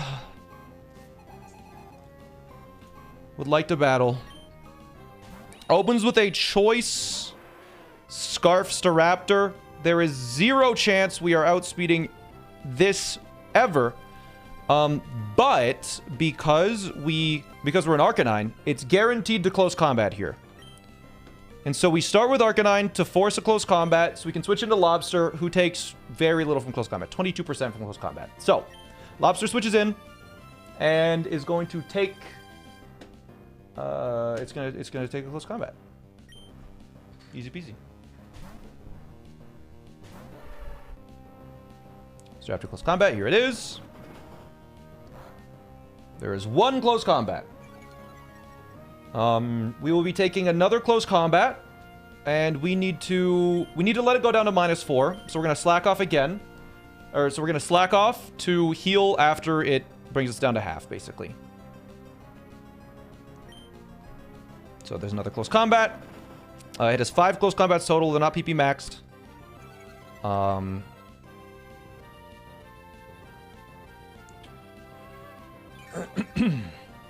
So now it's going to close combat again, and we are going to yawn. And this is a really interesting situation that we've figured out here. We can yawn to put it to sleep as we take another close combat. It goes down to -3. We yawn. 3 close combats. Ahaha. The thing with this Pokemon that was such a problem was close combat only has 5 power points, and if it starts to struggle, it switches 50% of the time. So we're going to yawn it so it only gets 4 close combats off. But now, I am going to Future Sight, not to kill Staraptor though.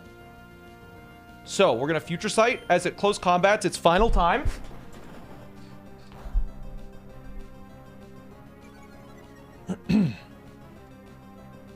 It close combats a final time as we use Future Sight. We foresaw an attack, and now it's asleep. Now we have 1 guaranteed sleep turn. 1 guaranteed turn of sleep means that I am free to switch into Alaska, which will never take a close combat because it always sleeps for at least 1 turn.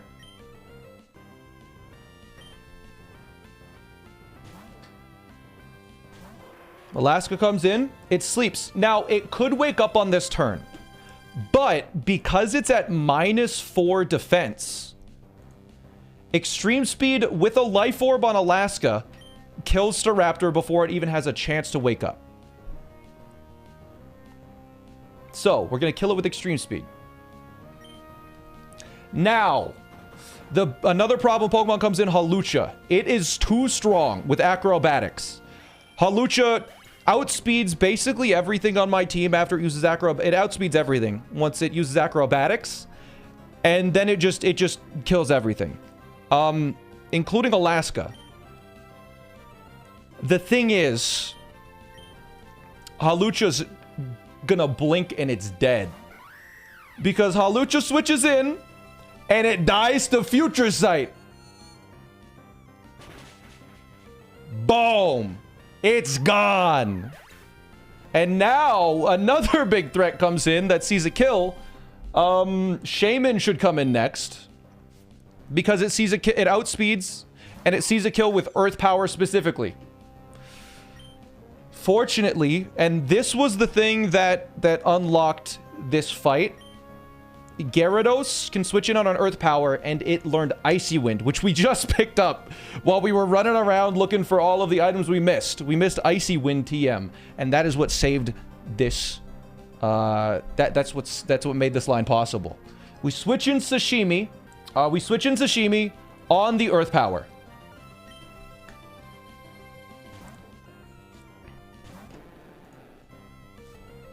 It intimidates. It doesn't matter. This has only special moves. Sashimi comes in, its Earth Powers. Now, it is going to Seed Flare, a stupid broken move, 120 power. It has 120 power. It could miss, technically, but because this Pokemon has Serene Grace, there's an 80% chance that my special defense drops by 2 stages. Stupid. Stupid. Fortunately, it doesn't matter. We could actually just kill with Ice Fang right now, but it's better to Icy Wind. And you'll see why in a second. So here's the Seed Flare. Stupid move. There's the special defense by 2 stages. Very, very silly. And this never kills. The biggest thing is that it drops its special defense. Leftovers, totally fine. I was scared for a second, but then I realized it was fine. we're going to switch in Corviknight on, I believe it's a 50-50 between Air Slash and Seed Flare now. Speed? It drops the speed? What did I say? Oh, yeah. Yeah, Icy Wind drops speed. Yeah, sorry. I saw Special Defense. It's, Shaman, its speed is dropped. It will be using, either, since my Special Defense dropped, it will be using either Seed Flare or Air Slash, because I think both see a kill now. Licorice is able to take both of those moves. I believe you want to see Seed Flare here.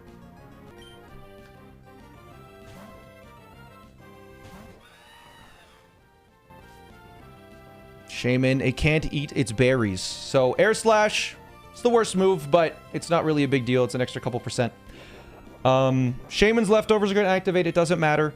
Now, because Corviknight is in, it is guaranteed to Air Slash. And that's what we wanted. We want a guaranteed Air Slash, specifically Air Slash. And so this is what it does. Because Alaska needs to switch in on the Air Slash to take a minimal amount of damage. Minimal, but yeah, a minimal amount of damage. And now, with the Icy Wind, Air Slash will hit. That's good that it didn't crit. And Flare Blitz kills 100% of the time. Because we outspeed just barely by like 4 points we outspeed now. And Flare Blitz will kill. Because it does 142%. Because we outspeed. And the reason why we killed with Alaska instead of with Sashimi is because it baits a completely different Pokemon. If we killed with Sashimi, it would bait in Volcarona, and Volcarona could have Quiver Danced and a bunch of random other stuff, which we didn't want to happen, because Quiver Dance, it could just sweep my whole team. So by killing with Alaska, it instead baits in the only Pokemon that outspeeds that's left, that kills it in one hit, which should be Altaria. Because Altaria sees a kill with Earthquake, and this is a Mega Altaria. So the Mega Altaria is going to be using Earthquake on my egg, which takes 0 damage. Mega. Yup. Here comes the Mega. Not there, Altaria. The Mega. Like the egg Mega. So it's going to Earthquake here. And this specific Pidgeot is the only thing in my entire box that had any chance of killing this Altaria. Only by Mega Evolving and then using Hurricane are we able to kill this Altaria. Now, there's some stuff that can happen here. Because Hurricane can confuse. If it confuses, we have some weird situations. So ideally, it does not confuse here. If it confuses here, then there is a chance that Archeops could have some trouble. I mean, like a 1 in 2,000 chance, but we don't want to see it confuse. The worst case is confuse and then it crits, but we'll see. Hurricane confusion means we have to do our alternate plan, which is not as solid, and in the middle of the plan, it just says, I don't know, figure it out. But it's very unlikely to happen. Okay, we're good. So, now we do outspeed, and we kill with Hurricane. And we are at 90 HP, which is 42%, which is... Oh. Perfect. This means that there is no risk for the rest of the fight. 0 risk. That was the perfect roll from Altaria for us. As long as I play it right, there should be 0 risk now. The 1 in 4,000 whatever did not happen. So we Hurricane and it kills.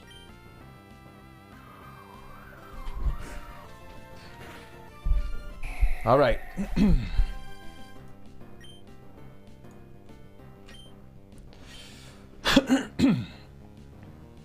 Volcarona comes in, and it can never Quiver Dance. Because it sees that it can kill me with only Fiery Dance, which was perfect. If it had a chance to use Psychic, because Psychic here can deal up to 83 damage. And Fiery Dance can deal a minimum of 93. So that means that Fiery Dance, it will always see a kill, which means it has 0 chance to Quiver Dance or anything.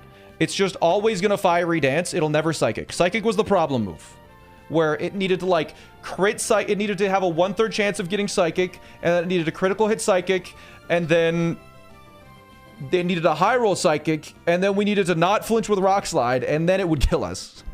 It was like an insanely low odds situation, but we're good. Because this is guaranteed to Fiery Dance, which means that Archeops, no matter what, will stay above 50% HP, no matter what happens on this turn.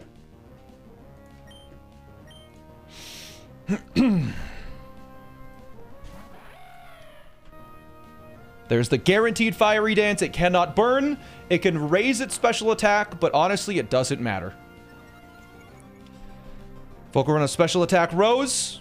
50% chance, but it is what it is. And now this Volcarona has a Focus Sash.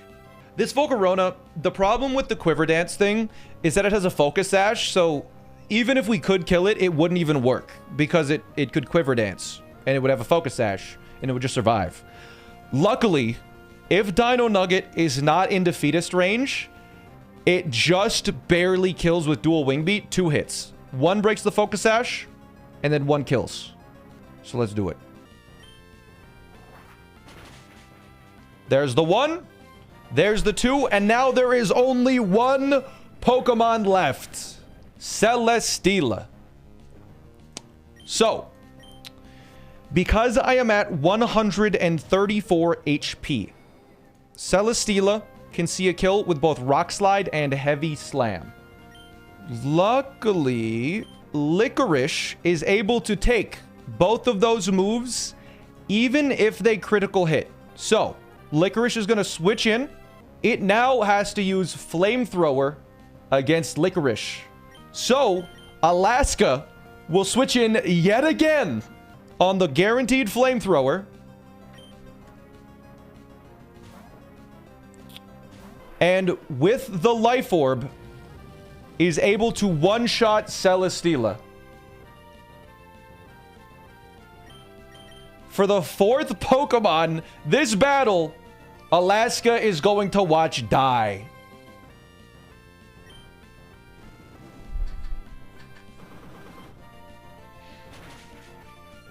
And that's badge 6. Oh.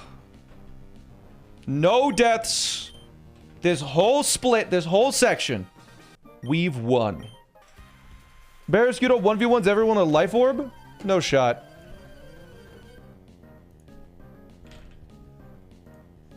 Oh yeah, with Life Orb, it does just kill the Aerodactyl, even with the Pashell Berry. And then it does guarantee bait Hurricane. Yeah, we didn't need to do any of this. Yeah, we didn't even need to do this. And it baits Hurricane, which we could have just had the exact same line.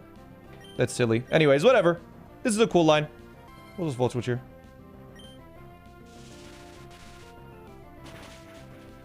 The Volt Switch to deal some chip damage into Peanut, who takes a Stone Edge and then kills with Ice Shard. Thunderbolt should have killed. Yeah, that's not the point.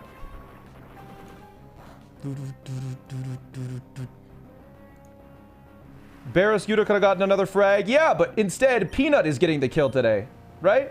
Peanut gets the kill now with Ice Shard.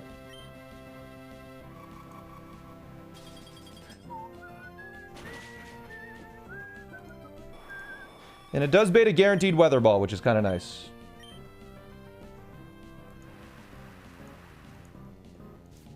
Does add for consistency. Charizard comes in the rain. What a stupid little Charizard. And Garlic! One of our lovely new Pokemon. Look at it. It's here. With its crazy special defense. How does it take that in the rain Weather Ball? Charizard with its crazy special attack. First attack, Fake Out. Let's fake this thing out. Bop, break the Focus Sash. Now it's gonna Hurricane or Weather Ball.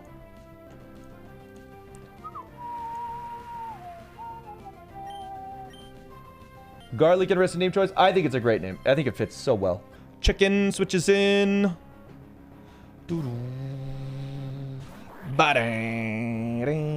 It used counter. What a stupid idiot. What a stupid, dumb idiot. We're gonna kill it with Surf now. When did we beat Winona? That was last stream.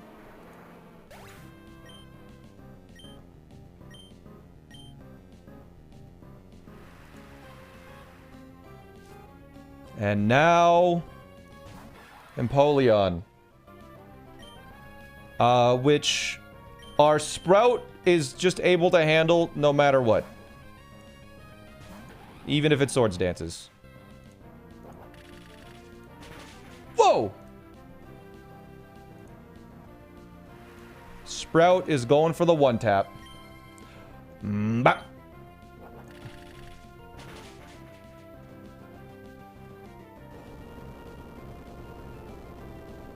And it is down. There's one battle done. Beautiful.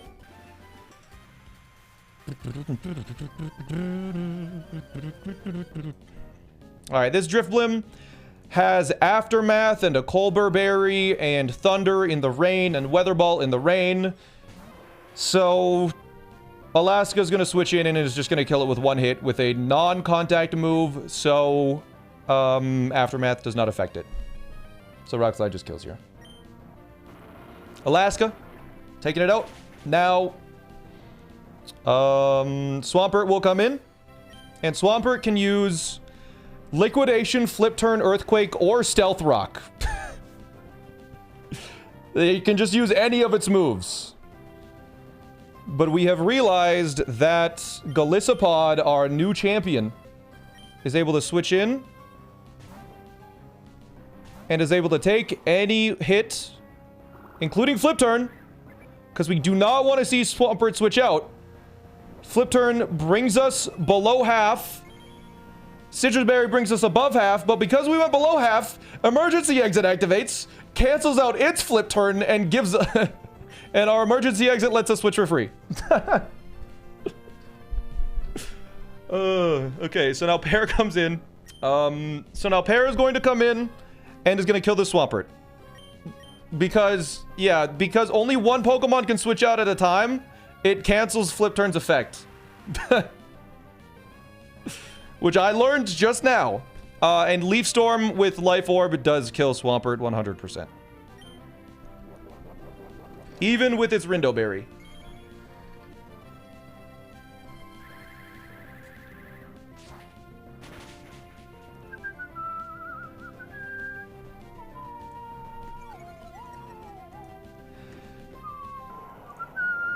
So now, the next Pokemon to come in is going to be, I believe, Duraludon, because it outspeeds and outdamages me.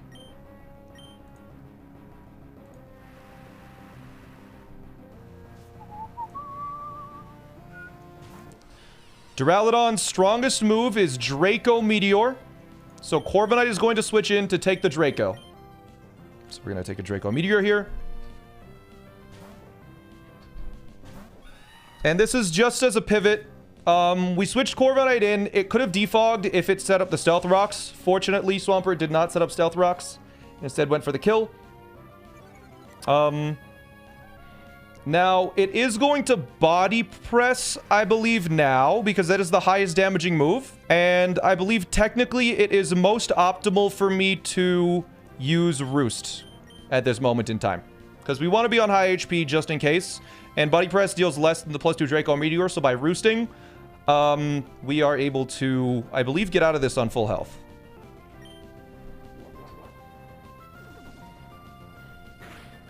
Yeah, we would have, instead on that turn, we would have used Defog, but because there was no rocks up, we can simply roost to be at full health. And now this is just going to spam Body Press until it is out of Body Presses. So, Bok Choy is able to switch in, take any Body Press.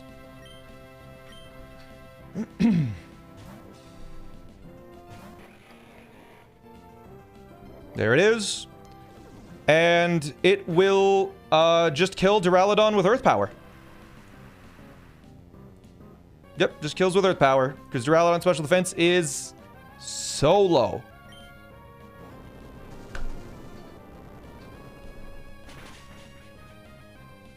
Good.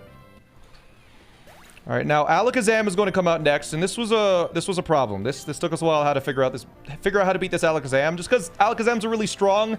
This one has counter and a focus sash and inner focus, so it can't get flinched. So we couldn't just switch in and fake out to break the focus sash. So this is either going to use Dazzling Gleam or Psychic. We want to confirm Psychic on it, so we will be switching in Licorice to guarantee a Psychic. It could also counter on this turn, but we wanted to use Psychic, so let's switch in Licorice as a pivot.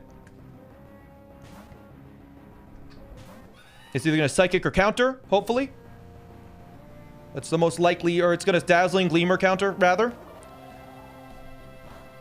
Now, because I only have physical attacking moves, it has a decent chance to counter. It also has a decent chance to Psychic.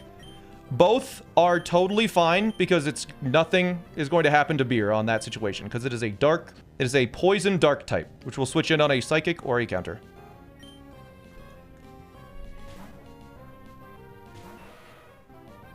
All right, here we go. Now, the only thing that could really go wrong on this fight is if it happens to use Signal Beam, it happens to confuse, and then it Signal Beams and confuses again, which is very low, because it actually is most likely just going to Dazzling Gleam most times. So we're going to Embargo to basically disable its Focus Sash for 5 turns. And if we see anything other than Signal Beam here, we guaranteed win. There we go. We guaranteed win. So now its Focus Sash is disabled, and we can simply knock off to kill.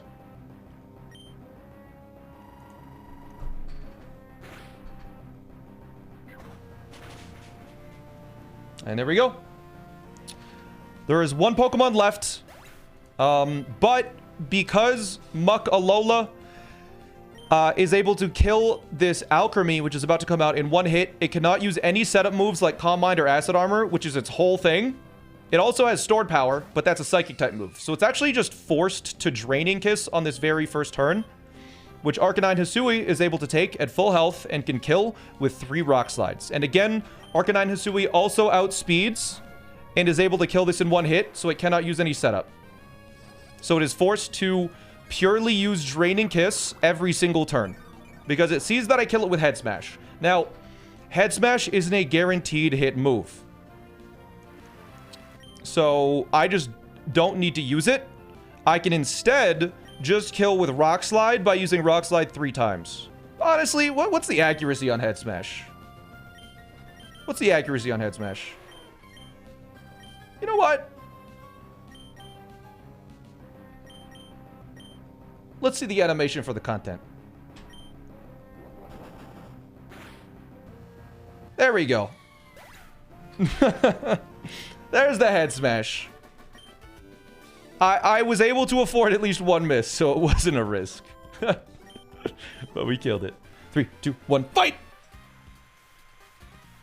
Pokemon have many special abilities. No one asked.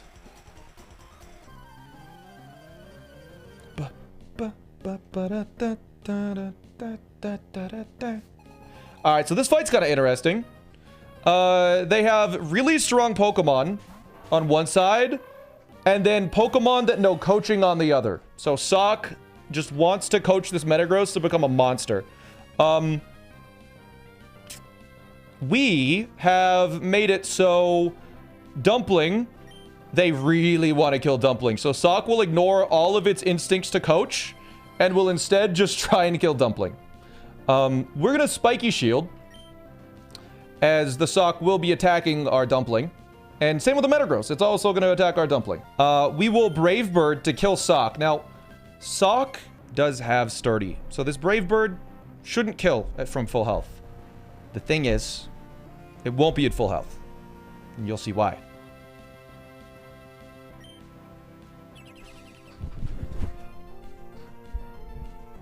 Sock close combats. The Spiky Shield chips it, breaking its Sturdy. There's the Metagross Zen Headbutt also, taking a little bit of chip. As Brave Bird kills the Sock because it no longer has its Sturdy. Good. Now, the other trainers, we're going to take life orb damage and we're going to take recoil. And after all of that, Metagross still doesn't see a kill on Licorice. It is still going to target my dumpling. My lovely little dumpling. And now Poliwrath is also going to come in. Poliwrath has Swift Swim, so it outspeeds everything. Everything. It also does not see a kill on my lovely little bird. So it also has to attack Dumpling. So the Dumpling slot is going to get 2 attacks. S-Cargo, the incredible genius that it is, can take those 2 attacks. It cannot get critical hit, which is great. So it's going to switch in on those guaranteed 2 attacks. Can't get critical hit, so it's good. As Licorice will, again, Brave Bird the left slot to kill the Poliwrath in 1 hit.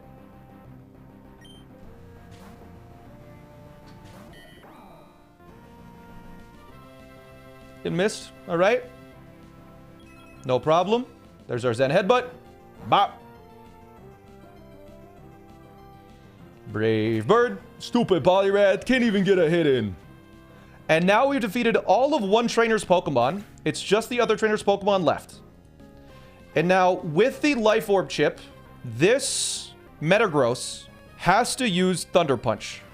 Because it outspeeds and kills Corviknight with Thunder Punch. Because we're above 51 HP, which is as much as Meteor Mash can do. So, we're going to swap S-Cargo, who is not going to take a Thunder Punch, because it's on really high HP, into Barraskewda. And we're going to switch Corviknight in on the Thunder Punch. We're going to switch in Bok Choy, the ground type.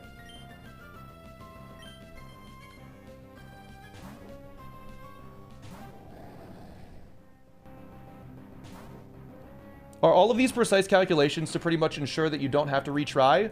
Or are they 100% necessary? The level that we are calcing to is not necessary. I'm only giving this 1 try. I'm doing 1 attempt and I'm never playing this again. So we're putting in a little bit of extra work to minimize the risks. For people that are willing to do multiple attempts, they're willing to, you know, take less time and take more risks. I want to take the minimum amount of risk possible. So we're basically trying to find riskless lines, or like 1 in several thousand. You know, we're trying to find the best possible lines for each situation, so I can have the best chance of winning on 1 attempt. Anyways, so this Metagross, now because of the Spiky Shield chip and because of the rain, Liquidation plus Earth Power kills. We cannot Earthquake because that would kill Kebab, so we have to Earth Power. Earthquake would do more damage, but we do have to Earth Power. Yes. And both of these Pokemon outspeed Metagross. Beautiful. Now, I'm pretty sure Zebstrika comes in. It might be Ursaring, but I'm pretty sure it's Zebstrika. It doesn't matter either way.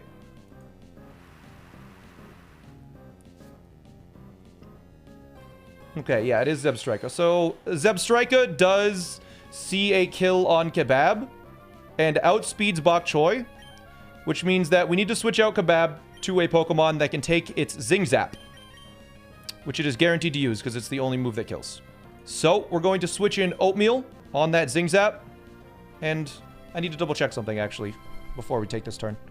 I forgot it has Magnet Rise. Can it use Magnet Rise? Okay, I don't think it can use Magnet Rise. I just had to check. Because that would be kind of bad if it used Magnet Rise. But, this should also die to another Earth Power.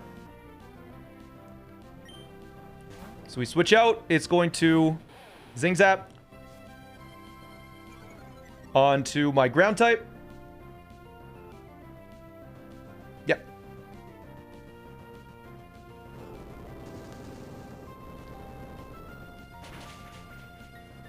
And we kill Zebstrika.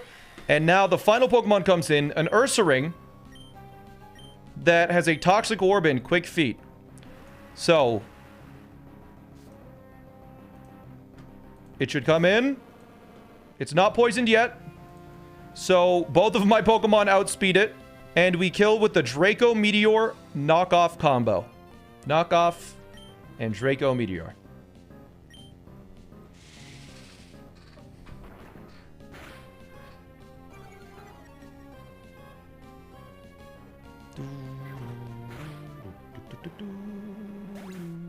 There you go. Is that the first Draco we've dropped? Could have been. Anyways, double battle. Tricky double battle's done. Fight time. Tab in. Me and my Pokemon on my parasol. If any of them are missing, a picture of beauty will be ruined. Well, let's destroy your Pokemon.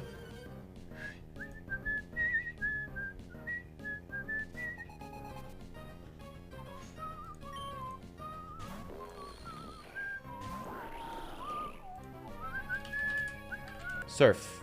Chicken could have been at 69 HP. It couldn't have been at 69 HP. 68 HP is exactly where Torrent activates, and Surf will kill. Unless the calculation was wrong. It was not wrong. Let's go. Alright, so now Chansey comes in because it sees that it slow kills me with Seismic Toss and Seismic Toss alone. So, it will be tossing my Tofu. Not a euphemism.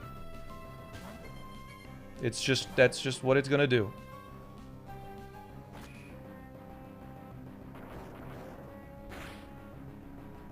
Alright, so now Fake Out plus Low Kick kills.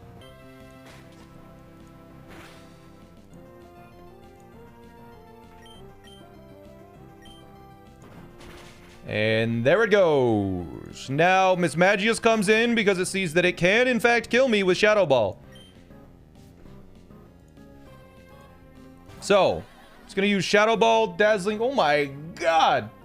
So Miss Magius is going to do something to my garlic. I don't know. We'll figure it out when it gets there. I believe it's Toxic Poisoned. Not for the Miss Magius, but for the Pokemon that follows. Anyways, Garlic comes in. One of our new additions at Shadow Balls. We took no damage. And we're just gonna hit it with a knockoff, and knockoff kills it, regardless of what it does here.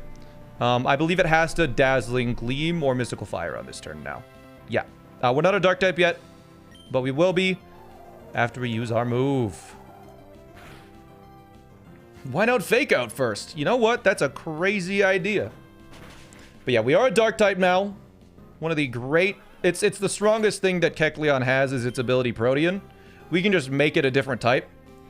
And now, because it is a Dark type, this Musharna can only use Moonblast or Calm Mind. And I am Toxic Poisoned, so it cannot use Dark Void on me. So we're going to switch in Escargot, who should be able to take this Musharna on.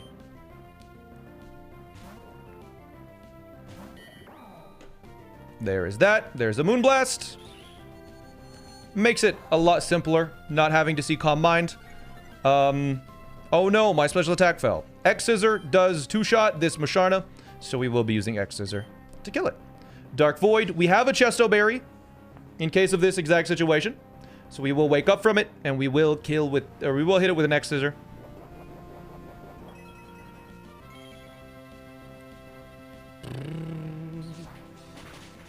Boom!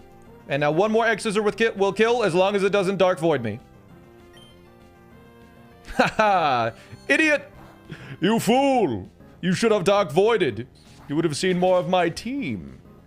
Alright, there we go. Musharna's down. That's another fight. I don't know how it ate the berry when it was asleep. We don't question it.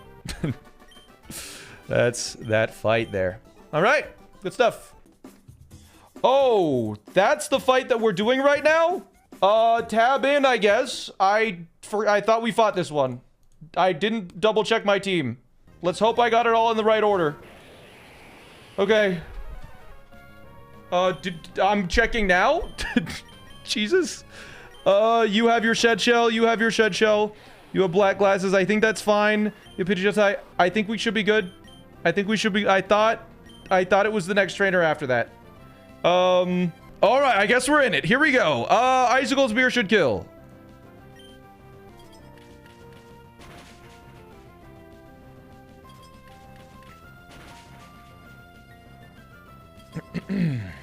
We have Skill Link, so this always hits 5.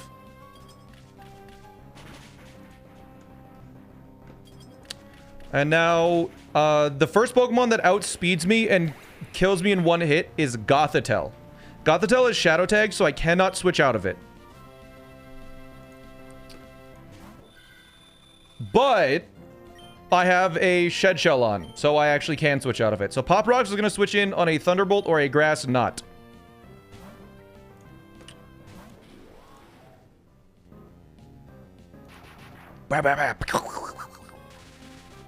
And now, Gothitel's strongest move is Psychic, which kills Pop Rocks.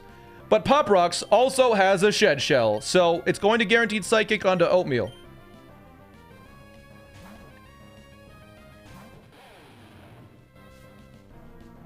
And then Oatmeal takes 0 damage from Psychic, of course. And we can just knock off twice. One knockoff doesn't kill because this has a Focus Sash. A critical hit, Grass Knot, does a hell of a lot. But it never kills me, and we always outspeed.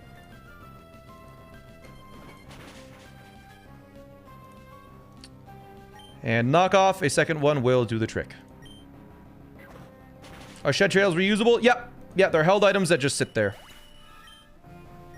Now, we have a Lilligant, which is going to come in, and it sees, oh my gosh, I can outspeed and kill you with Petal Dance. I have to do it. I cannot use Quiver Dance or Synthesis or Sleep Powder, so Egg will come in on the guaranteed Petal Dance. And take basically, it's not a lot of damage. Not a ton of damage. There we go. And now, with a Mega Evolution, Hurricane kills.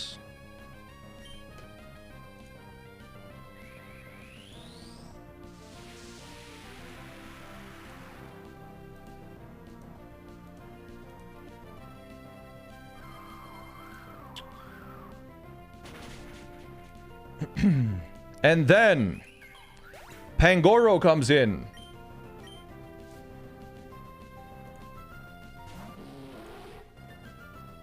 And Hurricane kills.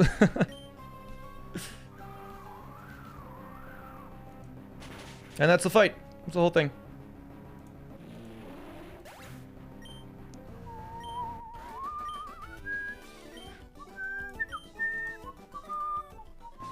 Cool. So, yeah, I think as long as we start with this, we're good, we're good, we're good. Let's go. Yep, let's go. All right. The only... I'll check your Pokemon to see if they're fit for the outdoors.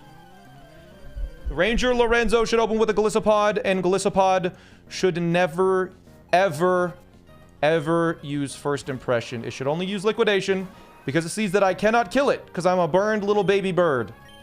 Little does it know, I have a secret. So we should not see an attack here from the Galissapod. We burned Egg for a reason you will see in the next Pokemon. The secret is this sick haircut. It can now kill. It's gone Super Saiyan. Because, yeah, it was like, oh, it doesn't kill me. It's a stupid little burned bird. And so it's like, I don't need to use a priority move. I'm safe. And so it didn't.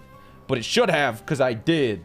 And now I outspeed and outdamage everything on the team. So it's going to send in the first Pokemon that doesn't instantly die, which is going to be Meltank. Meltank's strongest move for me is Body Slam. So it will be using Body Slam because I outspeed and two-shot it with Hurricane. If this Hurricane crits, it will kill. Totally fine. Confusion. You know what? I'm fine with that too. Hit yourself. Hit yourself, idiot. Hit yourself. Hit yourself. Stupid! Anyways. We Hurricane again to kill it.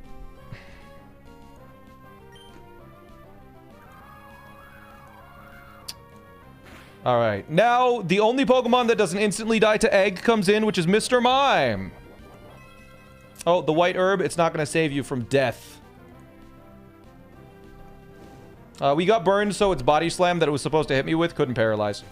But now Mr. Mime comes in. It's going to use Moonblast or Psychic, which, honestly, I don't want my Egg to take. So the beer is going to drink it up. Just fine. Beer takes both of those just fine. And now, its strongest move is Moonblast. So, we will switch in our new Pea in a Pod, Galissapod, who can take a guaranteed Moonblast. And takes at least 50% from the Moonblast, which is important.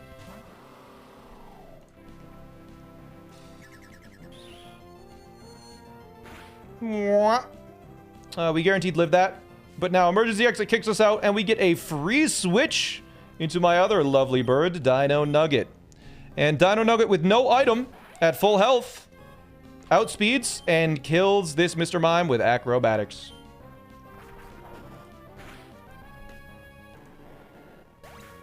There's a good chance Egg could have soloed this fight. I wasn't going to risk it, though. Appleton comes in, and Appleton also instantly dies to acrobatics.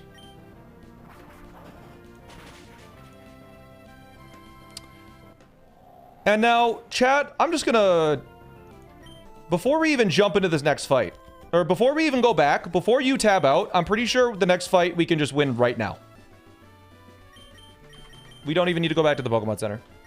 This is no item Archeops. Let's do it. Send it. Bug Maniac Jeffrey. Want a battle?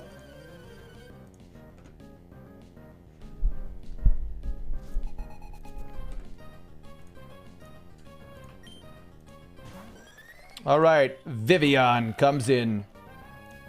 And we dual Wing Beat, because even with the Focus Sash, dual Wing Beat kills, because it breaks through the sash.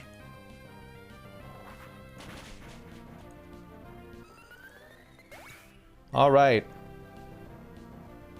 I'm glad you made it too. Angelic Goblin Core. Alright, Vivian number 2 comes out. Uh-oh. Gulp, what are we gonna do? Dual Wing Beat again. There's another one. Come on, give me a third one. Do it, you won't.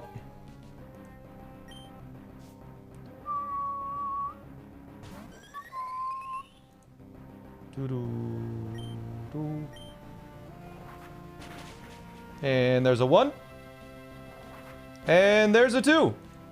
What a tricky little guy.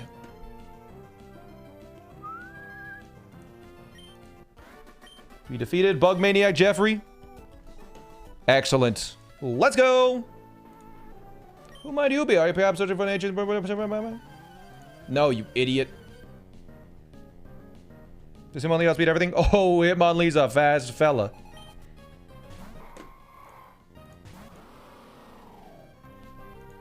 Yep. Alright, so we get to see... I mean, P is going to leave an incredible first impression here. Look at this.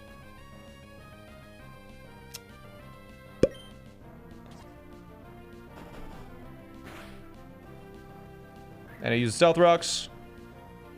Totally fine. Alright, so now... we're going to leave a second impression. What? We just needed to deal no damage.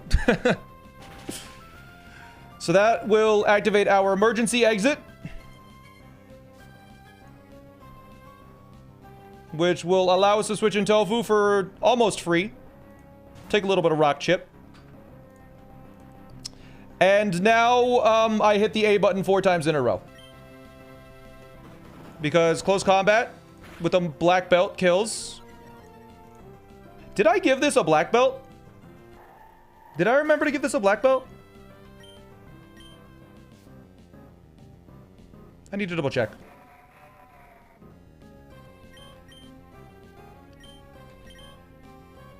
Okay, good. Yep. Just checking. Just checking. You know, it's better to check than to not and lose our valuable tofu. Yeah, but whatever. This kills. Better safe than sorry. Exactly. I mean, we have 4 other Pokemon that are just sitting in the back that we can use whatever with, so it's alright. And now Tyrantrum comes out, who also dies to close combat. Well, I can use Hitmonlee for Armaldo. It had Rock Tomb. It could have lowered my speed, and then I wouldn't have outspent Tyrantrum. The timer says 190 hours, but then in the top right, it says only 1 attempt. That's right. You read everything correctly. Yep. Both are true. Oh, it's going to be a long one. This is going to be a long one. All right. Another easy battle. Let's go. Send it. Come on. Ah, this is the scariest battle today if we miss something.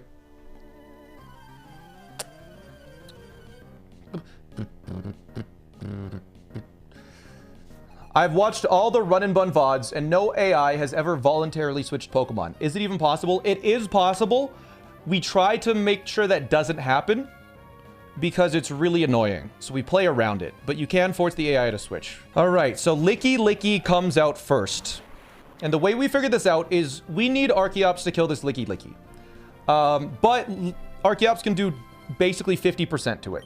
So the way we figured it out is Licky Licky can't explode if it sees a kill on my Pokemon. So we've pre-damaged Radish to guarantee Licky Licky uses Body Slam here and only Body Slam. That is the move that kills, and it guaranteed kills no matter what. So we are going to chip it with Volt Switch, as it's guaranteed to Body Slam. And we will be switching into our Ghost-type Pokemon, who takes 0 damage from a Body Slam. Now, because we did not crit, Anchor Shot also will not kill, even if it crits. If we crit, we would have to use Rapid Spin. We didn't crit, so we can use Anchor Shot. This will be using Knockoff, because it's its strongest move. It can no longer explode because I have a Ghost type. So, Anchor Shot will never kill, but it will bring it down to below 50% guaranteed. And Knockoff will hit. And its strongest move is still Knockoff, so it has to use Knockoff next turn. So it has to use Knockoff again.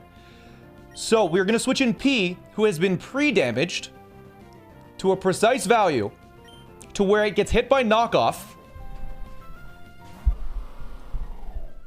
When it gets hit by Knockoff, it goes under 50% HP. Its emergency exit activates, and we get a free switch into Dino Nugget. Now, Dino Nugget kills Licky Licky with dual Wing Beat and a Life Orb. And because I kill everything else on the team and outspeed everything else on the team, Cursula has to come in. Cursula has Perish Body. If I touch this Cursula, I will get Perish Songed. So, we are not going to make contact because Rock Slide is a non-contact move and it also kills. Cursula cannot endure because it sees that its Hydro Pump kills, so it had to use Hydro Pump that turn. Now Glalie comes in and it has the Moody ability and Protect, which is awful. If we got Curse Bodied, Glalie could have protected, but because we didn't get Curse Bodied, it's Glalie's first turn out. The score that the AI sees for Protect is 5, and the score for its attacking moves is 6, and it always has to pick the higher number. So, dude, it did the flicker. That's Zorark. What? Is it Zorark? Ban him, he's lying. You're being trolled? I'm gonna check the VOD. All right. I'm watching the VOD. All right, it did not flicker. It is guaranteed to be a Glalie. All right. I had to double check. Now, Rock Slide also kills here.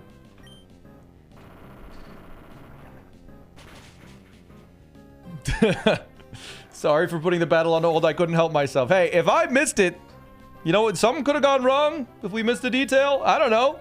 It's worth checking. I'm giving you 30-second timeout for that one. No, 1 minute timeout. You get 1 minute of thinking. And then there's Zorark. Now, Zorark, the AI thought we could one-shot it, but we actually don't one-shot it 100% of the time. It's like it's an 87.5% chance to 1-hit KO, which I am not going to risk because the AI has a guaranteed kill with Night Days. So I am going to switch in Oatmeal, who can take a Night Days just fine.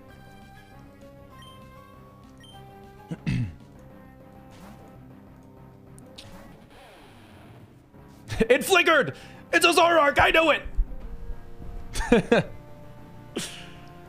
So we take a Night Days, and we didn't want to take a Night Days on anyone else because Night Days can actually reduce your accuracy. It didn't on this situation, but now it will kill me with Aura Sphere. So I actually need to switch again, and my beautiful Meatloaf takes an Aura Sphere surprisingly well. Like, I don't know why we take an Aura Sphere so well. But Aura Sphere is guaranteed.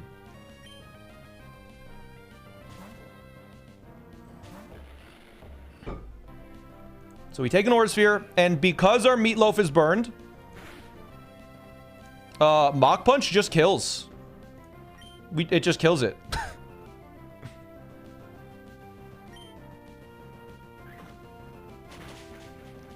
Boom. And that's the fight down. A crazy line. 3 more kills for Archeops. I can't tell quite where the next Ninja Boy is. Does anyone see the next trainer?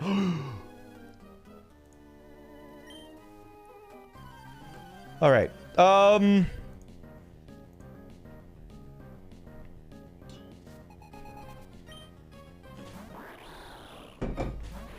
you quickly go over the rules? Kill the Pokemon, don't let any die. Start by Thunderbolting. It kills it. With the magnet, we just kill Greninja.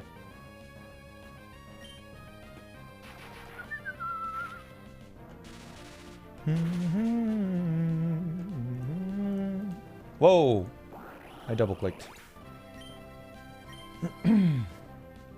Alright, now, Durant comes in. And it sees a kill with its little X scissor, and that's it. So I will be Volt switching to avoid taking that hit. It also breaks the Durant's Focus Sash. And we will switch in P to take the X scissor. And this is the power of the P Golisopod. Boom! Emergency exit activates. And we have essentially just got a free switch into Kebab.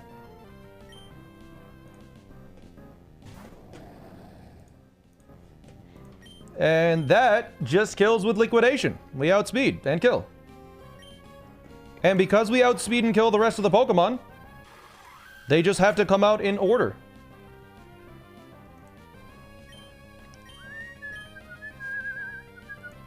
So Dugtrio comes in with its Arena Trap Ground Gem. We outspeed and just kill with liquidation. It's quite simple. We actually kill with every move except Crunch.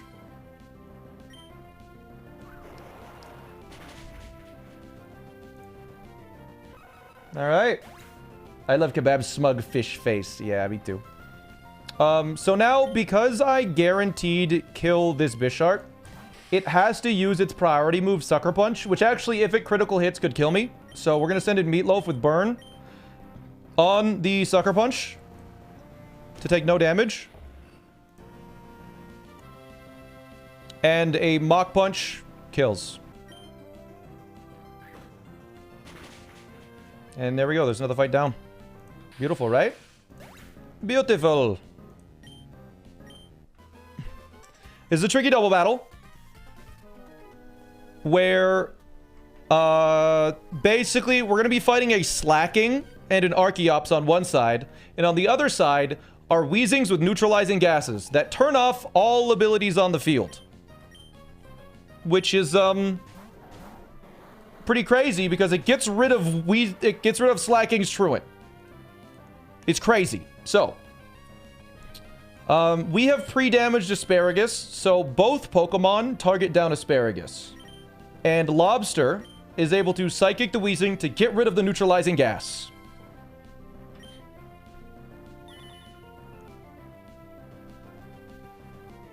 So it protected itself.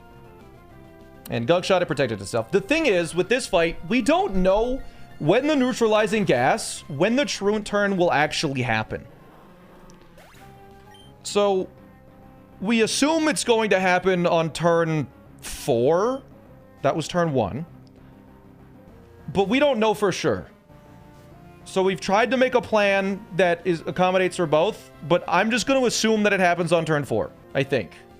I don't know. Anyways, Asparagus needs to switch out. It needs to take a Sludge. The Pokemon switching it needs to take a Sludge Bomb, a Fire Punch, or a Return. Alaska does a great job of doing that. And Psychic will kill the second Weezing.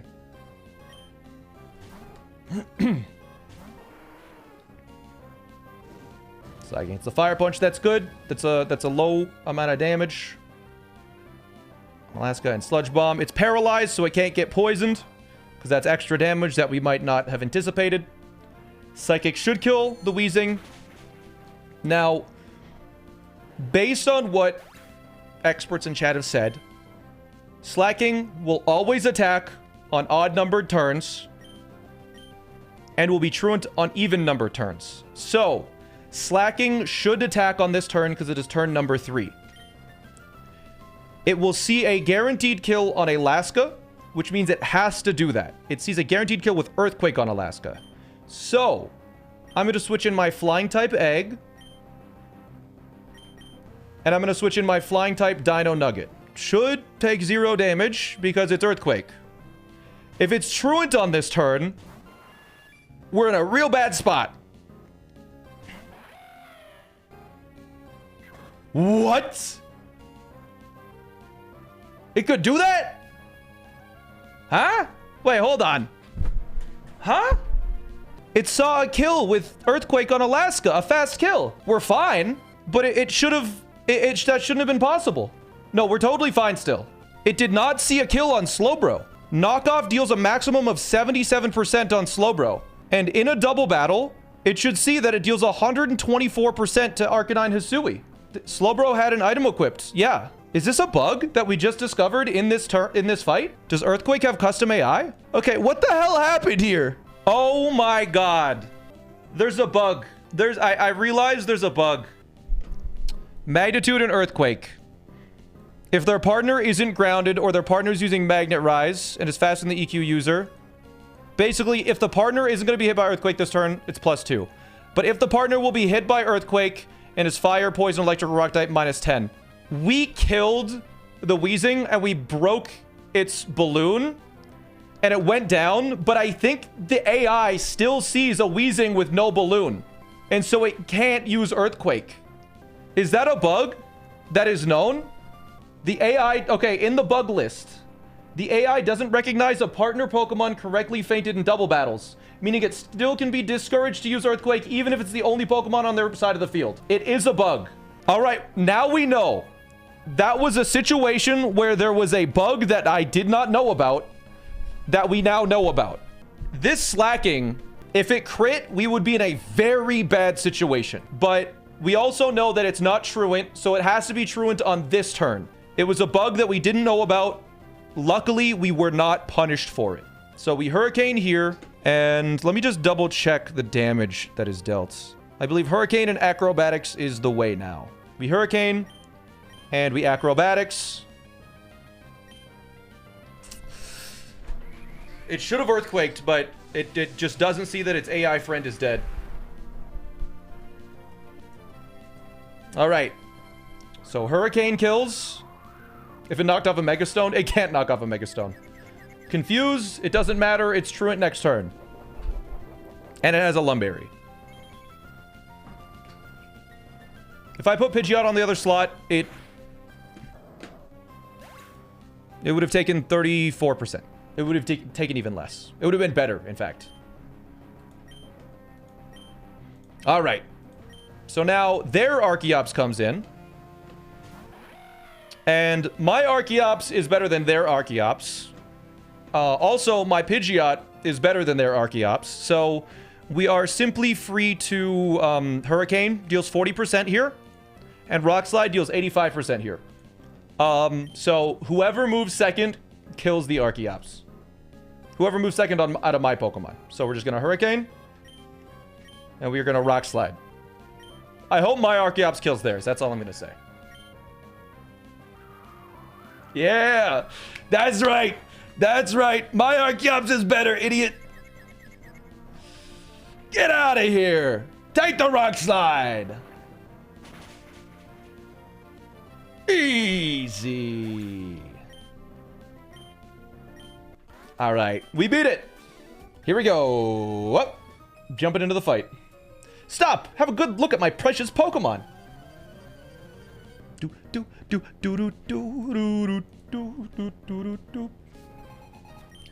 All right, Frostlass dies to Rock Slide. So we will Rock Slide.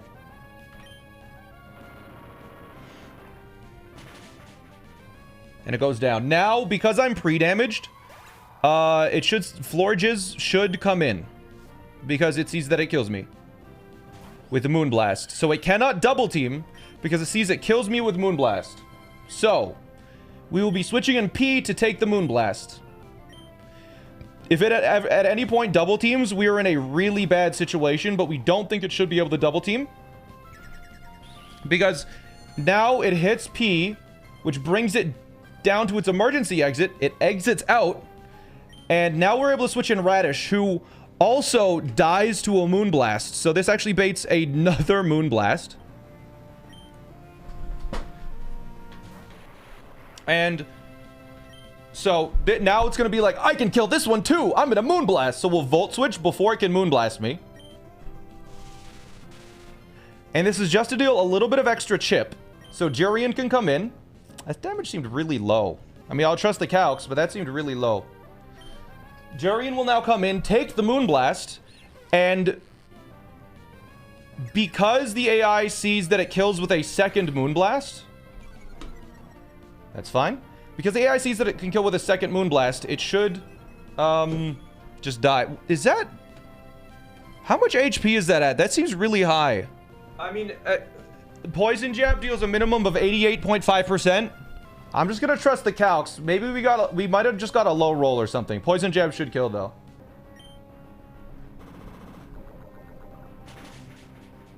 Okay, yeah, I trust the calcs. I think we just rolled the minimum possible roll there. So it was a little, it just looked scary, but it was just right. Like it was probably like a 2 HP range. Anyways, Jinx comes in, it sees that it can kill me. It sees that it outspeeds and kills me, in fact. The thing is, it doesn't. Because we have Sucker Punch.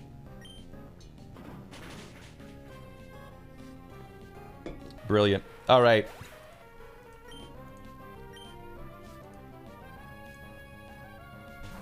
Kangaskhan is now going to come in, and it sees that it can kill with just any move. So we're going to switch in Kaparaja on just any move. Is that a new mug? Nope.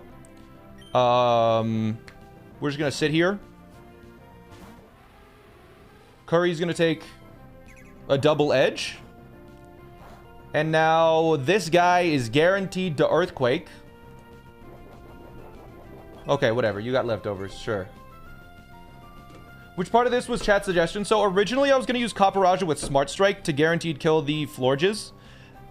In case it double teamed. But we figured out a way to force it to not double team. And so the chat idea line was the... baiting Moonblast, switching into Golisopod, baiting another Moonblast, switching into Skuntank, and then killing it, essentially. But anyways, Curry is now not going to attack, because it just could die to Earthquake. We're going to switch in on Meatloaf. Meatloaf takes an Earthquake quite well. It can take... It's, you know, it's got decent defenses. So we take the little baby Earthquake. And then this Kangaskhan will want to double edge. And we will kill it with a superpower. Yeah, no burnt Meatloaf today. Not yet, at least.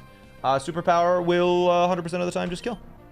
There's the Sing. We have a Chesto Berry in case of this situation. In case Sing happened to hit and it happened to use it. No problem. We couldn't have burned it because it technically, if Earthquake and Double Edge crit, we would have died to burn, so. We just needed to do that, and now that's one trainer down today. Perfect. I want everybody to see the Pokemon I've raised. She's giving Pat? Okay. Hey, Pat. What's up, Pat? Wacko is wiped here. This fight is not easy. Trainer. Anyways, okay. Fake Out breaks this thing sturdy. And makes it so the Custat Berry can't do anything. And now Close Combat will kill, and it will lower our defenses, so Garbodor will see a fast kill with Gunk Shot. And only with Gunk Shot. And not Explosion. It will not explode. And we need to count, chat. It should have... The incoming Garbodor should have 8 Gunk Shots, and we need to count each of them. Okay. Yeah, because we're at -1 defense, it is guaranteed to shoot its Gunk. So we switch into Kaparaja on a Gunk Shot to take no damage. All right. One gunk. I'm going to use this hand. Now, because Kaparaja is in, it is either going to explode or it is going to use Drain Punch. Which, if you look closely, Nori just takes. No problems. Nori, go! Explode! Come on, make this fast. Ah, man. Okay, so now it can't explode because I'm a ghost type and it has to use Gunk Shot. So, we're gonna switch in Curry on the Gunk Shot.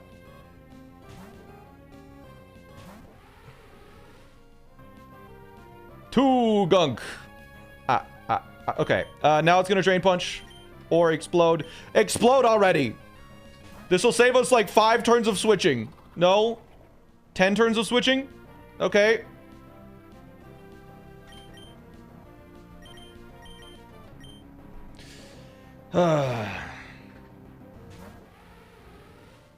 And 7 Gunk Shot. Okay.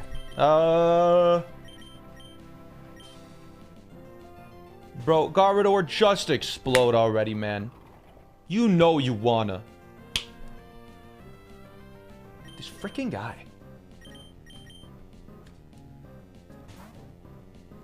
8 shots of Gunk. Alright, that should be all 8 shots. It would be really funny if it exploded on the last turn, just for the disrespect. No, okay. Now we kill with 2 Anchor Shots. So we use Anchor Shot twice. And it's now going to Seed Bomb, because it's out of Gunk Shots. I'm just going to double check the PP on Gunk. Apparently it has max 8. So if it Gunk Shots here, then the documentation is wrong. But it should be that. Yo, whoops. Thank you for the 5. Raid. Overhead Spade, thanks for 57 months. So Anchor Shot, should 2-shot here. Yeah. There's Seed Bomb. Because it's out of Gunk Shots, we take a minimal amount of damage. And we deal at least 50% here. We increase its speed and lower its defense. Not that it mattered. It was faster than us anyways. And now it Seeds Bombs one more time. Ba-da-da-da-da-da. Nice. We saved a Citrus.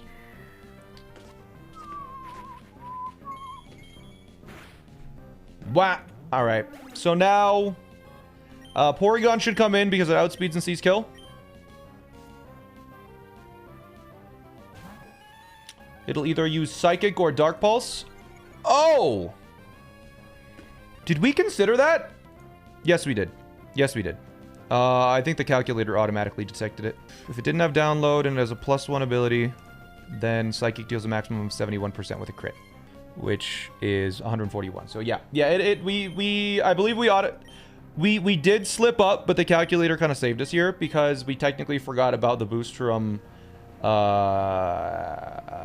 we technically forgot about the boost. If Nori had a higher special defense than defense, we could actually be in a pretty bad situation. But it ended up being okay because it got the special attack boost, and we wanted it to get the special attack boost. So that worked out well. There's some game modes where you do, right? Anyways.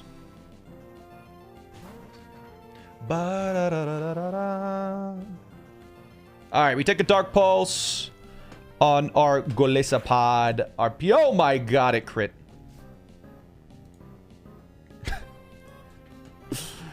That HP went down fast, man. That's scary.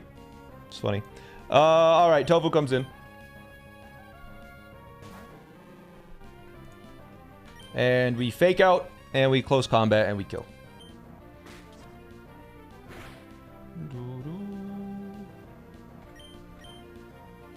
We close combat again.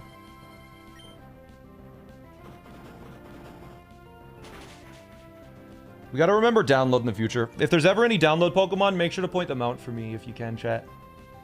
Because that Porygon 2 could have been a real problem if it didn't deal enough damage. Which is funny to say, but if it dealt in less damage than we expected, Golisopod might not have emergency exited out, and it could have used, like, some... Like, it might have used agility or something on me, which is really bad. Anyways, this is a Magnet Pull Magneton Not a sturdy Magneton. So close combat will just kill.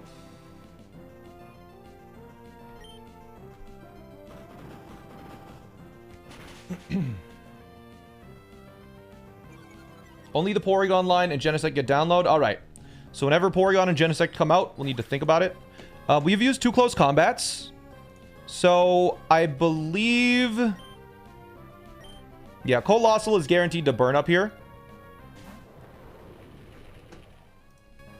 And we did figure out that Bok Choy can generally handle a burn up and a power gem.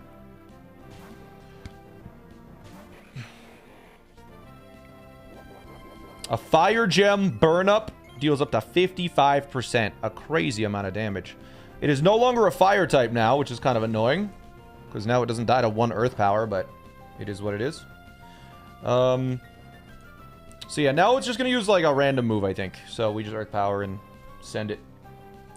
2 earth power should kill. Yeah, 51%. Just rock type.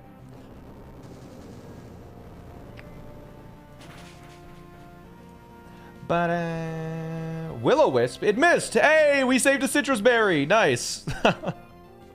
All right.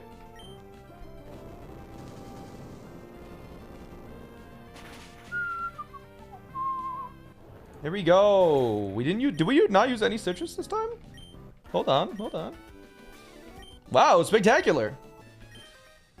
I think the team is right, but I meant to press the start button, which is not even close. Breeder Miles. Pyroar. Wait a minute. This Pyroar is... This is a woman. This changes everything. On the calc, it was a boy Pyroar. I can't liquidation this. Calc is wrong. Docs are wrong. But this liquidation's gonna hit right. Boom.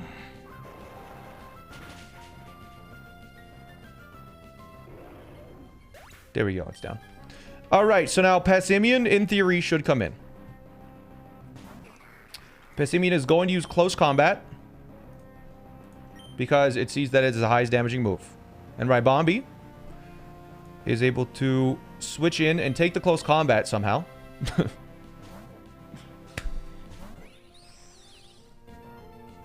And then with the defense drops, should be able to kill with Moonblast.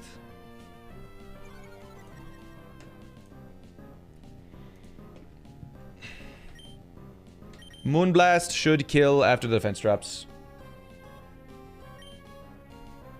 Somehow, this thing has 1 defense IV and 11 HP. This is the worst Ribombee the world has ever seen.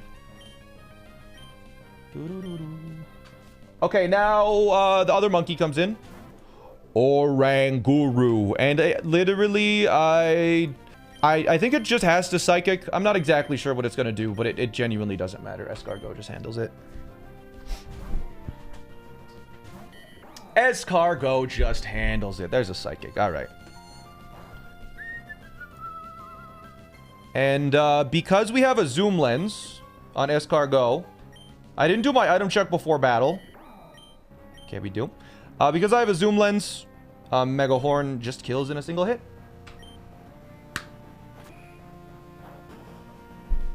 Oh yeah, I guess it can do that. Ah, whatever.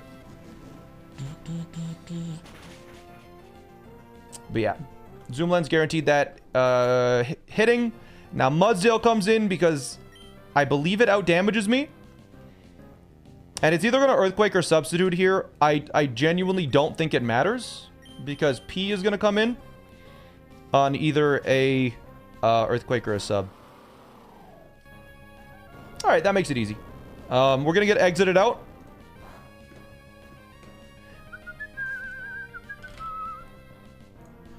And now Chicken one-shots with Surf.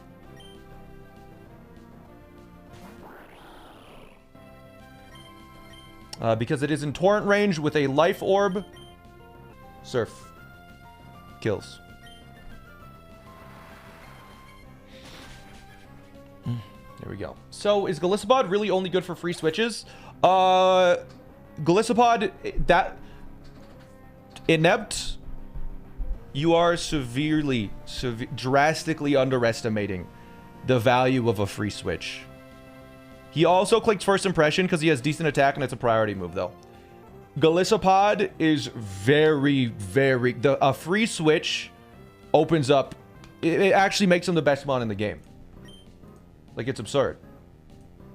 Anyways, Furret comes in because it sees that it can kill me with double edge, but it also sees that I outspeed and kill, so I think it has a 10% chance of using double edge and a 90% chance of using sucker punch, I think. Either way, Meatloaf handles it.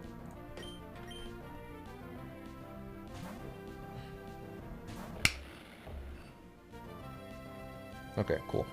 So now it's going to double edge. And I'm going to Mach Punch, and then its double edge is going to kill itself. Because it will deal 10% to itself minimum. So I'm going to watch it. I guess Mach Punch could kill here. Oh, it just killed. Okay. I wanted to see it double edge and then fall from the recoil, but we won regardless.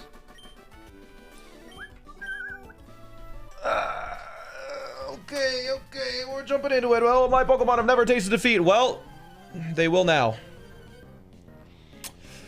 Electros, kind of a freak. No weaknesses. I don't like that. All right, so 2 Psychics just kill. We deal about the same amount of damage to each other, but I'm faster.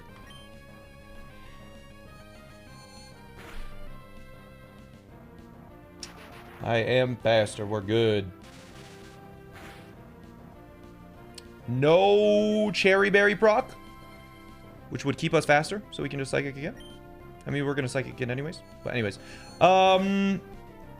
Yeah, now Hydreigon is the only Pokemon that outspeeds on their team. It outspeeds by 1 point because I have a minus speed nature, and it has perfect nature, timid, plus speed, and a perfect speed set. So now it will be using Dark Pulse, I think, or something. I don't know. It's going to be doing something. Honey switches in on literally every move this Hydreigon has somehow.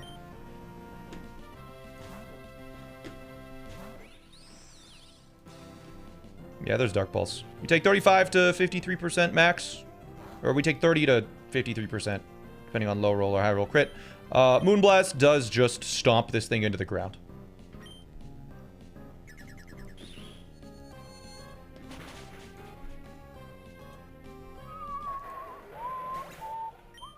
Alright, now Conkeldurr should come out because it outdamages me. Yep, and I outdamage or kill everything else. And it is guaranteed to Ice Punch. So our burned Lobster is going to come in, who cannot get frozen because it's burned. Has a Citrus Berry. And it's burned not for this Conkeldurr, but to bait in the Jellicent after. So we're going to take an Ice Punch. We're going to take the burn damage. Then we're going to take a Drain Punch. And we're going to take burn damage. And we're just going to slack off to get rid of that damage really quick here.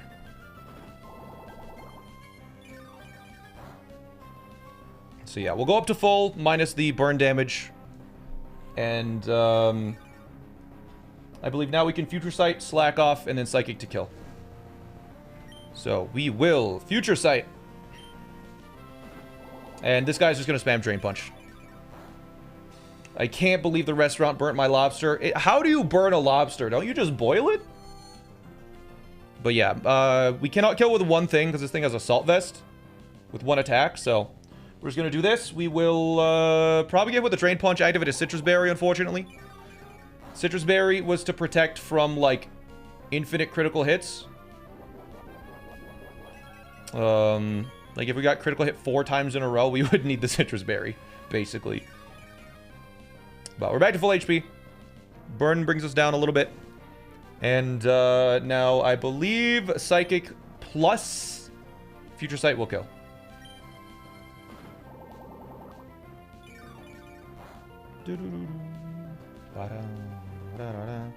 I think Psychic Crit could kill, and then we deal extra damage to Jellicent. I don't know if that causes any problems, but whatever.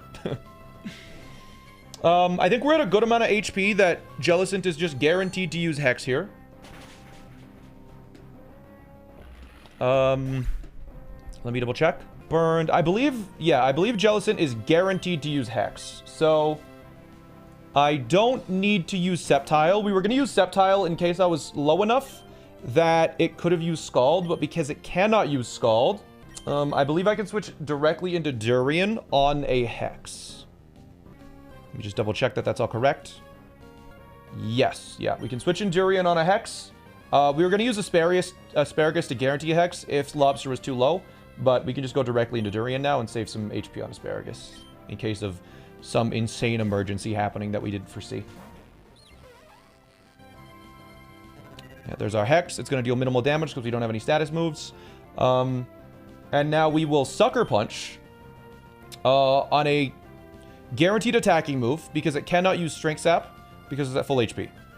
If I get Curse Bodied, then I will be able to knock off to finish it. As it will Scald. If it burns, we have a Rost Berry. That's why we have the Rost. And now knockoff should finish the job after its leftovers brings it back up a little bit.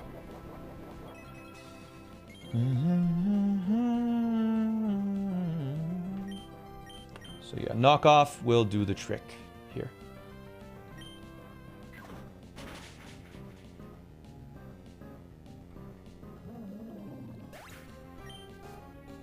Cursed Body, knockoff was disabled, alright.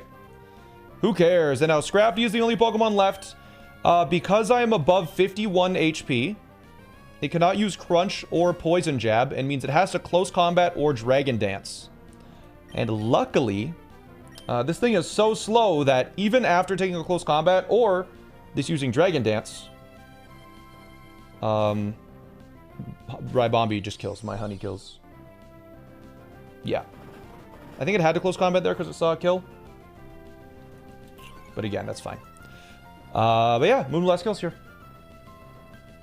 But I believe it was guaranteed to Close Combat. But if we were on really high HP, it technically could have used Dragon Dance. But we still outspeed and we still kill even after the Dragon Dance. So Moonblast takes it out. Beautiful. Dude, your bee sucks. It does. My bee is the worst bee. Honey sucks. I'm frustrated that it's getting so much attention today. I have this routine. Defeat 5 trainers a day. Guess what? You're number 5. Beauty Jessica, Breeder Pat, Breeder Miles, Cool Trainer Gustavo. And this is Cool Trainer Christian. So, you're number 5 too. Tab in.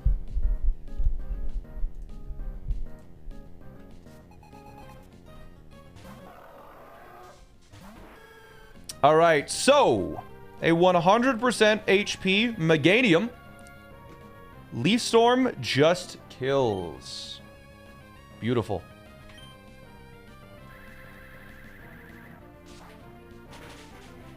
And because I just killed something, Retaliate's damage is doubled, so Stoutland will see a kill with a guaranteed Retaliate after Life Orb Chip and Sand Chip. We're going to have to count to 10 here, chat. I hope you can help me with that once we get to the Dracozolt. So the Stoutland is now going to use Retaliate.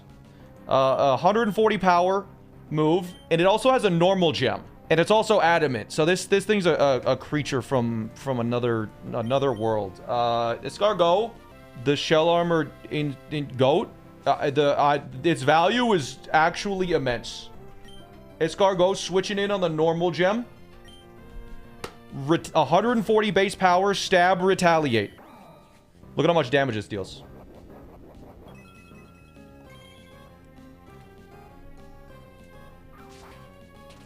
Boom. It's an insane amount of damage. Escargot. No, don't count to 10 yet. Wait. I'll tell you when. So that was with a normal gem. Does just an obscene amount of damage, right? That was, I think that was a max roll. I'm just gonna check. Almost max roll, actually. It was like a couple off. It was like the top quarter. Anyways, doesn't matter. So now, because I am at this amount of HP and its normal gem has been used and Retaliate is no longer boosted, it is guaranteed to Close Combat. So, I do have a lovely Pokemon that is guaranteed to take a Close Combat, and that is P. P, who has been pre-damaged to 125, which means that even if this minimum roll close combats, it will still activate its emergency exit and also have the secondary effect of lowering his defense. P damaged, exactly. So we're below half. And there's the defense drops. And we get exited, and we can choose who to switch. All right, so now we will switch into Meatloaf for relative free. We'll take Sand and we'll take Burn, but that's fine. But because my Meatloaf is burned, and because it has a black belt, and because the Stowlin's defense is dropped once, Mach Punch kills. Crazy.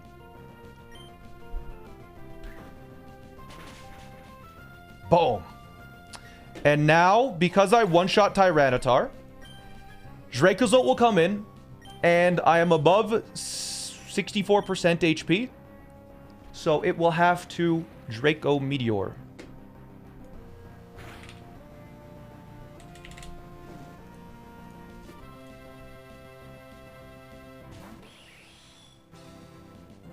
We will now switch on a Dragon Gem Draco Meteor, the second gem boosted move that Escargot is going to be taking this battle. It is taking a second gem boosted 130 plus power move. This thing's this Escargot crazy.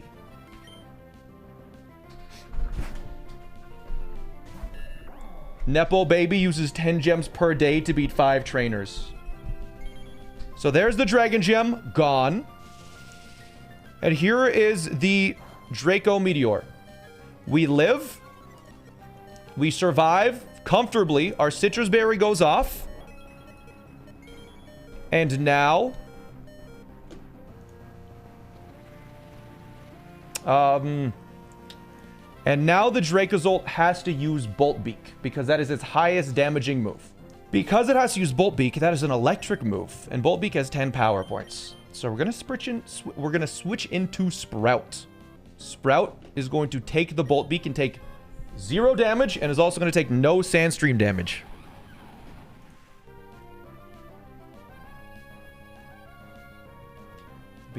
And that is 1 Bolt Beak. So there's 9 beaks, and now it sees that Dragon Rush deals the most amount of damage at 40%. The thing is, Honey is a fairy type, and is going to take 0 damage from Dragon Rush. There was one consideration I had to make here, is that it will take Sand damage. So there's a Dragon Rush. So now it's used 1 of each. So 1. Buffeted by the Sandstorm. And now it's going to use Bolt Beak because that is its strongest move. And so we'll switch into Sprout. And you can see a pattern here forming. So this is Bolt Beak number 2. Still only counting 1 because I want to... And now it's going to be using Dragon Rush. So we switch in Honey. And we're going to do this over the course of 20 turns. Until it is completely out of Dragon Rushes. So that's 2. We need to count to 10. 2 of each.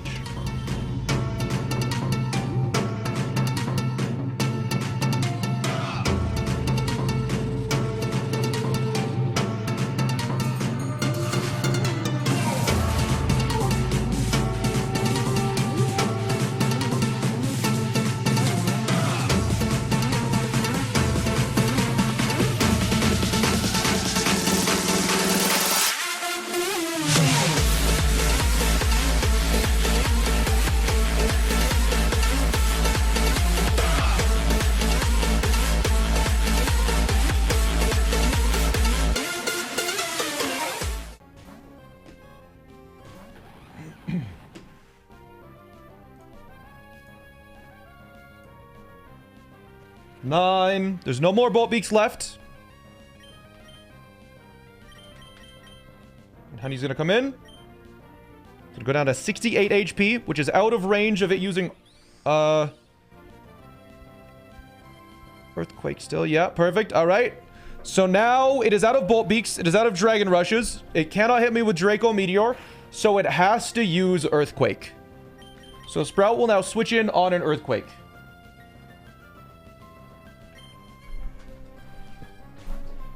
After 20 turns of switching, we take an Earthquake. We take 10%-ish, a little more than 10%. And now we hit it with an Earthquake, and our Earthquake kills after it hits us with a Draco Meteor. But it's at -2, so we take 20 to 25%.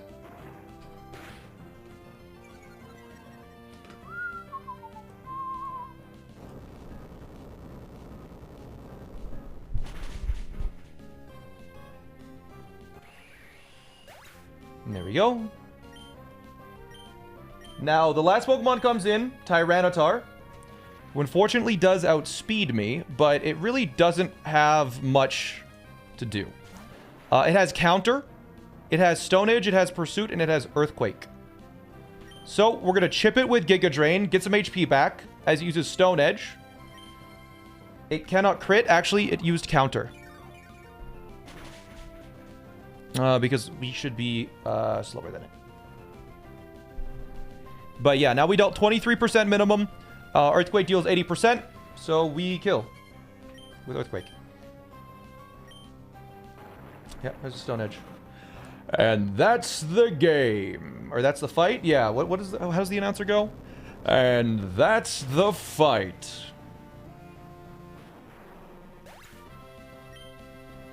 There you go. God, it's so nerve-wracking with this fight. Okay. So, Audino and Gengar open up. And I send out Durian and Dumpling. This Audino is a big problem. We have pre-damage Dumpling to guarantee that Gengar attacks on this turn. So we will Sucker Punch the Gengar with Black Glasses, and that guaranteed kills because it's always attacking Dumpling. And we kill it before it hits my Dumpling. Audino, though, can use Follow Me, which will pull the Sucker Punch to it and make it fail. It can also use Helping Hand on Gengar, which is just no good. But we can fake it out, and it will fake out. It'll out-prioritize Follow Me, and it'll out-prioritize Icy Wind. So we could see it use Helping Hand, but then the Gengar will die before the Helping Hand even does anything meaningful. So this turn, we should see Fake Out happen. We should see Sucker Punch happen. And we might see Helping Hand happen, but it won't matter.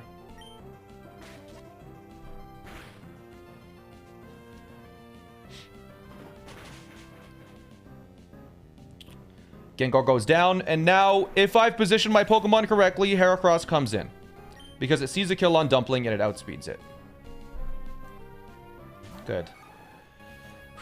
Scariest part. I was like, if we positioned my Pokemon the inverse way, Mamoswine would have come in, and everything would have fallen apart. Okay, so now Heracross is going to come in, and it sees that it kills Dumpling with Close Combat. So, we will be using Spiky Shield with Togedemaru to just take the Close Combat and take no damage. Regardless. And Audino, again, is just going to use a completely random move, but we need to hit this Audino and get rid of its Chople Berry, which protects it from super effective fighting type attacks, and this will also deal a little bit of chip to it. If Togedemaru and Durian, if Dumpling and Durian were swapped, the AI would have looked at the Skuntank slot for the switch-in, and it would have been like, Heracross can't kill Skuntank, so I'll switch in Mamoswine. And then high horsepower kills both Durian and Dumpling, so it would just attack randomly to one of those slots, and we would have to sacrifice something. It didn't happen, though, so we're good. So we knock off Audino to get rid of its berry, deal a bunch of stuff. Audino's going to do something random. We don't know, and I don't think we care, as we Spiky Shield to protect from the Heracross. And Dumpling, of course, will Spiky Shield because it's going to get hit with a Close Combat today. So there's the Close Combat. We break its Focus Sash. Technically,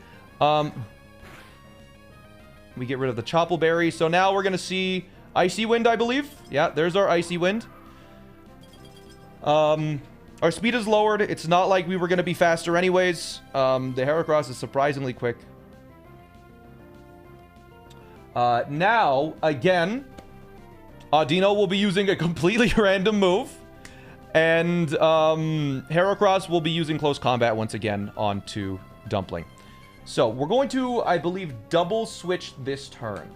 We're going to switch in Durian into Conkeldurr to start getting kills with Conkeldurr. Because it's not going to get attacked this turn. It's perfectly safe because they still only see kills on Dumpling. And we're going to switch Togedemaru into Slowbro, who can take a Helping Hand critical hit close combat. It might not get Helping Handed, but it's totally fine regardless. We're just going to switch in now. Lobster. Yes. Yes. Yes. That's right. Yeah. Yeah, we double switch this turn. Yes, that's correct. Okay. Our Meatloaf in this battle is perfectly cooked. No burns. Dealt too much damage. So here we take that and use Follow Me. That's great. That's the least annoying move on this specific turn. Slowbro, the Lobster, takes the close combat. Heracross's defense falls. That's perfect. Now, again, Audino's going to use a random move. And Heracross sees a kill onto my Lobster with Mega Horn. So, Meatloaf is going to kill Audino with Hammer Arm now. Because it lost a Chople Berry, we deal, I think, 96% now that the Chople Berry's gone. And Lobster needs to switch out because it needs to survive. We need to survive a guaranteed Mega Horn onto Slowbro, which deals 98%. So we're going to switch into Alaska, who does take a Mega Horn pretty well. It takes a lot from a Helping Handed Mega Horn, but it still should be fine.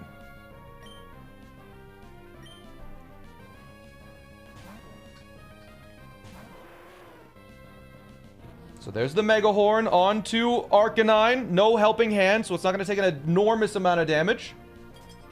There's an Audino Icy Wind. Doesn't matter. I'm using Pokemon that are all slower anyways, which is kind of a benefit of this strategy. I'm also using Hammer Arm, so I'm just going to get even slower now. So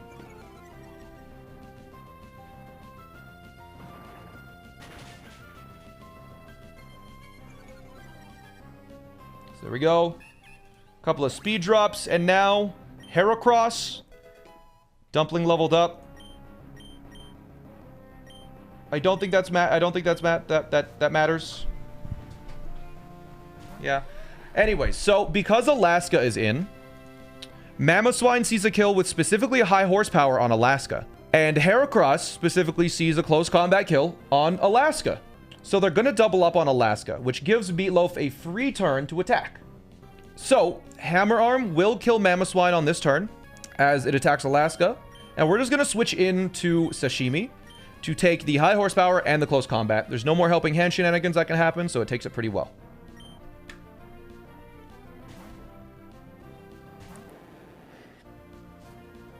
Intimidate. It's oblivious. It's not really relevant.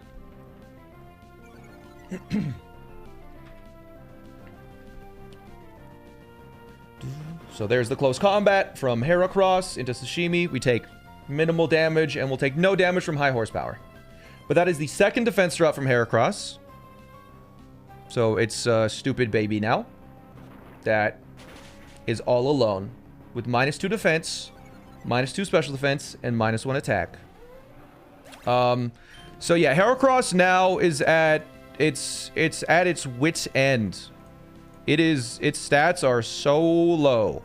The thing is, so now it can either Rock Slide Sashimi, which will hit both of my Pokemon, or it can close combat Conkeldurr. So we need to account for both of those situations. The way we do that is we switch Conkeldurr to Slowbro to take the second close combat. Or it's at a -1, I believe. Close. Yeah, we switch the Lobster to take the potential close combat. And Sashimi can only get hit with a Rock Slide. So we'll switch in Sashimi with Dumpling. And we're going to see either Rock Slide or close combat this turn. We should not see a close combat on a Dumpling. If that happens, then it's freaking dead, dude. That would suck.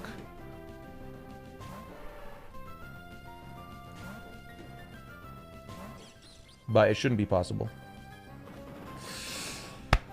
Okay, yeah, we're good. We're good. It's fine. God, that's scary. All right. All right. So now Psychic kills Heracross. It's at, I think, -3 now. So Psychic kills it several times over. Its Focus Sash has been broken, but it still does outspeed me. So I'm just going to fake it out so it can't do anything, as Lobster will get the kill. And that's a tricky fight.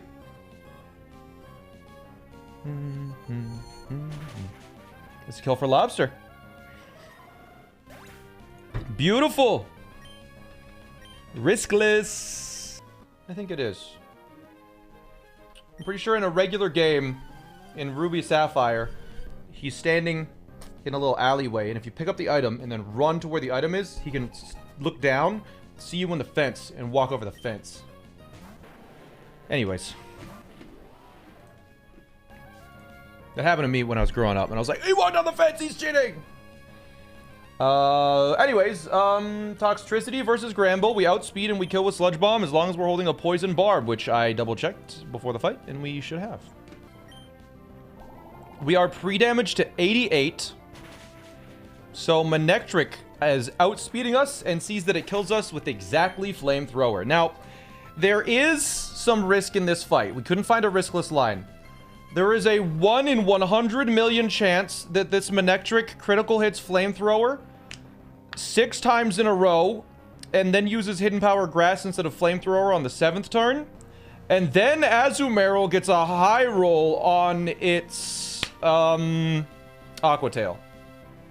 So we couldn't find a riskless fight, but this is pretty good. I don't think it'll happen. All right, so Alaska's going to switch in on the guaranteed Flamethrower. And we don't want to see it crit.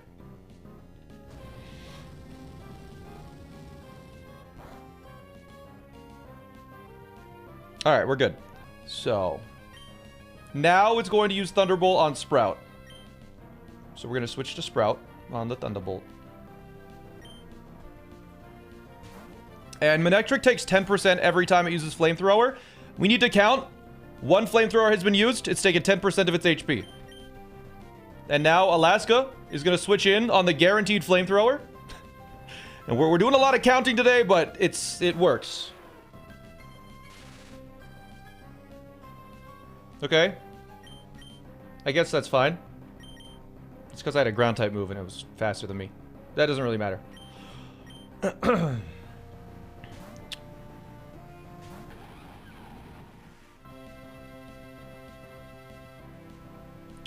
Still only 1.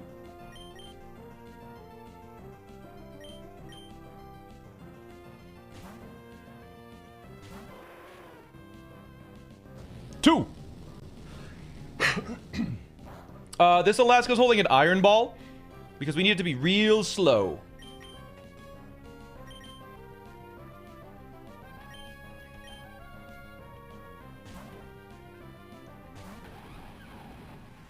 And there's another Thunderbolt.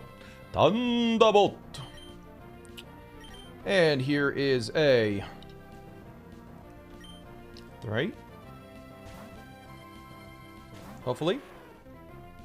Because, yeah, what we're doing right now is we're just chipping it down so we can kill it with Extreme Speed. Extreme Speed deals 34% minimum. So we need to take essentially 7... we need to take 7 Flamethrowers so it deals 70% to itself. And then we can Extreme Speed kill. There's a good chance that it uses Magnet Rise again here. But Thunderbolt has been PP maxed because it's the first move in its move list. So even if it uses Magnet Rise, it should never run out of Thunderbolts before it hits me with 7 Flamethrowers. This should be 5.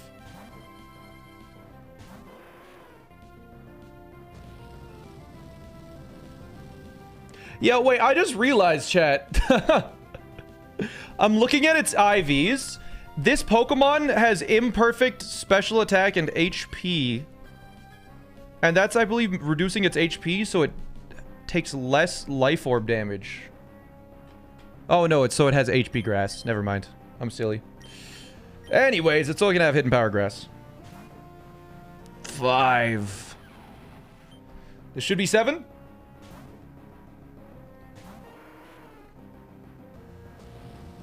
That's it.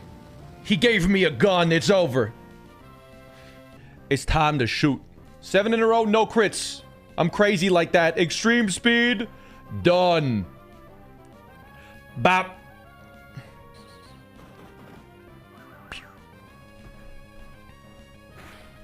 Cool. So now we're holding an iron ball to bait in Beware.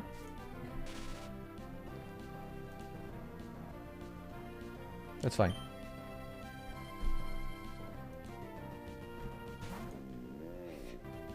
Yeah, the slower the better. Now Beware. It sees a kill with Drain Punch, I believe. So we're going to switch in Galissapod onto that Drain Punch. And it should bring me down below half. Which will emergency exit and allow me to switch for free.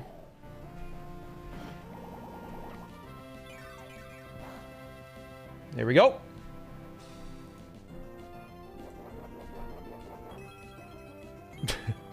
There's our Oranberry, bringing us back up above half, so we can emergency exit again if we really need to later. But Egg now comes in. And Hurricane kills. As long as we Mega Evolve. There's the symbol for Mega Evolution. There's the button for Hurricane. There's the calculation right here off screen. Hurricane will finish it off. And because we're at 100% HP and just barely outdamaged Silvally Dark, they will send in Azumarill. The Silvally was a problem because it can just explode, which I didn't want to have to deal with.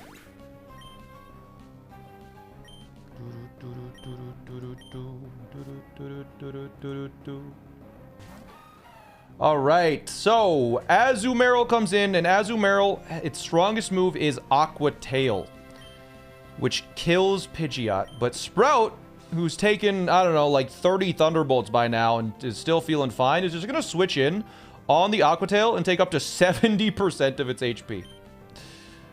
Because it has an Aqua Gem, huge power, stab. It's a brutal little creature, isn't it? Yeah, we can just switch in here. Aqua Tail's a 5% chance to miss. Doesn't matter. There's the Aqua Gem.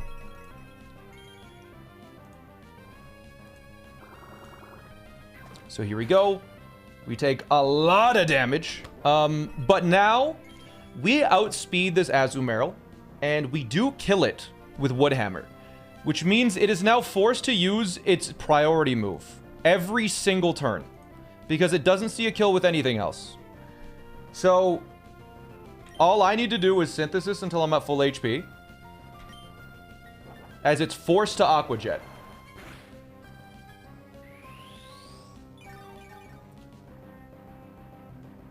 And it's, again, forced to Aqua Jet, because it doesn't see that it kills me. So I'm free to Synthesis to get to full. And Aqua Jet is forced because it sees that I outspeed and I kill it. So it just wants to get some damage off. So it'll use Aqua Jet to get some damage off before it dies, which does allow me to heal up to full, and now I can Giga Drain, so it'll Aqua Jet, and I'll Giga Drain and heal all that HP back. So we're going to be at really high HP, basically, going into the final Pokemon, which is good. We need it to be, because the final Pokemon has Pursuit. Silvally. Explosion and Pursuit. So yeah, at Aqua Jets, I get all my HP back. Hit Aqua Jets, I get all my HP back. And the cycle repeats.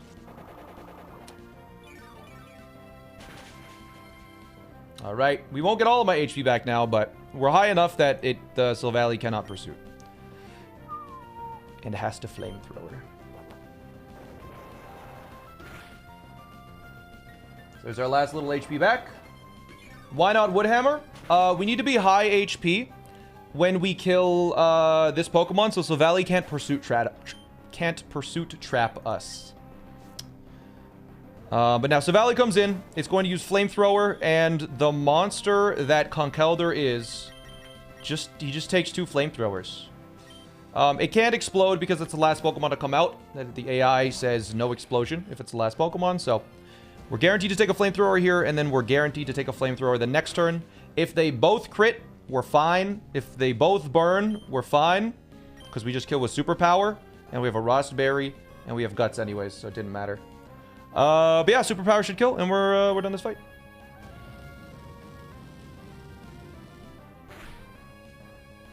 There we go. Because it is Sylvally Dark. Well. If I got crit burned twice, does Conch Elder die? So a critical hit deals 48% on Flamethrower. So, Flamethrower, we take 48%, we get burned, we heal the burn because we have the Rostberry. So we're at 40, we take 48%. Another crit and another burn, we take 48%, and then we get burned, and then it dies, so we don't take burn damage. So we were safe. And if we got burned, we have guts, so our attack isn't reduced. Alright, and that worked well. Will you play with my delightfully pretty Pokemon? I'll destroy them. Okay. So, 3 Pokemon. We're bringing a bunch just in case. Volt Switch to break its disguise. As it is guaranteed to use Trick Room on this turn. We switch into Caparajah, who is an Iron Ball, who is slower than Mimikyu. So it actually allows us to just be faster than their entire team now. Caparajah is faster than their entire team. And it does one-shot 2/3 of the entire team. So, Iron Head kills his Mimikyu, and we outspeed because of Trick Room. Just gonna double check. Yep, that's all lines up. Yep. Yep. Alright. Iron Head. And it's gone. Alright, now Reuniclus comes in because it's the only Pokemon I don't one-shot. And I do outspeed it, of course. Technically, kind of, because of Trick Room.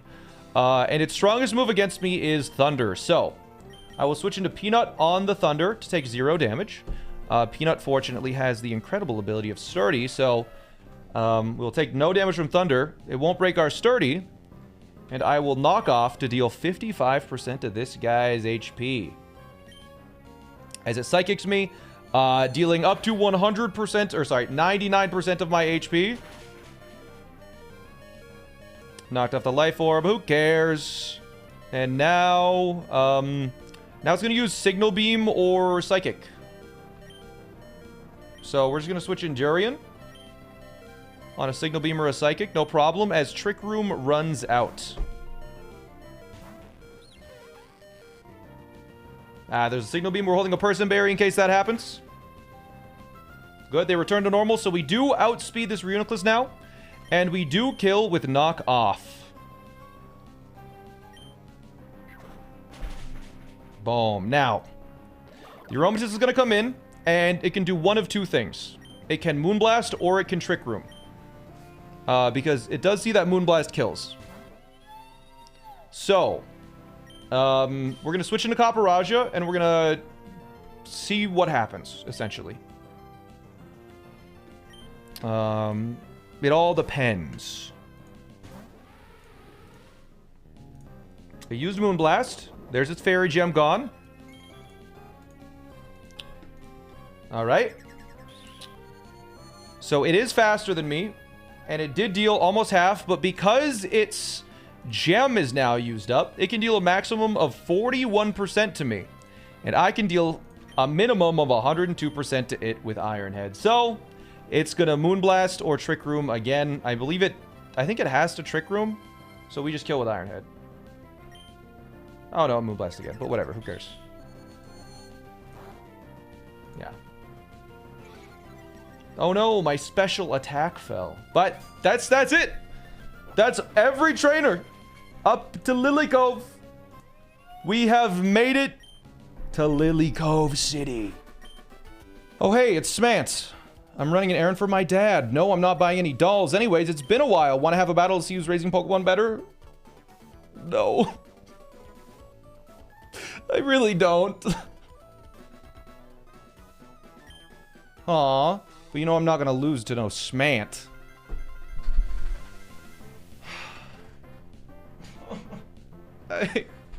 I don't want to do this battle, man.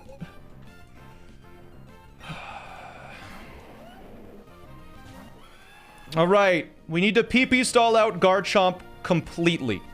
We are going to make it struggle. So, we're pre-damaged to 98 HP because it sees a killing roll with Fire Blast. It has to use Fire Blast on this turn. We switch into Chowder. It takes a Fire Blast well. It's paralyzed, so it can't get burned from the Fire Blast.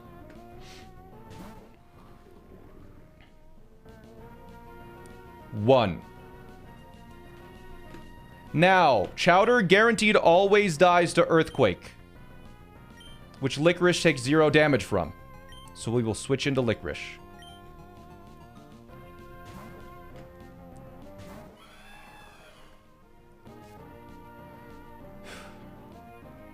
One.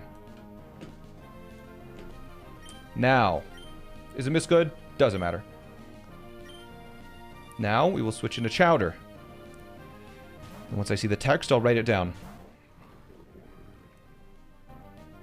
Fire Blast. 2.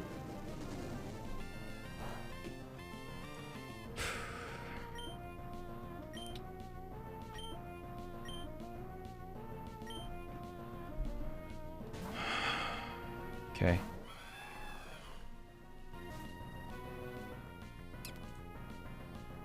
Two Earthquakes.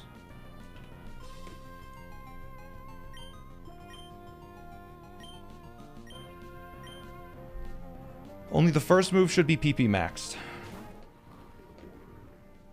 Speed up? Absolutely not. That's how you make mistakes. 3.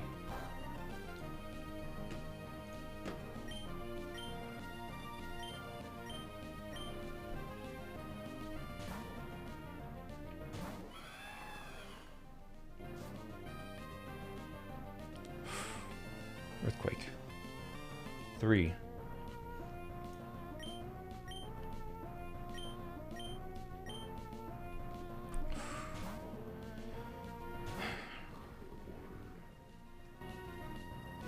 Four.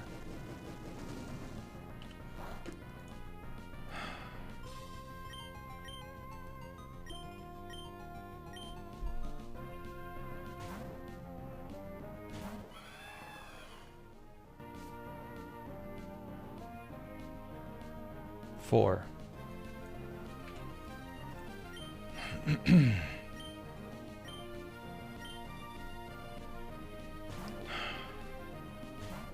Okay. 5. This should be all of its Fire Blasts gone. Now Licorice comes in.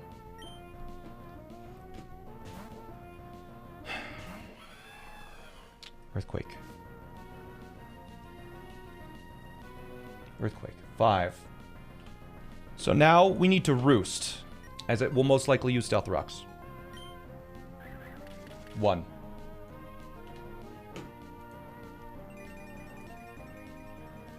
Now we need to damage it to below 25% of its HP.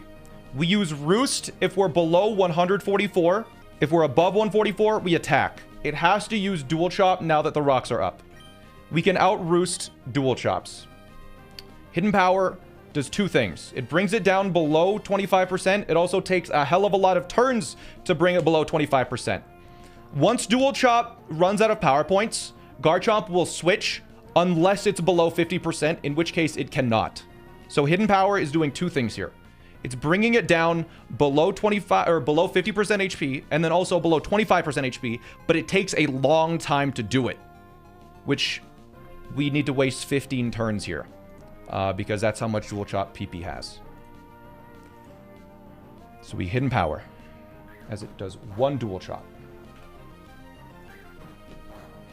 Nice heart rate, thank you.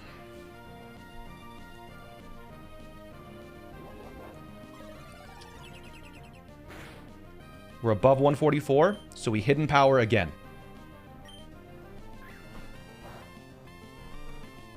Dual Chop 2.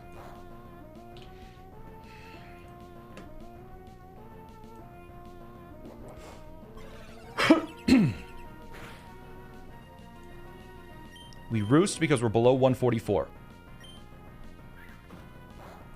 3 dual chops. Ah, ah, ah.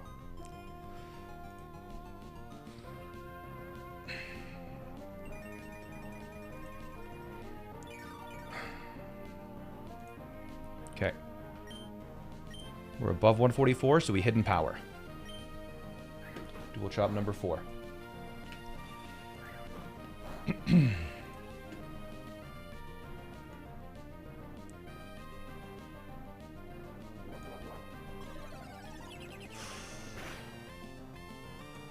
We're above 144, so we can hidden power. Dual chop.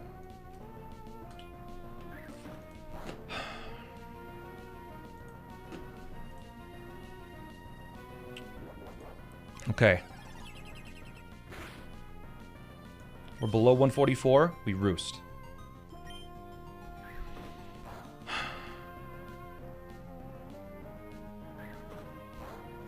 Dual chop 6.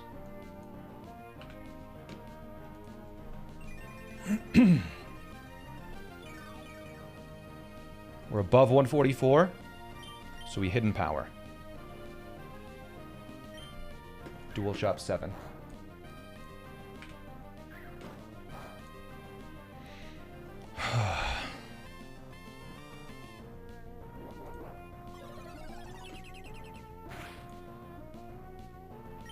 Below 144, we roost. Dual chop 8.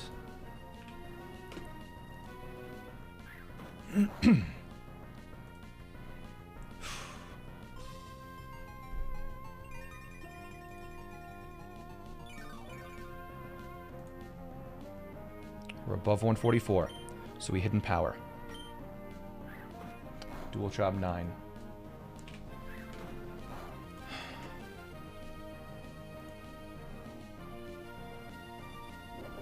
This should bring it below 50%, so we can no longer switch. And we will roost. We're holding a Lepa Berry to get 5 roosts back. Dual chop 10.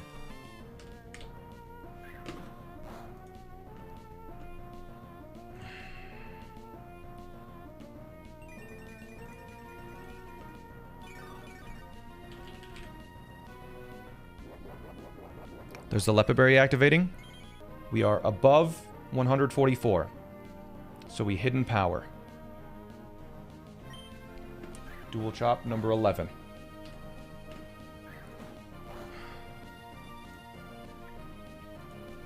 We need to bring it below 25%.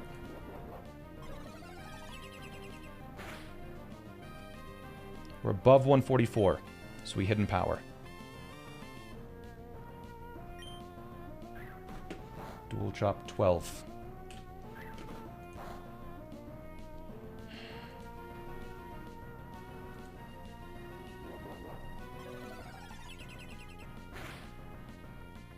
Okay. One more.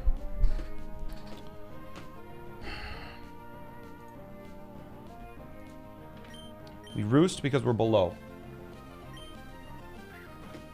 Dual chop 13.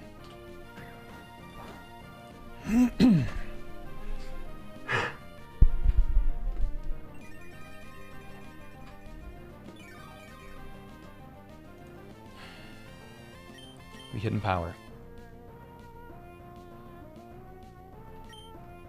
Dual chop 14.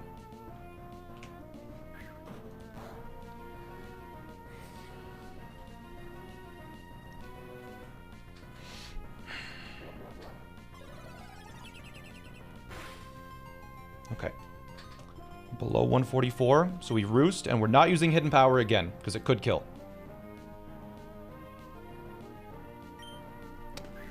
Alright. It is now out of dual chops. And it will start to use Stealth Rocks the next turn.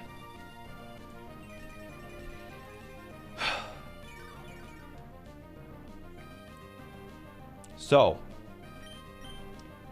It will now use Stealth Rocks or Earthquake. We want to see Stealth Rocks. 2. Good. And now we will defog a bunch of times. We'll go down to like 3 power points, I think, on defog, so we get guaranteed stall out Tailwind. It is now guaranteed to Stealth Rock for the next 12 turns.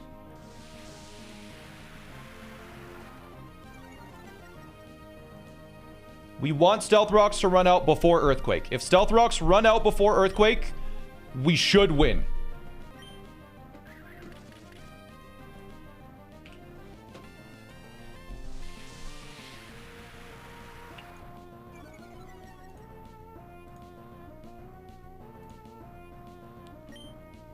What's the heart rate? 69? It's my heart rate. It's very high right now. Okay, 5.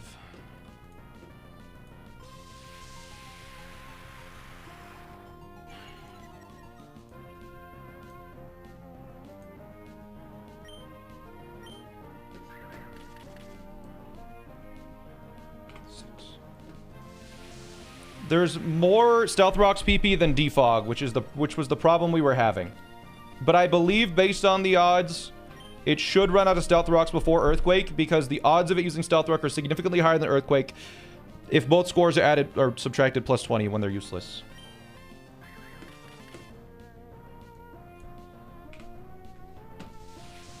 Okay.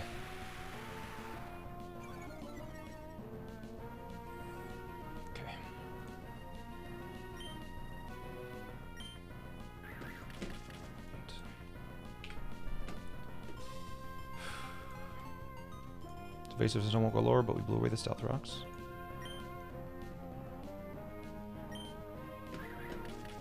It's 9.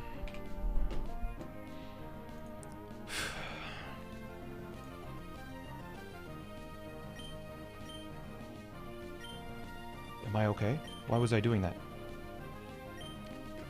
10.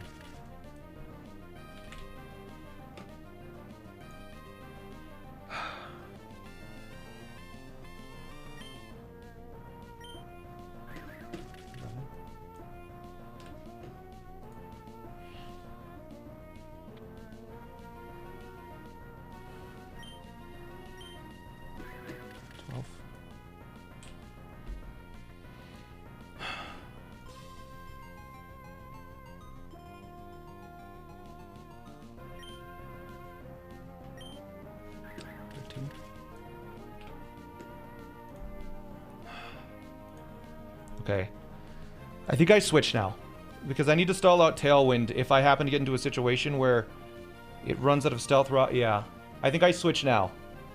There's no Stealth Rocks on the field because I've defogged, so we can switch in Dino Nugget on a guaranteed Stealth Rock. Yes. How many more Pokemon do you have to get through after Garchomp? All of them. Dino Nugget switches in. Stealth Rock 14. And now we spam Tailwind to PP stall.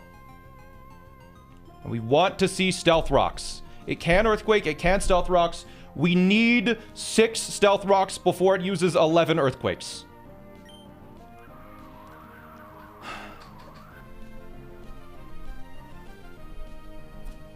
Okay. 5 more. Okay. 4 more.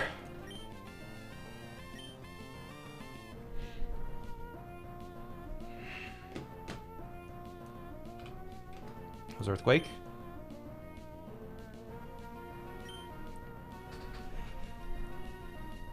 Okay. 3 more.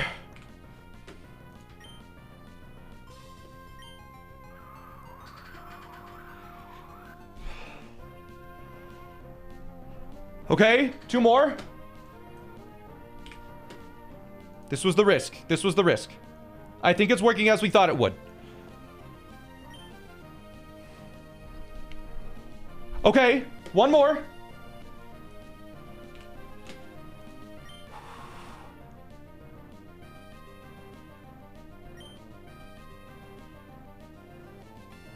That's it. That's it. That's what we needed. Okay. I think we've won. We need to PP stall a little bit more, but I think we've won. We just need to time the struggle now.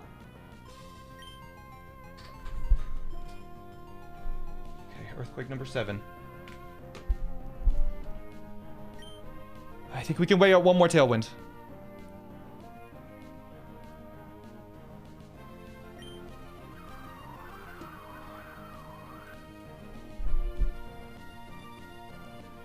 Okay.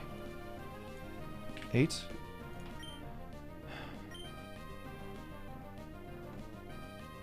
9.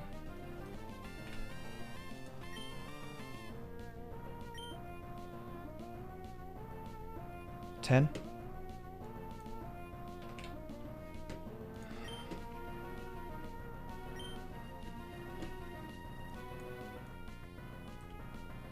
11. Tailwind petered out. Okay. We have 3 defogs. We have Roost. Okay, so we switch into Licorice now. Yes, we can switch into Licorice. Tailwind ran out, correct?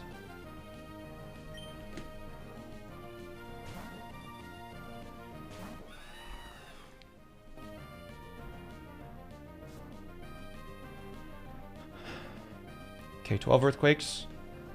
So let's get rid of the rocks. Okay. That's 13 Earthquakes. We'll Roost to get to full HP. We need to be at full HP for later.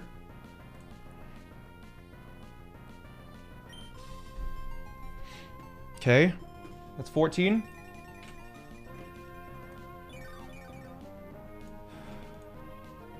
Now we defog until it's out of Earthquakes. There's 15 Earthquakes. And then one more. Because it has 16 Earthquake PP. Okay. Okay, it's 16, correct? Is that 16? That was 16? Okay. Okay. It should struggle next turn. So we now switch in Conkeldurr on struggle. We take 33 to 58 HP. And we're toxic poisoned. Struggle deals 25% to Garchomp. Come on. We want to see struggle. There it is. Okay. Garchomp goes down. And after poison and after struggle, we're at a low enough HP that we should be below 174.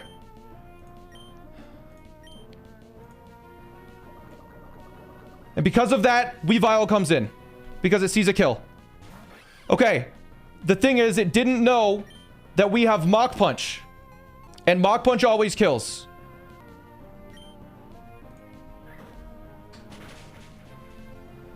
Okay, now, because after this poison damage, Machamp does not see a kill.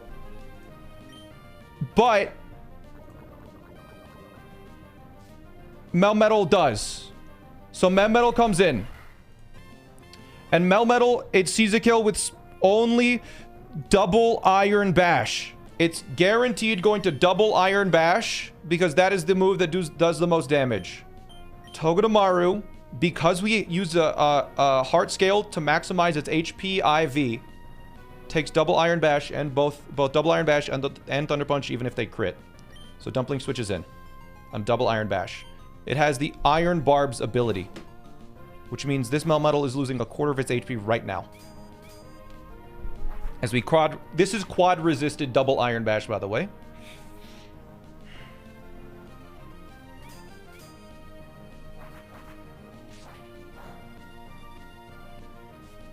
There's a quarter of its HP. Now, we can do a little bit more damage to Melmetal, as it's going to be using Body Press. Fake Out is necessary chip here. It deals 8 damage minimum, 9 damage maximum. Let's be crit. Regardless, we need to use Fake Out here to get this Melmetal in range of a kill.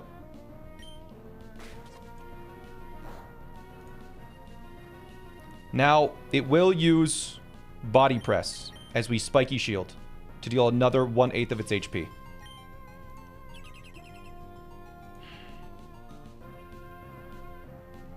Okay.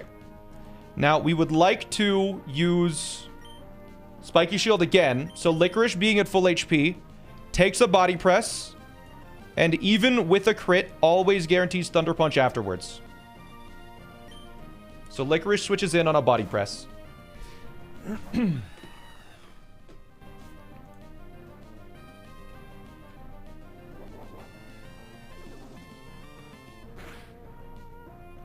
Now it has to Thunder Punch. So we'll switch in Togedemaru on the Thunder Punch, dealing another 1/8 of Melmetal's HP with Iron Barbs.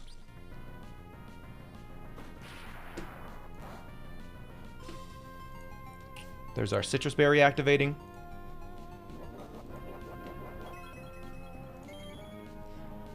And now, with specifically another Fake Out, and another Spiky Shield, we bring it in perfect range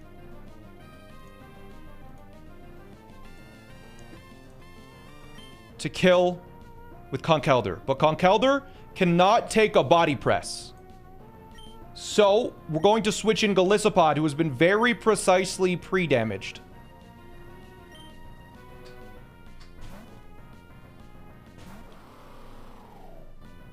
To go under half with body press, and then go above half with its Citrus Berry. And it will still emergency exit out.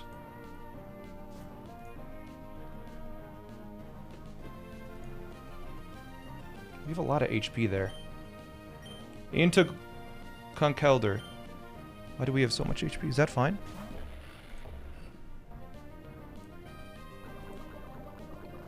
Yes, that's fine. Okay. Okay, I just had to check. Now, because we're poisoned and have a black belt, we can outspeed with a Mach Punch and kill Melmetal.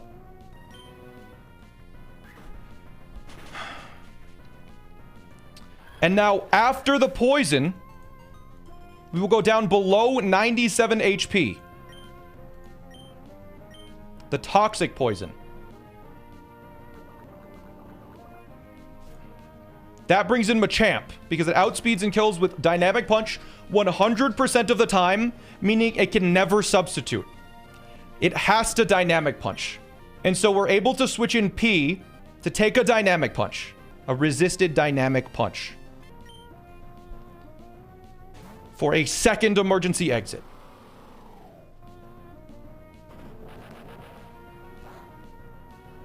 We go below half.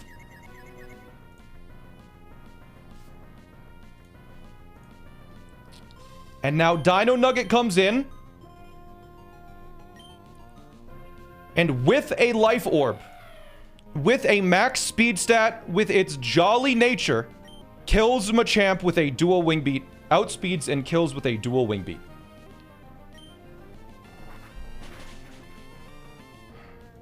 Now, Articuno Galar comes in.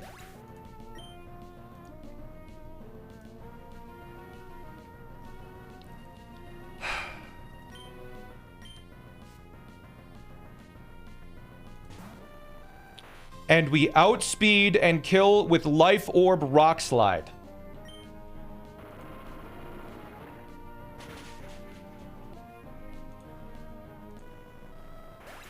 Then, Mega Blaziken comes out.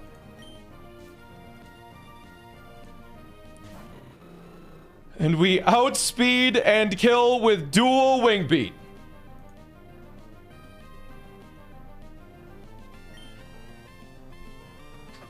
And I think that's the fight. 1 heart scale. Deathless. No sacrifices. We beat Lily Cove Rival. Riskless, basically. It's done. Let's go. I came here on a dare with my boyfriend. It's really scary, but with my boyfriend, it's okay. I know, I'll get my boyfriend to look cool by beating you.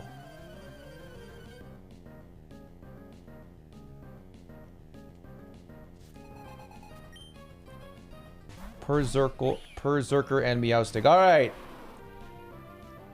P, Alaska are in. So, P is going to kill Meowstic with first impression. And because Alaska sees a kill on Berserker, and it outspeeds it, and it's the first turn, it has to fake out Alaska. It has to fake out Alaska. So Dumpling is going to switch in on the fake out.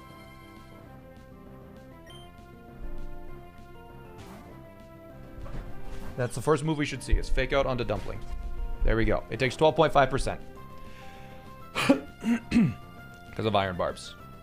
And now we kill Meowstic. With our little first impression. Fantastic. And now Berserker. Now Arcanine is going to see a kill on Dumpling. So Arcanine is going to come in. And they're both... That's fine. They're both going to attack Dumpling. Because they see that they kill Dumpling. So... we are now free to switch P into Kebab. As Dumpling is just going to Spiky Shield to stall a turn, essentially. It's going to deal another 12.5 to Berserker, and it could deal some damage to Arcanine. It doesn't really matter, though.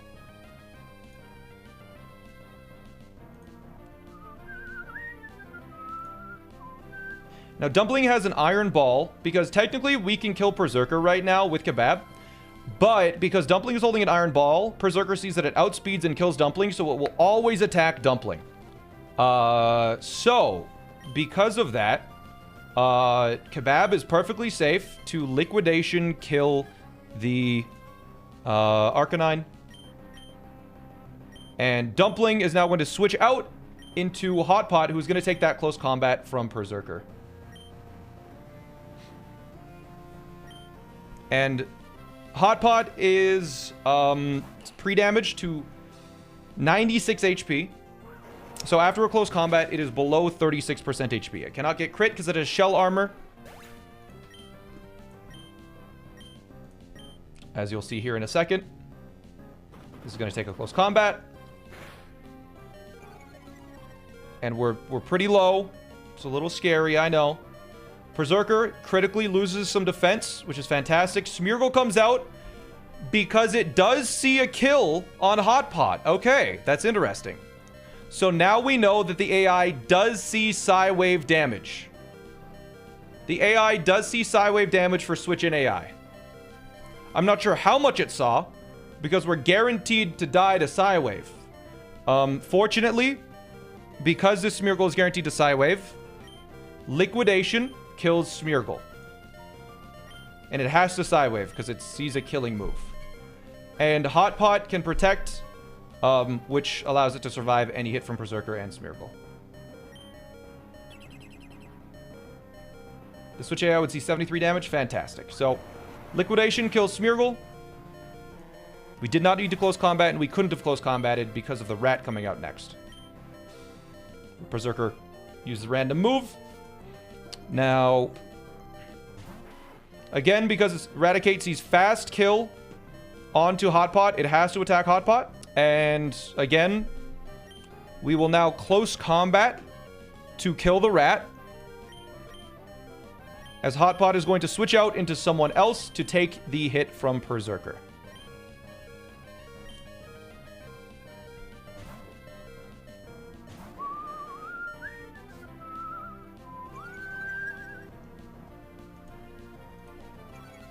Alright, so we get a little Intimidates. It doesn't matter. Eradicate use Sucker Punch, of course. Doesn't do anything. Kebab will kill with close combat, and Berserker will attack the Sashimi slot. And that is the last Pokemon. Our defense is at -1 on Kebab. Sashimi is also lowered Berserker's attack, so it won't take a ton from this. Ideally. There we go.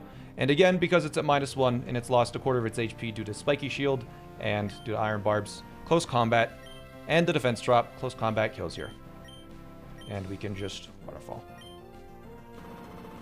Yeah, and that was guaranteed. It never kills, obviously. And there we go. There's a double down. Sweet. What's the death total? Look in the top right. So I think there will be a supercut of every single battle I did. There will be a supercut of every single battle. I'll have a video of that. Item check, it's too late. Acrobatics kills after we take a fake out.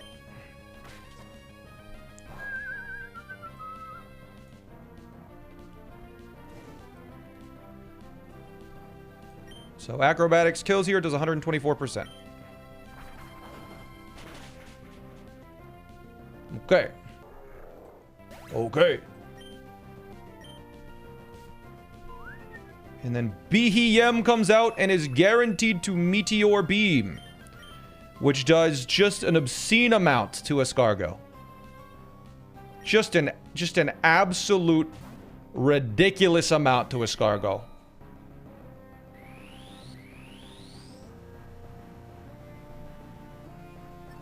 Just, it's like, look at this. Meteor Beam is a disgusting move, man.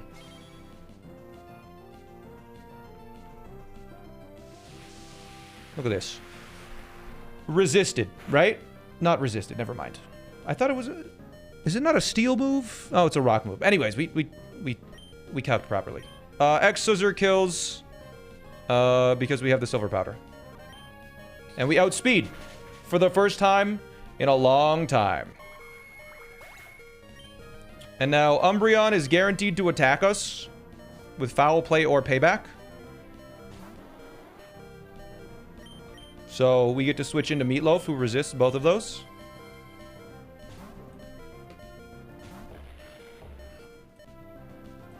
There's foul play. Take a little bit of damage. Escargot. Yep. This could curse right now because it doesn't see a kill. But even if it curses, Superpower still kills it. It didn't. But Superpower does an insane amount of damage. Now, Delphox is going to come in. And it will guaranteed use Flamethrower or Psychic.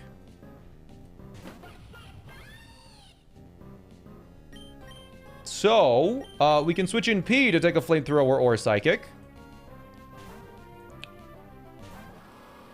And P immediately goes back to the pod. And gives us a free switch into Dino Nugget, who gets a kill.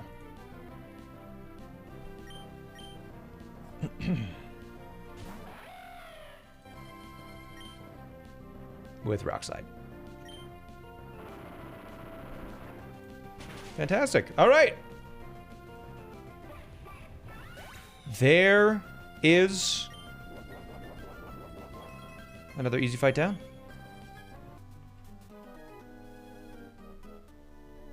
All right.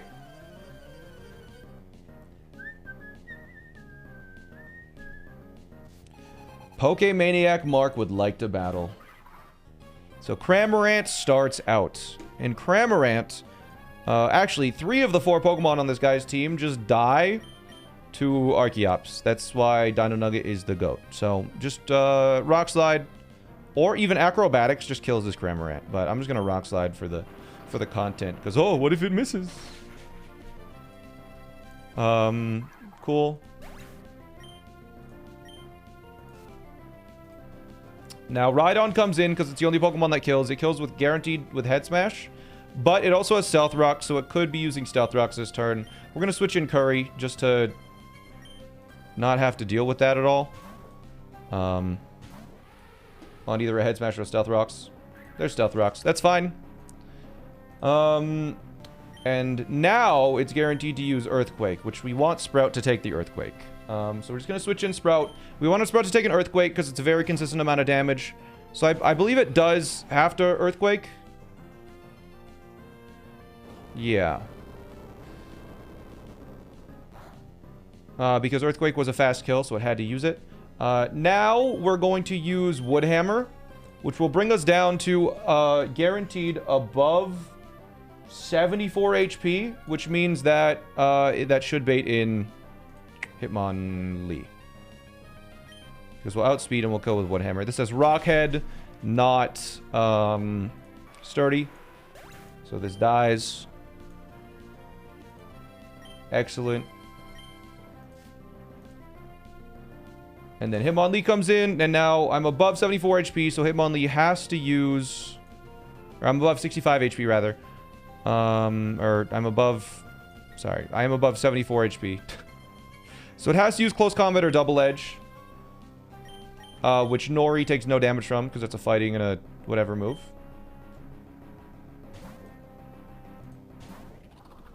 Take a little bit of stone damage, who cares? Double Edge, nothing happens. This Pokemon has a normal gem, which is a little bit scary, because it also has Unburden, which doubles its speed. So we're trying to make that not happen. So on that first turn, it could have Double Edge, Close Combat. It also had Fake Out, which it wasn't going to use because of Sako with another move. But now, the line that we saw was that Pidgeot can switch in on Stealth Rocks and a knockoff, and then just Mega Evolve and kill the remaining 2 Pokemon. There was another line that we had that used Archeops, but honestly, I want to see Egg more often, so... And it's just more straightforward. It's less switching, less work. We can just sit here and attack it from now on and just win the battle. Quite simply. So, Egg, Hurricane, kills the next 2 Pokemon. Guaranteed every single time.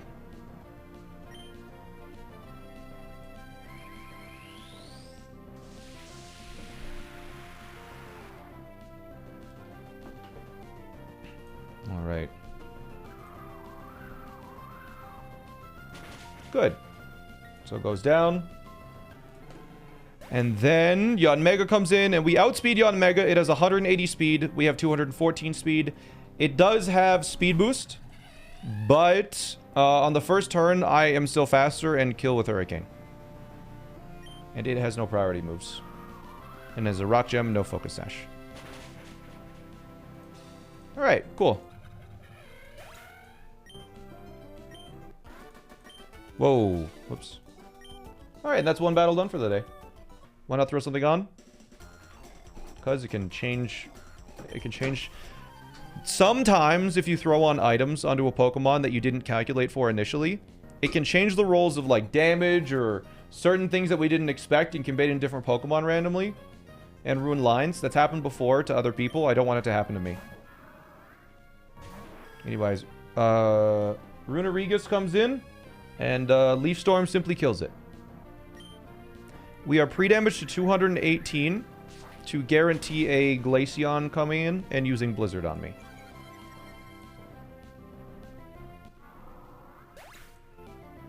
Because it kills with Blizzard 100% of the time now. Because Blizzard can deal a minimum of 218, so it has to use it. Moxie randomly scaled defense on his Pult, and it nearly wiped the E4 from it because it changed all the rolls and stuff. Yeah, exactly. Changed the baits. Alright, so now Glaceon's going to come in and is going to use Blizzard. It could miss. It could hit. Who the hell cares?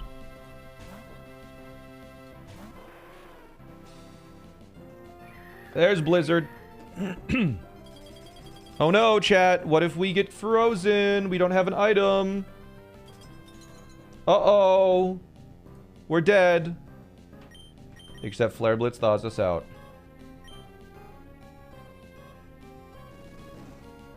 So we didn't need an item after all. Alright, so we killed Glaceon in one hit. Now Tentacruel is going to come in because it sees that it outspeeds and kills me with Scald.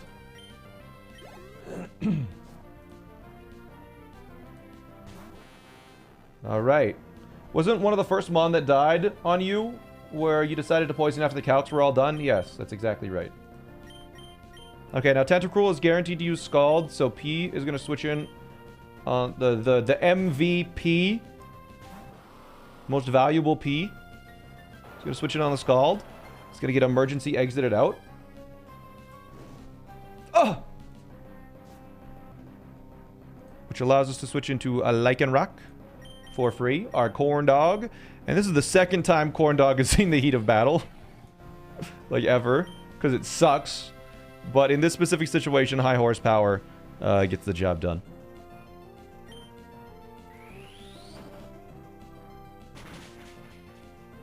Alright.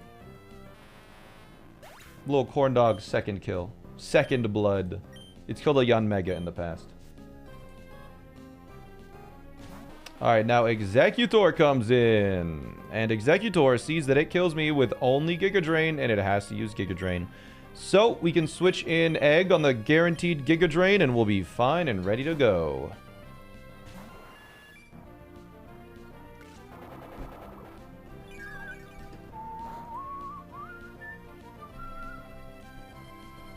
Someone's got to keep the box warm after all. Yep, so a Mega Hurricane kills this Executor. Again, we can't miss because we have no guard once we Mega Evolve. Alright, and that's that battle down.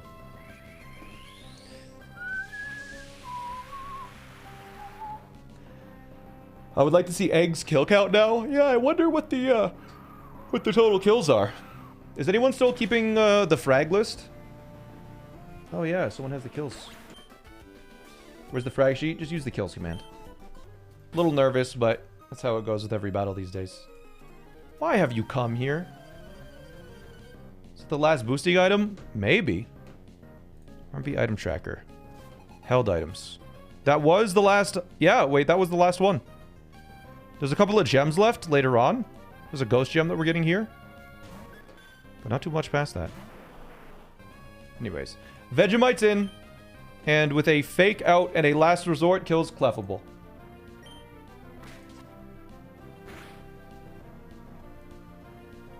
You're hurt by our life orb.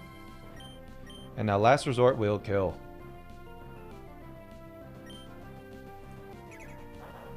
Look at that. Wow. Clefable didn't have a chance. So now the first Pokemon that outspeeds and kills me is Frostlass. Who can deal 163 damage with Blizzard. So it's going to use Blizzard or Will-O-Wisp or Sing this turn. It does not matter. Lobster takes all of it.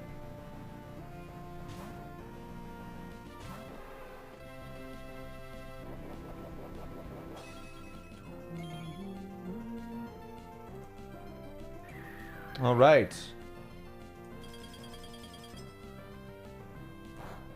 Boom. We take the Blizzard. We are burned. So... And it will never see Blizzard as killing now. So it has to use Shadow Ball because it has Blizzard, Will-O-Wisp, and Sing. It can't use Will-O-Wisp and Sing, obviously. So it can only use Shadow Ball, which is a 100% accurate move. We could have... The reason why we couldn't directly switch into P is because Blizzard could have missed, and then it could have screwed with us a bunch. So now we're switching into P to take a guaranteed Shadow Ball. So P is going to switch in. It's been pre-damaged, so Shadow Ball kicks it out.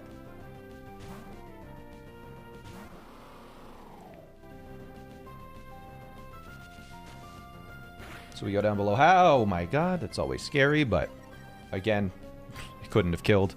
It was just a little scary. So now we're able to switch into Dino Nugget for free. And Dino Nugget outspeeds Frostlass. And due to some weird AI quirks, Rock Slide here will kill Frostlass, but it has the Cursed Body ability, so it could disable Rock Slide. But because we're holding a Hard Stone and have Rock Slide, it shows that we actually kill Raichu in one hit, even if Rock Slide is disabled. So it'll send in the first Pokemon that it thinks will be slower than me, but outdamage me, which is none of them. So it'll send in the first Pokemon that is... it'll just send in the first Pokemon that doesn't immediately die, which is going to be Breloom because it has a Focus Sash. The thing is, after this Rock Slide,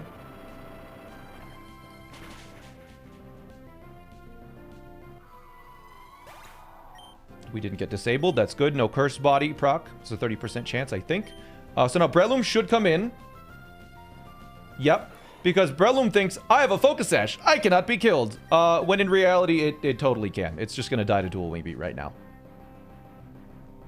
Because it hits twice, which breaks the Focus Sash activation.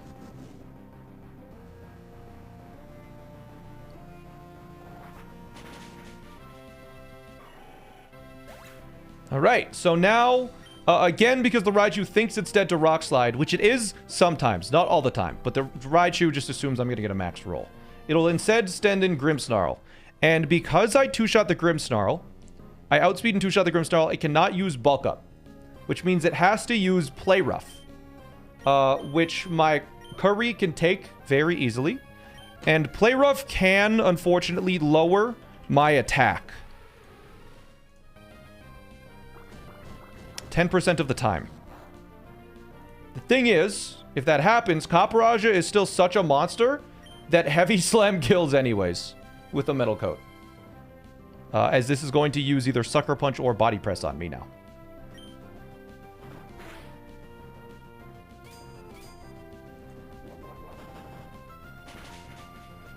Good. Couldn't Dino Nugget just stay there if it can two-shot? No. Because Grimmsnarl could have play roughed to bring me down to defeatist range, under 50% HP, and then it could Sucker Punch to finish me off the next turn. So no. But now the last Pokemon comes in, the Raichu, who I actually just couldn't kill the whole time. But Raichu sees that it kills my Caparajah with one move and one move alone, and that is Thunder. It also has Sing, but it's just not going to use Sing because it can't kill me, so might as well just kill me, right? So we're going to switch into Sprout to take the Thunder. And because this Raichu... I thought this Raichu had Levitate at first, but apparently it has Surge Surfer. Whatever. Now it's going to either use Sing, Psychic, or Grass Knot. We're holding a Chesto in case of that happening. So we just kill with Earthquake on this turn. And that's the battle.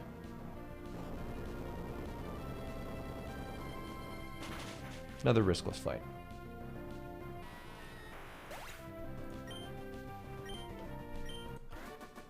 Alright, chat. Very amazing. I love all things horrifying. It's like a disease.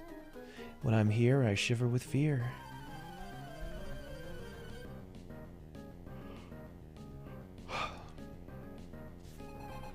Hexmaniac Tasha would like to battle. Omastar. Now, one of the big problems with this battle was that this Omastar has a Focus Sash, and it has Stealth Rocks and Spikes, which is just so cool. On the first turn, it took us a while to figure out how to prevent it from using Stealth Rocks and Spikes, but we figured it out. By faking out with Tofu, we can waste Omastar's first turn, and that's critically important because it now is its second turn. The problem with this is that weak armor lowers its defense and doubles its speed, which is a problem because now it outspeeds basically everything, with one exception. So we couldn't really kill it in 2 turns, and it was going to attack us, but on the second turn, the AI, it de-incentivizes Stealth Rocks a little bit. So we have pre-damaged Tofu to be dead to this Omastar's Surf, and only its Surf. So because it sees a kill with Surf now, and it outspeeds me now because of its speed boost, it has to use Surf this turn, and not Stealth Rocks. And Radish can switch in and can take that Surf. So, Radish comes in and takes the Surf. Now, this Omastar, again, its speed was doubled. But fortunately, the only Pokemon in my entire team that outspeeds Omastar at doubled speed is Radish. The problem was, like, we needed to kill this Omastar and be on high HP, but luckily we kept Giga Drain on Radish. And now that the Focus Sash has been broken with Fake Out, we are able to kill this Omastar and finish the Omastar off with our full HP. So we can Giga Drain to get all of our HP back and kill the Omastar. The first Pokemon is down of 5.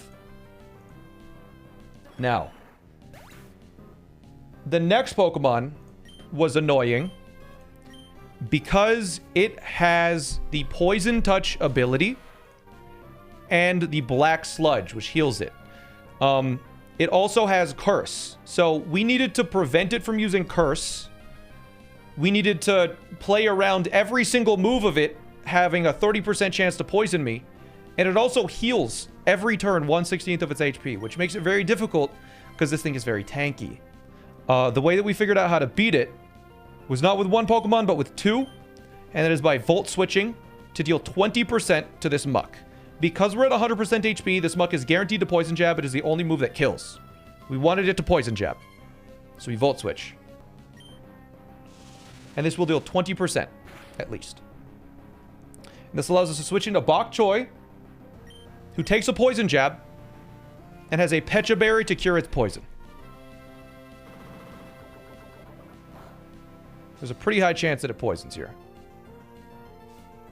There's the poison touch, the 30% chance.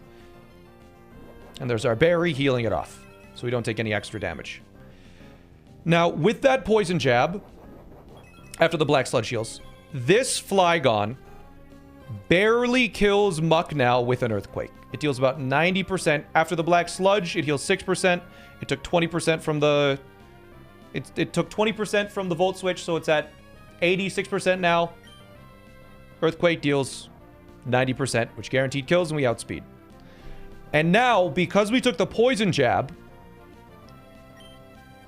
we are at the perfect range for Carnivine to come in and guaranteed not use knockoff or infestation, because it will see a kill with either Leaf Storm or Power Whip. This Carnivine was never really a problem. This was probably the easiest Pokemon we had to deal with. It's just killing this Carnivine with a Pokemon... The problem with this Carnivine wasn't that the Carnivine was difficult. It was the next Pokemon to come in would always use a move that was unfavorable. But we figured out that our new hire, Udon, can switch in on either Leaf Storm or Power Whip.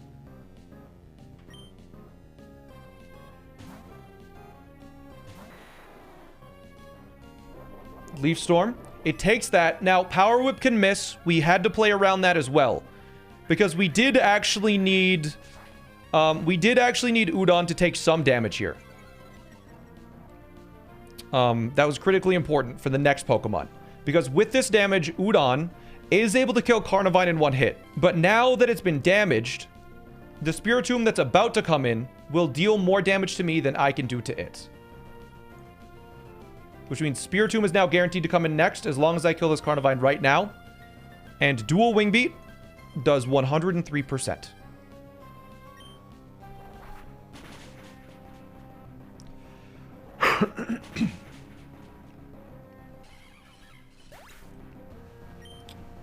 Now Spiritomb comes in because it sees that it can outdamage me with its Dark Pulse. Okay, good. And now, the thing is, Spiritomb can outdamage me with Dark Pulse, but the problem with this Spiritomb was that it has both Pursuit and Calm Mind. So we couldn't kill that Carnivine on too low HP, or else it would Pursuit Trap us and kill us. And we couldn't have a Pokemon that was on too high HP, or it would Calm Mind set up and potentially kill some Pokemon. Udon was in the unique situation where Udon's Draco Meteor can two-shot Spiritomb. Spiritomb sees this and says, okay, I shouldn't use Calm Mind, because if I use Calm Mind, I'll just die the next turn, which means it is forced to attack. And that is what Udon does here. It forces the Spiritomb to use Dark Pulse. And we realized that if it never uses Calm Mind, and it doesn't use Shadow Ball, which it could have used in a bunch of situations, Sprout is able to 1v1 this Spiritomb.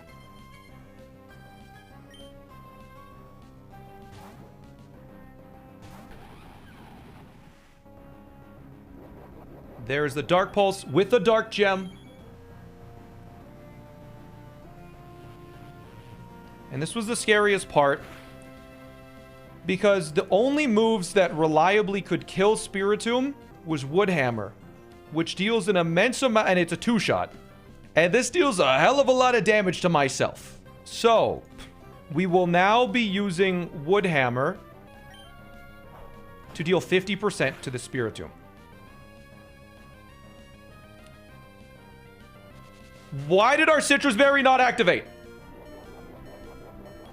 Oh my god! Why did my Citrus Berry not activate? Huh? Citrus doesn't activate mid-turn? It does.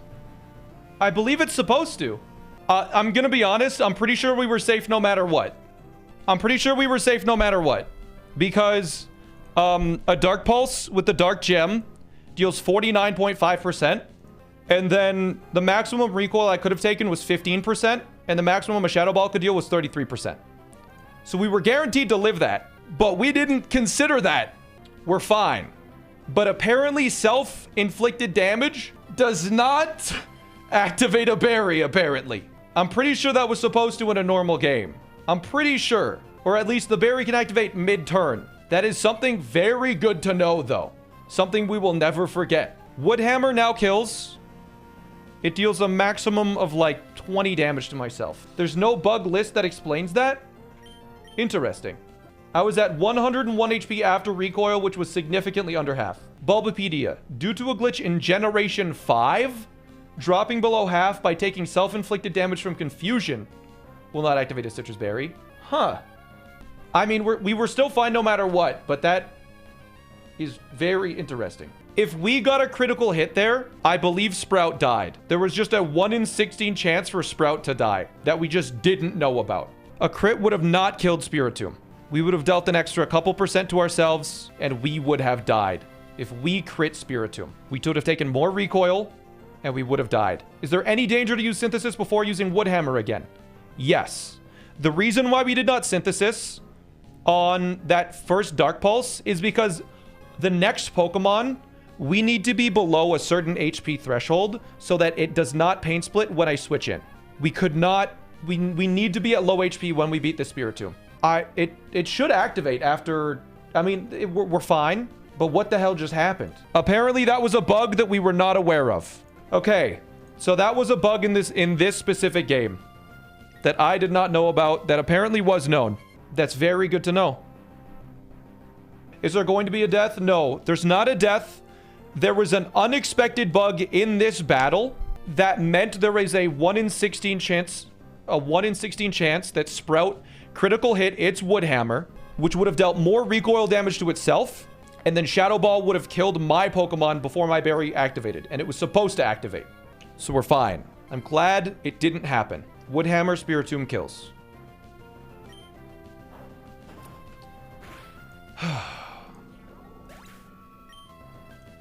Now we are at 60 HP, which means Dusclops cannot Pain Split. It can use Shadow Punch, Power Up Punch, or Will-O-Wisp. It will never use Pain Split because it sees that that would deal no damage to me. Beer comes in. So, Beer now comes in on a random move that is not Pain Split from Dusclops. This was probably the most complicated part of the fight because we needed to make sure Dusclops... We can two-shot this Dusclops, but if it ever uses Pain Split, it is many, many, many more. All right, so we Toxic Beer. Now, Beer does just two-shot with Knockoff. And this turn, this ending sequence is going to seem very simple. We simply knock off and then click Knockoff again. But making sure this Beer was not able to get Will-O-Wisped and specifically not able to get Pain Split was incredibly important. We believe we have managed the HP well enough that Dusclops will not use Pain Split because Shadow Punch always does more on this first turn. If it uses Pain Split, we're in a really bad situation. But it shouldn't. So we simply knock off. We get rid of its Eviolite.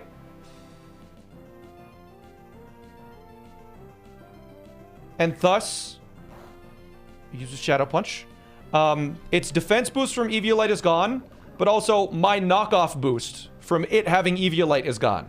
So knockoff deals the exact same amount of damage, killing this Dusclops. And we win the battle. There was a 1 in 16 chance risk that we just didn't know about because of a bug. It's not in the Run Bun Discord, in the official bug list.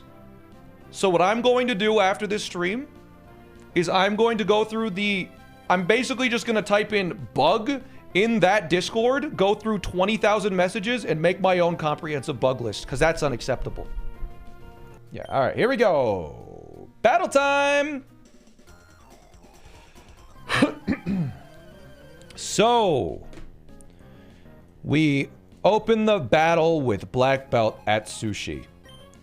And it opens with a Crocodile. And Crocodile has Intimidate. Honestly, we didn't even look at this Pokemon much. Because Asparagus with a Miracle Seed at level 69 even. We're not leveling it up because we want to have low-level Protect Monster in the future. I don't want to explain that now. With a Miracle Seed, Leaf Storm kills.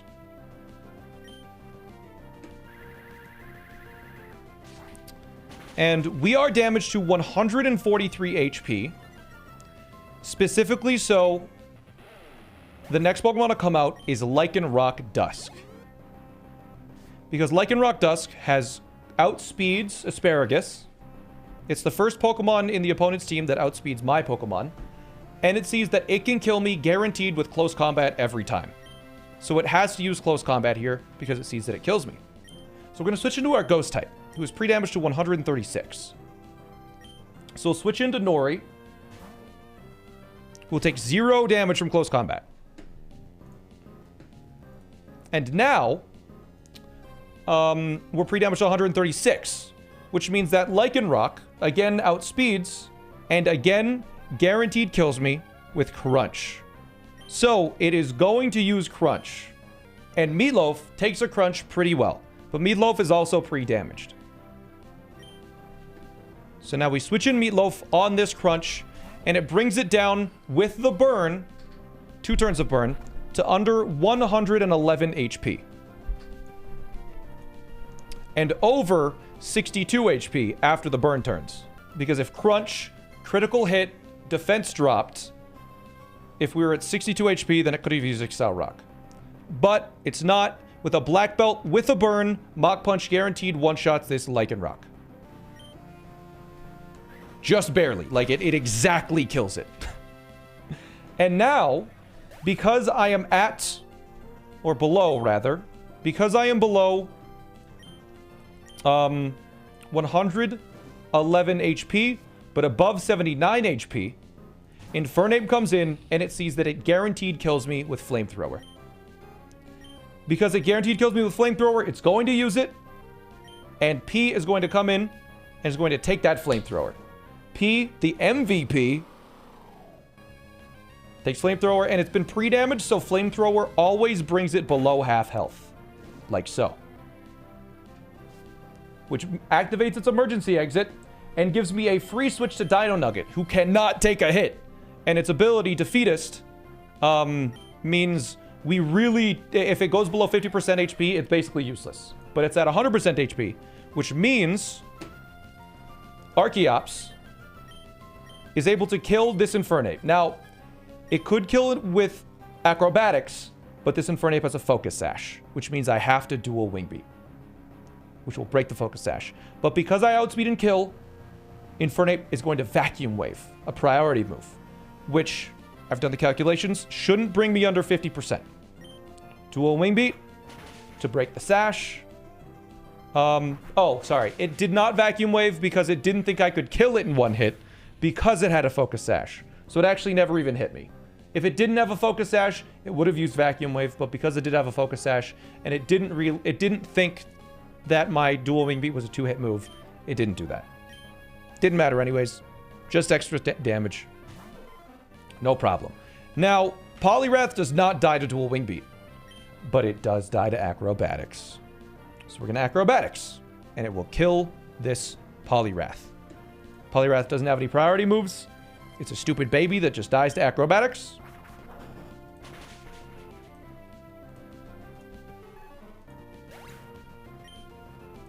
And now Chestnut comes in, who, again, just dies to Acrobatics.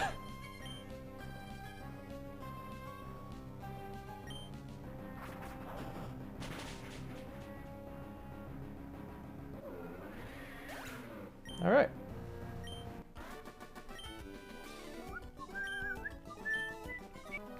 You know what's crazy is that there's a 3% chance that that meteor hits the Earth. Let's hope Drew's not in charge by then.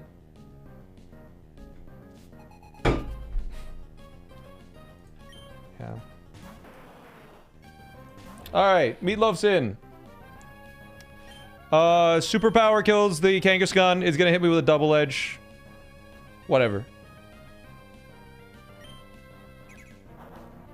We take 34 to 40%. We're at 135 HP. Brilliant.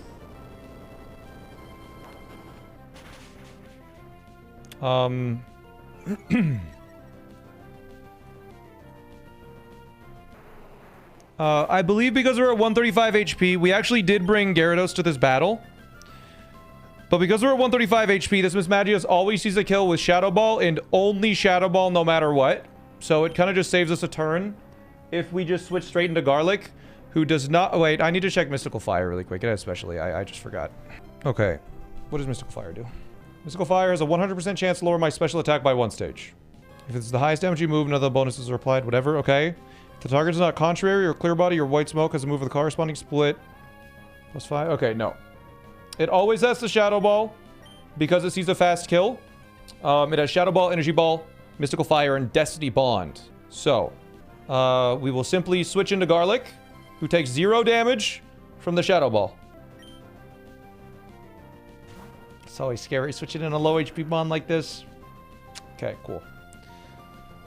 And now, it's faster than me, and we're at 57 HP, so that guarantees that Energy Ball kills me. So it's going to use Energy Ball and not Destiny Bond this turn, which just allows me to Sucker Punch and kill it.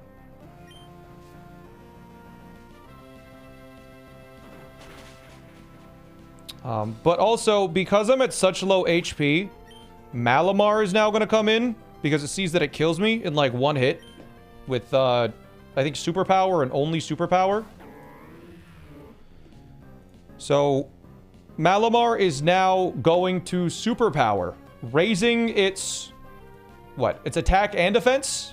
Maybe it's speed too? I can't remember. Anyways, it's going to Superpower on my P.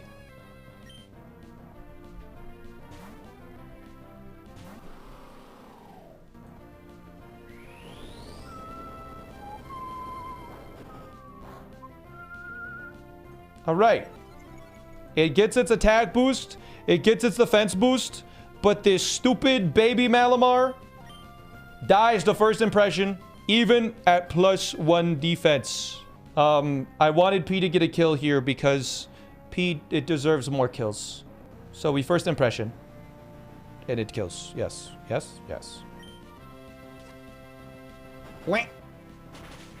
The rare P kill. P is usually getting the assists, but first impression kind of goes crazy. Now, the next Pokemon to come in is Wobbuffet, and it'll hit me so I can emergency... It doesn't have any attacking moves. But I'm kidding. We have a Shed Shell on P, so we can just switch into Pop Rocks. Shed Shell allows you to switch out of anything. And it's just going to use its move. And Pop Rocks is just going to Toxic. And it's just going to hit Toxic, like, a bunch of turns in a row. Until we win.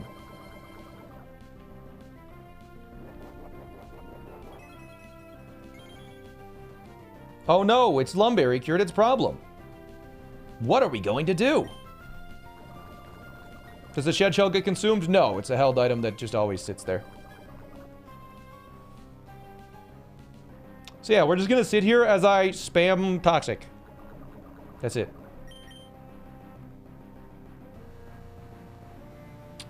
Yep. So I'm going to speed up. The game audio is going to be muted. Boom Burst, if real. It's too late. The Wobbuffet is already dead. Okay. Yay. We're done. We won. Victory.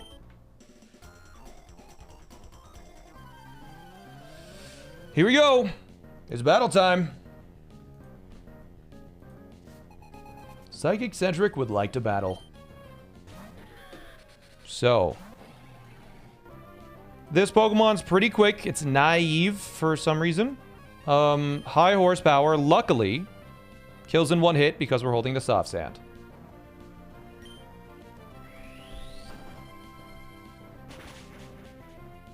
Good. Now we're pre-damaged to 166. So the Obstagoon comes in.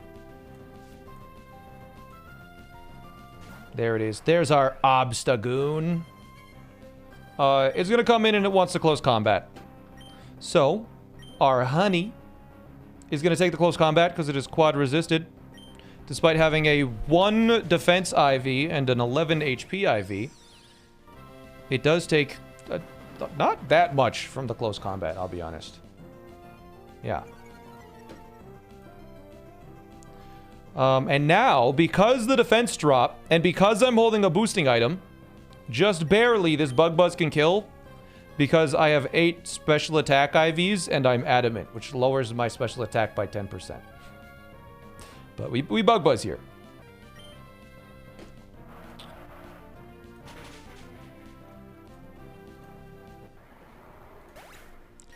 Now, the Poltergeist comes in, which is a little bit scary. Because it can self-destruct.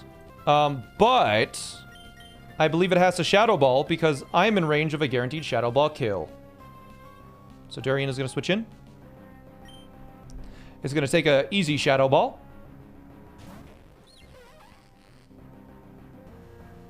Good. And we actually outspeed. And we kill with knockoff on this turn.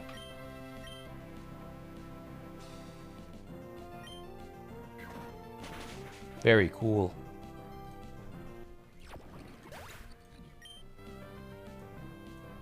And I'm almost certain that Durian could also take out this Gothitelle. But I just wanted to turn my brain off and not think about it too much. So we gave it a Shed Shell. We can just switch in Garlic, who is a Cherry Berry, on the Thunderbolt.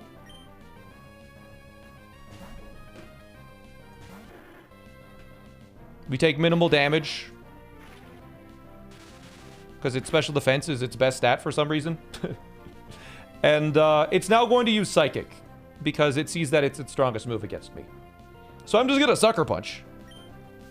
Change into a Dark type. Hit it for super effective damage. And then Gothitelle is going to do nothing. Because Psychic does nothing. So now it's going to realize, oh my god, I need to do a different attack. But it's already too late. Because Kecleon just killed it. And that is the interior of Mount Pyre. Before the gauntlet. 6 of my Pokemon versus 14 of theirs. And it starts right now. Ah ha ha ha ha! This is no place for children, least of all you. Okay. She looks like a child. Anyways, Golduck. This Golduck has a Life Orb. And Hydro Pump, Focus Blast, Ice Beam, and Psychic. The way that we figured out how to solve this is it cannot kill us with 2 Hydro Pump crits. It deals 48% with a crit, so it cannot kill us with both. So we start by using Future Sight, which will deal at least 50% as we take a Hydro Pump, guaranteed. It has 8 Hydro Pumps because it's its first move, and it has been PP maxed. It's taken 10% of its HP. Now, all we do is we click the Slack Off button until Future Sight hits and Life Orb kills itself.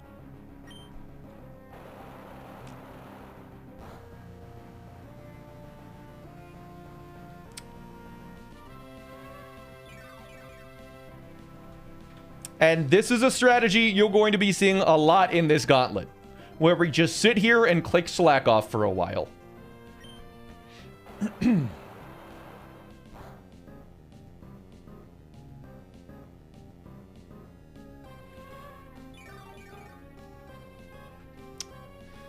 All right, there's the Future Sight. It deals up to 60%. What? And now it just needs to hit me 2 more times. So we just hit Slack Off. And we should be able to kill this Golduck on full HP, which was important.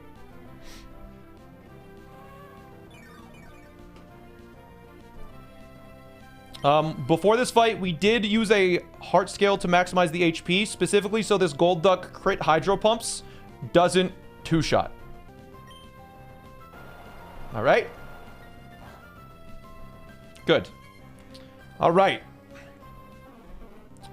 I do get my Slack off, right? Before the next Pokemon comes in. Fantastic. All right, so because we're at 100% HP, Mandibuzz should come in. Yes, all right. Sweet. And now I don't have any item. The problem with this Mandibuzz is that it has Infestation, which can just completely trap me. It also has Foul Play, but it has Knockoff. Knockoff is the bad one.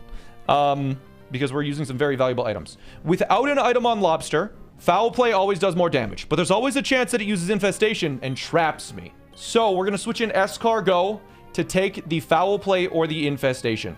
So we switch in the Escargot on the Foul Play or the Infestation. It did use Foul Play.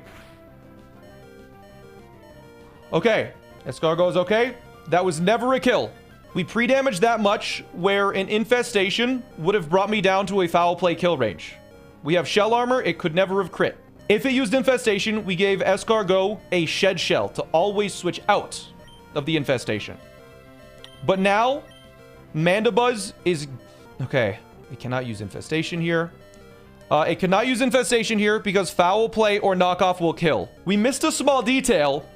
If we got brought down to 4 HP, it could have infestationed on this switch. Luckily, that is not the case. It does not see a kill with infestation, so it cannot use it. So we'll be using knockoff or foul play.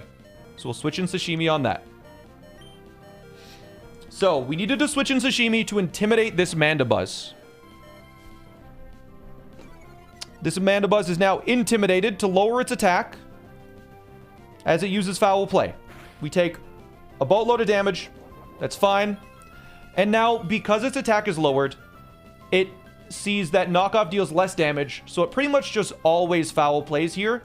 It could also infestation. But that's fine. We just didn't want it to use knockoff ever against Taco. Knockoff there would not have been bad. Taco's just holding a citrus berry.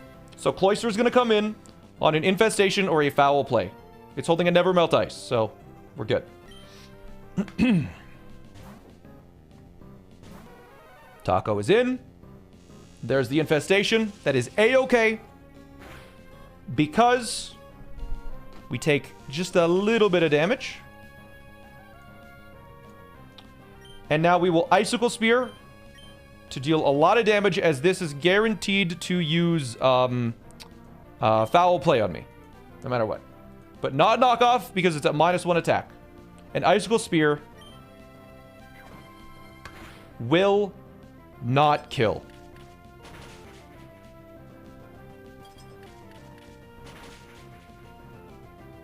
Unless we get crits.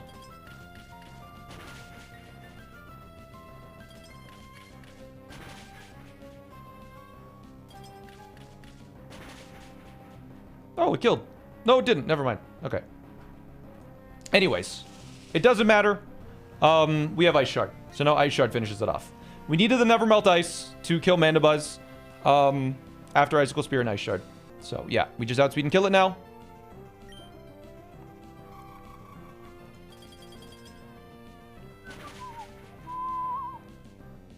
All right. Now, I believe Bronzong comes in next. We planned out this fight where after the Golduck, literally anyone could come in, because there was some fiction with the Golduck where if we got a ton of crits, we could be on low HP, and Corsola could have come in, or like even Bronzong in some situations, maybe? I can't remember. But I believe Bronzong comes in now. If it doesn't come in, we have a plan. Okay, Bronzong comes in. I believe we still have a plan. So now Taco can quite simply just Pokemon. Sprout just switches in on Bronzong and kills it. No matter what Bronzong does here, I think it should be using Body Press, because I believe it does see a kill with Body Press. It could Iron Defense. It's fine either way.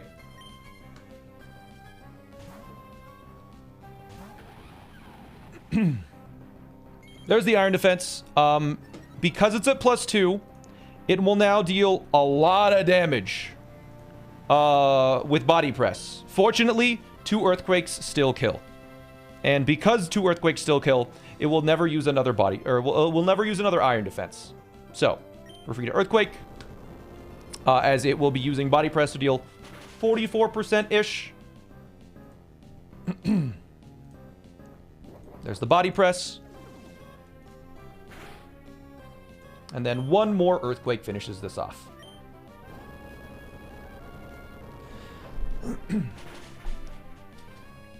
And now, Corsola, the tricky little guy.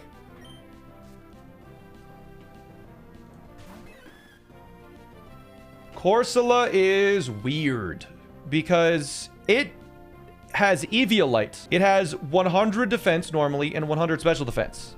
This, and it has pretty low HP.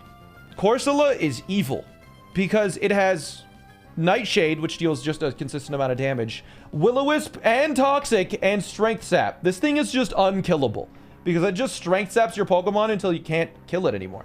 And its status is it. Like, you It's very difficult to take this out. The way we figured out how to kill it was with our burned licorice. We switch in Corviknight. And this we have to play very, very carefully. There's no one way to play this section, I think. Or there is one way to play this, but essentially, it's always going to Nightshade. And it's always going to Nightshade because we're burned, so it can't Will of Its Toxic, and it can't Strength Sap because it hasn't lost any HP. So what we do now is we are going to PP stall all of its Nightshades. So once I get below half health, I roost. Until then, I'm going to use Defog or Fake Tears. So, what we're going to do is we are going to Fake Tears because a burn plus a Nightshade does not take us out. So, we need to count. That is 1 Nightshade as we Fake Tears.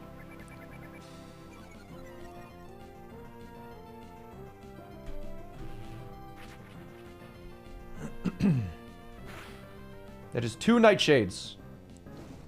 We will now be using Roost.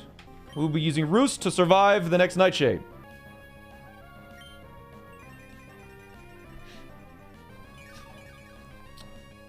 This is the second time our Licorice has PP stalled a Pokemon.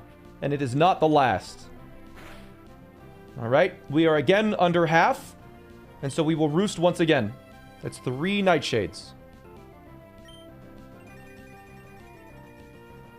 Do we have enough Roost to PP stall Nightshade? We're going to find out. That is 4.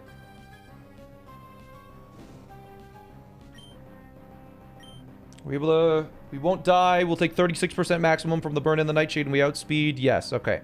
We Fake Tears a second time.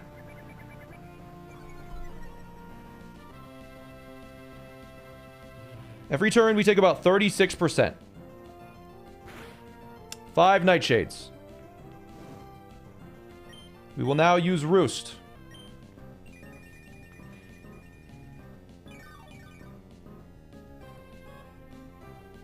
That is Nightshade number 6.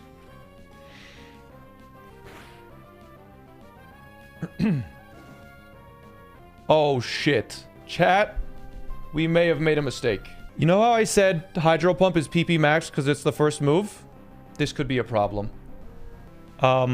It's the 4th move in the calculator, but the first move in the documents.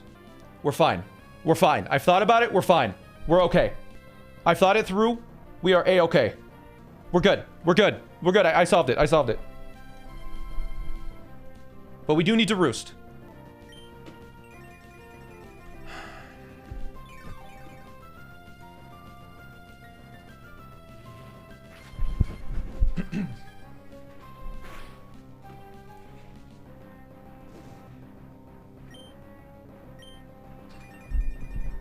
We're okay.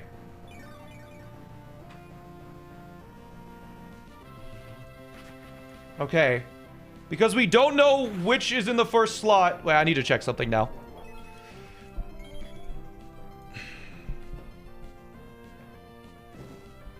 It is guaranteed to Nightshade now. So, we're above half health. We've used our Lepa Berry.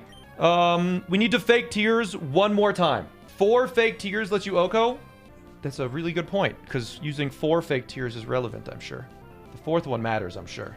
We're above half, so we're able to Fake Tears here.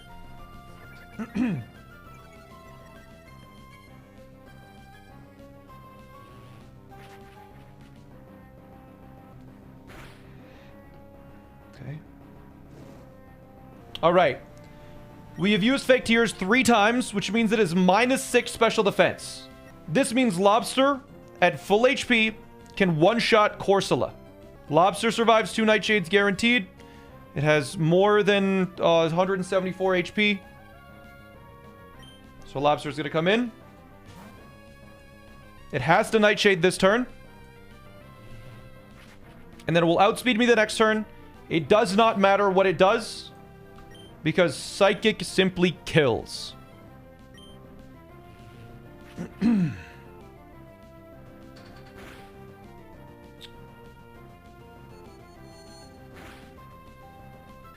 there's the fight. All right. Nothing went wrong, I'm sure. Nothing went wrong at all. 4 out of 14 Pokemon down.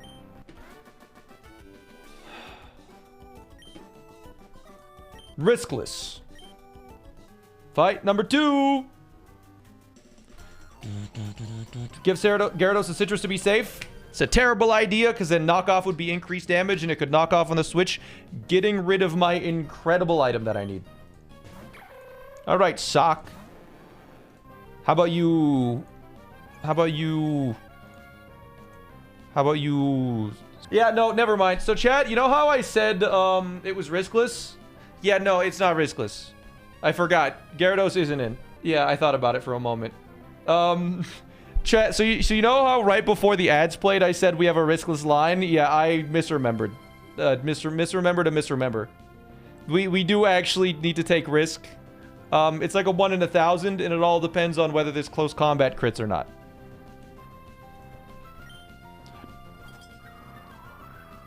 Thank God that was on the right option. I went to hit fight. Oh my God. It used counter. All right. We're fine. We win. Ah, what the heck? Why was it already in that menu? It's risk-free now. Yeah, I think we have a risk-free win. Okay, we switch in Licorice. I just need to double check ranges. Licorice, come in. Licorice. Licorice comes in. Okay. Did my mouse just disconnect from my computer? I heard a boo boo boo. Strange. All right, close combat. This is going to deal a lot of damage. Whoa! All right, sick. Sick Sock. So now Sock just simply dies to Brave Bird. To Brave Bird, it dies to Brave Bird now. Brave Bird. Brave Bird. It kills. Sorry, I just needed to make sure that that was all right. Good. So now Lucario should come in, and my berry should activate. Okay, yeah. It takes its time to activate after taking recoil damage. We learned that the hard way, but berry did activate, and that means Lucario is guaranteed to Focus Blast. It cannot use Stone Edge because I'm not in range, so we will be switching to Gyarados now, who is luckily on full HP because they used counter instead of close combat, and then close combat didn't crit, which is fantastic. So, Sashimi comes in on a guaranteed... Just going to triple check this. Sashimi switches in on a guaranteed Focus Blast. We intimidate it once. It focus misses, of course. Okay, it hits. Whatever, I don't care. And now, no special defense drop, please. Good, all right. It was irrelevant, but I just didn't want to see it happen. So now it's, even after the Intimidate, it is guaranteed to use Stone Edge. Stone Edge is its highest damaging move against me. And luckily, Sprout, quite simply put, takes the Stone Edge pretty well. Can't get crit. Shell Armor is a real thing that we have. So, just going to take a Stone Edge here real quick. Bah! Fantastic. And now it will use Focus Blast. I'm sure it's going to miss, though, right? It's going to miss? You think it's going to miss? I bet it's going to miss. Anyways, yeah, Earthquake just kills here. Because it deals 134%. So. Focus Blast. 56% of my HP could be gone here. What? That's why we didn't want to take 2 Focus Blasts. Because 2 of those would have killed. It hit 2 of them. I know, it's crazy, right? All right, now. This throw sucks. Get it? Anyways, because we 2-shot it with Wood Hammer, because we're holding a Miracle Seed, it will never use Bulk Up, because we outspeed and we 2-shot. So, we're able to switch in Lobster on a guaranteed attack.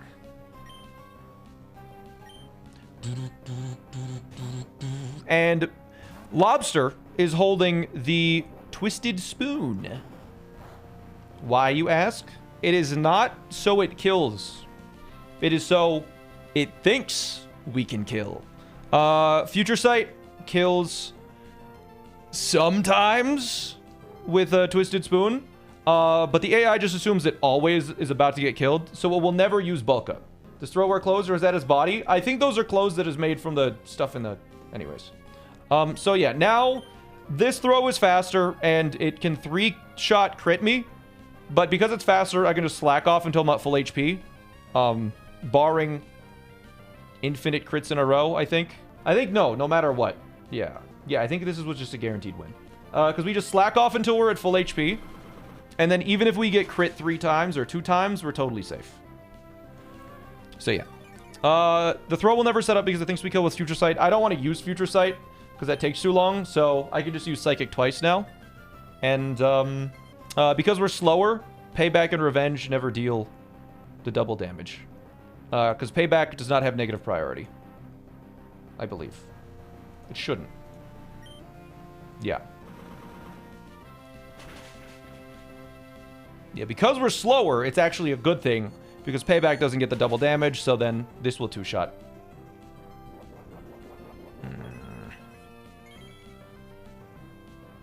And we just click Psychic a second time. Alright, and that is the easy part of the gauntlet down.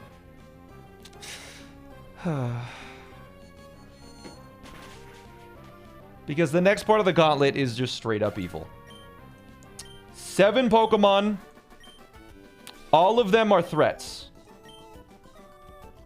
And you don't get a break in between the battles. This is where we're taking the risks. This is where the real risk starts. Let's see if I can sneak past them. How'd you get there? We're forced to intervene.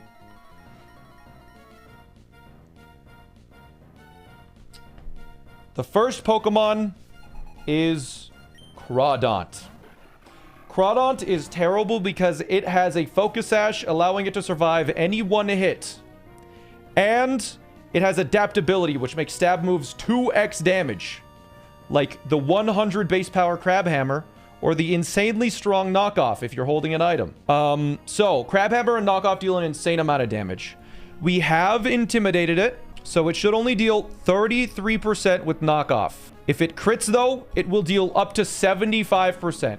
If this crits on this Knockoff, there is a risk. Very low risk, but there is a risk that something could go pretty wrong. So, but we need to break the Focus Sash. So we have to, and we need to lower its speed. So we are doing that in turn 1 with Icy Wind. And we want to see Knockoff no crit. It's going to use Knockoff.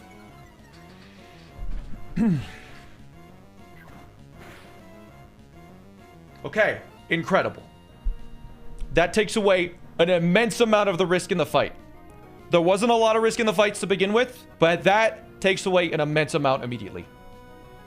There is still risk, but it's going well so far. So now we switch in Sprout to take a second Knockoff. We are holding no items, so it should deal around 1/4 of my HP. Now, I outspeed this Crawdaunt, and I kill it in 1 hit with Wood Hammer. So, it sees that I outspeed and kill it, which means it's forced to use Aqua Jet, no matter what. Sashimi is going to switch in again and take the Aqua Jet.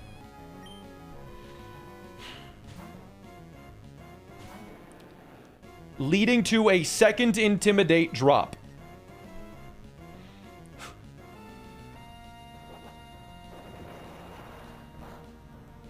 That one crit, I don't think mattered if that one crit. It was only the first one, because Aqua Jet just doesn't deal enough damage. Now, again, it will be using Knockoff because it's its highest damaging move. So, we will be switching back to Sprout. Having a high HP on Sashimi is incredible, by the way. It saves us a lot of potential suffering in the future. Why switch if you kill it with Wood Hammer? Because we do not want to kill Crawdaunt with Wood Hammer. We take a Knockoff here. Now, we want our Pokemon at full HP. So, we will Synthesis. As it, of course, uses Aqua Jet because it thinks that, it dies. I will not be killing it with Wood Hammer because that deals damage to me. I want the opposite to happen. I want to be at high HP when this Crawdaunt dies. So, I'm going to Giga Drain. If this crits and it kills, that is ideal.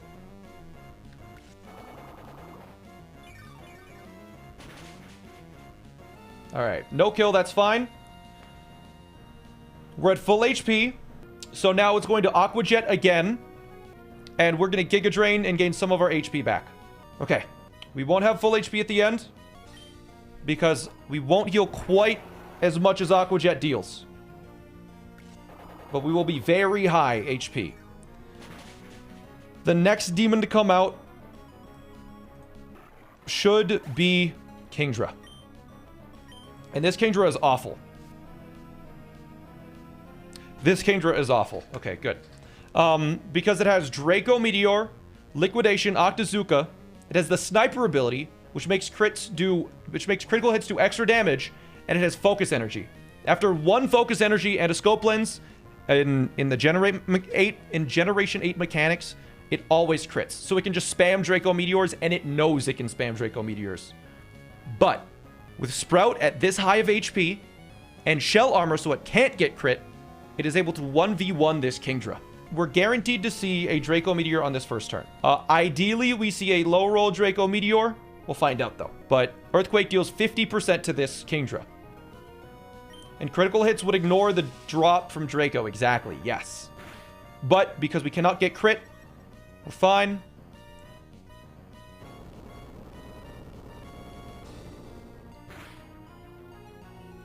And I did make a slight mistake, I think. I was supposed to Synthesis first. To have 8 extra HP. I think that's fine. I believe that's fine. It's still fine, but I did make a slight... I think because I was at such a high HP, I forgot about Synthesis. It doesn't really matter that much as long as we're above 58 HP. Can I Synthesis now? No. I think I do Synthesis now. It will be using Liquidation, Draco Meteor. One of those two moves. If I Synthesis now, I heal 50%. But then the maximum that a Liquidation can do at a -1 is 45%. So I am guaranteed to gain HP no matter what, I believe. We just want to be above 57 HP. And if Liquidation doesn't defense drop, then I can Synthesis again and be even higher. I believe it is best to simply Synthesis right now. We don't want to see a defense drop here. Okay.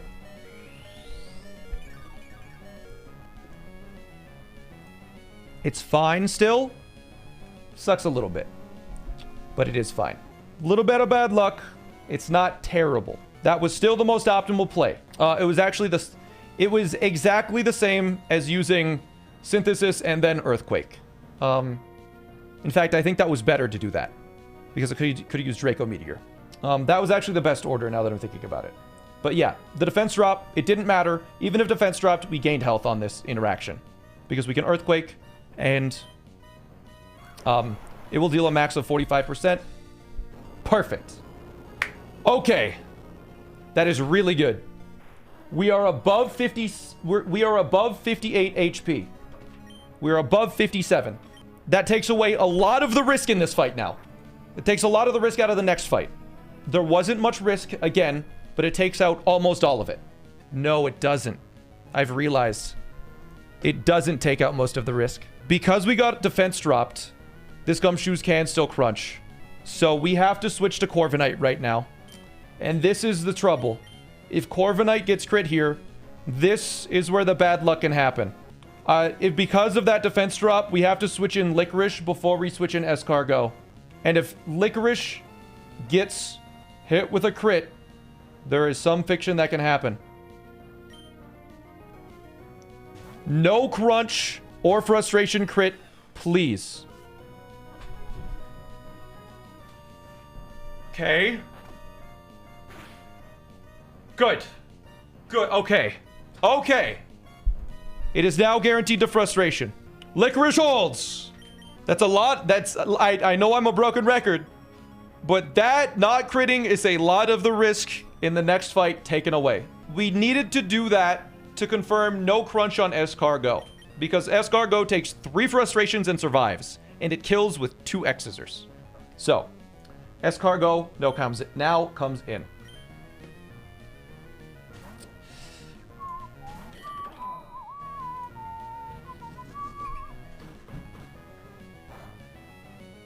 It takes 3 of those. It's a little bit scary, but it does take 3. So, X's are 1. Okay. I thought of a way we could lose this. If X's are high roll crits...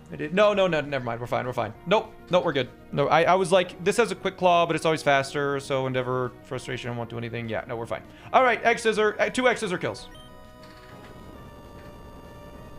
Oh, I guess that was an overlapping roll. Yeah. Anyways. Woo! Okay! Sheesh, overachiever. If you were really an overachiever, you would have killed there. But whatever. Yeah, it's probably going to Endeavor now.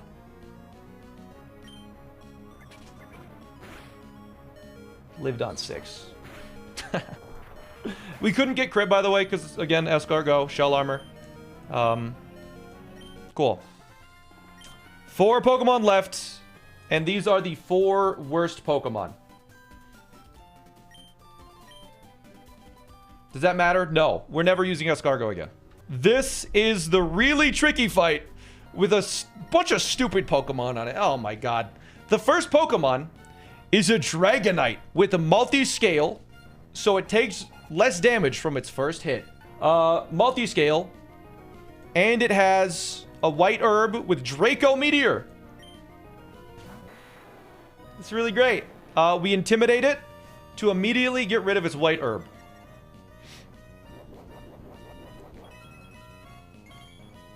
There we go. So, now, this Dragonite, it's going to use Draco Meteor, or it's going to use Dual Wing Beat. Most likely it uses Dual Wing Beat, but it is pretty much a coin flip.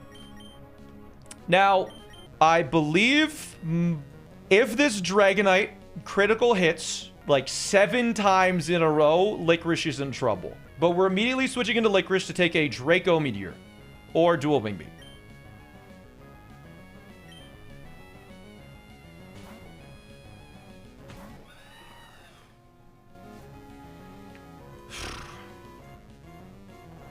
Dual Wing Beat. No crit. No crit. Okay, cool. Now it is guaranteed to Draco Meteor, and we are safe from a crit. This Dragonite was a problem because Draco Meteor and Dual Wing Beat did an insane amount of damage to just all of my Pokemon. It just absolutely stomped everything. Multi-scale, it made it very difficult to kill. We found a few ways to kill it, but then the Pokemon that came in after was too unreliable. There was always some random stuff that could go wrong. The best thing that was found is that we PP stall the Dragonite. We completely use all of its Dual Wing Beats and Draco Meteors. We use all of them up. We will Roost because it's guaranteed to hit a Draco Meteor this next turn. Draco Meteor has been PP maxed, so it only has 8 of those, I believe. So it hits a Draco Meteor as we Roost to full HP. Woo! Okay! My god! And now it's at -2 special attack, and so it has to use Dual Wing Beat.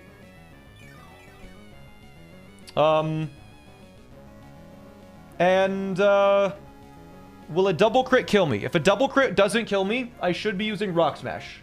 Can it Earthquake because of Roost? No, because I am slower. It does not do that. I don't want it to start using Roost. So I think actually what we're going to do is switch between Defog and Roost here instead. We never wanted to use Roost. We wanted to run out of Dual Wing Beat and Draco Meteors, so I actually don't Rock Smash yet. It would be nice to bring it below half, but it has so many Roosts it won't matter. Okay, so let me just figure out the optimal. I'm going to take out some notes really quick. How many moves has it used? How many Dual Wing Beats and how many Draco Meteors? How many Roosts, how many Dracos? One of each? See out. If we are above, let's see, what is 38 times 4? If we're above that amount of HP, we defog. Or no, it can't Roost if it's above 85%. Is this true? 152? Okay. So I think we're free to Rock Smash right now, just to break multi-scale. Just for fun.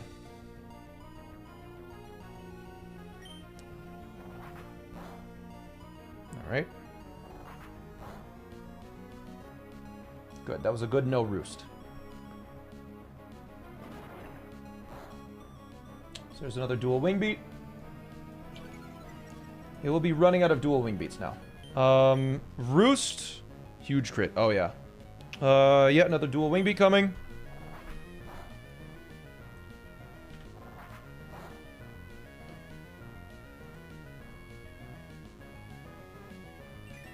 And we roost.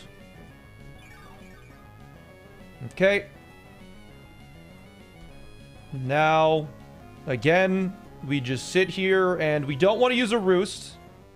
So we will simply defog.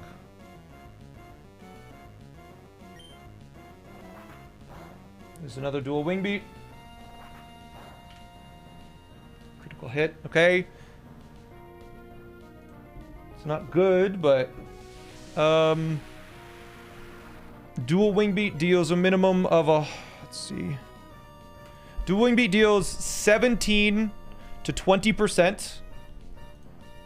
If it double crits, it can deal 60. Do I roost here? Let me just double check. As long as I'm above 152, we're perfectly safe to defog again. We're above 154, so we defog. Because we need to make roost last as long as possible. It's 5.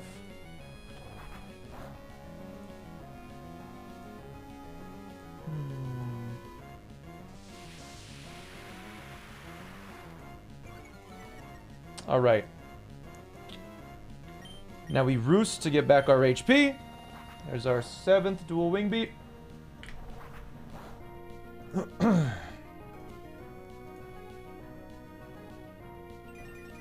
That was our 6th? Never mind, that was our 6th.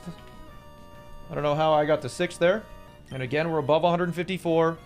So even if it quadruple crits, we never die. So we can defog. Yeah.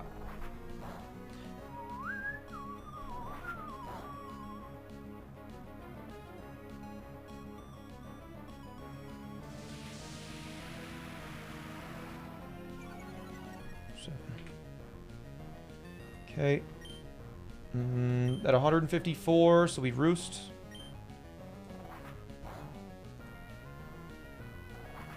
Do you have leftovers at any point in the run? We do get leftovers eventually. And we're just PP stalling.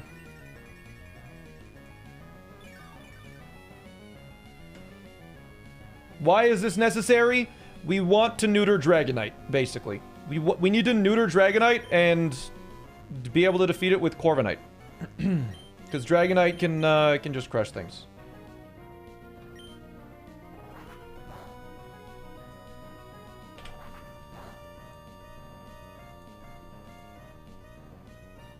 Okay.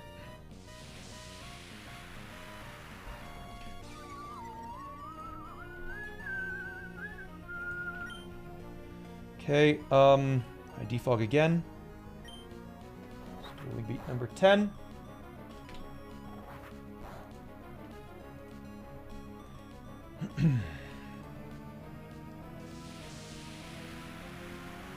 Is there a reason the AI has never changed to switch Pokemon?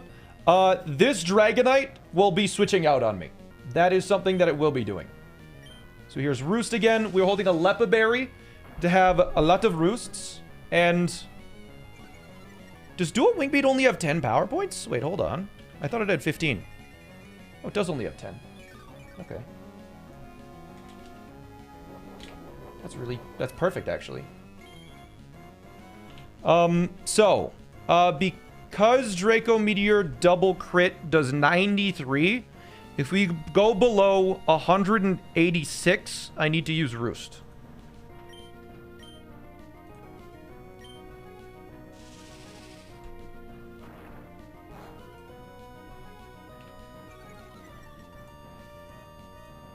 Okay.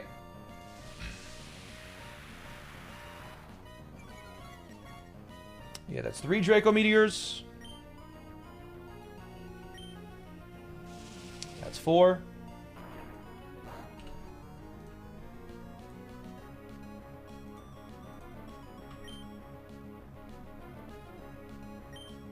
That's 5. Okay. Now, unfortunately, I do need to use Roost. Because I believe if it double crits here, it would kill me. It has Earthquake and Roost.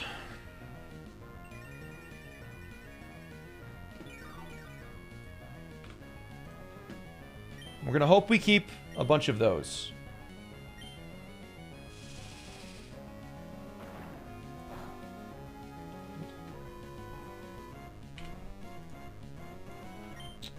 Now, this should be the last Draco Meteor, so I should roost on it to be at full HP for the switch.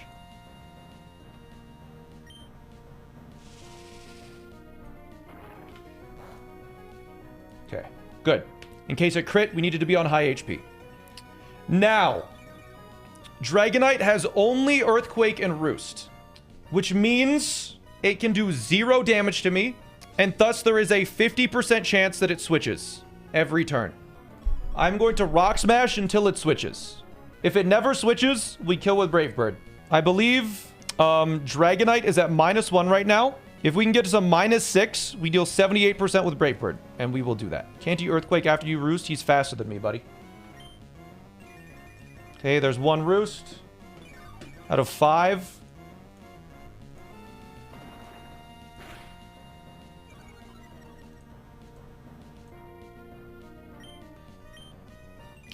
Okay, there's another Roost.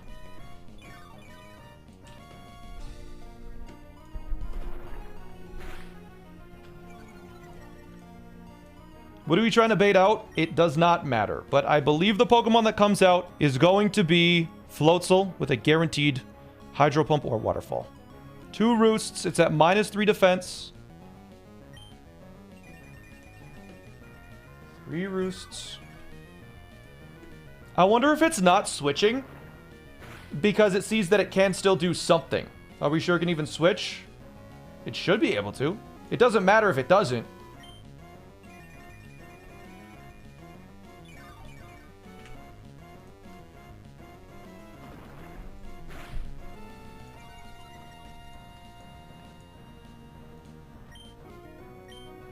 All right, there's its last Roost. Is A-okay?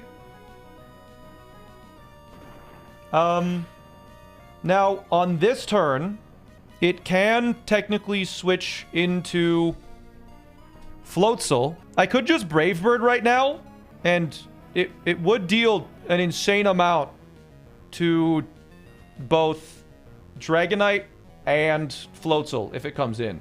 I believe at -6, Rock Smash does 8 to 10%. Brave Bird does 78 to 92%. Is the recoil worth it? We're just switching on a Dragonite with Earthquake. So, like, it literally doesn't matter. Sashimi could kill the Dragonite, I guess. Yeah, Brave Bird could kill right now. It could also switch into Floatzel. But if it doesn't switch into Floatzel and I damage myself... Oh, wait. Multiscale is gone. I forgot Multiscale was gone. Yeah, Brave Bird deals 156%. And we take 31% of my HP. What comes in next? Does it matter? I think it would bait in Gyarados, which is, I think, the best play, because then it's guaranteed to Aqua Tail or Dragon Dance. Yes. Okay. All right. The best play here is to Brave Bird. We Brave Bird here. Okay.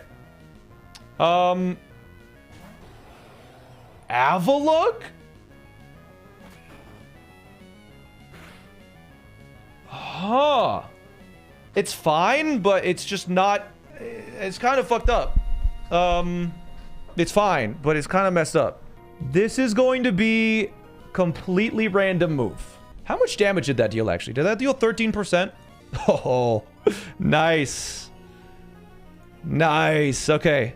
Actually, wait, maybe not. It still could kill, actually, yeah. All right, so we switch in. This is really weird. We might run low on some power points. Yeah, that was... I think we planned for any order, but it's just... We didn't expect it. Which is weird. This is most likely going... let's hope it doesn't Stone Edge, but whatever. Avalanche is suspected to have the same bug as Analytic. Oh... Is that Avalanche Analytic bug, maybe? That must be Avalanche Analytic bug or something. No, but... I'm so confused. Floatzel should out damage, right? No, I guess not. Yeah, no, this makes sense. This makes sense. Avalugg just came in when we didn't expect it. I think it's fine. Because we switch in Lobster. Lobster's HP is scaled, so we can take any 2 hits from Avalugg. We just need to do this in the opposite order that we expected. We need to now slack off until we're at full HP. And then we Future Sight. No crit, please. Cool. All right. So we can take any 2 hits of Stone Edge, even if it crits.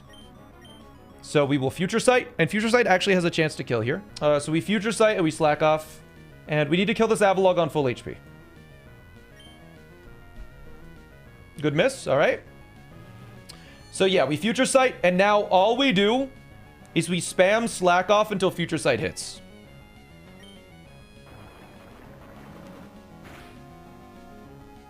Because slack off can deal 50 or 49%.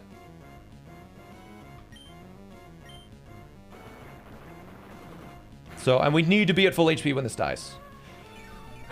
And this Future Sight could kill. That hits right now. So maybe a 1/3 chance.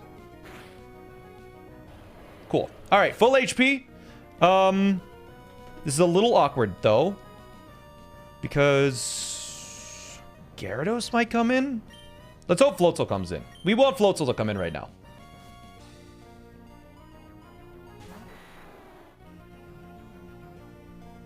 Right, Dragonite's still alive. Okay. Forgot about that. I forgot about him. We switch into Licorice. Because the only move that it has is Earthquake. Somehow, Dragonite returned. Yeah. So, I mean, now I think we might as well Brave Bird. I think Floatzel is guaranteed to come in now. Does this Brave Bird deal 25%? Oh, beautiful. It could actually kill, which would be ideal. Brave Bird, there's a 50-50 for this to switch, so Floatzel comes in. Onto Floatzel, yeah. Brave Bird, please just crit kill. That would be so lovely if you just crit kill here. Yeah, okay. So now it's gonna Waterfall or Hydro Pump. Lobster comes in and we'll just kill Floatzel now. Because we're gonna take a Hydro Pump or a Waterfall, whatever. Critical hit? Oh my god! Okay. So we just slack off until we're at full HP now, as it will kill itself with Life Orb. And we want to make sure we're at full HP. Oh my god, that's why... Okay. We died to do Hydro Pumps if we did not use a Heart Scale on my HP. The reason why Lobster is alive right now is because we used a Heart Scale on it before the Gauntlet.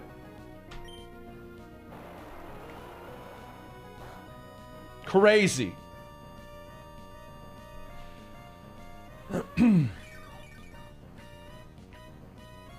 That feels very justified using that now. Alright, now the Floatzel dies. And we're at full HP, which means Dragonite comes out again.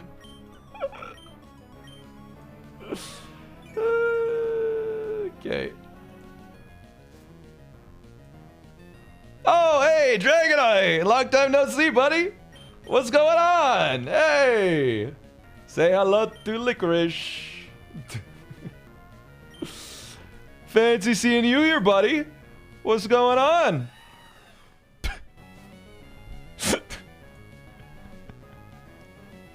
Alright, so yeah, this is just gonna switch into Gyarados.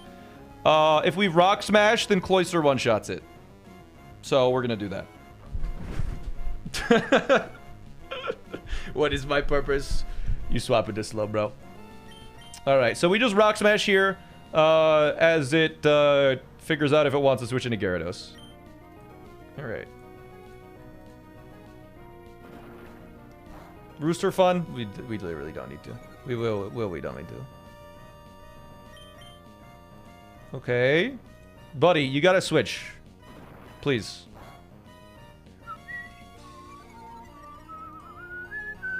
How it's like, what, that's its like 3rd Earthquake or 4th, 5th Earthquake? I mean, if it struggles, it's not going to. It's just gonna switch. Yeah. It's just gonna switch, chat. So now... we got intimidated. Oh, no. Alright, so this is ideal. Because it's now either gonna Dragon Dance or Aqua Tail, which is like super hype. But we lowered its defense with Rock Smash. And it's going to Aqua Tail me or Dragon Dance. Probably... I don't know. I don't actually know which one. It doesn't matter, though. Because its defense is dropped, I believe... What? I believe just Rock Blast kills.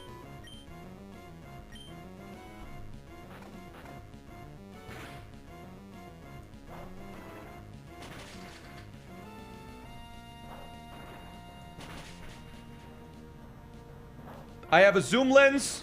This Gyarados was a demon because it had bright powder, by the way. So I'd have a zoom lens on my taco, so we couldn't miss.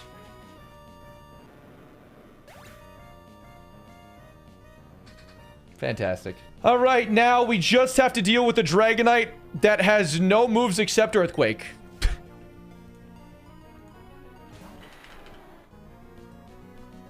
Let's see if Licorice can handle it.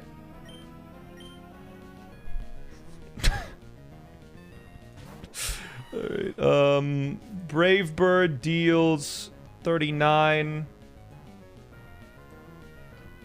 So we need, I think, 2 Rock Smashes, and then we kill.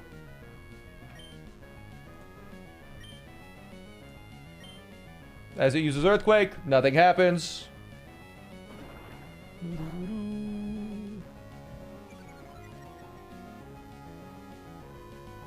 Bop, bop. Like, Gyarados get a kill? No, we can't risk switching around and taking, like, a struggle crit or something.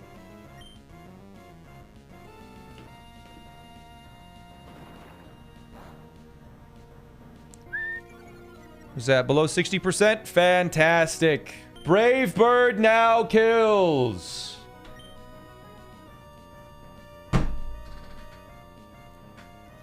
And that is the battle.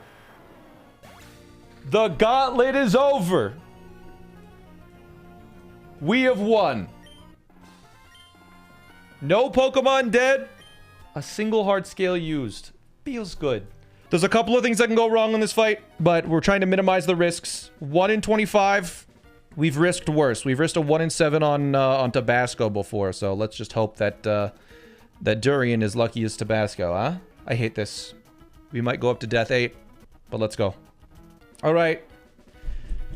3, 2, 1.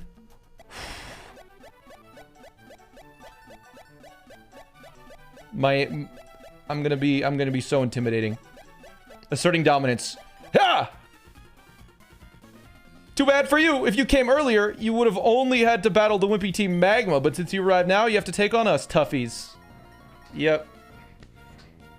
Yeah, we're bouncing on it in a way that intimidates them. Aquagron would like to battle. All right, Chad. There is a 1 in 25 that Durian dies right now. Please do not explode, Gengar. Please. Yes! Durian lives! Yeah!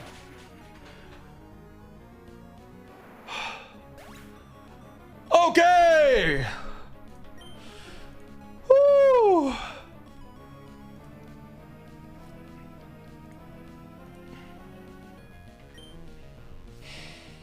Okay. Now Octillery comes in. I'm just gonna let myself calm down for a second. And Durian. Something can still go wrong. That was the riskiest part of the fight, though. If Durian died, we still were fine, but there were some problems that could happen. Basically, it was... Okay. Alright. Alright. So, now Octillery has a Water Gem. Permanent Tailwind is in this fight, if you didn't notice, on their side. So their speed has doubled. So this Octillery outspeeds most of my team. It outspeeds basically every one of my Pokemon except for a couple. This Octillery has Water Spout, doubled speed, a Water Gem, and the Sniper ability. So Sniper, if it critical hits, it deals 2.25x the amount of normal damage.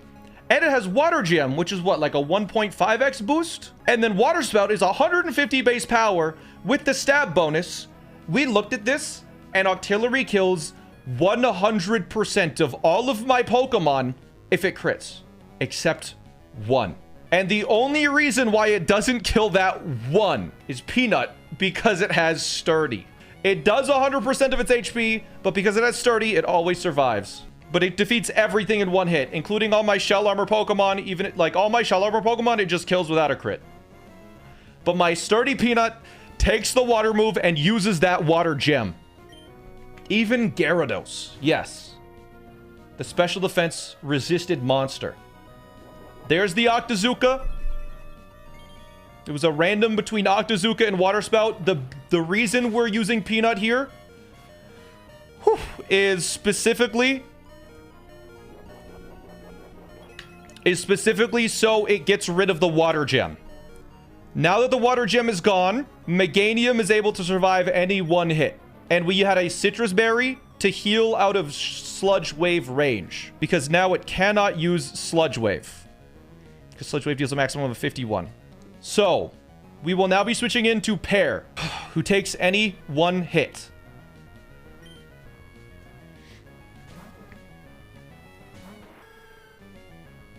Even a Water Spout crit now. All right. And now its highest damaging move is Sludge Wave. So we will switch in P. From Peanut to Pear to P. The 3 Ps. The 3 Ps. There we go. This has been pre-damaged to take a Sludge Wave.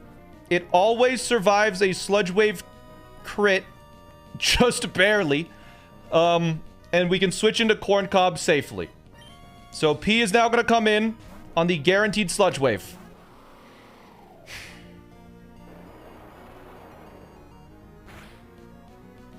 All right, we guaranteed go below half. The Citrus Berry brings us above in case something goes terribly, terribly wrong. And now Corn Cob gets to come in for free. And this is the second risk of the fight.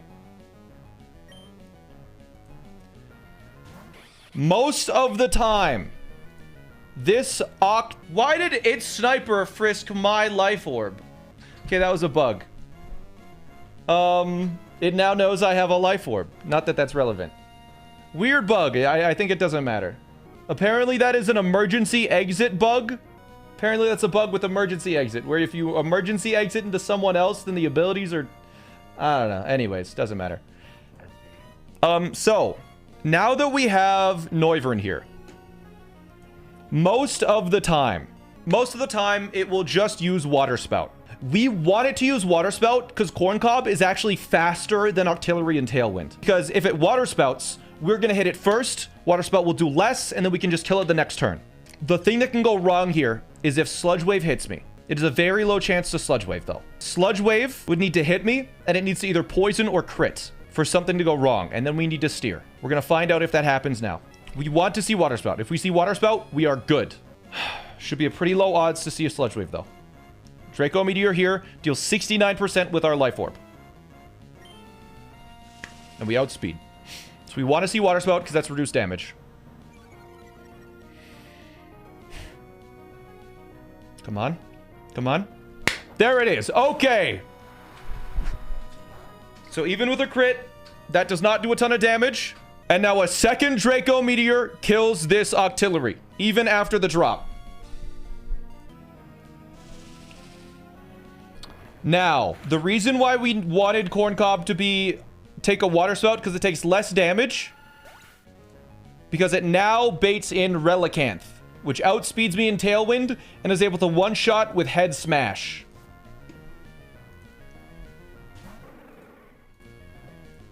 Relicanth is going to use Head Smash this turn. So we can switch in Sprout. This Relicanth has a Bright Powder, so I can miss moves. And take the Head Smash. Or not. Now, the thing is, it has Bright Powder, but we gave ourselves a Zoom Lens, which fully counteracts the Bright Powder as long as we move second. So it is now going to hit us with an Aqua Tail to deal 25.6 to 30%. 25 to 30%. And our Giga Drain will heal 50%. The Giga Drain has a 60% chance or an 80% chance to kill. We want to see it kill this turn, because then we'll be on high HP for the following Pokemon, where we will take our final risk. We cannot miss with a zoom lens. A zoom lens is a 20% boost compared to the wide lens 10% boost. But it's going to use a move here. We're going to Giga Drain, and we're going to hope it kills. So he uses Aqua Tail, and we heal all of our HP back. And we want this to kill. Good. Okay. Now our final risk of the battle.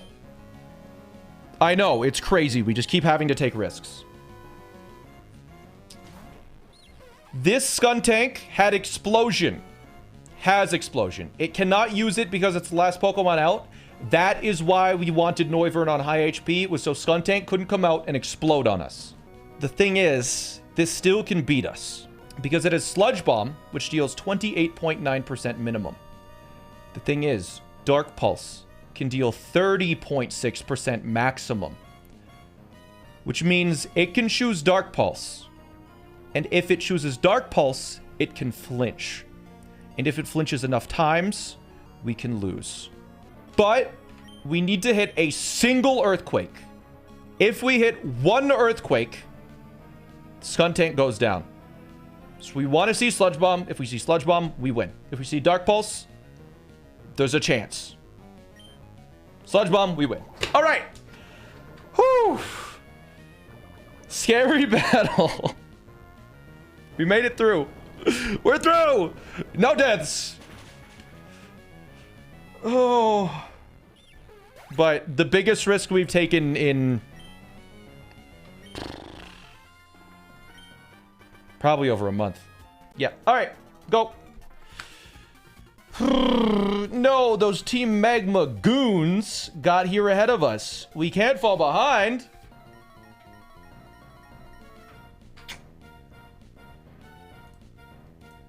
All right. So this guy, we had to take another couple of risks on. Mostly because this Inteleon sucks. This Inteleon, every single turn, has a 7 in 60 chance to use Air Slash over Reflect or Light Screen. It outspeeds us because of the permanent Tailwind. If it uses Air Slash 2 turns in a row, and it crits on both of those turns, Udon dies. It's a 1 in 30,000. There's also some rolls where if it crits on the second turn, but not the first, Udon has a very rare chance of dying as well there. But it's a little annoying.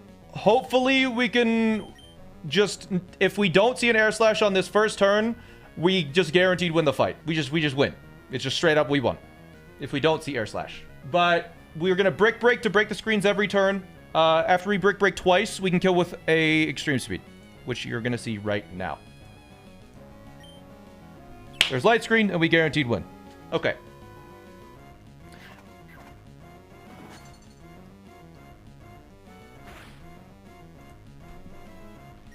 So now one more Brick Break, and then an Extreme Speed will kill. We can't get flinched. We have Inner Focus, so even if Air Slash would have hit us, we would not flinch. There's another Light Screen. Ba, ba, ba. So, now Extreme Speed kills, and no screens will be up. So, Extreme Speed, take it out. And now, in my notes, it says, Cloyster definitely comes in. If we did get hit twice with Air Slash, and they didn't critical hit us, or the first one critical hit and the second one didn't, then Luxray could have come in. It was really low odds, so we didn't even consider that it could happen. So Cloyster should come in here, because it sees kill with only Icicle Spear. The way we figured out how to kill this Cloyster, I think was really clever, because this was so sick. It's so cool. We've never really used this strategy before in this way. So Cloyster is going to use Icicle Spear, and Dumpling is going to take a fair amount of damage from it. But Dumpling is going to switch in on this Icicle Spear. And it's a really cool line. And obviously it resists. Critical hit, that's fine. Even if we get hit with 5 critical hits, we're still okay. But this may use my Citrus Berry, unfortunately, which we didn't want to necessarily have to use. Come on. Come on, stay above half. Ah, 2 crits, whatever. All right, Citrus Berry gets used. Okay, the problem with this Cloyster is that it deals too much damage, but also it has Shell Smash. And it could be using Shell Smash on this turn, and then it would sweep my entire party. Everything. The whole thing. We didn't want it to ever use Shell Smash. So, we realized that... And none of my Pokemon could really prevent it from using Shell Smash. But if the AI thinks that we can one-shot it, it won't use Shell Smash. So, we taught Dumpling Thunder. Not to use Thunder, but so the AI thinks I'm going to use Thunder, and it won't Shell Smash anymore. But instead, we're just going to Fake Out to deal a little bit of chip damage. This also holds a King's Rock, so those multi-hit moves can all flinch. There's like a really high chance of it flinching. And now, because it thinks we're going to kill it, it has to attack me. It has to attack. And Icicle Spear and Rock Blast deal less than Liquidation. And Liquidation is a contact move. So Spiky Shield will deal damage to Cloyster. The AI screen peeking has been their downfall. We deleted Electro Web for Thunder, which is actually totally fine because you can just buy Electro Web at Lily Cove Mart now. Thunder and Electro Web are basically infinite resources. So now the Cloyster is again going to Liquidation, and Dumpling has done all of the damage that it can because it could just die to a Liquidation here. So we are going to switch into Galissapod, who has been pre-damaged to a very specific number. Boom, Galissapod, the P in the Galissapod. There we go. Takes a Liquidation, goes under half HP, eats a Citrus Berry just in case. But because it went under half HP, Emergency Exit kicks it out. And we needed to Liquidation P because apparently Emergency Exit doesn't work on multi-hit moves. I don't know why. But that allows us to bring in Meatloaf. And this was the real puzzle, is that Meatloaf, if it's burned, if it's holding a black belt, is able to two-shot Cloyster. The thing is, if it two-shots Cloyster, it's on low enough HP that the next Pokemon will come and uses a random move, and that is not good. But we figured out that if we do that little bit of extra damage with Togedemaru, we don't need the black belt anymore. So, we can instead hold a Citrus Berry to guarantee we're on high HP. And of course, to get around the flinching, we're just going to Mach Punch twice. Because now we move first, we deal our damage, and it's going to Icicle Spear.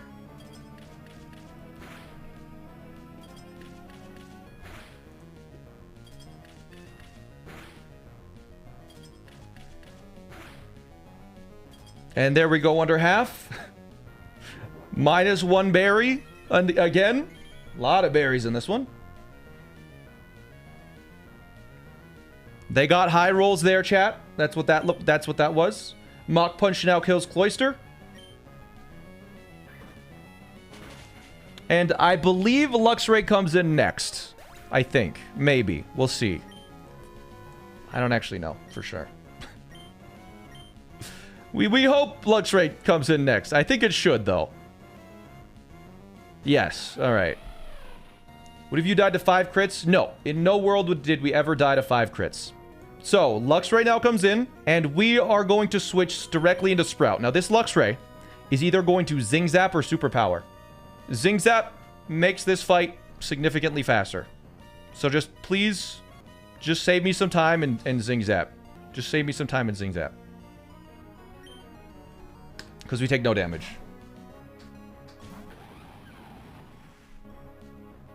Okay, well, the fight got a little bit longer. That's okay. So it's going to Superpower. It's going to take a big chunk of my HP, but it's going to lower its attack and its defense. And now it gets burned by its Flame Orb, and this has Guts. And now every turn, it pretty much has to use... pretty much every turn, it has to use Facade now. Facade deals at -1 attack. With the burn, with its Guts, it deals 46.6%. Which means Synthesis heals a little bit every turn. So we're going to Synthesis to gain about 5% of my HP every turn at least. It's going to hit me with a Facade. I'm going to heal with Synthesis. It's going to hit me with Facade. I'm going to Synthesis. And we're going to repeat that dance until I'm out of Synthesis. We can't get crit because of Shell Armor. So we will gradually gain HP as we go.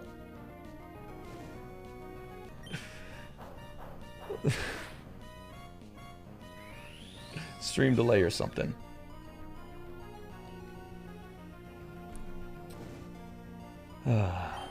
All right, Synthesis again. Okay. We are gradually gaining a little bit of HP every turn. This is good.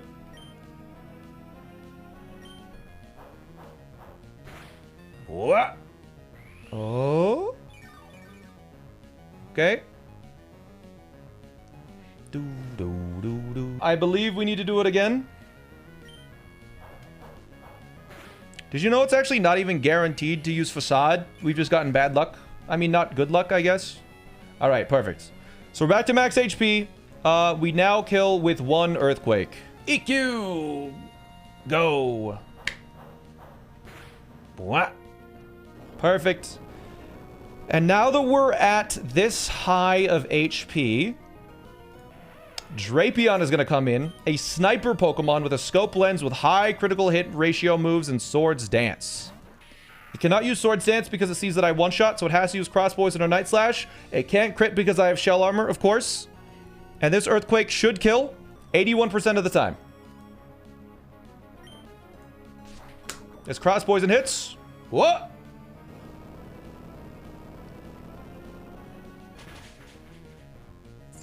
We got the roll. Fantastic. It saved us a turn. We would have switched into Donphan and then Ice Shard to kill it, if that didn't finish it off. But that's the fight, Team Aqua Grunt. All right, it's battle time. I've been sitting here for too long. We saw you at Mount Chimney. You don't belong either team, so why would you be here? Oh, I know. You tried to join Team Magma, but they wouldn't have you. Well, don't think that'll let you join a Team Aqua. Whatever.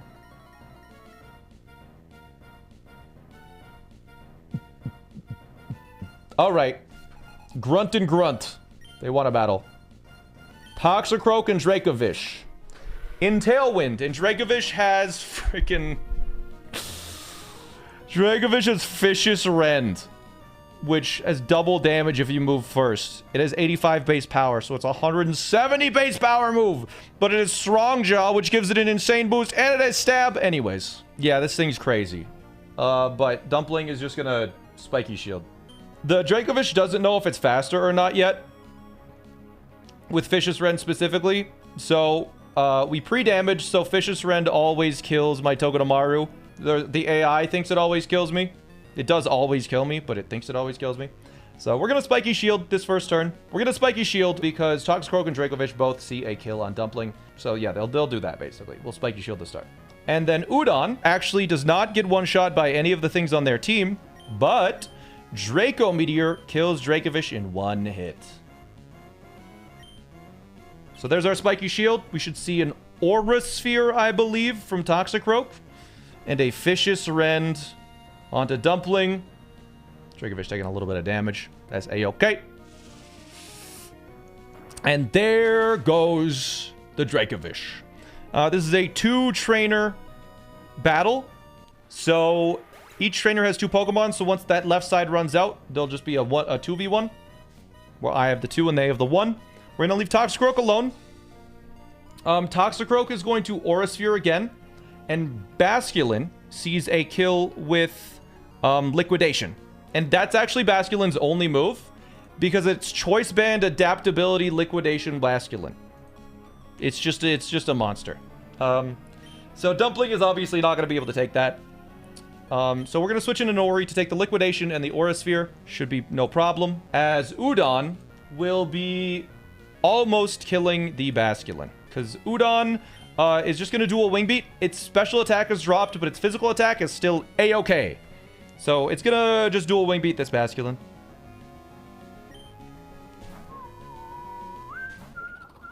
So here it goes. There's the Liquidation. We took the hit. And there's the Aura Sphere coming. There we go. Aura Sphere is now in. And, The reason why we pre-damaged Nori is now Toxicroak is always going to Sludge Bomb on that slot. Because otherwise it could have Sludge Bomb Udon. And we didn't want that. So now it's going to Sludge Bomb Nori. So we're going to switch out Nori into a Pokemon that takes a Sludge Bomb pretty well. Dumpling. And now the Basculin needs to die. And so Extreme Speed will kill it.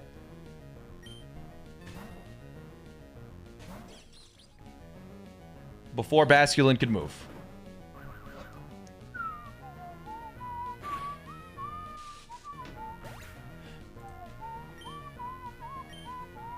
Oh, Dumpling got a little XP there. Need to make sure that we can't get too much XP. So now Toxicroak is just sitting here. We are going to fake out the Toxicroak to make it not move. And this Toxicroak is a Focus Band. We're basically just gonna beat this Toxicroak's ass until it dies. No matter how many times the Focus Band procs, you can't have it proc forever. So we're gonna find out how many dual wing beats this thing can take. It's about a 1 in 100 trillion to wipe here. The Focus Band didn't proc. There it is. All right. So it goes down, no Focus Band, and now Raichu comes out. No, Dumpling leveled up. Oh, that's bad. Whatever. Nothing we can really do about it. Let's just update it in the calcs. All right, so now Raichu is gonna use Fake Out on Dumpling. So we're just gonna Spiky Shield on the Fake Out. And Udon is going to switch in Toxtricity.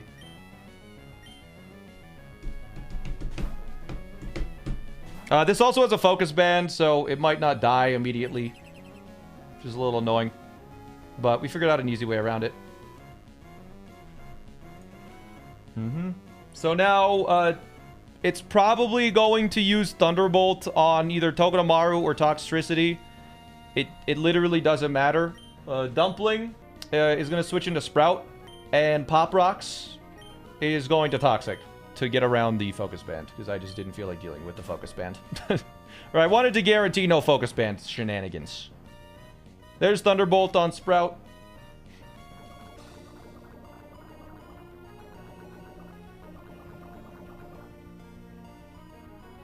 Raichu's hurt by the poison. Alright, so now, even if the Focus Band procs, it will die on the next turn. So Sprout is going to Earthquake to kill it, and Pop Rocks will die. I'm kidding. We're switching out Pop Rocks into Bok Choy. And we basically take no damage from this Raichu.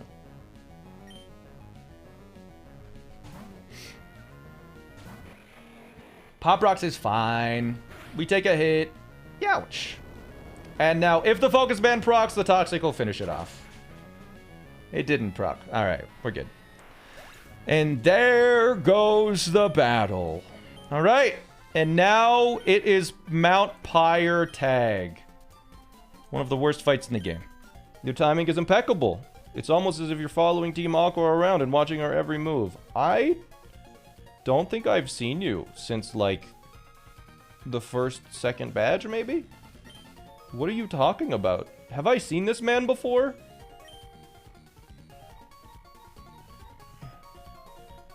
Hey! I'm here to threaten Team Aqua's operation! Whatever. Yeah, you're not really gonna do anything, are you?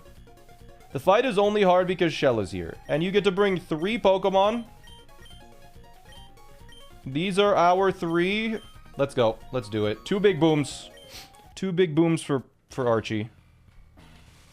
Yeah, I'm scared of misclicking. Chat, my A button does like to double A press. If that happens and it misclicks, we restart the fight. I'm just going to restart it.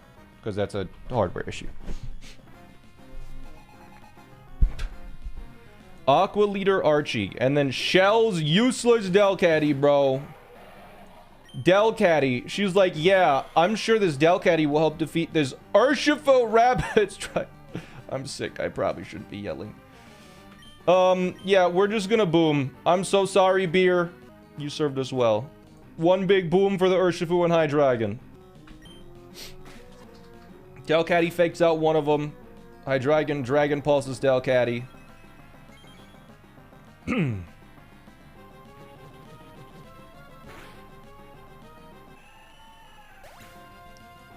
See, it gets a fake out and then it just freaking dies, dude. And then beer. Pour one out for beer. Yep. There's the normal gem. Urshifu and Hydreigon go down. That is our 8th death. And now, Durian is going to come in against the Rotom Frost and the Dragouge. We're on low HP, so they will see a kill on Durian. They're both going to attack Durian. The thing is, Durian has a secret.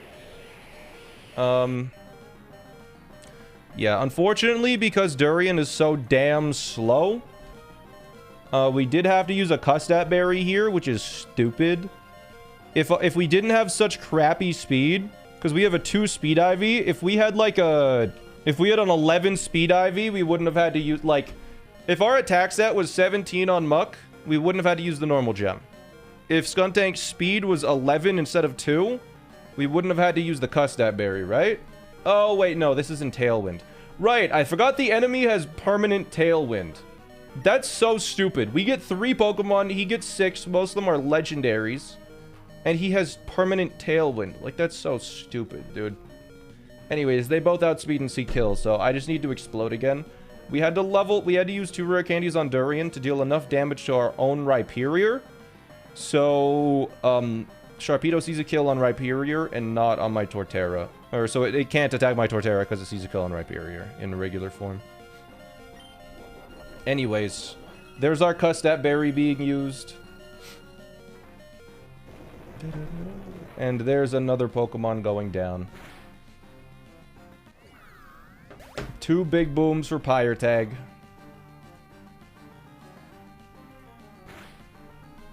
See you around, Durian.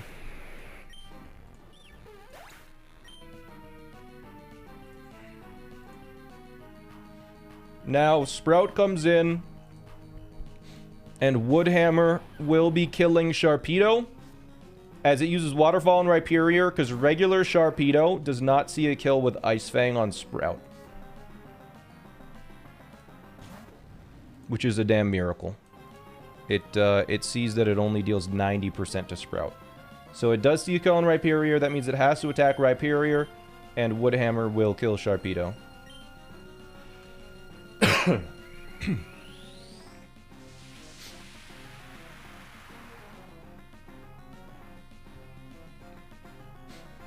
So Sharpedo waterfalls Rhyperior to kill it.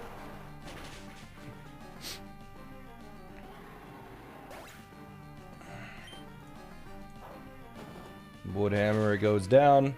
And then all I need to do is just hit Synthesis until Stakataka is either dead or I'm at full HP, and then we win. Were all of those deaths planned? No, I misclick Explosion twice this battle. Alright, Stakataka is so damn slow, even with double speed. Even with double speed on Stakataka, we outspeed in Synthesis. And the maximum it can do is 40% to me.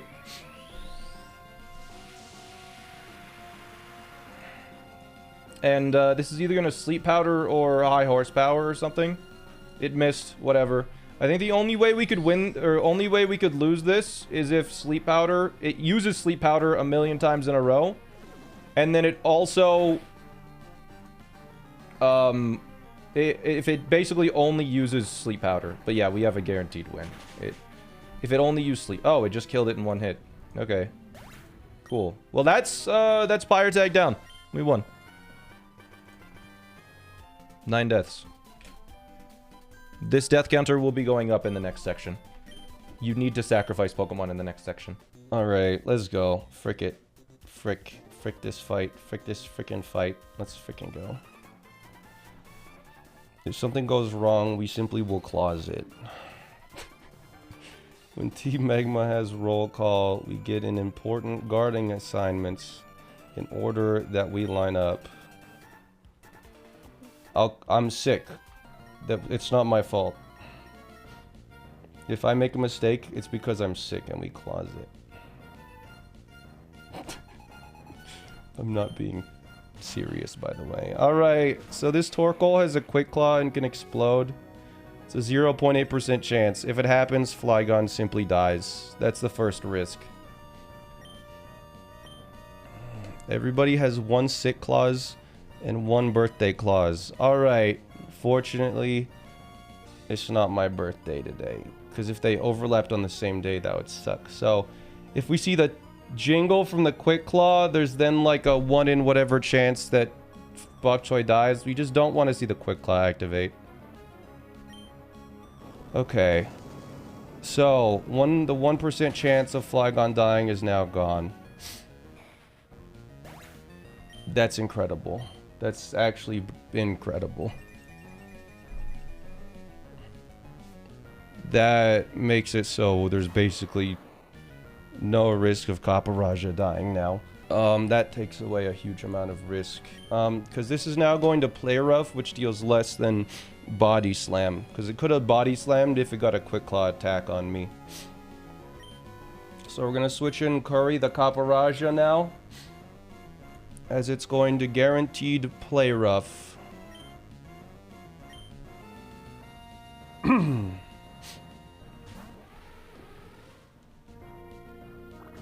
Youch! And now it's going to guaranteed Fire Blast. It has Sheer Force and a Life Orb. So fortunately, we cannot get burned by this Fire Blast on my Kebab. We've pre-damaged Kebab in case Fire Blast misses here. Ideally, it does miss. Whatever. I didn't care. Sheesh. It's a little annoying, but who cares, man? Who cares? So, yeah, close combat now kills this Tauros. It doesn't outspeed us or anything, so we're fine. I calc that, Chad, don't worry. I knew we were always living.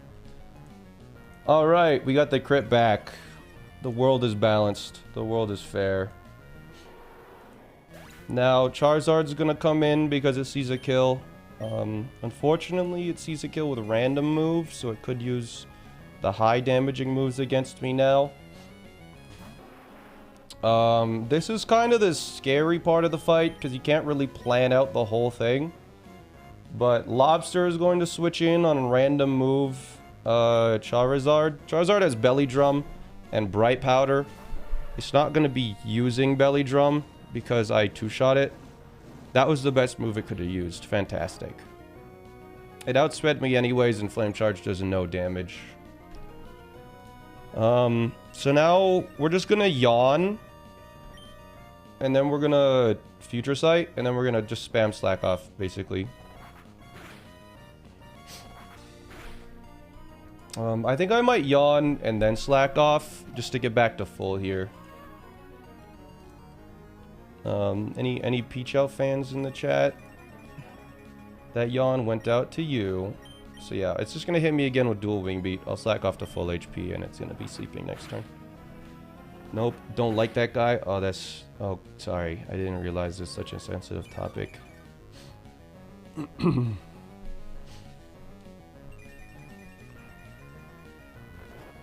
Okay, so Charizard's asleep. This is a guaranteed sleep turn, so we're free to just Future Sight. Yep.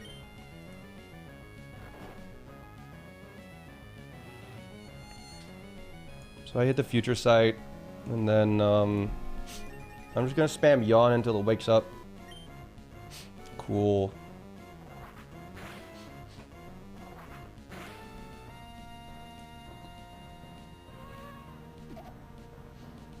Alright. So now we can simply just Slack Off until it gets hit by Future Sight, and then Future Sight again, and then just hit Slack Off until it dies, essentially.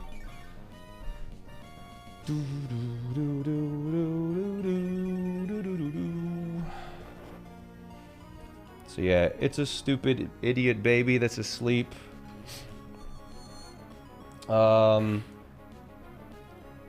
So we're just gonna hit it with another Future Sight, as it's guaranteed to be sleeping. And as long as we're at full HP when this dies... as long as it's at full HP when it dies, Lobster is, then Granbull comes in. Which we want Granbull to come in. So I just spam Slack off now. Da-da-da-da.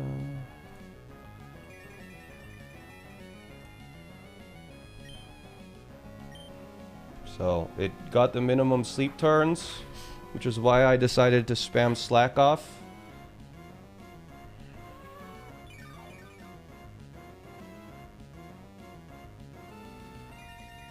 Does Future Sight hit this turn?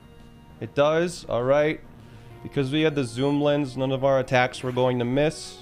Because we got the 20% boost. It has Bright Powder, so we had 108% accuracy, you know, 90%, and then 20% of that is 18%, which brings us up to 108. Granbull now comes out, and Granbull is going to try and intimidate me. It's not going to work. I think I just yawn here as it hits me with a move. We want no crit here, ideally. Cool. Now, I believe... Do I switch this? I switch now, I believe. Because we want to take one play rough on my Kaparaja, and then it falls asleep. So I believe with the sequencing, Curry is going to come in, take one play rough, then it falls asleep, and it's guaranteed to sleep for one turn. We're holding a Metal Coat in case of a play rough attack drop. Good. Alright, it should fall asleep now. Excellent. And now Heavy Slam guaranteed kills. It has one guaranteed sleep turn, so it will sleep for this one turn. So Heavy Slam, go.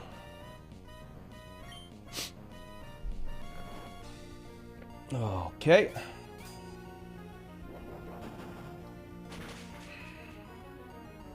Now we have the other 1% chance in this fight. The Arcanine Hisui comes out. It's the last Pokemon. And it's quite the problem. It's in the sun. It has Flare Blitz and Head Smash and a Focus Band. So it can just kill you. Because I'm on high HP, this is guaranteed to Flare Blitz me. P guaranteed survives a Flare Blitz even if it crits, and it will always bring me below 20 or below 50% no matter what. So P is going to come in, get a free switch.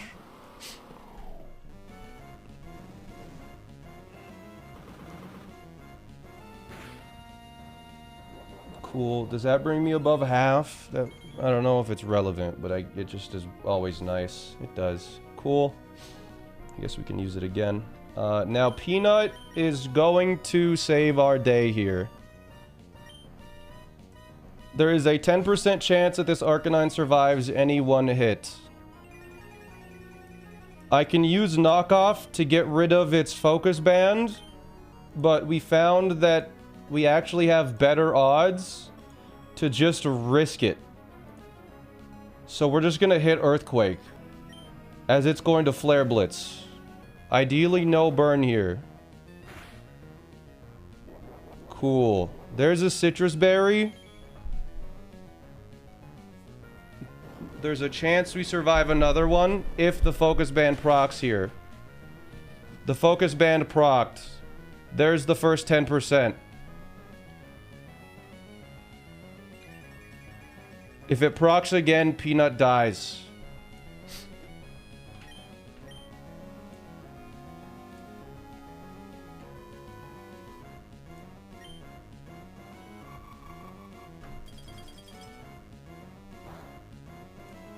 It didn't activate again. Peanut lives. No deaths in the battle.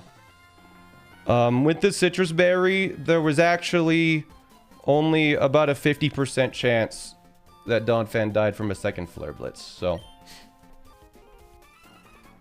I wasn't worried before you said that. I wasn't worried until I said that either. I don't know why I said that. Is the line riskless? I don't know. I think so. Unless we missed a detail. It should be fine.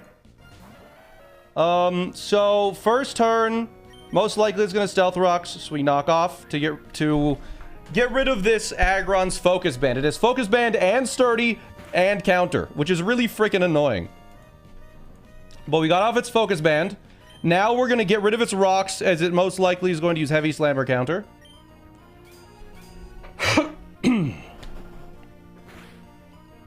The secondary effect of rapid spin is that it raises my speed. So it removes the rocks. And now, because of the speed boost, I outspeed Aggron. It doesn't have a focus band. Its sturdy is broken, so we just kill with Earthquake.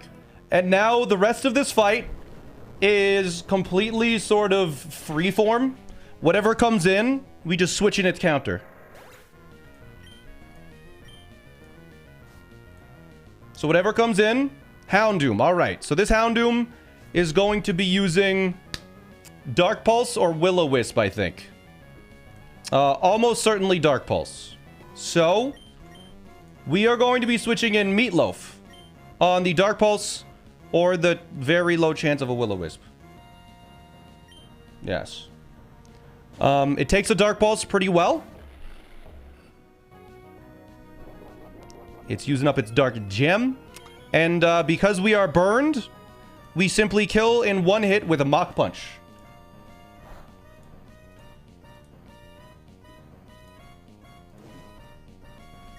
So Mach Punch will kill now. Good.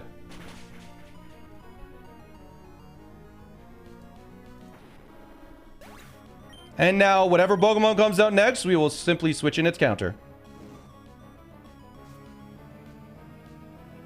Marowak. Alright, so it looks like Marowak outspeeds and sees a kill with Flare Blitz, I think? Yeah, it looks like Flare Blitz. Yeah, so we switch in Hydreigon on the Flare Blitz. Yep. Acai! First time in. Why has it only got one head? The only thing that can go wrong here is if we get burned. Okay, I was kidding. I just wanted to build tension. We were actually still fine if we got burned. Now we just Dark Pulse, and it kills it. Dark Pulse. Because we have a 28 special attack stat on a freaking Hydreigon. A 28 IV. It's strong. Alright, so now I'm gonna guess Electivire comes in. Aha! Okay. So now it's gonna do, I think, Cross Chop. Yeah, I think it Cross Chops now. So Kebab is going to take the Cross Chop. I know it's scary, but I think Kebab can take it. Like a critical hit Cross Chop. As long as it doesn't use Wild Charge, which I think it literally just cannot use Wild Charge. Yeah. I think yeah, no, it can't use Ice Punch. It has to Cross Chop here. So Kebab is going to switch in on it could Magnet Rise. Magnet Rise has really weird AI that is undocumented. Okay. So we live the Cross Chop. We take some poison. Now it's just going to use like a random move, I guess. I don't really know. We just flip turn to get the hell out of here before we die. So we flip turn out. We deal about half. Tabasco comes in. The poison is because it could have Ice Punched, and we didn't want to get frozen. And we didn't want to burn to lower our attack. Okay. So Wild Charge. Oh my god. Woo! That was totally fine the whole time. It's just... that is the most amount of damage it could have possibly done. That is literally the maximum roll. That is...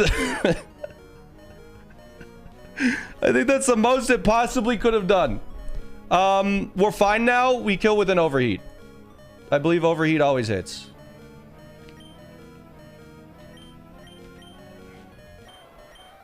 Right? 100% accuracy. Okay, yeah.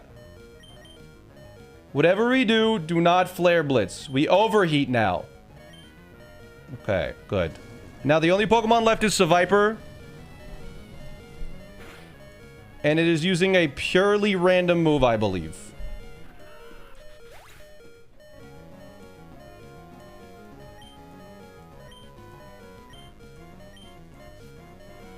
Tabasco always on the edge. That's okay.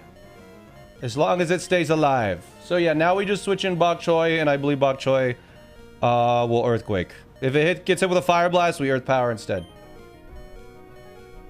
But it has Fire Blast, Gunk Shot, Earthquake, Giga Drain. It also has a Quick Claw, which is kind of annoying. Use Giga Drain. Alright, we're good now. Perfectly safe to... Earthquake and kill.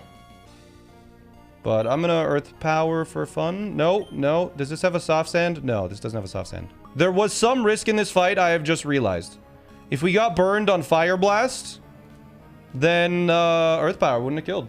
It was technically dead to Gunk Shot, Max Roll, Crit, Poison, Quick Claw, Gunk Shot, Max Roll, Crit. No. No, because of, no. Because of the Stitches Berry. Anyways, oh, it got the Quick Claw off. It's hitting us with its gunk. Oh, God. The Quick Claw gunk. That's fine. All right. I got gunked. Oh, no. All right. The fight's down. Is it the first Quick Claw proc of the run? No. No, we've definitely seen other Quick Claws. Arg, taken down. All right, let's go. Hold it right there. You don't really expect me to keep my trap shut and you waltz by me. So, the main problem Pokemon of this fight was Nidoking. There's also a Quick Claw exploding Camerupt. But the main problem was this Nidoking. It has a Focus Band and it has Stealth Rock. Very annoying. What we're going to do is, so it can't use Stealth Rock, we're basically just gonna bait a bunch of kills over and over again. So it can see that it kills me with Earthquake right now. So it's going to use Earthquake, and it's also faster than me because I'm level 74, not 79. I think we might have outsped if we were level 79, fun fact. So we can Fake Out here, and it will deal a little bit of damage.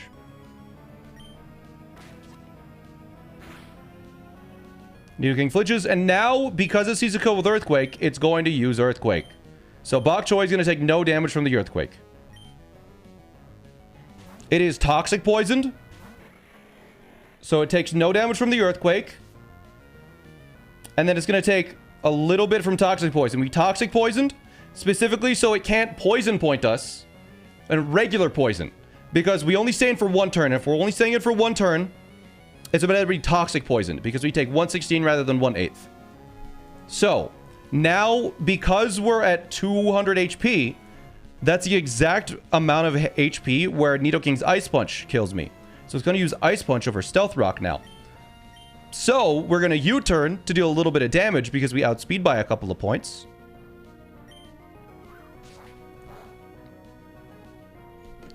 And we're going to go right back into Togedemaru, our Dumpling, to take the Ice Punch.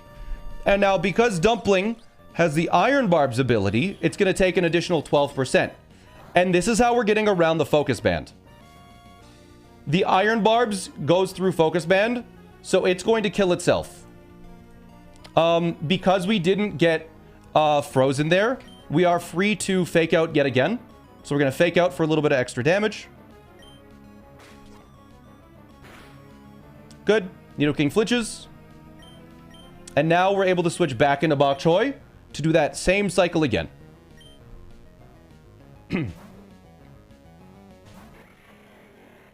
Where we're going to take 14 damage from Toxic Poison, because the Toxic counter is reset when you switch.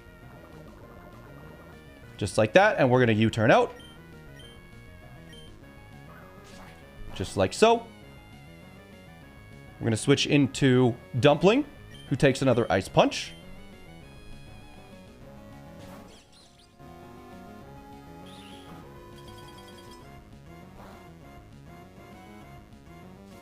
Iron Barbs. I think a high roll Fake Out could kill here. If it doesn't, again, that's totally fine. Didn't kill. That's a-okay. So now it's going to use Earthquake. We're going to switch into Bok Choy.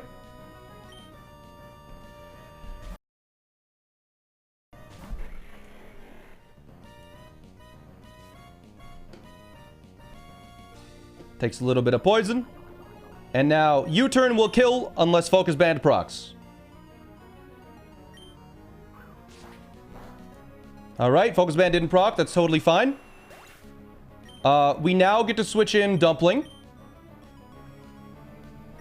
If the Focus Band procced, then Dumpling would have been hit by the Ice Punch, and it would have died anyways due to its Iron Barbs, because Focus Band does not protect Iron Barbs. So now Aerodactyl outspeeds and sees a kill.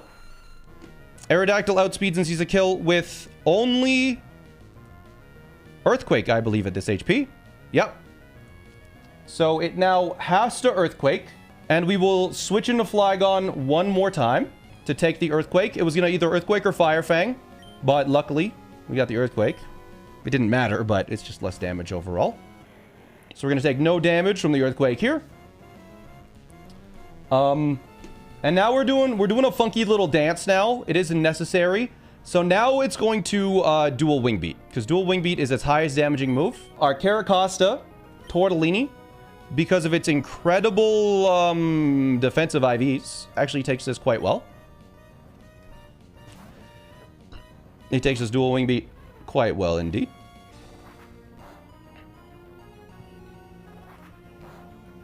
And now this Aerodactyl guaranteed is going to Earthquake. So I've just actually realized, because it was guaranteed to Earthquake, we didn't need to do those extra 2 turns. But I'm just sticking to my line to not mess it up. I'm realizing now, yeah, we only did that switch to guaranteed because it could have Fire Fanged or Earthquake sometimes. But because it was guaranteed to Earthquake, we didn't need to do these steps. It didn't really matter. Now it's guaranteed to Earthquake again, which is a little unnecessary, I will admit. It's less thinking. I'm following the line. We switch in Electrode on a guaranteed Earthquake. This Earthquake should never kill.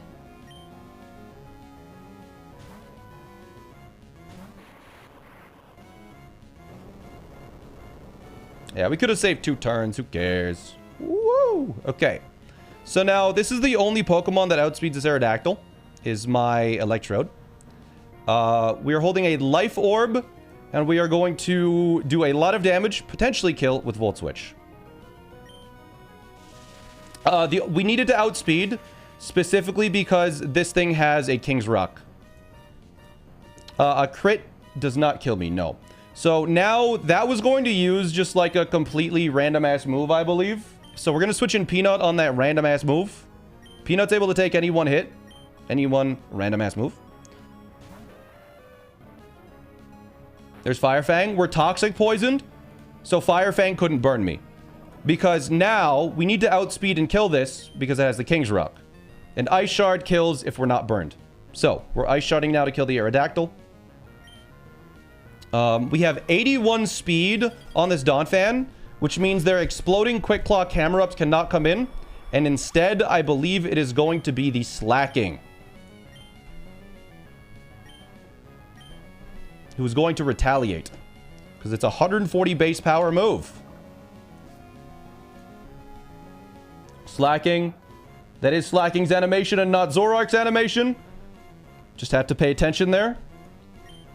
So, the Pokemon that's going to be taking a Retaliate from a Slacking, the 140 base power physical move. And he's going to take it quite well. Tortellini.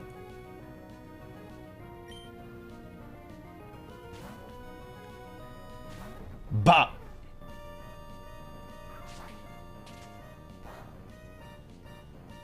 Tortellini takes it. Now, the next turn, Slacking will be Truant. So because it's Truant, we get a free switch into Chicken.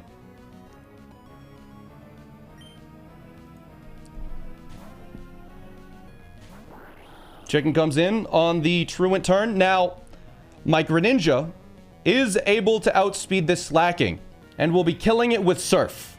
It is holding a Mystic Water. It has Torrent its Torrent ability, which increases its water damage to do an enormous amount of damage with Surf.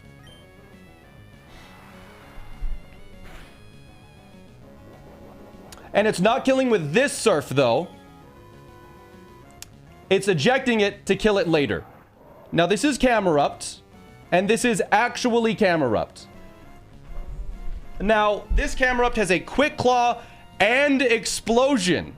So, it can outspeed and explode and just kill me. The thing is, with a Torrent Mystic Water, we actually have a priority move in Water Shuriken. So, Water Shuriken, 2 hits, deals exactly 100% if we're Torrent, if we're holding Mystic Water. And it is a priority move, so it outspeeds Quick Claw.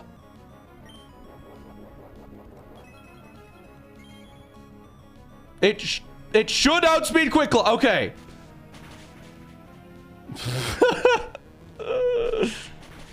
It shows the animation for that was relevant.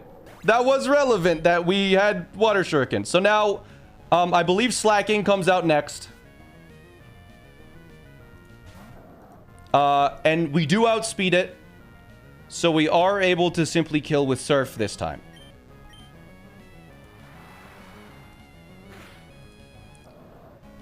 Okay. And now a Zoroark comes in, which we are also able to one-shot with Surf. Okay. And that's the fight. Woo. Okay. Grunt number 4 in the hideout. Some interesting little guys. Oh, wait. Did I need a pre-damage? No, I didn't. Thank God. Okay. Let's hope this is all correct. Manectric opens up. Manectric is double team, a life orb, and the static ability, which can paralyze me. It's very annoying. It does see that it kills me with Thunderbolt, so I believe it has to Thunderbolt this turn. So I'm just going to flip turn out. We're holding protective pads, so we can't get staticked. It's not really necessary because Kebab is actually never going to see battle again. But we've never used protective pads before, so who cares? So now Radish is going to come in on the guaranteed Thunderbolt. Take basically no damage because the quad resists it. Can't get paralyzed because it's an electric type. And Energy Ball will finish this little guy off.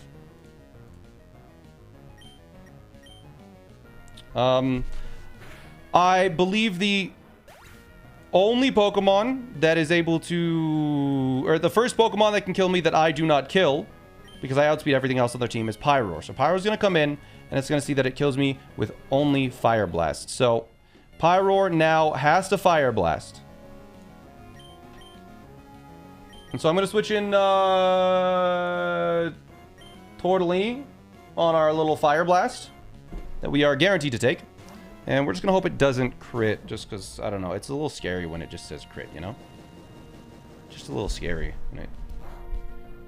I'm not Volt Switching out because a Volt Switch crit and a knockoff crit can accidentally kill Pyroar a little early. And all we need to do here is just knock off to get rid of this Focus Band. That's literally the only thing. We need to knock off so we don't activate this thing's Focus Band. We're pre-burned because this Pokemon has Yawn. And we did not want to get put to sleep. There's a critical hit. Little scary. Boom. There's the knockoff. Focus Band is gone. Hurt by the burn. So now it is going to Hyper Voice or Fire Spin, which Dino Nugget is able to just barely take and stay above 50%. It's not going to Yawn, of course, because it's not... it wouldn't do anything to burn. My burn Tortellini. So we simply switch into Archeops. Archeops can deal 98% with Rock Slide. So we will be doing Rock Slide next. We are holding a Flying Gem. You get a single Flying Gem for the entire game. And that makes Acrobatics do an insane amount of damage. And so when I use this Rock Slide to kill this Pyroar,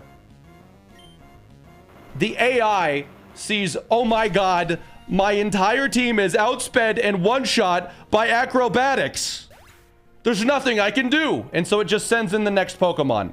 I don't actually want to use this Flying Gem yet. We just want to debate in the next Pokemon. We just wanted the AI to panic and send in this Fearow. Because this Fearow also just dies to Rock Slide. So we're just going to Rock Slide. It's going to quick attack.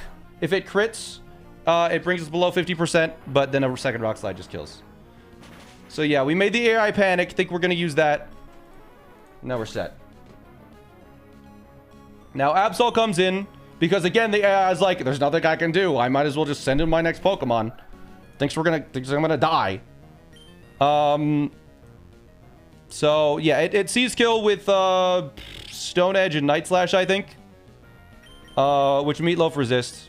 So Meatloaf is just gonna switch in. It might see a kill with Psycho Cut because I think it has guaranteed critical hits with Super Luck plus Scope Lens plus high critical hit ratio move. So it could also use Psycho Cut. I'm not really sure. I don't think it matters. Meatloaf is gonna switch in now. Now, as per usual... There we go. Okay, that was the weakest move it could have used. But anyways, yeah. We have pre-burned our Meatloaf to one-shot this Absol with Mach Punch. We outspeed and one-shot with Mach Punch. So we will do that now. Good. The nuclear button. I also have a nuclear button. It's called a flying gem. All right. What's so hard about this Nuzlocke? I'll show you one of the next boss fights that's coming up. Trapinch comes out. It has Arena Trap, but it's simply a stupid baby and dies to Hammer Arm. This is maybe the weakest Pokemon we've seen in 200 hours. I don't know why they put this here. It's kind of a meme, I think. Hammer Arm kills. Every fight in this game is basically a boss fight. We killed the stupid baby. Easy peasy. Stupid baby dead. But anyways, Magma Grunt number 5. This is our 4th grunt today. Let's go. That's because Rapidash was busy on holidays.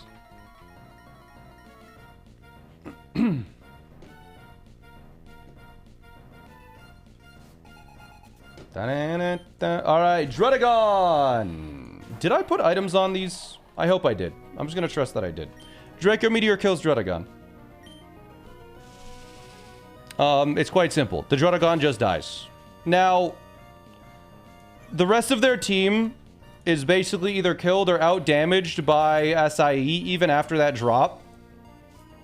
So it's just gonna send in the only Pokemon that's faster. Shiftry. And it's just going to do its highest damaging move. Low kick. So I'm just going to switch in my egg. To take a low kick. It shouldn't take that much damage, I think. Yep. And then we just Mega Evolve. The problem with the Shiftry is that it's Bright Powder, so we can miss. But Mega Pidgeot has no guard, so we can't miss. And Hurricane just kills.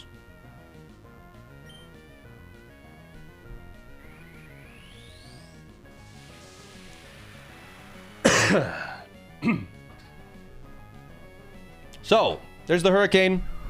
Kill the guy. And now Marowak is the next Pokemon that it sees. Oh my god. It sees that it kills me, but I don't kill it. So Marowak is going to come in next with a Stone Edge.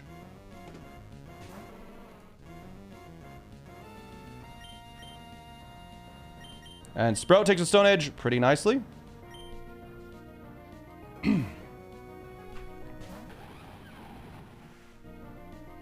Nice. It's a little scary. That has knockoff. It could have knocked off our soft sand that we needed to hold. We're going to Wood Hammer here. We outspeed and we kill with Wood Hammer. We needed to hold the soft sand, so Turtonator that's going to come out next couldn't have Shell Smashed because it sees that we kill it in one hit. Or it thinks that we kill it in one hit. We don't kill it on one hit every time. Turtonator, we manipulated it so it came in last so it can't explode because it does have Explosion. So now it is just going to use its highest damaging move instead. Can't Shell Smash, it can't explode. It's just going to pick between Dragon Pulse and Flamethrower, and obviously Flamethrower is going to do more, which P is going to handle. P is going to take that Flamethrower.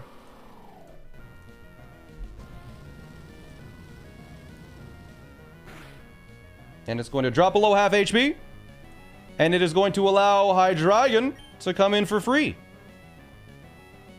And Hydreigon outspeeds and simply kills with Draco Meteor. This Turtonator has a Quick Claw, but Quick Claw Dragon Pulse critical hit we actually live. Turtonator sucks. Goodbye. Fight's over. Easy peasy. Should be a fairly straightforward fight, I think. We'll find out the hard way. An intruder! Meatloaf burned? Yeah, Meatloaf is burned in the box, though. It's just burned at home. So, this Colossal has Explosion and a Quick Claw, but because of how it is, it can't Explosion on the first turn because Stealth Rock always has higher priority than it. So, we're just gonna try Liquidation kill this. It has Quick Claw, but, like, who the hell cares? Okay. Cool. So there's no Stealth Rocks up for the fight because Quick Claw didn't activate. We're poisoned so we didn't get burned.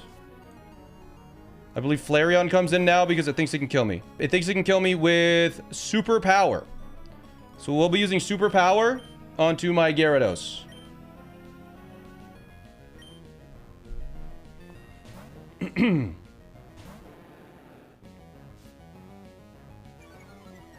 We intimidate it. Fantastic. Superpower. There it is. Alright, so now it not only is a stupid baby, but it's also very weak. Its defenses are down. So Waterfall deals 200% of this guy's HP. And we actually outspeed it, because these guys are slow. So, it'll be Waterfall kill. And then, Draco's ult is going to come in, and it's guaranteed going to Bolt Beak. Because it outspeeds and sees a kill with it.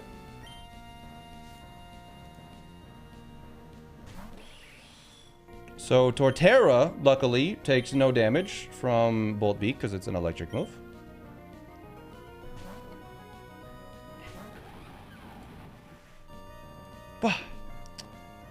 And then our Hydreigon is going to switch in on a Fire Blast.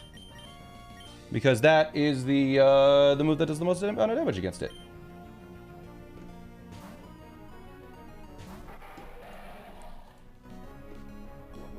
And it's going to take a Fire Gem.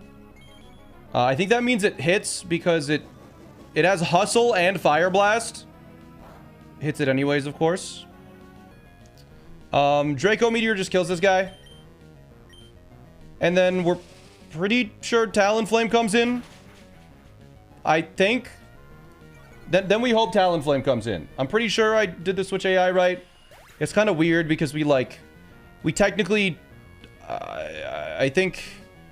I don't know. We'll see. I'm pretty sure Talonflame comes in next. Yeah, cool. Okay, so Talonflame comes in. And Caracosta just 1v1s this guy.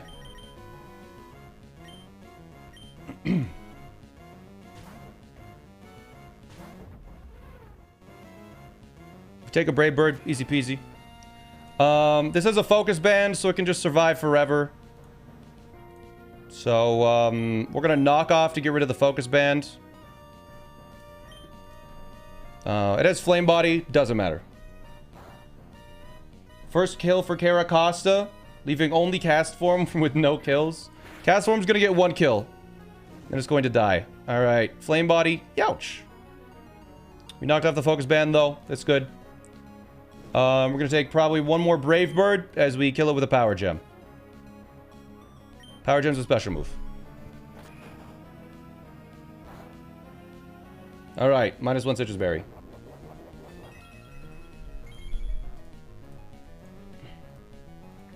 Alright. And with this beautiful sequencing, we now bring in the Solrock last, which has Bright Powder as an item, and it has Explosion, which is just lovely. Just so great. This, it sees that it can't explode, though, because it's the last Pokemon out. It has Will-O-Wisp. It's not going to use it. So it is going to simply Stone Edge my Copperajah. So Copperajah is going to switch in on a Stone Edge. And we have a guaranteed win now. Because even with the Bright Powder, we are holding the Zoom Lens, which, because we're slower, Bright Powder lowers accuracy by 10% to 90%. Zoom Lens, if we're slower, raises our accuracy by 20%, which brings it back over 100.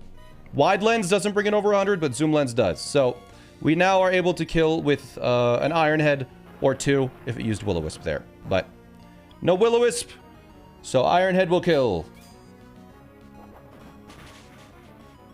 And there's the fight. All right, cool. Rah! All right, good.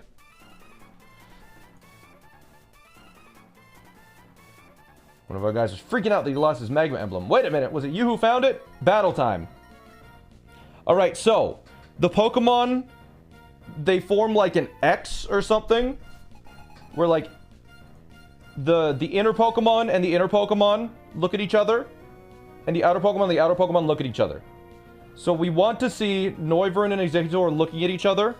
They want to be on like the similar side. So Ninetales and Executor, that means Executor is in the second slot. Tamale and Corncob, you can see they're both on the inside. That means they're looking at each other. And the 2 Pokemon on the outside are looking at each other. So Ninetales sets up the Drought. And this is tricky. This is the first time that Tamale has been like somewhat useful. Tamale is going to use Heat Wave. Isn't it always Sun anyways? No. Ninetales is the Pokemon that sets up the Sun. There's a lot of Pokemon that set up the Sun in here, which is why you guys thought it was always sunny. So Heat Wave will kill Executor, and it will deal some damage to Ninetales.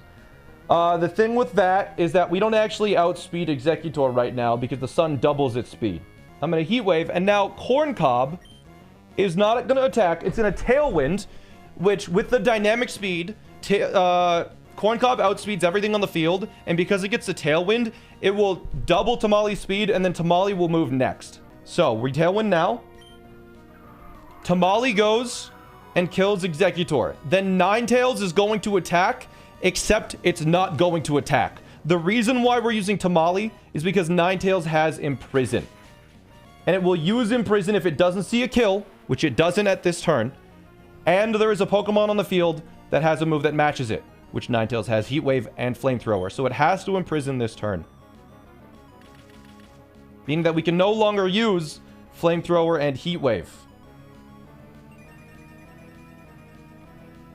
And now Corncob is hurt by the poison, and because it's hurt by the poison, Arcanine will switch in, and Arcanine will see a kill 100% of the time on Corncob with Flamethrower, as will Ninetales. So, sorry, Flare Blitz with Arcanine. We had to poison Corncob, so Ninetales used Imprison on turn 1, and it didn't see a kill. It now sees a kill, so it basically wasted its turn 1 using Imprison. We are going to switch. They're not going to attack Tamale because they don't see a kill on Tamale. They see a kill, I believe. We're at 99 HP, which is the exact amount of HP that Flare Blitz and Flamethrower will always kill. So Tamale will now switch into Archeops, who was not going to take a hit. And Corncob will now switch into Alaska, who quad resists the fire moves and will not die to them. Yes. I can tell this is a good strategy because tamales and corncobs go well together in a meal. Oh, yeah. Throw all that on the barbecue, huh? So there's the flamethrower. And the great thing about this strategy is that we have Tailwind up, so we will outspeed everything for a few turns.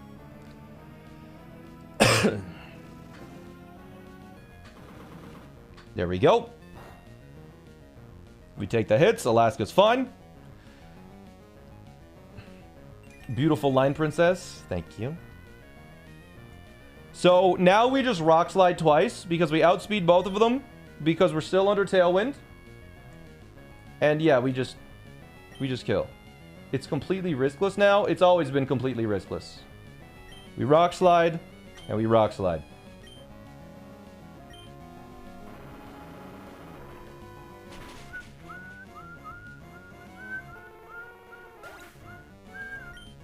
All right. There we go. Did Alaska even get to attack there?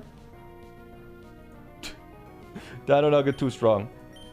Alright, so now Jumpluff is going to come in, and Donphan should come in.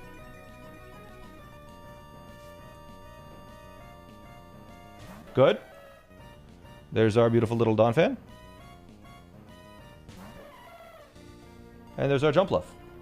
All right, so Donphan deals lethal damage to Arcanine Hisui with Stone Edge and high horsepower. So it will be attacking Alaska. Jump bluff. Jump bluff is very fast, right? It's pretty fast. Fortunately, my Dino Nugget is faster. So the thing with this jump bluff is it has Spore, which guaranteed puts you to sleep. And it has a Focus Sash, which means it survives any one hit. Fortunately, we have 2 hits with dual Wing Beat. So this will just be dying to that. As Donphan will be using an attacking move on Alaska, which Sprout is going to take.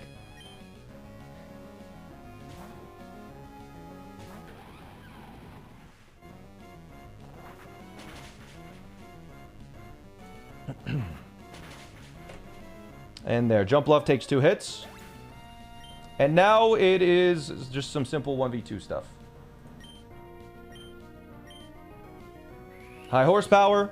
That is actually the weaker move to use against my Torterra. So that's nice to see. Tailwind petered out, but we do outspeed now. So, we can simply... we need to... This thing has a Custat Berry, so if we get it to low HP, it will do a lot of damage to me. So I'm going to use Dual Wing Beat, a weaker move than Acrobatics. It is a weaker move than Acrobatics. Because if Acrobatics critical hits, it could activate the Donphan's Custat Berry, it could outspeed and like kill me or something the next turn, whatever, which you don't want. So we're just going to Dual Wing Beat here, and my Torterra outspeeds this Donphan. So we Dual Wing Beat. Sprout, I believe, after the Dual Wing Beat, does kill with Wood Hammer. And this has Miracle Seed to kill. So we did a little chip with that. We're going to deal some damage to the Donphan and myself with the Wood Hammer. Good stuff. Now, Meltank, the final Pokemon comes out with Body Press, Milk Drink, Curse, Return. It has leftovers. It is thick fat. It's just a chunky thing. But I believe with a simple combination of Acrobatics, my strongest move against this Meltank, because I have no item, and the Wood Hammer, which we survive any one hit plus Wood Hammer recoil, we should be fine here. Return, doesn't matter who it hits. Little scary, but we should survive on at least 20 HP. There it is. It's battle time, grunt number 9. Purely because of the freaking Electrode. I can't stand the heat. Maybe I should have teamed Aqua instead. Alright, we got a funky little line here. A very funky little line. This Togekiss is a critical hit machine with Super Luck, Scope Lens, and a bunch of critical hit moves. We have Radish, and its strongest move against my Radish is Flamethrower. Oh, 1 second. Doesn't it have a high crit AI? There's a high crit AI. If a damaging move is a high crit chance and is super effective on the target, there's an additional +1. Yes! We're fine. We're fine because I'm an electric grass type, not a grass type. I think we're safe because I was like, if we just switch into P and it immediately dies, I will scream and cry. Can it use Air Slash with Super Luck and Scope Lens? Is Air Slash the flinch one or the high crit one? Because like if it's a high crit one, then I think it sees all the time that it guaranteed crits, and it will see that as its base damage. Okay, I think we're fine. I think we're fine. I was a little scared for a second there because I was like, if it sees that it guaranteed crits, I think it calculates with the guaranteed crit. But it has Air Slash, not Air Cutter.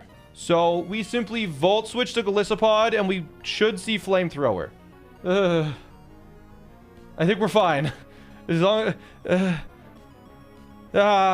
it's always scary switching in Golisopod on a Pokemon that could theoretically kill it if it uses the wrong move. We Volt Switch out to deal some chip to Togekiss. I'm hurt by my Life Orb. And we switch to our Sleeping Pea. Our Wet Bed. There's Flamethrower. That's what we wanted to see. We emergency exit out. And we don't get burned because we're sleeping. Woo! Critical hit. Okay. That was 1 HP away from a max roll. Fun fact. Or 4 HP away? I don't know. It was close. Radish now comes back in.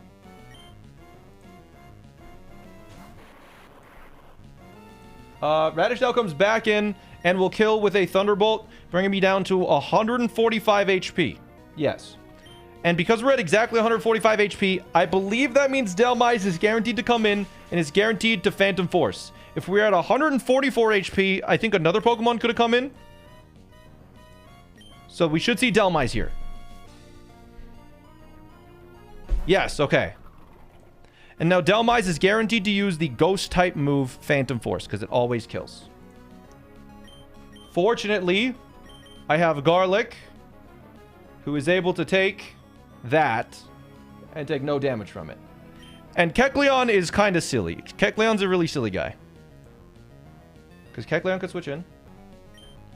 This Delmise has an Assault Vest, it has Phantom Force, Giga Drain, Anchor Shot, and Whirlpool, which can trap you in and Whirlpool you to death. The great thing about Garlic is even though it's a lizard and it looks quick, it's really slow. In fact, it's slower than an Anchor. So it's going to take nothing from this Phantom Force.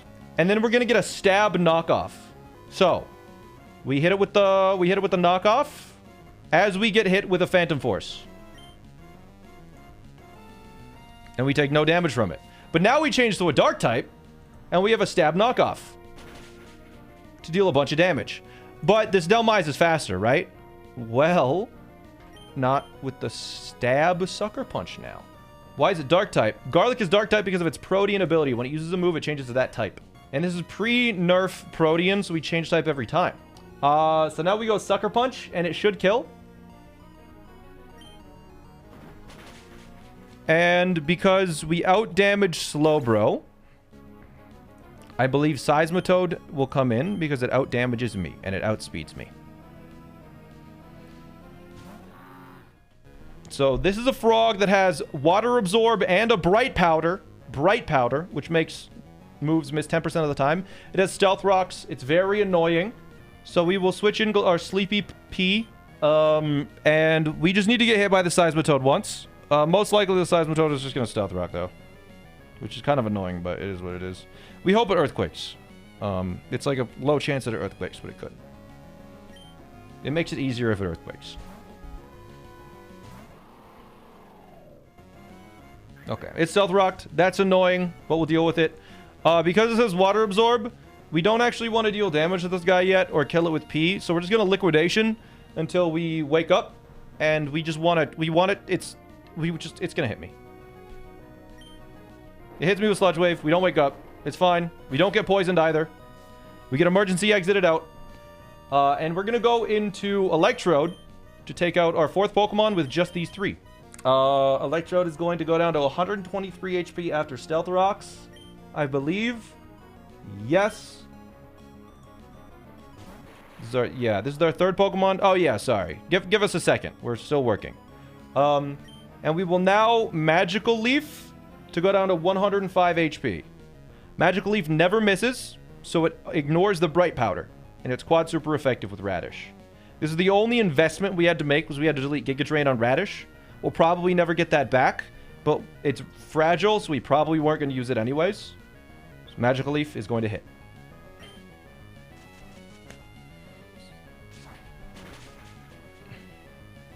And now, I am fan of YouTube, huge fan. Welcome from YouTube. Magical Leaf you can get infinitely from Lily Cove, the Mart, so it's fine. We go down to 105 HP, and because we're at 105 HP, we actually don't one-shot a Slowbro. So Slowbro now comes in. And I believe Slowbro sees a kill on my Electrode. So it has to use Flamethrower this turn and nothing else. So we are going to switch into Garlic to take a Flamethrower. It has a Rossberry in case it gets burned. So yeah, we switch in Garlic. We can't Volt Switch here because this Slowbro has a Quick Claw and can just outspeed and kill at any point in time. So, we're going to take a Flamethrower. We take a little bit of Stealth Rocks damage. It's nothing. We don't get burned. That's fine. So, this has Regenerator. We are going to Fake Out. Does Fake Out... Wait, does Fake Out Sucker Punch kill? Let me do a calc real quick. 31 plus 108 plus 108. 31 plus 108 plus 108. Okay. So, we will now be using Fake Out. I just had to double check this. We will now be using Fake Out.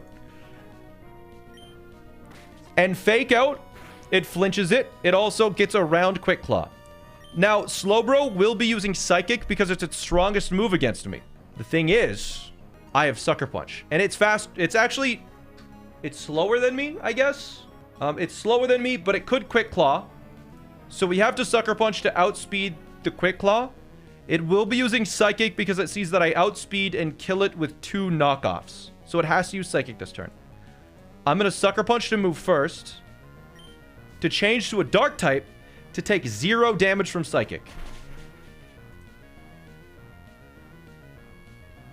And then a second Sucker Punch exactly kills. If I got minimum rolls on everything, it would deal exactly Slowbro's HP as we Sucker Punch again.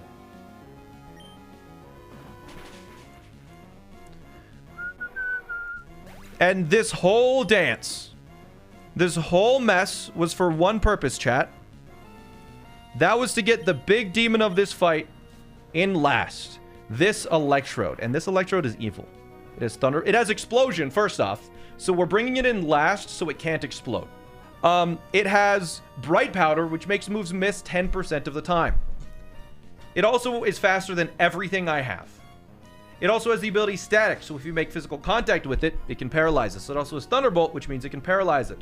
It also has Swagger. And this is the problem with this Pokemon.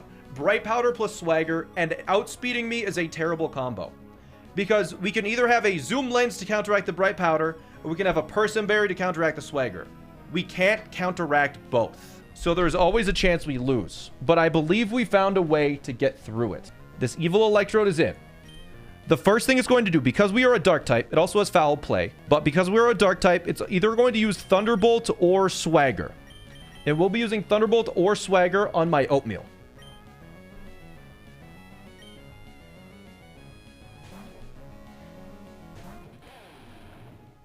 And the reason why we're using 3 Pokemon for the first 4 is because for this last Pokemon, we need to use 3 more Pokemon to take out this Electrode. And there's Swagger, which means that it now has to Foul Play my next Pokemon, which will be Greninja. So Greninja's going to switch in and take a Foul Play and Stealth Rocks. A little scary, but I believe it's fine. I believe we accounted for the rocks.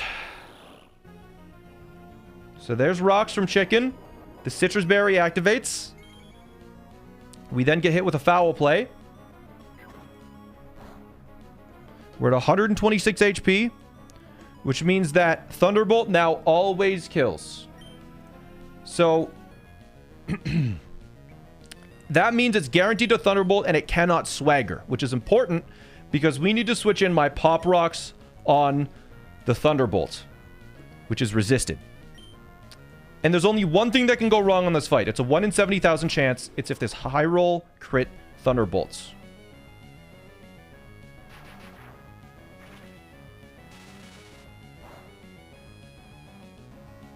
All right, we're good. It would have to high roll. It basically, rocks would have to be up. It'd have to high roll crit Thunderbolt and a high roll crit Foul Play, and not use Swagger. So, basically riskless. Now, the way that we figured out to beat this Electrode is on this turn, it is now going to Foul Play or Swagger. This is holding a Person Berry, which means that its moves could miss, except one of its moves can't. Because it's a Poison type, Toxic cannot miss. So we're going to Toxic the Electrode. As it uses Swagger, our Person Berry will cure the confusion, allowing us to Toxic guaranteed.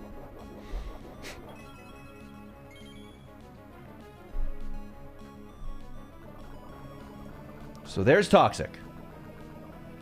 And now it takes 1 turn of Toxic, 5 more turns, and this Electrode dies. So we just need to survive 5 turns. So it is going to now use either Foul Play or Swagger. So we will switch in Oatmeal on the Foul Play or the Swagger. I think we're hoping for Foul Play.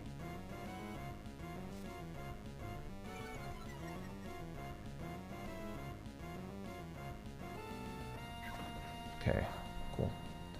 So, 4 turns left, but the battle could end right now because I'm just going to hit an earthquake. If it doesn't hit it, that's totally fine because we can stall another 4 turns. We have a contingency plan for that. But most of the time, we just kill it here with an earthquake. Does Oatmeal lock in and get this? Lock in, Oatmeal. Get the kill. Hey! Earthquake did it. Nice. Oatmeal gets the kill. All right. We did have a contingency plan where we had to switch to Greninja and then switch to Electrode and then switch to Crocodile to stall the rest of the turns out in case we hit ourselves there. Didn't need to worry about it. We're through the battle, deathless, and basically riskless. You hear the tremors here sometimes. Could it be the volcano rattling, or is it Gru? Gru?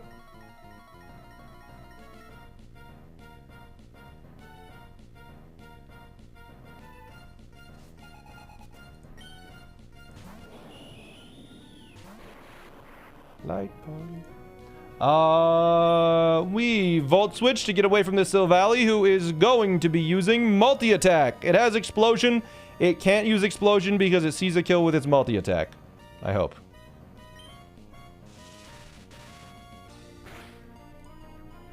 And we go to our beautiful little Kebab.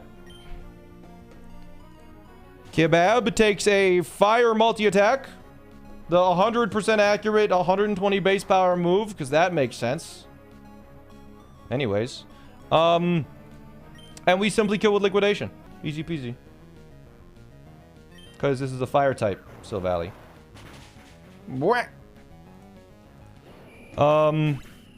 Now, the next Pokemon should be... I mean, no Pokemon is faster than me. So it's just the next Pokemon that is slower and kills and I don't kill in one hit. That Pokemon is Zoroark.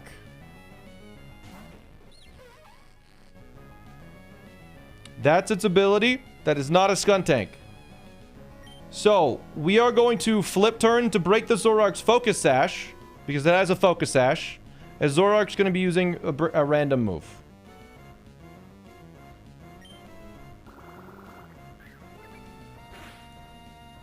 There's the illusion gone. See, it was a Zoroark. And we go into our P. Into the Golisopod. Who takes a hit, goes down below 50%, survives it, because he's crazy like that.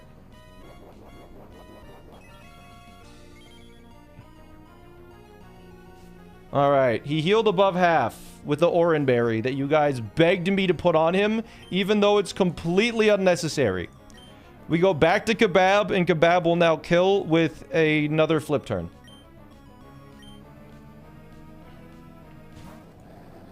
-1 Oran Berry, chat. But yeah, flip turn will kill, and this flip turn is kind of cool because it allows us to switch out, which essentially, I mean, we're playing in switch mode right now. That allows us to get Meatloaf in for free, and Meatloaf actually one-shots the remaining 2 Pokemon on the opponent's team. So we can just send in Meatloaf. There's one problem, though, I guess, with the remaining 2 Pokemon. They both have Bright Powder, which is just so cool. So my Meatloaf is burned. And they send in Flagon, by the way. My Meatloaf is burned, so it is able to kill this Flagon with a superpower. Now, what you're probably being like, another Bright Powder? What if it misses? It has a Zoom Lens. We're slower. We're going to take an Earthquake. So we take an Earthquake. And we're going to superpower. Our Zoom Lens counteracts the Bright Powder because we're slower. Wide Lens does not counteract it, but Zoom Lens, if you're slower, does, because it gives you a bigger boost in accuracy. Gives you a 1.2x boost rather than a 1.1x boost. And I actually saw this recently where on Twitter, a lack of knowledge, a lack of intelligence. Someone on Twitter, they said this. They said, if your stock goes down 10% and then goes up 10%, you've lost money. And that's the situation here, where if an accuracy goes down by 10% with Bright Powder and then is boosted by 10% with Wide Lens, you're at 99% of what you started at. So that's why we have to use Zoom Lens. Have the high stonks. Anyways, because our attack and defense is dropped, this Skuntank, I believe is now forced to... I mean, we can't kill this Skuntank anymore because my attack dropped. Yeah. But I believe it's guaranteed to Sludge Bomb because that's its highest damaging move. And we really, really hope that's the case because Licorice is going to switch in and this is a Fire Blast. So we're going to switch in on hopefully a Sludge Bomb. This Skuntank also had to come in last because it has Explosion. And we didn't want it to explode. If it's the last Pokemon, it can explode. You know this. You've been watching for long enough. There's a Sludge Bomb. Again, this also has Bright Powder. Fortunately, Defog does not miss. And we survive a critical hit Fire Blast. So. We will now be taking a Fire Blast as we guaranteed hit this Defog.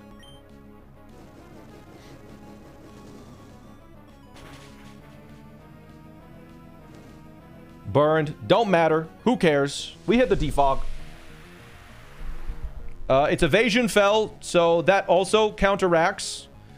Because that makes our accuracy 4/3. Is what was on the thing, and it's only down 10%, so 10% 4/3 cancels out. It's 1.17. Anyways.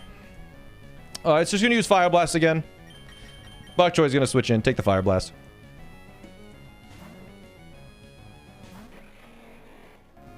Miss. Ah. Dang. No burn. Haha, we didn't use our Rostberry. I told you, chat. I told you we didn't need the Rostberry. And then Earthquake just kills, and it's guaranteed to hit because its evasion is lowered. +1 Rost. And -1 Grunt. Or +1 Grunt? How do you want to math that out? I don't know. Anyways. Another Grunt down. Let's go. All right.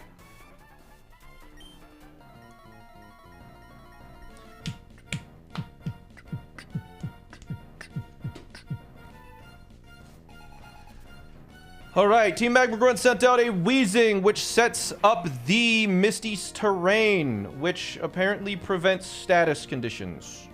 And that's it, right? I think that's it. Anyways, we have a Life Orb on Bok Choy, and that is so Earth Power will kill this in a single hit. This Weezing has Explosion, but also it halves the power of Dragon moves. Yeah, okay. Halves the power of Dragon moves as well. But Earth Power should kill because it's a ground move. And this is a Poison Fairy type.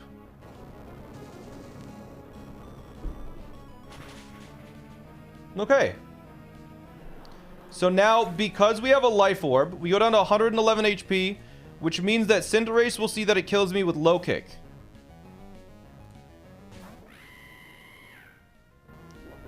But Cinderace uses its Misty Seed immediately, which powers up its Acrobatics, and now it sees that it kills me with Acrobatics. And it sees me with Low Kick very, very, very rarely. So it's going to use Acrobatics, or it's going to use Low Kick because it outspeeds. So we're going to switch in Dumpling, my Steel Electric type, onto this Cinderace. Hopefully it doesn't Low Kick, but it could. It's fine if it does. But we want it to Acrobatics. 31 out of 32 times, it will use Acrobatics. 1 out of 32 times, it uses Low Kick here. It changed to a fighting type. It got the 1 in 32 for the Low Kick. A little bit of bad luck. Doesn't matter. We hit a Fake Out here. It deals another 12.5%. We planned for this. It's just if something goes wrong, we have a little bit less flexibility. Now it has to use Pyro Ball because Pyro Ball is its only killing move against me, which Kebab can switch into just fine, as it's at 75% HP.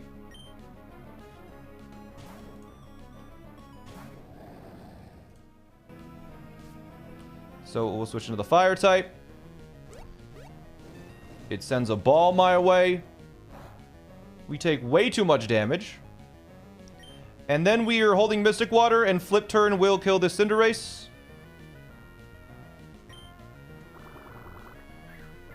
It's a Fire type, so this kills quite nicely. That actually just barely killed. There's just barely. And now, because that died, we're going to send in Escargot. Escargot will bait in Trample, which outspeeds and sees a kill with Flamethrower.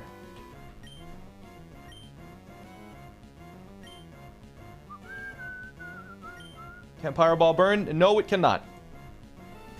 So Drampa comes in. It's easy to go with Flamethrower, which means it has to use Flamethrower. And that is great because P can switch in on the Flamethrower, survive, and then switch in Garlic for free.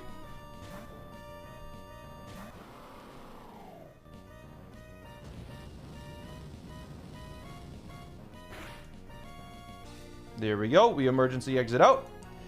And now we will switch in Garlic, our beautiful little Garlic. And we will use Fake Out to deal a little bit of chip to make it flinch. And then this outspeeds me, so it has a Quick Claw, but it doesn't matter. This is going to hit me first, or it's going to use Calm Mind. We don't care either way. We now use Drain Punch. There we go. It Hyper Voices. It can deal a lot of damage. But we switch to a Fighting type now. And we hit it with a Drain Punch. I believe because we are a Fighting type, it will now be using Psychic against me. Especially because it has +1 special attack. Could a max roll crit could have killed? I could have killed the Drampa, it couldn't have killed me. Pyro Ball is a 10% burn chance. I don't think it mattered because we're in misty terrain. I think that's what we determined. We figured it out on the previous day. Anyways, no matter what this Drampa does, I believe it guaranteed to kill me with Psychic now. But I have Sucker Punch, which outspeeds. So even with a Quick Claw, I outspeed with Sucker Punch.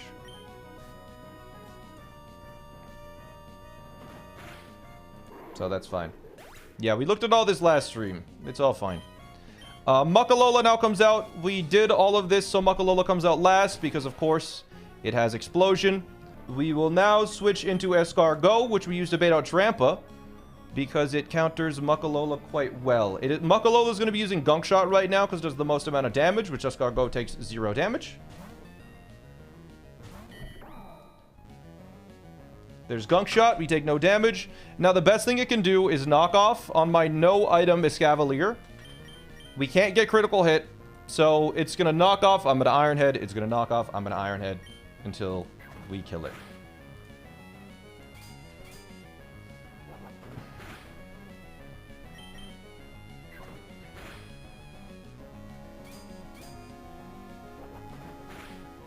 Remember when we were upset I got a Escavalier? Escargot, more like Escargot, dude. This guy goes crazy. Alright, and that's a battle done. One battle down today. We have one more battle, and then we're at the Hell Room. Alright, let's go. We join so we can help our leader achieve his fantastic vision. I don't care if you're with Team Aqua or if you're just some kid passing by. No one interfaces with us and gets away with it. Alright, tab in, let's go. It's fight time! The last grunt before hell. Runerigus. This Runerigus is annoying because it has Bright Powder, and it has Toxic Spikes, and it has Stealth Rocks, which is just so very cool. To get around the Bright Powder, we are going to be using Defog. We move first, unfortunately, so it is just going to get the rocks off. It's going to get its rocks off here. So we Defog here. This is so it counteracts the Bright Powder. We now have over 100% accuracy. Defog cannot miss, just based on how it works. And to kill this Runerigus in one hit, we need to lower its special defense with another Pokemon. So we Fake Tears here. And that lowers its special defense, so we can kill it with another Pokemon. Toxic Spikes go up. And now, it's probably going to set up another layer of Toxic Spikes. But I believe we're able to freely switch in my Radish. Because I'm at full health, I haven't gotten hit. I could use Defog, but I don't think I need to. Because Radish can survive Poison and Stealth Rocks. I'm just running it through in my head. I believe I am free to switch. Because even if it uses a critical hit here... might as well Defog again. No, because then we risk getting hit, and we're in a good situation because we haven't gotten hit yet with Licorice. Because Licorice needs to come in later. Stick to the plan. Well, the plan was play dynamically once we get here. South Rock, that's 8 1/8. That's 1/8. We take a quarter. We guaranteed survive. Okay. Well, hold on. We switch in. Do we take poison damage the turn you switch in on Toxic Spikes? Layer 1. Because if it's first layer, we don't get badly poisoned. So we take 1/8 from Stealth Rocks. And then Stone Edge crit can deal 86%, which brings us down to like 1%. And then we get our Citrus Berry activate. We take toxic damage, which is 1/8, and we take, or poison damage, which is 1/8, and then poison damage, which is 1/8, which means we survive because we were living on 1. Yeah, we're fine. Okay, it's perfectly safe. Radish goes in. I just had to double check that I calculated in my head originally with toxic poison, not regular poison. So regular poison is a little weird. Because yeah, it did Stone Edge here, and if it crits... No crit. We did guaranteed survivor crit. We did the math on that. It's only 1.5x in this. But yeah, because of the defog, we don't need to worry about accuracy anymore. And because of the fake tears, energy ball kills. And now the only Pokemon to outspeed and kill me in one hit is Ninjask. We're going to take a little bit of Poison Chip. Ninjask is going to come in and it's going to either dual Wing Beat or it's going to Leech Life. Obviously, we hope it Leech Life's here because that is quad resisted as opposed to dual Wing Beat. But I think we're fine either way. We now switch in Licorice and now we're going to get rid of those Stealth Rocks and the Toxic Spikes. As we hopefully just take a Leech Life. That's the goal here.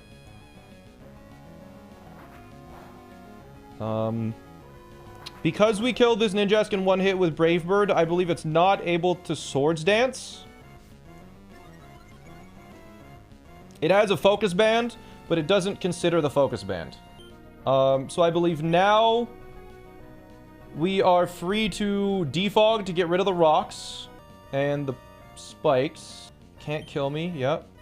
Oh, I guess it could protect. That's still fine. It doesn't really matter. Ninjask protected itself.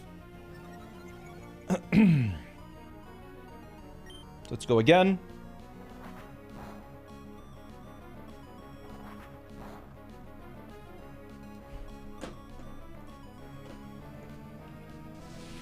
There we go. There is defog. We blew away the Stealth Rock, and we blew away the Toxic Spikes. Fantastic. Am I running the same rules as P-Chow and other runners? Yes, I am. Yes, I am. I'm doing a above board Nuzlocke. So now it is going to be using dual Wing Beat on me. Again, it cannot Swords Dance because I kill it in one hit. So we're going to switch into Caracosta to finish this Ninjask off. Licorice was just there to defog, fake tears. That was it. Why no Roost? Because Licorice never needs to come in again. I guess we could have used Roost in case something went wrong, but nothing should be able to go wrong. This Ninjask has a Focus Band, so it can technically survive until the end of time if it gets lucky enough. Unless I do something about that Focus Band. So we're going to hit it with a knockoff to get rid of the Focus Band, as it's going to Leech Life me.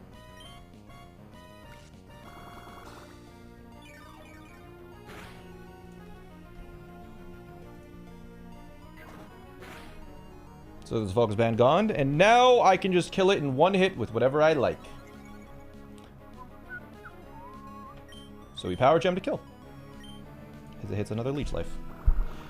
Citrus Berry activates here, brings us pretty high up.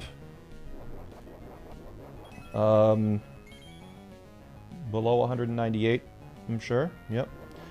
So now that we've killed this Ninjask, the first Pokemon to outspeed and C-Kill will come in, and that is Slowking Galar. Because Caracosta is really, really slow. And because Slowking comes in, this is very convenient. Slowking is going to guaranteed Grass Knot, which will do very little to Flygon, Bok Choy. And Flygon is actually able to outspeed and one-shot the remaining Pokemon on the team. Because it has a Life Orb, it outspeeds everything, and can just simply use Earthquake here.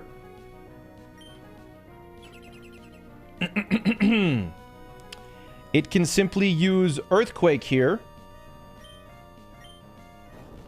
There we go. And it kills. Take a little bit of Life Orb chip. Now the next Pokemon to come in is going to be Chandelure. Because again, I outspeed and kill everything, so it's all just gonna come out in order. So now we Earthquake. And that kills. And then the last Pokemon, Cacturn, comes out, and it dies to U-turn, because I have U-turn. But there is a problem that the AI never considered along the way. It's a problem for me. Cacturn has a Quick Claw, and it can kill me with either Dark Pulse or Seed Bomb if the Quick Claw activates, which I am not going to risk. So I'm just going to switch in Meatloaf. That's able to take one hit. And what Quick Claw does is, for that turn, it sets your speed to 999. Which means that even though Cacturn, if it gets a double crit, if it hits me once, gets a critical hit, hits me again, gets a crit, or if it, like, I don't know, Dark Pulse flinches me, it doesn't matter, because Mach Punch is higher priority. Doesn't matter what Cacturn's speed is, Mach Punch always outspeeds, and it always kills, because I'm burned with a black belt.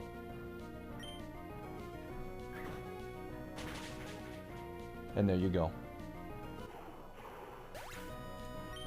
And that's the fight. That is the last fight before Hell Room.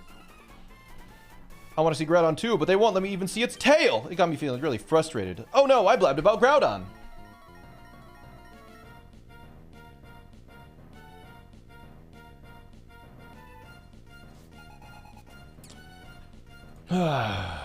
Growl, what?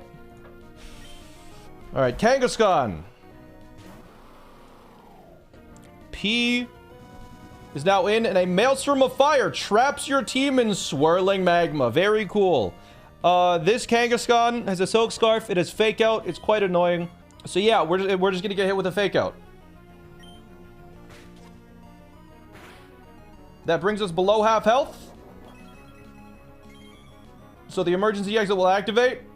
For some reason, Citrus Berry allows us to do that. That was actually a minimum roll on Fake Out. Fun fact. And the reason we did that is so we didn't take Fake Out and Magma Storm damage, I believe. Because we couldn't take both of those. Because that basically, it's an extra turn of damage for Meatloaf. So yeah, Meatloaf is going to come in, it's going to take Magma Storm damage, and it's going to take burn damage. So there's the burn. There's the Magma Storm. But we didn't take Fake Out damage, which is important. Now we're burned, so this Kangaskhan can't sing us. It is instead going to use Return. And it's going to use Return, and I'm going to use Superpower. It uses Return, it deals a boatload of damage. I use Superpower to lower my attack and defense. And kill Kangaskhan in one hit. Lowering my defense was important because it brings out Centiskorch next after the damage from both Burn and Magma Storm. Now, like we said, Burn and Magma Storm, or Magma Storm traps you. Meatloaf is holding a Shed Shell. Meatloaf is holding a Shed Shell, and this Centiskorch sees a guaranteed kill with both Fire Lash and just Fire Lash. So we'll be guaranteed to be using Fire Lash. So I am going to be switching in P on this Fire Lash. P is at just below 75% HP, and this Fire Lash deals just over 25%. Which means I can switch P in, take the Fire Lash, go below 25%. Critical hit. Totally fine. Emergency exit activates a second time this battle, allowing us to get a free switch into Chowder. Chowder comes in, and Chowder, super lucky, outspeeds this Centiskorch by exactly 1 point. And because we outspeed, Rock Slide is quad super effective, it just always kills. The Centiskorch can protect a bunch of times. It doesn't matter. It's going to die eventually to Rock Slide. Didn't use Protect. It just dies to Rock Slide.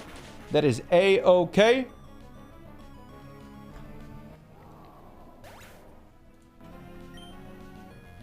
We take another Magma Storm. Chowder is also holding a Shed Shell. You get 2 Shed Shells in this game. if you're playing it as a Nuzlocke. One from a Kecleon, one just around the ground. So my second Shed Shell I will be using to switch out of this Crobat. This Crobat, because I have a Water Ground type, has Hurricane, which is really bad because it can confuse. Sludge Bomb, which is really bad because it can poison. Heat Wave, which is really bad because it can burn. And Hidden Power Grass. It will be using Hidden Power Grass, and it will be using it on my Toxtricity. And we're able to switch out again because of the Shed Shell, which is just a held item that does not get consumed. And the reason why we want HP Grass is because it's holding a Choice Specs. So it's forced to use Choice Specs.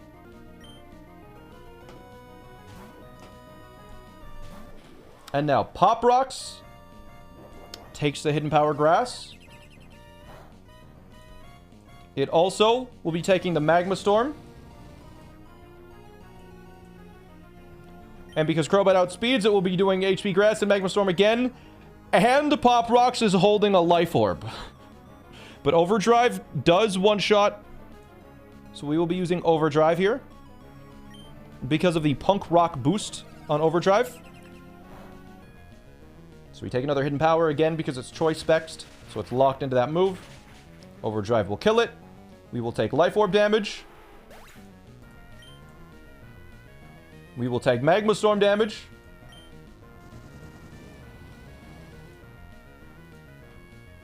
And then the last Pokemon to come in, Toxapex. Thank goodness this Toxapex doesn't have Baneful Bunker or Protect. Because with the Life Orb, we can now chain kill it with another Overdrive. We will take Life Orb, and that will be the end of the battle. Pop Rock survives.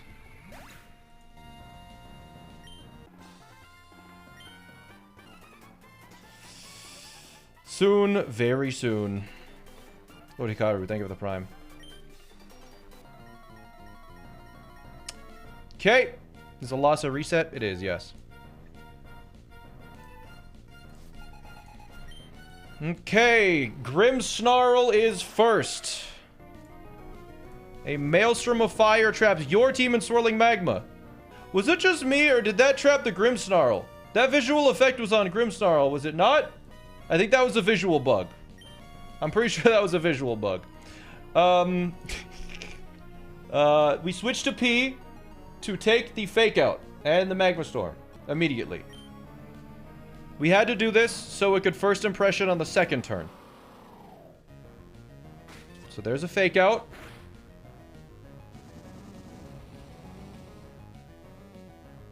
Hurt by the Magma Storm. First Impression will deal some chip damage.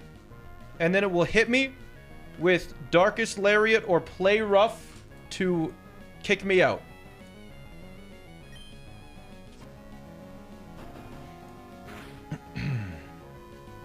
He uses Play Rough. Good.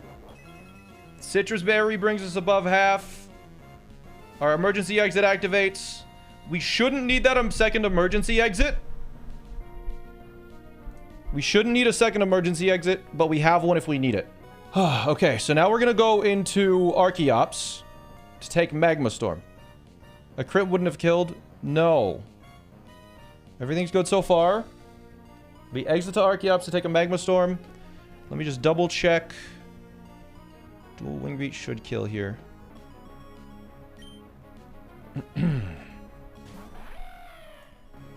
So yeah, we take a little bit of Magma Storm damage, and this will make it so Turtonator sees a kill on me with Draco Meteor. We will now dual Wing Beat to finish off Grimmsnarl. Sorry, I'm just like making sure this is all correct. There's nothing that I didn't consider here. It could use Prankster Scary Face. We don't know how the AI works for Scary Face. It's not documented at all. It could Scary Face. It might not. We don't think it matters if it does. But I believe Dual Wing Beat kills it. Okay, it didn't. Okay. It must have been a luck thing. Anyways, we really got to figure out how to... We got to get someone to document that. We're at 145 HP, which is the exact amount that that Incineroar sees that it doesn't kill me. Turtonator does kill me, but Turtonator has an eject pack, which will switch it out if it loses any stats. It has Overheat and Draco Meteor. So, Rock Tomb will be faster than it, and it will force it to switch out. I believe that's what we do here. So we Rock Tomb. This deals 45 or 55 to 60% to Turtonator. It lowers its stats. The eject pack activates. It gets kicked out. Incineroar now switches in because it sees that it out-damages me. I get intimidated. I get hit with Magma Storm. And now it sees that it either kills me with knockoff or it can hit me with fake out. So, it will be using one of those two moves. So Dino Nugget with the Shed Shell now switches into Hydreigon to take a knockoff and a Magma Storm. Most likely. I think it's actually most likely fake out. But we switch in Acai or Hydreigon.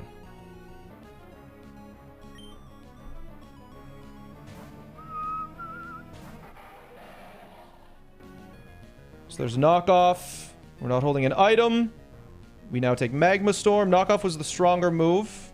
And now we do outspeed. And we will be switching out using U-turn just to deal a little bit of chip damage. We don't have an item on this to switch out, but U-turn allows us to switch out a Magma Storm. Princess Nari, thank you for the 8 months. So U-turn is going to be here. As it's going to use Blaze Kick because that is its strongest move. Blaze Kick on Kebab. Kebab has been toxic poisoned, so it can't get burned.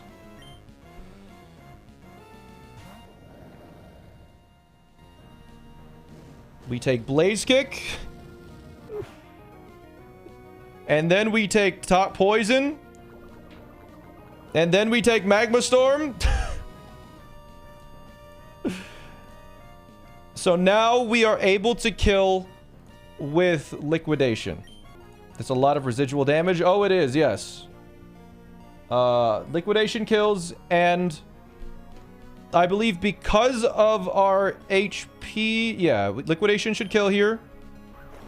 And because of a turn 2 Toxic Poison and then Magma Storm, I believe the AI will see that Jumpluff is able to kill me with Air Slash. So there's that, and we should be at 69 HP or less. Good. So we're at less than 69 HP, which means that it sees that it can kill me with Air Slash. We outspeed it, fortunately. So we will now flip turn to get out. And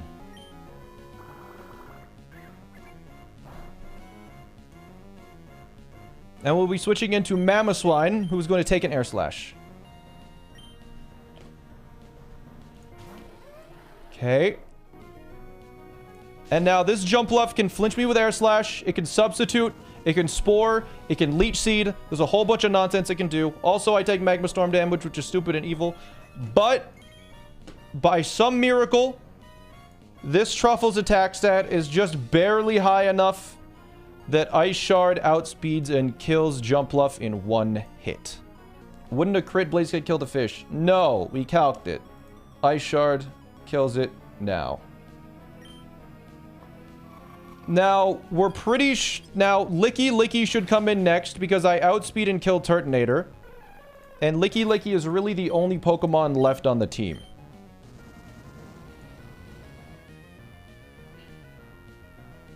So we should see Licky now.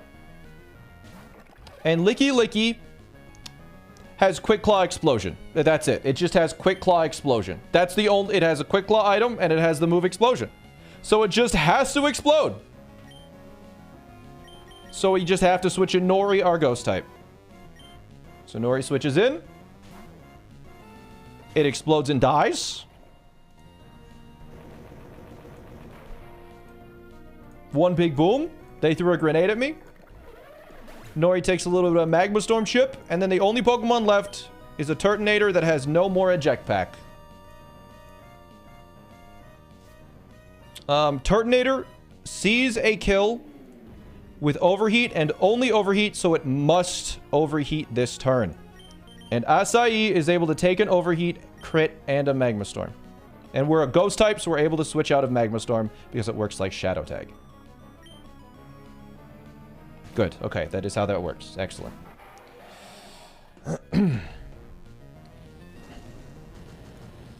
So there is overheat. We live that. Now, Draco Meteor will kill.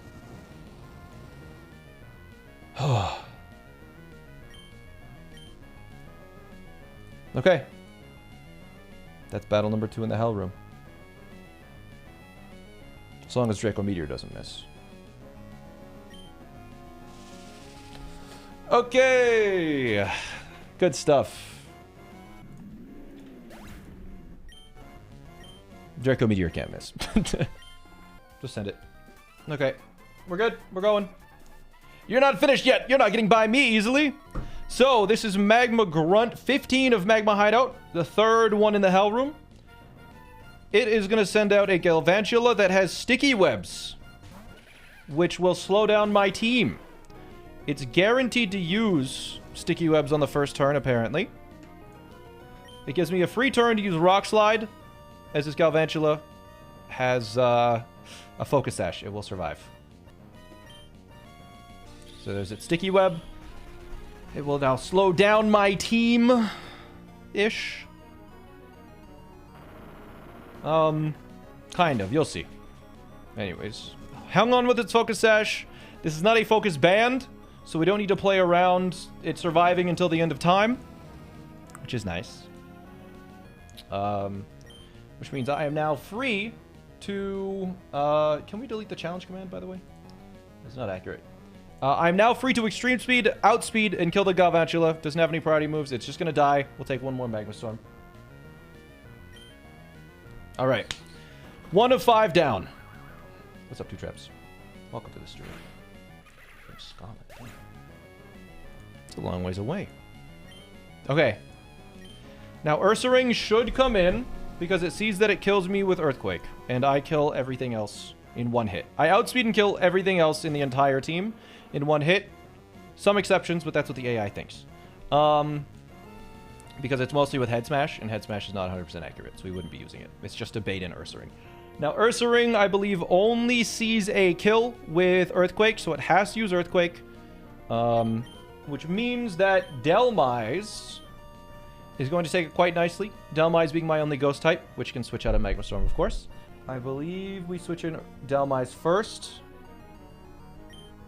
to take an Earthquake.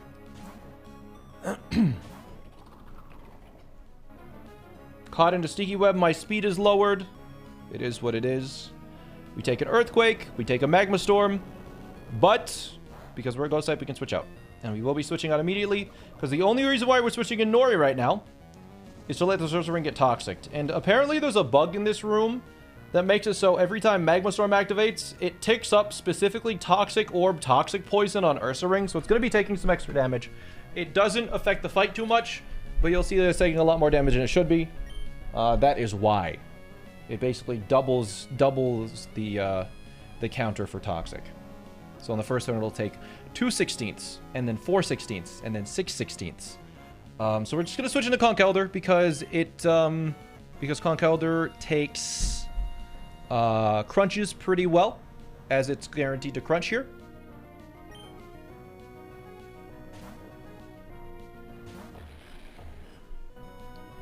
Caught in a sticky web. Our meatloaf is not burned for once.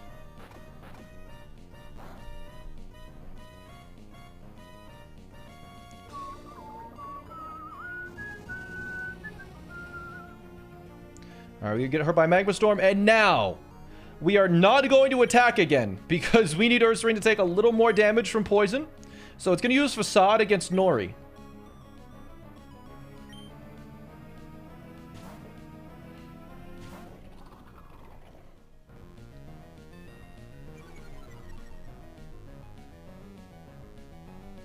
We take no damage. It gets Toxic Poison. And we take a little bit more Magma Storm Poison. Now, it is going to crunch again. So we will switch in Meatloaf, who's going to get crunched. And is going to get cooked by the Magma Storm. Exactly. So we switch in. Get Sticky Webbed. We get crunched.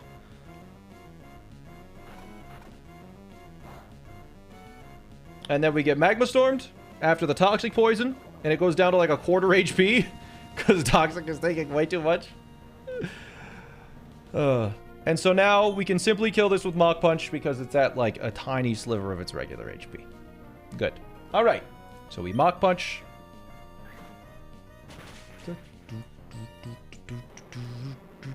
So there's Ursaring down, and now the next Pokemon that outspeeds and kills me is Magmortar. It sees a kill with a purely random move. It can use any one of its 4 moves. Flamethrower, Psychic, Thunderbolt, or Scorching Sands. We're going to hope for Thunderbolt or Scorching Sands, because, I mean, the less damage, the less stress, right? But this is a little scary, because if Psychic does the critical hit, it deals 99%. And we are Toxic, and there is Magma Storm, so we're just going to hope that this works. That the berry activates in between a critical hit Psychic, potentially, and, like, Magma Storm / Toxic Poison. Well, it should be fine. It should be fine, chat. We're going to find out. It should be fine, though. We just want to see Thunderbolt. Psychic. Uh-oh. No crit. Okay. Hurt by the poison. Hurt by the Magma Storm. Okay, Maggo Berry activated. Everything was fine. Everything was fine, chat. Everything was fine. Earthquake does kill.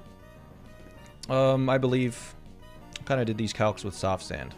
Whatever. No, I don't think I did, actually. No. Earthquake kills Magmortar. Should be fine. We just go bang boom. We outspeed. We kill it. There is also an Arbok in the back with Bright Powder that we need to counteract somehow. Fortunately, Bok Choy one-shots the Arbok, so it won't be sent out yet. It'll instead be sending out a Carnivine.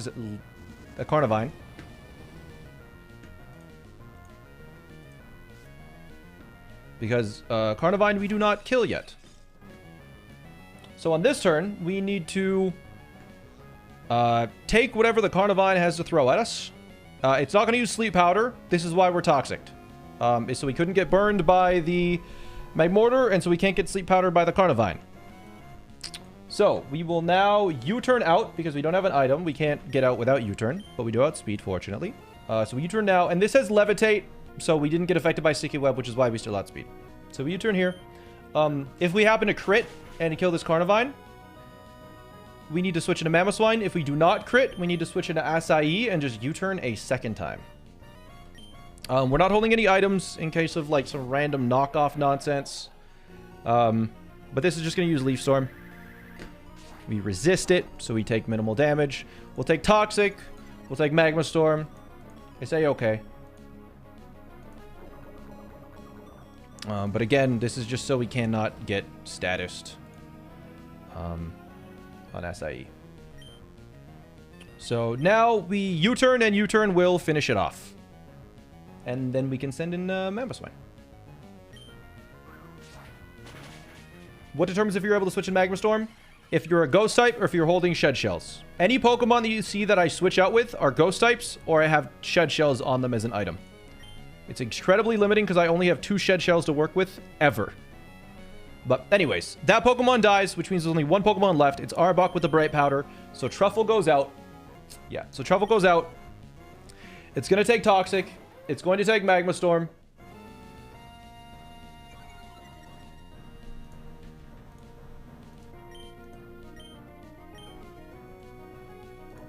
And then the scary Arbok comes out.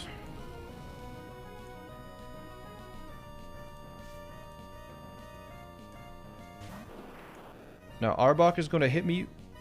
Oh, Arbok has Intimidate, but it's countered by Oblivious. And this is basically the only thing that can counter Arbok. Is I have a Zoom Lens, and because I am slower, it counteracts its Bright Powder. My Oblivious counteracts its Intimidate, and I happen to just survive its Aqua Tail. We're poisoned to counter its Glare, And it can't coil because I kill it in one hit with Earthquake. So it's just going to Aqua Tail. We survive the Aqua Tail. Earthquake kills it. Whew. Uh-huh. We survived a crit. I know it looked a little tight, but we did survive no matter what. We did the math.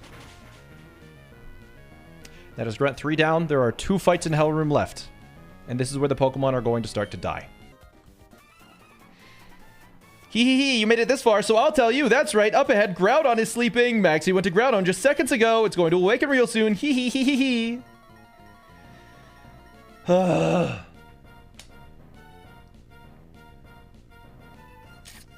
Here is Magma Admin Tabitha.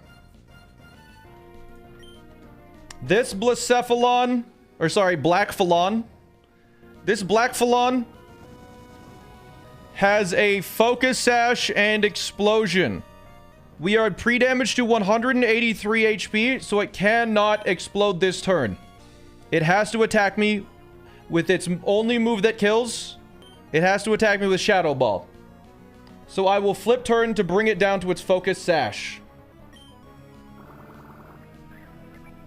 Kebab is holding a Life Orb for reasons you will discover later.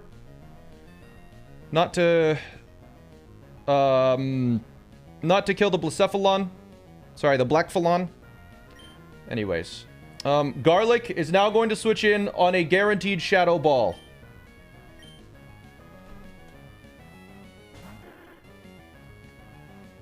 Good. We're going to take Magma Storm, 25 HP. And now, Sucker Punch kills. Protean changes to a Dark type. Doesn't really matter. Now, the first Pokemon that outspeeds and kills me will come in. After we take another 25 from Magma Storm. It will be Victini. Victini is coming in. Victini sees a kill with V-Create and only V-Create. And V-Create will lower its stats. It has the Eject Pack item, which will kick it out once its stats are lowered. So Victini is a big problem Pokemon. But we can take advantage of that by switching in my Venison, who has Intimidate, which will lower its stats before it can attack. Kicking it out. And using up its Eject Pack.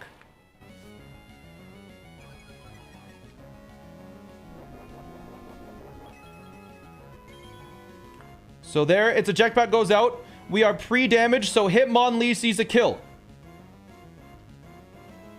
Hitmonlee now sees a kill with all of its moves, but because it has Fake Out, it always prioritizes Fake Out on the first turn.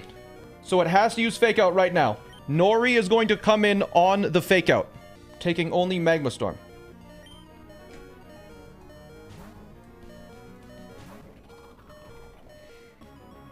There's the Fake Out. Now here's the first instance of luck. This Hitmonlee is going to use Stone Edge. It could crit. If it crits, we could be in a bad spot. We'll see. We Anchor Shot here, and Anchor Shot kills Hitmonlee. No crit. We don't want to see a crit. Okay. That's good. Anchor Shot kills Hitmonlee. Now the next Pokemon to come in. That's good. That's very good. Should be on Mega, which sees a kill with Air Slash and Hidden Power Fire. I think. Yes, we're good. Okay. Air Slash and Hidden Power Fire. It cannot use Giga Drain. Now, we have another situation. I believe we can switch straight into Corn Dog. Wasn't Magma Storm supposed to stop your other mons from switching? You gotta listen a little more closely. Garlic and Venison are holding Shed Shells, which allow him to switch out of Magma Storm. Kebab has Flip Turn. Nori's a Ghost type. Corn Dog does not have one of those switching items.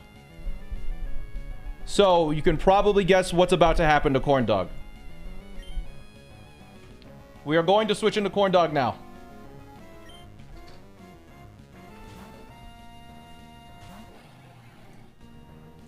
Corn Dog comes out, takes a Hidden Power, takes a Magma Storm.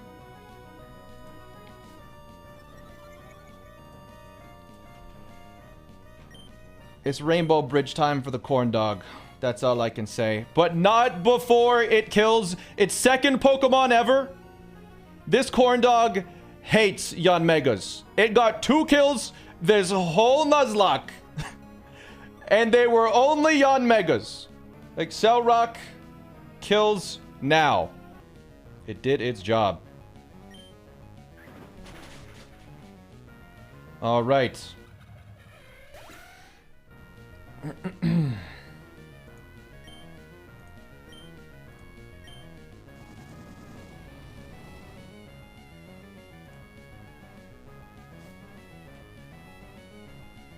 Victini now comes out as for a second time because it outspeeds and kills me with Energy Ball and a bunch of other moves.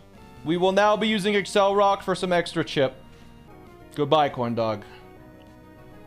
Farewell. There's Accelerock for some chip. That did over 50%, right?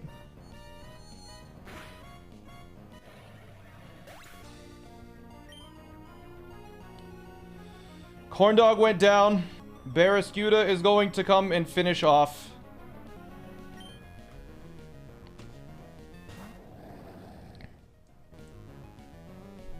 So, I think there was technically a line where Flip Turn will kill this Victini right now. Because Barraskewda deals 55% with Flip Turn. Let me just double check. Conkeldurr outspeeds and sees a kill on Snorlax. It doesn't outspeed Absol. I think there was a 1 in a million risk that we'd wipe on this fight if I switch in something. Is Liquidation riskless now? Really, was it? Delmise didn't get crit, so all of the risk is gone? Okay. I think I'm going to take out Absol Mega first. Alright. I think I'm going to kill with Flip Turn now. And we Flip Turn directly to Conkeldurr. Right? I'm just trying to double check that I'm not doing anything wrong here. Because then I just Mach Punch Absol. And then Lax comes out and I just Hammer Arm it. Yeah, okay. I just had to double check here. There was Flip Turn simplifies it a little bit. So now we can Flip Turn to kill the Victini. It's definitely under 55%, right? It's got to be under 55. Because our minimum roll on Flip Turn is 55. So we will Flip Turn here. It kills. Fantastic. Kababazor bites Life Orb, and we're able to go to Meatloaf. And because we outspeed and kill Snorlax, their Absol will come in. We're going to take Burn. We're going to take Magma Storm.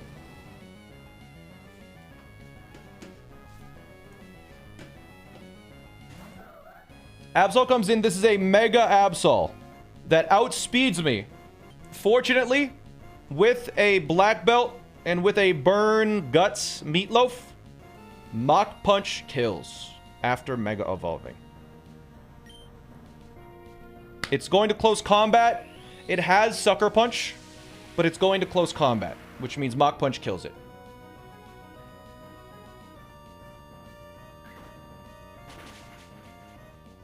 There we go. Snorlax is going to come in now. And Snorlax is outsped, and we simply kill with Hammer Arm.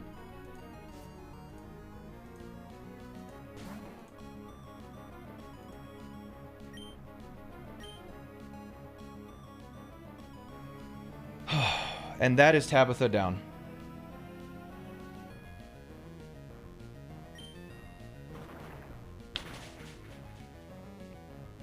One fight in Hell Room left. One death in Hell Room so far. We fight it. Groudon, nothing could awaken you from your sleep. Bathed in magma, this red orb is what you sought, wasn't it? I have brought you the red orb. Let it shine awaken you and show me the full extent of your power. That is blue.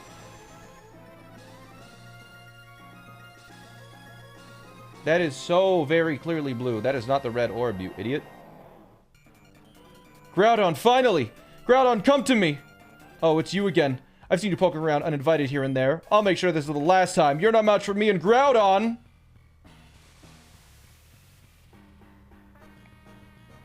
Okay! There's no way Groudon is fitting out that door. Yep. We got Coconut.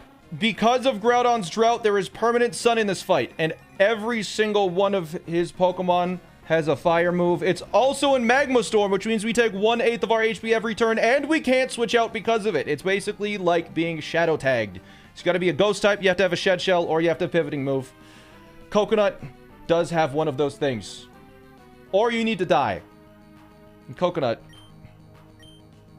is not going to use that immediately. Coconut outspeeds at level 79 and kills Groudon with Leaf Storm, all thanks to the drought that Groudon provided. Leaf Storm will kill in one hit.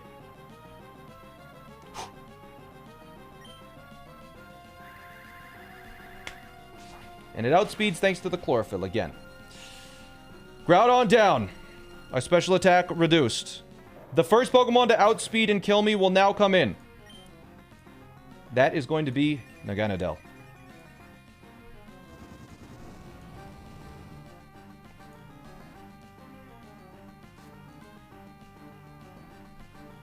An Ultra Beast. This has a Choice Scarf and Beast Boost, which is like Moxie but for its special attack. So if it gets a kill, its special attack gets boosted by 50%. Now, it outspeeds and kills me in one hit with Sludge Wave and Flamethrower. We need to switch in a Pokemon safely to deal with this Naganadel. So I'm going to switch in P. P is going to take the Sludge Wave or the Flamethrower. There's the Sludge Wave. We even survived a crit. It only is a 50% increase in damage. But we get emergency exited out because of that. And now it is locked into Sludge Wave because of its Choice Scarf. Which means Bok Choy can survive a little bit. Now Bok Choy is going to take Burn and is going to take Magma Storm. We are burned, so we can't get poisoned from Sludge Wave. Burn deals less damage than poison.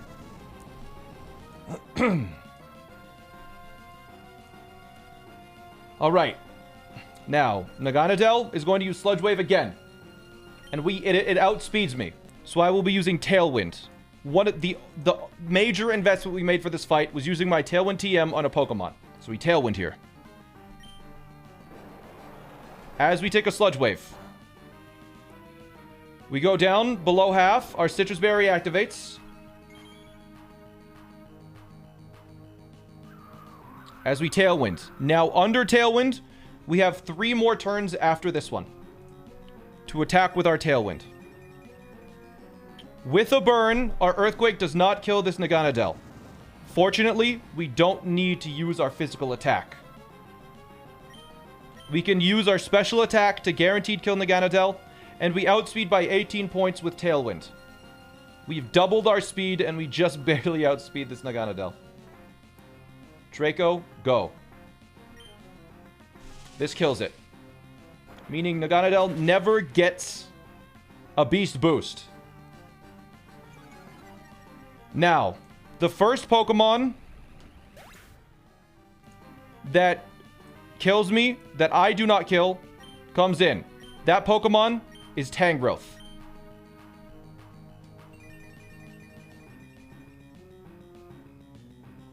Because none of their team outspeeds me.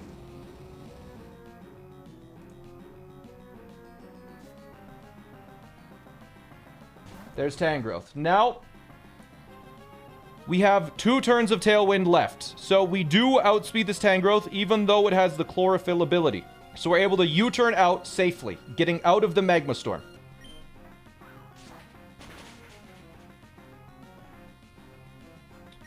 Froyo then comes in.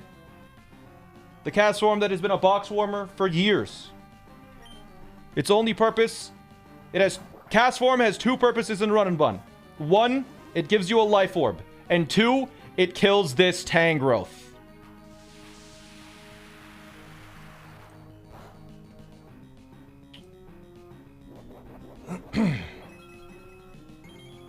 So, we switch in. We have our final turn of Life Orb, or our final turn of Tailwind. With the forecast in the sun, with the fire type 100 power Weather Ball, Tangrowth dies. It did not go down without a kill. Now, the first Pokemon again to outspeed and kill comes in. That is going to be Garchomp because the Tailwind just ended.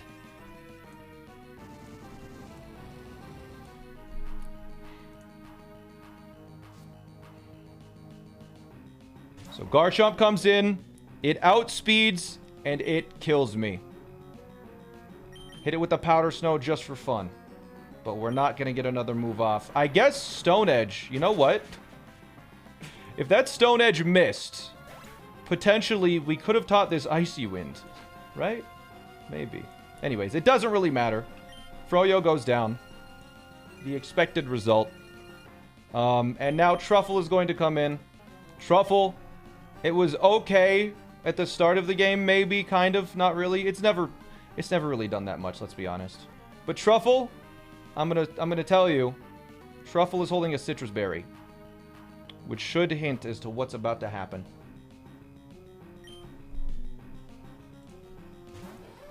Truffle's IVs, it has 7 attack, 3 defense, 9 special attack, 0 special defense, a negative speed nature. This thing sucked. And it's going to do one last thing for us. It is going to take an Earthquake from Garchomp, and it is going to Icicle Crash to kill it.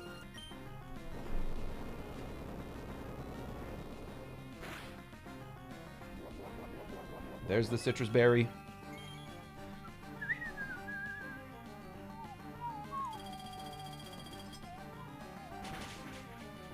There's the Garchomp. It goes down.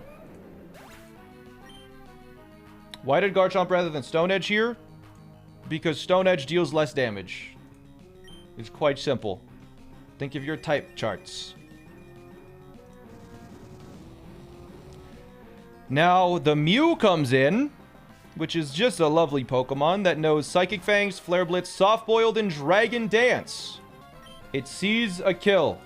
Oh no, I'm late. Did we find a Deathless line? Yep. Yeah, we found a Deathless line. Now we Ice Shard the Mew to...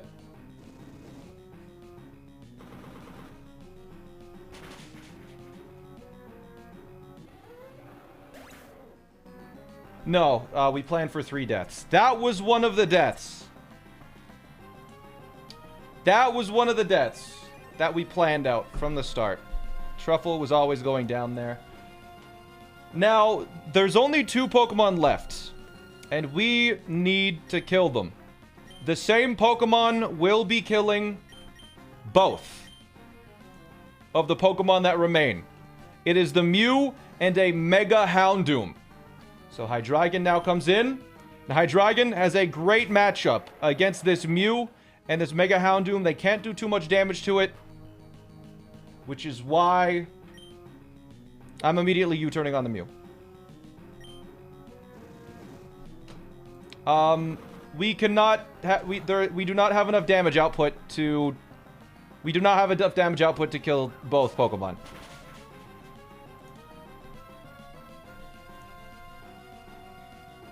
So now Coconut comes in safely with no damage.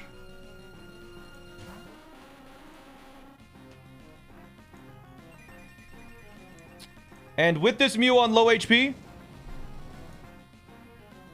we are free to use Leaf Storm to kill the Mew, which cannot miss.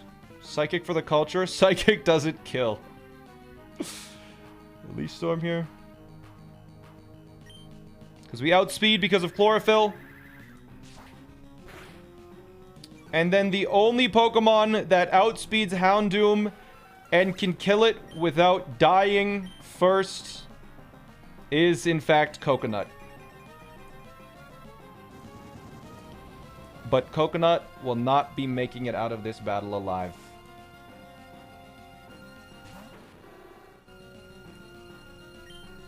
Because it has to explode. Coconut, you did good. You got 3 frags on 1 battle. You did great, buddy. But goodbye.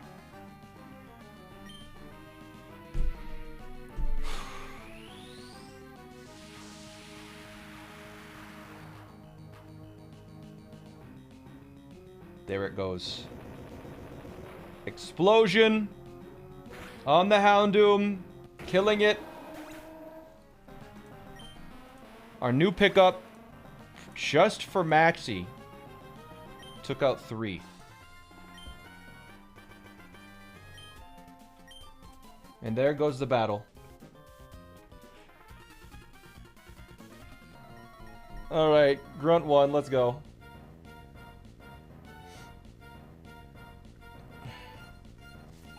Aqua Grunt 1, 6 Pokemon. The first one is a Persian with a Bright Powder and Hypnosis. Absolutely lovely little creature, isn't it? We're level 79. The level cap is 81, but we're 79, so an X-Scissor does not kill. We don't want it to kill because we need to take 2 ticks of poison and 2 Night Slashes. Hopefully the 2 Night Slashes do not bring us down to below 91 HP. That's what we need to not be below 92, or we need to not be below 92 HP. That's what we need right now.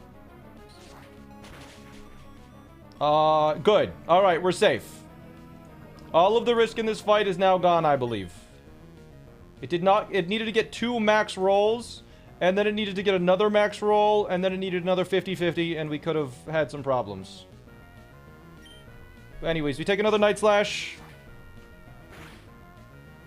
And we take an X-Scissor. And then we take Poison. Our second turn of Poison. What about crit? We have Shell Armor, so we cannot get crit. We're holding a Zoom Lens, by the way, to counteract that Bright Powder. We are above kill range, or we're above kill range of Crunch right now, which means Pangoro has to use Close Combat because it sees a kill with Close Combat and only Close Combat. So, there's one Pokemon on my team that is designed to take that Close Combat, and it is P. It has been pre-damaged, so it exits after the Close Combat. Bang. P comes out. The Close Combat hits. It lowers its defenses and emergency exits us out after the Citrus Berry activates. It's been P damaged, of course.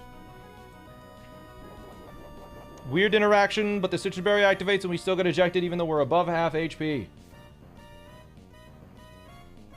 Now, because of the defense drop due to Close Combat, Meatloaf with a Black Belt, with a Burn, is able to outspeed this Pangoro, even though the Pangoro has a Quick Claw. So, we can kill the Pangoro with a Mach Punch. And now, Meatloaf is actually able to one-shot literally...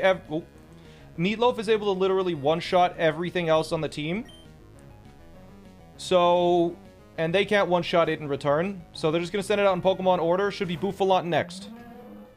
Now, it can't take out the whole team. It can just take out one Pokemon because now Bouffalant is going to use Head Charge. And so we're going to take a Head Charge, which is just a insanely strong move, as we Superpower to kill.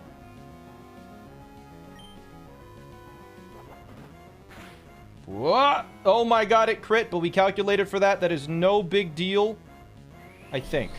Is that no big deal? I think that's no big deal.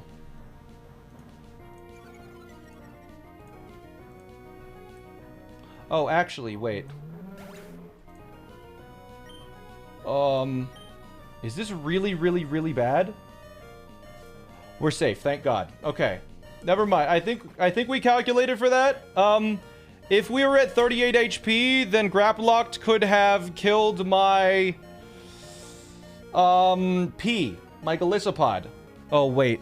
Okay, yeah, Whirlpool is a special move. It will now we are at a safe HP. I think were we always fine there? I can't remember if we were always fine there or not. But anyways, P should switch in, and because it sees a kill with every other move, it's just going to use a random move against P. And we hope we get emergency exited out.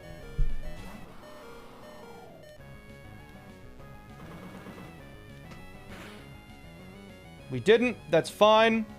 So now it is going to use payback again as we switch in Udon. So because it didn't get exited out, we switch into Udon. Basically, as long as this thing didn't use Ice Punch, it was fine, I believe.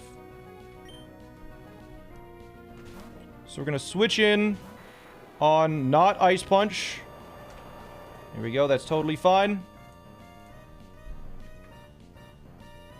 Why not First Impression? Because it could kill us? Brother. And now Dual Wing Beat will kill this Grap Locked and will break free of our Whirlpool. Because it's dead.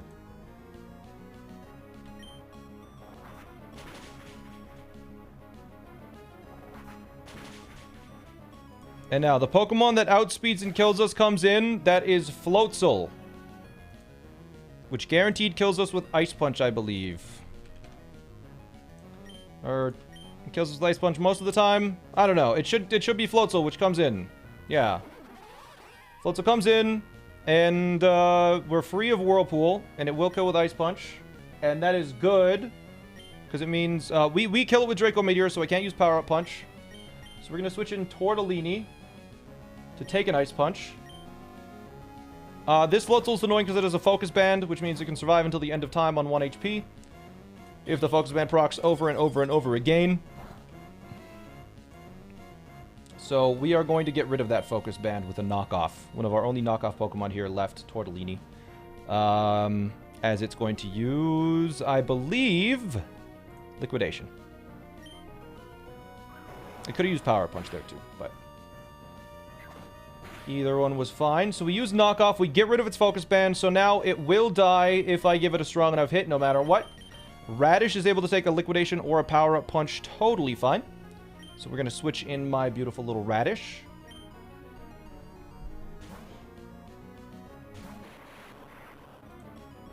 We take a Liquidation. No matter how much damage it does not matter. Even if a defense drops, it does not matter. Because we now kill Floatzel with a Thunderbolt. Because we are holding a magnet. I mean, it would kill it with a bunch of moves, but Thunderbolt kills. Also, Energy Ball kills, but we're holding the magnet, so we'll Thunderbolt. Thunderbolt kills. And then a big, scary guy comes in. A Kingler with Sheer Force and Life Orb, so it doesn't lose its HP from Life Orb, but also has Agility, which can turn it into an absolute creature. Fortunately, its special defense is horrendous, and we can chain kill with another Thunderbolt.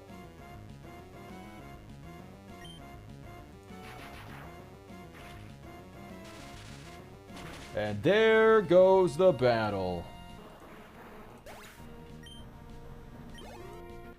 Alright, cool. Alright. Why is there another grunt over there? Is this a double battle? Okay, no, it's not. Alright, Cryogonal comes out first. This grunt opens with a Cryogonal that has a Focus Band, Reflect, and Light Screen, which again means it can't survive until the end of time unless you knock it off. So, we're going to knock it off as it most likely uses one of its screens. There's its screen. And we knock off its Focus Band.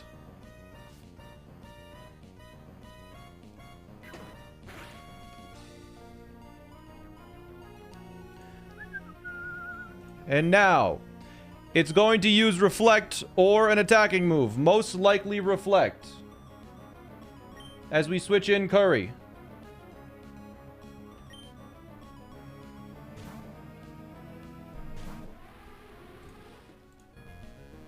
There's a Reflect. We take a little bit of toxic damage. Now, the Focus Band is gone.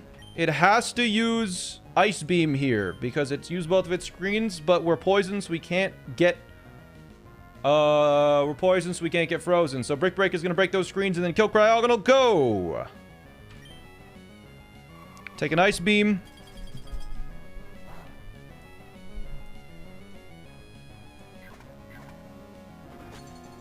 Bang! There's a Brick Break, breaking the wall.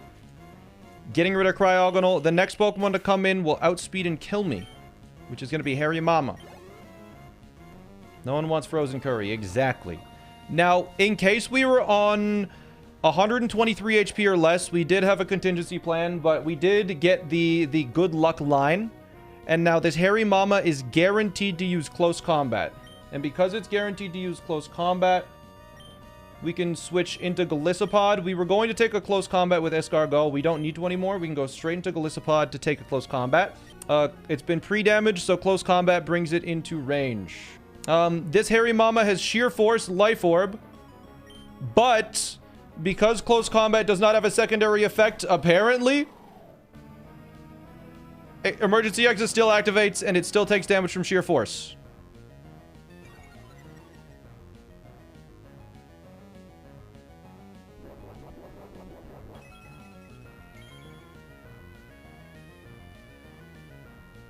There's the Life Orb, and there's Emergency Exit. Okay. Because Sheer Force cancels Emergency Exit for some reason. So, now we get a free switch into my egg.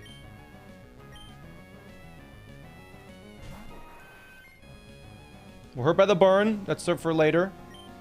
We Mega Evolve, and we're guaranteed to hit Hurricane because the Mega Evolution has no guard, and it does kill in one hit.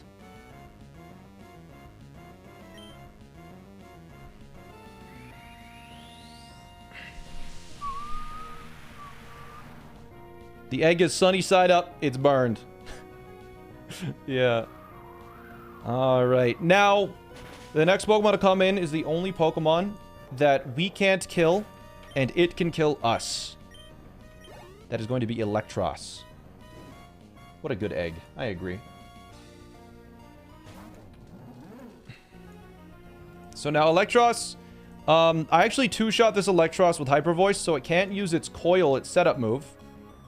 So it has to use Wild Charge on this turn, its strongest move against me. Fortunately, Sprout is a ground type and takes no damage.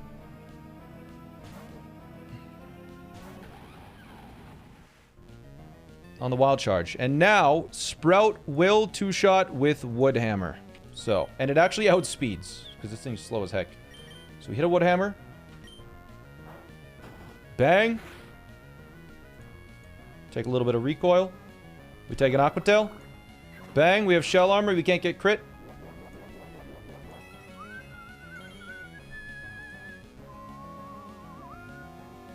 And now it is going to hit me again. We Wood Hammer again, and it dies. I'm just trying to think if its Synthesis is worth it here. I don't think it's relevant. I don't think it's relevant.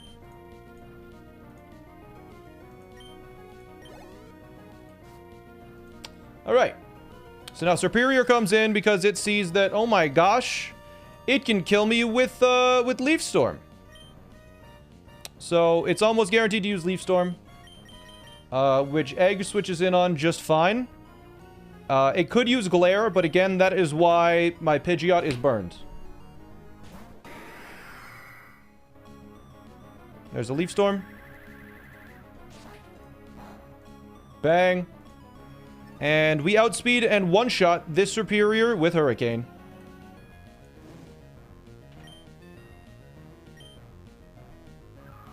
This Superior has Bright Powder, but because Egg has no guard, it doesn't miss. So that's the Bright Powder annoying Pokemon on this fight.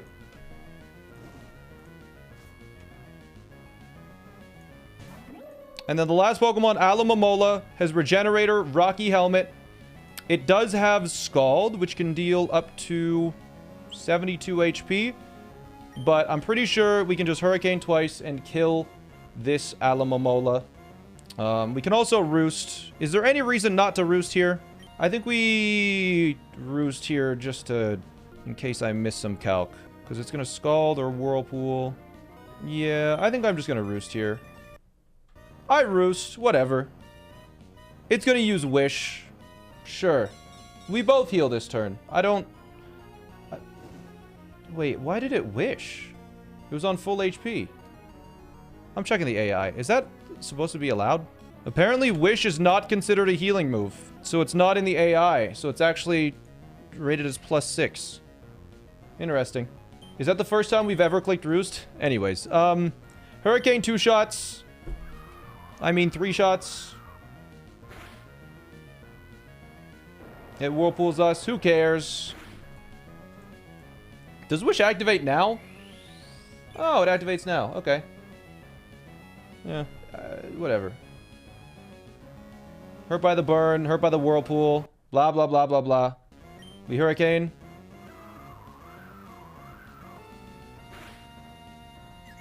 Hey, it's confused. Hit yourself, idiot. Hit yourself. Hit yourself. You won't. Do it. You won't. Hit yourself. No. Whatever. Blah, blah, blah. Burn. Whirlpool. And we just kill with Hurricane now. Alright. I think I should roost. I don't think I needed to delay the battle any longer. That's the end. We defeated Team Aqua Grunt number 2. Alright, this this Aqua Grunt is very scary. She has a bunch of Pokemon with really stupid items. Bright Powder, Focus Band, Focus Sashes, Quick Claws, the whole like everything. All the annoying items, she has them. Her first Pokemon is particularly annoying because it's an Amistar that has a Focus Sash and weak armor. So when you hit it, when you hit this Amistar, it just doubles its speed. It has Stealth Rocks, it has Spikes. And on its first turn, it has a 1 in 240 chance to use Earth Power. If that happens, we could be in a pretty bad spot. We want to see Stealth Rocks or Spikes on the first turn. So we Earthquake here to bring it close to its focus, to bring it down. We need this Amistar to use Stealth Rocks or Spikes. It's a it's a 239 out of 240 chance to use Stealth Rocks or Spikes. Please use it. Good. All right. That's a huge amount of the risk in the fight gone.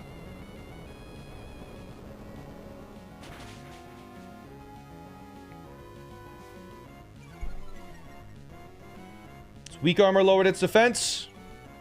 Its speed is raised.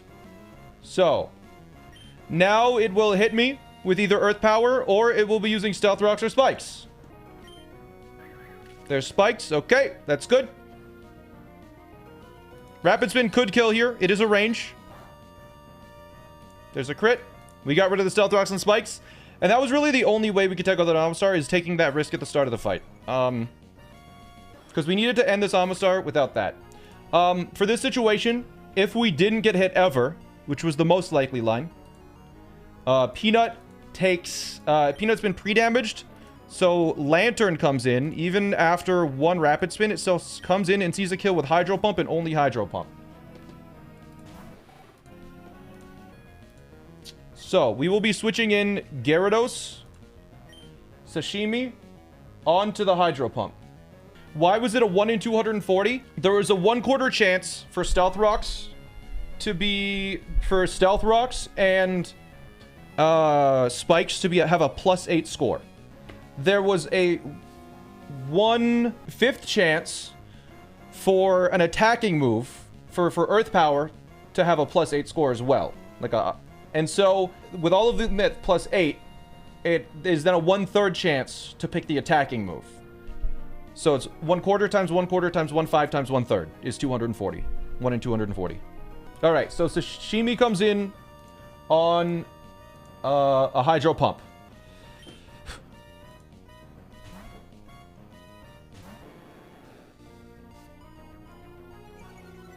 Intimidate doesn't matter. There's a Hydro Pump. Critical hit, that's fine. It's not great, but it's fine. Now now it's guaranteed to Thunder. So we're gonna switch in Radish on Thunder because Thunder sees a kill. And now this is annoying. This Lantern is annoying because it has Bright Powder, which means we can't hit it guaranteed. It also has Thunder Wave, and it also has Confuse Ray. So, we have to Magical Leaf. And Magical Leaf with a Lantern is a 3-hit KO. So, we need to survive 3 turns against this Lantern. So we Magical Leaf, as it is going to use Hydro Pump.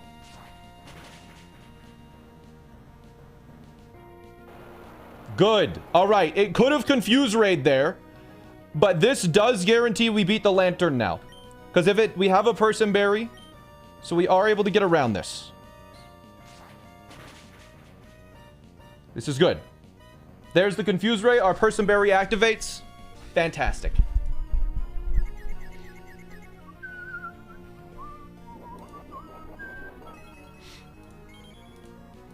Good stuff. All right, Magical Leaf now kills.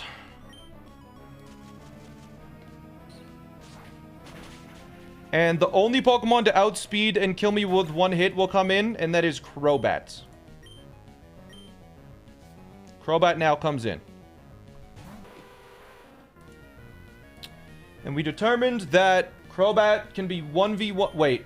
Wait, hold on. Did I give Alaska a Citrus Berry and not a...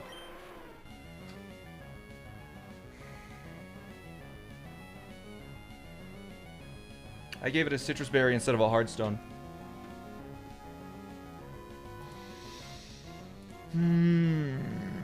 That's really bad. I think we're fine because Donphan is on really high HP. We're fine because Donphan's on high HP. That was a mistake, though. We shift. We take an Acrobatics. We need to see no crit.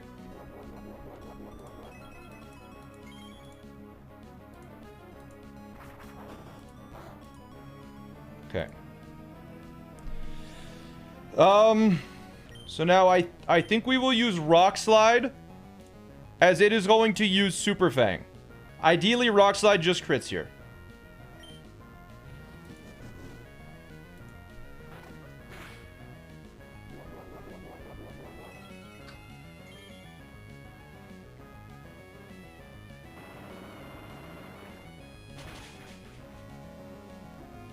Okay, if it's under 25%, we're perfectly safe. Okay. I still think we were fine there because it would have just Super Fanged again. Which means we could have just Extreme Speeded a second time. But Sharpedo now comes in. And Sharpedo is now going to use Waterfall or Earthquake. So we will switch in Hydreigon on a Waterfall or an Earthquake. Or no. We're switching in Gyarados. Bro, I need to have a better sleep last night. What is going on? We need to switch in Gyarados to take the Waterfall or Earthquake.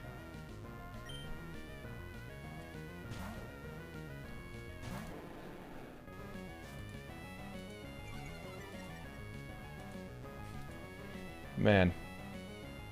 Waterfall is the worst option. We should only take 16% from it. It's fine.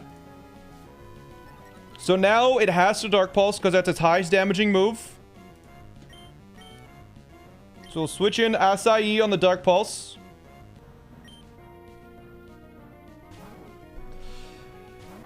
And now this Sharpedo will simply die to Aura Sphere. It'll hit us with an Ice Beam. We're burned, so we can't get frozen.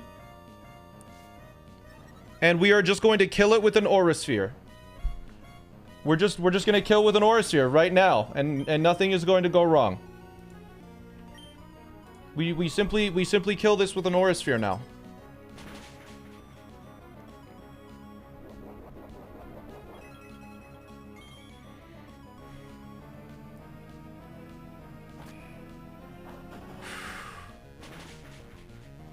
Yes, okay. That saved us from using a Roat Berry. There's a 1 in 10 chance that that survived from its Focus Band, and we would have to switch in Torkoal, and one of our 2 Roat Berries would be used. But that didn't happen. Some of our Pokemon are getting EXP. So now Escavalier is going to come in, and it has to Mega Horn. Hot Pot is going to switch in. It's going to take 1 Mega Horn. It's been damaged to exactly, or it's been leveled to exactly 77. It's the lowest level that it can survive, I believe, 2 hits from this Escavalier. So we simply switch in Torkoal. When does Roat activate? Never. It's never going to activate now. Roat Berry, whenever you get hit with a special move, it deals 1/8 of the opponent's HP to itself. So that would have gotten around the Focus Band because it just deals the damage. Anyways, Heat Wave simply kills here. And it's going to use Drill Run. There's the Quick Claw. It's already faster anyways. It doesn't matter. This is going to be scary, but we'll be fine. And Heat Wave. And because we ended the battle right now, the burn doesn't go off and Hot Pot survives. Okay.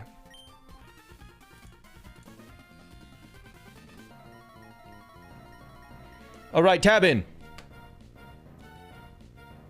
This grunt was a little tricky because of the Ninetales at the very start here. The Ninetales at the start with no warning. The Ninetales is actually completely free because all we need to do is hit it with a single Rock Slide and it dies. And Rock Slide doesn't miss because its accuracy 100% in this. So Alolan Ninetales just goes down here, I think, with a Rock Slide. And then Sandslash should come in next because it kills me and I don't kill it. Can you Brick Break Aurora Veil? You can Brick Break Aurora Veil, but fortunately it's not getting Aurora Veil up. Because Rock Slide simply kills. Yeah. Alright. So now Sandslash outspeeds me because it has the Slush Rush ability.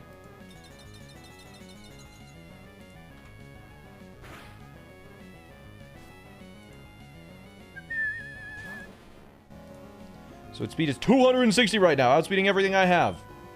So we will simply switch in Torkoal to take a hit.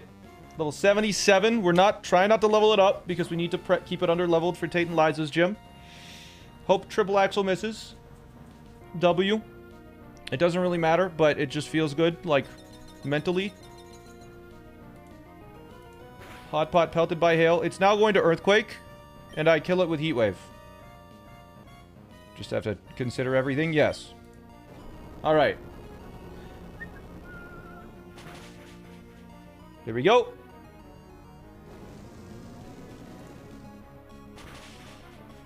And that kills. Fantastic. Now, Ice Cube is going to come in because it outspeeds and sees a kill with Head Smash.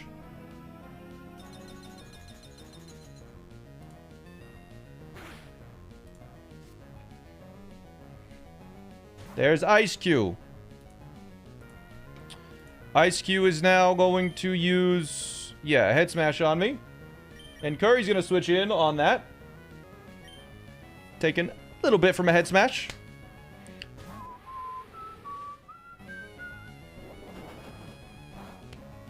That was a crit. Okay, that was a little more than a little bit. A little more than a little. Looks like its own recoil doesn't break its face. We're pelted by hail.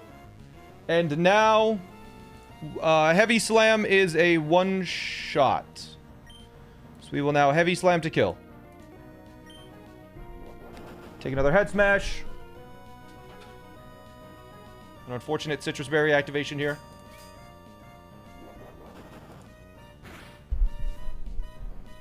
Ice Face Break. Wait, does it not take any damage? Wait, what? I thought it still took damage.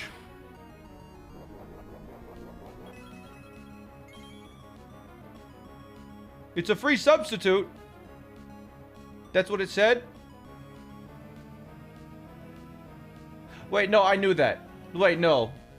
Wait, no, in the notes it says... No, wait, no, I knew that. I forgot. I just forgot. Yeah, no, that's fine. Yeah, no, I just forgot that's how it worked. Right, no, I forgot that in the battle. Yeah, no, we're still fine. I'm looking at the notes and it's okay. We knew this. Yeah, Heavy Slam kills. Crisis averted. There was never a crisis. There was never a crisis. We were always fine. I thought you were acting. No, I forgot that it didn't take any damage.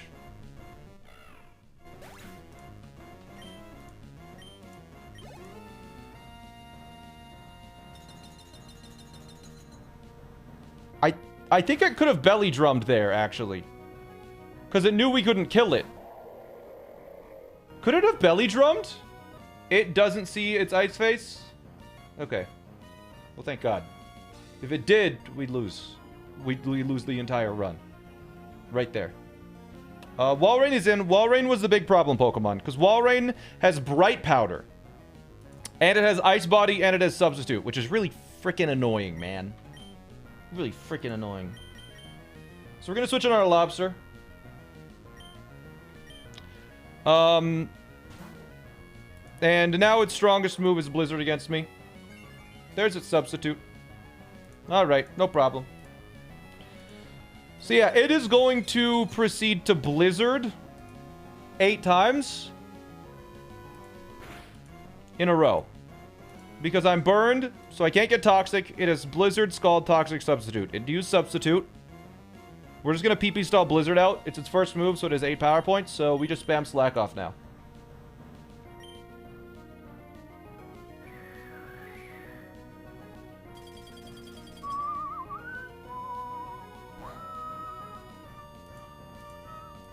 So there's 1. We need to count. 1.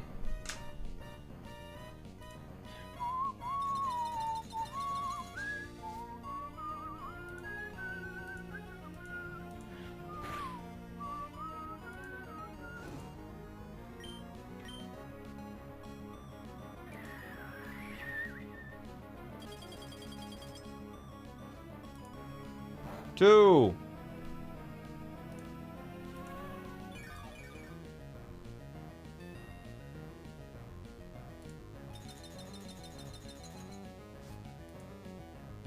They PP max only the first move. Yeah, the first move is PP max for every Pokemon. 3. I'm just gonna spam it. There's a crit. If it crits multiple times, it's over. I'm just gonna speed up through this. 4.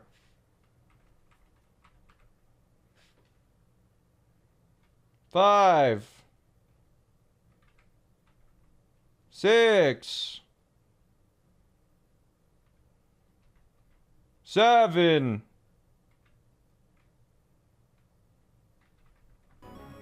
This is the 8th one. 8.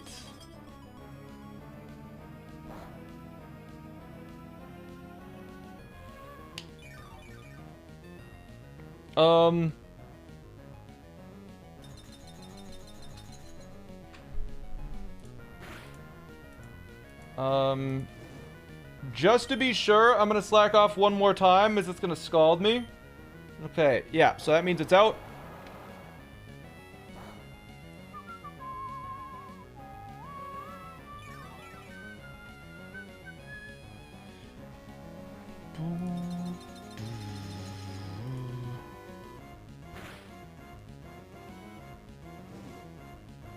Is Hydreigon able to Aura Sphere 3 times right now? It's gonna take 3. I guess it can't get 3 crits on Scald. That's it. That's it, yeah. Alright, so now we switch in Asayu, who takes a Scald. You can Future Sight? I can Future Sight, but it can miss, is the thing. Future Sight can miss. That's the problem. That's fine. I'm pretty sure Asayu can just take it, and if it can't, we'll just switch back Lobster. Yeah, I think we calc this out, and I think this was fine. I believe I calc this out, and it was all good. We switch in on a Scald. As long as it doesn't crit like a trillion times in a row, we're totally okay. We take Hail, we take Burn. And now, it does have Bright Powder. But, Aura Sphere doesn't miss. So we Aura Sphere here.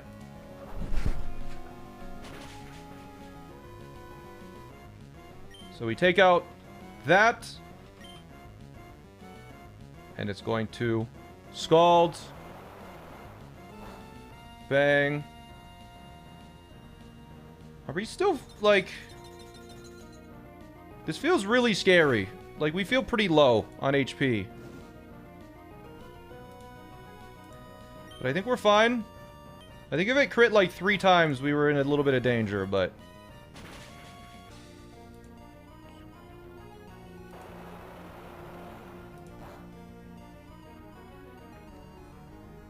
It could sub there. I think it was still fine if it subbed there. Right? Okay, so... Do we die to Hail and Burn right now? I think we... Do we? Hold on.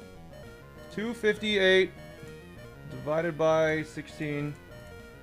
We take 32. I think we were... Did I miscalculate the number of turns it would take? I think I calculated 3 scalds. I think we calculated 3 scalds, not 4. Because we switch in, we take 1. We take 1 on substitute. And then we take 1... No, wait. Why are we so low? Because they didn't crit at all. I mean, we could have just switched back into Slowbro and we were totally fine still. Like, Slowbro was still fine. But I guess we just missed a couple of details. But we guaranteed survive this. They don't have that. Yeah. Why not switch now? Because that would be the worst thing to do. Yeah, I think the thing we should have done was given Slowbro a Lepiberry for Seer potential. Does this change to random move? Clefable only has 1 move. So Clefable now comes in. Because it sees kill, it has to Moonblast. You kind of risked a crit on Acai there? No, he didn't. We didn't risk a crit on Acai. But yeah, I think we missed something there. Maybe I'm just a little tired today. I'm not sure. We take a Moonblast. We take 21% plus Hail. We calc this out where we can take 3 Moonblasts, some Hail, and Life Orb, and we will survive. So we X-Scissor once to reduce its HP a little bit.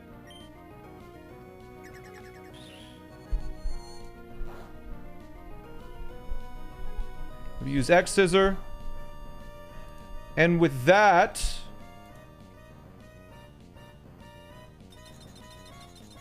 Do we survive? Okay, I'm a little wary now. I believe we do... Because we're going to take Moonblast plus... I'm a little wary, but I think we're fine. Like that we missed a detail in the last fight. We can't get crit here. And Moonblast deals a maximum of 46. It's a 12.11% chance your Acai would have died there. Really? If it got a crit there, we would have died? Did we actually miss that? If it got... Hail ends before the damage takes on Escargot? Oh. Yeah, no, that's not true. It's not a good way to phrase it. Yeah, maybe I shouldn't be doing this when I'm my sleep schedule is so fucked up. We're fine still. We take a Moonblast, and then we take 21... Yeah, so we're gonna go down to 25 HP here. After we Iron Head.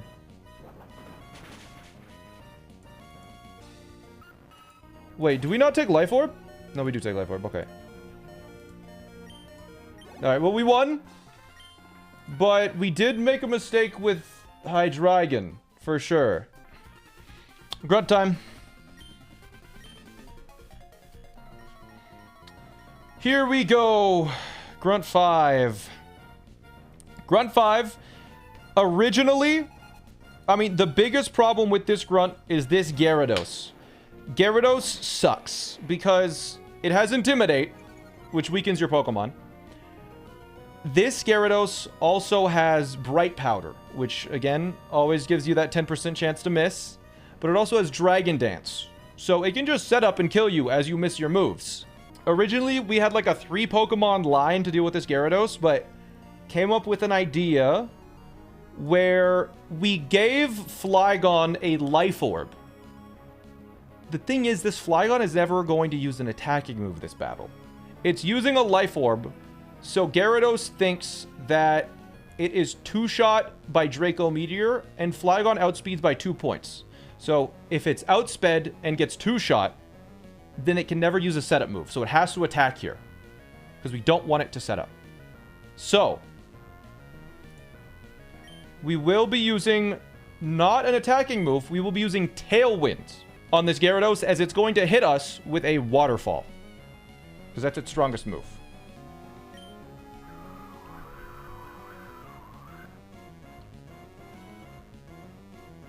Gyarados then uses Waterfall. Alright. And now it is going to use Waterfall again, because it is its strongest move, and I still 2-shot it.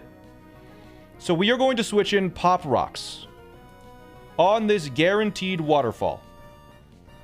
And Pop Rocks is the... Because Gyarados has a really high special defense, Pop Rocks is the only Pokemon on my team that can one-shot this Gyarados with Shockwave, because Shockwave doesn't miss.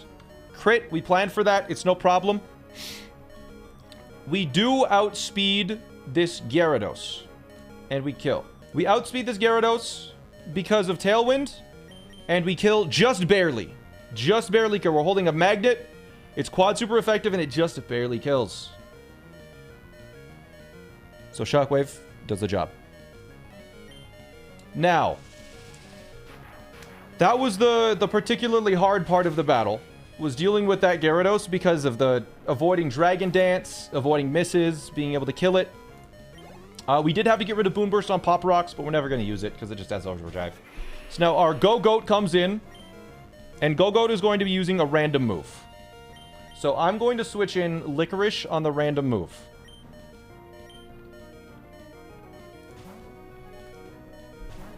It's going to use Horn Leech, Earthquake, Iron Tail, or Rock Slide. Can be anything. Doesn't really matter. There's Horn Leech. And now, it's going to use its highest damaging move, which is Rock Slide, as our Tailwind peters out. So we're going to switch in Torkoal now to take the Rock Slide, and it can't get crit.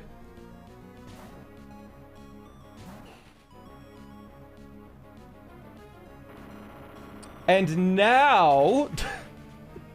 it's going to be using Earthquake. So we're going to switch in Dino Nugget on the Earthquake. So this gets in Dino Nugget for free.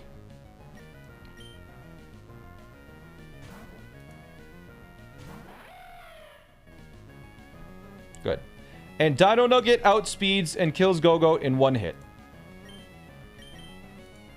So Acrobatics kills. Yes. Now... because we're at level 79 and we haven't leveled up to the level cap, we speed tie with the Alolan Raichu. And because it speed ties, the Alolan Raichu thinks it's faster, and it has Discharge. So it thinks it can one-shot me. So, I forgot to pre-damage. I did not forget to pre-damage. Pre-damage is not necessary. You'll see in a second. So now it's going to send in Alolan Raichu because it thinks it's faster, and it thinks it kills me. So it's now, it switches in, and it does the calculations again. And it's like, oh, wait. Wait, Discharge only deals 86 to 102%. So it might not Discharge, and it might instead use Nasty Plot. Either way, my Peanut takes no damage on this first turn. Because Discharge is an electric move, and Nasty Plot doesn't deal damage.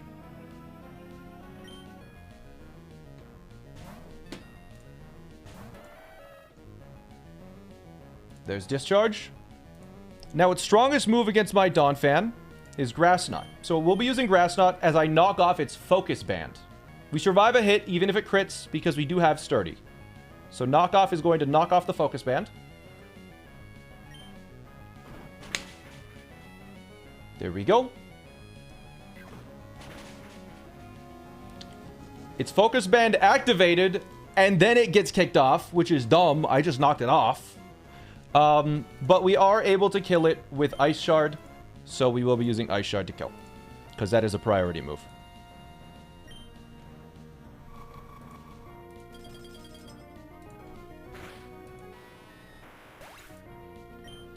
So the Ice Shard was a backup in case the Focus Band activated.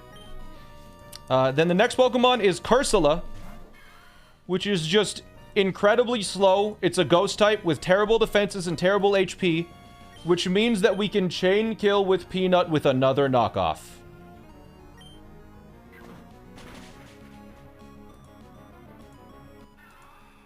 And that's another fight down. What's wrong with you? You're not tired at all.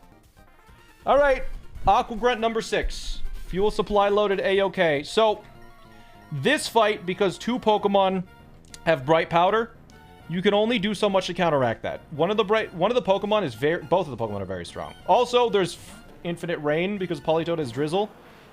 It's a whole mess. This fight's a whole mess. This Politoed is the easiest thing in the fight. It's pretty much there just to set up Rain, and it does nothing else. Because we had a couple Pokemon that could defeat this Politoed, including our level 69 Sceptile without having to level it up at all. But the best thing we found to defeat Politoed is Fake Out Last Resort Vegemite with a Life Orb. So we're going to Fake Out. And then Last Resort finishes it off. Now, we are pre-damaged to a precise number to bait in the final Pokemon on the team, which is a Poliwrath, because it kills me with specifically Drain Punch at 192 HP. So Politoed is going to come in, and this is where the fight can start to go wrong. Poliwrath has a 1 in 500 chance here to use Liquidation.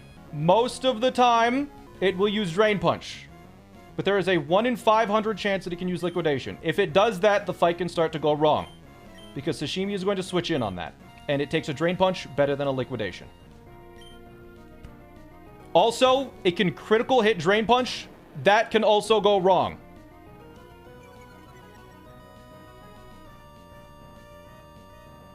There's Drain Punch. No crit.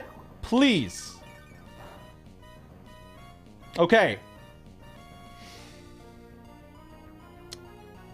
Now, because that crit, there is a 1 in 16 chance that we need to sacrifice a Pokemon. I am going to Bounce. Bounce does not kill Poliwrath. But due to a quirk in the AI, when we're up in the sky, the AI sees all of its attacking moves do nothing, which means it uses its non-attacking move, Belly Drum, which allows us to kill with Bounce. But Liquidation ideally doesn't crit here. What? It can do that?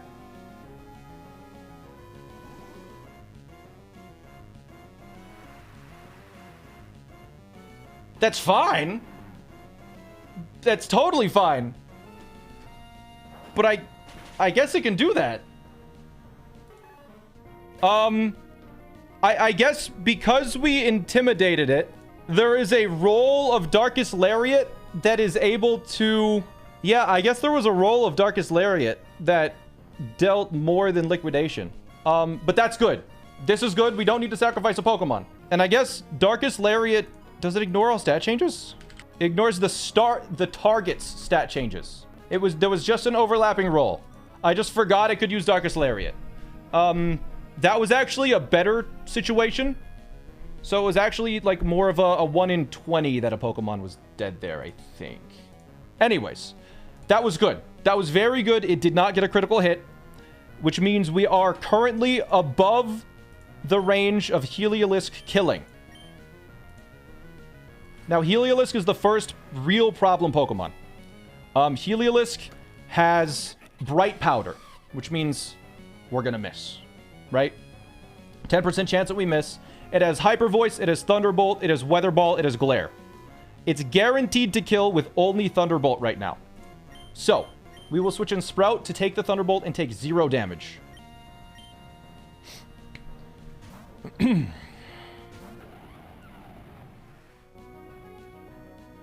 And I lied. We're taking a little bit from our Toxic Poison. 1/16. Now, because we're Toxic, it is not going to use Glare, which it could have, because it's a normal move, not an electric move.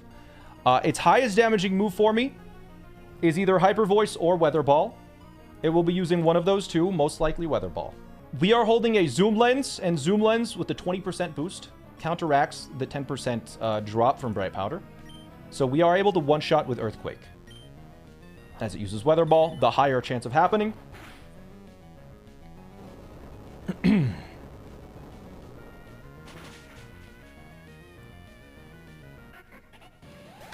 And now the fun begins. Because the second Bright Powder Pokemon was the real problem on this fight. Not only does it have Bright Powder, Noivern. Not only does it have Bright Powder, but it has Roost and Double Team and Hurricane. Hurricane always hits 30% chance to confuse. Double Team means Zoom Lens, we just can't use it, because if it Double Teams once, it just counteracts the Zoom Lens. Roost means we have to be able to kill it in like one hit, basically. It's going to use a random move between Hurricane and Dragon Pulse because I believe it sees a kill with both of those moves. So it's a 50-50 between the two. We are going to switch in Chowder, and we want to see Hurricane because Chowder resists. So Chowder is going to resist this and is going to hopefully take a Hurricane because it takes less damage.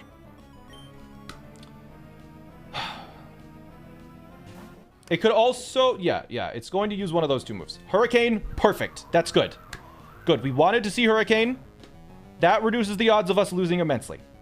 Losing a Pokemon. So now it does not see a kill. So what is it going to do? It can't Roost because it's a full HP. Dragon Pulse is the highest damaging move, but it also has Double Team. And the thing with this Pokemon is it loves using Double Team. It has a Double Team. It just has a default score of 7. And Dragon Pulse has a score of +6, 80% of the time, and +8, 20% of the time. So only 20% of the time will it attack in this situation. So the risk here, because I can never one-shot this Noivern no matter what I tried. I could not guarantee a one-shot. Chowder with Ice Fang could have done it, but it needs to hit. It's going to be a mess. So we're going to switch in Curry on a potential Dragon Pulse or a Double Team.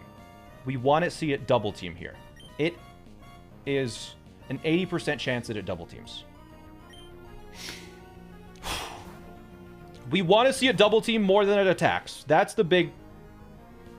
Okay, it hit the 1 in 5. It didn't crit at least. So now, again, same situation, but with one extra problem. It's now going to start using Hurricane. If it uses Hurricane and confuses me, it could be a problem because I have Smart Strike, and Smart Strike is a 3-hit KO. 3. So I need to hit 3 Smart Strikes, which means it needs to Double Team at least once or twice for me to survive. So fingers crossed. Let's hit the Smart Strikes and see the Double Teams. It cannot use Roost because Heavy Slam technically outdamages Roost. There's Hurricane. The 1 in 5. That's a problem. And it gets the confusion. We have a Person Berry to counteract that, but this is the worst possible line.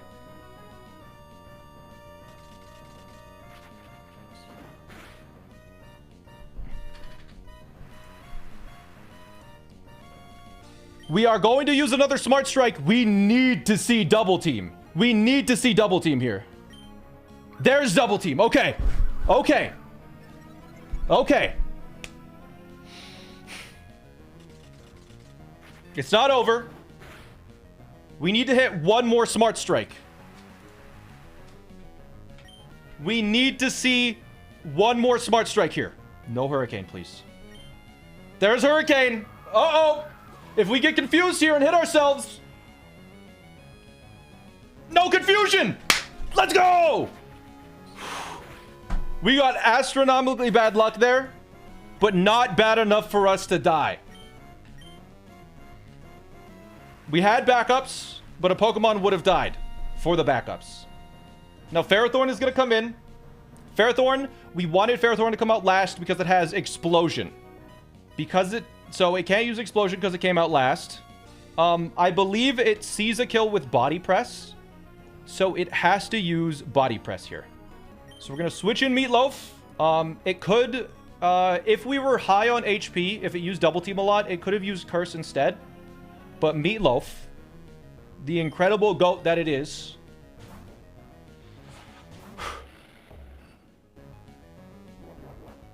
is actually able to kill Ferrothorn, the defensive creature, even after Curse.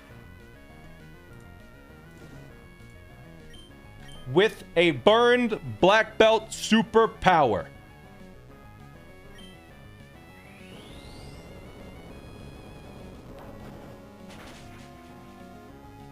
And there goes the battle.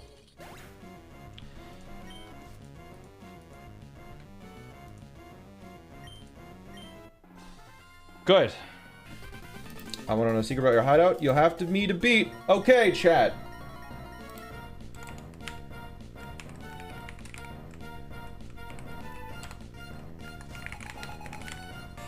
Here is Aqua Grunt 7 with Caracosta.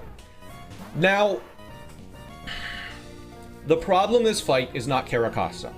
The problem in this fight is there is a Starmie that has Analytic, and it can just... There's a bug with Analytic that I don't fully understand, where it gets boosts or sees boosts when it shouldn't, and it does an insane amount of damage. There's also an Artillery with Sniper, so critical hits do more damage. It has a Quick Claw, and it has Water Spout, so we can outspeed and one-shot basically everything. So those are the two problem Pokemon. Apparently it is relatively common for people to sacrifice something to this fight because it is so difficult. We won't be sacrificing something. Instead, we will be risking a bunch of crits from this Caracosta to get around the problems that we're having. So, this fight, the start of it, involves PP stalling this Caracosta until it has no attacking moves left. We need to PP stall this Caracosta. This Caracosta has Stealth Rocks, it has Hydro Pump, Stone Edge, and Ice Beam. We need to PP stall it until it has one Hydro Pump left. So, we need to lock in and focus here. We are going to fight, and we're going to slack off. We're holding a Leppa Berry. It's going to most likely Stealth Rock this first turn, but we have to slack off in case it doesn't. In case it uses Stone Edge. There's Stealth Rock. Okay. We're going to slack off. That was just in case it used Stone Edge. It was a 2.5% chance to happen. Now, Stone Edge. It is going to use Stone Edge 5 times in a row, because that's how much power points it has. If it crits 3 of those, Lobster dies. So, fingers crossed. There's Stone Edge. No crit. Okay. Good stuff. Back to full health. All right. All right. Come on. There's 2. No crit. Okay. Now it needs 3 in a row. It also has a Quick Claw. Forgot to mention that. Very cool. All right, there's 3. And I think we are now safe. I think. There's 4. And there's 5. Okay, so it should be out of Stone Edges.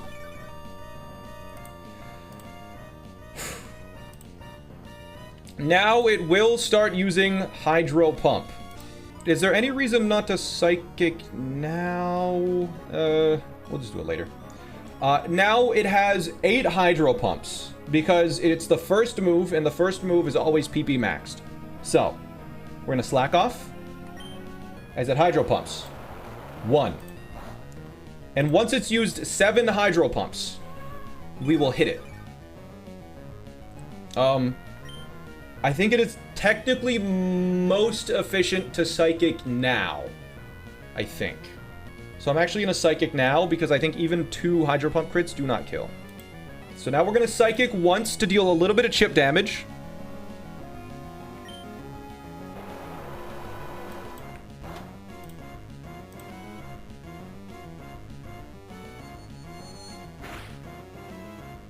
Okay.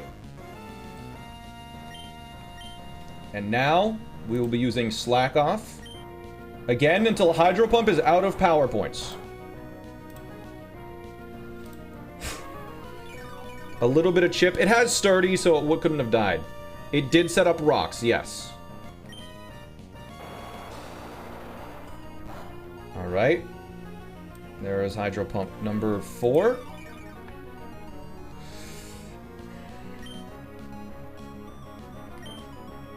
Here is Hydro Pump number 5.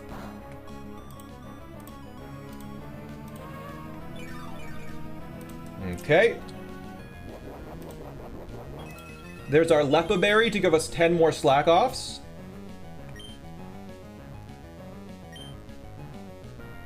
There's number 6.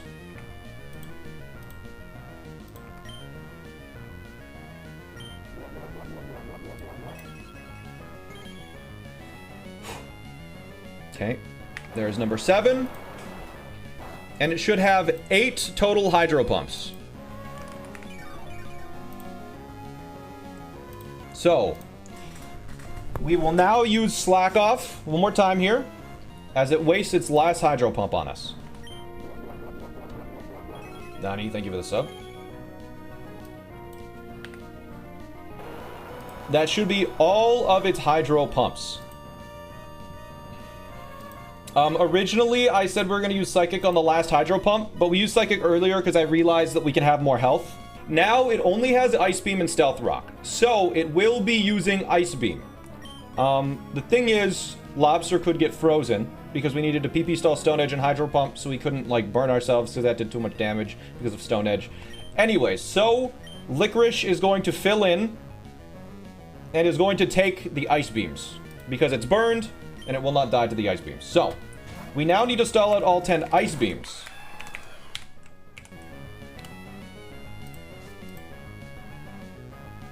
And we could, in theory, get rid of the Stealth Rocks now. But we actually can't because there was a situation where I think we needed Stealth Rocks to be up. I can't remember why, but we needed to leave Stealth Rocks up. So we're actually not going to do anything with those Stealth Rocks here. Anyways, we roost, and... oh yeah, I think... the thing with rocks is if we get rid of them right now, it would just place them again, is the problem. Because it has so much Stealth Rock PP left. And then we can't PP stall it really well. So we're just gonna roost. And I believe we've taken, what, 1 Ice Beam so far? This is Ice Beam number 2. Doesn't take much damage, as you can see. So now we need to guarantee that it's below 50%, because I can't actually tell if it's below 50% or not, because once it runs out of Ice Beams, if it is above 50%, it could switch. But once a Pokemon is below 50%, it's not able to switch no matter the situation. So we're going to Rock Smash just to deal a little bit of damage to make sure that it doesn't switch out.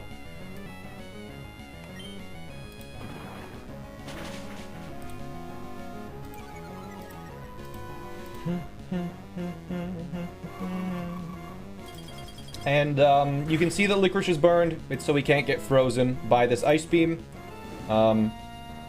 And it does look a little scary being at 130 HP, but a crit Ice Beam does only deal 84 if the Quick Claw activates. And we will always be able to roost.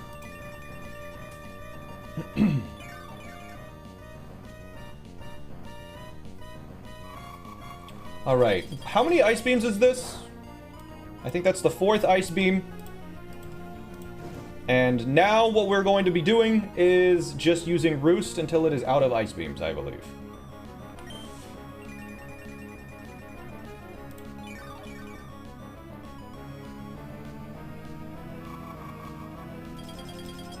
That is 5.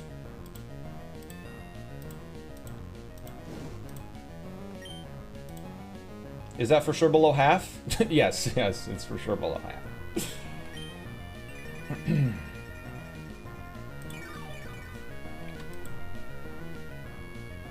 There's 6. All right.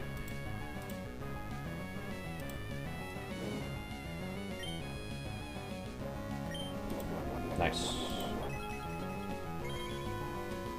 There's the Quick Claw activating. There is 7.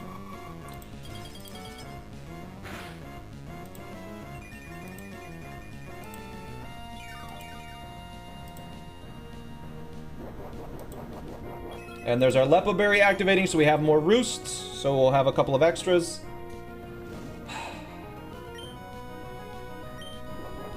There's another Quick Claw. What? I love PP stalling. Oh, yes. Oh, yes. Except for when it goes wrong. And the game gives you an unexpected bug that no one's ever seen before.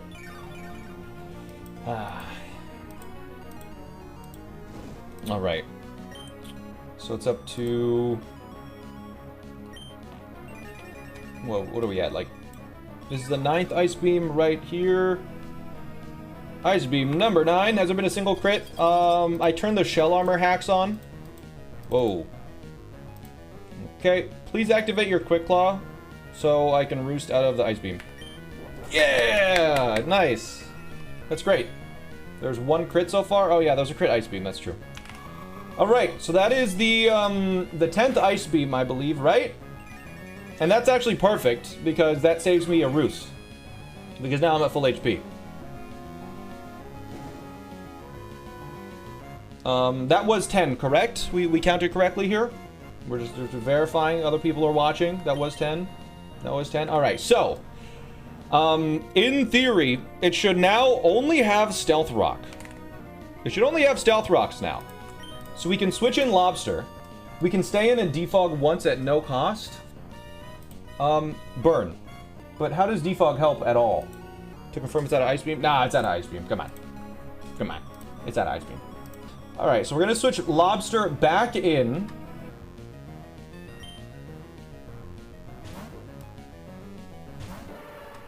It's now gonna use Stealth Rocks.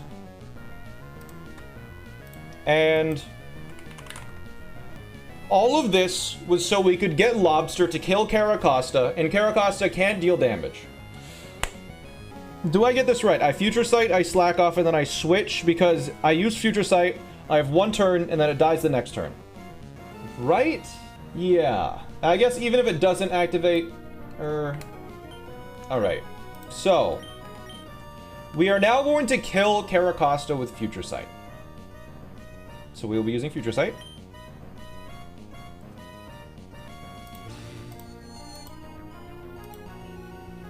And then we will use Slack Off to get our HP to full, because we have a lot of Slack Offs left.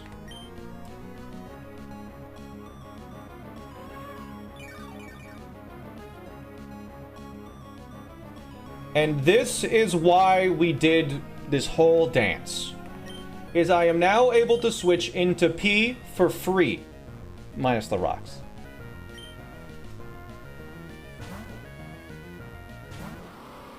And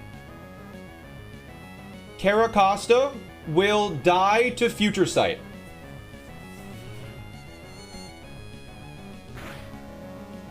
And I am at the amount of HP where Starmie, the problem Pokemon, will come in and see a kill. The thing is, because it outspeeds and it sees a kill on me, and it's analytic, it has a life orb, it's a monster. But P has first impression. It's its first turn in, it hasn't used a move yet, and first impression will outspeed and kill.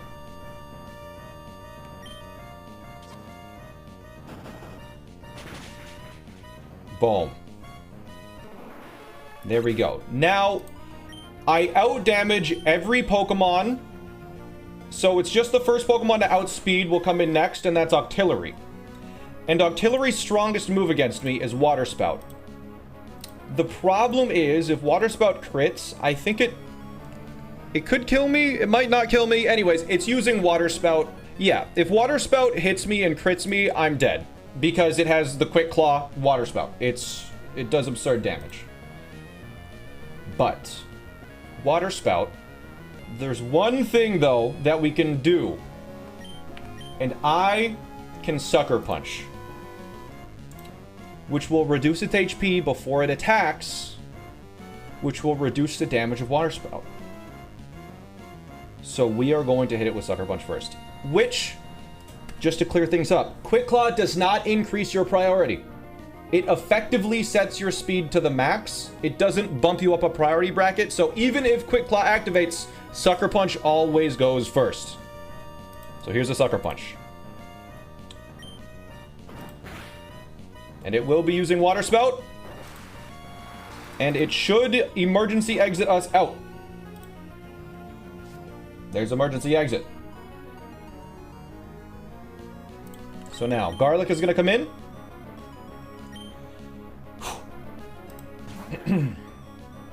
And it's very scary again because now I think Octillery is going to Energy Ball. It might still be able to Water Spout. It doesn't really matter because we exited out. There's a chance where we could have crit with. There was a chance that we could have crit with Sucker Punch on that turn, And then the water spout didn't deal enough damage to emergency exit us out, but we had a plan for that. But the plan for emergency exiting was to simply Sucker Punch twice with Garlic, I believe. I believe Sucker Punch kills if we use it 2 times in a row here. Because we have the Life Orb. So, we will be doing that. Any reason to not fake out? Yes. I believe that makes it so there could be a range for it to Octazooka. I think it could Octazooka or something. There's the Quick Claw, and you get to see here that I outspeed even with the Quick Claw.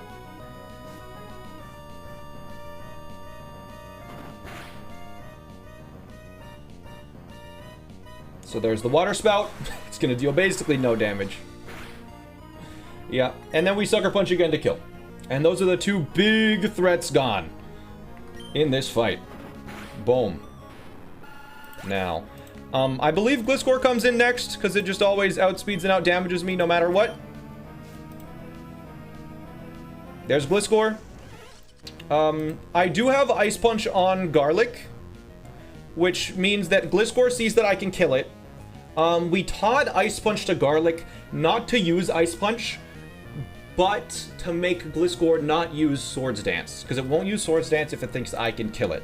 We will now be switching in our counter to Cloyster as we take an Earthquake and Stealth Rocks. A little scary, but I think Taco can take it.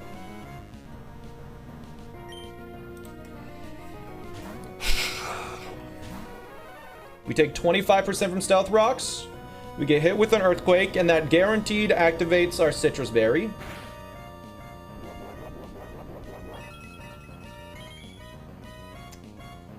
Good. Now it's poisoned. And Facade actually deals less damage than Earthquake, so most likely it will use Earthquake. It could use Facade, but Icicle Spear just kills this guy. We just sit here and we use Icicle Spear. Yeah. There we go. Good. If we got double crit, I believe we lived on 1 HP. But we have Skill Link, so Icicle Spear always hits 5 times.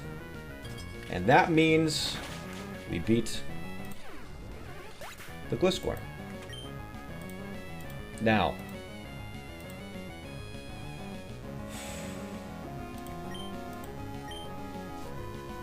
Goodra comes in.